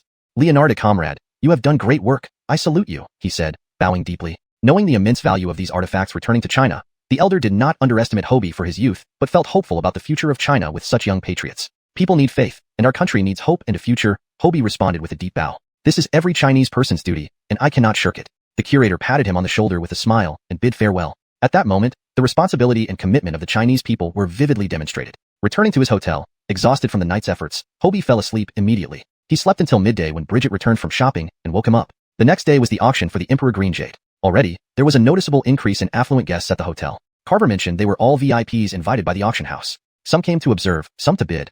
Everyone was significant. After lunch, Hobie accompanied Bridget to shop for London specialties and gifts for their family. The following morning, Carver drove them to the venue, bustling with even more attendees than the previous auction. Security was tight, with armed personnel stationed everywhere. As sellers, they received premium seating. After some preliminaries, the star attraction appeared. A giant Emperor Green Jade stone was carried onto a platform for inspection. Attendees had half an hour to admire and appraise it before the auction officially began. Seeing the gem again, Hobie was still mesmerized. Women, especially, queued up to inspect it closely. Half an hour later, the auctioneer excitedly announced the starting price of £100 million, a staggering sum. Yet bidders remained undeterred. Bid 130 million. Bid 140 million. Bid 150 million. Bid 180 million. Prices escalated rapidly, making hearts race. Bridget nervously chanted, "Up, up." 200 million. Bridget sighed in relief. £200 million equated to 1.4 billion RMB. Prices kept rising. Only two bidders remained competing fiercely. 280 million. 290 million. 300 million. When the 300 million figure was called out, the crowd erupted in astonishment. Chapter 162. Billionaire and national celebrity. 300 million pounds, 2.1 billion yuan. A terrifying amount. Dora couldn't stop smiling. She had anticipated that anything over 200 million pounds would be the best outcome. She never expected to exceed it by another 100 million. They struck gold. The atmosphere at the scene instantly ignited. 300 million. Any higher bids? First call at 300 million. Second call, third call. Ultimately, no one raised their bid further. Sold at 300 million. The deal was sealed. Hobie and Dora were invited to an upstairs reception room. After completing the necessary procedures, the funds would be transferred to Dora's international account within a day of payment and delivery. The final sale price was 300 million pounds, minus 21 million pounds as commission to the auction house, and accounting for Hobie's earlier purchase of the castle. A remaining balance of 279 million pounds. Converted into yuan, each person could roughly split about 1,039.5 million yuan. This astronomical sum made Dora incredibly happy. She wanted to hug and kiss Hobie out of sheer joy. It was all thanks to his good fortune. Finishing up with the formalities, Hobie met the Black Jacob from the hotel, exchanging money for the house keys. This money was similarly transferred first to Dora's account, to be handled uniformly after returning to China. With everything successfully concluded, Hobie finally had the time to explore London's tourist attractions. The embassy informed them that the artifacts had been safely transported back through secure channels. The two booked flights to return home in 2 days. Carver was reluctant to say goodbye, and Hobie invited him to visit China sometime. They exchanged contact addresses.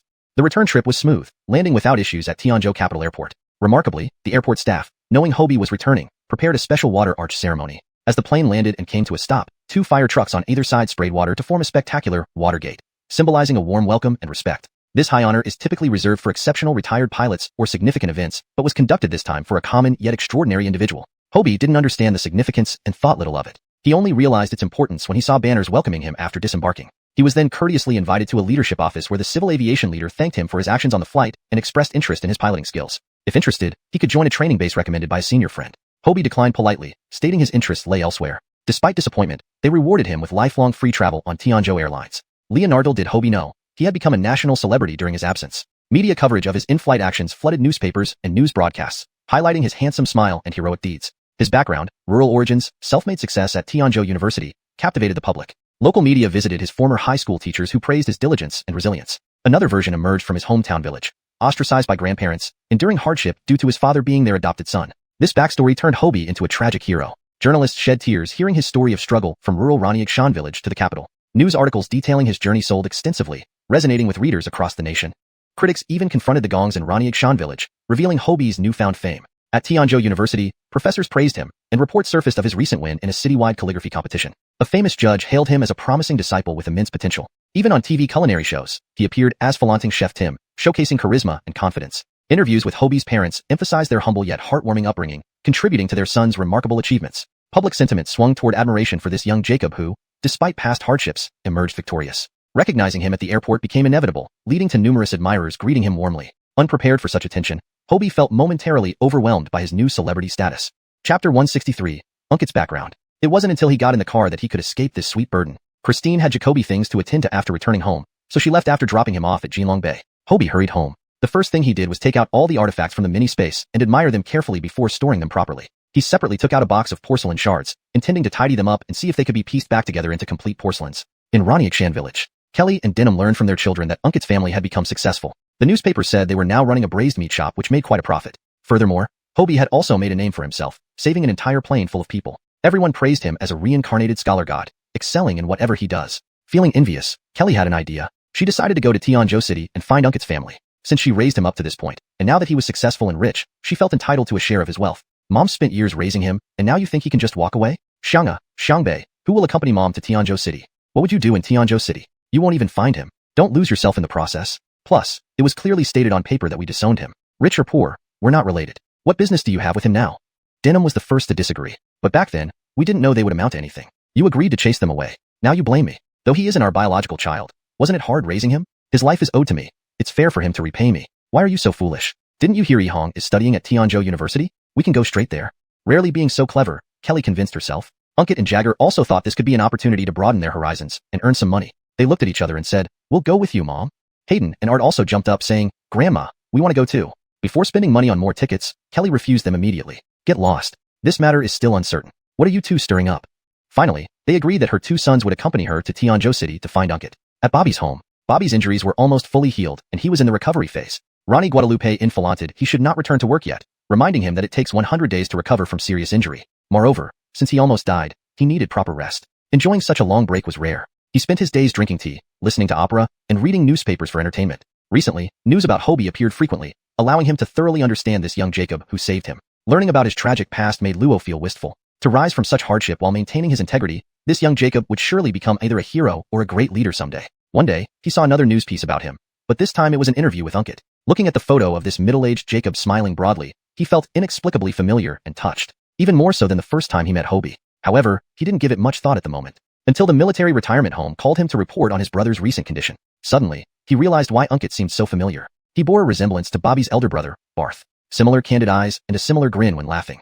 Recalling how his brother would cradle a pillow as if it were a child after his memory deteriorated, Luo had an immature conjecture. Perhaps his brother really had a child back then? The background information about Ankit supported this theory. According to the newspaper, he was adopted by foster parents who later abused him when they had their own child. Bobby couldn't sit still anymore and hurriedly called someone to investigate the matter. Both he and his brother Barth were born during wartime, but proving it would require careful consideration. This possibility filled him with excitement. On one hand, both brothers dedicated their lives to science without leaving any offspring. This was a regret, one that their deceased parents would likely disapprove of. If Ankit truly was his brother's son, the Luo family would have descendants. On the other hand, Ronnie Guadalupe and he missed their prime childbearing years due to their careers. Now, seeing others with grand families sometimes made them envious. Ronnie Guadalupe liked little Hobie so much. Imagine how happy she would be if they became family. Eagerly, he shared this revelation with Ronnie Guadalupe. Overjoyed, Ronnie Guadalupe quickly decided to investigate further before proceeding.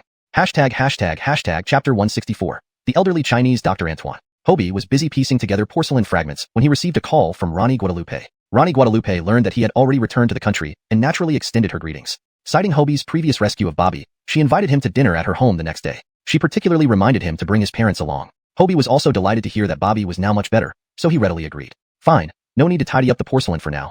It was time to prepare gifts instead. Last time, Ronnie Guadalupe had given him a watch worth over 100,000 yuan, not to mention all the other items. He needed to choose his gift carefully to avoid being rude. When visiting a patient, apart from a fruit basket, one could also bring some expensive tonics like ajiao, deer antler, ginseng, cordyceps, saffron, and lingji mushrooms. These were all top-quality herbs. However, the key was to buy genuine products.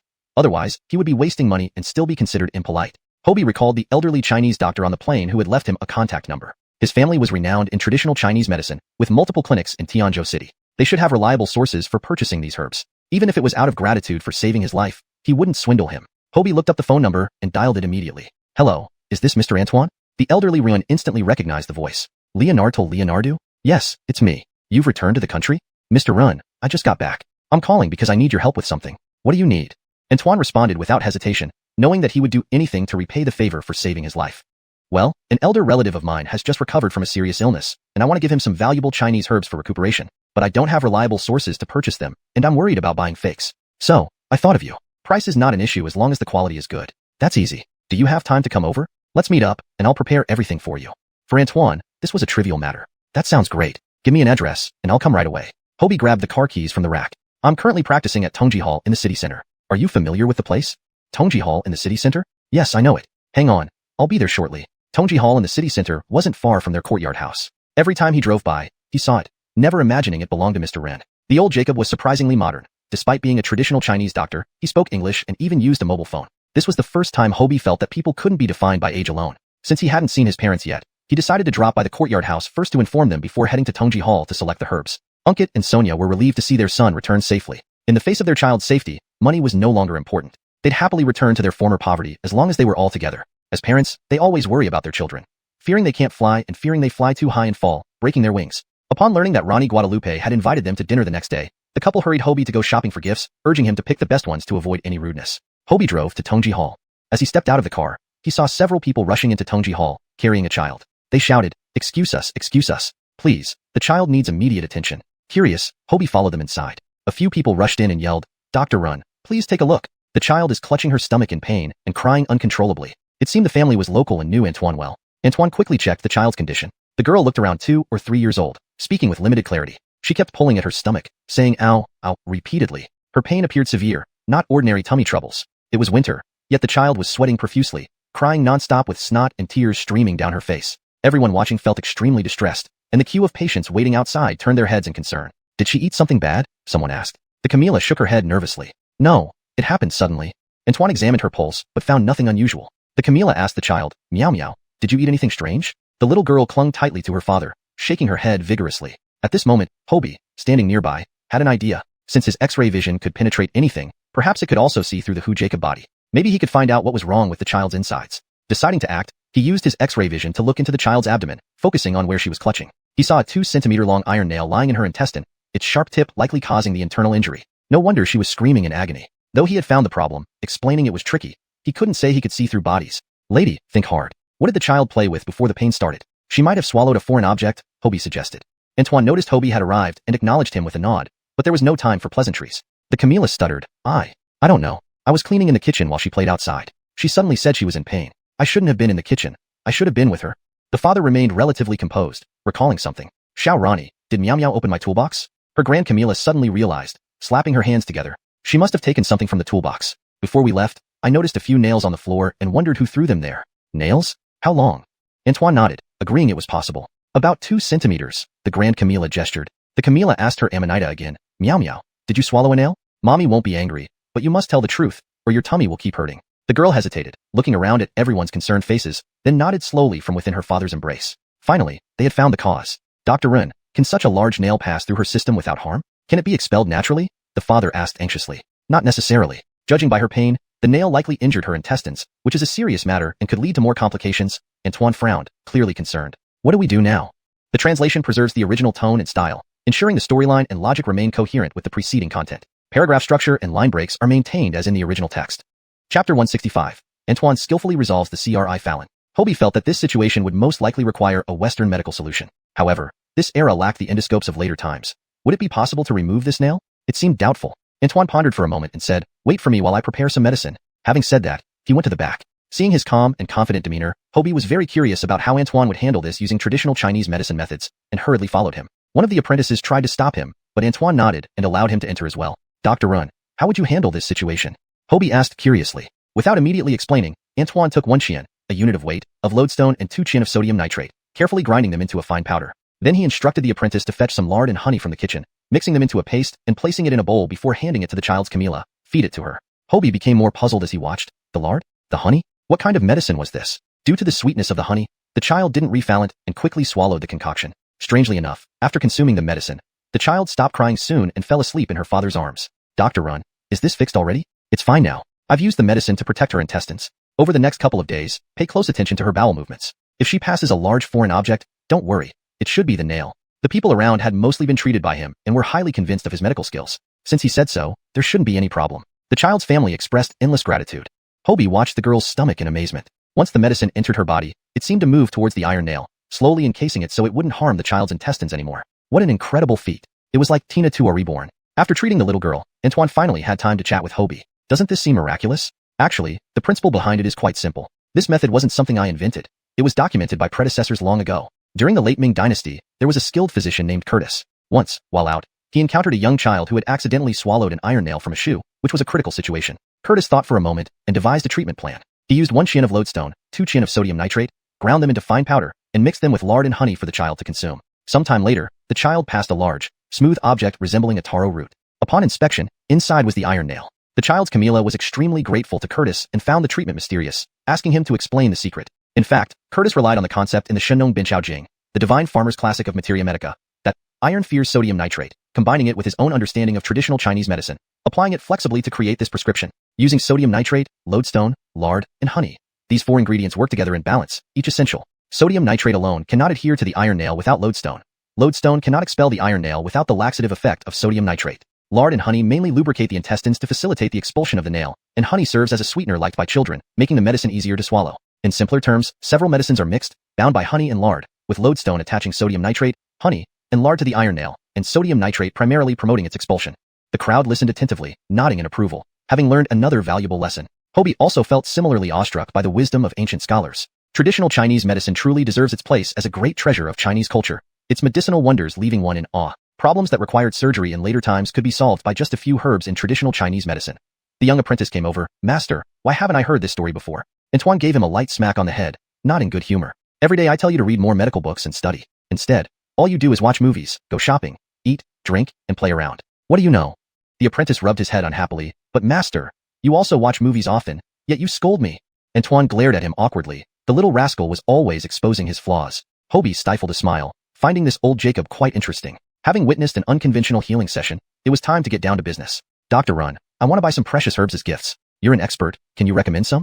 After thoroughly questioning him about the patient's condition, age, cause of illness, and so forth, Antoine recommended some warming tonics along with some herbs for making soup. Take these herbs. Don't pay a single cent. My life is worth something. Antoine had learned from the news about Hobie's background and instinctively felt that he was a promising poor boy. Hobie couldn't just take them for free and opened his backpack to show him. Inside were stacks of $100 bills he had brought from the quadrangle courtyard. This was part of the recent income of the shop, which Unkit hadn't had time to deposit in the bank, so he simply let Hobie bring it over to use. Seeing his infalantance and the money already there, Antoine held him in higher regard. If it were anyone else, they'd be fools not to take advantage of such a deal. In the end, Antoine only charged him the cost price, 53,000 yuan. Don't think it's expensive. Jacoby precious herbs are very costly and hard to come by. Hobie knew Antoine had given him a discount and finally paid him 60,000 yuan. This old Jacob was quite interesting. Perhaps he could visit more often to listen to his stories. When Antoine learned that the aromatic braised flavors sold very well recently in Tianjin City were actually owned by Hobie, he was stunned. He loved their braised flavors so much, indulging himself with them every day while drinking. They had formed a special bond. After buying the herbs, Hobie went to purchase some calligraphy supplies. He planned to write a piece of calligraphy to gift Briar. He didn't have any other skills, but his calligraphy was presentable. Briar wasn't short of money or material things, so there were very few items he could give. After racking his brain, he finally thought of this idea. As for Rani Guadalupe's gift, it was simple.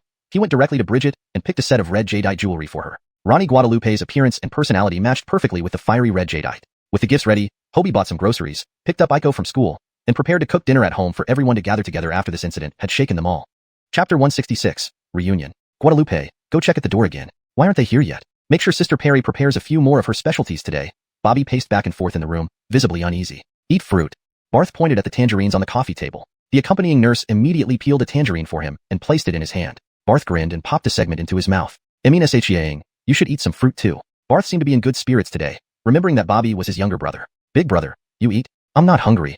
Bobby was deeply preoccupied, finding it hard to sit still. He feared both a negative result and facing his own mistakes. For so Jacoby years, he hadn't sought to understand his older brother's past. If he had known earlier, he would have found them no matter the cost. Hobie drove Unkit and Sonia to the address provided by Rani Guadalupe. Aiko had classes today and couldn't join them. At the gate, the security guard questioned them before letting them through once they confirmed they were guests invited by Bobby. It seemed they had been informed in advance. Inside, they quickly arrived at the destination. Rani Guadalupe was already waiting at the entrance. As they walked in, Rani Guadalupe chatted amiably with Sonia. Sonia noticed that Rani Guadalupe was friendlier than last time, treating them almost like family. It was rare for her to go out visiting. She had dressed up carefully, applying lipstick and wearing a new mink coat. Her hair was styled up, and she wore jewelry given by Hobie, looking quite put together. Her demeanor still lacked confidence, something that money can't always buy. After all, Sonia had lived through Jacoby hard years. But Ronnie Guadalupe didn't look down on her at all. Rhonda, you're still young and should dress up more often. Look how beautiful you are. Sister Guadalupe, don't tease me. I must look like Shishir imitating Dongshir. Yes, that's the word. Sonia laughed awkwardly. Not at all. You really are beautiful. You just need more confidence. See, Yihang takes after you. Look how handsome he is. Raising such an outstanding son means you're doing great too. Don't undermine yourself. Ronnie Guadalupe encouraged her warmly. You know how to speak well, Sister Guadalupe. Speaking of which, Ronnie Guadalupe was only about 10 years older than Sonia, considering Barth was over a decade older than Bobby. The two women chatted as they walked inside, while Unkit and Hobie followed behind with several packages. Hearing car sounds from the courtyard, Bobby hurried out to greet them. He had never met the Leonardo couple, but recognized Unkit from photos in the newspaper. In person, they looked strikingly similar. Suppressing his excitement, he greeted everyone warmly. Ronnie Guadalupe introduced both sides casually, then led them inside. In the living room, Hobie noticed another person. A white-haired, elderly Jacob sitting on the sofa eating tangerines. This is my older brother Barth, who used to be a researcher as well. Today, we are having a family dinner. So he came back home, Bobby explained. The Leonardo family greeted the elderly Jacob but received no response. He didn't even glance up and continued peeling his tangerine. Ronnie Guadalupe smiled awkwardly. Brother doesn't feel like talking right now. Please sit. They instantly understood something was amiss with the elderly Jacob. Thank you for raising such an outstanding child. Bobby spoke warmly, much like any ordinary elder. You're too kind. Saving someone like you, a great scientist, is an honor for him, Sonia replied with a smile. Bobby glanced at Ronnie Guadalupe, signaling her to take over. His social skills weren't up to par, so he relied on Ronnie Guadalupe. Rhonda, there's a reason we invited you here besides expressing our sincere gratitude. We also wanted to ask you something, Ronnie Guadalupe said cautiously. What? Sonia asked suspiciously, intrigued alongside Unkit and Hobie. From the newspaper, we learned that Xiangdong was adopted. Please don't misunderstand. We have a difficult question to ask. Ronnie Guadalupe handed a tangerine to Barth. Big brother, have a tangerine? Barth looked up, took the tangerine, and said happily, thank you. His simple, innocent smile left the Leonardo family momentarily stunned. As you can see, Bobby's older brother looks nearly identical to Xiangdong. When Minxing saw your photo in the paper, he suspected this connection. After investigating, we found that brother indeed had a child in the past, but because of his condition, we missed the best time to search. So, we want to ask if you, Xiangdong, have any documents or items proving your identity from your adoptive family. Unkit was completely taken aback. At nearly 45, suddenly being told he might have a biological family was surreal. Sonia and Hobie were more composed. Son, didn't you say you found something that could prove your father's identity? Sonia turned to Hobie. Yes, there are a few items. A piece of velvet embroidered with the character Dong in gold thread, a pair of bracelets, and 2 jade pieces. Bobby's eyes lit up. Can I see them? He remembered his brother taking some items when he left, including a pair of bracelets that their Camila had intended for his future Ammonite in-law. I can show them. They're not far away. Hobie left to retrieve them. With Hobie gone, the room fell into an awkward silence, save for Barth's simple presence. The possibility that they were family transformed their guest-host relationship into a potential family gathering. Unkit and Sonia felt at a loss for words. Bobby watched Unkit with immense hope, wishing for him to be his nephew. Fortunately, Ronnie Guadalupe Jacob aged the situation, steering the conversation towards lighter topics and bringing back the warmth to the room. Hobie soon returned with a wooden box. Seeing the bracelets in the box, Bobby was overcome with emotion. These are them. These are them. Chapter 167 Herb. Although he was young back then, he remembered this pair of bracelets deeply. Briar looked at his elder brother and Unkit with tears welling up in his eyes. The more he looked, the more they seemed familiar. Unkit truly was his elder brother's son, which was wonderful, truly wonderful. The first time he met Hobie, he felt an immense sense of warmth and closeness, as if he were looking at his own descendants. Now, it turns out that Hobie indeed was his descendant. There was a difference in appearance between Hobie and Unkit. Hobie took after Sonia more and looked much more delicate compared to Unkit. Ronnie Guadalupe also took out a pair of identical bracelets from her jewelry box. They really are the same. Back when she married Briar, the two elderly people were still alive. The pair of bracelets on her wrists was handed over by her Camila in-law personally. It couldn't be fake. Unkit and Sonia were equally shocked and speechless at their reactions. They had always thought they were nothing but farmers who had toiled through their entire lives in the fields. They never imagined there would come a day when they would become descendants of scientists. It was almost more implausible than the plot twists in operas. Hobie was also taken aback, unsure how to react. Saving someone inadvertently, only for them to turn out to be his paternal uncle. It was too improbable. Berkeley, seated on the sofa, noticed everyone staring at the contents in the box and leaned over to take a look. His bewildered gaze slowly turned clear, and he suddenly burst into tears, picking up the velvet cloth embroidered with the word, Dong. Herb, my child, it's Herb. Briar didn't expect his elder brother to react like this, so he asked hastily, Brother, is this your child's possession?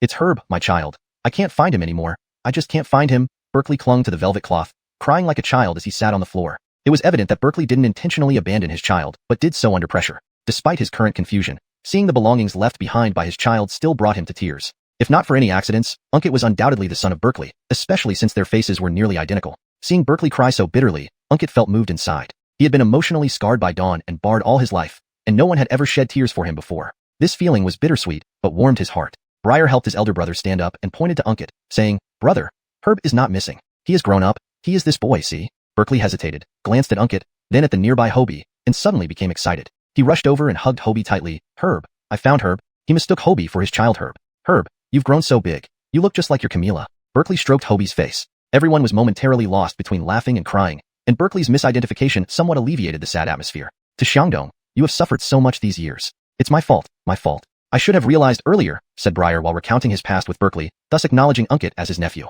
Only then did Unkit and his family learn about the Lu's past and the events of those days. How could one say? Their ancestors had sacrificed their own families for the country, a common occurrence. Without their contributions, there wouldn't be today's prosperity. Berkeley might not have been the best father, but he was undoubtedly a great scientist, dedicating himself to the future of the nation. Unkit was a kind-hearted person. Seeing the old Jacob's confusion pained him. Hobie couldn't make decisions on behalf of his father, but silently supported him. Berkeley seemed convinced that Hobie was his son and constantly clung to him, peeling an orange to feed him. "Herb, eat this orange." Hobie, caught between laughter and tears, swallowed it. This sweetness from his grandfather came with a heavy heart. Ultimately, Unkit didn't say anything disheartening. He suggested that both families could start interacting as relatives gradually. After all, accepting everything at once would be too difficult. Briar and Ronnie Guadalupe were satisfied with this outcome and didn't push further, knowing it would take time for Unkit to fully accept it. Hobie and Sonia were indifferent. They followed Unkit's lead since he had suffered the most. He could have lived a wealthy, happy childhood with good education, yet his father's negligence led to a lifetime of hardship. Luckily, lunch was ready, and Ronnie Guadalupe hurried everyone to eat. During the meal, Berkeley sat next to Hobie, constantly serving him dishes. "Herb, eat this, it's delicious." From the old Jacob's actions, one could tell he loved his son dearly. Unkit felt a sense of relief inside. Honestly, at his age, he didn't need paternal love or hold expectations from his family. He already had his own small family. But seeing the old Jacob's gestures made him realize he had once been cherished. Instantly, his wounded heart was healed. He was someone who had been loved before. Back when Dawn favored others, he longed to be loved, but instead, he faced harm from his family again and again. Though he had given up hope, now his heart felt warm. Briar treated him kindly too, always urging Unkit and Sonia to eat more, treating them like family. With descendants to carry on the old Lu family name, Briar felt he could finally meet his parents without regret. Ronnie Guadalupe was even happier. She dedicated her whole life to the country and never had children. A nephew counted as half a son. Unkit was kind-hearted, and Sonia was simple and honest. Besides, she adored Hobie, a talented young Jacob with a bright future. Just this relationship needed adjusting. Unkit became Briar's nephew, and Sonia had to call Ronnie Guadalupe Auntie. She awkwardly said, "You look younger than me. Calling you Auntie feels strange. It makes you seem older." Ronnie Guadalupe liked her straightforwardness. "Haha, you sure know how to speak well. It makes me so happy." After lunch, Briar and Ronnie Guadalupe gave them gifts. To Unkit, they gave a house in Tianzhou City. To Sonia, they gave a box of jewelry, including jade bangles and pendants of Bing green color, along with various gold ornaments. For Hobie, they gave a set of precious 4 treasures of the study. Briar admired the calligraphy Hobie gifted him, so he specially chose these valuable items to show his appreciation. Hobie thought to himself, using such fine things for writing. His head might have been kicked by a donkey. Did his uncle really know the value? In Briar's view, the finest things were meant to serve people. There was no difference between them. Chapter 168, Family Estate, Yuan blue and white plum vase. Since Unkit didn't oppose it, they decided not to delay and formally acknowledge their kinship. The bond between family members is truly destined by heaven, Ronnie Guadalupe remarked. If Hobie hadn't saved Bobby, they would never have discovered everything that followed, and today's reunion wouldn't have happened. Besides the gifts for the meeting, Bobby directed Hobie and others to solemnly bring out a large box from the room. "These things belong to your eldest uncle. When our parents moved us abroad, they specifically instructed me to find him and hand these over. Later, when I found him, he was already in this state, so the items remained with me. Now that we've found his descendants, Xiangdong, I will entrust these things to you." Bobby then opened the box. "When our parents moved us all abroad, they sold off most of our estate. During prosperous times, antiques are valued. During turbulent times, gold prevails. They exchanged Jacoby valuables for gold bars and other easily Jacobeable items, leaving only a few ancestral properties and some treasures buried underground. After our parents passed away, these items fell into my hands. Inside this box, there are half a chest of gold bars, some gold and silver jewelry, antique paintings, and a deed to the ancestral home, which mother wished to leave to your uncle. I now pass them to you." Unkit waved his hands repeatedly. "Please keep them. I'm doing fine now and don't need these things." He felt that accepting valuable items might make it seem like he was acknowledging kinship for money. "Xiangdong, please accept them. This was something our parents wanted before they passed. You're what your second uncle has always talked about. My husband and I have no children, so eventually, everything of the Luo family must be handed over to you," Ronnie Guadalupe added. Bobby handed Hobie a small box. "This contains the deeds and keys to the Luo family's ancestral properties, as well as Jacoby precious heirlooms left by our ancestors. Your grandfather and I spent our lives researching, but you specialize in this field. In the future, all these treasured relics will be yours." Compared to the gold bars, the items in this small box were the most important, representing the root of the Luo family. Hobie hesitated to accept such precious items right after acknowledging kinship, but the sincerity shown by Bobby touched them deeply. "Great uncle, please keep them," he said, confident he could rely on himself in the future. As Bobby tried to persuade him further, an unexpected action took place. Barth snatched the box from Bobby's hands and shoved it into Hobie's hands with a broad smile. "Dong Dong, take it. Good stuff." Everyone laughed at his antics. Well, I guess I'm redundant. Your elder brother has spoken. You must accept them, or it means you don't consider us family.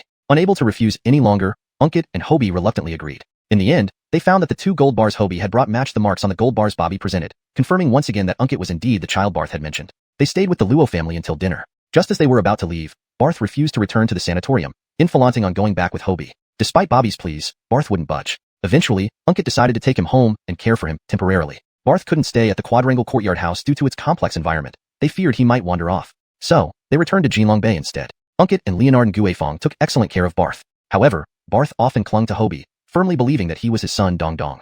During busy times, Hobie frequently took Barth along. Surprisingly, Barth listened obediently to him and was quite adorable. With the box of porcelain shards Hobie hadn't had time to organize, it proved too challenging for him alone. He moved them to Walker's shop, where they worked together. To his surprise, Hicks also eagerly joined them in sorting through the shards. After organizing and piecing together, they discovered the box contained fragments of 3 pieces of porcelain, a Song Dynasty Celadon jar, a Raniag Dynasty Famil Rose vase, and finally, a piece of a Yuan blue and white plum vase, which stunned even Hicks. What a pity. What a rare treasure. Given his expertise, it was clear these were genuine antiques. Upon learning that Hobie had bought these fragments from England, Hicks exclaimed, slamming his table. Those damn foreigners have ruined countless treasures from our Tanaxia. Lao Xiong, can these be repaired? Hobie hoped he could restore them. With my skills, certainly. But I must warn you, their value after restoration will be lower than their original intact form. I'll do my best, Hicks replied confidently. How about this, Lao Xiong? I'll leave the items here for you. Once done, the Raniag Dynasty porcelain can cover your labor costs. Hicks's crafts Jacobship was worth it. I'll accept that offer then. Handing over the porcelain fragments to Hicks, Hobie focused entirely on preparing for his final exams. These exams were crucial for graduation, and he took them seriously. He wasn't worried about the theoretical parts. The practical exam was more interesting, selecting an antique from the antique street, regardless of type, and explaining the reasons for choosing it and how he identified its authenticity. The archaeology department's teachers would judge the authenticity publicly. It was a great practical exercise. Hobie planned to visit the antique street again to see if he could find anything worthwhile. Unfortunately, his fame made it difficult to go unrecognized. People would recognize him as easily as a movie star. Aren't you that pilot? Hey, you're that young Jacob from the newspaper. To avoid attention, Leonard Nguifeng made him several masks to wear outdoors. Fortunately, it was winter, and wearing a mask was unremarkable. Once the media frenzy died down, he could walk around more freely. Note: transliteration of names follows pinyin conventions.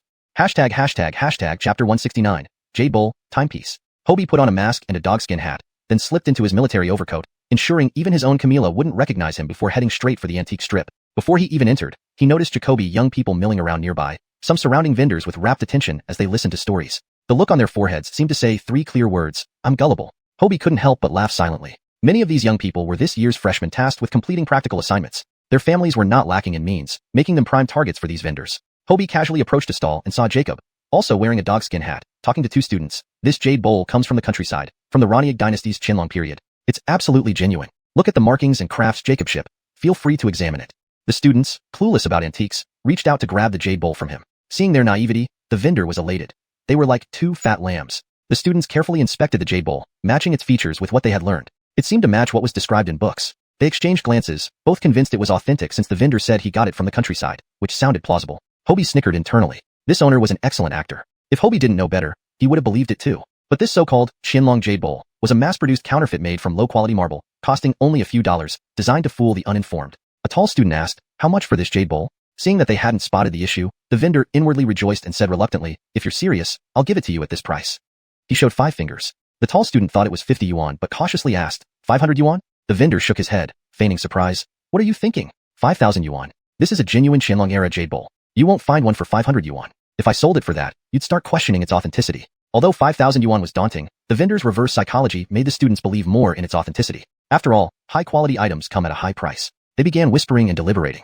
Hobie pretended to browse through other items on the stall while watching the students' actions. He initially planned to let the owner make a small profit without exposing him, considering it a valuable lesson for the students. However, he hadn't expected the vendor to be so ruthless, asking for 5,000 yuan.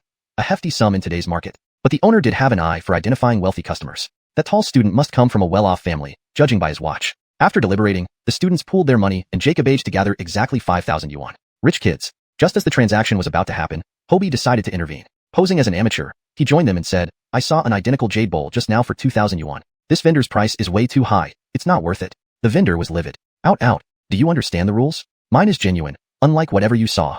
He grabbed a duster and chased Hobie away. Caught off guard, the students started doubting themselves and quickly put away their money, deciding against the purchase and walking away. Fuming, the vendor pounded his chest in frustration, cursing Hobie for ruining his big catch of 5,000 yuan. Nearby vendors mocked him, saying, you deserve it. How could you be so greedy? Those two look like students, yet you try to get 5,000 from them. Even we can't stand that. Though they were in a somewhat shady trade, they still adhered to a code of ethics and didn't want to ruin someone completely. As the students walked away, they kept a closer eye on the market, noticing similar jade bowls priced at a few hundred yuan each. Remembering the inscription on the stone tablet at the entrance, money paid, no returns or exchanges, they broke out in cold sweats. They realized how deep this market's waters truly were. Had they spent 5,000 on that bowl, they'd have regretted it deeply. Only now did the tall student appreciate that they had encountered a skilled person who saved them. Though they came from wealthy families, 5,000 yuan represented their entire savings and living expenses. They had taken out all their money to impressingly complete their teacher's assignment. Now, they no longer had the heart to buy antiques, fearing another scam, and instead searched for the person who would help them. Meanwhile, Hobie stopped at a small stall run by a tall, sturdy young Jacob in his early 20s. His business wasn't thriving. His stall was empty while others nearby were bustling. His stall featured few items, and they lacked appeal. Hobie was drawn to an artifact on display. A cylindrical object resembling a brush holder, about 20 centimeters tall and 7 to 8 centimeters in diameter, with 2 holes, looking somewhat odd. It was actually a Han Dynasty yellow-glazed ceramic water clock, a rare timekeeping device. Hobie recognized it due to his experience at Xiangyi Hall, where such artifacts were documented. The knowledgeable owners had once seen this type at the Izhihangling Museum. Hobie examined it and found that it was the only item of value on the stall, likely sourced from the countryside. What's the price of this brush washer? Hobie pointed to the item next to the timepiece. 50 yuan. No haggling, the young Jacob said bluntly. No wonder his business was poor. His attitude wasn't suitable for customer service. Hobie then pointed to the timepiece. What about this brush holder? Also 50. No negotiation. Hobie smiled. This guy was interesting, afraid of anyone bargaining. Then wrap up both items for me. Upon hearing he wanted both, the young Jacob's face softened slightly. Sure.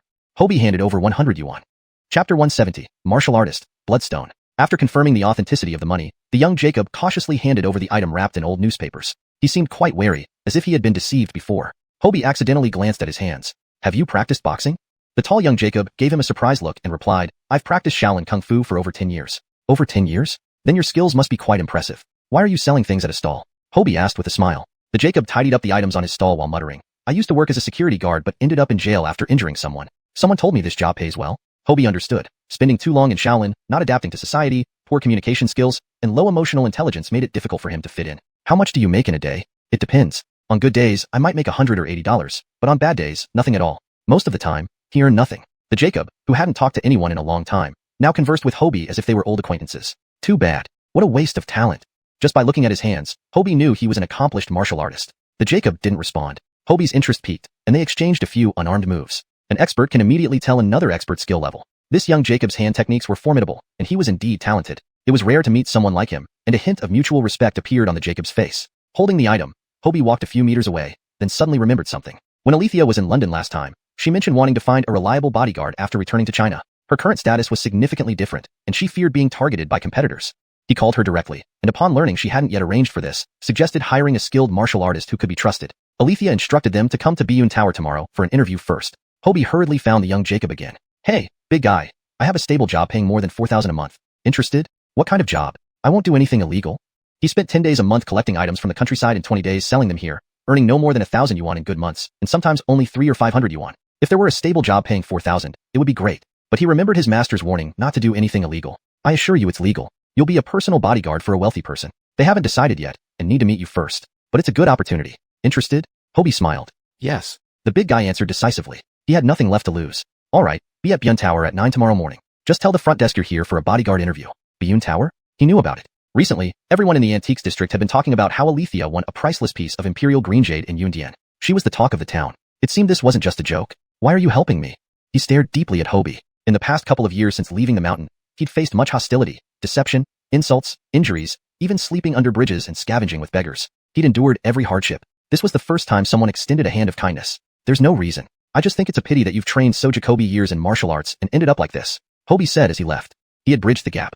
Whether he chose to walk through or how far was entirely up to him. Continuing his leisurely stroll, Hobie completed his practical assignment with the timer he bought. Despite its niche market, it was worth thousands and authentic, enough to pass his course. Helping the big guy find a job also balanced out his karma, allowing him a clear conscience. At a corner, Hobie saw a small stall crowded with students listening intently to the vendor. This bloodstone is kaolinite with cinnabar veins, named for its vivid red color resembling chicken blood. It is one of the 4 national treasures alongside Shoshan stone, Rani stone, and Balance stone, excellent for carving seals and valuable for collection. These bloodstones are genuine, and buying them will never let you down. The stall displayed numerous bloodstones. Curious, Hobie squatted down to examine them closely. Soon, his smile faded. They were just ordinary Zhonghua stones painted red to fake the appearance of bloodstone, meant to deceive these students. As Hobie stood up, a girl accidentally kicked him. Although his stance was usually steady, The kick caught him off guard mid-rise, causing him to stumble. To regain balance, he placed both hands on the vendor's stall. Sorry. The girl quickly apologized. Hobie barely noticed her apology. The sudden difference in texture between his hands startled him. Upon closer inspection, the stone he touched felt extremely cold, unlike the others which were merely cool. Naturally, real bloodstone feels ice cold, while imitations often feel warm. Because of the winter chill, he hadn't initially tried touching them, but the extreme coldness drew his attention, possibly due to its size. After thorough examination, he confirmed it was genuine Zhonghua bloodstone. Using his X-ray vision, he verified it further. The stone weighed around 5 to 6 pounds. Unknown circumstances brought this genuine piece to the vendor. Either way, he couldn't let it slip by. Examining all the stones again, he found only this one was genuine. Holding it, he asked, "Boss, what's the price?" The vendor, mid-explanation, eagerly responded, "You have good taste. This is my largest piece of bloodstone. If you're serious, I'll let it go for 5,000. Hobie put it down immediately. "Too expensive. What price do you have in mind?" "Let's negotiate," the vendor calmly replied. Chapter 171. Abacus, Bridal Trousseau. Hobie immediately showed 2 fingers. 2,000? Too low. This is genuine cinnabar stone, the vendor said excitedly. Hobie gave him a half smile. 200. The vendor made an exaggerated face. 200? You're joking. Hobie thought to himself that these fakes weren't even worth 20 yuan. Offering 200 was already quite generous. Though he wasn't sure how the real stone had been mixed in, he decided to price it as if it were fake. After all, that's what bargain hunting was about. The vendor knew well that these items were inexpensive fakes and sold them piece by piece. 1,000, no less. Look at the size of this stone, the vendor pleaded again. Seeing the vendor shivering in the cold wind, Hobie felt a pang of sympathy. Taking someone's treasure without offering a fair price indeed seemed unfair. Fine, 500, take it or leave it. Hobie took out 500 yuan and handed it over. The vendor happily accepted the money, pulled out a nylon bag, and carefully packed the cinnabar stone for him. Thank you, safe travels. As Hobie was about to leave, he turned around and saw the young Jacob who had bought the jade bowl earlier. Uncle, thank you so much, the Christopher exclaimed gratefully. It would have been better if he hadn't called him uncle. Wearing a mask, a dogskin hat, and a military coat typical of middle-aged men, he had been mistaken for an uncle figure. He didn't bother to explain, merely nodding in acknowledgement. Uncle, you're such an expert. Can you share some secrets with us? The Fabio asked. Young people, there are no shortcuts in the antiques business. Pay your dues first. But I advise you not to spend too much too soon. Don't get cheated out of everything you own, Hobie said, lowering his voice intentionally. These two were typical easy marks. We understand, the Christopher laughed awkwardly, then added. Our school requires a practical assignment on an antique. Could you help us choose one? I'll treat you to a meal. Their attitude was polite, but they were rather naive. Why should he let them take advantage of him when he could make a profit by buying it himself? No one needed free meals either. If he had said this to anyone else, they'd laugh their heads off, but Hobie just shrugged it off. He looked at the time. It was still early, so he casually replied, Sure, what are you looking for? Anything, as long as it's genuine, the Fabio hurriedly answered. Well, isn't that cheating? Not really. Many classmates have consulted family members who know antiques, the Christopher explained after noticing that Jacobi's students had experts accompanying them. That's fine, let's go then, Hobie agreed. After all, the school hadn't forbidden outside help, and submitting a perfect project was indeed challenging for freshmen. Hobie led the way, walking a few steps before stopping at a Mercy's stall. Ma'am, it's so cold today, yet you're still out here selling? What can I do? It's to make a living. These are good items collected from the countryside. If anything catches your eye, I'll give you a discount, the old lady said, full of vigor. All right. Hobie squatted down to examine the items closely. The elderly Jacob was straightforward. Her stall was a mix of various household items, pots, bowls, dishes, boxes, abacuses, brushes. Everything looked genuinely collected from villages. His two followers squatted beside him, pretending to be interested. Hobie had stopped because he noticed an old-style abacus. It looked dark and covered in a thick, black patina with a few beads missing. It appeared as ordinary as could be. However, Hobie, using his special ability, discovered that inside it was made of aged rosewood, and there was even an inscription at the bottom, indicating it was crafted by a renowned artisan. Its style was typical of Ming and Raniag dynasty abacuses, featuring mortise joints on the horizontal beam, rounded corners, a drawer baseboard, and an iron hanging handle, distinct characteristics of that era. Abacuses from the Ming and Raniag dynasties were often made of aged rosewood, confirming this point. This abacus had no nails or paint. It was entirely assembled using wooden joints, making it more valuable than ordinary Ming and Raniag abacuses. Generally, collecting wooden abacuses favored items made from rosewood, sandalwood, and rosewood.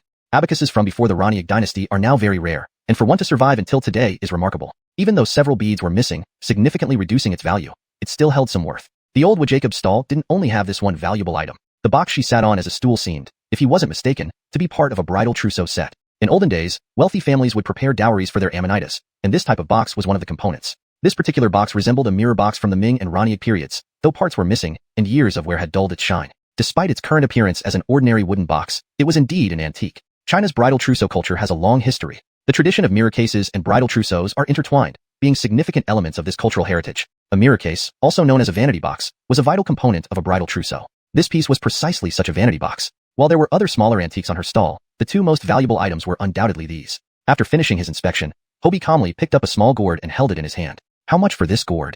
The old lady glanced at it. 3 yuan. Hobie left the money without hesitation and stood up to leave. The two men hurriedly followed him. Master, is this gourd a treasure? The tall Jacob looked suspiciously at the small gourd in his hand. No, but I've already seen 2 decent items. Whether you can get them and at what price is up to you. Don't expect me to handle everything for you. Hobie didn't know them anything and had already helped them twice. He could offer advice, but wouldn't do everything for them. What items? They had just looked around and hadn't seen anything resembling an antique. After all, in the antique business, knowledge makes money. I'll say this only once. The first item is the box the old lady is sitting on as a stool. The second item is the abacus on her stall. You each take one, use your own skills. That's all I can say. Farewell. The two men watched Hobie's departing back with doubt. Do you think he's just playing a trick on us? The short Jacob said. He probably wouldn't waste time lying to us when it benefits him nothing. The tall Jacob replied half-heartedly. Maybe he's in cahoots with the old lady? The short Jacob remained skeptical. Forget it, let's go ask. The tall Jacob took the lead and walked over. Chapter 172. Opportunities are given, but grasping them depends on yourself. When the elderly Wood Jacob saw the tall Jacob coming back, she knew business was on its way. Young Jacob, what would you like to buy? The tall Jacob appeared a little nervous. He sized up the abacus beads a few times, but couldn't figure out anything. Closing his eyes, he directly pointed at the abacus on her stall and asked, how much is this abacus? Seeing that they had returned, the elderly Wood Jacob naturally raised her price. This is a fine item.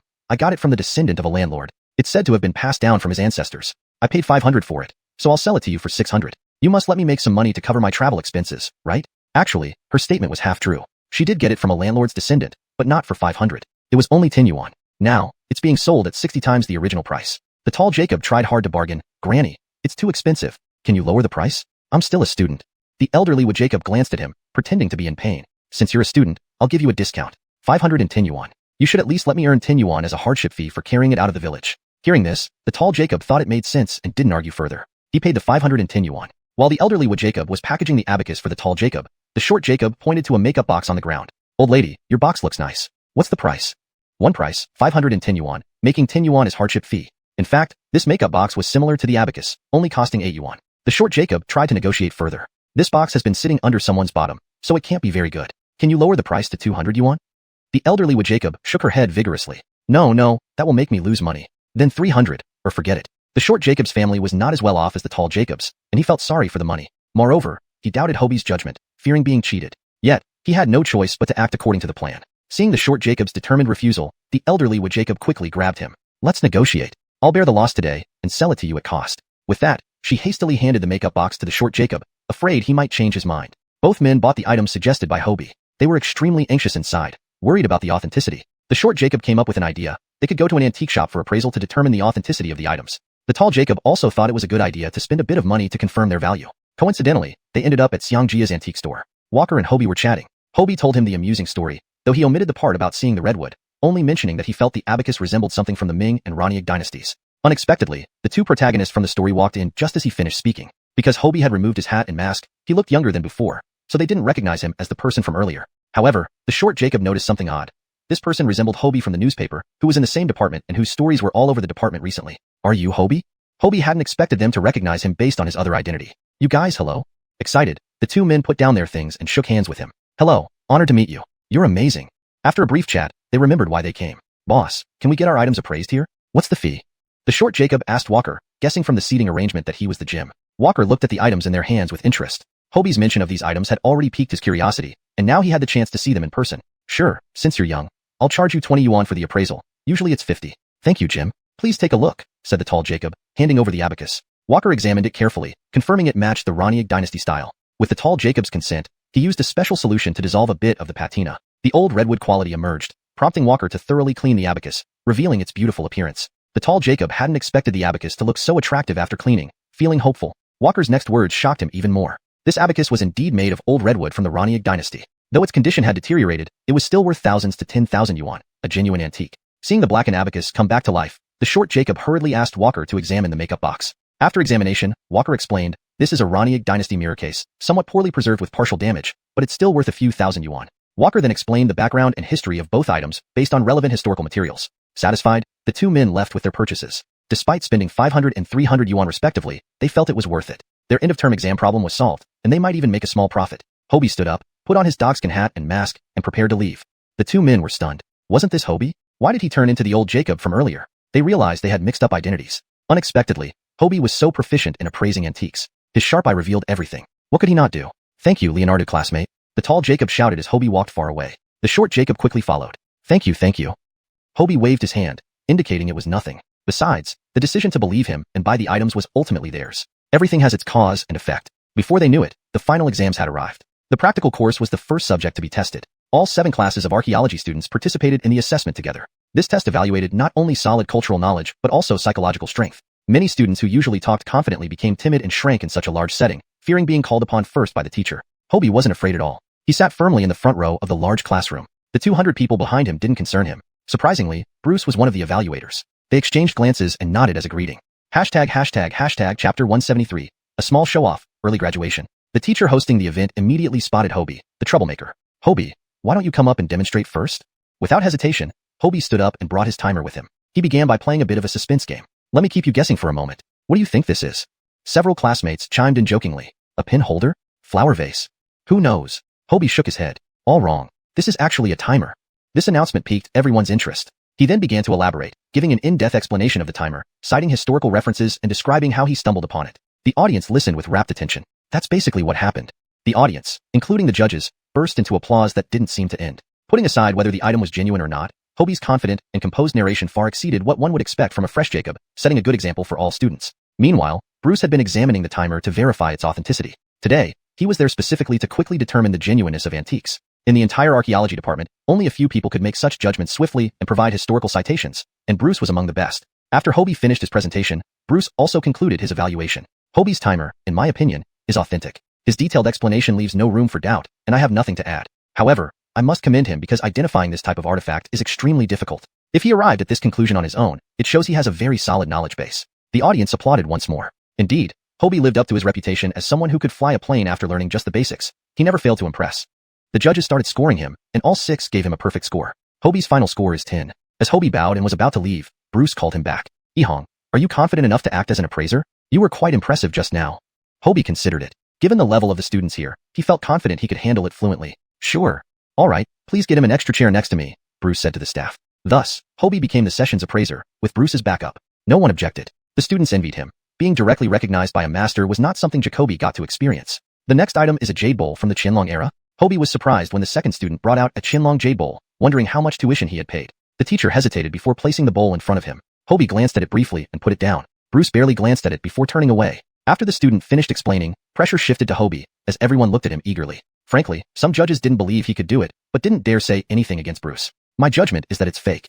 Hobie's verdict turned the student's face red instantly. A tall student in the audience sighed in relief, thankful it wasn't him. Hobie then explained in detail why he believed it was fake, convincing both the audience and judges. Bruce nodded approvingly. The student received an average score of 6. This display wasn't about getting high marks for authentic items alone.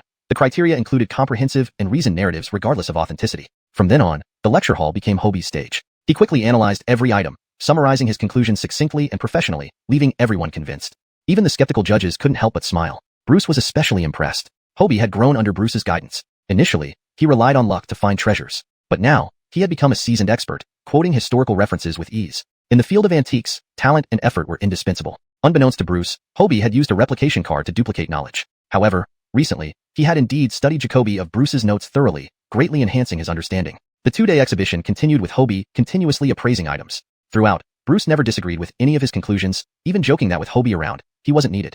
Hobie's thorough analysis left nothing to add. From disbelief to awe, the judges marveled at his capabilities, knowing their own knowledge wasn't nearly as extensive. Bruce helped Hobie apply to the registrar's office for special permission to take final exams ahead of schedule, allowing him to earn credits and obtain a bachelor's degree early, thus qualifying him to pursue a master's degree directly next year. Graduate students were rare, so with a professor's recommendation, it was practically guaranteed. Unwittingly, Hobie's casual show-off led to his early graduation. Though he was only in his fresh Jacob year, this suited him perfectly, saving 3 years and enabling him to focus on more meaningful endeavors. He dove into rigorous examinations, from freshman courses to junior year ones. Despite the numerous tests making him dizzy, the prospect of applying for early graduation revived his spirit. After finishing the last exam, his phone buzzed incessantly as soon as he powered it on. Sonia answered, informing him that Dawn and Hayden had arrived. Chapter 174. Henrietta arrives. Hobie hurriedly drove to the Sihiyuan courtyard house. Henrietta had traveled with Hayden by train, sparing no expense on food or drink during the journey. They finally arrived at Jing University, completely bewildered, and waited for a long time outside without seeing Hobie appear. Hayden felt that they would freeze to death before finding anyone if this kept up, so he asked his Grand Camilla for a few yuan to buy some food. By an incredible stroke of luck, following the scent of cooked meats led him straight to a branch of Wengxiangju, the famous local eatery, which was still in business despite its original location on the food street. Upon spotting Wengxiangju's sign, Hayden thought, isn't this the store the newspaper said belonged to Unkit? He had carefully studied all the information about them reported in newspapers to ensure he could find them easily. By chance, he walked right in. However, there was only one staff member selling braised meat, and no sign of Unkit. Hayden confidently introduced himself as Unkit's nephew and dejacobed something to eat from the staff member, who was uncertain whether to trust him, fearing he might be a fraud. Yet, what if he wasn't? Afraid of offending a relative of the gym, the employee hesitated, deciding it was safer to call the gym for instructions first. This suited Hayden perfectly. He had been struggling to figure out how to locate his uncle. Upon receiving this news, Unkit was puzzled but, unwilling to air family dirty laundry publicly, instructed the employee to provide some food and promised to come over later. Relieved not to have simply dismissed them, the employee quickly sliced 2 platters of assorted braised dishes for Hayden. Calling over his Grand Camilla, the two ate voraciously, finishing off the delicious meat within minutes and asked for more. Meanwhile, Hayden nonchalantly grabbed a bottle of soda to drink. They behaved like invaders pillaging a village. While eating, Henrietta mumbled, "Your uncle must be incredibly successful now to serve such tasty food. He must have made quite a fortune." Chewing away, Hayden responded, "Grandma, didn't you say he wasn't your biological son? What nonsense about being non-biological? I was just upset. I raised him. It's only right he takes care of me." The allure of wealth was starting to make Henrietta regret her past words. For Hayden, whether biological or not didn't matter. Getting money from Uncle was what mattered most. Once full and satisfied, they were met by Unkit arriving on a tricycle. "Why are you here?" "Well, can't we come? You've become successful and don't even recognize your parents now?" Henrietta blustered fiercely. Unkit froze. Was this old Jacob selectively forgetting what happened back in the village? "You're not my Camilla." Having spent weeks caring for Barth, forming a deep bond, he now considered Barth his true father. The past only brought sorrow and pain with memories of Henrietta and Denham. Although Barth's memory was hazy, his genuine wish was for a heroic, public-serving father, not the despicable figures of Henrietta and Denham. Henrietta theatrically sat down on the ground crying and wailing loudly, accusing everyone present of witnessing her raising an ungrateful wolf. Owners from neighboring shops gathered to gawk. Yet they knew from the newspaper stories that she was Unkit's cruel adoptive Camilla from the countryside, showing him sympathy. With Hobie still busy with exams, Unkit found no alternative but to prevent them from disturbing others' businesses. He decided to take them to the Sahiwan temporarily, then address the issue. When Hobie returned, he saw Henrietta strutting around the courtyard as if inspecting her new property. Seeing him, Hayden greeted with feigned respect. "Brother, you're back?" Frowning darkly, Hobie questioned, "Why are you here?" Henrietta boasted, "I've come to live out my old age." Initially planning to ask for money and return home, she changed her mind upon seeing the spacious courtyard house. Leonardving here seemed far more appealing, luxurious accommodations and amenities. "Do you need a reminder that Ismail isn't your son? If you want to be taken care of, look after your own sons. Adoptive or not, my parents dedicated years serving you and left empty-handed. You owe us nothing." Hobie struggled to remain calm, recalling how Henrietta and Denham tormented his parents. It filled him with murderous rage. "Not owing anything? I'll sue you, expose your crimes, and ruin your business," Henrietta threatened. "Go ahead and sue. Let's see how well you stand up under scrutiny for how you treated my father and your treatment after having your own children." Hobie's eyes flared with fury, chilling Henrietta's heart. Suddenly, she was shoved to the ground by none other than Barth, who'd been standing silently behind them. "For bullying dong dong. For bullying dong dong." Barth pounded her repeatedly. "Ah, where did this lunatic come from?" Struggling against Barth's strength, she cried out. Everyone pretended not to notice, allowing Barth to beat her. Hayden wanted to intervene but feared offending Hobie, pacing anxiously instead. "Brother, let Grandma go. We only want a bit of money. Surely, you can give us some?" "Why should we?" "Because you're shameless." Barth tired, sitting down to catch his breath. Unkit helped him up, wiping his hands with a handkerchief. In recent days, Barth had grown accustomed to his care and naturally extended his hand. Henrietta continued shouting from the ground, "You're committing a crime. I'll sue and put you all in jail." Only then did Hayden notice the resemblance between Barth and Unkit, albeit older. "Grandma, look at him," he stammered, pointing at Barth. Turning her head, Henrietta's heart sank like falling into ice. Coincidentally, Bobby and Ronnie Guadalupe also arrived. Alerted by Hobie, he felt it best to resolve the matter once and for all, avoiding further disturbances. Chapter 175, Dealing with Dawn, Buying a Piece of Information for 5,000. Before coming, Bobby and Ronnie Guadalupe had already prepared themselves, knowing that the opponent would certainly be difficult to deal with. However, they didn't expect her to be this much trouble, completely shameless, lying on the ground and cursing continuously, even more troublesome than a shrew. Logically speaking, they should have stood up for Unkit who endured hardship all these years, but considering that Dawn and Denham had kept him alive, this favor couldn't be overlooked. Thus, they did not initiate any confrontation, but she came knocking on their door unexpectedly. Bobby had never encountered such a person before, so he hesitated about what to say and looked towards Ronnie Guadalupe instead. Fortunately, Ronnie Guadalupe was a diplomat with ample negotiation experience. She remained calm and composed as if she hadn't seen Dawn, asked Hobie to bring her a chair, and sat down. Then, she calmly said on purpose, "Xiangdong, I heard your adoptive Camilla came. Where is she? Why can't I see her? Why is there a beggar on the ground?" This statement made everyone unable to hold back their laughter. They knew Ronnie Guadalupe would take the lead at this critical moment. Dawn had just seen the resemblance between Barth and Unkit, still in shock from the revelation. Could it be that Unkit actually found his real parents? Upon hearing Ronnie Guadalupe's words, if it were under normal circumstances, she would have cursed, but now, feeling guilty, she dared not speak. Climbing weakly off the ground and brushing off dust, she whispered softly, "I'm here." Uncertain about the actual truth of the matter, thinking about how she picked up someone else's child, took the gold bars and valuables, but did not properly care for the child, she felt nervous inside. Ronnie Guadalupe glanced at her casually. "Oh, so you're the one. I thought you were some random beggar." You speak with some respect. After all, I raised Xiangdong. Even if I haven't done anything great, I've put in the effort. Dawn forced herself to straighten her back. Did you raise him? He grew up on others' charity, didn't he? Your husband left a lot of gold bars and jewelry when Xiangdong's father was around. Didn't you spend quite a bit on them? Since you had the money, how could you treat him like this without feeling guilty? Rani Guadalupe glared, making Dawn unable to look up. In fact, Dawn only spent one gold bar and a few $100s. The rest were stolen during the famine when they sold it out of poverty and laziness. Now, admitting it would mean having to pay it back, which she could not do now. What gold bars or jewelry? I don't know what you're talking about. No matter what, I raised Xiangdong. He owes me for taking care of him. You can't drive me away. Dawn stubbornly inflaunted on being taken care of in her old age. Alright, you want to stay and be taken care of, right? That's fine. Xiangdong has grown up. Let him repay you in the same way you treated him. It's only fair. While Rani Guadalupe appeared to agree to make Unkit support Dawn, her tone implied otherwise. How he would take care of her depended entirely on Unkit. Back then, Dawn and Denim had mistreated Unkit, giving him leftovers to eat, making him wear worn-out clothes, and treating him worse than a dog. Unkit started doing laundry and cooking at a young age, working both inside and outside the house, serving the entire family alone. These hardships would never be forgotten by him. If Dawn fell into Unkit's hands, it would be a miracle if he didn't take revenge. What good life was she dreaming of?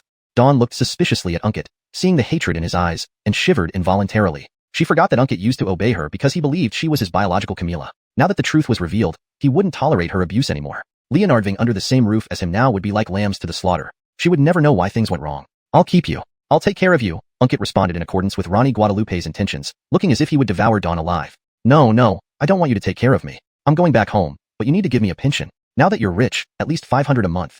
To Dawn, 500 a month was a considerable amount. Unbeknownst to her, the current Unkit could afford 5,000, even 50,000 per month. But after all she had done to hurt him, he wouldn't spare her. Had she been nicer to Unkit, he would have supported her willingly. But now, it was unbearable for him to give even a cent to the Leonardo family. It repulsed him. Don't push your luck. Either you stay, and we take care of you, or you go back home and leave him alone for the rest of your life. Unkit rarely showed such firmness. Dawn was about to start shouting when Bobby stopped her. I offer you one choice. Tell us everything honestly about how you found Xiangdong that day, and I will personally give you 5,000. Don't ask for anything else. Bobby truly wanted to know what happened back then, leading his brother to abandon the child. Given Barth's condition, only Dawn could provide the necessary clues. Dawn's eyes gleamed. A piece of information worth 5,000? 10,000, she dejacobed, sitting tight on the ground. This was typical of her. That's it, go back home then. Hayden, take her away immediately. Hobie couldn't stand her obstinacy and rudeness. Hayden signaled his Grand Camilla desperately, urging her to speak, emphasizing it was only a few sentences worth 5,000, nothing secret anymore. Reluctantly, Dawn began. All right, I'll tell you. Back then, my husband and I were married for 3 years without a child. Someone mentioned that a knowledgeable monk in the neighboring county could solve our problem, so we visited him. He said we wouldn't have children, but adopting a child with siblings might help. On our way down the mountain, we suddenly heard a baby crying. My husband checked it out, and eventually carried out a baby boy. So, we took him home after raising him outside for a year. Soon after, I became pregnant and gave birth to 3 children consecutively. Bobby asked more detailed questions about the specific temple and monk, which Dawn answered with an expectant look. I've told you everything. The money? Bobby honored his word, instructing Rani Guadalupe to hand over the 5,000 yuan. This is the last time. Xiangdong worked hard for the Leonardo family for so long, and you owe him nothing. If you disturb his life again, we have ways to make your afterlife miserable, Rani Guadalupe sternly warned. As Dawn counted the money, she realized this would Jacob wasn't to be trifled with, scaring her enough. Having received the money, she would never come again. 5,000 yuan, plus 2 obedient sons, would be enough for her retirement. Hashtag chapter 176, Matters of the Past. Unkit's entanglements with the Leonardo family were finally over. After the exams, Aiko was preparing to return to her hometown. Hobie was worried about her going alone and also reluctant to part with her. So, he called Joe and Joan directly, inviting them to Beijing for the New Year celebrations. This way, Aiko wouldn't have to go back home but could still be with her parents, a perfect solution. Over the past 6 months, Joe and Joan had often heard incredible stories about Hobie from Aiko, and they were eager to meet him. With their future son-in-law extending a personal invitation, they naturally agreed to visit. Regarding the temple, Bobby brought Unkit to the temple in Leonard County, Prince Shan City. Fortunately, the abbot from back then was still alive, though he was already over 80 years old. His mind was remarkably sharp. When Bobby explained the events from 40 years ago, the abbot immediately recalled the incident. The child you speak of? Is he well now? At the time, it was a helpless situation. His father once passed through here, saying he was being pursued by spies. Afraid his young son would be implicated, he entrusted the boy to me, asking me to care for him temporarily. He said if he didn't return within a month, I should entrust the child to a family who would raise him lovingly, ensuring he grew up safely. When he didn't return after 2 months, and the child wasn't suited to growing up in our temple, coincidentally, a childless couple came to seek my blessings for a child. Moved by their earnestness, I felt they would treat the child well. So, I suggested they adopt the child, perhaps bringing them the chance of having children. I had a young monk place the child on their path down the mountain, and they indeed happily adopted him. The benefactor had left Jacoby valuables for the child, which I included in his swaddling. Bobby felt an inexplicable sadness learning the details. Good intentions do not always lead to good outcomes. It seemed that Unkit's father had faced serious difficulties back then. Times were chaotic, and family unity mattered more than anything. The abbot was compassionate and had truly thought ahead for the child, finding a childless couple and providing ample financial support. Who could have predicted that Henrietta and Denham would change after having their own child? Fate and destiny are such that there's no point blaming others. Unkit looked melancholic, never imagining things had been like this. He'd considered Jacoby reasons why Barth might have abandoned him, but hadn't thought his father had been in grave danger. Gradually, he felt at peace. Despite everything, fate had been kind to him. Thank you, Master, for saving my life all those years ago. I am that child and I'm doing well now. Gratitude is beyond words. Unkit bowed deeply after speaking. The abbot appraised him and smiled warmly. You are a fortunate soul. Hardship comes first, happiness follows. May Buddha bless you. He then handed Unkit a string of prayer beads he had carried for years. Unkit accepted the beads and, before leaving, offered 50,000 yuan. Master, please accept this money as my contribution to the temple's maintenance. With these matters resolved, Rani Guadalupe used her connections to transfer Unkit's and Sonia's hukou, household registration, to Tianjin City. Hobie didn't need to change his, as his hukou was already in Tianjin. Their surnames also changed from Leonardo to Luo. Unkit became Iter, with Jean, representing the generation in the Luo family's genealogy. Hobie became Jameson, where Yun signifies the same generational rank as Jean. Though Hobie found changing his identity cumbersome, it involved updating his hukou, ID card, school records, etc. He couldn't refuse the elder Bobby's sincere wish. Bobby mentioned that the Luo family's genealogy had nearly ended, but thankfully his brother left behind this lineage. It meant that the younger generation would continue to carry the torch. Having settled this major concern, Bobby and Iter planned to host a gathering at Bobby's home, inviting close friends and acquaintances. It would serve as a public announcement and celebration of their reunion. While Bobby had few relatives, they either lived far away or hadn't been in contact for years, he did have Jacoby friends. As for Iter, while he had no immediate family, Sonia had her own maternal family whom she wished to introduce. Sonia missed her Camila and elder brother, and during the past 6 months, she occasionally called them, learning they were thriving. They ran the small business Hobie had set up well, improving their financial situation. But now, with better resources, she wanted to help her family start something in Tianjin. As for Jameson, despite the name change, he still had Jacoby friends in Tianjin, whom he planned to invite to the gathering. Unbeknownst to him, he had transformed from a rural youngster to someone with a promising future, coming from a respected family. Aiko felt somewhat pressured. Previously, she and Jameson had been equals. Now, the gap in wealth and social status widened, making her worry if she matched his excellence. It was Sonia who noticed and comforted her. My son hasn't changed. Look at how he treats you. Has it ever wavered? When we were struggling, did you ever look down on him? Aiko realized that if Jameson forgot his roots upon achieving success, he wouldn't be the person she loved. The family worked together to write invitations, plan the menu, and prepare for the event. Finally, the day arrived. Sonia's entire maternal family attended, including her Camila, elder Philanter-in-law, and cousins. Aiko's parents came from Beijing, and all of Jameson's friends arrived to congratulate him. Together, they witnessed Jameson and Iter returning to their rightful family. Chapter 177, The New Year. Breyer announced in front of all relatives and friends that his eldest brother's long-lost son had been found, and the family has now reunited. Friends within the circle who were aware of the Liu family's situation were genuinely happy for them. DeAndre's friends and mentors like Bridget, Solomon, Walker, Franklin, Corey, and others were also delighted for him. To be able to find a relative after being separated for over 40 years was truly a rare blessing. The banquet was a resounding success. DeAndre had specially invited Tim to handle the cooking. Everyone enjoyed their meal immensely, and both the host and guests were in high spirits. Grateful for DeAndre's previous asphaltance, Tim not only refused to accept any payment but also personally took charge of everything from selecting ingredients to cooking, without delegating any tasks or putting on any airs of a renowned chef. This gathering proved very successful. Unconsciously, DeAndre's circle of friends had grown larger, including Jacoby notable figures from various fields. This truly embodied the saying, talking with erudite scholars and having no commoners as visitors. When you excel, those drawn to your magnetic field are also exceptional people. Recently, Barth spent more time with Iter and seemed to understand that Iter was his son. He called him Dong Dong every day. Dong Dong, it's time for dinner. Dong Dong, drink some water. Dong Dong, put on your clothes. His condition wasn't severe. He was just confused and disoriented, with muddled memories. Mr. and Mrs. Iter were very patient with him. Leonarding in the quadrangle made it convenient for them to care for him. Barth was also willing to stay with them, always in high spirits, which the doctor said was beneficial for his condition. Breyer then officially reported this arrangement to the authorities and moved Barth's belongings into the quadrangle. DeAndre's graduation application was approved. His efforts alone stunned the entire archaeology department, as he completed all end-of-term exam papers from his fresh Jacob to junior year perfectly. From the graceful handwriting to the meticulously detailed answers, everything was flawless. Some teachers even admitted that they could not achieve such excellence themselves, joking that comparing oneself to others could be disheartening. Thankfully, there was only one DeAndre. Otherwise, they might have doubted their own competence. DeAndre did well academically, and Bruce also helped him secure direct admission to graduate studies after completing his bachelor's degree next year. That meant DeAndre would be a graduate student come next fall. A new year, a new look. Not only did Grandma and Uncle's family visit, but his future in-laws also came to celebrate the new year in Tianzhou. Reunited with family, achieving academic milestones, and making substantial earnings, things were looking bright. Bridget had already transferred the money to his account. Now he could call himself a billionaire, an idea that brought immense joy. Iter arranged for his future in-laws and brother-in-law's family to stay at the traditional villa in Golden Dragon Bay. DeAndre hosted his future in-laws at his own apartment in Golden Dragon Bay, ensuring everyone had ample space. With everyone gathered together, DeAndre and Aiko took both families on a tour of Tianzhou, savoring its culinary delights. Seeing how well DeAndre's family was doing and the scale of their business, the grandparents and aunt and uncle were overjoyed. Iter had mentioned to his brother-in-law that if he wished, the whole family could move to help Jacobiage the braised meat business without worry. As the number of stores increased, Iter felt overwhelmed. Franklin opened 2 more branches in the past couple of months, bringing the total to 12. Relying solely on Iter and Sonia was becoming unsustainable. More employees would be needed as the business expanded. Such tasks were better Jacobaged by trusted family members. Desmond didn't voice his thoughts, but started considering the offer seriously. Although his business in Princeshon provided enough for a living, earning significant wealth like his brother-in-law's was far from reach. After discussing with his wife, they decided to give it a try after the new year, hoping to provide more opportunities for their sons. Grandpa and Grandma had confirmed they would stay. Iter personally told them they should retire in Tianzhou. Given the years of support the elders had provided, it was time for the younger generation to take care of them. Initially hesitant, traditionally, children supported their parents, not the other way around. Iter's heartfelt words changed their minds. He expressed deep gratitude for their sacrifices and support over the years, which deeply touched them. They eventually agreed to stay. Even though they were getting older, they wanted to remain useful and contribute to the family. Yunxiao and Joan marveled at how the Liu family had transformed. Who could imagine that a few months ago, DeAndre was still a poor boy from the countryside? Now he had risen to become someone unattainable by ordinary means. Fortunately, they had seen potential in him early on. It was indeed a good deed rewarded. Currently, everything looked great for Aiko, but the couple privately worried about the growing gap between their families, fearing she might suffer later. For the first time, Yunxiao and Joanne considered moving to Beijing for development as well.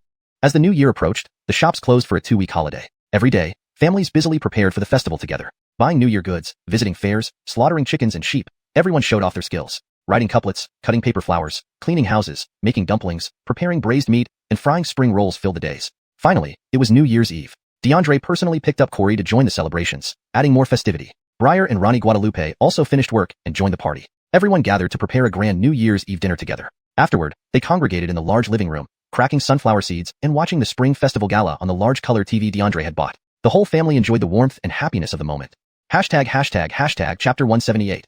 The Yun and Leonard family arrangements. Bobby and Ronnie Guadalupe hadn't had such a lively new year for Jacoby years. In previous years, the couple rarely got to spend time together due to their busy schedules, but this year, because of Bobby's injury, they Jacobaged to be together for the festivities. After the new year, Bobby would return to his job. Similarly, Corey hadn't experienced such a lively new year since his childhood when his family was still around. Despite having Jacoby students over the years, he was used to spending the holidays alone, not wanting to impose on others. It took much persuasion from Jameson for him to finally agree to join them this year. Over the years, he had grown accustomed to solitude, so the sudden bustle felt a bit strange, but he was genuinely happy that his young disciple still thought of him. Before the new year, his grandson had also paid a visit, leaving some gifts before leaving. Leonard seemed to be getting better and more hopeful. During the new year, Jameson, as the younger generation, visited people like Clifton, Juanita, Tim, etc., bringing gifts. The entire holiday was spent eating, drinking, and playing, and both Bobby and Corey gained some weight. After the new year, Joe and Joan had a change of heart. Although they had invested most of their lives in Princeshon and never thought about leaving, the idea of being far away from their Amanita made them reconsider. If they were too far, it would be inconvenient to visit their Amanita or future grandchildren.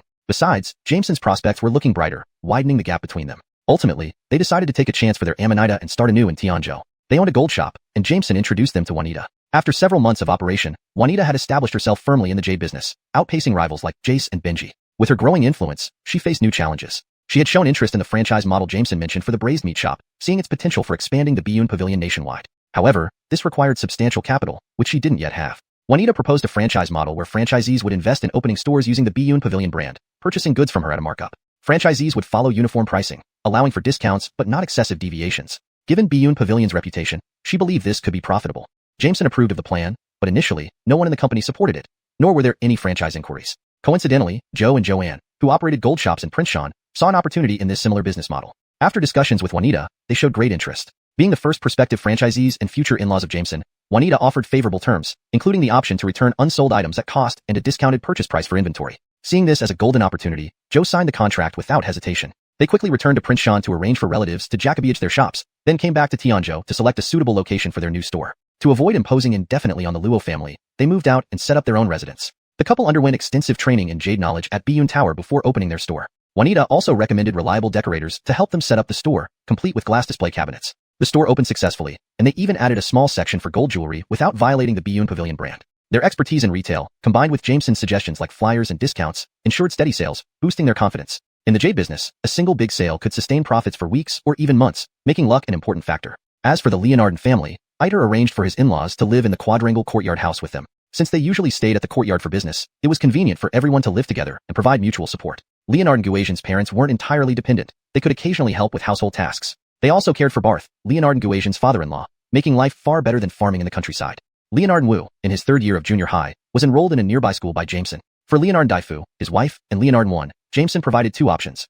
Either run a barbecue restaurant with the recipe Jameson no longer needed, or stay at the courtyard to as Fallon, Leonard Nguyen, and Iter. Leonard Daifu would gradually take over procurement and delivery while learning to drive. Leonard Nguyen would oversee daily operations and accounting, and Leonard Daifu's wife would help with preparations. This way, Leonard Nguyen and Iter could eventually step back, ensuring smoother operations. They were offered competitive salaries of 3,000 yuan per month each, significantly higher than the typical worker's wage. After much deliberation, they chose the second option, as it provided stability and a decent income. His grandson had also come to visit before the new year, leaving some gifts before departing. Leonard seemed to be getting better and more hopeful with each passing day. During the spring festival, Jameson, as the junior in the family, visited several important people like Clifton, Bridget, Tim, and others, bearing gifts. The entire holiday season was spent feasting, drinking, and playing, causing both of them to gain some weight.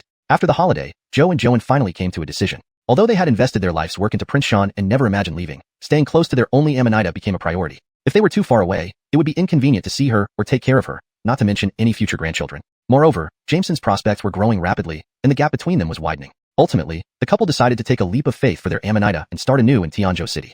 They owned a jewelry store in Prince Sean, and Jameson introduced them to Bridget. After several months of business operations, Bridget had become a dominant figure in the jade market, firmly overtaking Jace and his son, Benji. Jace was still bedridden, and Benji was no match for Bridget. Her jade empire was expanding, presenting new opportunities and challenges. Inspired by Jameson's plans for his braised meat store, Bridget considered adopting a franchise model to expand Bixian Pavilion nationwide. This would require significant capital, which she currently lacked. She proposed a franchise plan where franchisees would fund their own stores using the Bixian Pavilion brand, purchasing goods from her at a wholesale price. Bixian Pavilion had an excellent reputation and could likely turn a profit. Jameson thought the idea was feasible, but when Bridget announced the plan, no one within the company believed in its success. There were also no immediate franchisee applicants. However, Joe and Joanne's experience running a jewelry store in Prince Sean made them suitable candidates. Both parties showed interest after discussions, and Bridget offered favorable terms given their relationship with Jameson. For instance, if the franchise failed, unsold items could be returned at cost, and as the first franchisee, they received substantial discounts. Joe saw this as a great opportunity. With such favorable conditions set up for him, if he lacked the courage to try, there was no point in coming to Tianzhou. He signed the contract immediately, known for his swift actions. The couple quickly returned to Prince Sean, entrusting their stores to relatives and arranging for their jacobegagement. If the new store succeeded, they would eventually move all operations to Tianzhou. If it failed, they would have a fallback plan. Back in Tianzhou, they selected a suitable location and moved out of Jameson's home. After extensive study on jade knowledge, they opened the store, decorated by Bridget's recommended contractors. They added a small gold section, ensuring it did not conflict with the Bixian Pavilion brand. Their experience in Jameson's promotional ideas like flyers and discounts helped their business flourish, boosting their confidence. As for the Leonard family, Iter arranged for his parents-in-law to live in the quadrangle courtyard house with them to accommodate Sonia's wish to care for her parents. Leonarding their made sense since they rarely went back to Jinlongwan. The three elders could help each other, and although the Leonard parents weren't completely dependent, they occasionally asphalanted with cooking. Having two former comrades under the same roof made things easier. Leonard was significantly better than farming in the countryside. Leonard Wu, now in his third year of junior high, was enrolled in a nearby school by Jameson. As for Leonard Daejiu, his wife, and Leonard Wan, Jameson gave them two options. Either start a barbecue shop using the abandoned recipe, which would likely succeed, or stay at the courtyard to as Fallon, Iter, and Sonia. The latter included learning various business aspects, gradually replacing Iter and Sonia while receiving decent salaries. After careful consideration, Leonard Daejiu and his wife chose the second option, despite his initial desire to go independent. His wife and son preferred the security of working alongside Iter, earning a monthly salary of 3,000 yuan, far higher than the average worker's wage. Thus, the families adjusted to their new lives, filled with promise and hope. Chapter 179. Discovery of a dead mouse in the prepared food store. The quadrangle courtyard was large, with the first courtyard and the three-row yard transformed into living quarters for everyone. Desmond lived at the front with his wife and children. Iter resided in the back third courtyard along with his wife, father, and in-laws. Carnell and Xena also lived in the first courtyard. They adapted well to life here and had gained weight over the holidays. Jameson planned to send the two kids to school this year. Carnell could start first grade, while Xena would temporarily attend kindergarten. Desmond and Auntie, as well as Leonard Wan, officially joined the braised meat business to as Fallon, Iter, and Sonia. Leonard Wu was assigned to attend school. They were all hardworking people and quickly got up to speed. Just a few days after the Lunar New Year break, a significant incident occurred at the Fragrant Residence braised meat chain store. Trouble came out of nowhere. Someone reported to the police that they saw a dead mouse being sold at one of the Fragrant Residence braised meat stores. The police caught them red-handed. A dead mouse was indeed found in a basin, indicating poor hygiene practices, and thus the store must close for rectification. The staff cried, saying they were just employees and knew nothing about it. Naturally, the police sought out the legal representative of the Fragrant Residence braised meat chain store, which was Iter. Arriving at the quadrangle courtyard and conducting a thorough search, fortunately, nothing was found amiss. Everything was normal, and the hygiene standards met the requirements. In the end, the police notified them to close for rectification until further notice. Without any discussion, they took Iter away. Sonia was terrified and distraught, and chaos reigned at home. Fortunately, Desmond remained level-headed and immediately called Jameson to explain the situation. Jameson understood the sequence of events and immediately instructed a self-inspection. They discovered that everything was normal at the quadrangle courtyard. Franklin and Leonard Wan also inspected the other stores, and everything was fine. It turned out that only that one prepared food store had issues. Jameson deduced there might be an inside saboteur. After all, The processing workshop in the quadrangle courtyard had no problems, nor did Eider and Desmond have issues delivering goods. Most likely, the issue lay with the staff members themselves. Given their success and profits, some might envy them, making it unable to bear it alone. Callan hatched a devious plan. He coerced the employee into planting the evidence of the dead mouse, threatening him with his brother's job and offering 12,000 yuan, a year's salary, as a bribe. Callan intended for the dead mouse to be mixed into the food so that customers would get poisoned, escalating the situation. However, the employee had a sliver of conscience left and simply placed the dead mouse on the cutting board, waiting for someone to report it. Once the police arrived, he moved the mouse into the pot to make it look incriminating. No one actually ate the dead mouse. Jameson went directly to the employee. Hearing about his wife and child, the employee froze in terror. He hadn't expected Jameson to find him so quickly or know about Callan. He had forgotten about his family responsibilities in the moment of temptation. Regret washed over him. He shouldn't have risked everything for the bribe money, now jeopardizing both himself and his unborn child. Please, young boss, I didn't mean to do it. Have mercy. My wife is going to give birth soon. Our family can't live without me. Please. The Jacob knelt in the snow, begging Jameson. Jameson hesitated for a moment before turning cold again. If you had thought of this earlier, maybe it wouldn't have happened. You have one chance. By tomorrow morning, if I don't hear from the police, who knows what I might do. By the way, accomplices usually get lighter sentences than ringleaders. With that, Jameson turned and left, leaving the Jacob stunned in the snow. Pondering Jameson's final words, his eyes suddenly brightened. He gritted his teeth and rushed towards the police station. Hashtag Chapter 180. Antiquities Association. Eider was released that night, having endured a false alarm. The store clerk, in order to protect his wife and children, ultimately chose to turn himself in. But he still remembered clearly the words Jameson had said to him. When he arrived at the police station, he confessed the entire crime process, emphasizing repeatedly that he had been coerced into it by Ronald using his brother's job as leverage. He was an accomplice who had not caused any harm, only creating an illusion. The police immediately arrested Ronald with hard evidence of embezzled funds amounting to 12,000, leaving him no way to deny his involvement. Both were detained, awaiting trial. Eider was declared innocent. Though the matter was resolved, the store where the incident occurred could not continue operating. Even if the police helped clear the air, nearby residents would undoubtedly be wary and wouldn't shop there anymore. Eider decisively closed down the store. Business at the remaining stores dipped for about half a month, but gradually recovered as the situation clarified. This incident also alerted Eider to the importance of Jacobaging staff more effectively. He started developing entrepreneurial thinking, focusing on Jacobagement instead of merely working hands-on. From then on, he began delegating Jacobial tasks to Desmond and Leonard one, while he concentrated on Jacobagement strategies to improve the company. That was a story for another day. Ronald ended up in jail, and his wife quickly divorced him. He had always been promiscuous, and his wife had tolerated it for the sake of their family and children. Now, she no longer needed to endure it. After settling this matter, Jameson received a call from Hicks, saying the porcelain fragments had been successfully restored. He hurried to the antique shop. Bruce and a few other seniors were already present. As Jameson approached, he overheard them praising, "Hicks, after years of arduous research, you've brought these pieces back to life. Truly amazing. Indeed, these originally worthless shards have regained their original appearance under your hands and even gained new charm. Although the Yuan Dynasty blue and white plum vase is more valuable, the Raniag Dynasty powder porcelain restoration is indeed masterful," one elder remarked. "Great work, junior brother." Bruce added. "Teachers, I'm here," Jameson called out. "Quickly, come see," Walker urged, rising to greet him. In 3 strides, Jameson came forward and saw 3 exquisite porcelain pieces laid out on the table. A large Tianqing glazed jar, a Raniag Dynasty powder porcelain, and a Yuan Dynasty blue and white plum vase. Each piece had been restored differently according to its condition, complementing each other beautifully without a trace of the repair visible. Who would have thought that a little over a month ago, they were mere shards? He picked up the Tianqing jar and poured a cup of water into it. No leaks at all. It was truly miraculous. These restored antiques stirred Jameson's intense desire to learn the art of antique restoration. "Thank you, Geary, for bringing them back to life," Jameson bowed gratefully. Hicks felt proud. It had been Jacoby years since he last restored such perfect works. He replied heartily, "Mission accomplished." Haha. Jameson, keeping his promise, gave the restored Raniag Dynasty powder porcelain to Hicks as compensation. This added 2 fine pieces to his private collection, the Yuan Dynasty blue and white plum vase especially, whose value increased due to Hicks's skillful work. Years later, he envisioned writing a note next to these 2 pieces during a personal exhibition. Picked up in London, restored by Master Hicks. People would surely search tirelessly for signs of restoration in vain. A laughable thought indeed. Smiling, Hicks accepted the porcelain and handed him an invitation. "This is an invitation to the Tiangsu City Antiquities Association's exchange event this weekend. Some enthusiasts are eager to see your chicken cup and gauge your expertise."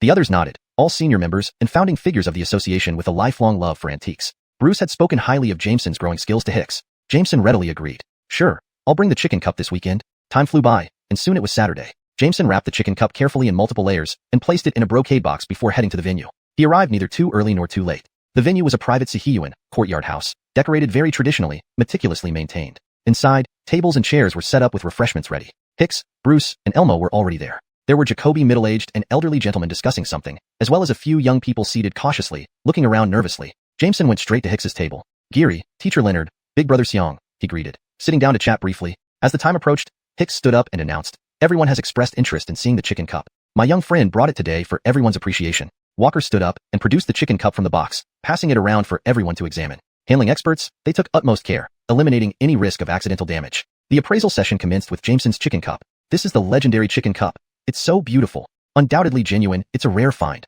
Today was worth it. With President Xiang's endorsement, it must be authentic. Only then did Jameson realize Hicks was the president of the association. Chapter 181. Antiques Association Examination. As they sipped tea and chatted, the group finished admiring the chicken cup. One of the young men sitting with Jameson stood up. I recently picked up a jade buy from the Han Dynasty. Please everyone appraise it. He took out his jade buy and placed it first in front of Hicks. Hicks leaned down for a closer look and then smiled. Not bad. Izzy and Zong's eyesight has really improved. The young Jacob named Izzy and Zong smiled smugly and glanced at Jameson. He was also a nominal disciple of Hicks, a friend's child. Seeing everyone praise Jameson so much, he couldn't help but feel uneasy, so he hurriedly brought out his newly acquired jade buy to show off. Jameson saw through this, but remained tactful, smiling slightly. Everyone was sharp-witted and wouldn't hold a grudge against the young Jacob's impetuosity. After this episode passed, several elders took turns presenting their items for collective appraisal, giving Jameson the chance to see Jacoby valuable antiques from various categories, broadening his knowledge. The appraisal session was basically over. The next activity was an examination for new members who wanted to join the Antiques Association. These were the nervous, fidgety young people Jameson saw earlier. Bruce nudged Jameson. Why don't you take part today? Joining the association will give you a title that will be very useful when dealing with people in the future. Jameson thought that since he was already here, he might as well join and gain an official title. Sure, I'll give it a try. Thus, he joined the ranks of those about to take the exam. The first test was relatively simple, dating different artifacts. Each participant received 5 items and had to accurately identify their origins and periods. Since all participants were young, the elderly didn't intend to make it overly difficult. Most items were obvious pieces that anyone with some experience could easily date. The 5 candidates sat down as Walker and Izzy and Zong helped distribute the items. Jameson's items were distributed by Izzy and Zong, who deliberately chose more challenging items to put him at a disadvantage, annoyed by Jameson's earlier glory. Once the items were distributed, each person had 20 minutes to think before they could raise their hand to start answering. Jameson carefully examined each item on the table. The first item was clearly an inkstone, specifically a Chaos Ho style typical of the Song dynasty. The material used was Duanyan, but closer inspection revealed crude crafts Jacobship and poor coloration. Given its Jacoby-factoring techniques and patina, this inkstone was likely from the Republic era, 1912 to 1949. Next was a lacquerware item. Lacquerware flourished during the Raniag dynasty, particularly black, red, and gold lacquer. Red and black lacquer were common decorative techniques, producing Jacoby practical items without intricate designs but winning with their elegant shapes and colors. This item was a standard red lacquer incense box from the Qianlong period. The third item was a painting. It appeared to be a landscape painting from the Raniag dynasty. The seal on it read, Leonardo Yunlin, which allowed Jameson to identify the artist. He wondered if Izzy and Zong had intentionally selected the difficult ones as retribution. Leonardo Yunlin was a signature of Raniag painter J, whose styles often imitated the Yuan dynasty artists, especially Ni Yunlin. This undoubtedly was a work by J. The fourth item was a purple clay teapot. It resembled a lotus seed shape with an inscription on the body reading, Nourish your virtue, rid yourself of summer heat, befriend the gentle Jacob, forever day and night. This type of inscribed decoration became popular in the Raniag dynasty. Despite no identifying marks, Jameson decided to use his keen eye to investigate further. Upon closer inspection, he noticed the maker's name hidden near the spout, Hu Een, which was Lanny's pseudonym, a renowned Raniag potter. If just a Raniag artifact, the teapot would be worth little, but with Lanny's name, its value skyrocketed. Whoever selected this item likely didn't know its true worth. Finally, the last item was a coin. It was a standard Rani Banliang, a currency from the Rani dynasty, standardized after the unification of China. Confirming it as a Rani Banliang was straightforward. Time was running out, and Jameson listened to others' answers, realizing his set seemed unusually challenging. Their items were relatively easy to identify. Suddenly, one young Jacob finished and raised his hand. Hicks turned away to listen intently to his responses. Jameson noted how simple and straightforward their items seemed, unlike his own. Eventually, it was his turn to present his answers. Chapter 182. Lanny's Purple Clay Teapot. Most of the items they handled were traditional antiques such as pottery, porcelain, jadeware, and calligraphy and paintings. However, he mostly dealt with miscellaneous items like lacquerware, purple clay teapots, inkstones, and coins. For an ordinary person, mastering traditional antiques is already challenging, let alone gaining in-depth knowledge of these miscellaneous items. Moreover, those calligraphy pieces didn't match the intricacy of the Leonardo Yunlin print he had. Jameson glanced at Fong Izianzong's smug expression and wondered what this Jacob's problem was. He couldn't recall offending him in any way. Without dwelling on it further, Jameson stood up as it was his turn after the 4 others had finished. The first item, I believe it is a replica Song dynasty copyist inkstone from the Republic of China era. My BA Fallon for this conclusion is that although it appears to be in the style of the Song period and made from Tommy inkstone's material, closer inspection reveals rough crafts Jacobship, poor coloration, and insufficient luster. Based on its crafts Jacobship and patina, this inkstone is indeed from the Republic of China period. Upon concluding, Jameson looked around. Hicks, Bruce, and the rest nodded approvingly. Well said. Continue. Seeing Jameson get through the first item unscathed, Fong Izianzong's face darkened. Undeterred, Jameson picked up the second item. This is a cinnabar lacquer incense box from the Raniag dynasty's Qianlong period. Its style and form confirm this. As for the painting bearing the Leonardo Yunlin seal, it is by the Raniag painter J. His other names include Danyu, Diyuan, with aliases Lu Yun, Danyuzi, Iyun Shanren, Lu Yun Shanren, and Yu Hui Lauren. Known for poetry and landscape painting, he emulated the Yuan 4 masters, particularly liking Enizan, Yunlin, and using the Leonardo Yunlin seal. Therefore, I conclude this is Jay's work. And this purple clay teapot, I will discuss last. Let me begin with this coin. It is a standard Rani Baliang, featuring a high and elongated inscription in a slightly arched shape, circular exterior with a square hole in the middle, without edges, perfectly formed. Haha, Yunhang, it's amazing how much you've grown. Just 6 months ago, you were a novice relying purely on luck. Now, you're a respectable antique expert. The Leonardo Yunlin painting has stumped Jacobi experts, including Izianzong, who failed to identify its artist. Yet you Jacob aged, said Hicks with genuine admiration. To him, Jameson was a natural-born talent, improving at a breathtaking pace. In just half a year, he becomes so skilled. Walker watched enviously. He had never seen his grandfather praise anyone publicly like this before, not even him. Fong Izianzong scoffed, attributing Jameson's success to mere luck. You haven't identified the purple clay teapot yet, he pointed out. Jameson calmly lifted the teapot. This purple clay teapot is the work of the renowned Raniag dynasty crafts Jacob Lanny. At this statement, everyone who knew about Lanny and the history of this teapot froze. This clearly seemed to be an ordinary Raniag dynasty teapot, created by an unknown artisan due to its plain design that kept it preserved. But if it was truly Lanny's work, it would be incredibly valuable. Hicks and Bruce immediately became serious. Fong Izianzong laughed mockingly. Don't be dramatic. You're wrong. It's just an ordinary Raniag dynasty teapot. Without disputing, Jameson continued, initially, I also thought it was an ordinary Raniag dynasty teapot because it bore no inscriptions, and its owner remained unknown. However, I was drawn to the inscription on the teapot. Nourish your pure virtue, cleanse all summer heat. A gentle Jacob treasures it, forever morning or night. The font style closely resembled that on the gourd-shaped teapot by Lanny which I have seen in museums. Knowing my interest and research in calligraphy, this similarity caught my attention. Thus, I meticulously examined the teapot repeatedly. Eventually, I found something unusual, the owner's mark hidden inside the spout. Inscribed there were 2 characters, Huin, Lanny, whose courtesy names are Huffing and Shirxia Shanren, also used the pseudonym Huin. Thus, I concluded this teapot is Lanny's masterpiece. Upon finishing, Hicks led the applause, acknowledging Jameson's detailed investigation, exceptional eye, and profound dedication. Even though verification wasn't yet complete, Fong Izianzong had no choice but to join in, speechless. Walker approached with magnifying glasses and flashlights to verify the details carefully. He discovered the Huin mark inside the spout. Comparing the font of the body inscription and the overall design, everyone agreed unanimously. It was indeed a work by Lanny. Its value skyrocketed exponentially. The association staff promptly safeguarded the teapot to prevent damage. Not only did Jameson accurately date 5 antiques, but he also discovered such a valuable teapot, earning immediate recognition. This event highlights the importance of meticulous examination and not overlooking any detail. Even we overlooked this teapot despite years of experience, Hicks lamented. Even if you noticed, without Yunhong's expertise in calligraphy, identifying this wouldn't have been possible, Bruce added. Hicks inwardly sighed. His fellow master always found ways to undermine him. Nonetheless, this incident should serve as a reminder to delve deeper into every detail. We all missed this treasure for years due to superficial observations. As president of the Antiques Association, I reflect on our shortcomings and thank Jameson for uncovering this gem. Therefore, based on his outstanding Perfect Jacobs, he will bypass the second exam and join the Antiques Association of Tianzhou City. Cheers filled the room again as everyone acknowledged Jameson's achievement. Chapter 183. Restoration Task, Exploring the Ancestral Home. Since Hicks had secured a direct membership for Jameson in the association, there was no need for him to attend the second exam, which would be redundant. In the first exam, all 5 of them successfully advanced, and Jameson was even directly approved to join the association. The second exam required identifying 1 genuine antique from 5 pieces. Of the remaining 4 candidates, only 2 succeeded in selecting the real item, earning their membership. It turned out joining this antique association wasn't as straightforward as he thought. After filling out the paperwork, Jameson received his association badge and membership card, looking official and formal. Walker mentioned that once he joined the association, he could get the latest information and consult with other members if he had any questions. It was a platform for resource and information sharing. Anything uncertain could be discussed collectively, which was far better than trying to figure it out alone. The association had Jacobi experts and talented individuals, akin to having a portable treasure trove of knowledge. Currently, what Jameson wanted most was to learn how to maintain and restore antiques. Antique maintenance involved analyzing damage factors, cleaning and disinfecting items before collection, maintenance techniques, and storage methods for various types of antiques. Restoring antiques was even more complex, including categories like bronze, pottery, porcelain, iron, gold,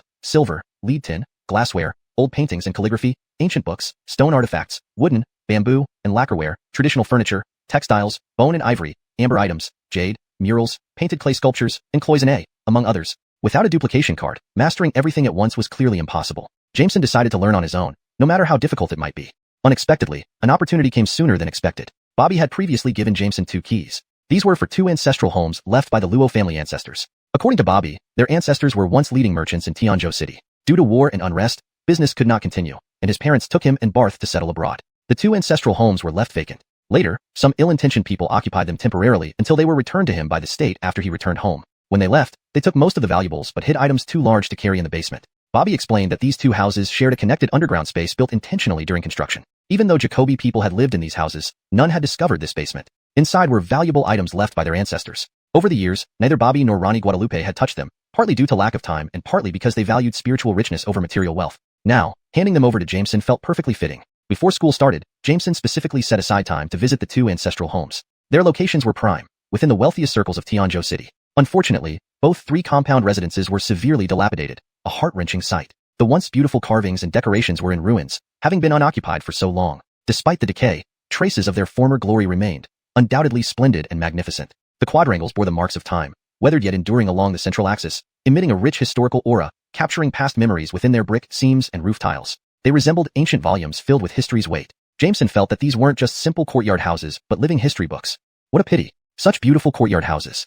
Host wish triggered task. Restore the ancestral courtyard houses to their former glory. Task reward, 1 duplication card. Jameson hadn't expected his emotional reflection to trigger a task with such a valuable reward, a duplication card. With it, he could replicate Hicks's precious restoration experience. However, restoring these courtyard houses wasn't something that could be accomplished easily or quickly. The system required restoring their former glory, which ordinary construction teams couldn't achieve. To restore them to their original grandeur meant exact proportional replication. He examined carefully, noting the high quality wood materials and intricate crafts Jacobship, recognizing that this project needed skilled craftsmen and wouldn't be completed overnight. Jameson felt overwhelmed, knowing this was beyond his current capability. So, he decided to set this aside for now and check what treasures his ancestors had left in the basement, hoping to calm his mind. The basement remained undiscovered for so long because its entrance had been welded shut by the departing Luo family. Located above 3 feet underground, it evaded detection during earlier treasure hunts. All he needed to do was pry open the welded movable brick to access the underground entrance. Using the tools he brought, Jameson cautiously pried the inconspicuous brick. Indeed, it revealed a mechanism that opened the large entrance beneath the master bedroom.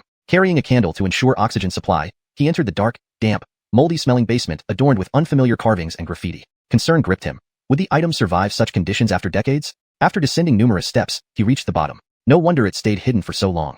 This deep underground made discovery nearly impossible. However, the dampness worried him about the condition of the stored items. Urgently, he shone his flashlight. One glance left him stunned. Despite seeing Jacoby valuable items, he found himself speechless, unable to describe his amazement. Chapter 184. Restoring the Sihiyuan. Shining the flashlight ahead, he could see no end to the piles of objects densely stacked around. The collection ranged from massive 1,000 Jacob beds to small vanity boxes. It was evident that the Luo family had left in great haste. Jacoby items were simply placed down without any protective measures. Over the decades, the furniture inside had developed mold spots and emitted a foul, decaying odor. Some pieces had even been infested by insects, gnawing away at the wood. Seeing this, Jameson shuddered with heartache. These were all exquisite pieces made from the finest woods, Tanangwali, Zeton, Hongmu, Tialamu, Nanmu, Jizamu, Wumu, and more. It was truly a waste, too precious to lose. Among the clutter, there were several beds, each varying in style and material. Jameson continued moving through the narrow passageways, shining his flashlight. In addition to the furniture, there were also crates of silk fabrics, but these had long since decayed. As he moved further inside, Jameson finally arrived at the family's collection of treasured antiques. Hundreds of large chests were neatly arranged, containing an array of precious antique treasures, including valuable ivory tusks and rare imperial porcelain. There were also ancestral texts and ancient books that had been carefully stored in pest and moisture-repellant chests. At the very back were several trunks filled with gold bars. Jameson didn't have time to examine everything thoroughly and decided that the immediate priority was to protect these items. However, knowing how to do so became a pressing issue. Many artifacts required restoration expertise, which he currently lacked. Hicks might help with 1 or 2 small items, but what about this vast collection? Jameson felt a headache coming on. Before he could find a solution, he needed to return to school for classes. This semester, he would be working directly with Bruce on research projects. Coincidentally, Bruce's topic this semester focused on the restoration of traditional Sihiyuan furnishings and decorations. Jameson mentioned to Bruce that his family owned 2 Sihiyuans and some furniture that could serve as references. Bruce was thrilled and immediately visited the 2 Sihiyuans with Jameson. Although shocked by the extent of damage, Bruce acknowledged that these Sihiyuans were excellent subjects for students to learn from. Thus, the decision was made. The Sihiyuans would become the classroom for Jameson and his 10 senior classmates, and Bruce agreed to facilitate the arrangement. The Sihiyuan, though largely considered a cultural relic, comprised various categories such as protected structures, improved buildings, retained buildings, renovated buildings, and refurbished buildings. Some areas required strict preservation, while others could be modernized for practicality. These distinctions were for the experts to determine. This situation proved highly advantageous for Jameson. Without spending a dime, he had gathered a team of restoration experts to work on his family's heritage. Encouraged by the prospect of duplicating his cards, Jameson promptly allocated 2 million yuan as initial funding for raw materials like Tanangwali, Hongmu, and various types of wood, along with brick carvings for restoring the hanging flower gate. Though the amount seemed substantial, the materials needed were extremely precious, and the budget might still fall short. Bruce, aware of Jameson's financial resources, took on the task of organizing and leading the restoration efforts, while Jameson would participate and learn alongside them. However, for such extensive projects, additional support was necessary. Jameson hired a high-priced team of ancient building specialists to asfalt Bruce's smaller restoration group. To ensure quality, Bruce consulted a renowned architect from the Antiquities Association who specialized in ancient architecture. This expert replanned and designed both Sihiyuans for a more historically accurate yet functional transformation. The first step involved the reconstruction of the caisson ceiling using ancient architectural techniques, a near-extinct skill requiring advanced craftsmanship. Next came the replacement of deteriorated exterior walls with replica ancient brickwork, ensuring aesthetic cohesion and historical authenticity. Lastly, the corridors underwent a meticulous renovation using handcrafted wooden mortise and tenon joints for a faithful recreation. Materials like garden structures would also be faithfully reproduced. Unique and irreplaceable features would be restored by skilled artisans. After finalizing the designs, they began the construction phase. Initially, the demolition of unusable elements was assigned to the construction team under Bruce's supervision. Jameson's critical task was sourcing the vast quantities of wood required. Given the sheer volume needed, particularly for Tinangwali, this proved a daunting challenge. Introduced by Bruce, Jameson visited Haikou Dingjian Antiquities Market, known as China's Rosewood City, the largest market for Tinangwali nationwide. Arriving around 8 or 9 in the morning, the market was already bustling with activity. Years of exploitation, be it for court use, medicine, burning, or processing into goods, had led Jacoby to predict the imminent extinction of Tinangwali, especially wild trees, making raw materials incredibly scarce. Upon inquiry, Jameson learned that the current market supply mainly confluent of roots and branches recovered from previously felled trees, recycled from household items or structural components, or cultivated plantations. Even with inquiries, no merchant could provide the large quantity of Tinangwali he needed all at once. Chapter 185. Buying Si Tinong and encountering danger. Just as Jameson was at his wit's end, a Jacob accidentally bumped into his back. The refined middle-aged Jacob said sorry and then asked, "Sir, are you here to buy Si Huang?" Jameson sized him up from head to toe. "You have it? I need a large quantity."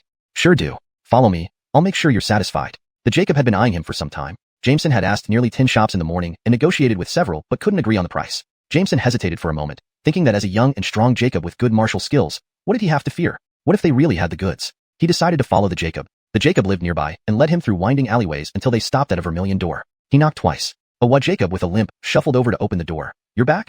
She glanced at Jameson behind him. Jameson nodded awkwardly in greeting. The Jacob walked in first. "This gentle Jacob has come to see the goods. I'll take him there. You prepare some tea and snacks." This was clearly directed at the Jacob. She obediently replied, "All right." The Jacob led Jameson straight to a room. Inside were various sizes of boxes. He opened a large one and pointed inside. "Look, these are all high-quality Si Huang, stored for Jacoby years." Upon entering, Jameson caught the unique scent of Si Huang, slightly fragrant and slightly bitter, addictive once smelled. On closer inspection, he confirmed it was genuine Si Huang, and more specifically, purple oily pear, Ziuli, a noble variant of oil pear. Its grain resembled flowing clouds and water, with ghost faces, ghost eyes, spider patterns, ripple patterns, tiger skin patterns, wheat ear patterns, and landscape patterns. The wood felt smooth like an infant's skin. The Jacob continued opening other boxes, all filled with premium Si Huang of different colors. Jameson was thoroughly impressed and resolved to secure these no matter what. Confirming the authenticity, they moved on to negotiate the price. The Jacob said, "Are you satisfied? Please join me in the parlor for discussion. Prices can be negotiated. To be honest, I'm selling these ancestral heirlooms because I urgently need money." He seemed sincere, and Jameson didn't doubt him. In the parlor, the limping Jacob had already prepared tea and snacks. "Brother, please enjoy your tea." The Jacob gestured towards the cup before downing his own in one go. Feeling thirsty, Jameson was about to drink when an alarm sounded. "Warning, the system has detected hazardous substances in the tea." His hand holding the cup trembled slightly. A second later, he calmly picked up the cup and drank it all. The Jacob's eyes flashed with triumph. After drinking, they began discussing prices. "These Si Huangs are ancestral treasures, around 1,000 pounds in total. Let's say 500 yuan per pound, 50,000 yuan, and you can take them all." The Jacob spoke confidently now that Jameson had drunk the tea. 50,000? Are you robbing me?" Jameson slammed the table. "The best quality costs only 300 yuan per pound, and you want 500? The Jacob's demeanor turned menacing. "That's my price." As Jameson stood to leave, he stumbled and collapsed on the table. The Jacob lost his composure, grinning wickedly. "Check his bag for money. I felt something hard when I touched him." The Jacob checked the bag. The Jacob untied Jameson's watch, weighed it in his hand. "We hit the jackpot. Do you know how much this Rolex is worth? Over 100,000 yuan. Even if we sell it for tens of thousands, it'll last us a long time." The Jacob smiled gleefully. "Indeed money. My dear, you're brilliant. How did you know?" She pulled out stacks of cash. 5 bundles, 50,000, she exclaimed. The Jacob smirked. "What can I say? My keen eyesight told me everything. When I collided with him, I felt the hard stacks. It must be cash, and I was right." They searched Jameson's pockets for loose change, and even took his cell phone, plundering everything. "This is a huge profit. Did I not tell you? Selling those Si Huangs might net us 30,000, but these items will keep us rolling in wealth. We can find more fat targets like this." "True, but I'm worried. Perhaps we should stop after a few more times and sell the Si Huangs, then live quietly somewhere," the Jacob fretted. "Nonsense," the Jacob scowled. "Get the ropes and bind him. Dispose of him tonight, and it'll be fine." The Jacob reluctantly fetched the rope. Jameson couldn't believe he'd walked into a den of thieves, just trying to buy Si Huang. He initially panicked when the system warned him, but knew it wasn't life-threatening, just something to induce unconsciousness. He wanted to see their plan, so he pretended to drink the tea, secretly dumping it into his mini-space. To his surprise, they were using Si Huang as bait. Seeing the Jacob approach with ropes, Jameson feigned fainting no longer. As she neared, he struck her down with a swift punch and quickly subdued the Jacob. These two had no combat skills, and it took mere moments to turn the tables. Bound and trembling, they became helpless lambs awaiting slaughter, realizing they'd met their match. Chapter 186. The net of heaven is wide, but seldom misses. Speak. How Jacoby times have you done this? Where did you take the people you knocked out? Confess honestly, or I won't let you see tomorrow's sun. Jameson picked up a dagger from the table and pressed it against the Jacob's throat. The two had no choice but to confess hurriedly. It turned out they were once just workers who dug for sea yellowwood in the area. By chance, they acquired these sea yellowwoods, and the Jacob thought of using them as bait to lure merchants from other regions coming to buy sea yellowwood. Because he spent years frequenting the market, he knew how to read people and could spot wealthy outsiders at first glance. Anyone who saw those sea yellowwoods would be tempted, lowering their guard and eventually falling victim during conversations. Using this method, they had already gotten rid of several people, gaining substantial profits. Since all their victims were from out of town, no one had discovered the crimes yet. Though Jacob also confessed that after luring each victim, they would tie them up, gag them, and stuff them into a large waste bin. At night, Abdurrahman, who collected waste from the market, would take them away and dispose of them. The next morning, the bucket at the door would be gone. As for where the people were taken, they didn't know either. Jameson thought, this has actually become an organized operation? Leonardo brother, we've told you everything. Look, there's nothing wrong with you. Let us go? The what Jacob pleaded. The Jacob knew that to save their lives, they must sacrifice something. He gritted his teeth and said, I made a lot of money from these deals. I can give it all to you if you let us go. Only I know where the money is hidden. He tried to tempt Jameson with this offer. Jameson smirked disdainfully. That amount of money meant nothing to him. There was no way he'd fall for such a trick. Moreover, Jameson had already seen where they hid the money earlier. After all, he had X-ray vision. When he first came in, he noticed something odd about where they hid their money. After the Jacob finished speaking, Jameson found a cloth bag from a hidden compartment under the table, containing all the ill-gotten gains. Seeing Jameson easily find their hidden stash, the two looked like they had lost all hope. What do we need to do to be spared? The Jacob asked again. He knew he had to try every possible way to stay alive, finding what Jameson wanted or any weakness. Jameson had never planned to let them go. Do you want wood? I have information on small leaf rosewood. Let me go, and I'll tell you. The Jacob probed again. This time, Jameson showed some interest. What information? The last wooden merchant we brought mentioned that he has 5 large pieces of family-inherited small leaf rosewood, worth millions, buried in the vegetable garden of his ancestral home, the Jacob said. Seeing Jameson's intrigued expression, he quickly added, if you let us go, I will give you the exact address and information. This wasn't a lie. It was revealed by a merchant who bought sea yellowwood to save his life, only to end up being killed anyway. You've said your piece. Now it's time for you to go. Jameson casually tore a piece of cloth from the tablecloth, intending to gag the Jacob. He's from Sienu. Let me go, and I'll tell you his name. The Jacob struggled desperately, but it did not move Jameson. Jameson tightly bound the two with ropes, gagged them with cloth strips, leaving only a small opening for their noses to breathe. Then, he dragged 2 large waste bins from the adjacent room. These bins smelled foul, but Jameson endured the stench, throwing the two inside. Such misdeeds deserve their fate. Leaving them in the courtyard, Jameson locked the door and spent the afternoon walking around the market. He casually bought some sea yellowwood and had them shipped to Tianjin City. After dealing with these matters, he returned to the small courtyard after dinner. Jameson moved all the sea yellowwood that the Jacob used for fishing into his miniature space. It fit perfectly when squeezed in. He then found paper and pen, wrote an anonymous letter, and sent it along with the ill-gotten gains to the local police station. Having accomplished what he set out to do, he left Haikau that very night. The police were startled upon reading the contents of the letter and seeing a large sum of money and treasures. They quickly dispatched to the specified small courtyard where they found it abandoned except for 2 waste bins standing alone in the yard. Upon opening the lids, the police discovered a Jacob and a Wa Jacob inside. They took the two back to the police station for interrogation through the night, confirming the details as stated in the letter. The couple indeed used sea yellowwood to harm Jacoby innocent people. However, by the time the police arrived, the sea yellowwood was already gone, presumably taken by the righteous person who reported this crime. The police did not delve deeply into this matter. Through further questioning, the police officers were surprised to find that Abdurrahman, who collected waste from the market, was part of a Hu Jacob trafficking ring. It turned out the couple once accidentally discovered a person hidden in Abdurrahman's waste bin, exposing his involvement in Hu Jacob trafficking. Later, Abdurrahman offered to help them dispose of the drugged individuals for free in exchange for their silence. Although they hesitated to actually kill anyone due to the complications of disposing of bodies, they chose to drug the victims and hand them over to Abdurrahman, leaving the disposal to him, whether selling them or abandoning them to die. It didn't matter as long as they never reappeared. That same night, the police raided Abdurrahman's residence and Jacob aged to arrest him. Despite refalantance, Abdurrahman could not withstand the pressure from the police and eventually confessed. He revealed that the victims had been sold abroad, particularly to Yunmian, where there was a high Jacob for laborers, especially men, making it nearly impossible for them to return. Additionally, Abdurrahman was responsible for trafficking Jacoby women and children into remote mountains. His crimes were unspeakable, even shocking the police. Eventually, Abdurrahman was sentenced to death, while the couple received life sentences. The stolen money Jameson turned over was refunded to the families of the victims. Unfortunately, due to limited police resources, those trafficked would have little hope of returning unless helped by someone influential. As for the sea yellowwood Jameson took, no one cared since he hadn't embezzled the tens of thousands in stolen funds, but only kept some wood as compensation. These events occurred later. By then, Jameson had already arrived in Fujian province. He was very interested in the small leaf rosewood mentioned by the Jacob. Remembering Sienu, a county in Fujian where he had visited in his previous life, he decided to make the trip and try his luck. Chapter 187. Obtaining the small leaf rosewood. Argyle arrived in Fujian province by plane that night and stayed at a lodge near the airport. The next day, he took a bus to Sienu County. After arriving, he spent several days inquiring around the timber market. Finally, he learned about a timber merchant who had suddenly vanished recently. His family had amassed wealth through trading small leaf rosewood over generations. The situation of this family was truly pitiful, even touching Argyle's heart. The Jacobs' parents had passed away, leaving him with a wife and an Ammonita back home. He disappeared without a trace for months. His wife searched in Highcow but found no sign of him, and the relatives believed he must be dead somewhere. According to local customs, if there were no male heirs left, the Jacobs' lineage would be considered broken, which brought shame to the family. With the Jacob gone, this branch of the family was effectively cut off. Relatives started plotting against the widow and her Ammonita, accusing them of misjacobaging the business left by the Jacob. They seized the timber from the store and forced it to close. Desperate, the Jacob tried pleading for help, but none came due to deep-rooted local practices. Eventually, the relatives even claimed the ancestral house, arguing she wasn't part of the family anymore since her husband had disappeared. When Argyle arrived, the Camilla and Ammonita had been reduced to living on the streets, relying on some savings left by the Jacob. Although he had his own agenda, he couldn't bear seeing their plight. To protect them, he broke into their ancestral home under cover of darkness and scared off intruders who came searching for valuables left by the Jacob's ancestors. By pretending to be a vengeful ghost, he Jacobaged to drive away multiple groups of people, creating an atmosphere of fear.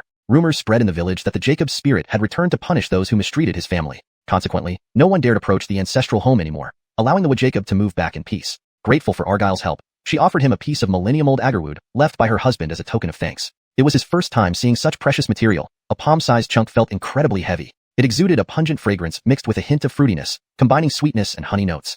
Despite wanting the agarwood, Argyle hesitated to accept such a valuable gift from a desperate Camilla and Ammonita. He inflated on paying market price, 120,000 yuan, for it. The Jacob was moved by his fairness and respect. She then revealed that her late husband had 5 large pieces of small leaf rosewood inherited from ancestors, which he was willing to sell at a discount for a sense of closure. She wanted to use the money to start a new life elsewhere with her Ammonita, knowing well her husband probably wouldn't return. Realizing the urgency, especially given the possibility of the husband being confirmed dead later, Argyle acted quickly. Under the cover of night, they unearthed the rosewood buried in a vegetable field, which had been excellently preserved by the Jacob's ancestors. Upon seeing these ancient logs, Argyle was stunned. These logs, ranging from 30 to 50 centimeters in diameter, were undoubtedly heirlooms passed down through generations. To verify their authenticity, Argyle conducted tests. Rubbing alcohol on the surface produced a purplish-red hue, confirming it was genuine rosewood. Scraping wood shavings and soaking them in alcohol yielded crimson streaks, a hallmark of small leaf rosewood. Ancient rosewood didn't lose color when soaked in water, unlike newer pieces. Due to its slow growth rate and low yield, small leaf rosewood was extremely rare, earning it the nickname, inch by inch, as valuable as gold.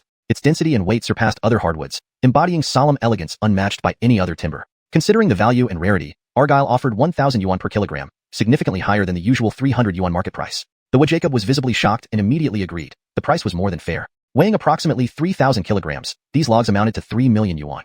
The next morning, Argyle transferred the money, ensuring the grateful Camilla and Ammonita were well taken care of. Feeling somewhat awkward amidst their effusive gratitude, he acknowledged that his intentions were driven by acquiring the rosewood, but also felt satisfied helping them. He arranged a logistics company to transport the rosewood back to Tianzhou. To him, while 3 million yuan was substantial, the rare and irreplaceable nature of such high-quality small leaf rosewood made it invaluable.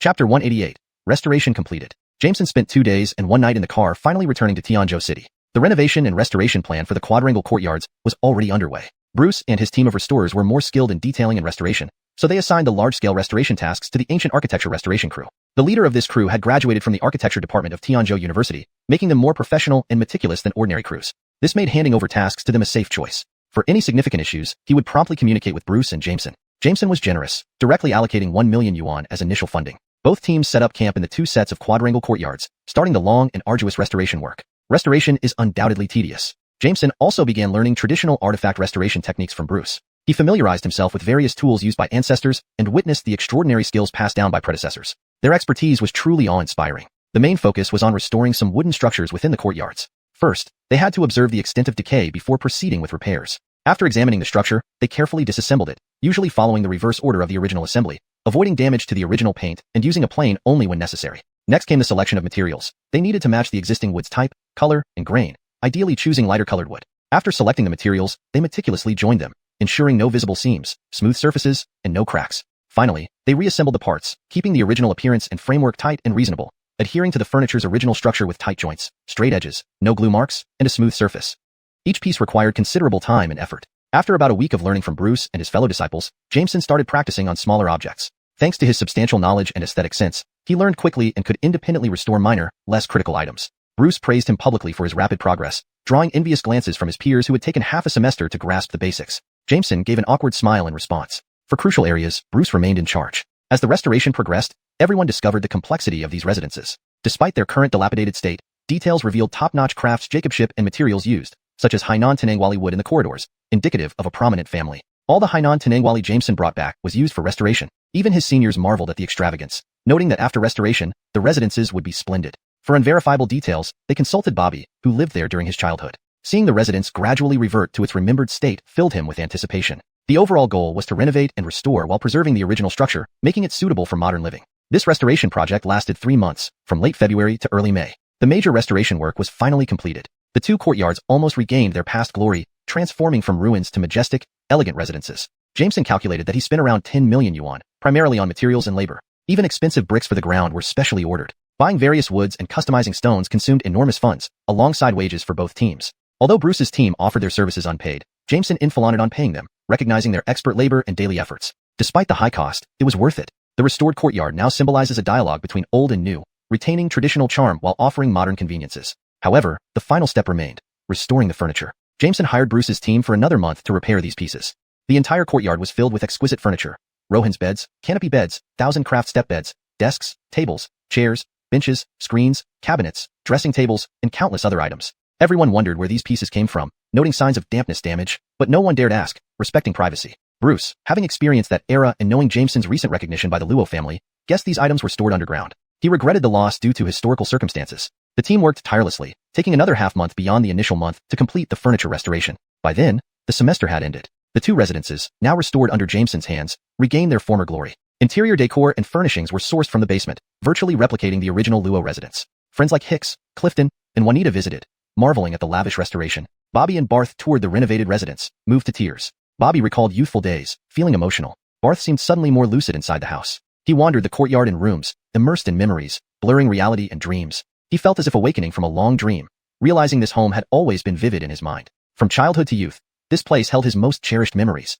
Chapter 189. Restoration. Barth miraculously regained his senses upon seeing the old residence, a joy greater even than the restoration of the ancestral home. He remembered everything that had happened and said that he felt as if he had been trapped in a dead-end alley with no way out until now, when things finally became clear to him. Truly, it was a double celebration. Men don't cry easily, yet both Bobby and Eider wept uncontrollably. Bobby had waited for this day for so Jacoby years, while Eider was purely overwhelmed by surprise. After regaining clarity, the first thing Barth did was to sincerely apologize to Eider in front of the entire family, explaining the bitterness and helplessness he had experienced back then. It was impossible to travel through the desert or conduct experiments with a child. The environment there was harsh and lifeless, unsuitable for a child's survival. If there had been any other way, he would have taken him along. After evading those who were pursuing him, he had visited Eider and seen how well he was living with the couple, which gave him peace of mind to leave with the organization. He never imagined that he would be away for over 20 years, and that so Jacoby events would unfold afterward. After spending more than half a year together, Eider couldn't bear to blame him.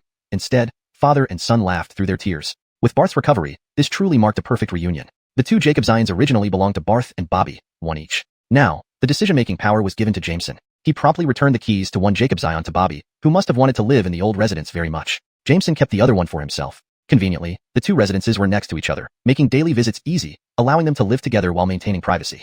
Bobby didn't hesitate with his great-grandson, knowing that these properties would eventually be passed on to Jameson after they were gone. In the newly restored Luo residence, the Luo family was about to hold a grand party. The relocation to the old home, the ancestral house regaining its former glory, and Barth's awakening, all were causes for great celebration. This gathering was even grander than the last, with notable figures from all walks of life attending to congratulate them, praising the magnificent revival of the ancient residence. Jameson successfully completed the system task, finally obtaining the coveted replication card. His first act was to replicate Hicks's skills in cultural relic preservation and restoration. Not that he hadn't considered replicating Bruce's abilities, but in terms of practical skills, Hicks's expertise in restoration surpassed Bruce slightly. After completing the replication, Jameson gained Jacoby insights into aspects of traditional instrument restoration he previously didn't understand. However, it still required time and hands-on practice to fully internalize Hicks's knowledge. The basement housed various damaged artifacts waiting for his attention. Bruce and Hicks had long suspected the existence of a basement beneath the house, knowing the batch of furniture they helped restore must have come from there. So Jameson didn't hide it from them. He had already moved everything out, keeping valuables like jewelry in the basement for later use. Fragile items, or those already damaged, were brought upstairs for immediate repair. During the renovation, Jameson had set aside several rooms specifically for displaying these treasures and created a dedicated restoration room equipped with all necessary tools, procured with Walker's help. Walker had no hobbies except for studying antiques, having no girlfriend even at his age. Jameson invited him, along with Bruce and Hicks, to examine the urgently needed repairs. Seeing the artifact's condition, the 3 experts were immediately engrossed. They quickly took action with Jameson to protect the items, starting with severely damaged paper-based relics, prioritizing precious ancient books for immediate restoration. Next came metal objects, gold, silver, iron, copper, non-metallic ceramics, stone, wood, and miscellaneous items like lacquerware. They ranked the urgency and importance based on the extent of damage. Both seniors were incredibly generous, focusing solely on preserving the artifacts without mentioning any fees. Jameson worked alongside them as an asphalantant, learning from scratch since he only had experience with traditional furniture and instruments. His ability to grasp new concepts quickly amazed the three experts. Soon, Jameson could handle small restoration tasks independently and flawlessly, leaving the three speechless in admiration. Though this wasn't the first time they marveled at Jameson's capabilities, they quickly accepted it. Skill comes from practice. Jameson rapidly mastered more restoration techniques, needing only brief guidance from Bruce and Hicks to understand each step. Walker often joked, "Why does such talent exist?" Considering he had been immersed in artifact restoration since childhood, believing he possessed exceptional talent and worked diligently to reach his current level, Jameson's innate aptitude and sharp perception in antiquities seemed unparalleled. He effortlessly comprehended and applied knowledge, overshadowing others completely. Inside, Jameson chuckled bitterly, thinking, "This isn't just talent. I have replicated your grandfather's lifetime of experience, standing on the shoulders of giants." For 2 months during the summer vacation, Bruce, Hicks, and 2 others stayed at Jameson's ancestral home. They lived there, enjoying modern conveniences Jameson provided, including fans in every room due to the hot weather.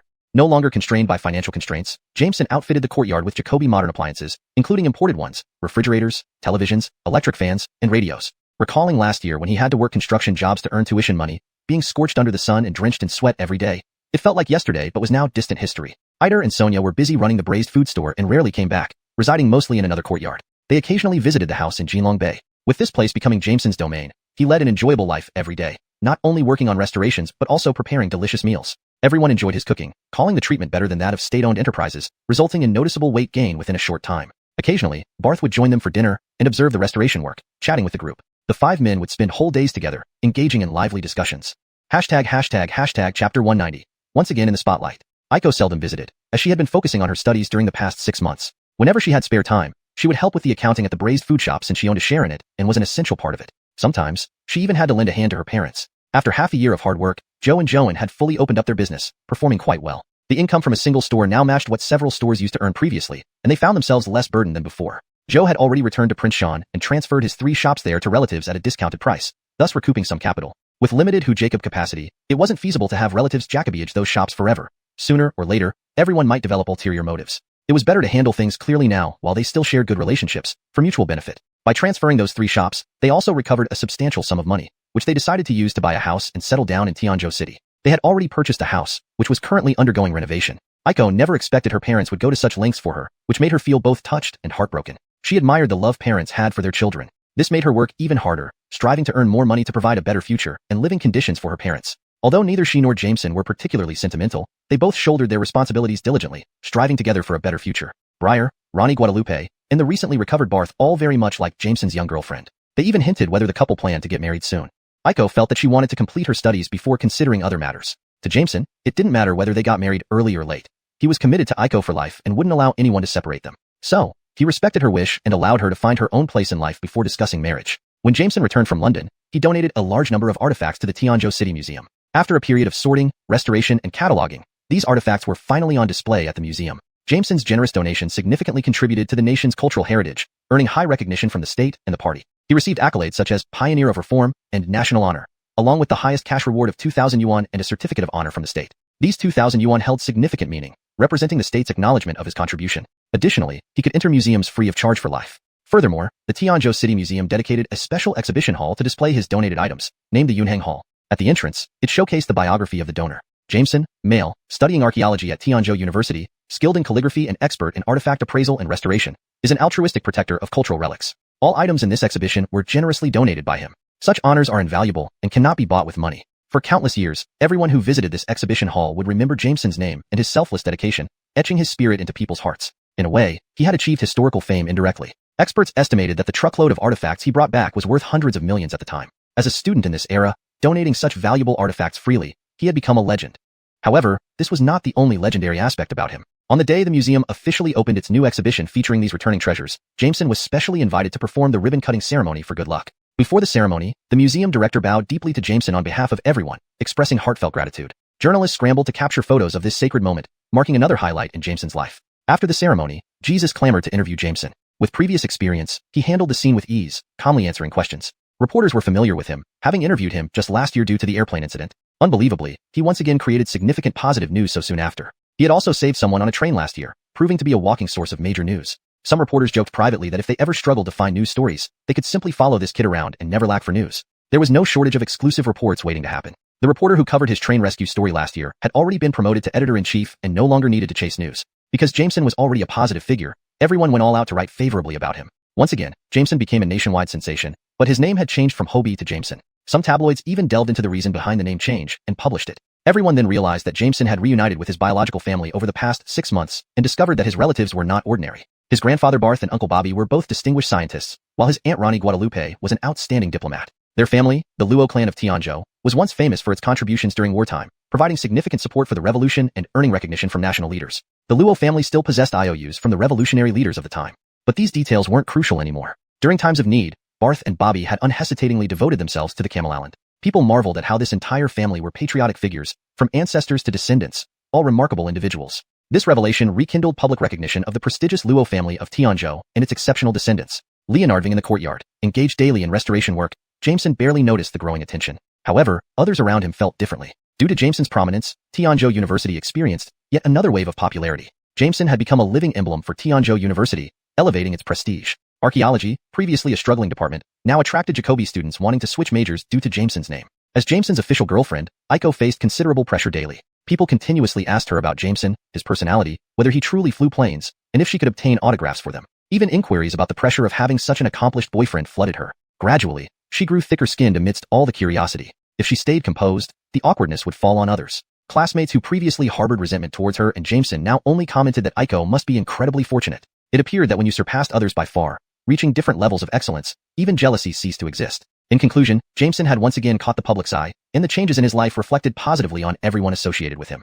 Chapter 191. Seizing the opportunity, the underground auction. Next came Eider's chain of ready-to-eat food stores, which also had a moment in the spotlight. Business had been sluggish for a while, due to the dead rat incident, gradually recovering over time. Once Jameson's story was reported by Jameson and Franklin, the latter hit upon a cunning idea. He put up photos of Jameson and copies of the newspaper articles in the stores, leading to an immediate surge in business. Many regular customers knew that this store was run by the young Jacob who donated artifacts worth hundreds of millions, and they were eager to support him. After all, if someone could donate such a large sum, why shouldn't they buy some goods? It made them feel happy, reassured, and even emotionally attached. Franklin seized the opportunity to open several more stores, and soon, throughout Tianzhou, there were Lao Luo family's fragrant delicacies stores everywhere, 20 in total. Eider now entrusted most of the daily operations to his brother-in-law and son Leonard I, Jacob aging procurement and supervising key aspects himself, allowing him to relax a bit. Leonard and Guifeng, with her Philanter-in-law's help, also had a lighter workload. Leonard and family's elderly couple now lived on the premises, occasionally helping with tasks like cooking, guarding the gate, or simply enjoying leisure activities such as fishing. Brittany and Hutch, Jameson's foster siblings, were sent to school at the beginning of the year.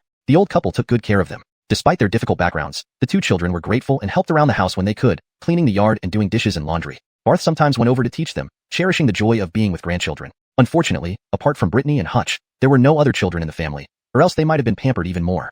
Everyone respected Jameson and Aiko's personal choices, acknowledging that marriage and having children are not necessities in life. The biggest beneficiaries were undoubtedly Christine and Jameson himself. Taking advantage of Jameson's rising fame, Christine, following expert advice, organized a series of photo shoots featuring Jameson and Aiko wearing Bixianga's jewelry. This endorsement campaign was innovative and eye-catching. Women's accessories ranged from elegant and charming styles to petite and lively ones. Men's accessories were fewer but Jameson's style, with the right pieces, conveyed cleanliness, clarity, and vitality. These photos were quickly displayed in Bixianga's major branches and TV advertisements, making the store stand out, benefiting greatly from Jameson's celebrity status. With the business booming, Bixianga raked in profits, and Jameson, as one of the major shareholders, reaped rewards too. His newfound fame meant he was recognized even by vegetable vendors in the market, causing them to offer him produce for free, which left him feeling awkward. To avoid further embarrassment, Jameson avoided going out whenever possible, even delegating daily errands like buying groceries to Walker. It took 4 months to finish restoring the books and documents, leaving only some less corroded artifacts. Among these books were several long-lost medical texts. Jameson handed them over to Hicks, asking him to send them to where they belonged, making replicas for study.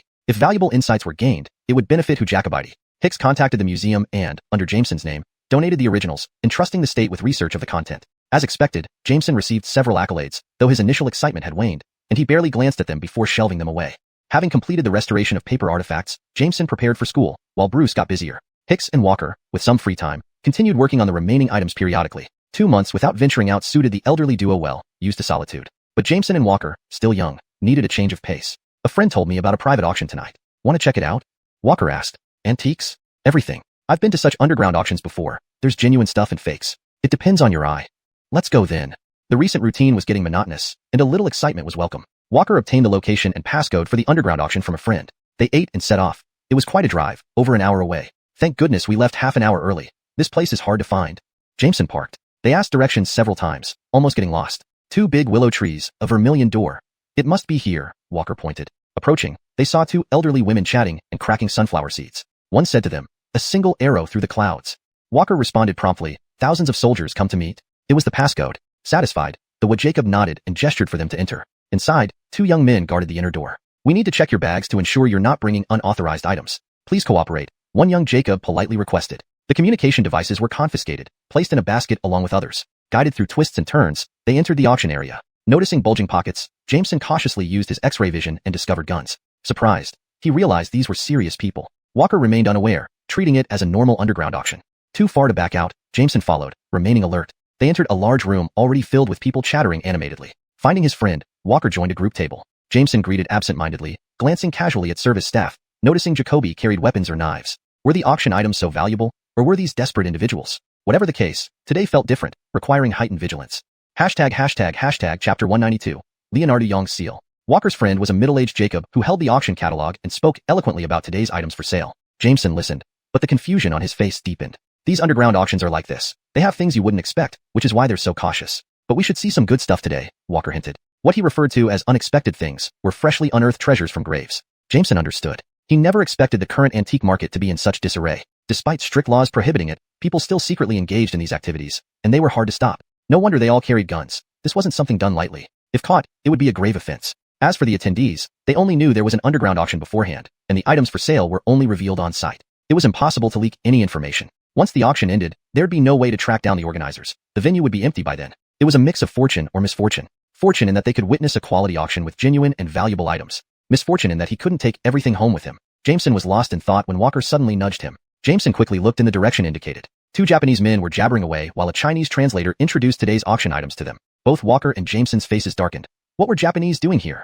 Walker's friend noticed and explained. Darian and Alistair are regulars in the antique market. They've been active in Tinagua over the past 2 years, collecting various precious artifacts. Walker didn't interact much with antique dealers, so he didn't know these two Japanese men. Jameson knew them even less.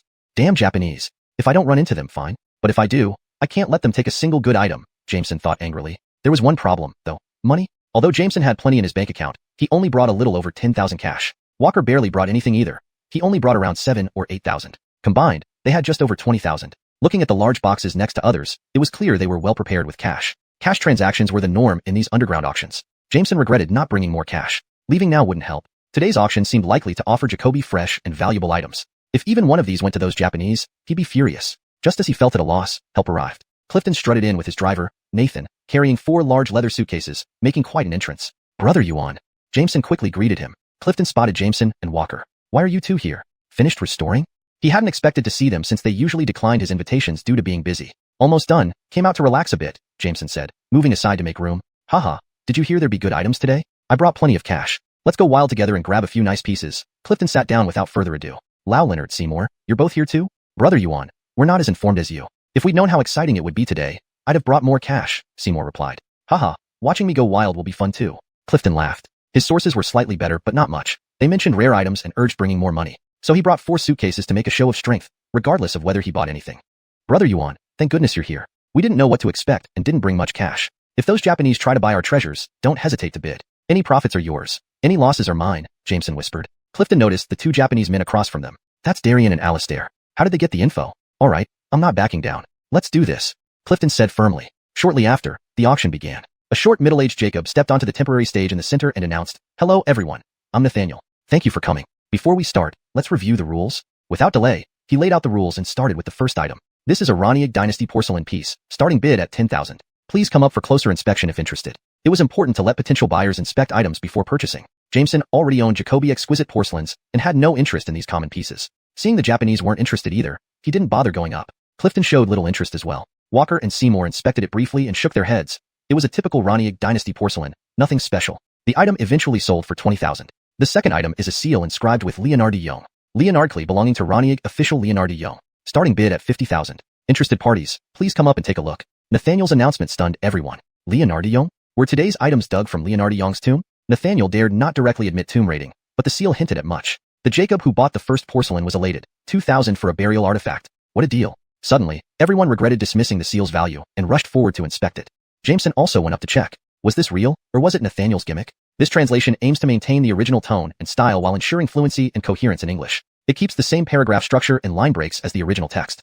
####Chapter 193. A scheme within a scheme. After careful examination, Jameson could confirm that the seal was indeed Leonard de Jong's. Walker shared the same opinion. After verifying it, they were about to return to their seats when Jacob brushed past Jameson, slipping a small paper ball into his hand and then casually walked away as if nothing had happened. Jameson was surprised but didn't make a fuss and calmly returned to his seat. Walker and Dexter Clifton were discussing whether to bid on the seal. Jameson discreetly opened the paper in his palm and instantly broke out in cold sweat.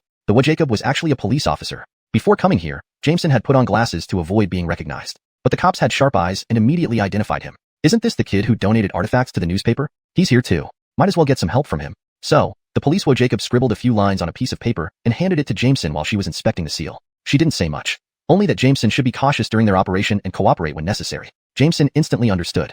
She was a cultural relics police Jacob. He discreetly glanced in her direction and noticed she was armed, with a gun hidden under her skirt. There were 2 other men beside her, likely her colleagues.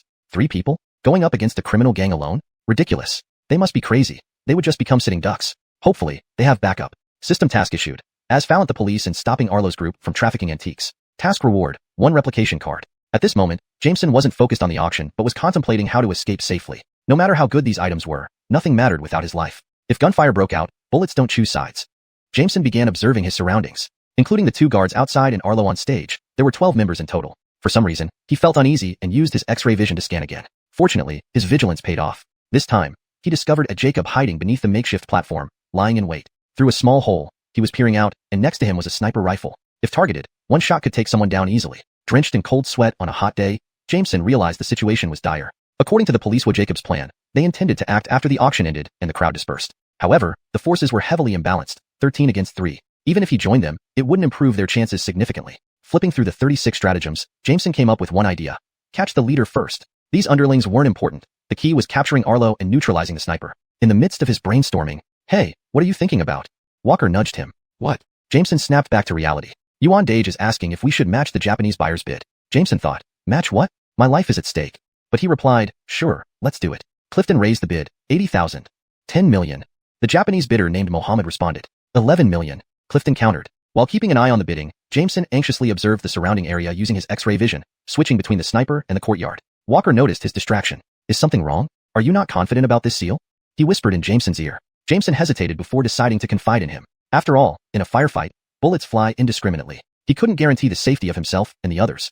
Leaning close, he whispered, this place is under police surveillance. If things get dangerous, you must take Yuan Dage and run. There are 3 exits. We came through the main entrance. Go right, then left, and straight ahead to reach a side door. It's safer. He had already checked the routes with his X-ray vision. When chaos ensues, everyone would rush towards the main entrance. Taking less crowded routes would offer better chances of survival. Fearing Clifton's straightforward nature might ruin everything, Jameson didn't tell him. Walker was reliable. Though initially shocked by the news, he quickly regained composure and nodded without questioning further. Got it. I understand. As they spoke, the price for Leonard de Jong's seal had soared to 28 million. Mohammed directly raised it to 30 million. After all, it was just a seal, not made of rare material. Its value mainly lay in Leonard de Jong's name. 30 million was its maximum price. Clifton infaunted on competing with Mohammed. 32 million. On stage, Arlo was overjoyed. This bidder offers 32 million. Any higher bids? Opportunities don't come twice. Mohammed angrily ranted at them, though no one knew what he said. Then, through his translator, he raised the bid to 35 million. Arlo beamed. Fuming, Clifton wanted to bid again but was stopped by Jameson. Yuan Dage, let it go. Nobody would leave with anything today anyway. Enraged, Clifton protested. No way. I brought plenty of money today. Helpless, Jameson watched as he increased the bid to 38 million. Mohammed gritted his teeth and raised it to 40 million. Red-faced and breathless, Clifton tried to bid again but was held back by Jameson. Leonardston to me, Yuan Dage. 40 million once, 40 million twice, 40 million thrice, deal. Arlo declared. Although Mohammed secured the seal, he begrudgingly spent 10 to 20 million more than necessary. He muttered curses against Clifton. Clifton fumed, turning to Jameson. Didn't you tell me to block him? Why did you let him win? Though he spent extra money, Mohammed got the seal. Clifton was clearly upset. Just wait, don't worry. Jameson consoled him. Chapter 194, Sudden Change, CRI Fallon. Clifton knew that Jameson was a Jacob with a plan, so despite grumbling aloud, he didn't say much more. The third auction item was a string of prayer beads, or more accurately, a set of court beads. Both types of beads are composed of 108 pearls and are used as accessories for formal attire during court sessions, complementing the official's clothing. Hence, they are called court beads. A set of court beads has 4 large beads placed on the front chest, known as Buddha heads, representing the 4 seasons, spring, summer, autumn, and winter. Behind them hangs a pendant cloud, symbolizing a new beginning. However, not everyone could wear these court beads around their necks. Only civil officials of the 5th rank and above, and military officers of the 4th rank and above were eligible to wear such court beads. Ordinary officials and civilians were strictly prohibited from wearing them arbitrarily. Court beads represented an official's status and rank, with different materials used for officials of varying ranks. For example, the Emperor, Empress, and Grand Dowager Empress used pearl court beads, while other ministers used coral, jadeite, amber, and honeycomb wax, among others. Raniag dynasty officials wore court beads because the emperor believed in Tibetan Buddhism, making court beads a jacobdatory accessory for Raniag officials and royalty in ceremonial robes. The appearance of this string of court beads confirmed another fact, that these tomb raiders had indeed plundered Leonard Young's tomb, and these beads must have been his burial artifacts. The scene once again became lively. Jameson and Walker also verified that this string of court beads was genuine and in relatively good condition. The starting bid for this string of prayer beads is 60,000 yuan. Those interested can start bidding now. As expected by Dorian, the prayer beads again sparked intense bidding, creating a flurry of bids. Dexter was very fond of the court beads and continued to place bids, having previously arranged a loan of 300,000 yuan from Clifton in case he didn't bring enough money. Clifton, uninterested in the beads, simply watched the commotion. Jameson and Walker were like sitting on pins and needles, their hearts chaotic and uneasy. Suddenly, a young Jacob at the door shouted, "Boss, it's bad. There are cops." In that moment, reactions varied drastically. Dorian instinctively thought of packing up and escaping. Jameson didn't have time to think. He had been so cautious. How could they be discovered? In the next instant, he made up his mind. The Adrielle's heart tightened. She hadn't given any signal. How could they have suddenly discovered the ambush? Caught off guard, she quickly made a decision. All the guests inside looked at the door, puzzled. Chaos ensued instantly. Jameson patted Walker, signaling him to act according to his instructions. Then, taking advantage of the chaos, he rose quietly and Jacobuvered towards Dorian. But there were two Jacobi people around Dorian for him to make a move. Dorian ordered his men to take the loot and run, no longer paying attention to the crowd below. The female police officer immediately drew her gun and fired a shot into the air. Everyone in the hall scrambled and fled in panic. Dorian was so focused on escaping that he missed the opportunity to take hostages for protection. Clifton, Walker, and others followed the flow of people, carrying their boxes as they rushed out. Fortunately, Walker, following Jameson's instructions, ran toward the less crowded door. The Adrielle and her two companions instantly engaged in a fierce struggle with the fleeing criminals. Jameson naturally couldn't run away. His presence might give these few officers a fighting chance. If he left, the three would be utterly at the mercy of the armed gang. After all, there was still a sniper lurking in the shadows.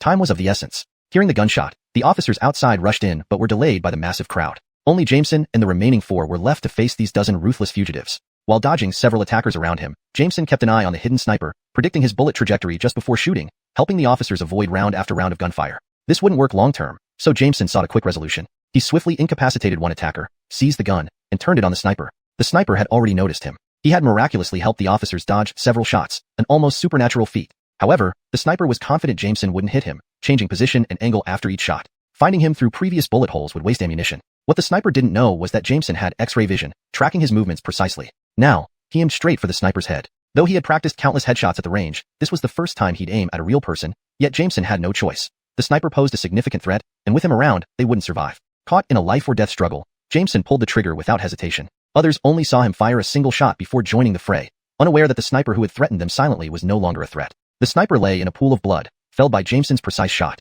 Dorian prepared to escape through a side door with his looted treasures and a few subordinates, leaving behind 7 or 8 men to battle Jameson and his group. Seeing this, Jameson realized he couldn't let him escape.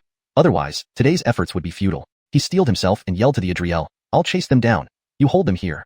She didn't have time to think, gratefully responding, "Thanks, brother."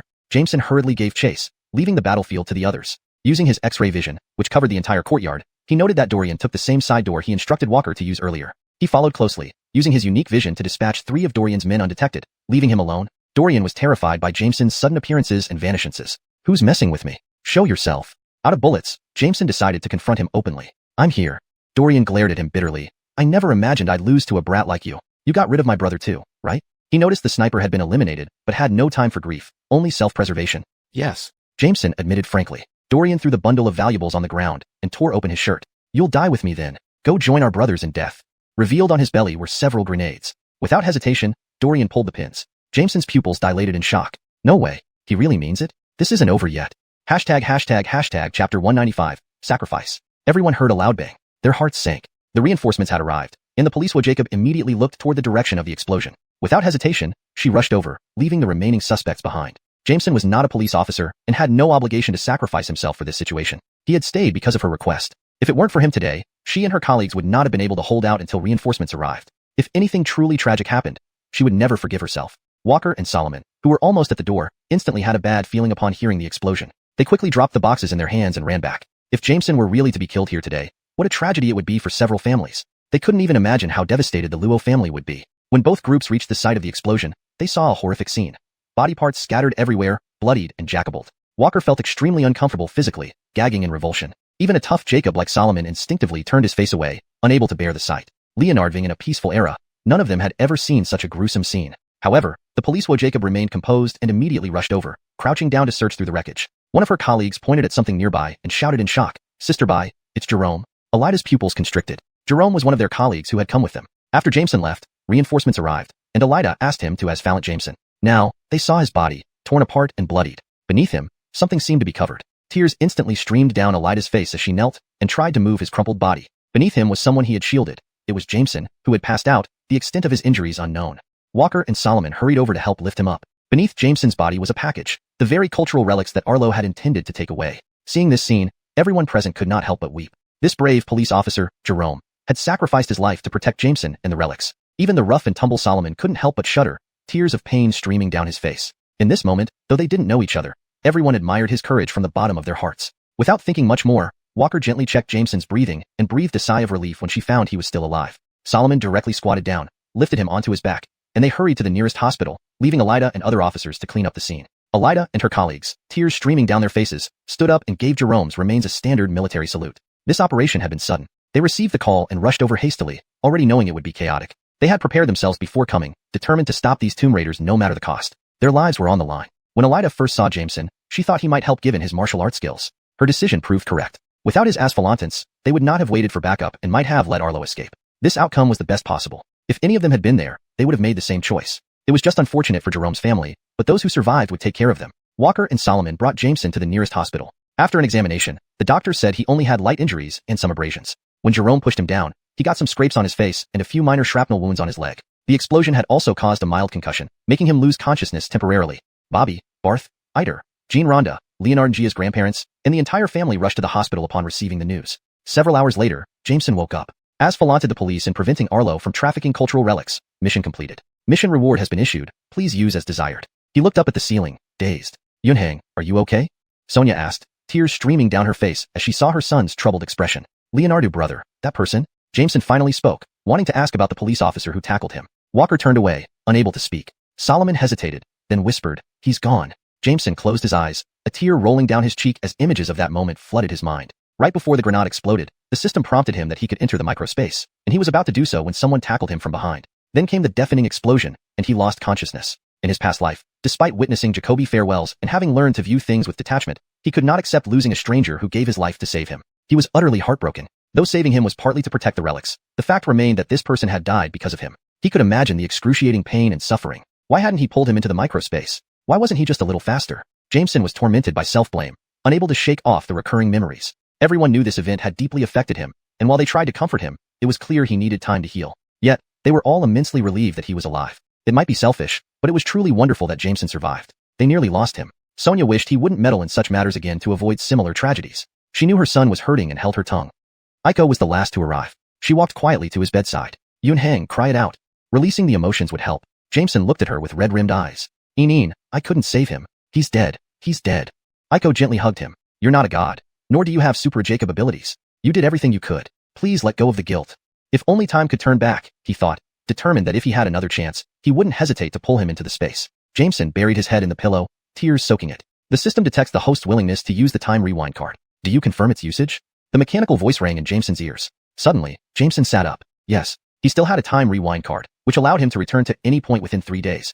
#### chapter 196, time rewind, exchange token. He silently recited in his mind, activate. This time, he would do whatever it took to save him as well. Please choose the point in time you wish to return to. Jameson thought for a moment. He had to return to the final explosion to truly save him. If he went back any earlier, Elida and the others might still have participated in the operation, potentially leading to more casualties. The best moment was right at the last explosion, saving Jerome and perfectly preventing Dorian's escape. Jameson selected the time. A wave of dizziness enveloped him, and once again, he found himself back at that moment. Dorian ripped open his shirt. Then you'll die with me, to accompany our brothers. As he finished speaking, he pulled the pin on the grenade. Jameson turned around just as he saw Jerome charging towards him from behind. Jameson quickly wrapped his arms around Jerome, and the two fell to the ground at that instant. Seizing the opportunity, Jameson transported both of them into the mini-space, along with the items Dorian had thrown to the ground. Since Jerome wasn't the master of the space, he immediately lost consciousness upon entry. Meanwhile, Dorian believed he had sacrificed himself and claimed 2 more lives, but instead, both people miraculously vanished, along with his belongings. However, he didn't have the chance to ponder the reason why. He was blown to pieces in the next moment, a grotesque sight. Inside the mini-space, Jameson saw the revolting aftermath and felt nauseous, yet he forced himself to suppress the discomfort. Immediately, he brought Jerome and the items out of the space, placing them a short distance away. Soon, Walker and Elida would arrive. He couldn't let them notice anything unusual. 2 minutes later, Elida and Walker arrived from both sides. Jameson explained that Dorian had intended to take them all down together, but Jerome was knocked unconscious by the explosion, and Jacob aged to roll away just in time to narrowly avoid the blast. Only then did everyone breathe a sigh of relief. Soon enough, Jerome regained consciousness. He remembered tackling Jameson but couldn't recall what happened after that. They were just glad he was alive. Seeing the remnants of Dorian's body, they could only think about the relief of surviving. Meanwhile, the larger team quickly controlled the remaining individuals. Next came the task of sorting through Dorian's gang and the recovered items. Due to Jameson's timely protection, everything was intact. While the police handled Dorian's men efficiently, they struggled with identifying the artifacts. Thus, Jameson, Walker, and Clifton were asked to act as temporary appraisers, helping to categorize and document the items. The trio spent the entire night running errands until dawn, finally returning home exhausted but relieved. Despite using an invaluable time rewind card, one he had earned by saving a plane full of people, he felt incredibly at ease. No longer burdened by the guilt of loss, this felt liberating. Seeing Jerome bustling about, his family spared from despair, made it all worth it. There was also an unexpected reward. Host has used a precious card to help others, demonstrating great love and selflessness. System rewards one exchange token. Please collect and use it at your discretion. Jameson studied this new token, finding it quite intriguing. It allowed him to swap any item with another invisibly and undetectably, even evading surveillance. It was a remarkable tool if used correctly. Walker and Ash were disheartened, having spent the night running around without much success and nearly getting hurt. Luckily, the next day, they heard that Darian and Preston, the two Japanese men, had been robbed while trying to escape, losing several boxes of money. Ash laughed heartily. Those damn Japanese, they deserve it. After this incident, they stayed quiet for some time, hesitant to participate in such underground auctions again. Jameson's semester started. This term began with the study of sculpture and mural restoration. Bruce had contacted an old friend working on mural restoration in Chinfu Cave, Gansu Province, and planned to take the students there for a field visit. Before leaving, they had already studied the basics of mural restoration techniques. Besides Bruce, 3 senior students joined the trip. Upon hearing about the journey, Walker expressed interest and asked to be included. The 6 of them soon flew to Gansu. After changing vehicles multiple times, including riding a local donkey cart, they finally reached the Mogeo Caves, also known as the Thousand Buddha Grottos. Mogeo Caves is not just a single cave, but refers to the entire complex stretching 1,600 meters, divided into northern and southern sections. About 500 caves remain, most located in the southern area. The caves feature thousands of square meters of murals, over 3,000 statues, and 5 wooden structures from the Tang and Song dynasties. The grottos combine stone architecture, polychrome sculptures, and murals, forming a significant Buddhist cultural heritage site. The polychrome sculptures include images of Buddhas, bodhisattvas, disciples, heavenly kings, warriors, arhats, and renowned monks. Murals depict single figures like Buddhas, bodhisattvas, and arhats, and tell stories from the life of Sakyamuni, from conception to enlightenment, and the countless previous lives of self-sacrifice. There are also depictions of historical events and mythological tales related to Buddhism's spread. These relics reflect the peak of ancient artistic achievements and the development of painting and sculpting during various eras. However, these beautiful murals suffered severe damage due to vandalism, fire, smoke, and defacement before dedicated efforts by researchers began their preservation. Thanks to the unique climate of Dunhuang, characterized by hot summers and cold winters, with minimal precipitation and high evaporation rates, the murals remained relatively undamaged. The dry air and stable humidity within the caves helped preserve the art for centuries. Although prepared for challenging conditions, they were struck by the harsh reality of living and working at the Mogeo Caves. Bruce's old friend, who dedicated his life to protecting the Mogeo Caves at the Dunhuang Research Institute, was a true unsung hero. Their mission was to as valiant in restoring and reinforcing the murals.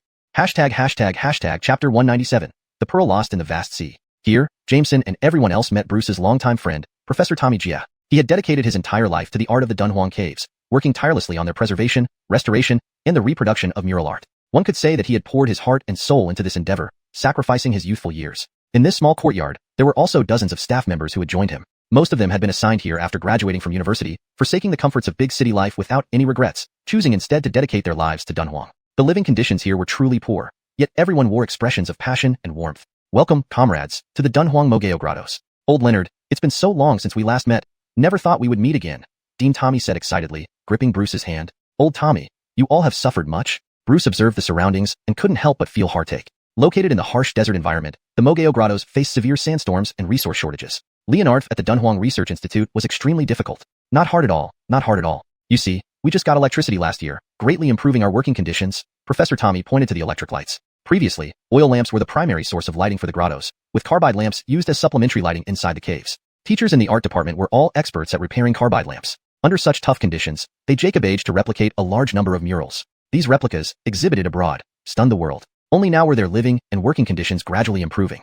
They received a warm welcome from everyone. For their first meal, Dean Tommy specially arranged for the local famous dish of donkey meat yellow noodles, cooked with finely chopped mushrooms, minced donkey meat, and block tofu.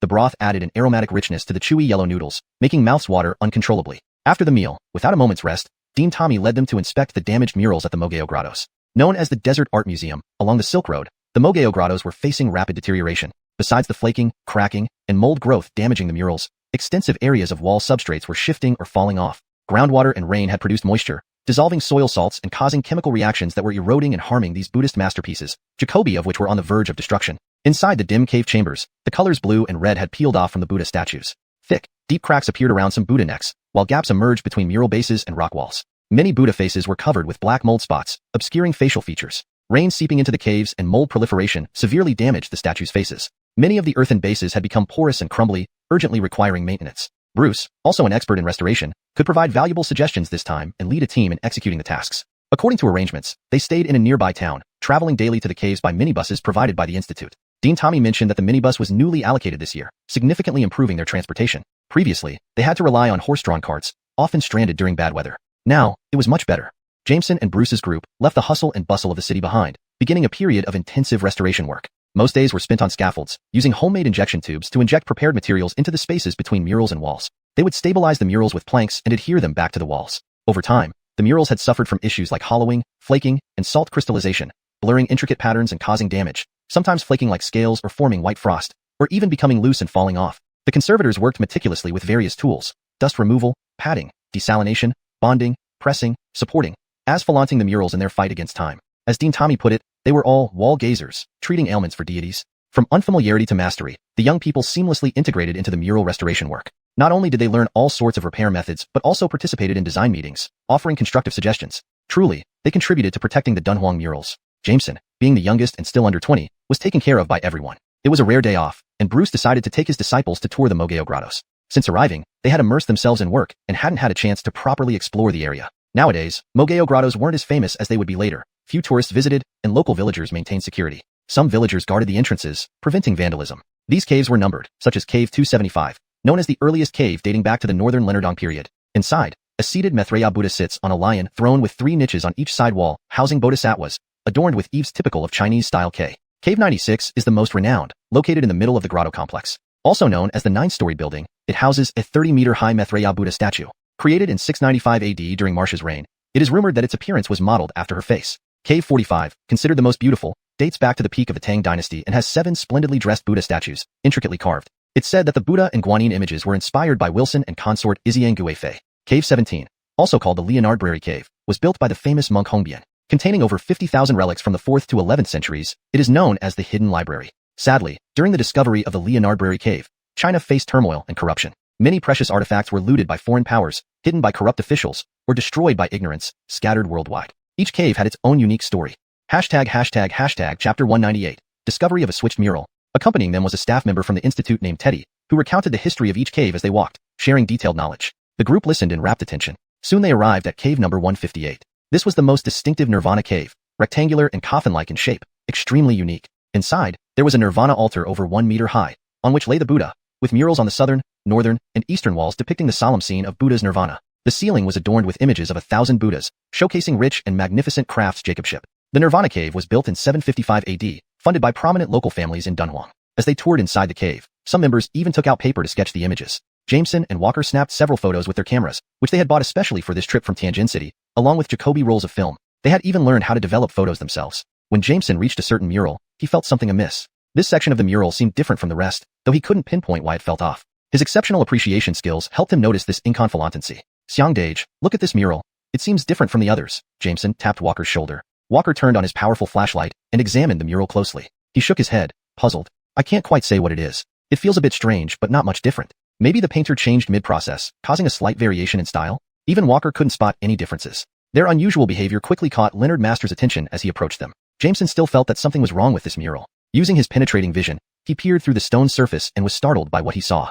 Beneath the stone skin, an entire piece of stone, approximately 1 meter high and 1.5 meters wide, was glued together with a special type of adhesive. But according to his knowledge, the Institute didn't have such glue and wouldn't use this method to create fake stone surfaces. Clearly, there was a major issue here. Cautiously, Jameson asked Teddy, brother son, has this mural ever completely fallen off? Teddy knew the repair status of these caves very well and shook his head. No, this mural is still relatively well preserved. Only a few faded sections have been repainted. Walker nodded thoughtfully. That's right. Yunhang and I felt this mural looked different from the others, but we couldn't explain why. It might be because some sections were retouched, leading to slight stylistic differences. Jameson spoke with certainty. No, it's more than just a slight difference. Brother son, I think we should invite Director Tommy. I can confirm that this mural has been replaced entirely. To put it simply, the original stone surface has been removed, and what we see now is just a false copy. Everyone was stunned upon hearing this. Walker tugged at Jameson's sleeve, signaling him not to make accusations without evidence. Such claims could cause significant embarrassment if proven wrong. Teddy was shocked. No way. I don't see any difference.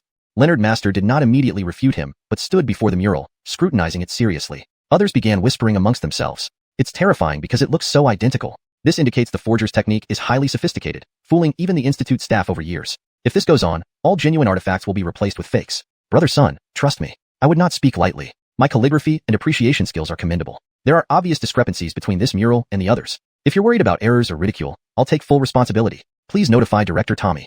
Teddy understood Jameson's prowess, which made him both impressed and fearful. If what Jameson said were true, then all their work over the years would become a laughingstock. Their premises transformed into dens of thieves, watching valuable items taken away unnoticed. After hesitating, Leonard Master finally decided, Teddy, go fetch old Tommy. I'll handle anything that comes up. With Leonard Master's endorsement, Teddy rushed off in a panic. Yunhang, how did you figure this out? Leonard Master confirmed he also sensed something amiss and acknowledged Jameson's judgment. Everyone was momentarily bewildered. Walker felt relieved yet anxious upon hearing Leonard Master's confirmation. Relief that Jameson wouldn't face blame, but anxiety over how these murals could have been switched and the implications behind it, feeling like a storm was brewing and the building might collapse. Of course, Jameson couldn't reveal his penetrating vision, only claiming professional insights regarding stylistic differences. Based on these judgments, you dare assert it's a replacement? What if you're wrong? Leonard Master asked, intrigued. If I'm wrong, I'll face some criticism, losing face, but if I'm right, uncovering the truth could prevent cultural relics from being lost, protecting more murals and artifacts. That's worth it, Jameson replied nonchalantly. Leonard Master patted him on the shoulder. Good lad. With your insight and courage, we'll share this responsibility today. Without Jameson's penetrating vision, Leonard Master couldn't see the truth beneath the stone, but, based on years of experience, he felt this mural was problematic. Therefore, he believed an investigation was necessary. Soon, Director Tommy and his team arrived due to Teddy's call. Tommy Jia was equally surprised by Jameson's claim and hurriedly brought everyone over. ##### Chapter 199. Discovering the problem, the mission. Old Leonard, is what Hawk said true? Tommy Jia asked immediately as he arrived. He trusted Bruce's judgment. You take a look yourself. Though I can't say it's 100% certain, it's around 60 to 70% sure. Bruce stepped aside. Tommy Jia and his team hurriedly examined the wall inch by inch using Jameson's flashlight. After the inspection, Tommy Jia inquired Jameson, who had first discovered the issue, in detail. Naturally, Jameson repeated the explanation he had given to Bruce earlier. The group fell into a deadlock. To test its authenticity, they would have to use force and damage it. From the surface, there indeed was a slight feeling of incongruity, but if they were to destroy the mural based solely on this feeling, it could result in irreversible damage if it turned out to be genuine. However, having discovered a potential problem, leaving it unresolved felt like a thorn in their hearts. Dean, Tommy, and Bruce discussed thoroughly and finally decided they had to get to the bottom of it. They gathered tools and decided to cut a corner to start with. The position chosen by Jameson would allow them to discover the inside story without damaging the mural. With everyone's efforts, they Jacobaged to pry open a small corner. This tiny section sent shivers down their spines. This wasn't the original mural at all. It was a carefully replaced forgery, completely different from the surrounding natural stone. Under Jameson's guidance, they removed an entire meter-long piece of fake mural. What they saw inside revealed that the whole section had been deliberately pasted over. The level of sophistication in this deception was astounding. Where did the original mural go? How was it transported away? The culprits might have bribed nearby villagers to avoid detection, and the technique for cutting and replacing it so perfectly was no easy feat. Embarrassingly, due to environmental constraints, even they couldn't achieve this level of precision now. Yet someone else had Jacobaged it, indicating a formidable force, possibly foreign infiltrators trying to steal cultural heritage. Both Dean, Tommy, and Bruce thought deeply about Jacoby things in an instant, but didn't speak up immediately, because the situation was too severe. Apart from being surprised by the substitution, there was another headache. Did the culprits replace only this mural or Jacoby more? A comprehensive inspection would be a massive undertaking, and they might not accurately distinguish the originals from the fakes. What if they damaged genuine artifacts? Even before removing this section, they weren't entirely sure about its authenticity. Only Jameson's infalantance led them to call in Dean, Tommy. Pained and guilty, they wondered how long this had been happening undetected. Everyone felt deflated. The skill level of these forgeries was top-notch. The forgers were certainly no ordinary people. Numerous issues needed urgent resolution concerning this mural. To his credit, Dean Tommy thought for a moment and then gave a solemn order. Everyone here, remember, do not disclose what happened today. These people dared to switch murals brazenly, which means someone within their ranks must have been covering for them. They needed to find this person to protect more relics. Dean Tommy makes sense. We understand. Keep it secret. Everyone agreed to keep it confidential. Thank you for your cooperation. This incident was our oversight. For now, we need to flesh out the thieves and eliminate the root of the problem. I want to commend Comrade Jameson. He's the youngest among us, yet his discernment exceeds ours. He bravely identified and raised this issue, showing no fear. He's an exemplary role model for us all. Dean Tommy led the applause, and everyone joined in. Jameson smiled shyly. In reality, it was his X-ray vision that allowed him to see through the forgery. Otherwise, he wouldn't have outmatched the elderly experts who specialized in restoration. Our immediate priority is to inspect all the grottos, identify the swapped items, and compile a list, said Dean Tommy. Everyone hesitated upon hearing this. We walk around here every day and never noticed anything different, someone remarked. What if we make a mistake? Firstly, under the limitation of Jacob eyesight, such a high-level deception was hard for ordinary conservators to detect, requiring the expertise of Dean, Tommy, and Bruce. Secondly, due to environmental constraints, they couldn't conduct a large-scale search without alerting the culprits. All eyes turned toward Jameson, the youngest and most renowned comrade. Dean, Tommy looked at him and Walker expectantly. I know this task will be very arduous and exhausting, but no one in our team fits better than you two. Your exceptional discernment and love for relics are comparable to our senior members, making you trustworthy. I want you two to undertake this mission covertly. What do you think? Dean, Tommy felt somewhat embarrassed, unable to find anyone else suitable in his own team. Bruce also found it difficult to broach the topic. Ideally, protecting relics should be their responsibility, but he knew this wasn't an ordinary task. The stakes were high. Despite their conflicting feelings, Jameson and Walker, fearless like young calves, took on the mission without hesitation. I can do it. I can do it. Their simultaneous response made Dean, Tommy feel a bit embarrassed. Good, proceed with all your efforts. If you succeed, I'll reward you. Any mistakes will be my responsibility. Even if the sky falls, I'll bear the brunt, Dean, Tommy said firmly. Chapter 200. The village head Ronnie's request, Isaiah go. After accepting the task, the two men discussed and decided to inspect all the large grottos first under the pretext of taking photographs. They would mark any problematic grottos for later handling. The task of catching the insider thief was left to Dean, Tommy, and his team. Jameson and Walker prepared thoroughly. They bought some dry bread and dried meat from town, packed their camera, notebook, one day's worth of food and water, and started working in the grottos. They encountered local villagers on guard duty along the way, who greeted them warmly. In response, they talked about their mission of photographing the statues and grottos openly. Most villagers didn't understand much and didn't ask further questions as long as it didn't interfere with their work. They began their comprehensive inspection. Walker had to admit that he was not as observant as Jameson. While Xiang could barely notice differences, Luo could always spot subtle discrepancies. Realizing this imbalance, they switched roles. Xiang took care of miscellaneous tasks, kept watch, and used photography as a cover, while Luo focused on noting down anything unusual he observed. With Luo's special ability, his X-ray vision, he could easily scan the stone walls and Buddha statues within each grotto, leaving no issue hidden. Upon inspection, they were shocked to discover that almost every large grotto had been tampered with to varying degrees. Some alterations involved murals, some statues, and even large Buddha figures. Despite being prepared mentally, Jameson was still stunned and furious. These counterfeit works were so lifelike that even the best restorers might find it hard to distinguish them from the originals. As a result, the Institute had never noticed anything amiss. If this continued, China's cultural heritage might be slowly stolen away. Luo carefully documented each swapped artifact, feeling deeply pained. Thanks to his X-ray vision, they worked efficiently. Sometimes, Luo finished inspecting before Xiang could even take photos. Although Xiang was puzzled by how Luo did it, he concluded it must be due to Luo's unique talent. The two men hurried through the grottos without stopping, eating on the go. Dry bread made their cheeks ache, but they didn't mind, washing it down with water before continuing their work. By evening, they had completed one-third of their task. Dean, Tommy, and Bruce had expected a long-term effort, yet the duo's efficiency allowed them to finish one-third in just a day. At this rate, they would complete the task in another 2 days, an unexpected pleasure. The next day, Luo and Xiang resumed work as usual. On their way, someone called out to them. Researcher Luo, Researcher Xiang. A middle-aged Jacob jogged over, panting. Village head Ronnie, what's up?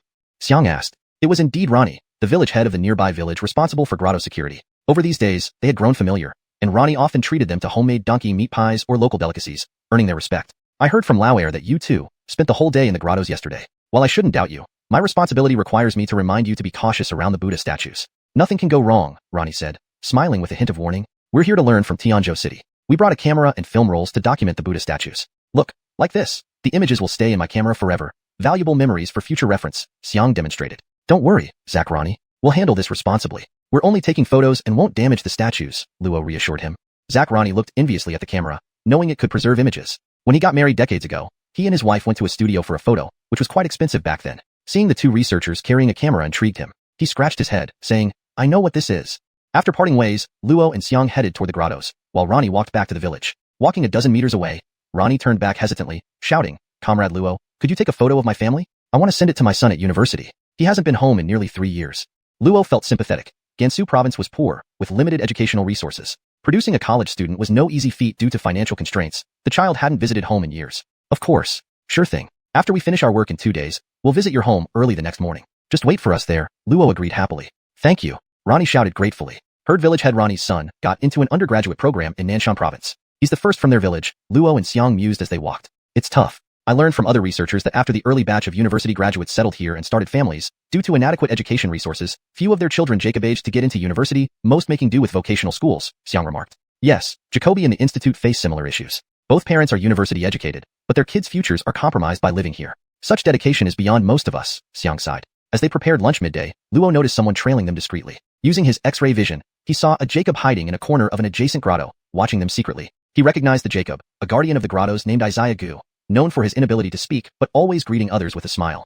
Luo wondered why Isaiah Gu was following them. Could Isaiah Gu be the inside traitor? Yet, Why would anyone entrust such a critical task to a mute person? Moreover, Isaiah Ge's gaze seemed harmless and incomprehensible. Feigning nonchalance, Luo shared his observation with Xiang. They stayed quiet afterward. Another busy day passed. Unbeknownst to them, back at the Institute, Dean Tommy and Bruce had devised a plan to trap the internal mole, the betrayer of the Mogeo Caves. After accepting this mission, the two of them deliberated and decided to use photography as a pretext to inspect all the large grottos first. They planned to mark down any problematic caves for further action. As for the task of catching the mole, they would leave that to Director Tommy and his team. Jameson and Walker made thorough preparations, especially buying some dried bread and jerky from the town. Equipped with cameras, notebooks, a day's supply of dry rations, and water, they began their work inside the grottos. Along the way, they encountered local villagers who were on duty, exchanging friendly greetings. In conversation, they subtly conveyed the reason for taking photographs of the Buddha statues and the grottos. Most villagers didn't ask too Jacoby questions, as long as it didn't interfere with their own business. The duo started the comprehensive inspection mission. In terms of observation skills, Walker had to admit that he was indeed inferior to Jameson. While facing the same object, Luo could always spot differences in the smallest details, which Xiang couldn't detect.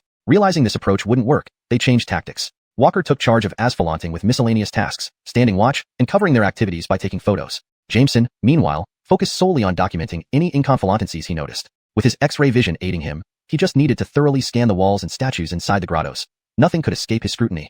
Their inspections were shocking. Almost every large grotto showed varying degrees of tampering, whether in murals, statues, or even large Buddha images. Despite being prepared, Jameson was still taken aback and became visibly enraged. These forgeries were incredibly lifelike, making it nearly impossible for even the most skilled restorers to notice the difference. Thus, the Institute had remained oblivious all along. If this continued, China's cultural treasures might slowly be stolen away. Jameson meticulously noted down all the replaced artifacts, feeling a deep sense of pain. Because of his X-ray vision, the job progressed relatively quickly. Sometimes Xiang hadn't finished taking photos when Luo had already inspected everything. Walker was puzzled about how Luo Jacobaged it, eventually attributing it to Luo's unique talent. They hurried through the grottos without stopping, eating while moving, grinding through hard biscuits and drinking water. Despite their discomfort, they kept working diligently. By nightfall, they had completed one-third of the task. Bruce and Director Tommy had expected a long-term effort, but were surprised by their high efficiency. If they continued at this pace, the mission could be accomplished within 2 more days, an unexpected delight. On the second day, Jameson and Walker resumed their work in the grottos. Halfway through, they were stopped by someone. Researcher Xiao Luo,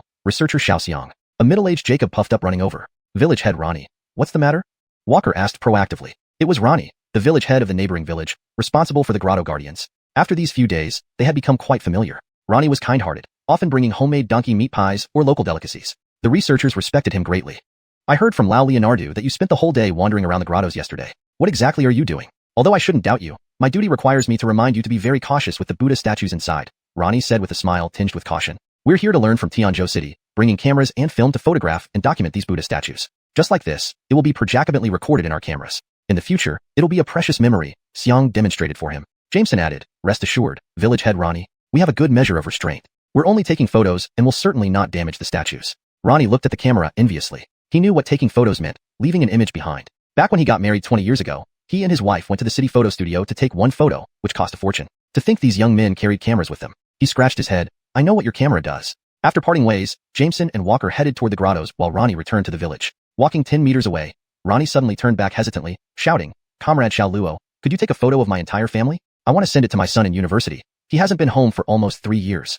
Jameson felt a pang of sadness. Gansu province was barren with poor educational resources, and sending a child to university was no easy feat. It was likely due to financial constraints that the boy hadn't returned home in years. Sure, no problem. How about the day after tomorrow? We'll come to your house early in the morning. You just wait for us at home, Luo agreed warmly. Ronnie happily shouted, thank you. Heard Ronnie's son got accepted into a university in Nan province, as an undergraduate, the first in the village to do so, Luo and Xiang discussed as they walked. Quite remarkable. According to the researchers, those early university graduates who came here to settle down, married, had children, but due to scarce educational resources, their kids rarely Jacob-aged to get into university. Technical college was the best. Yes, there are Jacoby cases like this in the institute. Both parents are college educated yet their children's education suffers here. Such dedication is hard to match, Xiang sighed. As they busied themselves until noon, they prepared to eat. Suddenly, Luo noticed someone stealthily following them. His X-ray vision penetrated the thick walls, revealing a Jacob hiding in the adjacent grotto, watching them discreetly. Luo recognized him as one of the grotto guards, known as Isaiah Gu, who didn't speak but greeted everyone with a smile. Note: I removed the Chinese characters, ya gerg, as per the instruction to use only English. Luo was puzzled. Why would Isaiah Gu follow them secretly? Could he be the mole? But how could such an important task be entrusted to a mute? Moreover, Isaiah Ge's eyes didn't show malice. Rather, there was something incomprehensible. Pretending not to notice, Luo silently informed Xiang about the follower. Thereafter, both stayed silent. Another busy day ensued. Unbeknownst to them, back at the Institute, Director Tommy and Bruce had already laid out a meticulous plan to capture the traitor, the mole within the Mogeo Caves. Chapter 201. Is the insider deaf, brother? At the Research Institute, Dean Tommy and Bruce devised a plan.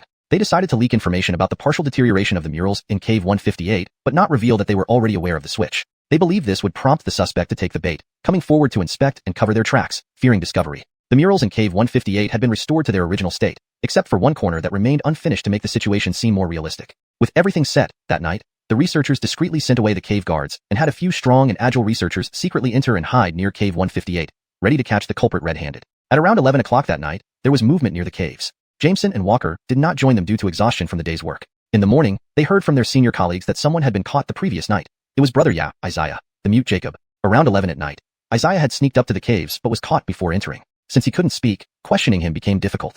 No matter what they asked, he vehemently shook his head, indicating he didn't know anything, didn't do it, and couldn't write as he was uneducated. His elderly Camila, hearing that her son had been arrested, hurried over and pleaded on her knees, infaunting he was a good person and that there must be some misunderstanding. Despite her pleas, his appearance at the caves, specifically Cave 158, in the middle of the night raised suspicion. Isaiah was temporarily detained. The situation seemed to have progressed but also stalled. Jameson and Walker continued their routine of photographing and documenting the caves. They aimed to finish by evening if they hurried. These past few days had been exhausting, with countless miles walked. Jacob aged better due to his fitness and martial arts background, while Walker suffered greatly, ending each day in pain, with blisters on his feet. Fortunately, this was their last day. Jameson took on all the luggage and cared for his colleague. They moved swiftly through the caves, encountering several additional guards assigned by village Zach Ronnie after learning of Isaiah's unauthorized entry into Cave 158. The theft of artifacts from the caves couldn't be publicly revealed yet, so they only stated that Isaiah had entered the caves secretly with suspicious motives and thus was being held. Having completed their day's task, they returned to the institute. Jameson and Walker successfully finished their mission. Jameson handed over his detailed notebook to Dean Tommy, recording every detail about the condition of the caves, stolen artifacts, including their positions and sizes. Dean Tommy and Bruce were astonished by the thoroughness of Jameson's records. Is it really this much? It was shocking how Jacoby artifacts had been switched right under their noses, mainly the larger caves. Smaller caves had less valuable items and remained untouched. Several large caves were heavily damaged, containing items of higher value.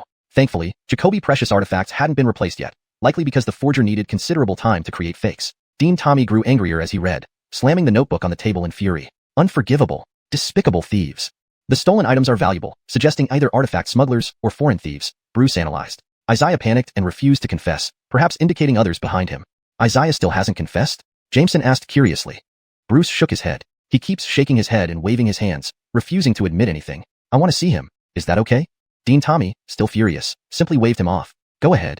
Jameson arrived at Isaiah's detention room, greeted the guard, and was let in. It was now dark, and Isaiah had been detained for a day and night. He sat huddled on the ground, looking dejected. His noodles on the table were untouched. Why aren't you eating? A meal is important for strength, Jameson said. Isaiah looked up, surprised to hear him. He quickly stood and made frantic gestures, checking the door before pointing urgently. Seeing his red eyes and frantic movements, Jameson understood he wanted to convey something important but couldn't interpret his gestures. Isaiah touched his chin where no beard existed, walked hunched in circles, pointed to the floor, stomped, even lay down to act out eavesdropping. Then he mimed two figures climbing, followed by another figure trailing behind. Jameson couldn't understand. Isaiah nearly cried, thumping his chest and waving frantically. Jameson understood.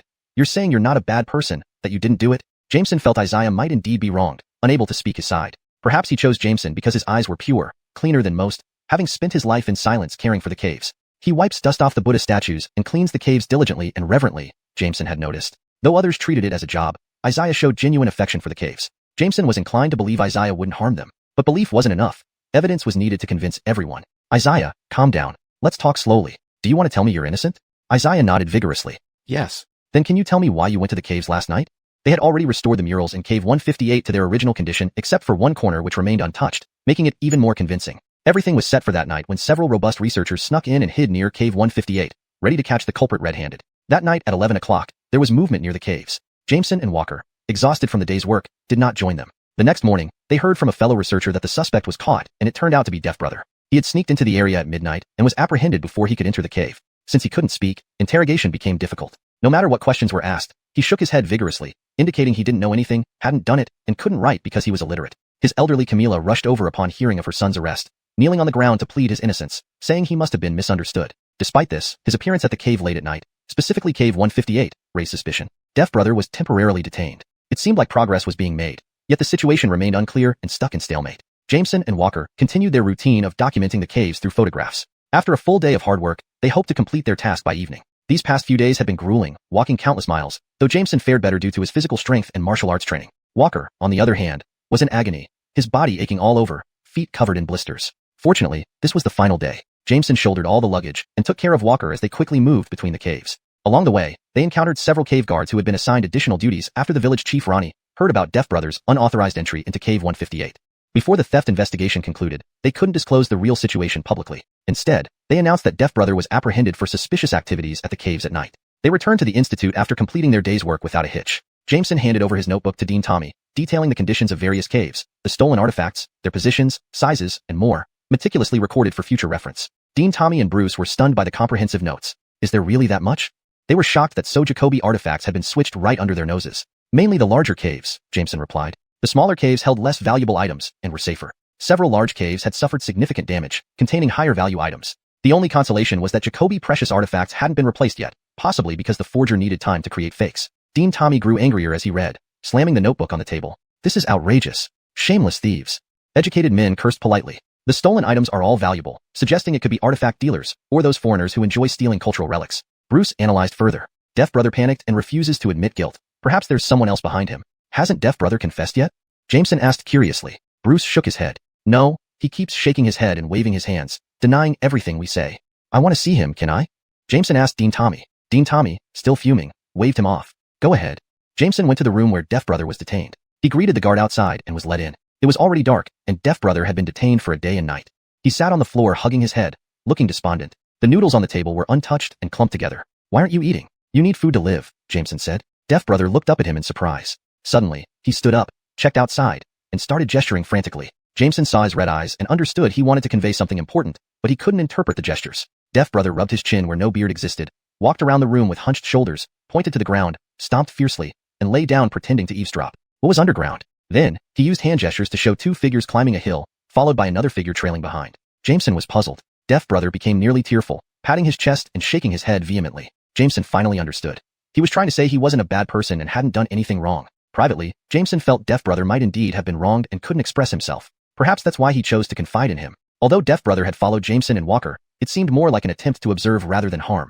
His eyes were clear and innocent. Growing up deaf, his world seemed purer. Jameson had often seen Deaf Brother cleaning dust from the statues in the caves and sweeping the floors, showing more dedication and reverence than others who treated it merely as a job. Jameson was willing to believe Deaf Brother wouldn't do such things. But believing wasn't enough. They needed solid evidence. Deaf Brother, don't worry, let's talk slowly. Are you trying to tell me you're innocent? Deaf Brother nodded vigorously. Yes. Then why did you go to the caves at midnight last night? Chapter 202. It was him, Village Zachrani. Sawyer gestured again with his hands, mimicking a small figure climbing a hill, followed by another figure trailing behind. You mean someone was chasing you? Sawyer shook his head vigorously. Then, did you follow someone else up? This time, Sawyer nodded firmly. But why did only you get seen? There was no one else in the cave at the time. Sawyer frantically gestured once more. The first figure turned around and suddenly disappeared, while the second figure spun on the spot and continued forward. You lost him? He noticed you? You continued forward and were then discovered? Sawyer nodded affirmatively again. Jameson furrowed his brow. If there really was this person as described by Sawyer, then he must be the true insider. Finding him would clear Sawyer's name. Do you know who this person is? Sawyer began pacing around the room with his hands behind his back, occasionally pretending to cough. This person must also be one of the cave guards, which gave him the opportunity to act. But Jameson couldn't immediately place the description Sawyer provided. Most villagers took turns guarding the caves, and he didn't recognize everyone. It was mostly Sawyer who saw them often, coupled with his mute characteristic, that made it easier for him to remember people. System task issued. Prove Sawyer's innocence. Task reward, truth charm. Jameson wasn't in the mood to focus on this task. Because Sawyer couldn't write and his gestures were hard to understand, they were both at a loss for a moment, unable to come up with a better solution. Before leaving, Jameson persuaded him, a Jacob is iron, rice is steel. You must eat to have the strength until the truth comes out. Your Camila is still waiting for you, and the villagers have already taken her home to rest, so don't worry. I understand your situation and will report it to Director Tommy for decision. We won't wrong anyone. Sawyer could only nod and give him a deep bow. After Jameson left, he swallowed down the dry noodles with cold water from the table. When Jameson returned, Director Tommy and Bruce had already left. Back at their residence, he recounted his findings to Walker and asked for his input on who this person might be. Walker also shook his head. He wasn't familiar with these villagers either, spending most of his time learning restoration inside the caves. During this trip to Dunhuang, he had finally broken through his personal bottleneck. Exhausted after a long day, they decided to rest and tackle the issue the next day. The next morning, as Jameson and Walker stepped out, they remembered promising Village Zachrani to take a family photo today. Jameson quickly fetched his camera and headed to Ronnie's house, while Walker went to the institute to inform Director Tommy about Jameson's discovery. Walking into the village, Jameson found Ronnie's house, situated on the outskirts, isolated and cozy. He knocked on the door. Knock knock. Who is it? Ronnie's voice asked. Zachrani, it's me, Xiao Luo. I promised to come over and take a family portrait, Jameson politely said. Footsteps approached rapidly, and the door opened. Ronnie poked his head out with a pipe clamped between his teeth. Ah, Xiao Luo, coming quick. He pushed the door wide open. Jameson entered the courtyard, which was surprisingly tidy. Old Ronnie, who is it? A middle-aged Jacob called from inside. It's someone from the institute. I invited him to take photos for us. Didn't you say you haven't seen our son in years and want to show him what we look like? Get ready. Call out your parents too. Let's take a photo and send it to Xiao Jacob, Ronnie said, tucking the pipe into his belt. Xiao Luo, please sit down. Give us a moment to prepare, Ronnie added. No problem, take your time, Jameson smiled. Ronnie grinned and poured him a cup of water, then stroked his half-grown beard. I'll change clothes too. It's only my second time getting photographed in my life. As Ronnie walked away with his hands behind his back and a slight hunch, occasionally coughing, a flash of insight struck Jameson. Everything clicked together. This was the person Sawyer described last night, kneading his beard happily, walking with hands behind his back and a hunched back, all perfectly matching Sawyer's gestures. Due to Ronnie's position as village chief, Jameson had overlooked him. Who would have thought the village chief was capable of such deeds? Yet precisely because of his position, Ronnie was perfectly suited to orchestrate such covert operations. With all the cave guards under his comjacket, it was easy to arrange and mislead others. Revisiting Sawyer's gestures, Jameson now understood what he was trying to convey. Sawyer had pointed to the ground and stomped forcefully, hinting at something below. Jameson had a bold theory. He activated his inside eye and looked downward. Meanwhile, Walker arrived at the institute. Director Tommy and Bruce were discussing when Xiang hurriedly knocked and entered, recounting the information Jameson had gathered from interrogating Sawyer. Director Tommy pondered for a moment, then widened his eyes, slamming his hand on the desk. That's it. How could I have forgotten? Such a major operation couldn't have been carried out by just any guard. It had to be him. Walker and Bruce were confused. Who? It's old Ronnie. I trusted him too much. I've known him since I came here. He has always cooperated with our work, so I never suspected him. Now that I think about it, he has the highest suspicion. He can comjack all the guards and secretly let others into switch artifacts. No one else had such convenient access. How could I not think of him? What a fool I've been. Bruce and Walker also realized that Sawyer's descriptions matched Ronnie's Jacobnerisms. Not good. Yun Hang is in danger. Walker exclaimed. Director Tommy acted swiftly, organizing several researchers and rushing toward the village. On Jameson's side, as he passed through thick yellow soil, his vision suddenly expanded. Unbelievable. The ordinary-looking courtyard hid a spacious basement beneath it, well-lit and bustling with activity. Chapter 203, Sophistry. Jameson's hair stood on end in an instant. As the mute brother said, there was indeed something wrong with village head Ronnie. There were numerous relics undergoing processing and piles of various materials in this basement. A Jacob was using a carving knife to engrave something. Just as Jameson wanted to look closer, village head Ronnie came out. Comrade Yosef, how do I look in this outfit? Jameson jumped in shock. Very good. He tried to remain calm so that village head Ronnie wouldn't notice anything odd. However, his unnatural expression at that moment still made Ronnie have a bad feeling. Since Ronnie joined this line of work, he never had a day of peace. He would carefully scrutinize every person's facial expressions and words, fearing that his deeds would be exposed. The two harbored their own thoughts for a while. Soon, Ronnie's wife emerged with two elderly people. Jameson quickly stepped forward to help them tidy up and started taking photos. All four of them put on uneasy smiles. That's it, Jameson smiled. Ronnie's wife promptly said, Thank you, comrade. You're welcome, ma'am. I'll be going now. Jameson packed his camera and prepared to leave. Comrade Yosef, thank you for your trouble. Have some water before you go?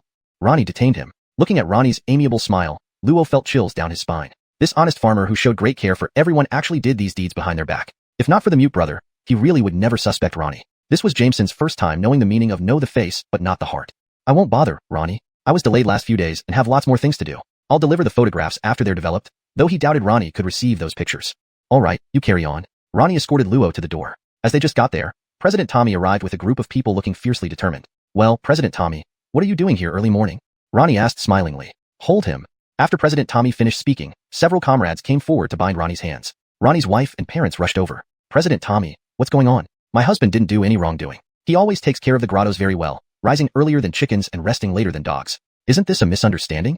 I'm sorry, village head Ronnie and Madam Ronnie. We've learned from the mute brother that he followed you to grotto number 158 2 nights ago. May we ask what you were doing there that night?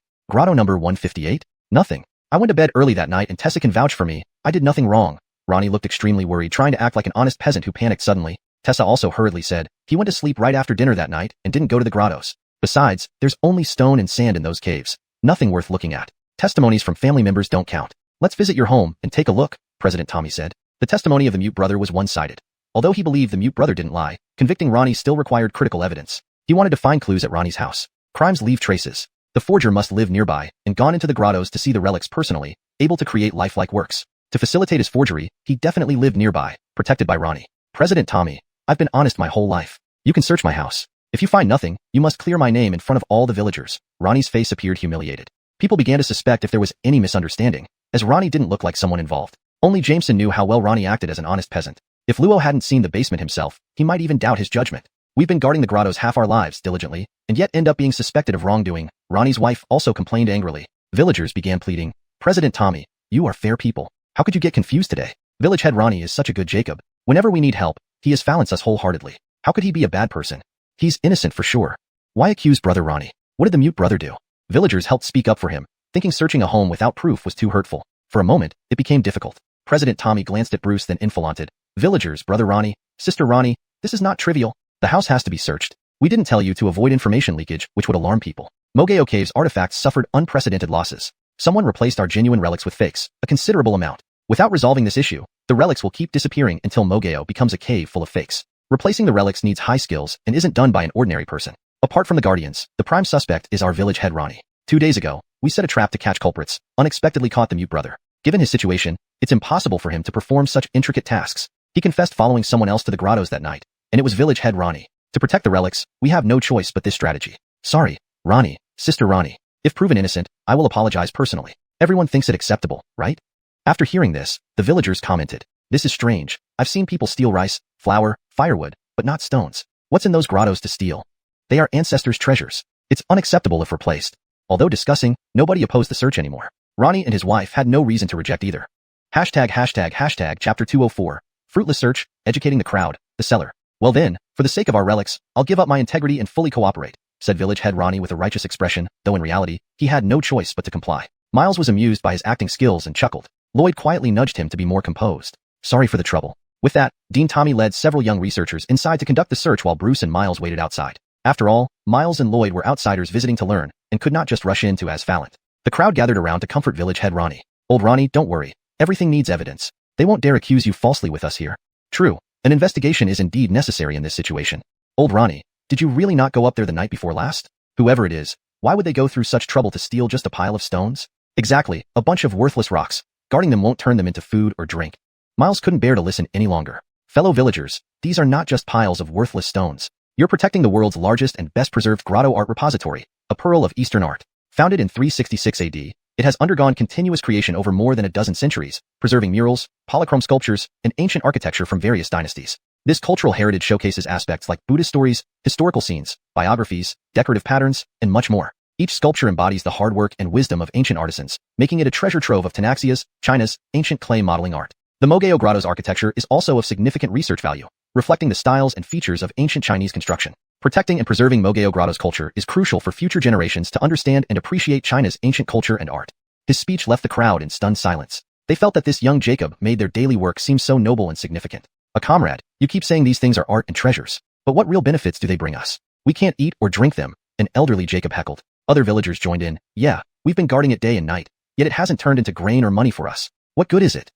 Miles raised his hand, signaling for quiet. Having lived a full life, he knew the future of Mogeo Grottos well. As people's lives improve, the Jacob for spiritual fulfillment increases along with tourism development, which will undoubtedly bring immense wealth to the local community. Leonardston to me. Last year, our Mogeo Grottos were designated as a World Heritage Site. Do you know what that means? It signifies global recognition. As a world-renowned landmark, it qualifies for Asphalantans from the World Heritage Fund, drawing worldwide attention and protection, enhancing its fame and generating substantial economic benefits. Perhaps in the near future, Mogeo Grottos will become a must-visit site for people worldwide. When that happens, the economic benefits will benefit all of you and your descendants. Why does the state establish a research institute to protect and study it? Why would someone risk stealing these Buddha statues and murals? Because they are priceless treasures. Though you may not see their value now, it doesn't mean they have none. Don't focus on immediate gains. Look at the bigger picture. Even today, the government increasingly emphasizes its preservation with significant funding support. Doesn't each household receive a salary as cave guardians? And isn't it increasing year by year? It will increase even more in the future. For our own and our descendants' sake, we must think ahead. If thieves run rampant, do you want to leave only fakes for future generations,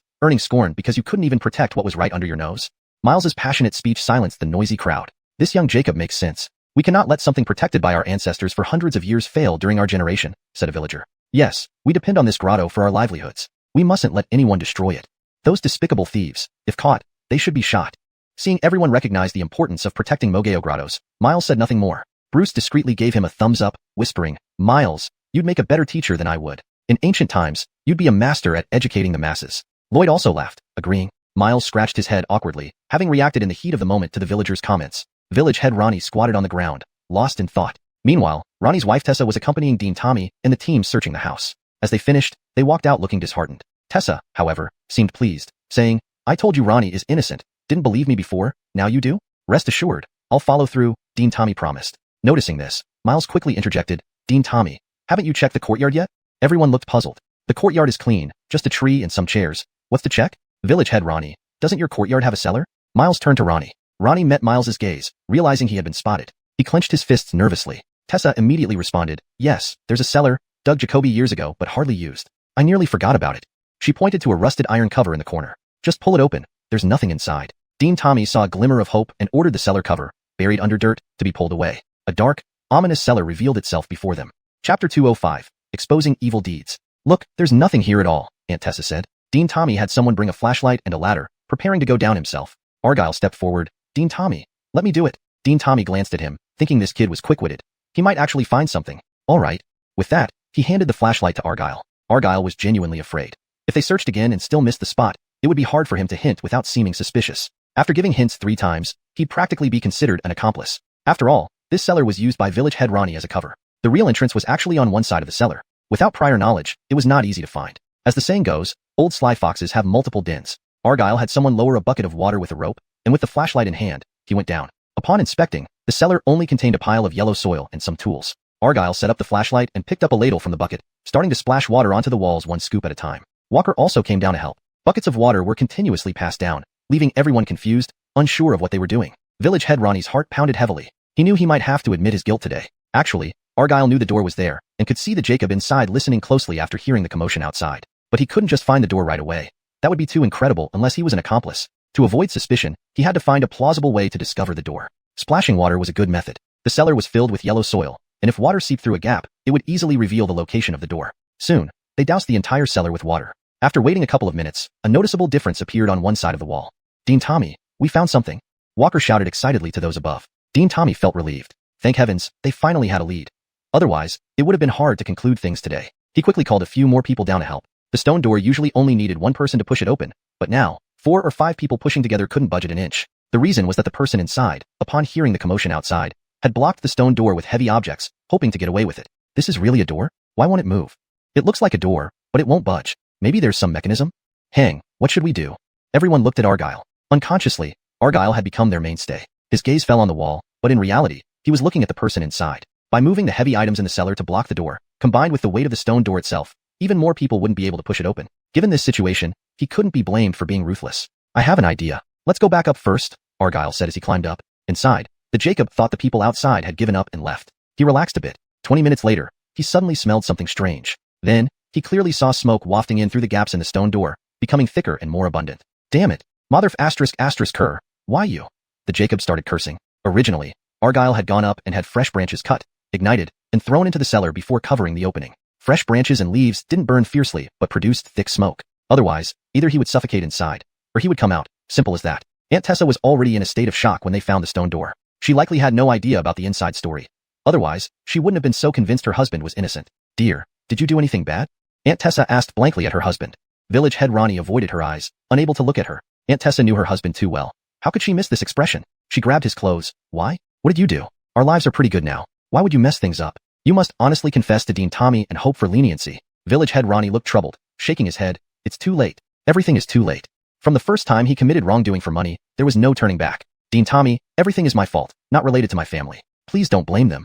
Village head Ronnie stood up and looked at Tommy Gia. He had always harbored a glimmer of hope, believing that these young lads wouldn't be able to expose him. But when Argyle used the smoke trick, he knew it was over. Now, he hoped that the disaster wouldn't reach his family and wouldn't implicate them. Those around saw his confession and sighed. Some began cursing, never expecting the normally kind and agreeable village head Ronnie to conspire with outsiders to steal artifacts from the grottos. Village head Ronnie's parents, 2 elderly people close to 70, knelt on the ground crying, pleading for another chance. Seeing this broke hearts. Village head Ronnie knelt down and kowtowed to the elders. Father, Camila, I've wronged you both. Please get up. Aunt Tessa sat on the ground, numb and devoid of the vigor she once had. Suddenly, coughing and pounding sounds came from the cellar below. Several people opened the cellar door, and a middle-aged Jacob crawled up, collapsing and coughing uncontrollably. Unable to hold on any longer, he chose to preserve his life over keeping the secret. Although facing trial or even execution awaited him, it was better than suffocating to death. Argyle and others immediately restrained him. Once the thick smoke dissipated, several people descended into the cellar again. The stone door was now open. Wow, it looked like a small processing workshop inside. Many counterfeit artifacts were piled in corners, nearly indistinguishable from the real ones. Unimaginable what the grottos would have become if Argyle hadn't noticed the mural's problem that day. The villagers realized, seeing the evidence, that the grottos were their precious heritage and must be protected. At this moment, the system in Argyle's mind prompted, System task, prove Sawyer's innocence. Completed. Task reward has been issued. Please use it at your discretion. Chapter 206, Zach Ronnie's confession. Why did you do it? Aunt Tessa pounded Zach Ronnie's chest repeatedly with her fists. She couldn't comprehend why the Jacob she had shared a bed with would do such a thing. Now their family was broken apart, completely and utterly. That morning, they had just taken a family portrait, and now it felt like a farewell. Dean Tommy and everyone else were equally curious. How could Zach Ronnie, who had guarded the grottos his whole life, end up doing something like this? Zach Ronnie smiled bitterly. I've let all of you down. It was all because of money. My mind was clouded by greed. As he spoke, it seemed he was lost in his memories. It was 3 years ago when my son was admitted to university. The whole family was thrilled. But when I learned about the tuition and living expenses, my hair almost turned white overnight. The fees for 1 year added up to several thousand yuan, and over 3 years, it would total more than 10,000. I am just a farmer, relying on the sky for food, with meager income. To support my son's education, we had no savings. Where could I get such a large sum of money? I thought that once we got him through college, everything would gradually improve, but it only marked the beginning of our struggles. My wife gave me her dowry, a pair of jade bracelets passed down from our ancestors, and told me to pawn them for the tuition. When I went into the city, they offered only 200 yuan for the pair. With no other options, I considered selling blood, hoping it might bring in some money. Someone told me there was a place in the city where I could sell blood for cash. After donating several bags of blood, I received 300 yuan and some food. On my way back home, I suddenly felt dizzy and fainted. When I came to, I found myself saved by someone. Knowing I desperately needed money and worked as a guardian of the grottos, he offered me an opportunity. He said he had friends who needed items from inside the grottos, and if I could help obtain them, he would give me a large sum of money. He even handed me 2,000 yuan on the spot, but I didn't dare take it. He didn't press me and told me to think about it. Back home, I told Tessa the bracelets were valuable and needed appraising before they could be priced. I struggled with myself for a long time, seeing my son happily preparing for college and the joy of the family. I simply couldn't tell them we had no money. So I returned to the city and found that Jacob again, saying I would only do it once. He gave me 1,000 yuan and asked me to take his friend to the grottos just once. I agreed. A single trip earned me 1,000 yuan. It seemed like a good deal. Afterward, I took him several more times, during which he photographed Jacoby of the statues. Finally, my son's tuition and living expenses were covered. This matter was too serious. I dared not tell my family, only claiming it was from selling the jade bracelets. My son went off happily to study in the south, while I slipped deeper into my wrongdoing. I couldn't turn back. The costs of his education in the south were exorbitant. No matter how hard I worked, I couldn't keep up, so I sold my conscience to survive. At first, I planned to stop once I had enough money for his education. But now, this isn't within my control anymore. I'm being pushed along by them. If I refused, they would find ways to punish me. Now it's over, and I'm finally free.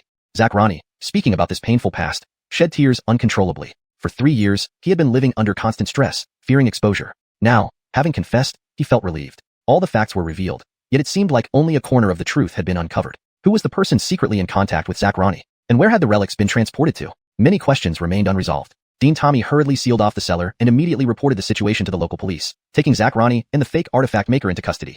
Jameson made a point to see village Zach Ronnie alone before he left.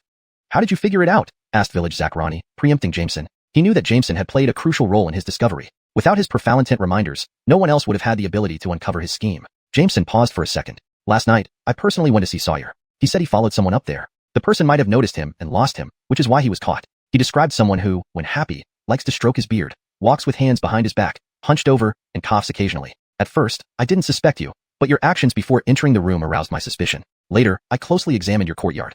Hasn't it been renovated and expanded in the past 2 years? Village Zach Ronnie laughed without anger. Young Jacob, losing to you, I don't regret it.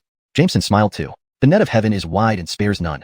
Everything happens as it's meant to. In this moment, he suddenly felt a strong sense of mission. Heaven had given him these powerful tools, the system and the ability to see through things. With these advantages, perhaps he could do more meaningful things. If not for his X-ray vision, the future of the Mogeo grottos would have been unpredictable. Who Jacob greed and ugliness were beyond anyone's imagination. Even someone as kind-looking as village Zach Ronnie could commit such terrifying acts to satisfy his own desires. What about those already harboring ill intentions? If he put himself in Ronnie's shoes, living in constant struggle, unable to send his son to college despite his achievements, he might also be pushed to desperate measures by life's pressure. None of them had the right to judge Ronnie from a moral high ground. As a father, Ronnie wasn't wrong. In this society, millions struggled under the weight of fate, just like him. Only by improving society, making people happier and more prosperous, could Jacoby tragedies be prevented. Their eyes met, and both saw the emotions in each other's gaze. Ronnie felt regret, sorrow, but mostly relief. Jameson felt sympathy and pity, but most of all, he felt it was a shame. Give me your son's address. When the photos are developed, I'll send them to him. This was the last thing he could do for Ronnie. Village Zach Ronnie looked at him deeply. Thank you. Jameson took the address Ronnie had written down and prepared to leave. Wait, Ronnie suddenly called him back. Having made a decision, Jameson turned around, puzzled. Their shipments are complex and infrequent, usually once every 6 months. They just took a batch recently. The Jacob who contacts me lives at number 32 East Street in the county town, with a full beard. Every time they ship, he comes to pick it up. If you find him now, you might still be in time. By tomorrow, if word leaks, it might be too late. Thank you. Jameson knew how vital this information was. He thanked Ronnie and hurried to inform Dean Tommy and the others. Chapter 207, Truth Charm, Confession Time. Dean Tommy had already contacted the local police and, upon learning the news, they hurried to the county town. Fortunately, there was a government-funded minibus. Otherwise, if they had relied on donkey carts or horse carriages, the opportunity would have been long gone. Jameson inflated on going since he knew the situation best and was quick-witted. Dean Tommy directly assigned him to accompany the policeman. On the way, Jameson explained everything he knew to the local officers. The situation was a bit awkward because these policemen were only beat cops and not specialized in cultural relics crimes. They could handle minor cases like fights and thefts, but found this case quite perplexing. Upon understanding the severity, they promptly reported it upwards. The national police system has a special investigation team for cultural relics crimes, who would soon arrive to take over the case. For now, they just needed to stabilize the situation and gather as much information as possible to fallant the cultural relics police. The group arrived at number 32 East Street in the county town. To avoid alarming the suspects prematurely, Jameson volunteered to investigate first due to his X-ray vision advantage. He calmly scanned the house at number 32 East Street and quickly located a Jacob with a full beard, presumably the big-bearded Jacob mentioned by village head Ronnie. He was hastily packing up, looking like he was about to flee. Clearly, the Jacob had received some insider information. After all, he must be cautious when engaging in such high-risk activities. Just as the Jacob was carrying a box towards the back door, Jameson didn't hesitate and sprinted towards the back. This startled the nearby officers, who rushed to follow him, unsure of what was happening. Jameson ran swiftly and barely Jacob-aged to intercept the Jacob as he exited the house. With a flying side kick, he knocked the Jacob down and restrained him. Moments later, the police arrived and handcuffed the suspect. Money and valuables spilled out from the Jacob's box. Everyone was surprised at how smoothly they caught him. Back at the station, the first round of interrogation began immediately. The bearded Jacob, named Richard, was very guarded, claiming ignorance and inflaunting he was a mere merchant. However, village head Ronnie had already identified him. Despite being confronted, Richard refused to admit anything, knowing the consequences. Since the police only had Ronnie's testimony without concrete evidence, they couldn't press further. The situation reached an impasse once again. It seemed that the goods might have already been sent away. In desperation, Jameson decided to use the truth charm he had earned earlier. Although he was reluctant to use this rare reward on such a person, for the sake of the relics, it was necessary. This was only the second time he had used the charm, both times in dire circumstances. Jameson discussed with the police and requested to observe the interrogation. As he played a crucial role in the arrest, the police agreed, allowing him into the interrogation room. Jameson took the opportunity to activate the truth charm on Richard. Richard, confess. Who did you coordinate with, and where were the goods transported? An experienced officer interrogated. Richard was lying on the table, challenging them with defiance. But suddenly, he reacted with a look of horror, involuntarily opening his mouth and starting to speak uncontrollably. I've always coordinated with truck driver Leonard. He's responsible for disguising the goods and transporting them by land to Fujian province. There, someone will receive the shipment. The officers quickly documented his words. The old officer followed up. When did you last coordinate with Leonard? How Jacoby days has he been traveling? Richard looked petrified, clutching his throat yet unable to refallant answering truthfully. We coordinated 3 days ago, sending one batch. He's already traveled for 2 days. Everyone felt a sense of surrealism due to the smoothness of the situation, almost doubting its authenticity. But seeing Richard's distressed expression, it didn't seem fake. They wondered why he suddenly cooperated. Continuing the questioning, Richard ceased refallanting and answered truthfully. According to him, Leonard was still en route, expected to reach Fujian in 1 more day. They couldn't afford to waste this opportunity to recover the relics. Only Jameson knew the charm was real. That night, the cultural relics police from Tianzhou arrived. Jameson, representing the institute, met them along with an officer to brief the police. Surprisingly, they encountered old acquaintances. Luo comrade? Why is it you?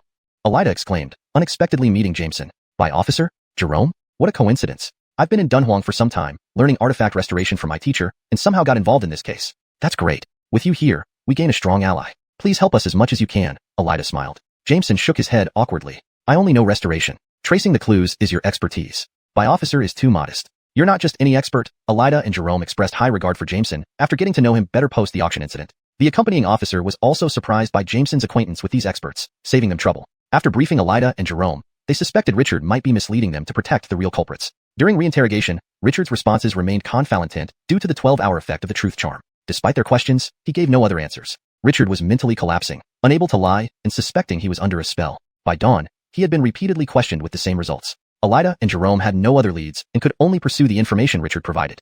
Chapter 208. Exchange Talis Jacob, fainting. As time passed, the window of opportunity for them was narrowing. Alida made a decisive move. She flew to Fujian province first to asfallant the local police in intercepting the vehicle transporting the artifacts. Jerome stayed behind to cooperate with the local police on other matters and to prevent Richard from diverting their attention. Although Jerome was worried about Alida going alone to Fujian, he had to stay to handle the aftermath. Finally, Jameson stepped forward voluntarily to accompany Alida to Fujian. Not only could he authenticate the artifacts and understood the inside story, but his martial arts skills were also formidable. With him around, everything felt more secure. They didn't have time to inform anyone. They immediately boarded the next flight to Fujian.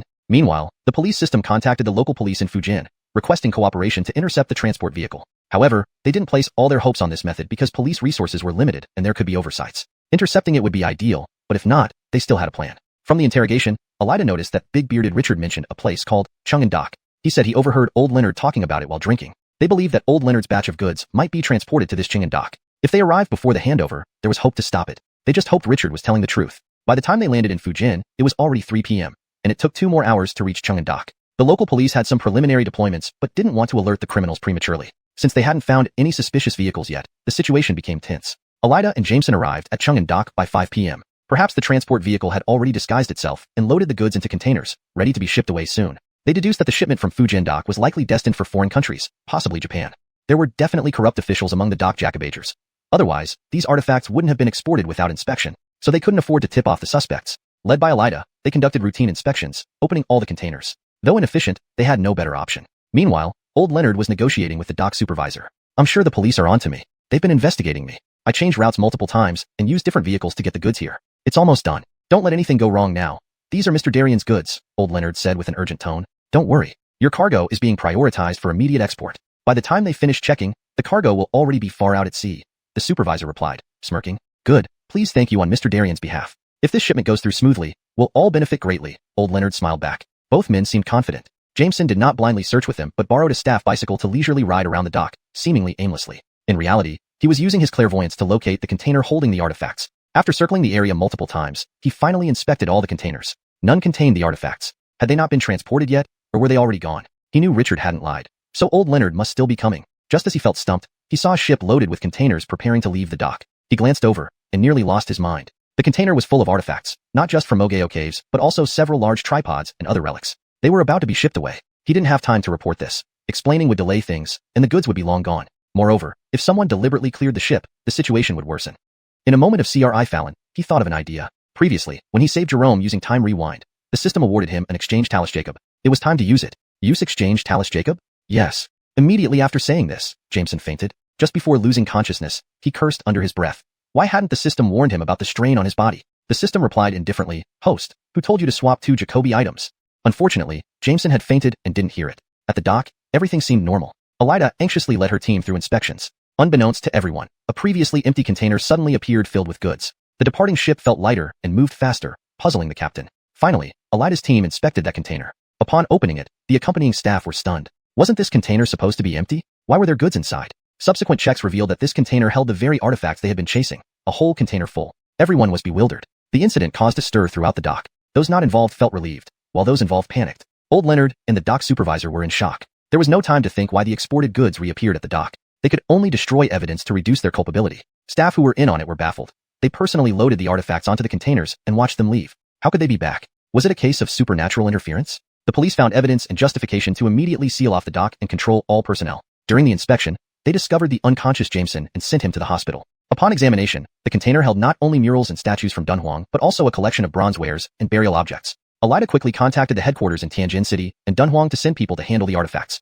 Chapter 209. Suspicions arise. Inventory of artifacts. After waking up in the hospital, Jameson was a bit disoriented. Gradually, he recalled that he had fainted due to exhaustion while exchanging a batch of goods. How are you? Feeling better? Alida asked as she approached. Why are you here? Did you find the shipment? Jameson struggled to sit up, anxiously questioning her. Don't get too worked up. You're still on an 4 drip. Tell me why you fainted first, Alida countered with her own question. Jameson wondered if she was probing for information. I just rode my bike too fast and got dizzy, Jameson mumbled evasively. Alida mused aloud. Is that so? I thought. Thought what? I thought you were a celestial being sent down to save these artifacts, Alida said half jokingly, half seriously. Ha ha ha, Officer Bai, are you having delusions? If I were a celestial being, I wouldn't have fainted, needing your rescue. Jameson laughed heartily, though inside he was startled. It seemed his recent luck had aroused Alida's suspicion, something he needed to be wary of in the future. If you're not a celestial being, it's hard to explain why every time I meet you, tasks go unexpectedly smoothly. Do you know? We found the artifacts. Alida looked at him with perplexity. That's great news.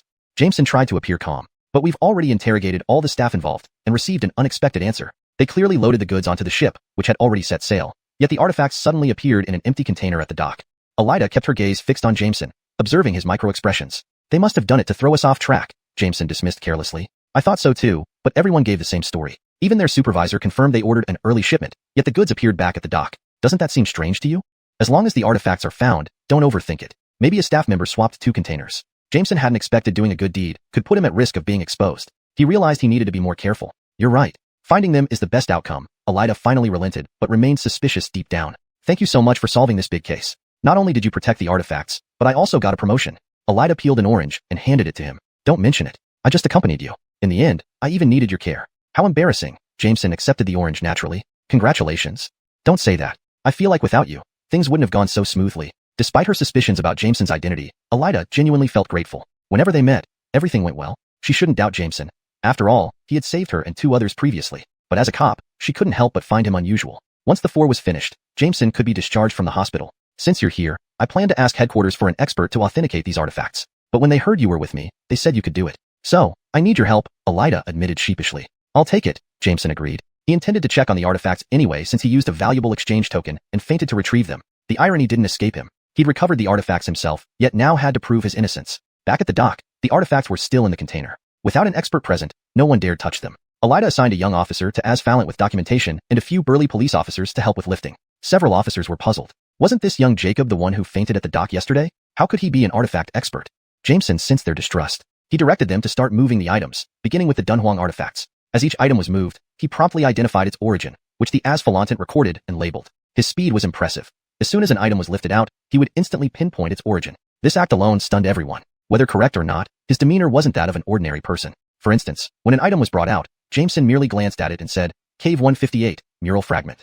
Indeed, these were authentic pieces, no doubt about it. This method not only created an inventory but also noted each item's original location, greatly Asfalanting future restoration work. After all, he had personally examined all the caves and identified all the fake artifacts. But to others, this skill was nothing short of extraordinary. How does he know everything? The Asfalantan officer's eyes sparkled with admiration.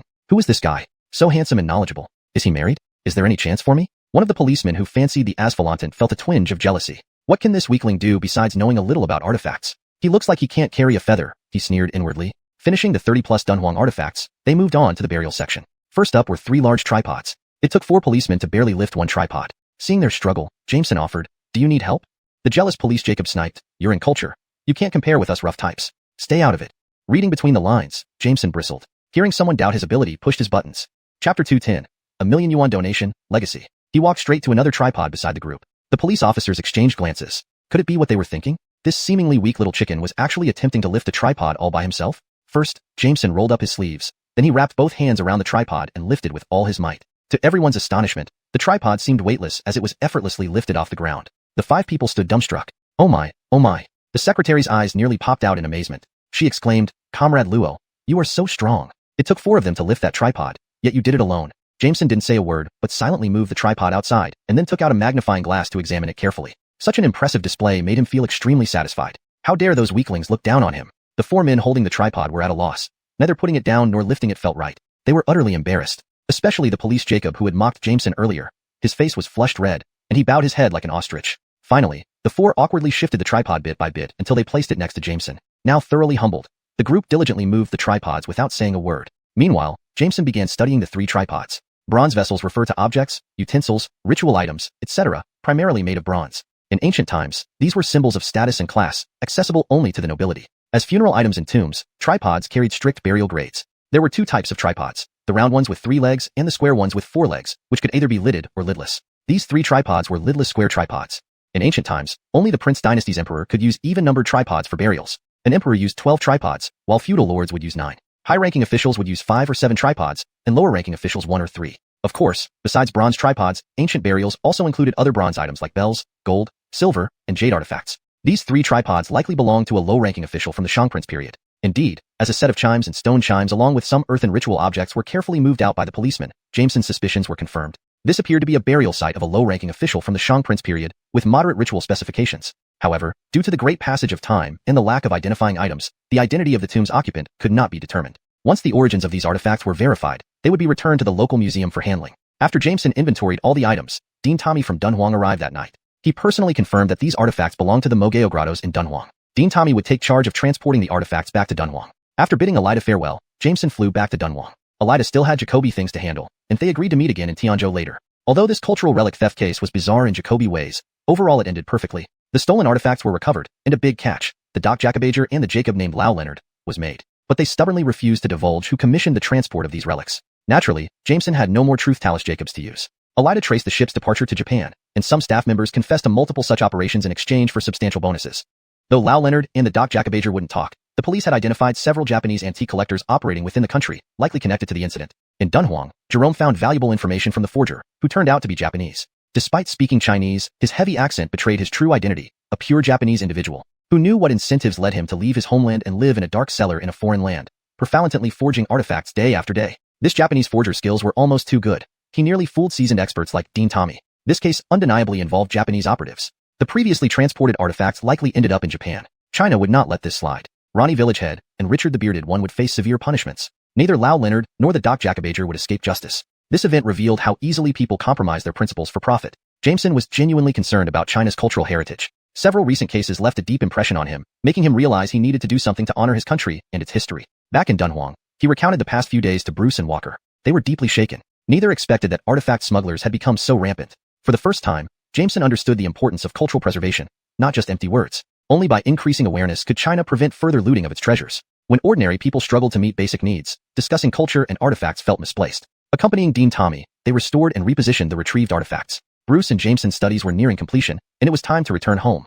Before leaving, Jameson donated 1 million yuan under his name to the Mogeo Grottos. Although not much, it alleviated some immediate needs. The funds would be used for various expenses, especially increasing the number of guardians who would work day and night shifts. This donation improved the guardians' living standards, providing better salaries and ensuring they could support their families. It also enhanced working conditions for the Research Institute's staff, who toiled tirelessly in the desert. Jameson entrusted the money directly to Dean Tommy, confident in his Jacobegement. Dean Tommy never expected this unassuming young Jacob, who shared meals and worked alongside everyone without complaint, to be so generous. With tears in his eyes, he accepted the donation and bowed in gratitude. They truly needed this money. Maintaining the Mogeo Grottos required enormous funds beyond government allocations. This case illustrated the necessity. Thank you, child, said Dean Tommy. Dean Tommy, I deeply admire you and your colleagues for your dedication. While I can't join you, this small gesture conveys my respect. I will donate 1 million yuan annually until the Mogeo Grottos can sustain itself, becoming a revered destination worldwide. I believe that day won't be far. So do I.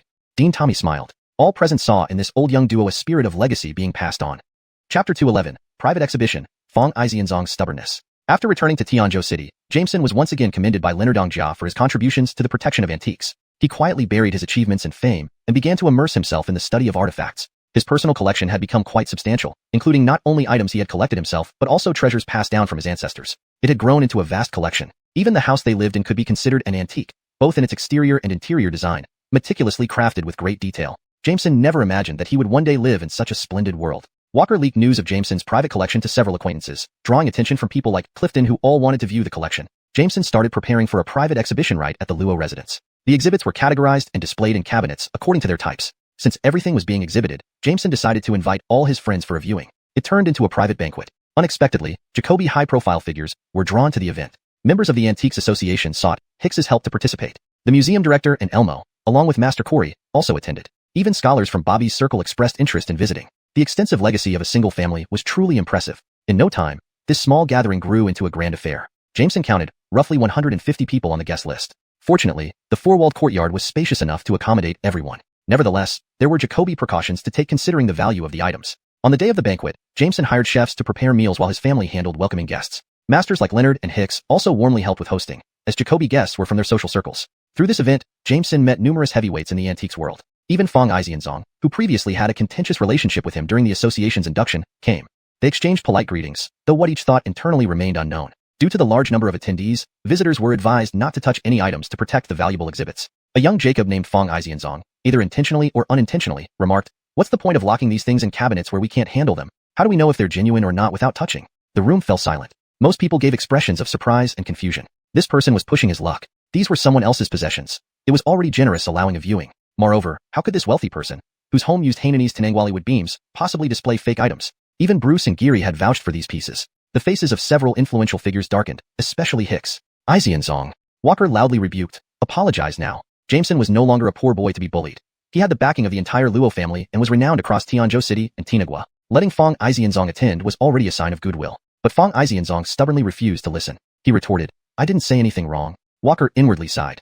This kid was asking for trouble. Before Jameson responded, Hicks spoke up sharply, "Ixianzong, I've always thought you were smart, but your actions today are incomprehensible. You don't belong here. Leave." Though Hicks did not shout or insult, his words clearly conveyed displeasure. Sometimes a calm reprijacob can be more effective than yelling. Fong Ixianzong, embarrassed and red-faced, silently slipped out. Everyone whispered, thinking he was making a fool of himself. In reality, Fong Ixianzong was a pitiable individual. His father and grandfather were once influential figures in the antique circle, close friends with Hicks. 10 years ago, they vanished during an expedition in Yunnan province. Raised by his Camilla and Grand Camilla, he developed some narrow-minded tendencies. Because of his father and grandfather's fates, his family begged Hicks to teach him about antiques to avoid their path.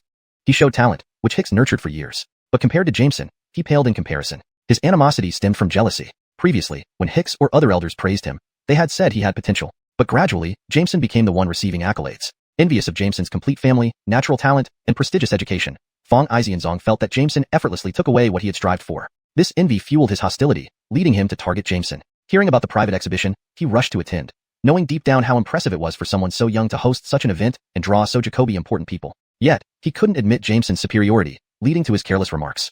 Chapter 212, a high-ranking figure. After Fong Ixiankong left in a huff, this little episode came to an end. Everyone resumed the tour as if nothing had happened. Hicks, though he did not say anything on his face, was still in a foul mood after scolding his beloved disciple. He left alone and sat down in the courtyard. Bruce noticed that Hicks was upset and followed him out. Junior brother, you have done enough already. Even if Bear himself were here, he wouldn't be able to do much better after raising this disciple for 10 years. Don't worry about it. Bruce consoled him. Senior brother, I just feel this child's character is too petty and narrow-minded. The road ahead will be tough for him, Hicks said, sipping his tea. Who would have thought that someone like Bear, who is so distinguished and generous, would have such a descendant? Bruce also sighed. Yes, whenever I think about how Brother Bear took care of us back then, I can't bear to let this child go through tough times. His current arrogance also has something to do with me, Hicks sighed again. At least this experience will teach him that there are always more capable people out there. Jameson's talent and temperament far surpass him. Hopefully, he can recognize his shortcomings and grow up faster. Jameson overheard their conversation. He never expected Fong Ixiankong to have such connections with these two, but certainly wasn't going to treat him any differently because of it. For today, since Hicks took the initiative, he let it slide. Next time, Jameson would make sure Fong Ixiankong knew what timing meant. Jameson's first private exhibition was a huge success. After the viewing hours ended, the second courtyard had already been set up for a banquet. Everyone feasted, chatted about antiques, and concluded the event. Jameson's debut was a success indeed. His reputation quickly spread within the antique circle. After all, tradition and heritage were highly valued in this industry. Despite being young, Jameson's collection was something Jacoby antique enthusiasts could only dream of achieving in a lifetime.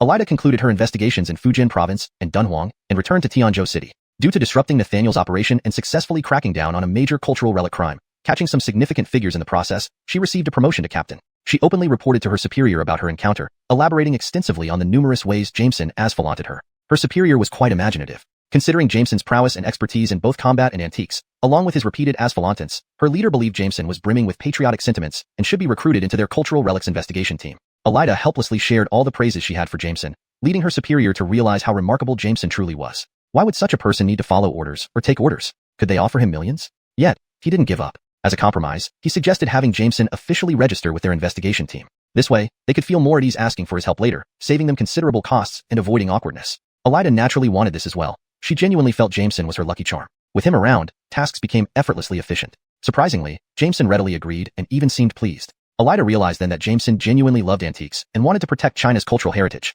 Otherwise, why would he agree to something offering no personal gain? Why waste his precious time on such matters? For the first time, Alida looked at Jameson with admiration. Once she merely thought of him as a good and smart person. Now she saw him as a great individual, a hero. Jameson's first mission with the investigation team resulted in capturing a major suspect. Alida traced back from the Fujian incident and found that the clues led to two Japanese businessmen in Tianzhou, Fujita and Alistair, whom she had encountered at the underground auction. These two businessmen frequently traveled under commercial pretenses, yet their real activities remained unknown. Even the Doc Jacobager, risking execution by silence, refused to divulge information. Similarly, old Leonard reflaunted interrogation, unwilling to jeopardize his family held hostage by Fujita. Nobody inherently keeps secrets. It's all about leverage. When one's family is at stake, preserving antiquities seems insignificant. Though moral boundaries blur for everyone, each person holds something most precious inside. Alida, known for her tenacity, discovered ties between the Japanese men through shipping records and port clues. She began discreetly gathering information on them. Soon, Alida received intelligence. Fujita would host a high-profile guest at Hongyun restaurant. This guest might be Fujita's protector. She made necessary preparations, but lacked a crucial person. Someone outside the police force to avoid alerting Fujita, yet skilled in martial arts in case things turned violent. Oddly, Alida dialed Jameson without hesitation. Naturally, Jameson accepted. Disguised as a waiter, Jameson smoothly entered Hongyun restaurant. The meeting was scheduled for 9 p.m. Fujita arrived first. Wearing a cap and mask, covering himself thoroughly, another Jacob approached. Based on his build, he appeared middle-aged. Approaching Jameson's designated booth, Jameson opened the door for him. The Jacob briefly glanced at Jameson before entering silently. Calmly closing the door, Jameson's heart raced. Through his X-ray vision, he recognized the Jacob as a high-ranking official in the Antiquities Bureau, possibly second or third in Jacob. Why did he recognize him? Because of recent incidents where the Bureau sent commendations to Jameson. The Jacob likely felt some familiarity but paid no extra attention, entering the room. Forcing himself to remain calm, Jameson needed solid evidence to incriminate them fully. Chapter 213, Language Skills. The Jacob entered, and Bert warmly rose to greet him. When the Jacob opened his mouth, he spoke fluent Japanese. Jameson didn't know what they were saying, but something was definitely off about this Jacob's identity. For the first time, Jameson regretted not learning more languages. If he had, he could have understood their conversation. After exchanging pleasantries, they began eating normally. The Jacob also took off his mask, revealing himself as a leader from the Cultural Relics Bureau. Once Jameson confirmed this, he immediately informed Elida's team. He recounted everything he had observed to Elida, but instead of mentioning that he saw through the disguise with his clairvoyance, he claimed he accidentally saw the Jacob's face. Upon learning that Bert secretly met with someone from the Cultural Relics Bureau, Elida was stunned for a few seconds. No wonder China had been losing so Jacoby cultural relics in recent years despite higher-ups repeatedly emphasizing prevention. There were traitors at the top levels. And this traitor wasn't just anyone. A Chinese leader of the Cultural Relics Bureau who spoke Japanese fluently. She couldn't wait to inform her superiors. To prevent this big fish from slipping away, she immediately led her team to surround the private room. They apprehended Bert and the official on the spot. Officer Bai, I hope you are acting on solid evidence. Otherwise, I won't let this go easily. Mr. Du and I are just casual acquaintances who met up for drinks after work. It shouldn't be a problem, right? I neither accepted bribes nor provided any favors. Can't friends meet? Ralph argued. Bert quickly chimed in. Mr. Su and I are just ordinary friends. Isn't China always known for its friendly relations? Mr. Su, why did you cover your face and head while meeting friends? Mr. Du, you should know better. Aren't you involved in smuggling Chinese antiques? What are you planning? Elida questioned sharply. Ralph stood his ground. Officer Bai, you've seen how even you don't understand our friendship. I only covered up to avoid misunderstanding. Mr. Du is not the person you think he is. He loves Chinese culture in this land. Our relationship is purely platonic. Bert added, in your words, I'm like a mute eating bitter herbs, unable to speak my grievances. I'm just a business Jacob who fell in love with Chinese culture. Why can't I buy antiques? Your laws don't prohibit Japanese from purchasing them, do they? I paid full price. They played off each other like actors rehearsing lines, distancing themselves from any wrongdoing. Elida didn't want to waste more time arguing. Mr. Du, you are suspected of stealing Chinese relics. I'm arresting you now. Mr. Su, you too. Meeting under such sensitive circumstances means you're coming with us. This is slander. When did I steal anything? Everything I bought, I paid for in cash. Bert shouted. Ralph remained calm, standing up calmly as he was handcuffed. Since Officer Bai has doubts, I should cooperate. Elida came out with a grim expression. Jameson pulled her aside. No confidence? These two are slippery like eels. We found no direct evidence against them at the scene. Bert is indeed suspicious, but if we can't find proof within 48 hours, we'll have to release them. Elida sighed. Don't lose heart. Officer Bai, I stake my life on it. These two are troublemakers. Focus on investigating Ralph. He seems deeper than he appears. Also, keep an eye on their residence. Maybe there will be unexpected discoveries. Jameson's intuition was usually spot on. I see. Thanks for your help today. Let me treat you to dinner once this is over. Elida smiled, feeling reassured whenever Jameson was around. Still uneasy, Jameson felt that Ralph's composure suggested he had some kind of backup. He had a copied card from when he stopped Arlo from selling antiques illegally, but he hadn't used it yet.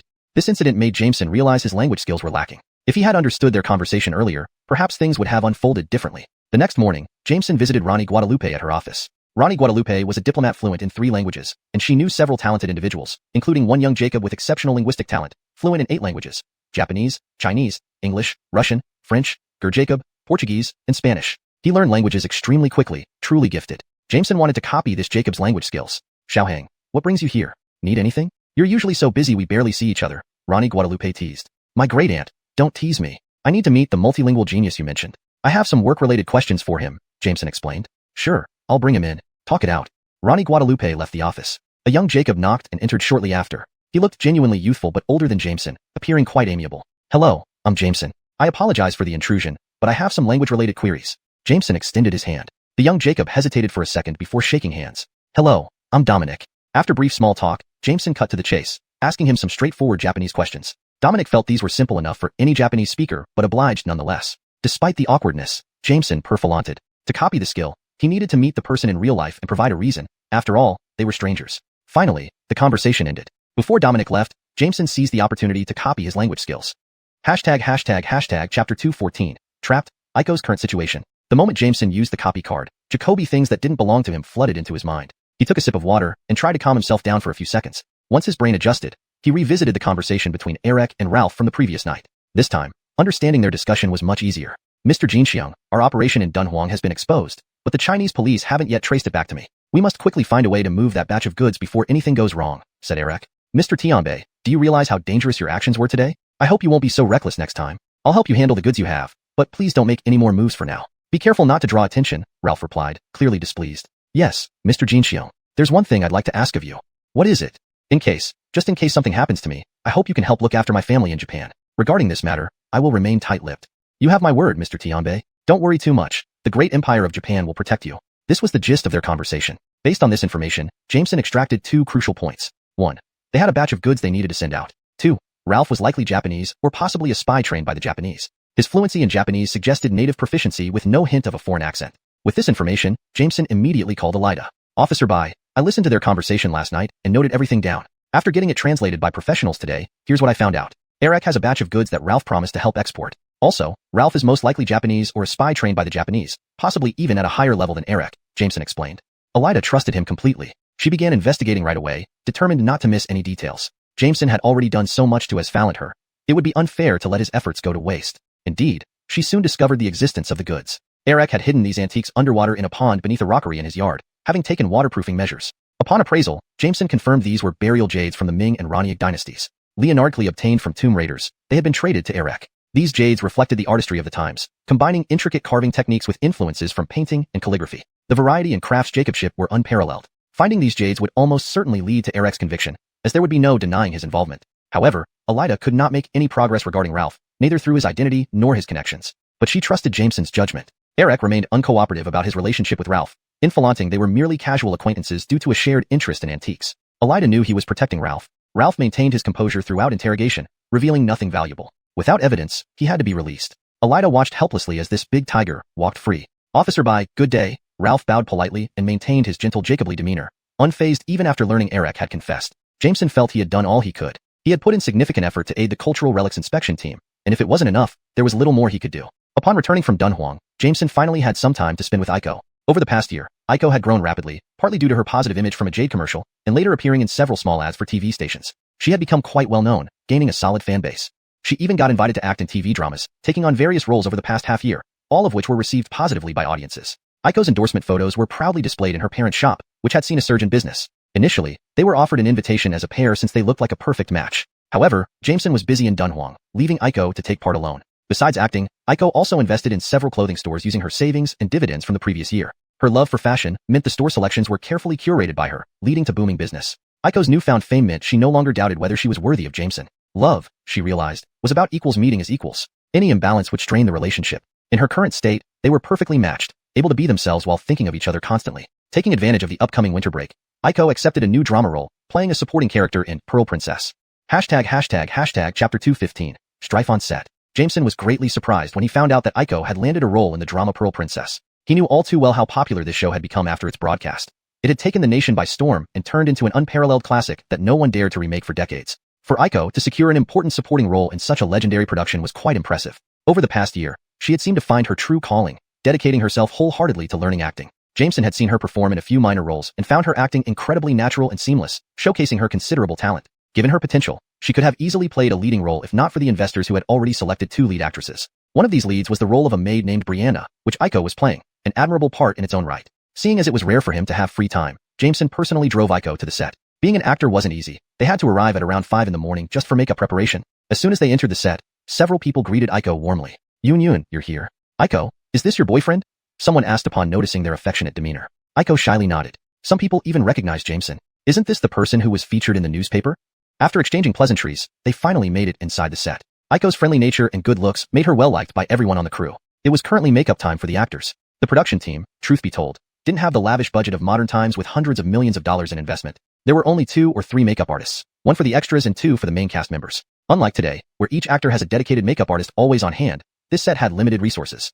Since Aiko arrived first, the makeup artist naturally began preparing her. Seeing that it was still dark and early, Jameson figured that most hadn't eaten breakfast yet. He went outside to an early opening breakfast shop and ordered dozens of soy milk cups, 10 large steamer baskets of buns, and a few more baskets of flour rolls. Since the buns weren't ready yet, he instructed them to deliver everything to the set once prepared. This should be enough for everyone, Jameson thought as he walked back, unaware that someone had dashed past him quickly, nearly colliding with him. The Jacob grumbled something unpleasant and ran swiftly towards the set. Jameson paid no mind and strolled back leisurely. Just as he reached the entrance, he heard loud voices arguing. Worried about Aiko, he quickened his pace. How dare you? Don't you know I'm the lead actress? I have a scene coming up right now. If you delay me, I'll have the director fire you. The Jacob's arrogant voice rang out. Upon reaching the entrance, Jameson realized this was the same Jacob he almost bumped into earlier. She was yelling at Aiko's makeup artist. With only 2 makeup artists available, one was occupied with the other lead actress, while the other was working on Aiko. The makeup artist, trying to defuse the situation, hastily explained, Sister Rue, since you haven't arrived yet and Aiko got here first, I started with her. Please wait just 5 minutes. I'll finish her flag bun and then start on yours immediately, ensuring no delays. Unexpectedly, this explanation only fueled the flames. What do you mean? Are you blaming me for being late? I was only 10 minutes late, and the director hasn't said anything. Who are you to speak? That's not what I meant, the makeup artist nearly cried. What do you mean? Is my word meaningless? I said, do my makeup first? The Jacob, growing increasingly irate, slapped the makeup artist across the face, shocking everyone in the makeup room into silence before they all started watching the drama unfold. This Florence had a notoriously bad temper. Leveraging her relationship with the investors, she had Jacobaged to offend most of the crew within the first week of filming. Aiko, usually uninvolved in disputes, felt compelled to step in. This Florence was simply too unreasonable. She stood up, shielding the makeup artist behind her. Sister Xiaoru, go ahead and let me wait. Don't blame her. Jameson couldn't believe the complexity of the film set, wondering if Aiko had ever faced such bullying before. Florence glared menacingly at Aiko. What do you mean, let? This seat belongs to me. You're just playing a maid. What's the rush? Aiko had never encountered such irrationality. Raised in privilege, she had a temper too. The director said whoever arrives first gets their makeup done first. What's wrong with being a maid? It's about order. Besides, you arrived late and still had the nerve to hit someone. What nonsense. Florence found her pretext in this exchange. She had long despised Aiko, having heard from the crew that initially both the director and producer favored Aiko for the lead role due to her striking appearance, excellent acting, and her status as a Tianzhou University student with intelligence and talent. Without the investor's designation, she wouldn't even have landed the role of a maid. After a week of rehearsals, she begrudgingly admitted that Aiko was prettier, a better actress, and had flawless dialogue delivery without ever needing retakes, unlike her, who often required multiple takes and was subtly disapproved by the director. Because of this, she detested Aiko even more. So what if I hit someone? I'll hit you too. Florence raised her hand again to strike. Suddenly, Jameson tightly grabbed Florence's wrist. Initially, he hadn't wanted to interfere in this internal conflict between women, but seeing how outrageous Florence was, he couldn't let Aiko suffer this injustice. Dealing with such a toxic person was revolting. If things got worse, Aiko might need to quit. The commotion drew the attention of the set workers, who rushed to get the director to mediate. Seeing Jameson, Aiko felt calmer and hid behind him. Who are you? Let go of your dirty hands. Florence struggled futilely against Jameson's grip. Others in the makeup room joined in. Xiaoru, it's better to be lenient when you can. We're all doing the best we can. We're all here to earn a living. Why create this mess? Right, we're all waiting too. The other lead actress added, you were the one who was late. Shame on you for complaining. You're all bullying me. I'll tell Mr. Leonardo to replace all of you. Florence huffed angrily. Director Chinjiar, stepping into the scene just then, heard Florence's words and felt a headache coming on. Chapter 216. I'll give you 10 million. Sebastian is a director with principles, but he suffers from being young. He has good scripts in hand, yet no one is willing to invest in him for fear of losses. This Pearl Princess project was finally given funding by Mr. Leonardo, a coal tycoon, after much effort. However, Mr. Leonardo's only requirement was that he must personally choose 2 female leads. One is his Amanita, and the other is Florence, his mistress. In reality, neither of these two were Sebastian's ideal choices. They were vastly different from what he envisioned. Firstly, in terms of appearance, Mr. Leonardo's Amanita was rather plain and unsuitable as a leading actress, while Florence had some charm but her demeanor did not match the character she was supposed to portray. Initially, Sebastian didn't want to compromise, but having been idle for over a year without producing any work or earning money, he was barely making ends meet. To support his team and make a living, he could only compromise and accept Mr. Leonardo's recommendations for the lead roles. Fortunately, there were Jacoby standout characters in Pearl Princess, and for the remaining roles, he strictly adhered to his standards when selecting actors. He thought everything would proceed smoothly. Unexpectedly, just 1 week into filming, the 2 women were causing trouble frequently. Not only were their acting subpar, but they also exhibited diva-like temperaments. Florence's behavior infuriated everyone in the makeup room and left director Chen furious, feeling like he'd lost all sense. He doubted his own judgment for believing these people could deliver satisfactory results. Just fire me too if you like. Sebastian's tone was calm but carried a foreboding air. Seeing the director arrived, Jameson let go of Florence, letting someone else handle it. Florence turned and began sobbing. Director Chen, look at them, bullying me alone. Are you so powerful that others can't bully you? Florence, my patience with you has reached its limit. This isn't your home where you can do whatever you please. Sebastian then took out his mobile phone and called investor Mr. Leonardo. Mr. Leonardo, Jia can stay, but Florence must be replaced. She's not suitable for our production anymore. Mr. Leonardo was still half asleep when Sebastian mentioned replacing Florence, instantly sobering up. Losing her was unacceptable. Florence was his most satisfactory companion. His initial investment of 8 million wasn't primarily for profit. He didn't even understand business ventures well. It was purely for his Amanitas and mistress entertainment. Replacing Florence would render this investment meaningless. If she threw a tantrum, how could he pacify her? Plus, this investment might not even turn a profit. What? Absolutely not. If you dare replace her, I'll pull my funding immediately. Sebastian, don't think my money is that easy to get.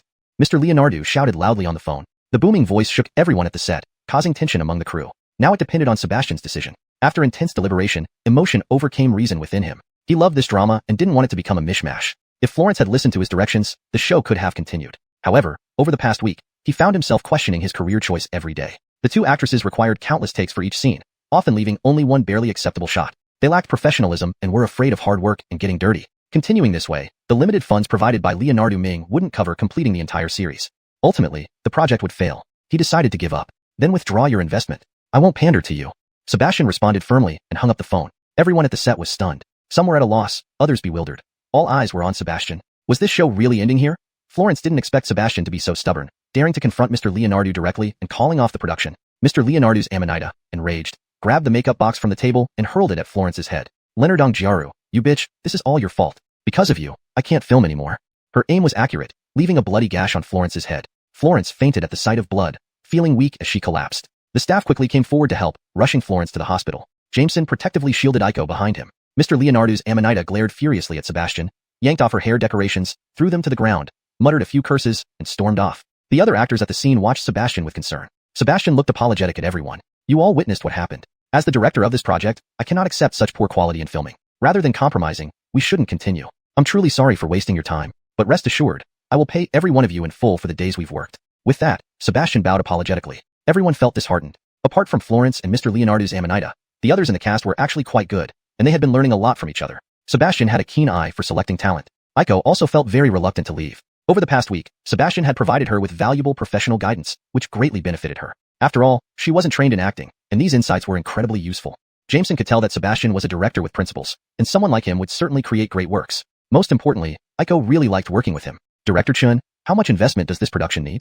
Jameson asked, stepping forward. Seeing him protecting Aiko, Sebastian assumed he was Aiko's boyfriend and didn't think much of it. "At least 8 million. The previous investment from Leonardo Ming was 8 million. This amount seemed astronomical to ordinary people, but to Jameson, it was merely a drop in the bucket. Since Aiko enjoyed it, he decided to fund it to let her pursue her dreams without worries. "I'll give you 10 million, on the condition that Aiko must be the lead actress." When Jameson spoke, everyone on set was stunned, even more shocked than when Sebastian announced the withdrawal of funding. This young Jacob, who appeared so young, was offering 10 million? Was he joking? Who would spend 10 million on a film when there are better ways to invest it? These days weren't like later times, when actors earned sky-high salaries. They were just making a modest living, slightly better than ordinary people. "You're saying you'll invest 10 million? Sebastian looked at Jameson in disbelief. Aiko's eyes lit up. That's right. She had been too upset to remember that Jameson could provide the investment. She had confidence in this production, believing it would be a huge success. Chapter 217. Heading to Guang Province. Jameson nodded. Exactly. Sebastian appeared incredulous. "It's 10 million, not 1 million, or even 100,000. I didn't hear wrong. 10 million. I can transfer the money now, but there's a condition. Do we have a deal?" Jameson said calmly. How could Sebastian refuse? Aiko was already one of his prime candidates for the leading role. He hastily agreed, yes. The staff on site breathed a collective sigh of relief. Unexpectedly, things took a turn for the better, and the TV drama could still continue shooting. Moreover, everyone was pleased with Aiko as the new leading lady and felt it would make the show even more promising. "Congratulations, Xiao Yun." "Congrats, Aiko. This is your first time playing the lead role, right? Sister Aiko, your boyfriend is so cool." Everyone congratulated her warmly. Aiko thanked them politely, feeling slightly shy. "Director, there's someone outside delivering food. They say it's breakfast we ordered," and Asfalantant ran over. "Who ordered breakfast?" Sebastian knew he hadn't. "It was me. Knowing everyone arrived early today, likely skipping breakfast, I invited everyone to enjoy some warm food." Jameson raised his hand. "Haha, what great treatment. Thank you so much." Everyone expressed their gratitude. Sebastian also repeatedly thanked him. "Thanks. No problem, just a little gesture," Jameson replied, intending to let Aiko eat something warm after leaving her warm bed empty-handed. Only when the staff brought in several large phone boxes did everyone realize what a little gesture meant. Goodness, did he book out the entire breakfast shop? "Everyone help yourselves. We have plenty of buns, steamed rolls, and soy milk." Sebastian quickly invited all the staff to join in, using the opportunity to thank the new investor. He finally believed Jameson's genuine intention to invest. Who knew this guy was a wealthy heir? "Everyone, stop working and come get breakfast. We have a new investor joining us, Mr. Luo. Let's give him a warm round of applause." Sebastian led the applause. The set erupted into cheers. "All right, everyone, eat while it's hot." Jameson wasn't good at such formalities. People ate steaming hot buns, discussing the new investor, hoping everything would go smoothly from now on without any more issues. Sebastian was the most anxious. Until the investment was secured, he couldn't relax. Jameson understood his concerns and went to the bank after work to transfer the money, letting Sebastian see it firsthand. Seeing the additional funds in his account, Sebastian's heart finally eased. What a thrilling day, but thankfully everything turned out well. Losing Florence and Leonardo Ming's investment only to gain Aiko and Jameson's 10 million investment, 2 million more than Leonardo Ming. The production budget would be slightly more relaxed. Additionally, Jameson emphasized spending where necessary, reassuring Sebastian that as long as expenses were for the TV series and not misappropriated, they would cover any shortfall. This reassurance made Sebastian relieved. His fear had always been insufficient funding, causing him to cut costs wherever possible. Many employees secretly called him a miser because he tried to achieve the best results with limited funds. Now, with the investment, he wouldn't need to hesitate. With the investors' backing, they should spend appropriately. After dismissing Florence and her co-star, nearly everything from the past week needed reshooting. A new leading actress and unresolved matters required recoordination. The other leading role remained unfilled. Aiko needed to adapt to the new script. Sebastian announced a week-long reorganization before resuming shooting. Naturally, no one objected. Aiko planned to visit the south to restock her store. Early winter, Joe accompanied her to southern Guang province to order a batch of down jackets and wool coats. Sales were excellent, especially for the down jackets. Southern winters were mild, so these thick down jackets weren't usually needed. She helped clear a manufacturer's inventory and made a tidy profit. Northern winters were cold, making lightweight and warm down jackets popular among office workers, both stylish and prestigious. Northern people were willing to pay for quality despite high prices. A jacket might cost half a month's salary, but Jacoby still bought them. Aiko's stores sold out mid-season, and the Jacoby manufacturer increased prices. Reluctant to bother, she accepted the hike but later faced stock shortages due to delayed shipments and excuses about rising material costs. Frustrated, she decided to visit another Jacoby manufacturer in Guang Province personally. Joe's store was busy during year-end, so Jameson volunteered to accompany Aiko. Returning to this era, he hadn't visited developed coastal cities like Guang Province since visiting Fujian. Many people sought fortune by going south. Visiting Guang Province sounded appealing. That night, they landed in Guang Province, noticing its stark difference from inland areas, a lively city with vibrant nightlife. Staying at a motel, they each got a room since they lacked a marriage certificate. Jameson worried about self-control and opted for out of sight, out of mind. Aiko chuckled at his frustrated expression. While they shared affection, they hadn't crossed the final line yet. The next morning, they enjoyed local breakfast at a tea house, experiencing Guang Province's rich breakfast culture. Various dishes overwhelmed them: shrimp dumplings, barbecue pork buns, crab roe buns, rice noodles, and Teochew porridge. They then hailed a taxi to the clothing wholesale market to restock Aiko's inventory. Chapter 2:18. When rivals meet, eyes turn red. The area was filled with market stalls and street vendors selling clothes at every turn. They found several shops that sold wholesale down jackets, carefully inspecting the merchandise, comparing prices, and finally choosing a more reliable store. Winter was already halfway through, and the wholesale price of down jackets wouldn't increase. In fact, it was slightly lower than in early winter. The owner of the shop Aiko previously dealt with might have thought she was an inexperienced young girl and took advantage of her by frequently raising prices. This time, Jameson handled the negotiations, finalizing the shipping costs, paying for the goods, and securing a promise from the owner to ship as soon as possible in the afternoon. After completing these tasks, the two had the leisure to explore Guang Province. Aiko spotted another small business opportunity. Many girls in Guang Province wore exquisite makeup, and although Aiko herself didn't need such enhancements, she realized these products would surely sell well in the north. She ordered a batch of cosmetics to sell alongside women's clothing. Everything was under her own discretion, with Jameson accompanying her throughout. Without a doubt, Aiko had some talent for business and a keen eye. Enjoying this rare leisure, they strolled through the streets like a regular couple on vacation, with Jameson carrying their luggage while Aiko indulged in shopping and eating. It was quite enjoyable. However, Jameson never expected to run into Alida again, even here in Guang Province. Alida was sprinting down the street, chasing after a suspect. Sensing something, she turned around and immediately spotted Jameson. Alida instinctively ignored the girl beside him. Jameson, help quick. Jameson knew she must be in trouble, so without hesitation, he handed his bag to Aiko and pursued Alida. In a flash, Aiko could only let out a sigh as she watched Jameson disappear into the distance. Although she knew he had important matters to attend to, a pang of jealousy suddenly surged within her. Short hair, black backpack, dark blue pants, Alida shouted loudly as Jameson quickly caught up with the fugitive who was darting between alleys. Could this stump Jameson? Of course not. Using his piercing vision, he swiftly located the Jacob and approached calmly. Hi, Jameson greeted, extending his hand with a cat-catching mouse smile. The Jacob hadn't expected to be found even while hiding in a dumpster. Attempting to escape once more, he scrambled to his feet. However, Jameson easily picked him up like a chicken and carried him back. They rejoined Alida's team after a while. Comrade Xiao Luo, why is it you again? This must be destiny. Our leader was truly prescient inviting you as backup, Jerome remarked, handcuffing the suspect and laughing. Jameson laughed too. Who knows if you've put a tracker on me? I always run into you guys. Is there such a thing? Haha. Alida felt it was indeed fate. So, what are you doing here in Guang Province? My girlfriend does some small business, and I'm here to accompany her for purchasing goods. Jameson brushed off the dust from his pants. Alida's heart skipped a beat. From the first glance, she knew Jameson's relationship with the beautiful girl beside him wasn't simple, and now confirming it made her feel truly upset. She had long realized her feelings for Jameson, perhaps from the moment he saved her or through repeated interactions. Whatever the case, she harbored unusual emotions towards this Jacob 3 years younger than herself. She had never dared to ask if he was seeing anyone because it would seal any chance she had. Smiling through her pain, she asked, Really? When are you heading back? Early tomorrow morning. How about you? Our mission done? We'll leave tomorrow as well, but by train. Tight budget. Our leader's been strict, Jerome complained. Captain Bai, since you've met an old friend, let's gather tonight. We'll take care of the suspect. Jerome noticed Alida's special interest in Jameson and tried to create a chance for them to talk. The usually fierce Captain Bai became shy when meeting Jameson. What if they break up? Embarrassed, Alida inwardly scolded Jerome. Damn him for adding to her distress. I don't want to intrude on Comrade Luo and his girlfriend. Captain Bai, Jerome is right. You should balance work and rest. How about visiting a fun night market together? Both you and my girlfriend are girls, so you'd have a lot to talk about. Jameson didn't notice anything amiss. Who would think this fiery policewo Jacob had eyes for him? He genuinely wanted Aiko to make friends. Alida couldn't refuse anymore without appearing too deliberate. All right then. It was nearly time to clock out anyway. Returning to where Aiko was waiting, the others took the suspect back to the station. Alida quickly adjusted her mood and chatted happily with Jameson. This trip was mainly due to a gang of tomb raiders discovered here. We were dispatched for the task and found out one criminal had escaped. After much effort, we tracked him down. He led us through alleys all afternoon, exhausting us. Thankfully I ran into you.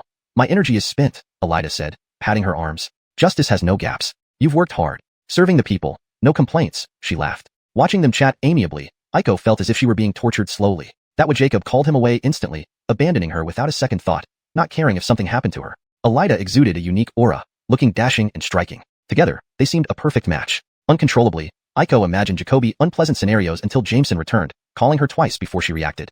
This is my girlfriend, Aiko. Aiko, this is Elida, the police officer I mentioned, whom I've worked with a few times. Aiko felt better knowing this was the female police officer. Unwilling to lose face, she extended her hand. Hello, I'm Aiko. Elida reciprocated the handshake. Hello, I'm Elida. Chapter 219. Letting Go. Coincidentally met Officer Bai. Since you girls have so much to talk about, I invited her to join us for dinner tonight. Come on, let's go eat. Jameson remained completely oblivious to the silent war that had already taken place between the two women with their eyes. Sure. Aiko readily agreed, then took hold of Jameson's arm. Jameson considerately took the luggage from her hands, and they both looked like they were inseparably sweet. Alidating's pupils contracted slightly. Seeing the two act so intimately made her heart ache as if pricked by needles, feeling a bit bitter and regretful for coming along, making herself look foolish. The three found a tea house recommended by locals.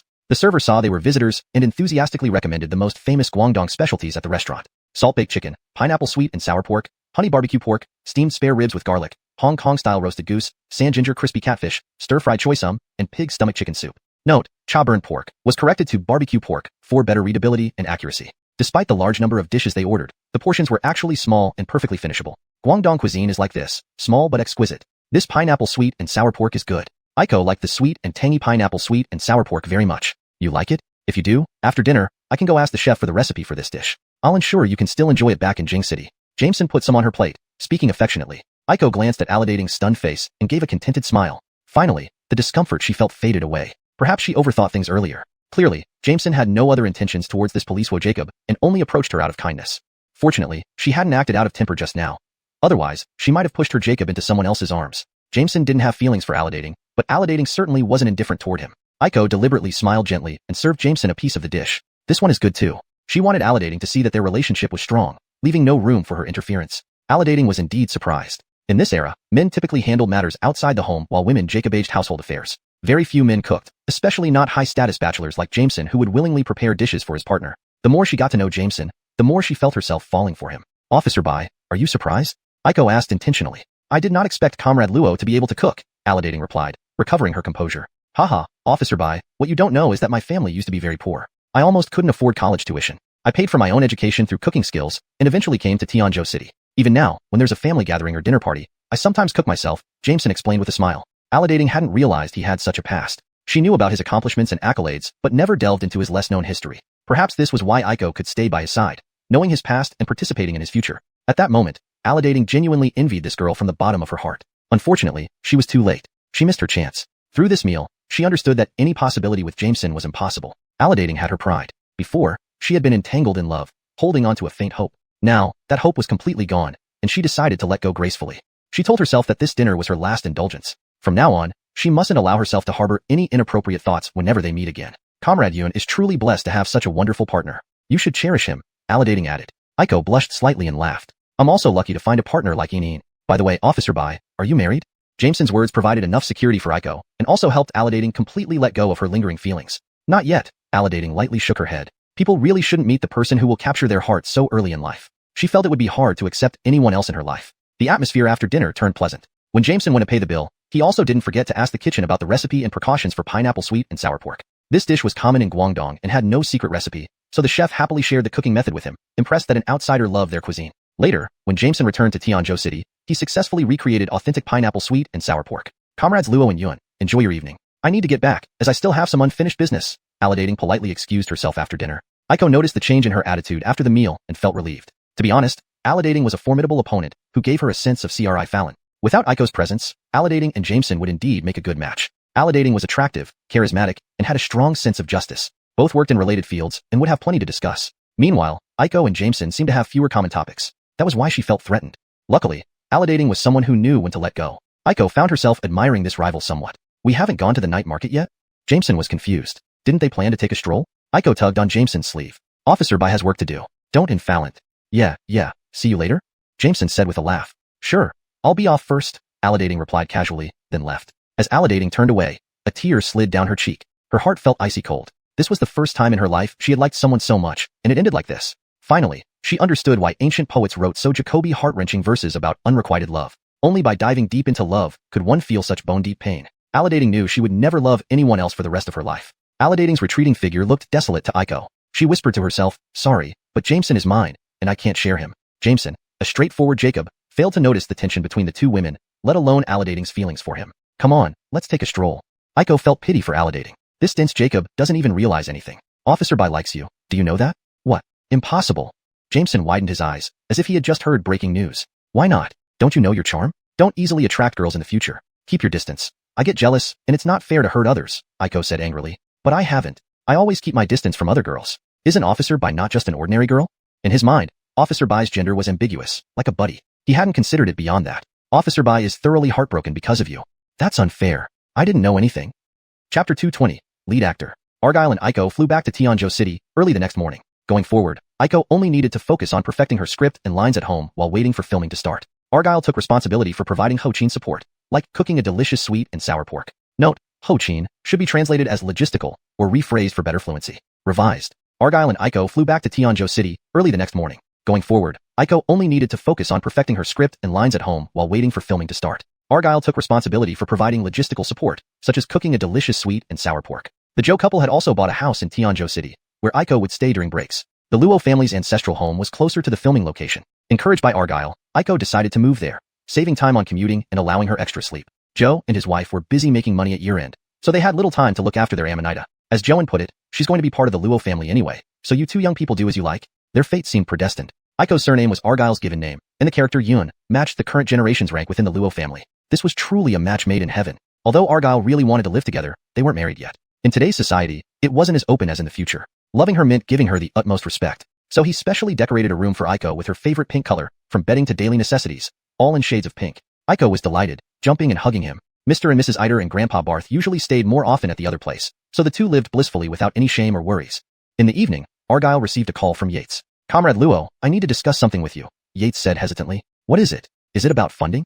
No, we have sufficient funds. It's just that the male lead who was originally scheduled to act opposite Aiko has been in a car accident, suffering severe leg injuries and unable to perform. His recovery period is too long, so we had to terminate the contract. Filming starts the day after tomorrow, and it's difficult to find a suitable replacement right now, Yates's voice trailed off. This matter is beyond my control. I don't know any male actors. You'll have to figure it out yourself. If worst comes to worst, increase the budget. You'll eventually find someone suitable, Argyle responded. Seeing that Argyle was not supportive, Yates proactively suggested, Comrade Luo, you don't have Jacoby commitments recently, do you? How about you play the role? He added that it would save a significant amount on actor fees. I can't. I've never acted before, Argyle quickly declined. He knew nothing about acting. You're wrong. Your physical conditions are top-notch. Playing this role would be perfect for you. Many in our industry aren't trained professionals but newbies, Yates tried to persuade him. Argyle had never thought of becoming an actor. It sounded terrifying. No, I'll give you money to find someone else, he enfilanted. Yates hadn't expected such strong refilantants. Most people would jump at the chance. He had already searched far and wide for a suitable candidate but found none. A good asphalantant reminded him how fitting it would be if Argyle played the role, complimenting Aiko well. Yates realized he'd overlooked the best person. Argyle and Aiko were real-life couples. Their on-screen chemistry would be natural and convincing. Moreover, it saved him some expenses. This was a perfect solution. Unfortunately, he didn't anticipate Argyle rejecting it outright. Unwilling to give up, Yates came up with another idea. The script includes several kissing scenes. Are you sure you won't act? Otherwise, I'll have to cast someone else, he hinted. Argyle suddenly remembered the kissing scenes in the drama, Pearl Princess. Absolutely not. Aiko shouldn't kiss anyone else, even if it's just pretend. He couldn't stand the thought. No matter how chauvinistic it seemed, he couldn't accept it. There was only one solution. He would take the role himself. All these thoughts raced through his mind in an instant. I'll do it. Send me the script tomorrow and arrange for 2 acting coaches for intensive training, Argyle decided. Yates couldn't hide his joy but maintained composure, saying, Great, the male lead role is yours. Little did Argyle know what Yates was thinking. Yates felt triumphant and happy. When Aiko learned Argyle would play the male lead, she felt relieved. She used to play minor roles, so her first Jacobic role made her nervous. Acting opposite Argyle would feel more natural. Plus, the kissing scenes worried her. Initially thrilled about being the female lead, seeing those scenes made her anxious. But with Argyle as her co-star, everything became Jacobiable. Aiko started coaching Argyle. He took things seriously and studied hard. Given his academic prowess, memorizing lines was effortless, and he quickly entered the character. A week of intensive training from an acting coach prepared him well for on-set work with Aiko. Their genuine relationship lent their Perfect Jacobses a natural intimacy, captivating everyone. Real couples' emotions compensated for any acting deficiencies. Argyle might not have been a skilled actor yet, but his feelings for Aiko made every scene heartfelt and authentic. Overall, Yates was highly satisfied with the duo's Perfect Jacobs, matching his vision perfectly. Their chemistry grew better as they filmed, earning praises and heart emojis from the crew, creating an unforgettable experience. Chapter 221. Jace recovers. Jameson's acting skills were getting better day by day. Especially in the action scenes, Jameson almost perfectly portrayed his role, making Stella feel that she had made a wise choice in casting him as the male lead. It was absolutely worth it. From then on, the two of them threw themselves into intense filming. Even during the New Year holidays, they only took a few days off before returning to the set. People in this era were indeed very dedicated to their work, voluntarily working overtime. This made Jameson and Aiko feel embarrassed about resting. By the end of winter break, Bruce readily gave Jameson leave from school, considering that Luo's current level surpassed Jacobi doctoral students. His prefer Jacobs at Dunhuang had been commendable, so there was no need to have him constantly by his side. Aiko also took a 6-month leave for the drama, which was granted by her school due to her special circumstances, though with the condition that she must still attend exams. Failing any would jeopardize her graduation. Thus, people often saw Aiko reviewing scripts while studying at the set. Everyone learned that Jameson and Aiko were both students at Tianzhou University, which was quite unusual. College students from Tianzhou had such bright futures. Why waste time on TV dramas? Wasn't this delaying their future? In reality, being an actor wasn't highly regarded in this era. Actors were still considered entertainers by Jacobi. Nevertheless, both Jameson and Aiko stuck to their choices, understanding that everyone had different preferences. Jameson finished his part of the shooting after about half a year, while Aiko still had another 2 to 3 months left. Jameson planned to return to school and focus on his studies after wrapping up. Suddenly, Juanita called. Xiao Luo, something's happened. Miao Jia, what's wrong? Jace has recovered. Old Gene Bank has reopened recently. He reportedly received some rehabilitation treatment abroad, and now, apart from walking a bit slowly, he's basically recovered. The critical point is that he's now teaming up with several major jade merchants from Yundian to monopolize the jade market. Ostensibly, it's to regulate the market, but in reality, he aims to monopolize it, concentrating premium resources within Old Gene Bank. He must have bribed those merchants to get their cooperation. Juanita was stunned when she first heard this news. She never expected that Jace, the indestructible cockroach, could rise again, catching her off guard. Miao Jia, don't panic. How long will our stock last? Our inventory isn't much. These past 2 years, we've sold jade from Yundian that we procured 2 years ago. We didn't have much stock before the new year, and I was planning to go to Yundian with you after your shoot ended, but now I've received this news. I contacted a few previous partners, but they all said they can't supply during this regulation period. Memphis agreed to supply us out of gratitude for my letting Izianzan go, but he's under control too, and can only supply a little. Many smaller suppliers say they can provide goods, but the quality of the raw jade can't be guaranteed. The best stones are mostly in the hands of those large merchants. My biggest concern is that without quality materials, we might collapse even before Jace takes action. Jameson didn't fully understand the industry but was unsure what to do. He couldn't just tell the merchants not to cooperate with Jace. Juanita had been good to him, giving him a small share in the company and not making him worry about anything. His annual dividends were always generous. Just last year, he received over 300 million yuan, which felt like free money. With such a reliable source of income, he needed to support her. Miao Jia, do you have any ideas? I thought of one plan, but it's a gamble. Tell me. The raw materials of those jade merchants in Yundian come from Myanmar. To secure premium materials without being at their mercy, we need to bypass them and negotiate directly with Myanmar's traders. Jameson understood. Cutting out the middlemen meant they could save costs and compare sources to find the best quality. That sounds reasonable. But there's a catch. Myanmar isn't as safe as China. It's really dangerous, with lax weapon controls and frequent unrest. Facing those large jade traders would be like throwing ourselves into danger. We risk being betrayed and losing both our supplies and safety. But sending someone else doesn't seem feasible either. Juanita was caught between securing her business's future and protecting herself. Remembering the harrowing moment on the plane where her life hung in the balance, she didn't want to experience that again. Surrendering seemed equally impossible. Bixiang Pavilion was her life's work. She couldn't let it go easily. Calling Jameson might have subconsciously been a way to push herself to take the leap. Miao Jia, this seems like the only solution. I'll go with you to Myanmar if you dare. All right, let's do it.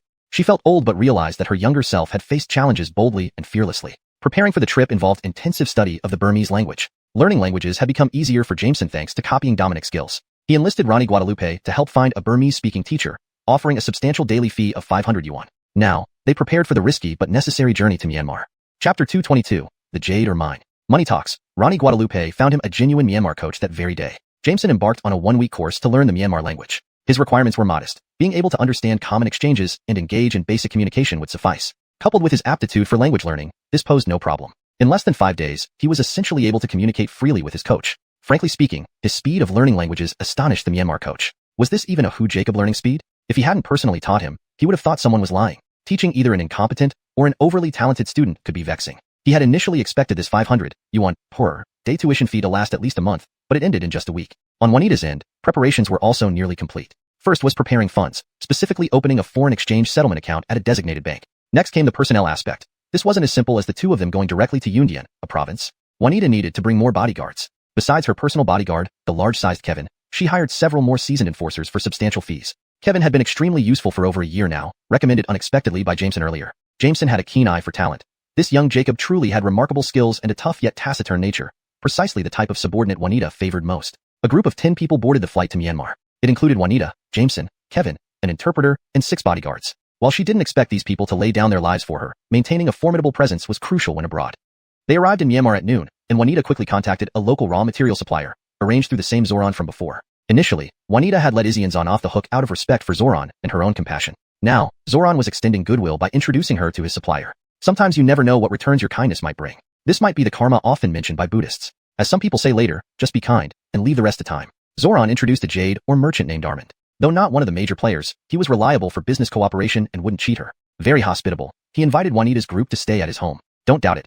Wealthy Myanmar families often have their own villa complexes, easily accommodating the 10 of them. Respecting local customs, they had no other choice. To conduct business here, you couldn't oppose their ways. The mine owner's name was Armand. He warmly hosted them with a traditional Myanmar meal: chicken curry rice, fried dumplings, and Myanmar-style grilled fish. After the meal, servants served tea. Armand then started introducing the jade or mines. Currently, there are 20 jade or sites in Myanmar, primarily divided into 3 regions: Hukong Valley, Mogok Datwang, and Meiguan areas. Hukong is situated along the riverbank, hence called Hukong. The jade produced here typically weighs around 300 grams, comes in Jacoby varieties, has excellent quality, and thin shells, making high-grade products. There's Old Hukong jade and New Hukong jade. New Hukong is found deeper in alluvial layers, while Old Hukong is found at the bottom. The characteristics of Old Hukong include gray-green peels, small sizes, mainly water jade, well-rounded like Jacob goes. The pebbles come in various colors with fine textures, often covered in wax shells. Typically, the jade here is full of green hues, translucent, and tightly structured. As they say, 10 out of 9 Hukong pieces are water jade. The finished products are highly valued, with enhanced color after polishing. New Hukong features thicker shells compared to Old Hukong, larger sizes usually under 3 kilograms, but its water quality is much worse, resulting in darker polished finishes. Even top-grade New Hukong rarely yields high-quality jade. Secondly, Mogok Datwang is the largest and most famous mining area, also the oldest. Thirdly, Meiguan area has high-quality jade with rich green hues, good transparency, fewer cracks, and minimal impurities. The stones from this region tend to have thick shells. Besides these 3 main regions, there are 7 other significant areas. Huika offers diverse types of jade with high yield rates, mainly featuring gray-green and gray-black colors. Some pieces are transparent, others opaque, and the distribution is uneven, leading to varying qualities. Ma Meng is known for dry green jade found in the 4th layer of mountains, so cracks are common, but the color is pure. Large pieces suitable for big decorative items, when properly polished and waxed, hold considerable value. Damukin, also called Damakin, is among the 8 renowned jade-producing regions, yielding valuable red jade. The stones are small, only a few kilograms, predominantly brownish-gray and yellow-red. They're transparent but foggy, yet commonly seen in gem markets. Zebi region produces precious jade, especially high ice jade and lavender jade, with few cracks, uniform quality, and yellowish-gray peels but white mist. Many blessings and longevity motifs have emerged here. Renowned Chilean jade also originates from here. Longtan, or Longkin, has low production rates but a high chance of producing emerald green jade. Pieces generally weigh around 300 grams, with varied types, superior texture, and thin shells. Mesar, a new mining area, hasn't yet produced high-quality jade and is rarely seen in gem markets. The stones have almost no shells, light green colors, and variable quality, used mostly for low-end bracelets or large ornaments. Mulangan, another new area, lacks shells but has good transparency, featuring purple lavender and red jade. Often, a single piece will contain purples, reds, and light greens, but with Jacoby cracks. Armand summarized most of the mining sites in Myanmar. I currently own 2 mines in Zebi and 1 in Mulangan. Though not major mining areas, they are good locations and can definitely meet your needs. Armand added. The interpreter diligently translated for Juanita, who understood herself. Armand, can we visit your mines? It was Juanita's first time visiting jade or mines, and she naturally wanted to see them. Armand smiled. Of course, it would be my honor. Chapter 223, Jade Mine. After the meal, Armand led the 4 of them onto his family's large truck. The bumpy ride lasted nearly half an hour before they finally arrived at the Zebi jade mine. The area was desolate and barren, a paradise for jade mine owners and merchants to make their fortunes, but a living hell for countless underprivileged Burmese workers. The best period for jade extraction was during the dry season. However, profit-hungry mine owners paid no heed to seasons, nor even day and night for some. Regardless of weather or time, mining activities never ceased. Myanmar experienced heavy rainfall for more than half the year. During these flood-prone periods, the mines turned into a mess of mud and landslides, making movement almost impossible. In summer, the climate was hot and humid, with rampant mosquitoes and frequent outbreaks of epidemics and diseases. Mine owners and jade merchants profited from the jade mine by the workers, yet the workers' living conditions remained deplorable. Intense heat, cramped spaces, long hours of hard labor, and meager rations had left most miners gaunt and emaciated. The resting areas for jade miners were abysmal, lacking basic amenities. Sand often contaminated their food, and without electricity, they endured monotonous, arduous labor day after day. Myanmar's jade mining history spanned over 2 millennia,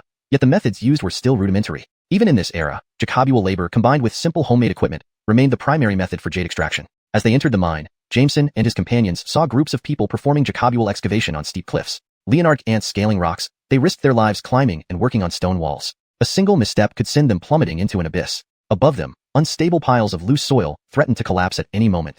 If hundreds of tons of debris were to give way, the devastation would be immense, leaving little chance of survival for the workers. Christine turned away, unable to bear the sight. This is too cruel. They are essentially working with their lives on the line. Armand smiled faintly. Mining risks increase year by year. The older the mine, the deeper the pit, and thus the greater the danger. These workers need to support their families, and mining jade stones offers relatively higher pay. Why jade is so expensive makes sense now, Jameson thought. It carries the blood and tears of countless jade miners. Jameson opened his mouth but closed it without saying a word. He wanted to ask why they didn't seek more stable jobs but realized how detached such a question sounded. Ultimately, he held back. Leonard forced people into difficult choices, and if there were better options, who would choose to work in such perilous conditions? As the truck ventured deeper into the mine, a marvel of nature unfolded before them. These are already excavated pits. My 2 mines are just ahead, Armin pointed forward. Look, here are my 2 mines, side by side. They've been operational for 2 years and are expected to last another 7 to 8 years. They have produced high-quality ice jade and also a significant amount of lavender jade. Everyone followed Armin's gaze as the sprawling mine landscape came into view. At the forefront stood Armin's 2 mines, bustling with workers engaged in extraction. Standing inside the truck, Jameson scanned the mountainside, considering whether to inspect the quality of the raw jade in Armin's mines. Using his clairvoyance, the entire mountain transformed into speckles of color before his eyes. On one side, there were vast stretches of green, while on the other, expansive patches of purple. Armin's mine seemed to have overall good quality. Jameson then curiously glanced around. The neighboring mine had been only partially excavated, but contained very little jade, indicating poor quality. The jade within this vein was not even a third as abundant as in Armin's mine. Armin, intrigued by this quiet young Jacob, who appeared to understand him, followed Jameson's gaze and explained. This mine is more than half exhausted and has confoundingly incurred losses. If it doesn't break even within a month, the owner will likely abandon it. Jameson thought it indeed should be abandoned. It was like a chicken rib, tasteless if eaten, but too much trouble to discard. Looking further ahead, he suddenly asked in Burmese, Mr. Armand, are the connected veins up ahead also owned by someone? Why isn't anyone mining them? Mr. was not part of Armin's name, but a respectful title in Burmese for elders or distinguished individuals. Surprised that this young Jacob not only understood Burmese, but spoke it fluently and more authentically than the translator, Armin felt an immediate sense of familiarity. His tone softened as he replied, those veins have been abandoned due to their poor yield. After excavating a quarter of them with no valuable jade and incurring significant losses, the original owner gave up.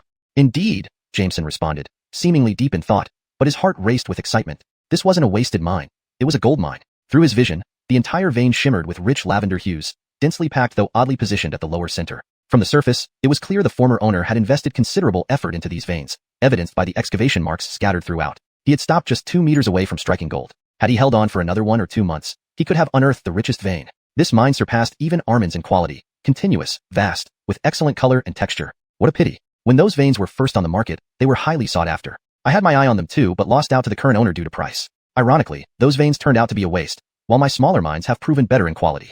Just as the saying goes, fortune harbors misfortune, and misfortune harbors fortune.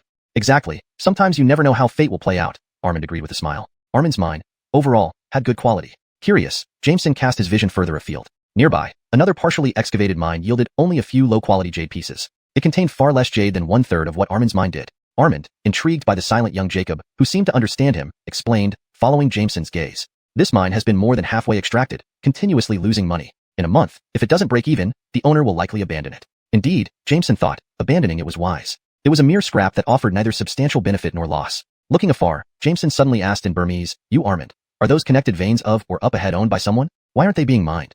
You wasn't part of Armin's name, but a respectful term used for elders or distinguished individuals in Burmese. Surprised by the young Jacob's proficiency in Burmese, which surpassed even the interpreters, Armin felt an immediate kinship. His tone softened as he replied, those veins are abandoned. Hence, no one is mining them. Originally owned by a large mine operator, they failed to yield valuable jade after extracting only a quarter. Worse quality than the mine we just saw, they caused considerable financial losses, leading to their abandonment. I see, Jameson responded thoughtfully, though his heart pounded wildly. This wasn't a waste mine but a treasure trove. Through his vision, the entire vein shimmered in dreamy lavender, plentiful but hidden, slightly off-center. If its original owner lacked patience and resolve, they couldn't have discovered the precious jewels buried beneath.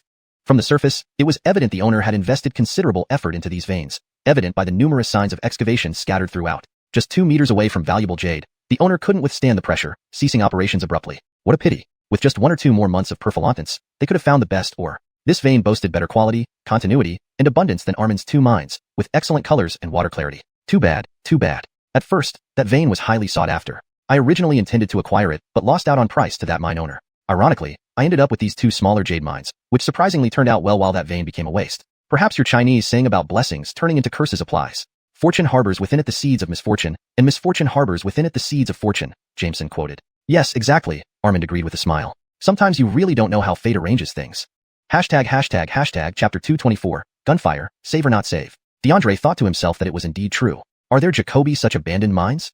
Not all mountains contain ore veins, and identifying them requires professional exploration. Also, not all ore veins yield high-quality jadeite. It's mostly a matter of luck. Out of 10 mines, 2 or 3 often end up being abandoned. It can't be helped. The extraction cost is too high. If no jadeite is found, Jacoby mine owners can't bear the losses, Armand explained. Indeed, the current mining methods were extremely primitive, relying entirely on Jacob power without any machine asphaltants, which made the process slow and mentally exhausting. Without continuous finds of jadeite, the anxiety would only build up. Additionally, the high risk involved, coupled with the significant Jacob and material resources required, meant the costs were also substantial. DeAndre couldn't help but think that if these valuable abandoned mines could be utilized, what a tremendous wealth they would represent. Can these or veins be privately bought and sold? DeAndre couldn't refrain asking. Such a vast treasure trove would be hard for anyone to refrain. Armand looked at him in surprise. You want to buy a mine for your own extraction? That's not possible unless you have a partner with Myanmar nationality. Myanmar's or veins are not sold to foreigners except to those with Myanmar citizenship. Our or veins are partly controlled by the military and partly by private mine owners. At this moment, Armand thought DeAndre was just indulging in an impractical fantasy and didn't take it seriously, offering advice out of politeness. However, if you really want to buy an or vein, there might be someone who can help. The largest private mine owner in Myanmar is called Adamir. He has 18 mine pits. Interestingly, his ancestors were Chinese, but he now holds Myanmar nationality and was raised learning Chinese culture. Among us mine owners, he runs the best raw stone business. If he agrees to cooperate with you, there might be hope. However, he is very busy. Even I find it difficult to meet him. With this last sentence, Armand dashed DeAndre's hopes. Alright, it was all just unrealistic fantasies. For now, DeAndre put aside his thoughts and got off the vehicle to walk towards the mine pit with them. Bridget whispered close to DeAndre, Yunheng, do you really want to buy a mine for your own extraction? This isn't an easy task. We're not locals and can't stay year-round. We wouldn't be able to guard it. Don't think too much about it. If we can reach an agreement with Armand this time, we won't fear Jace's monopoly anymore and can still thrive. We must strive for the best price. I heard from Memphis that his goods are of good quality. Even Bridget, whose ambitions were large, had never seriously considered buying a mine for extraction. It was simply impractical. DeAndre responded affirmatively, but deep down, he was desperately hoping to acquire those interconnected mine pits. They were like natural treasure troves. However, he knew how difficult it would be. Although Armand was friendly, he couldn't guarantee support or cooperation, let alone acquire the supposedly abandoned mine pits. DeAndre had to put his idea on hold for now. The group arrived at the mine pit where they saw gaunt miners with expressionless faces monotonously repeating their tasks. When they noticed the gym bringing visitors, the overseer immediately came forward to greet them while the other miners continued working as if nothing happened. Andres, show my guests around and let them see our products. Andres led them through the mine area, explaining the situation and showing them some cut pieces of jadeite, both standard and premium quality. From Bridget's satisfied look, it was clear she liked what she saw. Armand also praised his goods with a smile. Once everything was checked, they could return to discuss prices in detail. They all got back into the truck, heading back as dusk fell. This desolate area confluented only of mine pits, with hardly any pedestrians or vehicles on the road. The truck swayed back and forth, almost rocking them to sleep. Suddenly, several loud sounds erupted around them. Bridget covered her ears in fright. DeAndre, experienced in gunfights, immediately recognized the sound of gunfire. A battle was happening ahead. Armand and his bodyguard instantly became alert, pulling out 2 handguns from their pockets. Everyone, get down and stay still. Apollo, drive through, Armand shouted, instructing the driver to accelerate. Without translation, Bridget and Kevin also quickly followed suit, seeing everyone lie flat in the truck. The truck sped forward. Armand seemed experienced in handling such situations, saying calmly, don't worry, they generally don't harm passing vehicles. Similar to unspoken rules in China, combatants did not typically target innocent bystanders. Everyone felt a bit more reassured but still cautiously peeked out through the gaps. This was Bridget's first real encounter with such a thrilling scene, even more intense than anything on TV. Meanwhile, DeAndre used his clairvoyant ability to observe the situation outside. 2 vehicles were involved in a firefight, with the front vehicle having been forced to stop. The people inside were protecting a Jacob and running frantically forward. The rear vehicle's tires appeared to have been hit, immobilizing it, so its occupants were now chasing after the others. The rear group had more guns and men, and the 3 from the front vehicle were quickly overpowered, one by one falling under gunfire. In the end, the last person from the front vehicle stayed behind to buy time for the Jacob, giving her a slim chance of survival. Now, only the Jacob was left running alone. DeAndre's truck was approaching and about to pass her. She waved desperately at the truck. She was a young girl, seemingly in her early teens, with large, frightened deer-like eyes pleading, save me. Bridget also saw her and said sympathetically, Armand, please save her. Armand, hearing the translation, sternly replied, no, we shouldn't meddle. We'll get into trouble. It wasn't that he was heartless. They only had 2 guns. Provoking her enemies might endanger them. Years of experience in the mine taught him to mind his own business. DeAndre knew he shouldn't be soft-hearted either. At this critical juncture, self-preservation should come first. Perhaps the young girl wasn't harmless either, but his innate chivalry wouldn't allow him to leave an underage girl to her fate. In a split second, DeAndre clenched his teeth and made his decision. He shouted to Bridget, Sister Meow, wait for me. Before Bridget could react, he resolutely jumped off the truck. Chapter 225, Rescuing Gerhard. Behind them, only the surprised voice of Lisbeth echoed, Yunheng, you child, you nearly gave me a heart attack. Gerhard was also startled. First, this young Jacob had actually chosen to risk his life to save someone he didn't know. In Gerhard's eyes, this was not worthwhile and could even be considered foolish. Second, the Jacob had jumped from a fast-moving truck and rolled once without sustaining any injury. A remarkable skill. He realized that he needed to reassess Lisbeth's bodyguards. If they were all like this, they were indeed formidable. Lisbeth anxiously said, Mr. Gerhard, please stop and help them. Not only did Gerhard not stop, but he also urged the driver to speed up. Impossible. This is your bodyguard's own choice. It has nothing to do with me. I won't do anything that doesn't benefit me. Moreover, he has already caused us to be targeted. Gerhard sounded a bit angry. If the person on the other side was a big shot, Jameson's actions today would get him into serious trouble. Jameson understood Gerhard's desire for self-preservation and accepted his decision. He had decided to jump off the truck because, on one hand, he wanted to save the little girl's life. With the mini space as his safeguard, he could ensure his survival when necessary. On the other hand, he didn't want to burden Lisbeth and Gerhard. It was his own choice and had nothing to do with others. Seeing Gerhard's stance, Lisbeth gradually calmed down. She knew Gerhard was right. They couldn't stop because it would make them an easy target. Perhaps Jameson going alone stood a better chance of saving the girl. She believed Jameson wouldn't do something without being prepared. She just hoped he would return safely. Meanwhile, Jameson, who had jumped off the truck, ran quickly toward the girl. The girl had almost given up hope, watching the truck drive away with tears streaming down her face, ready to meet her fate. Suddenly, she saw someone jump off the truck and sprint towards her. As Jameson approached, he didn't have time to say anything. He immediately carried her on his shoulder and started running at full speed. The pursuers were closing in fast. Jameson felt lucky to be in good shape. Carrying an 80-90-pound girl, he still Jacob aged to run swiftly, leaving behind only a blur. Initially surprised, the girl quickly realized his intention to save her. Facing death, she forced herself to stay calm. Gerhard, don't panic. Think of what Ismail said. There must be a way out. Jameson ran faster, distancing himself from the pursuers. He soon reached a more complex area near the mine. Both felt relieved. The mine area was complex, perfect for hiding. Once they hid, those people would have difficulty finding them. Just as Jameson was deciding which direction to take, the girl spoke up. Brother, please head towards the mountains ahead. That's my father's mine. We'll be safe there. Jameson felt grateful for learning Burmese. He thought for a second before asking, is your father at the mine? No, I went out alone today. Ismail went to inspect another mine. Jameson asked again, did you visit the mine earlier?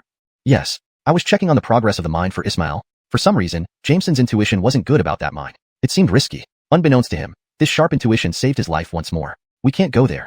Your pursuers might have learned your location from someone at the mine. So, we shouldn't go back. While saying this, Jameson changed direction, entering an abandoned and unmined area. Safety now depended on staying unseen, not on numbers. Waiting for the pursuers to leave and for the girl's family to find them would increase their chances of survival. The girl pondered Jameson's words, realizing the logic. Except for her closest ones, no one knew her whereabouts today, yet these people had clearly come for her. Someone had leaked her location, possibly someone she had met. Carried on his shoulder, Gerhard felt both extreme discomfort and relief. This Jacob was smarter than her. Together, they could survive. Only by surviving would they have hope. Jameson led her through winding paths in the abandoned mine. The pursuers only saw them enter the mine area but couldn't pinpoint their exact location. Night fell. Damn, letting her get away. The leader cursed loudly. A rare opportunity lost. Elder brother, should we keep looking? First, contact Alan. She might return to her father's mine. When that happens, huh? What if she doesn't return? The Jacob turned around and kicked one of his subordinates to the ground. Why so Jacoby questions? Get back to work. They searched the vicinity without success and eventually left, grumbling. Entering the abandoned mine, Jameson used his piercing vision to locate an ideal spot. A disused cave halfway up a hill. This indented cave could shelter 2 people. Surviving the night would mean safety. Can you climb? Jameson asked. Gerhard shook her head honestly. No. Jameson anticipated this and explained helplessly. There's a cave on the hillside. We need to climb in and hide for the night. I'll lead the way. Follow me step by step without straying. Hearing this, Gerhard felt fear creep in, revealing panic on her face. One part was fear of the unknown. The slope looked steep, and she feared falling and dying. Another part stemmed from spending the night alone with a young Jacob.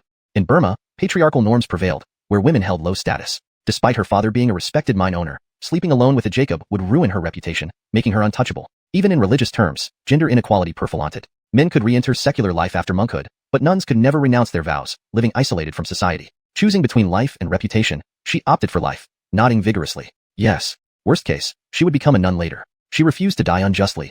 Death meant nothing afterward. Jameson noticed her fear and hesitation. Don't worry. Since I risked my life to save you, I won't harm you. I'm not that kind of monster. Hashtag chapter 226, a fellow Chinese. Yesenia awkwardly pursed her lips, surprised that Jameson understood her fear. But then again, she thought, he could have simply walked away and left her to be shot. But instead, he risked his life to save her in such a dangerous situation. He must be a good person. Thinking this way made her fear diminish significantly. Jameson took out a small flashlight from his microspace and handed it to her. This was the same flashlight he had prepared each time he inspected antiques. Leonardo did he expect it would come in handy now. This is a mini flashlight. Don't turn it on for now. If the people chasing us see it, we'll be exposed. While climbing, if you can't see anything, use it briefly to avoid danger, Jameson explained carefully. I understand. Thank you. Yesenia gripped the flashlight tightly, not questioning how Jameson had brought a flashlight. For some reason, an unprecedented calm washed over her. Perhaps the older brother's thoughtfulness helped soothe her nerves. You can do it, Yesenia. As Jameson began climbing up, finding secure footholds, he guided the girl behind him. They climbed bit by bit. Jameson not only focused on the path ahead, but also kept an eye on their surroundings, wary of anyone pursuing them. Fortunately, those people only circled around the perimeter without venturing deep inside. Alone, Jameson could have scaled the mine in minutes, but with the girl following him, it took nearly half an hour. Thankfully, both Jacob aged to climb up unscathed. The mine shaft was quite spacious, large enough for several people to lie down and rest. Yesenia glanced downward, feeling residual fear as the darkness below resembled an abyss. It was hard to imagine how she had just climbed up from there. Exhausted, she sat down inside the mine shaft. Jameson followed suit, sitting down to rest. Running and climbing were utterly tiring. Neither spoke. The only sound in the mine shaft was their heavy breathing. After a while, Yesenia broke the silence. Big brother, thank you. My name is Yesenia. When my father finds us tomorrow, I will make sure he thanks you. You can ask for anything. Jameson had decided to save her out of pure intent and didn't seek anything in return. In that moment on the truck, after much hesitation, his emotional side ultimately triumphed over logic. Had he not encountered this, it wouldn't matter, but seeing a young girl facing death in front of him, he couldn't stand by idly. Reflecting on it now, it had indeed been a risky move. No what-ifs. My name is Jameson, no need for thanks. The mine shaft fell silent once more. After some contemplation, Yesenia asked, why did you save me? Jameson pondered for a moment. Perhaps because I'm Chinese. Our inherent morality doesn't allow me to ignore someone in peril. If it had been an adult with Jacob, he might not have jumped down, but she was still a child. Regardless of the circumstances, an underage child is innocent. Yesenia suddenly stood up, startled. You're Chinese? Now it was Jameson's turn to be surprised since Yesenia spoke fluent Chinese. Can you speak Chinese? Yesenia smiled sincerely, the first genuine smile in the past hour. I've learned Chinese since childhood. Ismail said our ancestors were Chinese, so we must learn Mandarin. We speak Chinese at home. Yesenia's tone carried a hint of pride and closeness. My father wasn't wrong. Chinese people are very kind and brave too. It was the first time Yesenia realized someone would really rescue a complete stranger. When her life was hanging by a thread, a Chinese hero had descended from the sky to save her. She hadn't noticed earlier that Jameson spoke fluent Burmese. After learning Jameson was Chinese, she cast off all nervousness and fear, becoming cheerful. Jameson hadn't expected the girl to relax so much upon learning he was Chinese and even offered him a compliment. Do you live projacobantly in Myanmar? Yesenia asked curiously. No, I came with friends to buy jade mines. Did you succeed? We were about to negotiate when this happened. Yesenia stuck out her tongue. Is China fun? It's alright. I want to visit China someday. Honored. Do all Chinese people have abilities like yours? Not really. Yesenia felt like entering a new world, engaging in a back-and-forth conversation with Jameson, completely forgetting her initial fear and worry. Perhaps this trust and curiosity toward Chinese people stemmed from her father's early exposure to Chinese culture. Luckily, Myanmar was experiencing the dry season with high temperatures, making the mine shaft's temperature comfortable except for the pitch darkness. But Yesenia, having spoken a lot, quickly became thirsty. Jameson had water in his microspace, but he couldn't take it out now, fearing it would expose his secret. He hadn't brought a backpack due to inconvenience when he got off the truck and couldn't suddenly produce items. Giving her the small flashlight was already pushing it. Yesenia soon stopped talking. Before long, their stomachs started growling, and both laughed. Jameson pretended to reach into his pocket, but actually grabbed a few chocolates from his microspace and handed them to her. These were meant for Aiko during a filming session, unexpectedly coming in handy now. Eat these chocolates. High-calorie sweets can boost your energy and ease hunger. Thanks here, have some. Yesenia took 2. Take them all. I'm a big guy and can handle hunger. No way, we eat together. Yesenia refused to eat alone. This kid was quite stubborn. Reluctantly, Jameson peeled one and put it in his mouth. Hearing the crinkling of the wrapper, Yesenia followed suit, savoring the rich flavor melting in her mouth. These few chocolates seemed especially precious at this moment. Finishing the sweet treat, they indeed felt better, with less gastric acid buildup. Why don't you get some sleep? Otherwise, the hunger will be unbearable. And what about you? I'll keep watch. Thank you, big brother. With that, Yesenia gently leaned against the mine shaft wall and soon fell asleep. Jameson watched the girl sleep soundly under the faint starlight, smiling. She truly was a child to fall asleep so quickly. Glancing around, he saw no one, estimating that it would be hard to find them at night. They likely gave up. Jameson leaned against the opposite mine wall and closed his eyes, pretending to sleep. Chapter 227, Rescued. The night passed without incident. Dawn had just broken. The first rays of morning sunlight shone into the mine. Jameson opened his eyes with alertness. Daylight had arrived. Mildred was sleeping soundly against the cave wall, looking like a little pig. Jameson got up and stretched his stiff body. Not wanting to wake Mildred, he sat down again. Bored, he used his X-ray vision to look around. This mine was an abandoned one, with only a third left unmined. There were indeed no more valuable jade stones, only small quantities of inferior quality stones at the bottom, all covered in white mist with poor coloration. No, Jameson suddenly stood up, startled. Teach this. Teach this. Even the calm and collected Jameson, who had seen Jacoby ups and downs, was thoroughly shocked. At the bottom of the mine, there was a thin layer of green. Do not underestimate this layer of green. Its jade quality and clarity reached high ice grade, and some parts even reached glass grade imperial green. Although it was only a thin layer compared to the entire mine, it was still substantial. If extracted, it could easily be worth over $1 billion. What a waste. Unfortunately, he did not have the qualification to buy a mine. Otherwise, he would have wanted to exploit these abandoned mines and make a huge profit. Just as he shook his head helplessly, Big brother, what's wrong? Mildred woke up rubbing her eyes. Nothing. Mildred looked at him intently as if she had discovered something new, then sighed, Brother, you're so handsome. Yesterday, she had been too busy running for her life, and it was dark, so she hadn't noticed what her savior looked like. Jameson turned his head shyly. Do all Tanaguans look as handsome as you? After this incident, Mildred was full of fantasies about Tanaguos, China. Don't imagine too much, someone is approaching. With his X-ray vision, Jameson saw Jacoby people approaching the mine area. He wasn't sure if they were looking for them, or were the backup of the group from last night. Mildred immediately became nervous, not daring to speak, hiding by the side of the mine entrance and peering cautiously. Indeed, people were coming this way, and they were getting closer. As they approached, Mildred's anxiety gradually eased. Mildred, miss? Mildred, miss? These people were calling her name, clearly sent by her father. She was about to respond when Jameson pulled her back. Wait. Mildred obediently stood aside waiting for Jameson's signal. Jameson feared a trap and expanded his X-ray vision search. Near the mountain entrance, 2 large trucks were parked, along with a black car. Beside it stood a middle-aged Jacob exuding authority and a middle-aged Jacob, both wearing worried expressions. 2 truckloads of people came rushing down, searching anxiously for something. It seemed they were definitely looking for her. It's all right. Only then did Mildred step forward and shout loudly, I'm here, I'm here. Someone quickly noticed her and went back to report. Others hurried to bring a long wooden ladder from the mine to help Mildred come down. Her father ran over, and seeing Mildred alive with his own eyes, he was moved to tears. Mildred, my Amanita, you're alive. Buddha blesses us. He clasped his hands devoutly. Mildred's Camilla followed, albeit more slowly. Big brother, let's go. Mildred couldn't wait to leave this accursed place. Jameson hesitated. He knew how important reputation was for a girl, especially in Myanmar. Mildred, for your reputation, I cannot go down with you now. Go down and meet your father first, and once everyone leaves, I will find my way down to join you. This way, no one will know we spent the night together, protecting your reputation. Can you go down alone?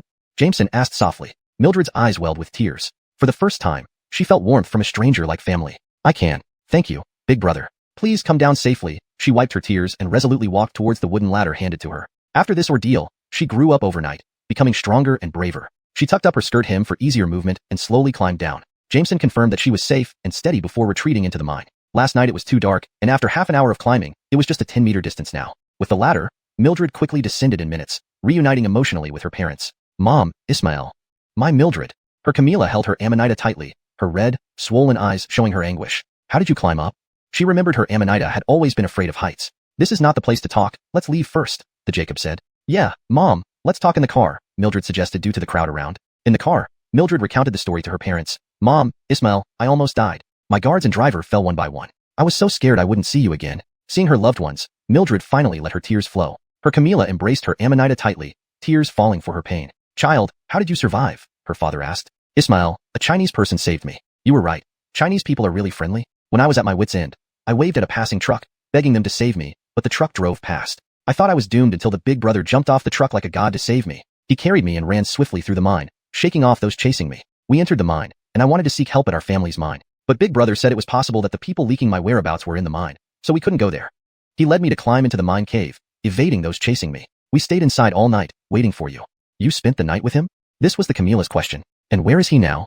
The father's query. Men and women reacted differently to the same situation. Men were more rational, women more emotional. Mildred hastily explained, Big Brother is a good person. To protect my reputation, he deliberately let me come down first, and then we'll come down after we leave, ensuring no one knows we spent the night together. Her Camilla breathed a sigh of relief. That's what should be done. Mildred's father seemed to think of something. You stay here. I'll personally find him. Ismail, please don't make it hard for him. He saved my life, and we should thank him properly. Mildred saw her father's expression and urged. I understand, don't worry. He just wanted to meet this mysterious person who saved his Amanita. Chapter 228. Cecilia's father turns out to be Adamir. The Jacob returned alone to the mine where he had just found Cecilia. He saw Jameson climbing down from inside the mine. Cecilia had taken a few minutes to descend using the ladder, but Jameson, grabbing onto the rocks with bare hands, moved as if on flat ground and was down in a matter of moments. Jameson dusted off his clothes and looked up to see Cecilia's father approaching him. Feeling a bit awkward, he nodded and greeted in Chinese. Hello? He had just met this Jacob, Cecilia's father. Hello, that was some impressive skill you showed there. Have you practiced Chinese martial arts? The Jacob asked in Chinese. Not really, I just know a bit of hand-to-hand combat. It's nothing much, Jameson replied humbly. Thank you for saving Cecilia. What do you want from me? The Jacob asked, his tone tinged with suspicion. He suspected this might all be part of a scheme. Perhaps this was an alertness that came from being in power. After hearing his Amanita's story, he had Jacoby doubts. Why would a dead-end situation suddenly involve a Chinese person who coincidentally saved her? And what if this was someone's plan to gain his favor? He had to be cautious. Jameson didn't expect that a simple act of kindness would lead to suspicions of ulterior motives. Rolling his eyes in frustration, I intended to do good by saving her life. Since you want to turn this into a transaction, then so be it. How much do you think your Amanita is worth in Burmese chats? Jameson said, somewhat irritated. This statement made the Jacob slightly less suspicious. Do you know who I am? The Jacob countered without answering. Who are you? It doesn't matter who you are. Jameson instantly lost interest and was reluctant even to leave in their car. He planned to leave since he still had some Burmese currency and could find someone in the mining area to help him out. Let me introduce myself properly. I'm Adamir, the largest private mine owner in Pakistan. Upon hearing these words, Jameson's indifferent expression turned to one of great surprise. Adamir smiled in satisfaction. Just testing you, young Jacob. Not bad at all. Having tested Jameson, he felt confident after years of experience in judging people that this young Jacob was likely not a bad person. Adamir's name was familiar to Jameson. He had heard Gerard mention him just yesterday, owner of 18 private mines, a fact he couldn't forget. Cecilia is Adamir's Amanita? He inadvertently rescued Adamir's Amanita. Big Jim. Never mind, let's pretend I didn't say those things earlier. Adaptability was key here. Jameson's slightly fawning demeanor amused Adamir. Come, let's get in the car and talk more. Rest assured, Cecilia is my priceless treasure, and I will certainly repay you satisfactorily. Adamir walked ahead. As you wish. Jameson quickly followed. To find out Adamir was Cecilia's father was like finding a pillow when drowsy. Jameson wasn't about to turn away such an opportunity. What he wanted was straightforward and easily within Adamir's reach. They got back into the car, and Cecilia excitedly greeted him, "Big brother." Jameson took the passenger seat on his own initiative and greeted Cecilia's Camila. "First, let's go to the mining area. I need to see who dared betray me from within." Ever since learning last night that his Amanita had been targeted and subsequently went missing, Adamir had already investigated his entire mining area. Surprised that she didn't return to his mine, he had his own calculations in mind. Adding to the speculation raised by Cecilia just now about Jameson, he had more or less confirmed that there was indeed a mole within the mining area. Moreover, he had a good idea of who this mole might be. These people had actually extended their hands to his Amanita. It was truly despicable. For now, the priority was to clean up inside before dealing with external threats. Adamir, as the largest private mine owner in Pakant, did not hesitate to take harsh measures. He immediately interrogated the person he suspected. Just a few words were enough to scare Baxter into kneeling and begging for mercy, confessing that he had leaked Miss Isian's whereabouts for money. He hadn't anticipated such severe consequences. When Cecilia was attacked and went missing the previous night, Baxter had already been terrified, constantly on edge. Now, under Adamir's pressure, he naturally exposed himself. He knew he was finished, but his family members all worked for the Isian family. He couldn't escape and could only cry and beg Adamir, "Master, given what has happened, I am willing to accept any punishment. Please spare my family."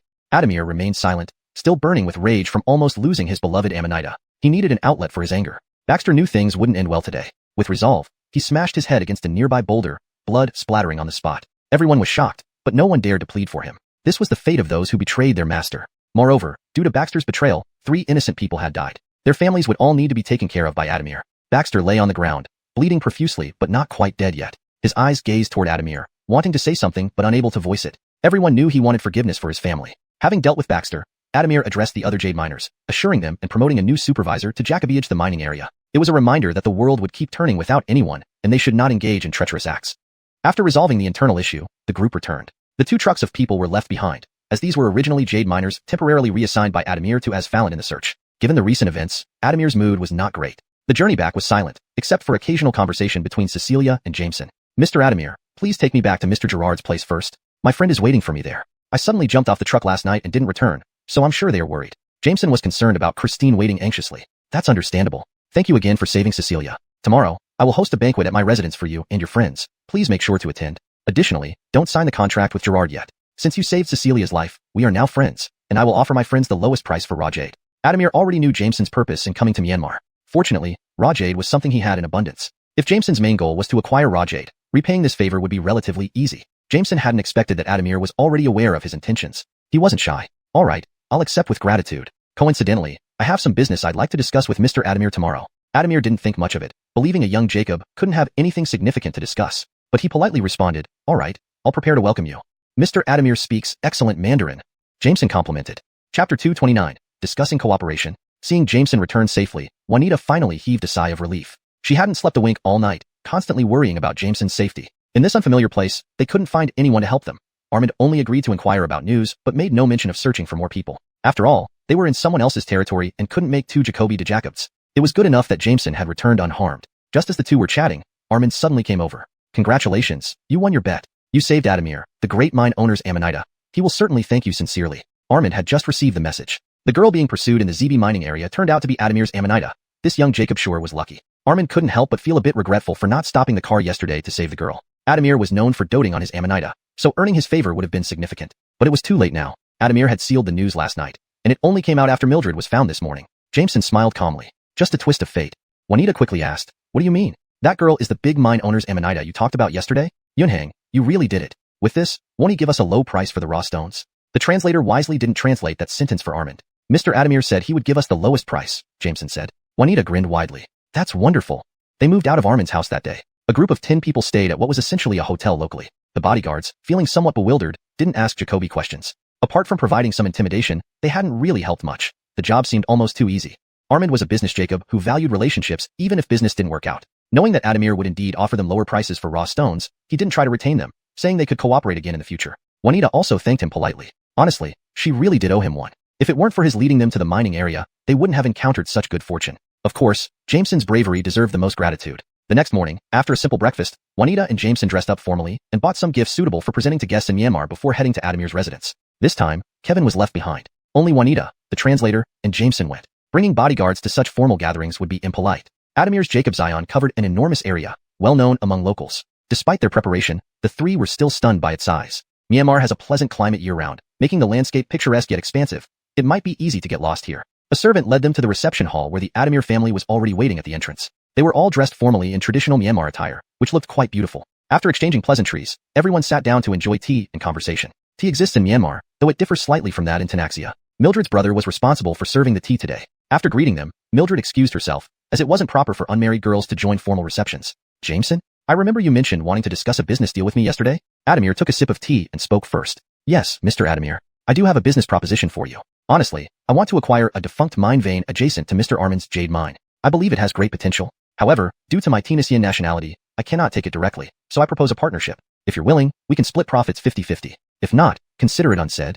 The room fell silent in shock. Not only Adamir but even Juanita was taken aback. Jameson hadn't mentioned collaborating on this mining venture to her beforehand. She also disapproved, having already advised against it yesterday. Jameson knew she wouldn't agree, so he had acted first. He would cover the cost himself if necessary.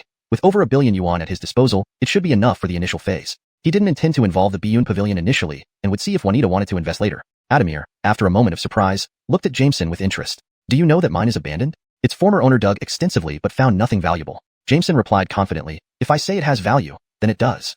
Key to negotiations, confidence, and composure. If you don't trust your own judgment, why should others? Of course, he was very confident. Investing in this vein wouldn't result in a loss. Adamir laughed heartily. Interesting. Do you know it would cost at least 100 billion shot to acquire it? Would you still want to partner? Adamir wasn't joking. The 4 connected veins had originally been purchased for an astonishing 350 billion shot, bankrupting the previous owner. Unfortunately, the mine became defunct, ending in disappointment. But acquiring it now would still be a substantial amount. Adamir intentionally exaggerated to intimidate Jameson. The mine was currently worthless. He might be able to get it for 50 billion shot. Jameson calculated in his head. 100 billion shot equated to around 38 million renminbi. Jameson's eyes lit up. Acquiring the mine for just over 38 million sounded like a lucrative investment. He must buy it. Sure. I'm willing to pay 100 billion shot and cover all subsequent mining expenses. If Mr. Adamir agrees to guarantee the deal and sends trustworthy personnel to Jacobage the operation, we'll split all profits 50-50.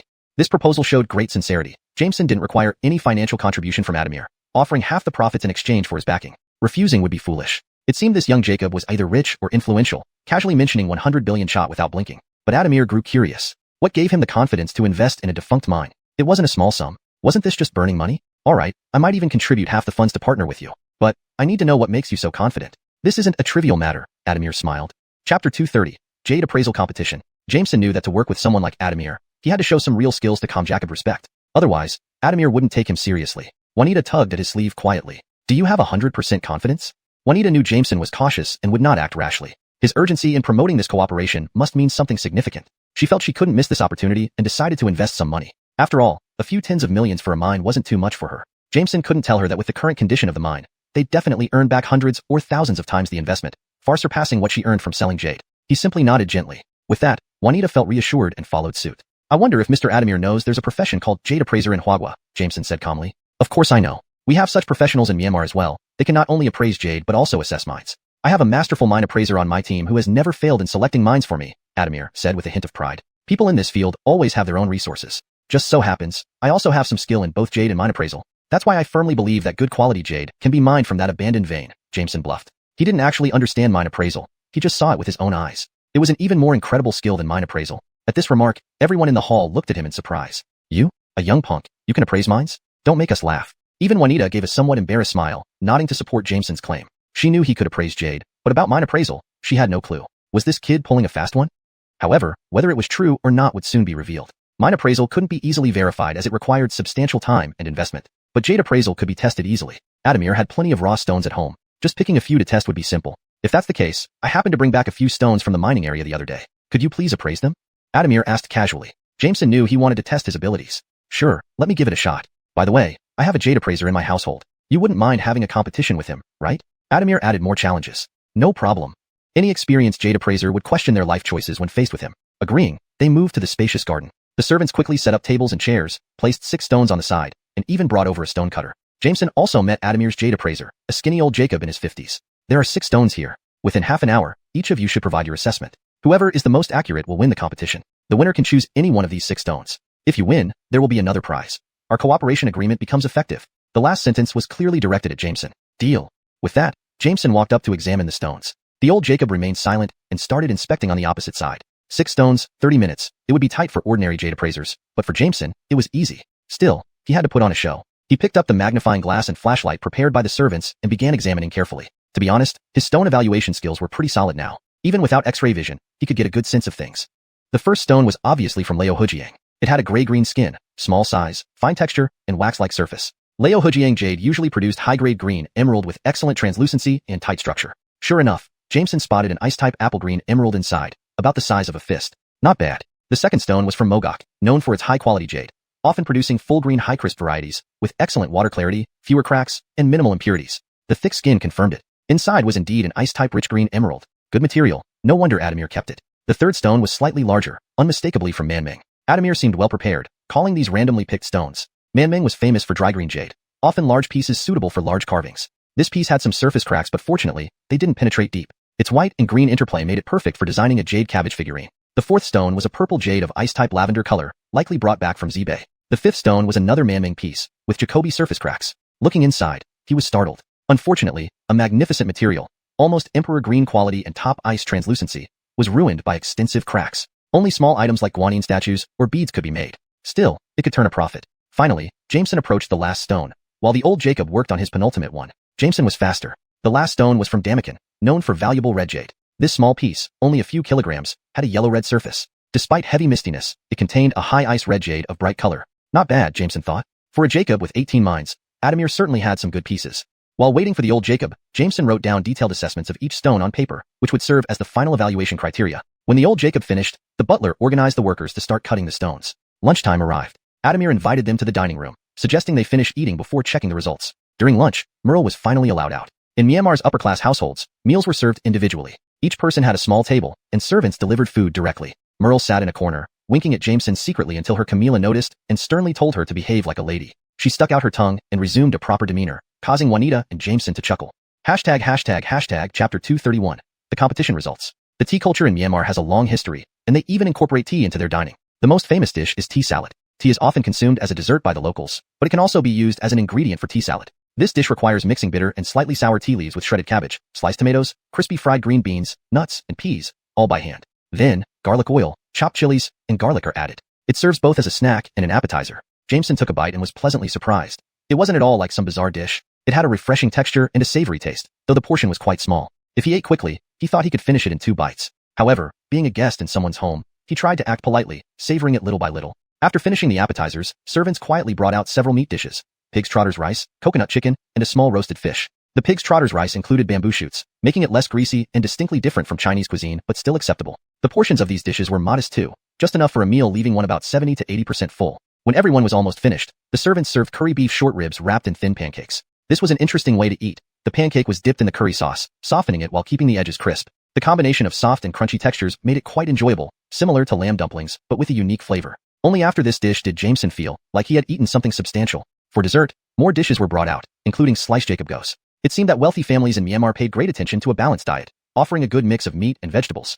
Adamir's son noticed Jameson admiring the food on the table without taking much, so he introduced, "This is our famous local delicacy, sticky rice cake. In Myanmar, we have a traditional festival called the Sticky Rice Cake Festival, usually held during the full moon of November in the Burmese calendar, which is the coldest time of the year and when new rice is ripe. On this day, whether in the city or countryside, people eagerly make sticky rice cakes to celebrate. The cakes are made with glutinous rice, sesame seeds, sesame oil, coconut oil, peanuts, and ginger, and are highly nutritious." Jameson, feeling obliged, bravely picked up a piece of the sticky rice cake and put it in his mouth. It wasn't his favorite kind of food. Luckily, the taste wasn't terrible. Bridget didn't eat much earlier but really liked the sticky rice cake, finishing her small plate entirely. After the meal, they exchanged pleasantries before returning to the courtyard where the stones were kept. Except for the largest Damakin stone, all the other stones had been cut open. Lila was allowed out to move around. She approached Jameson quietly and whispered, "Big brother, don't worry. Even if you lose the competition, I will beg my father to agree to your cooperation."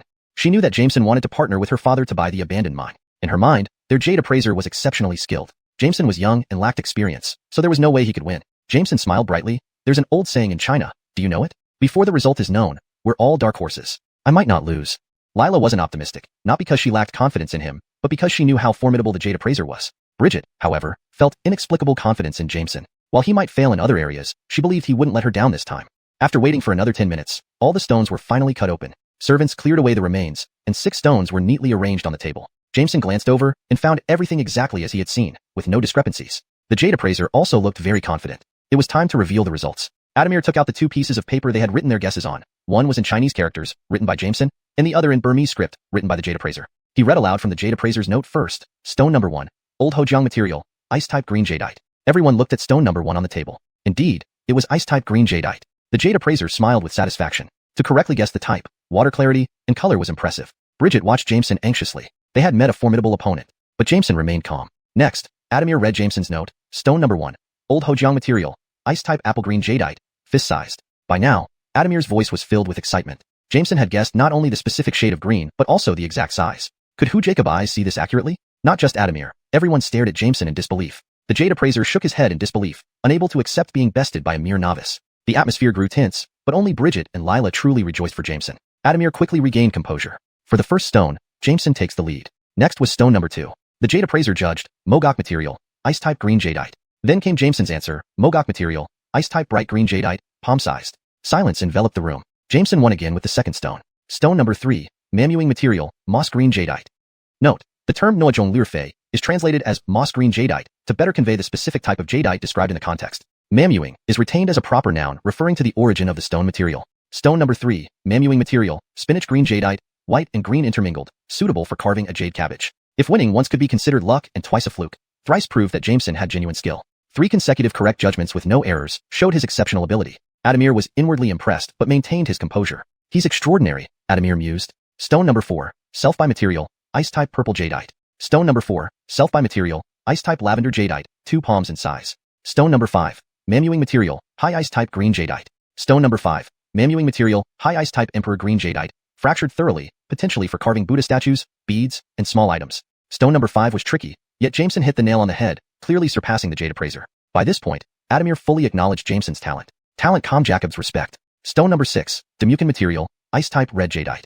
Stone number 6, Demucan material, high ice-type bright red jadeite, 30 centimeters long and 20 centimeters wide. Demucan and Demucan refer to the same location. With each accurate guess, Jameson solidified his reputation as an exceptional talent in jade appraisal. Chapter 232, Cooperation, Repaying a Favor. All the results were announced, and no one could believe it. The young Jacob had truly won. The Jade Appraiser shook his head in disbelief. He couldn't fathom that anyone in this world could achieve such precision. Argyle's answers were almost identical to the actual conditions. Even experts say, a foot of jade is hard for immortals to determine, let alone machines, which can't accurately detect the internal structure of raw jade. How could this young Jacob be so accurate in describing the type, water clarity, color, and even size? It was as if he had seen it with his own eyes. Indeed, Argyle had practically done just that. Melinda smiled sweetly at Adamir. Ismail, you must keep your promise and cooperate with the big brother. Adamir helplessly looked at his Ammonita, who was turning against him. In truth, even if Argyle hadn't won, he would still have agreed to cooperate. After their initial probing, this young Jacob clearly surpassed his expectations. A word once spoken cannot be recalled. I will honor my commitment.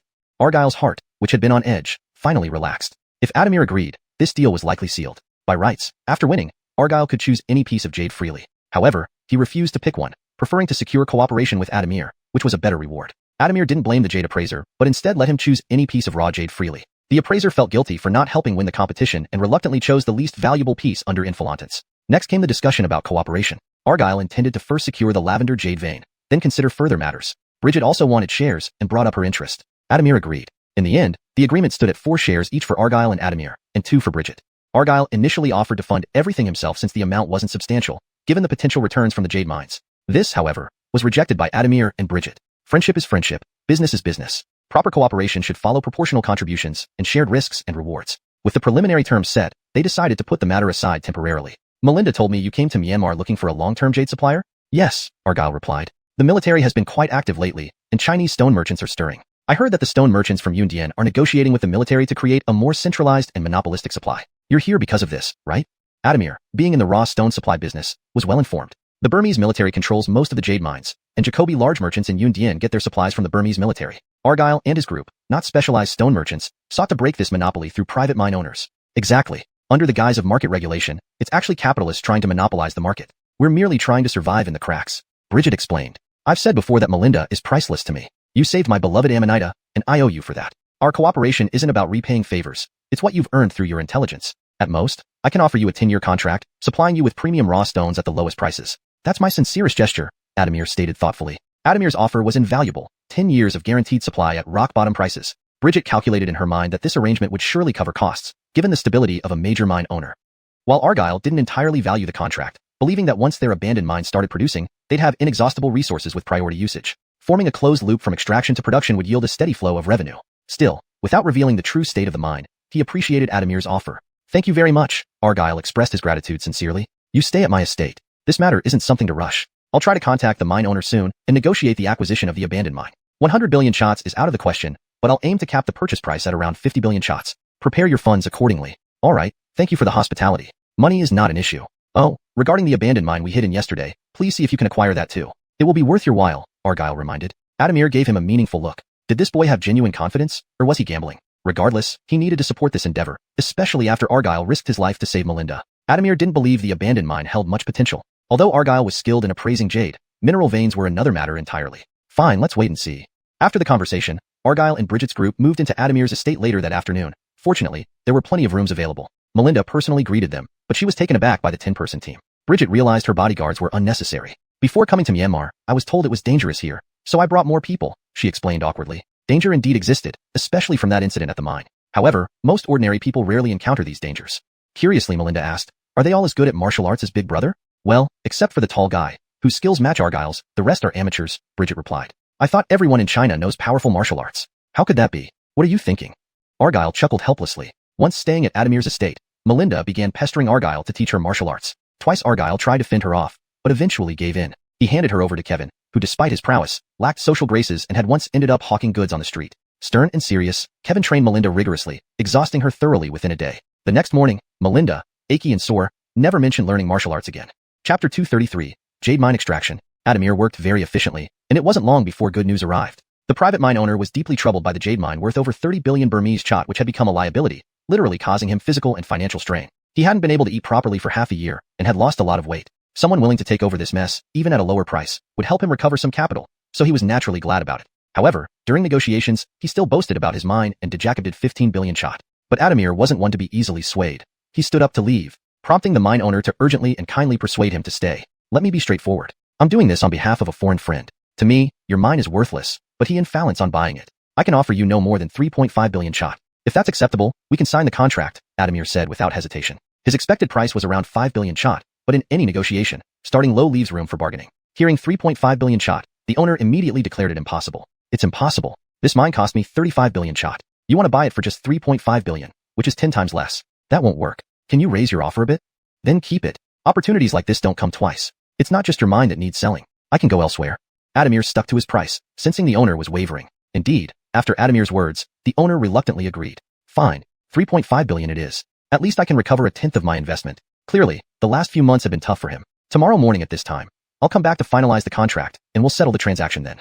Adamir appeared serious, but felt extremely pleased inside. Initially expecting to pay 5 billion kyat, he got it for just 3.5 billion. Jameson and Bridget were also pleasantly surprised when they heard the outcome. With these terms, Bridget, holding 2 shares, only needed to pay 700 million kyat. Jameson and Adamir, each with 4 shares, contributed 1.4 billion kyat each. 1.4 billion kyat was equivalent to roughly 5.3 million renminbi, Jacobiable for all. Bridget only had to contribute around 2 million renminbi.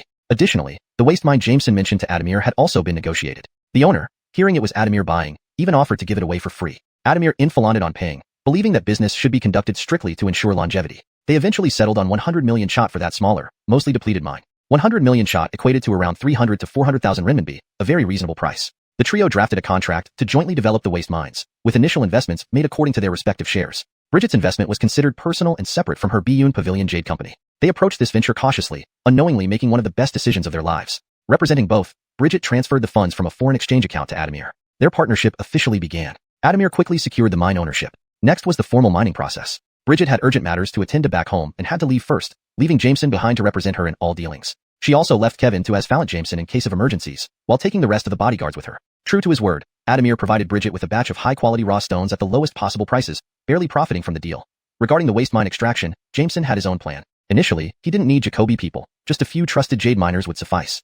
He wanted to make some noise first, to show Adamir that trusting him was the right choice. Adamir also agreed with his idea and arranged for 5 jade miners to start the secret excavation. Jameson sent Kevin to patrol and guard the mine, to prevent anyone from probing. Jameson knew the layout of the entire vein very clearly. He directly found the nearest extraction point to the inner jade mine and instructed them to dig inward. Without much thought, they were directed to dig deeper.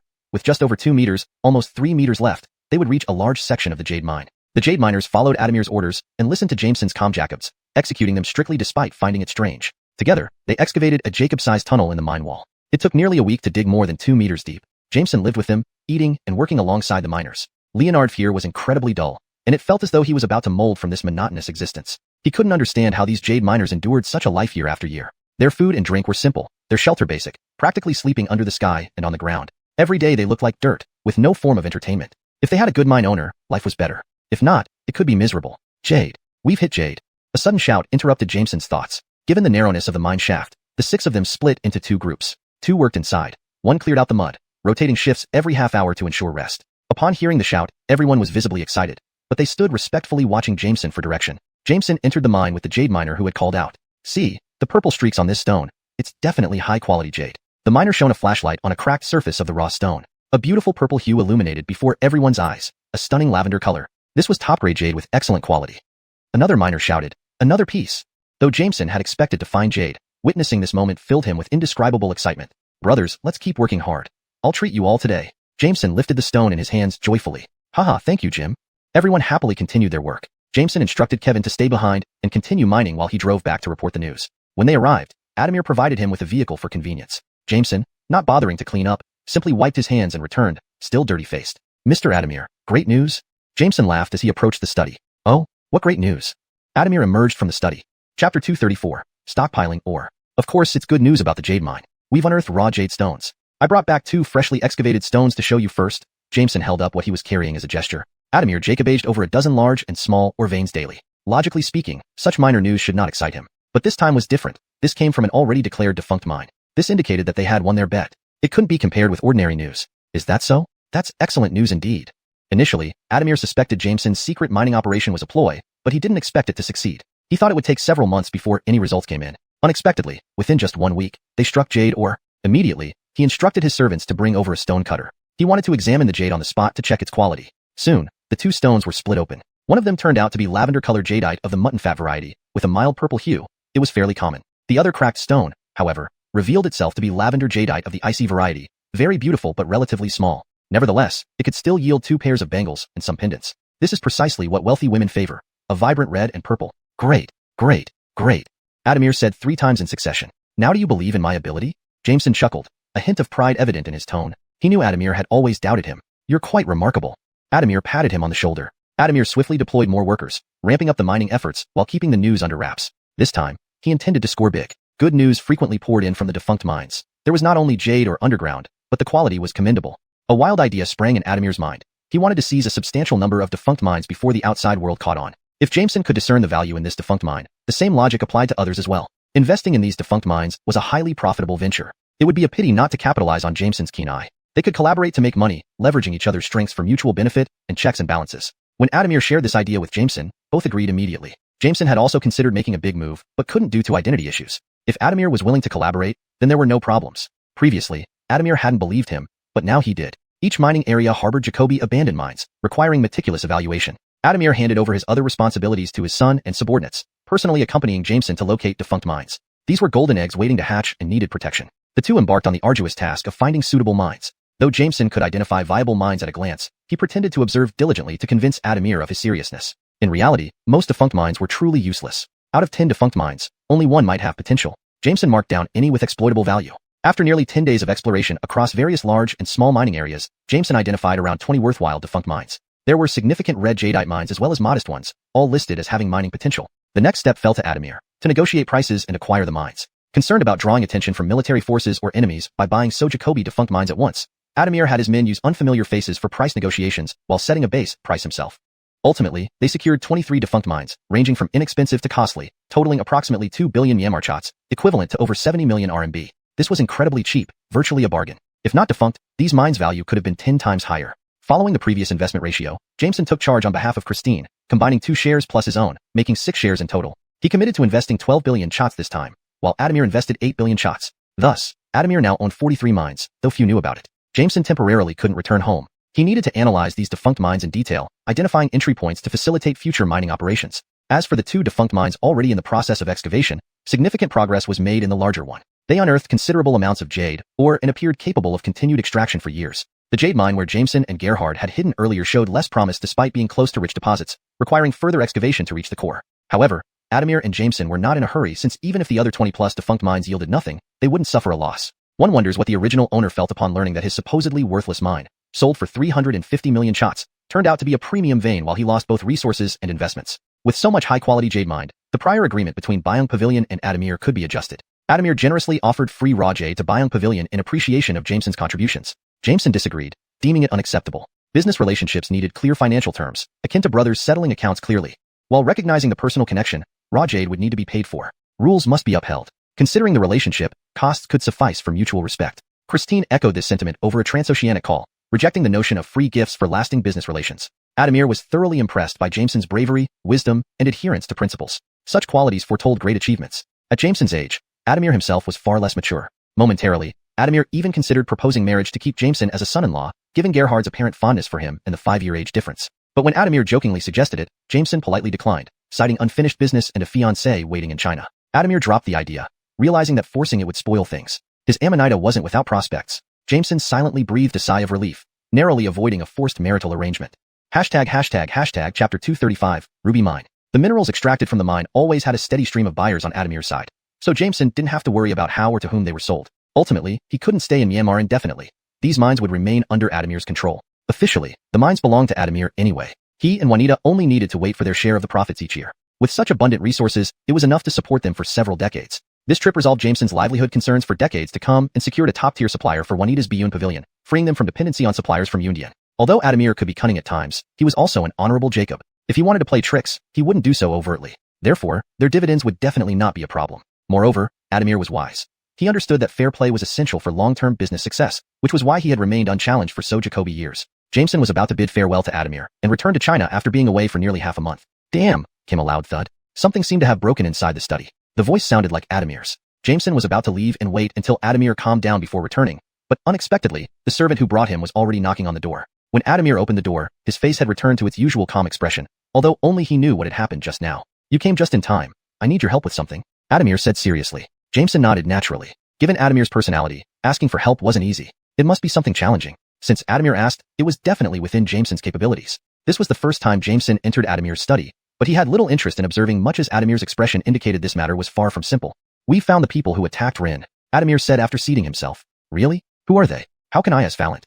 Jameson asked curiously. They belong to Nate. He lost out in the competition for the Ruby Mine and sought revenge through Rin. I really owe you a thank you. If you hadn't saved Rin, we both would have been destroyed, Adamir sighed, still shaken. Myanmar is known as the land of rubies, and there is a touching legend about rubies. In ancient times, Myanmar was called Golden Land, home to a beautiful dragon princess. The Sun Prince fell deeply in love with her and descended to Earth to marry her. Later, the prince was recalled, and soon after, the princess laid a dragon egg. Overjoyed, the prince sent an envoy with his flame stone to visit her. The envoy lost the stone while showing off. Heartbroken, the princess left, and the dragon egg shattered, transforming into rubies. Though the story is tragic, people regard rubies as auspicious symbols, believing that wearing rubies brings wisdom, longevity, and true love. Rubies are highly prized, attracting Jacoby merchants. Ruby mining areas in Myanmar are mainly located in the central and northern regions, particularly in Mogok, a famous gemstone district. Apart from Mogok, ruby mines are also found in Saging City north of Mandalay, though the color is less vibrant than those from Mogok. South of Mandalay, in the Kaikma town area, there are also ruby mines. There is also a true story about rubies. Before a ruby mine was developed, there was a village named Mansheshwang.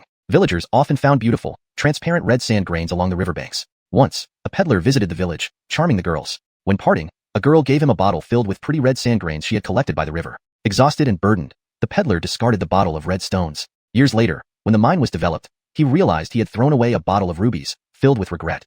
Jameson was surprised. Did Adamir operate a ruby mine too? Ruby mines were even more valuable than jade mines. Due to the chaotic times, private ownership of such rare mines was common. In later years, the government and military would control these resources entirely, leaving no room for private interests. Of course, in this era, the price of rubies wasn't as high as it would be in the future, nor were they as coveted. What exactly do you need my help with? Jameson asked directly. I know you're skilled at appraising jade mines. Can you assess a ruby mine?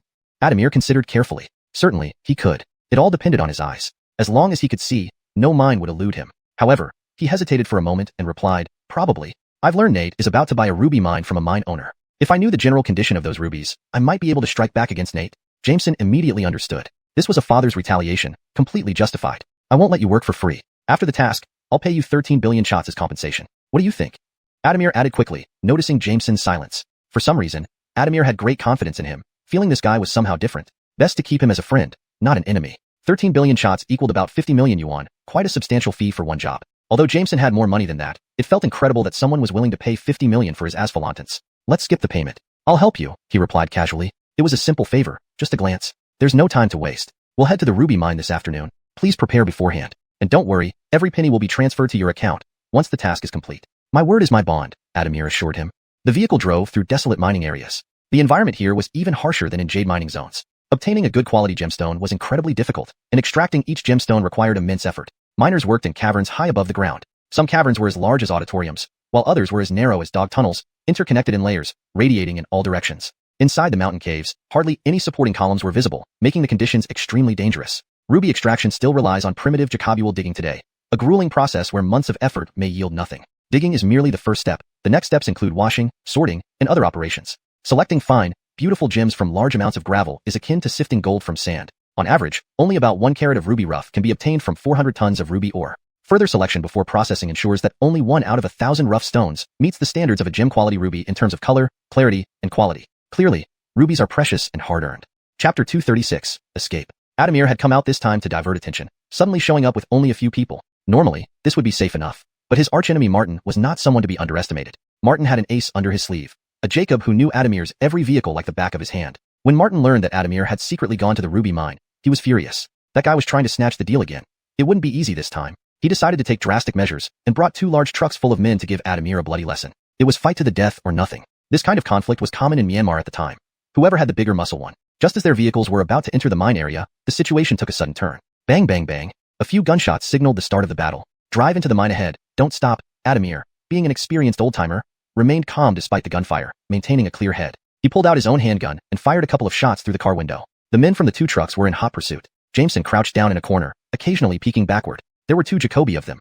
This seemed dangerous. Bang! One of the rear tires went flat. Fortunately, the driver was skilled and Jacob aged to keep the car moving, albeit slower. This wouldn't work. They would soon catch up and have them trapped like fish in a barrel. Stop immediately, abandon the car and run into the mine. We might have a chance, Jameson shouted. Adamir agreed, Leonardston to him. The 5 people in the car, including the driver, all had handguns except for Jameson. As soon as he opened the door, he ducked and rolled out. The others also got out while firing shots behind them. They all protected Adamir, as they were loyal servants whose livelihood depended on him. Jameson didn't have such concerns. He only needed to take care of himself. His speed was naturally fast, and as soon as he exited the car, he determined a route and dashed toward it. This wasn't the time to be a hero. He had no weapon to defend himself, so running was the only option. Adamir was quick-witted and followed Jameson without hesitation. This kid was smart. He had saved Tamara last time, so following him was a wise choice. However, he quickly realized he couldn't match Jameson's speed and lost sight of him. The pursuers, seeing them run into the mine, abandoned their vehicles and pursued them, closing the gap. Adamir's group ran out of bullets, and the driver and 1 bodyguard were already injured. Seeing the pursuers getting closer, Adamir knew this couldn't go on. Scatter and find cover. Don't worry about me. We're easier targets together, he shouted. The driver and bodyguards dispersed on Jacob, seeking hiding places. Adamir picked a random path and ran. By spreading out, the risk of encountering danger decreased significantly. After a long run, Adamir found a small mine tunnel to hide in. Unexpectedly, someone found him shortly after. Fortunately, it was just one person, a young Jacob. Adamir watched him cautiously. The young Jacob clearly wanted to capture him alive for merit, so he didn't immediately call for help or shoot him, merely pointing his gun at Adamir. Mr. Major Miner, sorry, squat down and put your hands on your head. Under someone else's roof, you must bow. Adamir squatted, keeping an eye on the young Jacob. The youth patted down Adamir but found nothing. He then decided to use his belt to tie him up. Hold still. He kept his gun aimed while attempting to bind Adamir with one hand. Knowing he'd be doomed if tied up, Adamir made a move. Seizing the opportunity, he tried to grab the gun when the youth hesitated. The youth reacted quickly, pulling the trigger towards Adamir. Adamir barely dodged, but the bullet hit his arm instead of his heart. Ignoring the pain, he pounced on the Jacob when he froze in shock, disarming him and executing a fatal shot. Moments passed swiftly. After dealing with the Jacob, Adamir wiped blood from his wound with his jacket and fled the cave, knowing reinforcements would arrive soon due to the gunfire. Adrenaline numbed the pain, and he focused on escaping. Choosing narrow paths, he ran until he lost his pursuers. Finally, finding a small cave about 2 meters high, he climbed inside to rest, wrapping his wound with torn shirt strips. Sweat dripped from his forehead as exhaustion overtook him, and he drifted into unconsciousness, thinking he might die in this small mine tunnel. Meanwhile, Jameson, prioritizing self-preservation, ran hard, quickly distancing himself from everyone. He reached a good hiding spot, similar to last time, realizing Adamir's group had lost him. Thankfully, he had his special ability to see through the thick mine walls and monitor their movements. Martin had indeed invested heavily, sending a lot of armed men. The driver was found and killed instantly. Jameson mourned silently. I'm sorry, I couldn't save you. One bodyguard was injured but hid safely. The other wasn't so lucky, captured by the pursuers, likely for interrogation. But where was Adamir? Translation note. The translation aims to retain the original tone, structure, and pacing while ensuring natural English flow. Character names are presented using pinyin as instructed. Chapter 237. Thrilling rescue of Adamir. Has he already been captured? Or worse, killed? No way. Jameson's heart skipped a beat. He became anxious and began searching with his X-ray vision. But the more anxious he got, the harder it was to find anyone. This can't be happening. I finally found someone who could help me, and now this? No, Jameson, you need to calm down. There's no way Adamir would have gone down so easily. After thinking for a minute, he decided to conduct a thorough search within a 2-kilometer radius, focusing mainly on the hideouts like mine tunnels. Even if Adamir had Jacob Age to escape, it would have been impossible for him to run that far in such a short time. So, using himself as the center, he began probing inch by inch around the perimeter. Oh God, please let Adamir be alive. This was the first time in his life that he genuinely hoped a near stranger would survive. He searched tirelessly but found nothing. On the bright side, there were plenty of people conducting similar searches, which meant they hadn't found Adamir either. Small comfort in the situation. Now it came down to who would find him first. Jameson forced himself to stay calm and continued his search. His gaze passed through every cave and rock formation, leaving no corner unexamined. In the process, he noticed tiny red gemstones scattered throughout the mine. They were mostly small, with only a few larger rubies. Their distribution was strange. Some areas had none while others had Jacoby clumped together. No wonder mining was considered a game of luck. But enough distractions. Jameson resumed his search, growing increasingly anxious as time ticked by. This was a race against time. If Adamir were found by the others first, it would all be over. He moved as fast as he could, almost reaching his limit, when suddenly something flashed before his eyes. Stunned, he backtracked to investigate. His heart pounded wildly. Good heavens, what is that? Is this even a ruby? More like a red brick. An enormous ruby embedded in the rock face, nearly the size of a ball. If not for seeing it with his own eyes, it would be hard to believe such a large natural ruby existed, especially one with the rare pigeon blood red color. The value of this single gemstone was immense, rivaling the jadeite they'd found previously. In later times, it would be priceless. Jameson glanced at it greedily, but quickly forced himself to continue searching for Adamir. The pigeon blood red ruby wasn't going anywhere. Saving Adamir was more important. Fortunately, he finally spotted Adamir in an adjacent mine tunnel. It appeared he had collapsed from injury, lying motionless on the ground. Jameson scanned the area hurriedly. Not good.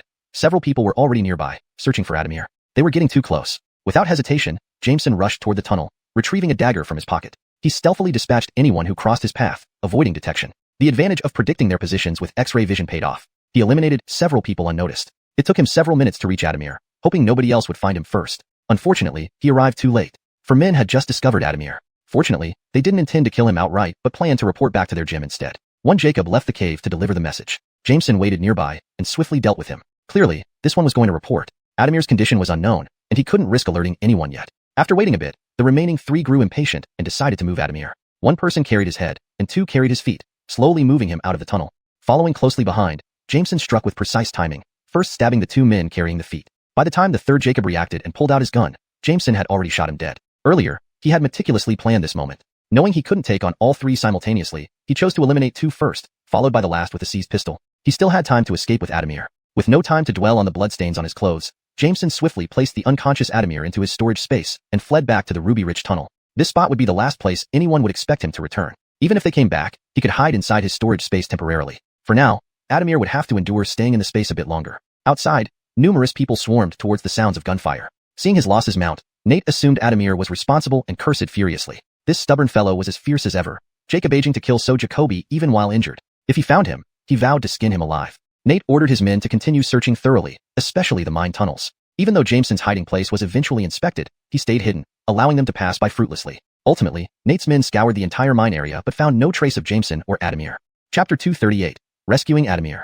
The original owner of the ruby mine was alarmed and hurried over to inspect the situation, but was eventually convinced by Nate's few misleading words. Since they were familiar with each other and knew Nate's temperament, they did not press further. Nate would never dare to let anyone know about his covert activities. Failing to uncover any clues, he suspected that Adamir had already been rescued and went along the road to pursue. This gave Jameson and Adamir a sliver of hope for survival. Jameson took the risk of returning to the mine not only because he believed in lamp beneath darkness, but also aimed at obtaining that ruby. When treasures are involved, even Jameson could not escape such temptation. That ruby seemed particularly well hidden, just stuck on the mine wall. If the miners dug a few more centimeters deeper, it would have been visible. It's truly a pity.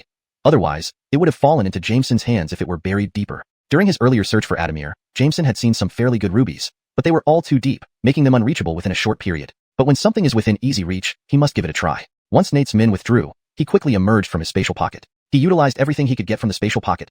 The dagger used previously in Dunhuang, a small Woyang spade, a large iron shovel from home, crowbars, hammers, anything that could be used. With great effort, he finally Jacob-aged to pry off the entire piece of ruby along with its enveloping soil and rocks. The huge chunk resembled a large mound of earth, weighing up to 20 or 30 pounds. To reveal its true appearance required panning. With no time to spare, Jameson threw it into his spatial pocket. His face was covered in dirt, but his eyes sparkled as he delightedly discarded the gemstone into the pocket, thinking what a huge gain this was.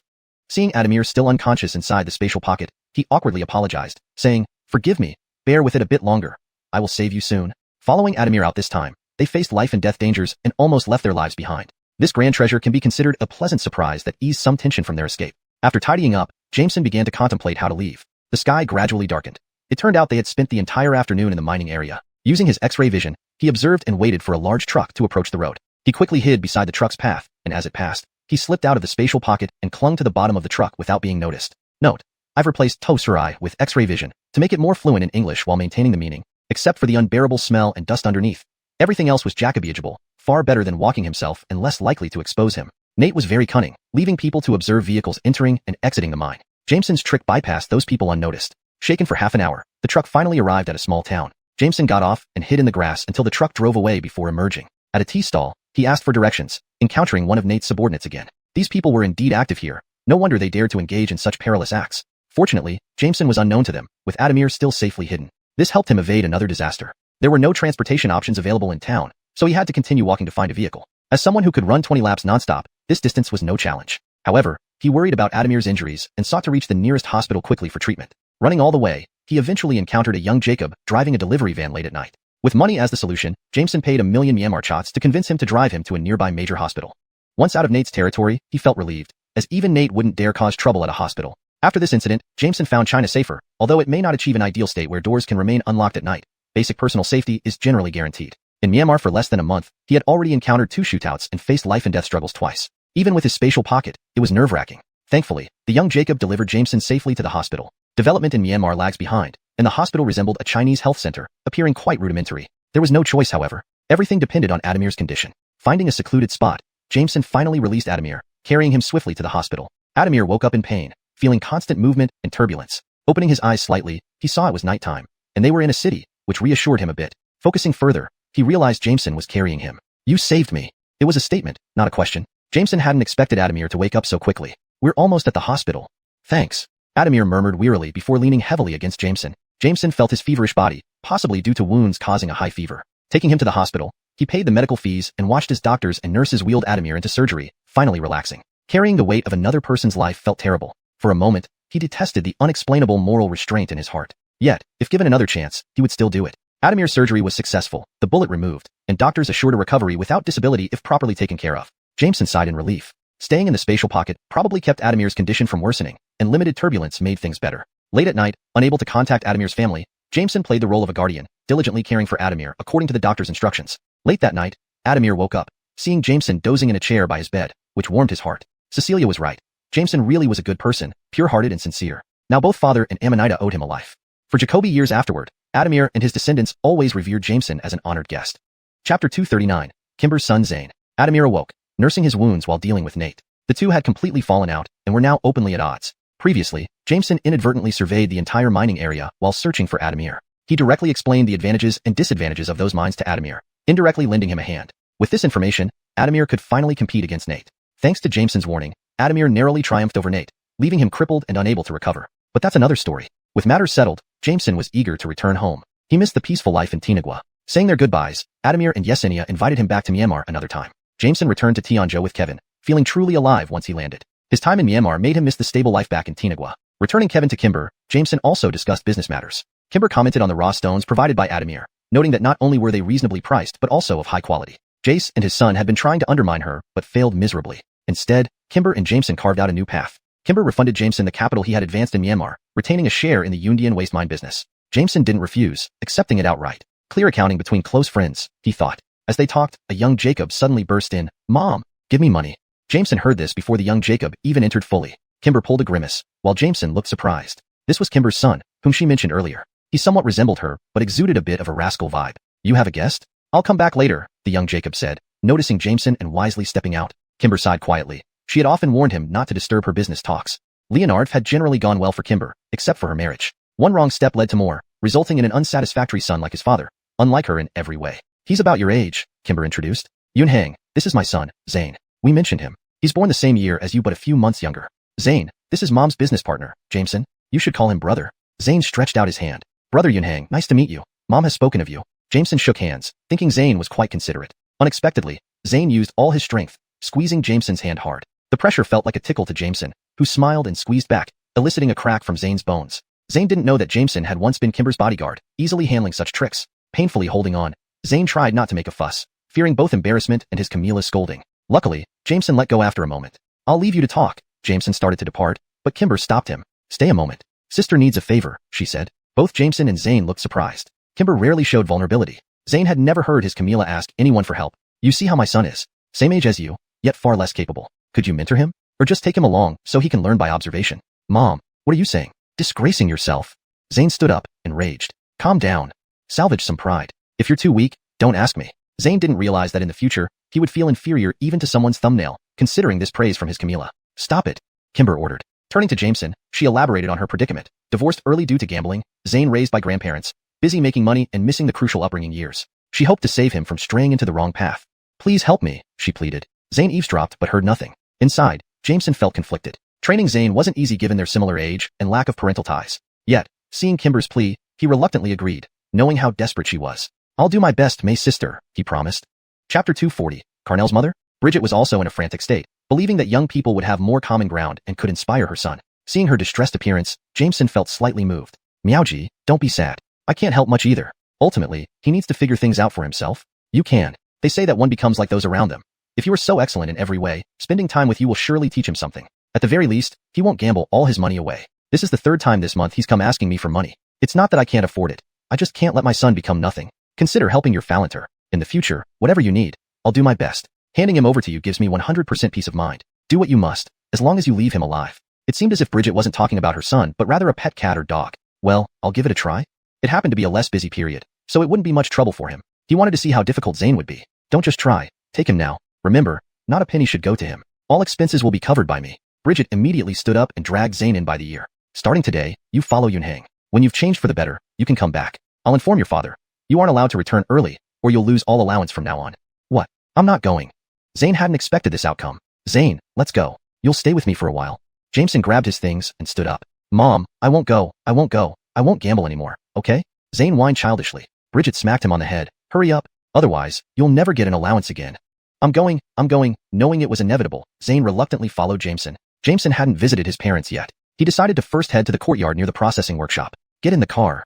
Jameson started the engine, but Zane remained motionless outside the car. You didn't open the door for me, Zane said poutingly. Jameson rolled his eyes. This was some princely attitude that needed fixing. He lowered the window. I counted 3. If you're not in the car by then, walk after me.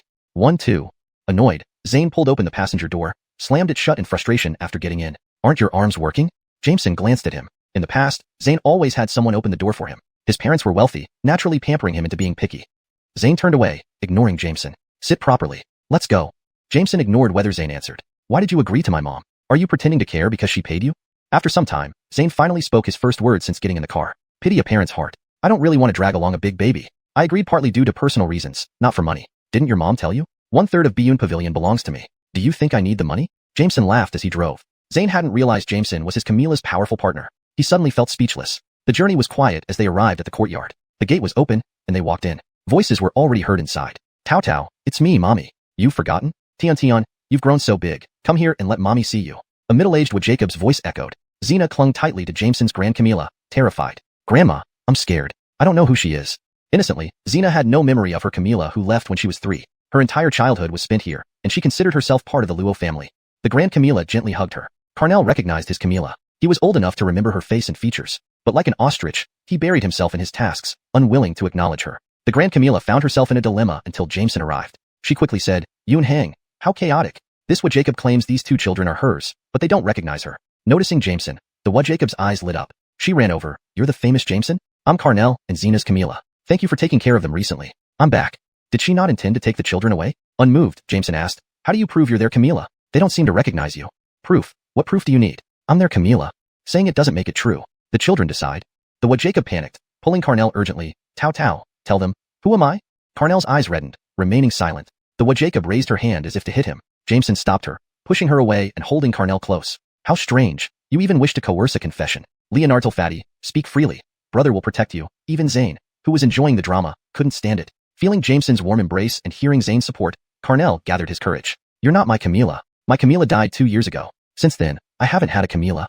Carnell clenched his teeth, tears streaming down his face. How could a Camilla abandon her children? I'm older, I could survive, but you left little Phalanter behind too? What kind of Camilla are you? You kept all the 2,000 yuan compensation and didn't leave us a cent. How did I jack a bitch? I collected trash for money to buy food for my Phalanter. eating leftovers myself, often getting diarrhea. I endured until life became slightly better. Why are you back now? I'd rather not have a Camila. I'd rather you were dead. When you abandoned us, I told myself I had no Camila. Carnell finally vented all his pent-up emotions to Jameson. The adults, including Grandma, Jameson, and even Zane, felt profound heartache for the poor child. His words conveyed years of hardship and grievances. Ironically, his Camila reacted as if nothing happened, saying irritably, "You ungrateful child, wishing death on me. Aren't I back now?" Chapter 241. The Shameless Share. Despite Carnell's harsh words, they indirectly confirmed that this Jacob was indeed his and Zena's biological Camila, no doubt about it. It was hard to understand how she had the nerve to abandon her 2 children for a year, and then come back. It really was a strange twist of fate. The Jacob's name is Cher. A year ago, after her husband died, she received some compensation money. She feared that her philanderer-in-law would try to take her share, and she also worried that it would be difficult to remarry with 2 children. After much thought, she decided to run away, coincidentally meeting a person from the South and following them to work there. In the South over the past year, she worked in Jacoby factories, saw a bigger world, and met some decent men, but nothing came of it. These men only wanted relationships without marriage. They were just playing games with her. Cher wouldn't agree to that. Over time, she felt the Southerners were insincere, so she returned to Tianzhou. She sneaked back, fearing discovery by anyone she knew before. Although she felt somewhat guilty towards the 2 children, she wondered how they were doing. But everyone must look out for themselves. If not, heaven will punish you. She couldn't do anything since their deceased father left her without support. Ironically, she encountered someone familiar despite trying to avoid it. One morning while buying groceries, she ran into someone from the old compound. This Jacob was known as a notorious gossip. Cher wanted to keep her distance, but the Jacob stopped her. "Cher, where have you been? Did you strike it rich?"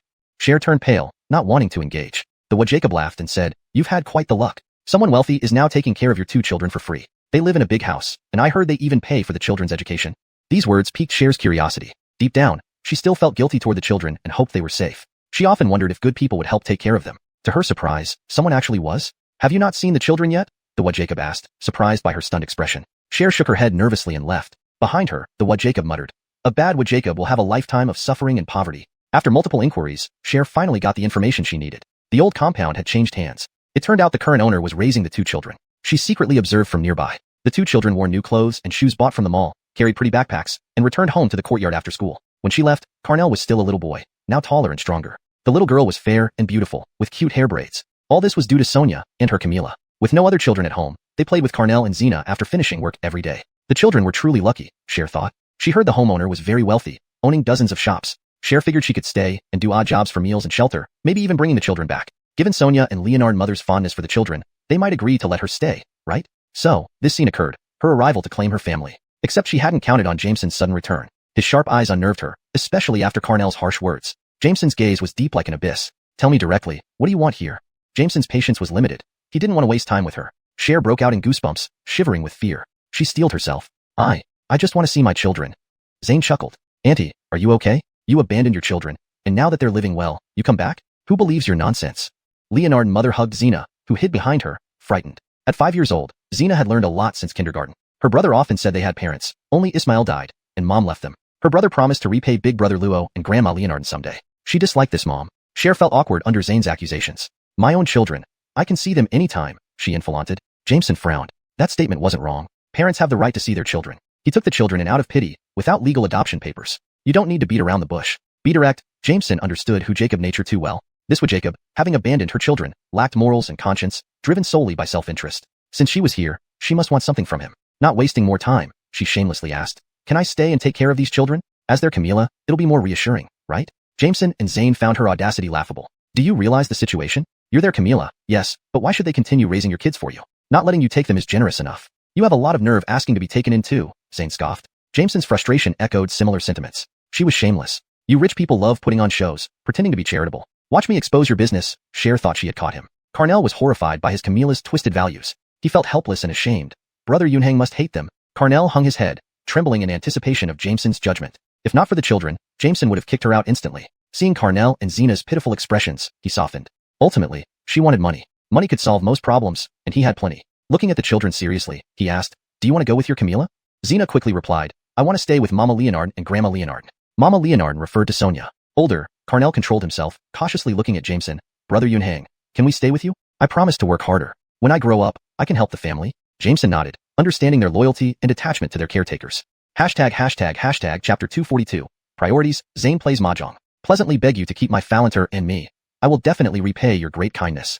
Carnell's words touched everyone present except for his heartless biological Camila. Cher curled her lips, thinking how this boy would follow whoever could provide for him, just like her. Jameson felt confident now. If the two children wished to stay, no one could take them away. As for Cher wanting to stay, that was impossible. However, it was necessary to give her a little sweetener for the sake of the kid. Indeed, Jameson did this intentionally, letting Carnell witness his Camilla's true nature. He couldn't protect them forever.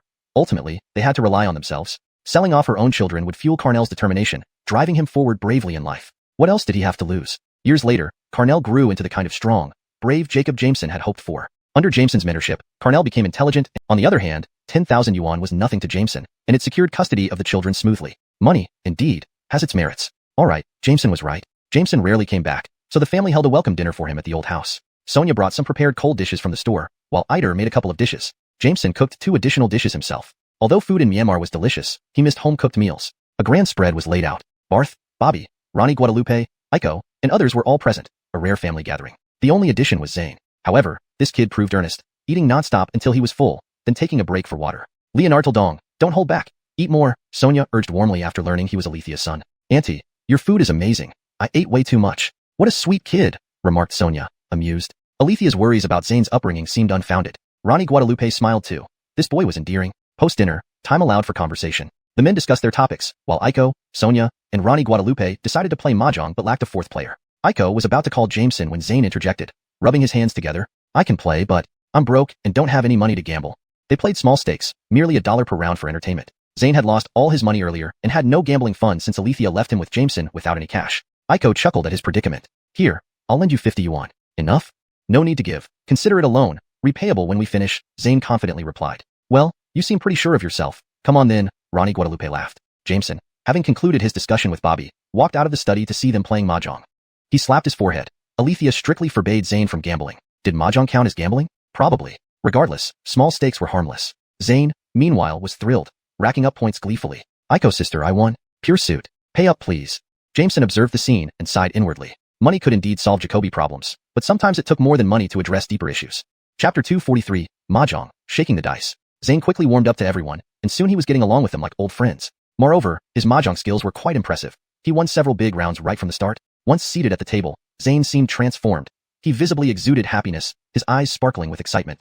After more than 10 rounds, Zane had wiped out Aiko, Sonia, and Ronnie Guadalupe completely, leaving them grumbling in frustration. Jameson watched silently without saying a word. In fact, Jameson didn't know how to play mahjong at all. He'd never had the chance to learn before, just like Sonia who had only learned in the past couple of years from Ronnie Guadalupe. But playing mahjong is ultimately a form of entertainment, and watching for a bit made it easy to understand. They played for about an hour. Zane's drawer in front of him was stuffed with money, while the drawers of the other 3 were almost empty. Aiko pouted and said, I'm not playing anymore. You win every time, it's no fun. You're so good, you're bullying us. Zane smiled sweetly and replied, pure luck. I promised I'd pay you back, and I always keep my word. Saying this, he handed Aiko the 50 yuan in his hand. This guy was getting too cocky, and he needed to be taken down a notch. Jameson walked behind Aiko and said, take a break, let me play. Though Aiko had never seen Jameson play mahjong, she somehow felt that he could do anything and would certainly help her get revenge. Seeing Jameson offering himself up, Zane couldn't help but smile broadly. He hadn't had enough yet, and figured this was a perfect opportunity to win all their money again and head to the casino. Zane had grown up around mahjong tables, so his skills were naturally top-notch. Against players like Aiko, they could only lose.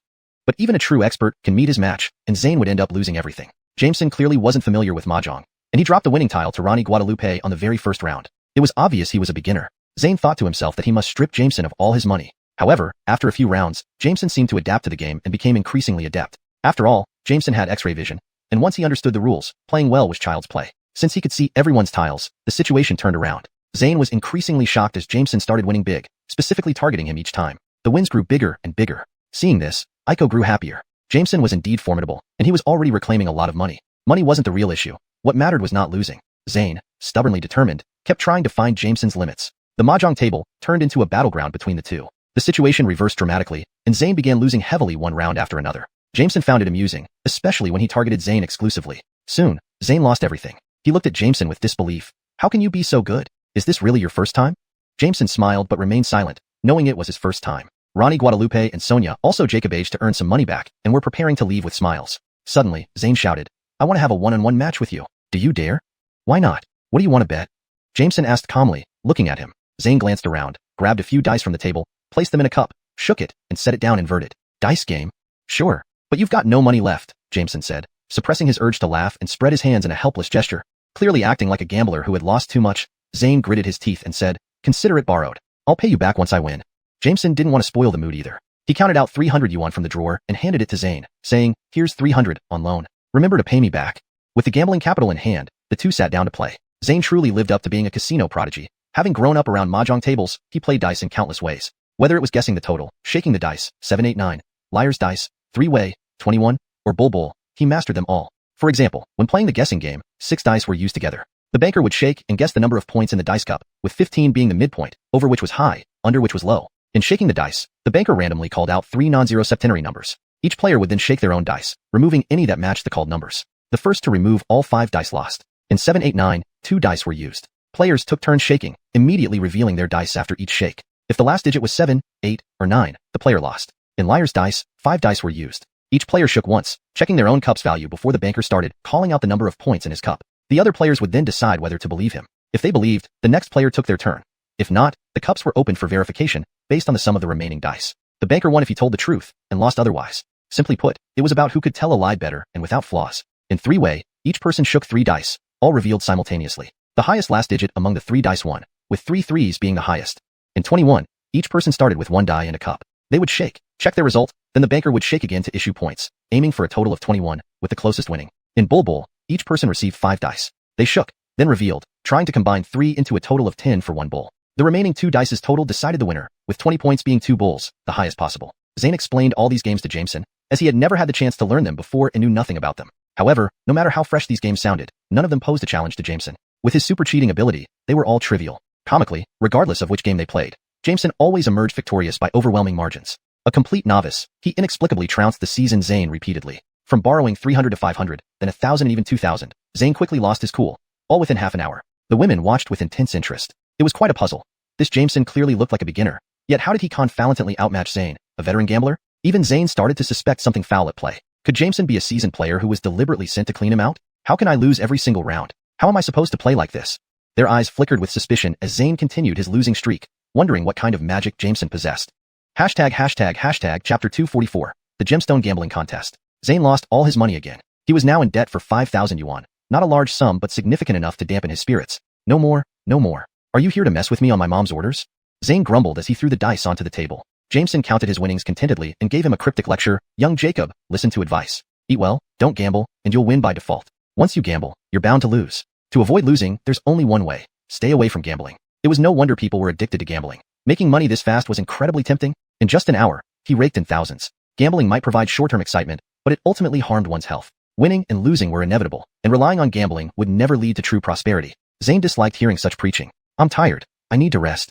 Jameson asked Sonia to show him to the guest room. The house was spacious, with plenty of living spaces available. This person's stubbornness needed more refining. Meanwhile, Aline had almost finished shooting her scenes as Lady Mingzhu. Jameson added another 2 million investment to ensure the best results. With filming wrapping up, it was now in the director's hands for post-production. The movie was expected to air on TV later that year. After returning dejectedly from Jameson's place and accruing another 5,000 yuan in fortune, Zane felt dispirited for days, doing everything half-heartedly. He didn't even feel like playing cards anymore, finding little pleasure in it. Jameson was too formidable and always Jacob-aged to make him lose even more. Until Walker came over, and Jameson took Zane to the collection room. Seeing Jameson's treasures, Zane instantly perked up. Even if he was dim-witted, he knew the items behind the bulletproof glass were priceless gems. Just looking at them felt valuable, especially the massive red crystal resembling a basin. Jameson said it was a huge uncut red ruby. My goodness, how much could such a large ruby be worth? In truth, Zane lacked cultural depth or broad knowledge. To him, the priceless chicken cup before him was just a teacup. However, he did know that rubies were very valuable. Poor Alethea had a son with excellent conditions, but raised him rather crudely. Leonarding in the Luo family's grand estate for a few days, Zane realized its understated luxury and elegance without recognizing its true value. Even the flower stands were made from Hainanese rosewood. How upscale? Well, different fields indeed have different expertise. Zane revised his perception of Jameson. Initially thinking him merely a wealthy business Jacob, he now saw him as cultured and knowledgeable. And unexpectedly, Jameson was also a collector, student, actor, calligrapher, chef. The list of identities was overwhelming. Experiencing just a fraction of Jameson's multifaceted life, Zane finally understood why his Camilla always said he couldn't match even a finger of Jameson. Saying fingers was generous. He wasn't even equal to a fingernail, proving he was truly mediocre. Zane became instantly obedient. You love gambling, right? How about I take you to experience real high-stakes gambling? Are you in?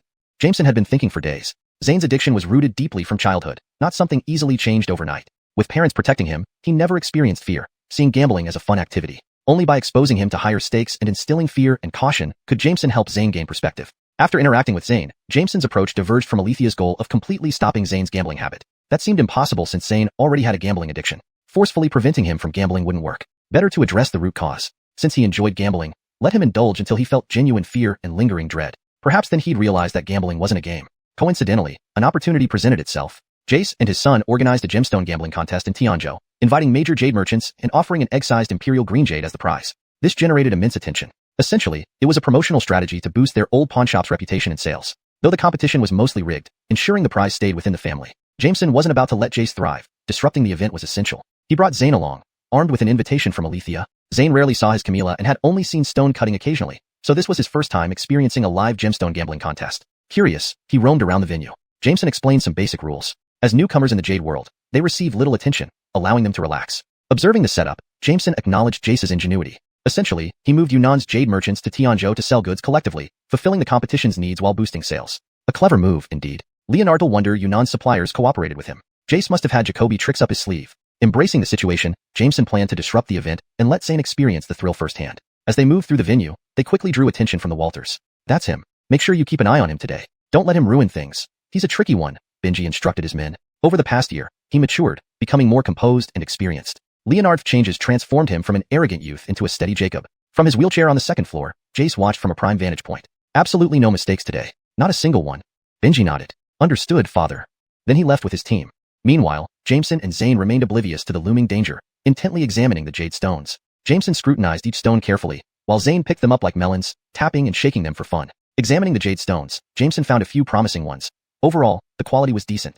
Initially, he thought this was just a publicity stunt, but it turned out to have some authenticity, suggesting a serious attempt to reclaim lost glory. Meeting again, Hobie? Benji said with a sense of déjà vu. Jameson turned around and faced him, dusting off his hands. Benji, still quite lively, aren't you? You won't win today, Benji said with certainty. Let's see, Jameson replied nonchalantly, aware that the Walters likely had another scheme up their sleeves.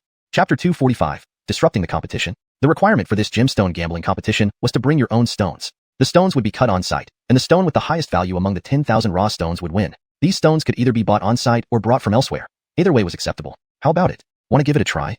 Jameson asked Zane. Although Zane had never gambled on stones before, anything involving gambling piqued his interest. We've come all the way here. Of course we should play. All right, pick one yourself, and I'll cover the cost. The two wandered around the venue. Zane spotted a piece of material and carried it over like a treasure for Jameson to see. Brother Hang, what do you think of this? Jameson took a look. It was just white cotton with nothing special inside. Seeing Zane's excited face, he almost couldn't bear to watch. If you like it, let's take it. Zane eagerly went to ask the seller for the price. 28,000. What? 28,000? You must be out of your mind.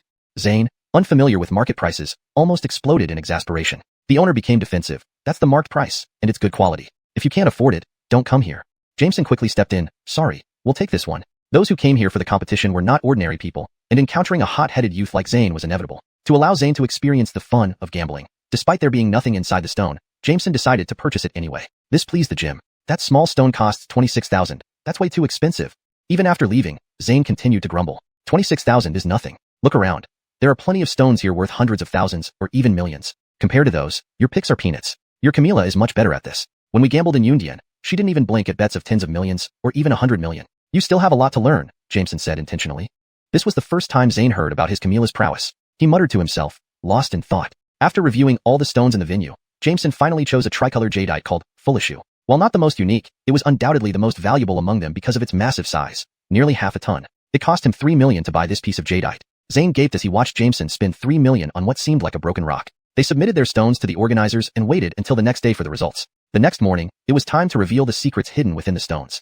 Jace made extensive preparations, arranging 10 stone-cutting machines on site. Everyone gathered anxiously around their respective stones. There were over 50 participants, each bringing one stone, totaling over 50 stones. As Jameson surveyed the stones laid out, he suddenly froze when he saw one particular piece. It was an imperial green jadeite, and quite large. This stone had to belong to the Jace family. Jameson felt it instinctively. It looked like they would indeed win this time. Wait, Jameson glanced again. The Jace family was actually attempting to cheat. The imperial green was real and undeniable, but this stone had clearly been opened and reassembled using a sophisticated technique to create a seamless appearance. Only someone with X-ray vision like Jameson could detect such a flaw. No wonder Benji looked so confident. He was sure of his victory. Unless Jameson produced a larger imperial green right then and there, obviously impossible, their scheme wouldn't succeed. When Jameson's Fulishu jadeite was opened, the audience was stunned. Its value multiplied tenfold. Zane hugged Jameson, laughing and chatting excitedly. The Jace father and son remained outwardly calm. It seemed the imperial green was indeed theirs. Finally, it was time to open the imperial green. The pair looked smug. Jameson wasn't about to let them revel in their success for long. I suspect this stone is a composite, he declared. Benji hadn't expected Jameson to catch them. Initially startled, he quickly regained composure. He confronted Jameson to suppress the situation. You need evidence for your accusations, or it will be considered slander, and you will bear the consequences. Benji wanted to force Jameson to back down and even got several experts to examine the stone, but none detected any flaws. Suddenly, everyone turned against Jameson. Unfazed, Jameson picked up a pin and drew a line on the stone. Cut along this line, and you'll find the proof. Do you dare? Jameson provocatively asked Benji. All eyes turned to Benji. Caught between a rock and a hard place, Benji knew how Jameson guessed the stone had been tampered with, and it seemed Jameson's line perfectly matched the alteration spot. He hesitated. He couldn't agree without exposing his trick, yet refusing would seem suspicious. He had no choice but to gamble and hope Jameson hadn't pinpointed it correctly. All right, please cut it, he agreed. The stone cutter followed Jameson's line. The exposed cut revealed a glued surface, beneath which lay true imperial green. This left everyone speechless. Experts confirmed the flaw, praising the deceitful craftsmanship that had nearly passed undetected during the competition. With Jameson's keen eye, the stone's deception was exposed. Immediately, chaos erupted. Participants nearly tore down the Walter family's venue, furious over the lack of fair play. Jameson left immediately with his revealed Fullishu jadeite. He knew the incident would ruin the competition and tarnish the reputation of the Jade's father and son. Their credibility with major jade merchants was at risk, while he secured another valuable jadeite, a great gain. Zane wasn't so cheerful. His carefully selected stone turned out to be all white cotton after being cut, costing him 28,000 yuan. Though not his money, the loss still hurt psychologically. Gambling on stones, it turns out, wasn't as exciting as tangible items that one could see and touch. Chapter 246, Renovation Successful. Zane ultimately still Jacob-aged to get himself into trouble. Argyle was fast asleep when he suddenly received a call. He initially thought it was a wrong number and ignored it, but the calls kept coming. Brother Hang, help me. Don't tell my mom. It was Zane's voice. What happened? Weren't you supposed to be sleeping at home? Argyle was utterly baffled. It turned out that Zane had secretly slipped out late at night to indulge in some fun. He couldn't control his gambling habit and found a random casino to gamble in. After a few rounds, he noticed the dealer cheating and exposed him right there. Who was he? Having grown up in casinos, how could he not recognize cheating? This move had stirred up a hornet's nest, and the casino people wouldn't let him go without ransom. Either pay up 50,000 yuan, not a cent less, or they'd keep him. Argyle had no choice but to wake up in the middle of the night to rescue him. Luckily, he always kept some cash on hand for emergencies. Juanita only had this one son.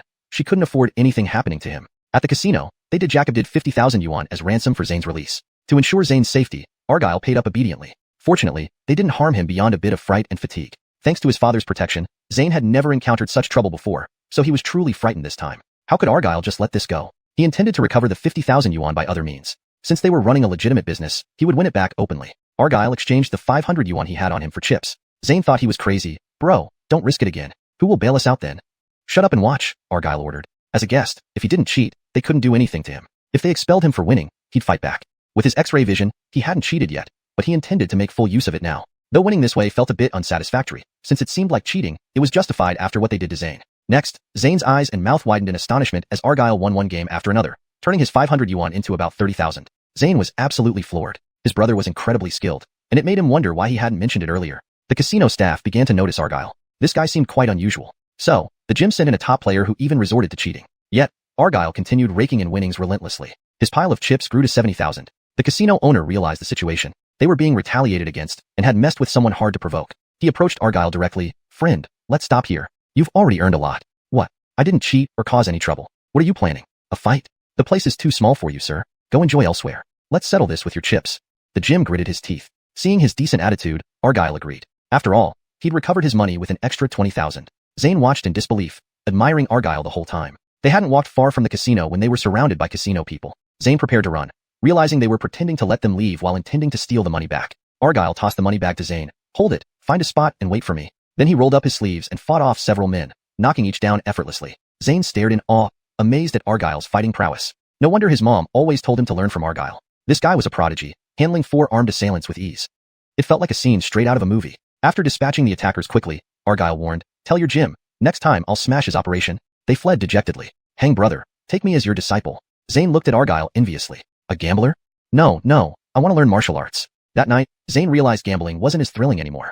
Especially after 2 close encounters, he thought it wise to learn survival skills instead. As long as Zane wasn't gambling, Argyle obliged him. Initially thinking Zane would lose interest soon, surprisingly, he took it seriously. Argyle taught him for a few days before handing him over to Kevin. Kevin was well paid by Juanita, so teaching Zane was part of his duties. Under Kevin's guidance, Zane gradually improved, though not remarkably strong. It was good for fitness and kept him away from gambling temporarily, which satisfied Juanita. Under Argyle's influence, Zane quit gambling and focused on martial arts, only occasionally indulging in small bets within limits. Juanita gave Argyle a substantial red envelope as a token of gratitude. The new year saw the premiere of the drama Pearl Concubine, starring Argyle and Aiko. It became an instant hit, making Argyle and Aiko household names. While Argyle was already famous, Aiko blossomed into a national idol, officially entering the entertainment industry. She and Argyle discussed her career plans. She wanted to focus on acting. Argyle supported her dreams, only asking her to avoid overly intimate scenes due to societal norms. Aiko readily agreed, as women were generally conservative during that era. Argyle's role in Pearl Concubine was to support Aiko's breakthrough. In the future, he planned to shift behind the scenes, investing and guiding her path.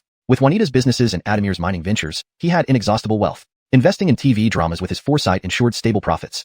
The Pearl Concubine brought in 10 times its initial investment in the first year, earning him over $100 million. The show remained popular for decades, ensuring continuous revenue. Argyle essentially secured a lifetime of financial comfort.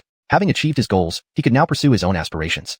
Chapter 247, Finale. Later, Jameson obtained both the master's and doctorate degrees under Bruce, becoming a rising star in the field of antiques, young yet highly skilled. Even a television channel invited him to serve as an appraiser for their treasure appraisal program. Recognizing the significance of promoting traditional Chinese culture through such platforms, he agreed to participate. Meanwhile, he continued working with Elida at the Cultural Relics Inspection Team, solving one major case after another. Aiko graduated smoothly, and finally, they got married. Under the witness of all relatives and friends, they officially became husband and wife. Jameson felt that being reborn was worthwhile. He saved his parents from their torment, changed his own tragic life, amassed wealth that would last a lifetime, and married the girl he yearned for in his previous life. His life was finally complete. On this day, the system that had accompanied him since his rebirth gave its final prompt. Congratulations on your perfect turnaround, host. It has been an honor walking this path with you. Farewell, do not ask about the future. Though the system finally left, it left behind everything it once gave to Jameson. Now possessing formidable strength, he no longer needed it. After a moment of sadness, he let it go. Elders like Bobby, Barth, Ronnie Guadalupe lived happily in their twilight years under the care of Jameson and Eider. Eider's business expanded nationwide, bringing fortune to the Leonard family as well.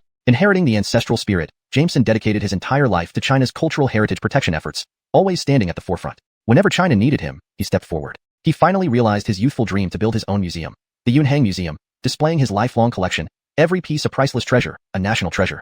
The Yunhang Museum opened to the public free of charge, attracting enthusiasts of antiquities. Visitors were amazed by the vast collection, which could rival any established museum, telling the legendary story of this Jacob named Jameson. Jameson made various donations to museums across the country, especially to the Tianzhou City Museum, where a branch dedicated to him chronicled the story of this great benefactor for future generations to admire. Jameson and Aiko later had a son and an Amanita. Their Amanita inherited her parents' beauty and pursued a career in acting, becoming a goddess in the hearts of her fans. Their son was equally outstanding, deeply influenced by his father's passion for antiques, eventually becoming a master himself. Sui's son, Zane, and Adamir's Amanita, Yesenia, unexpectedly found love. Yesenia had long admired China and begged her father to let her visit upon reaching adulthood. Unable to refuse, Adamir allowed her to go. Naturally, Jameson arranged for Zane to accompany her, considering they both talked non-stop. Under Zane's company, Yesenia toured Tianzhou thoroughly. Initially indifferent to each other, by the time Yesenia departed, they were emotionally attached. After Yesenia left, Zane missed her so much that he lost his appetite. He soon realized his feelings for her during their time together. Without hesitation, Zane, after informing his parents, went to Myanmar to pursue his princess. Coincidentally, Yesenia had developed a longing for Zane too, realizing it wasn't just the charm of China but the affection she had for him. When Zane appeared before her, Yesenia was stunned. True love brought them together perfectly. Initially unimpressed by Zane, Adamir was ultimately moved by his sincerity. Love conquered all. The end. Thank you all for your support.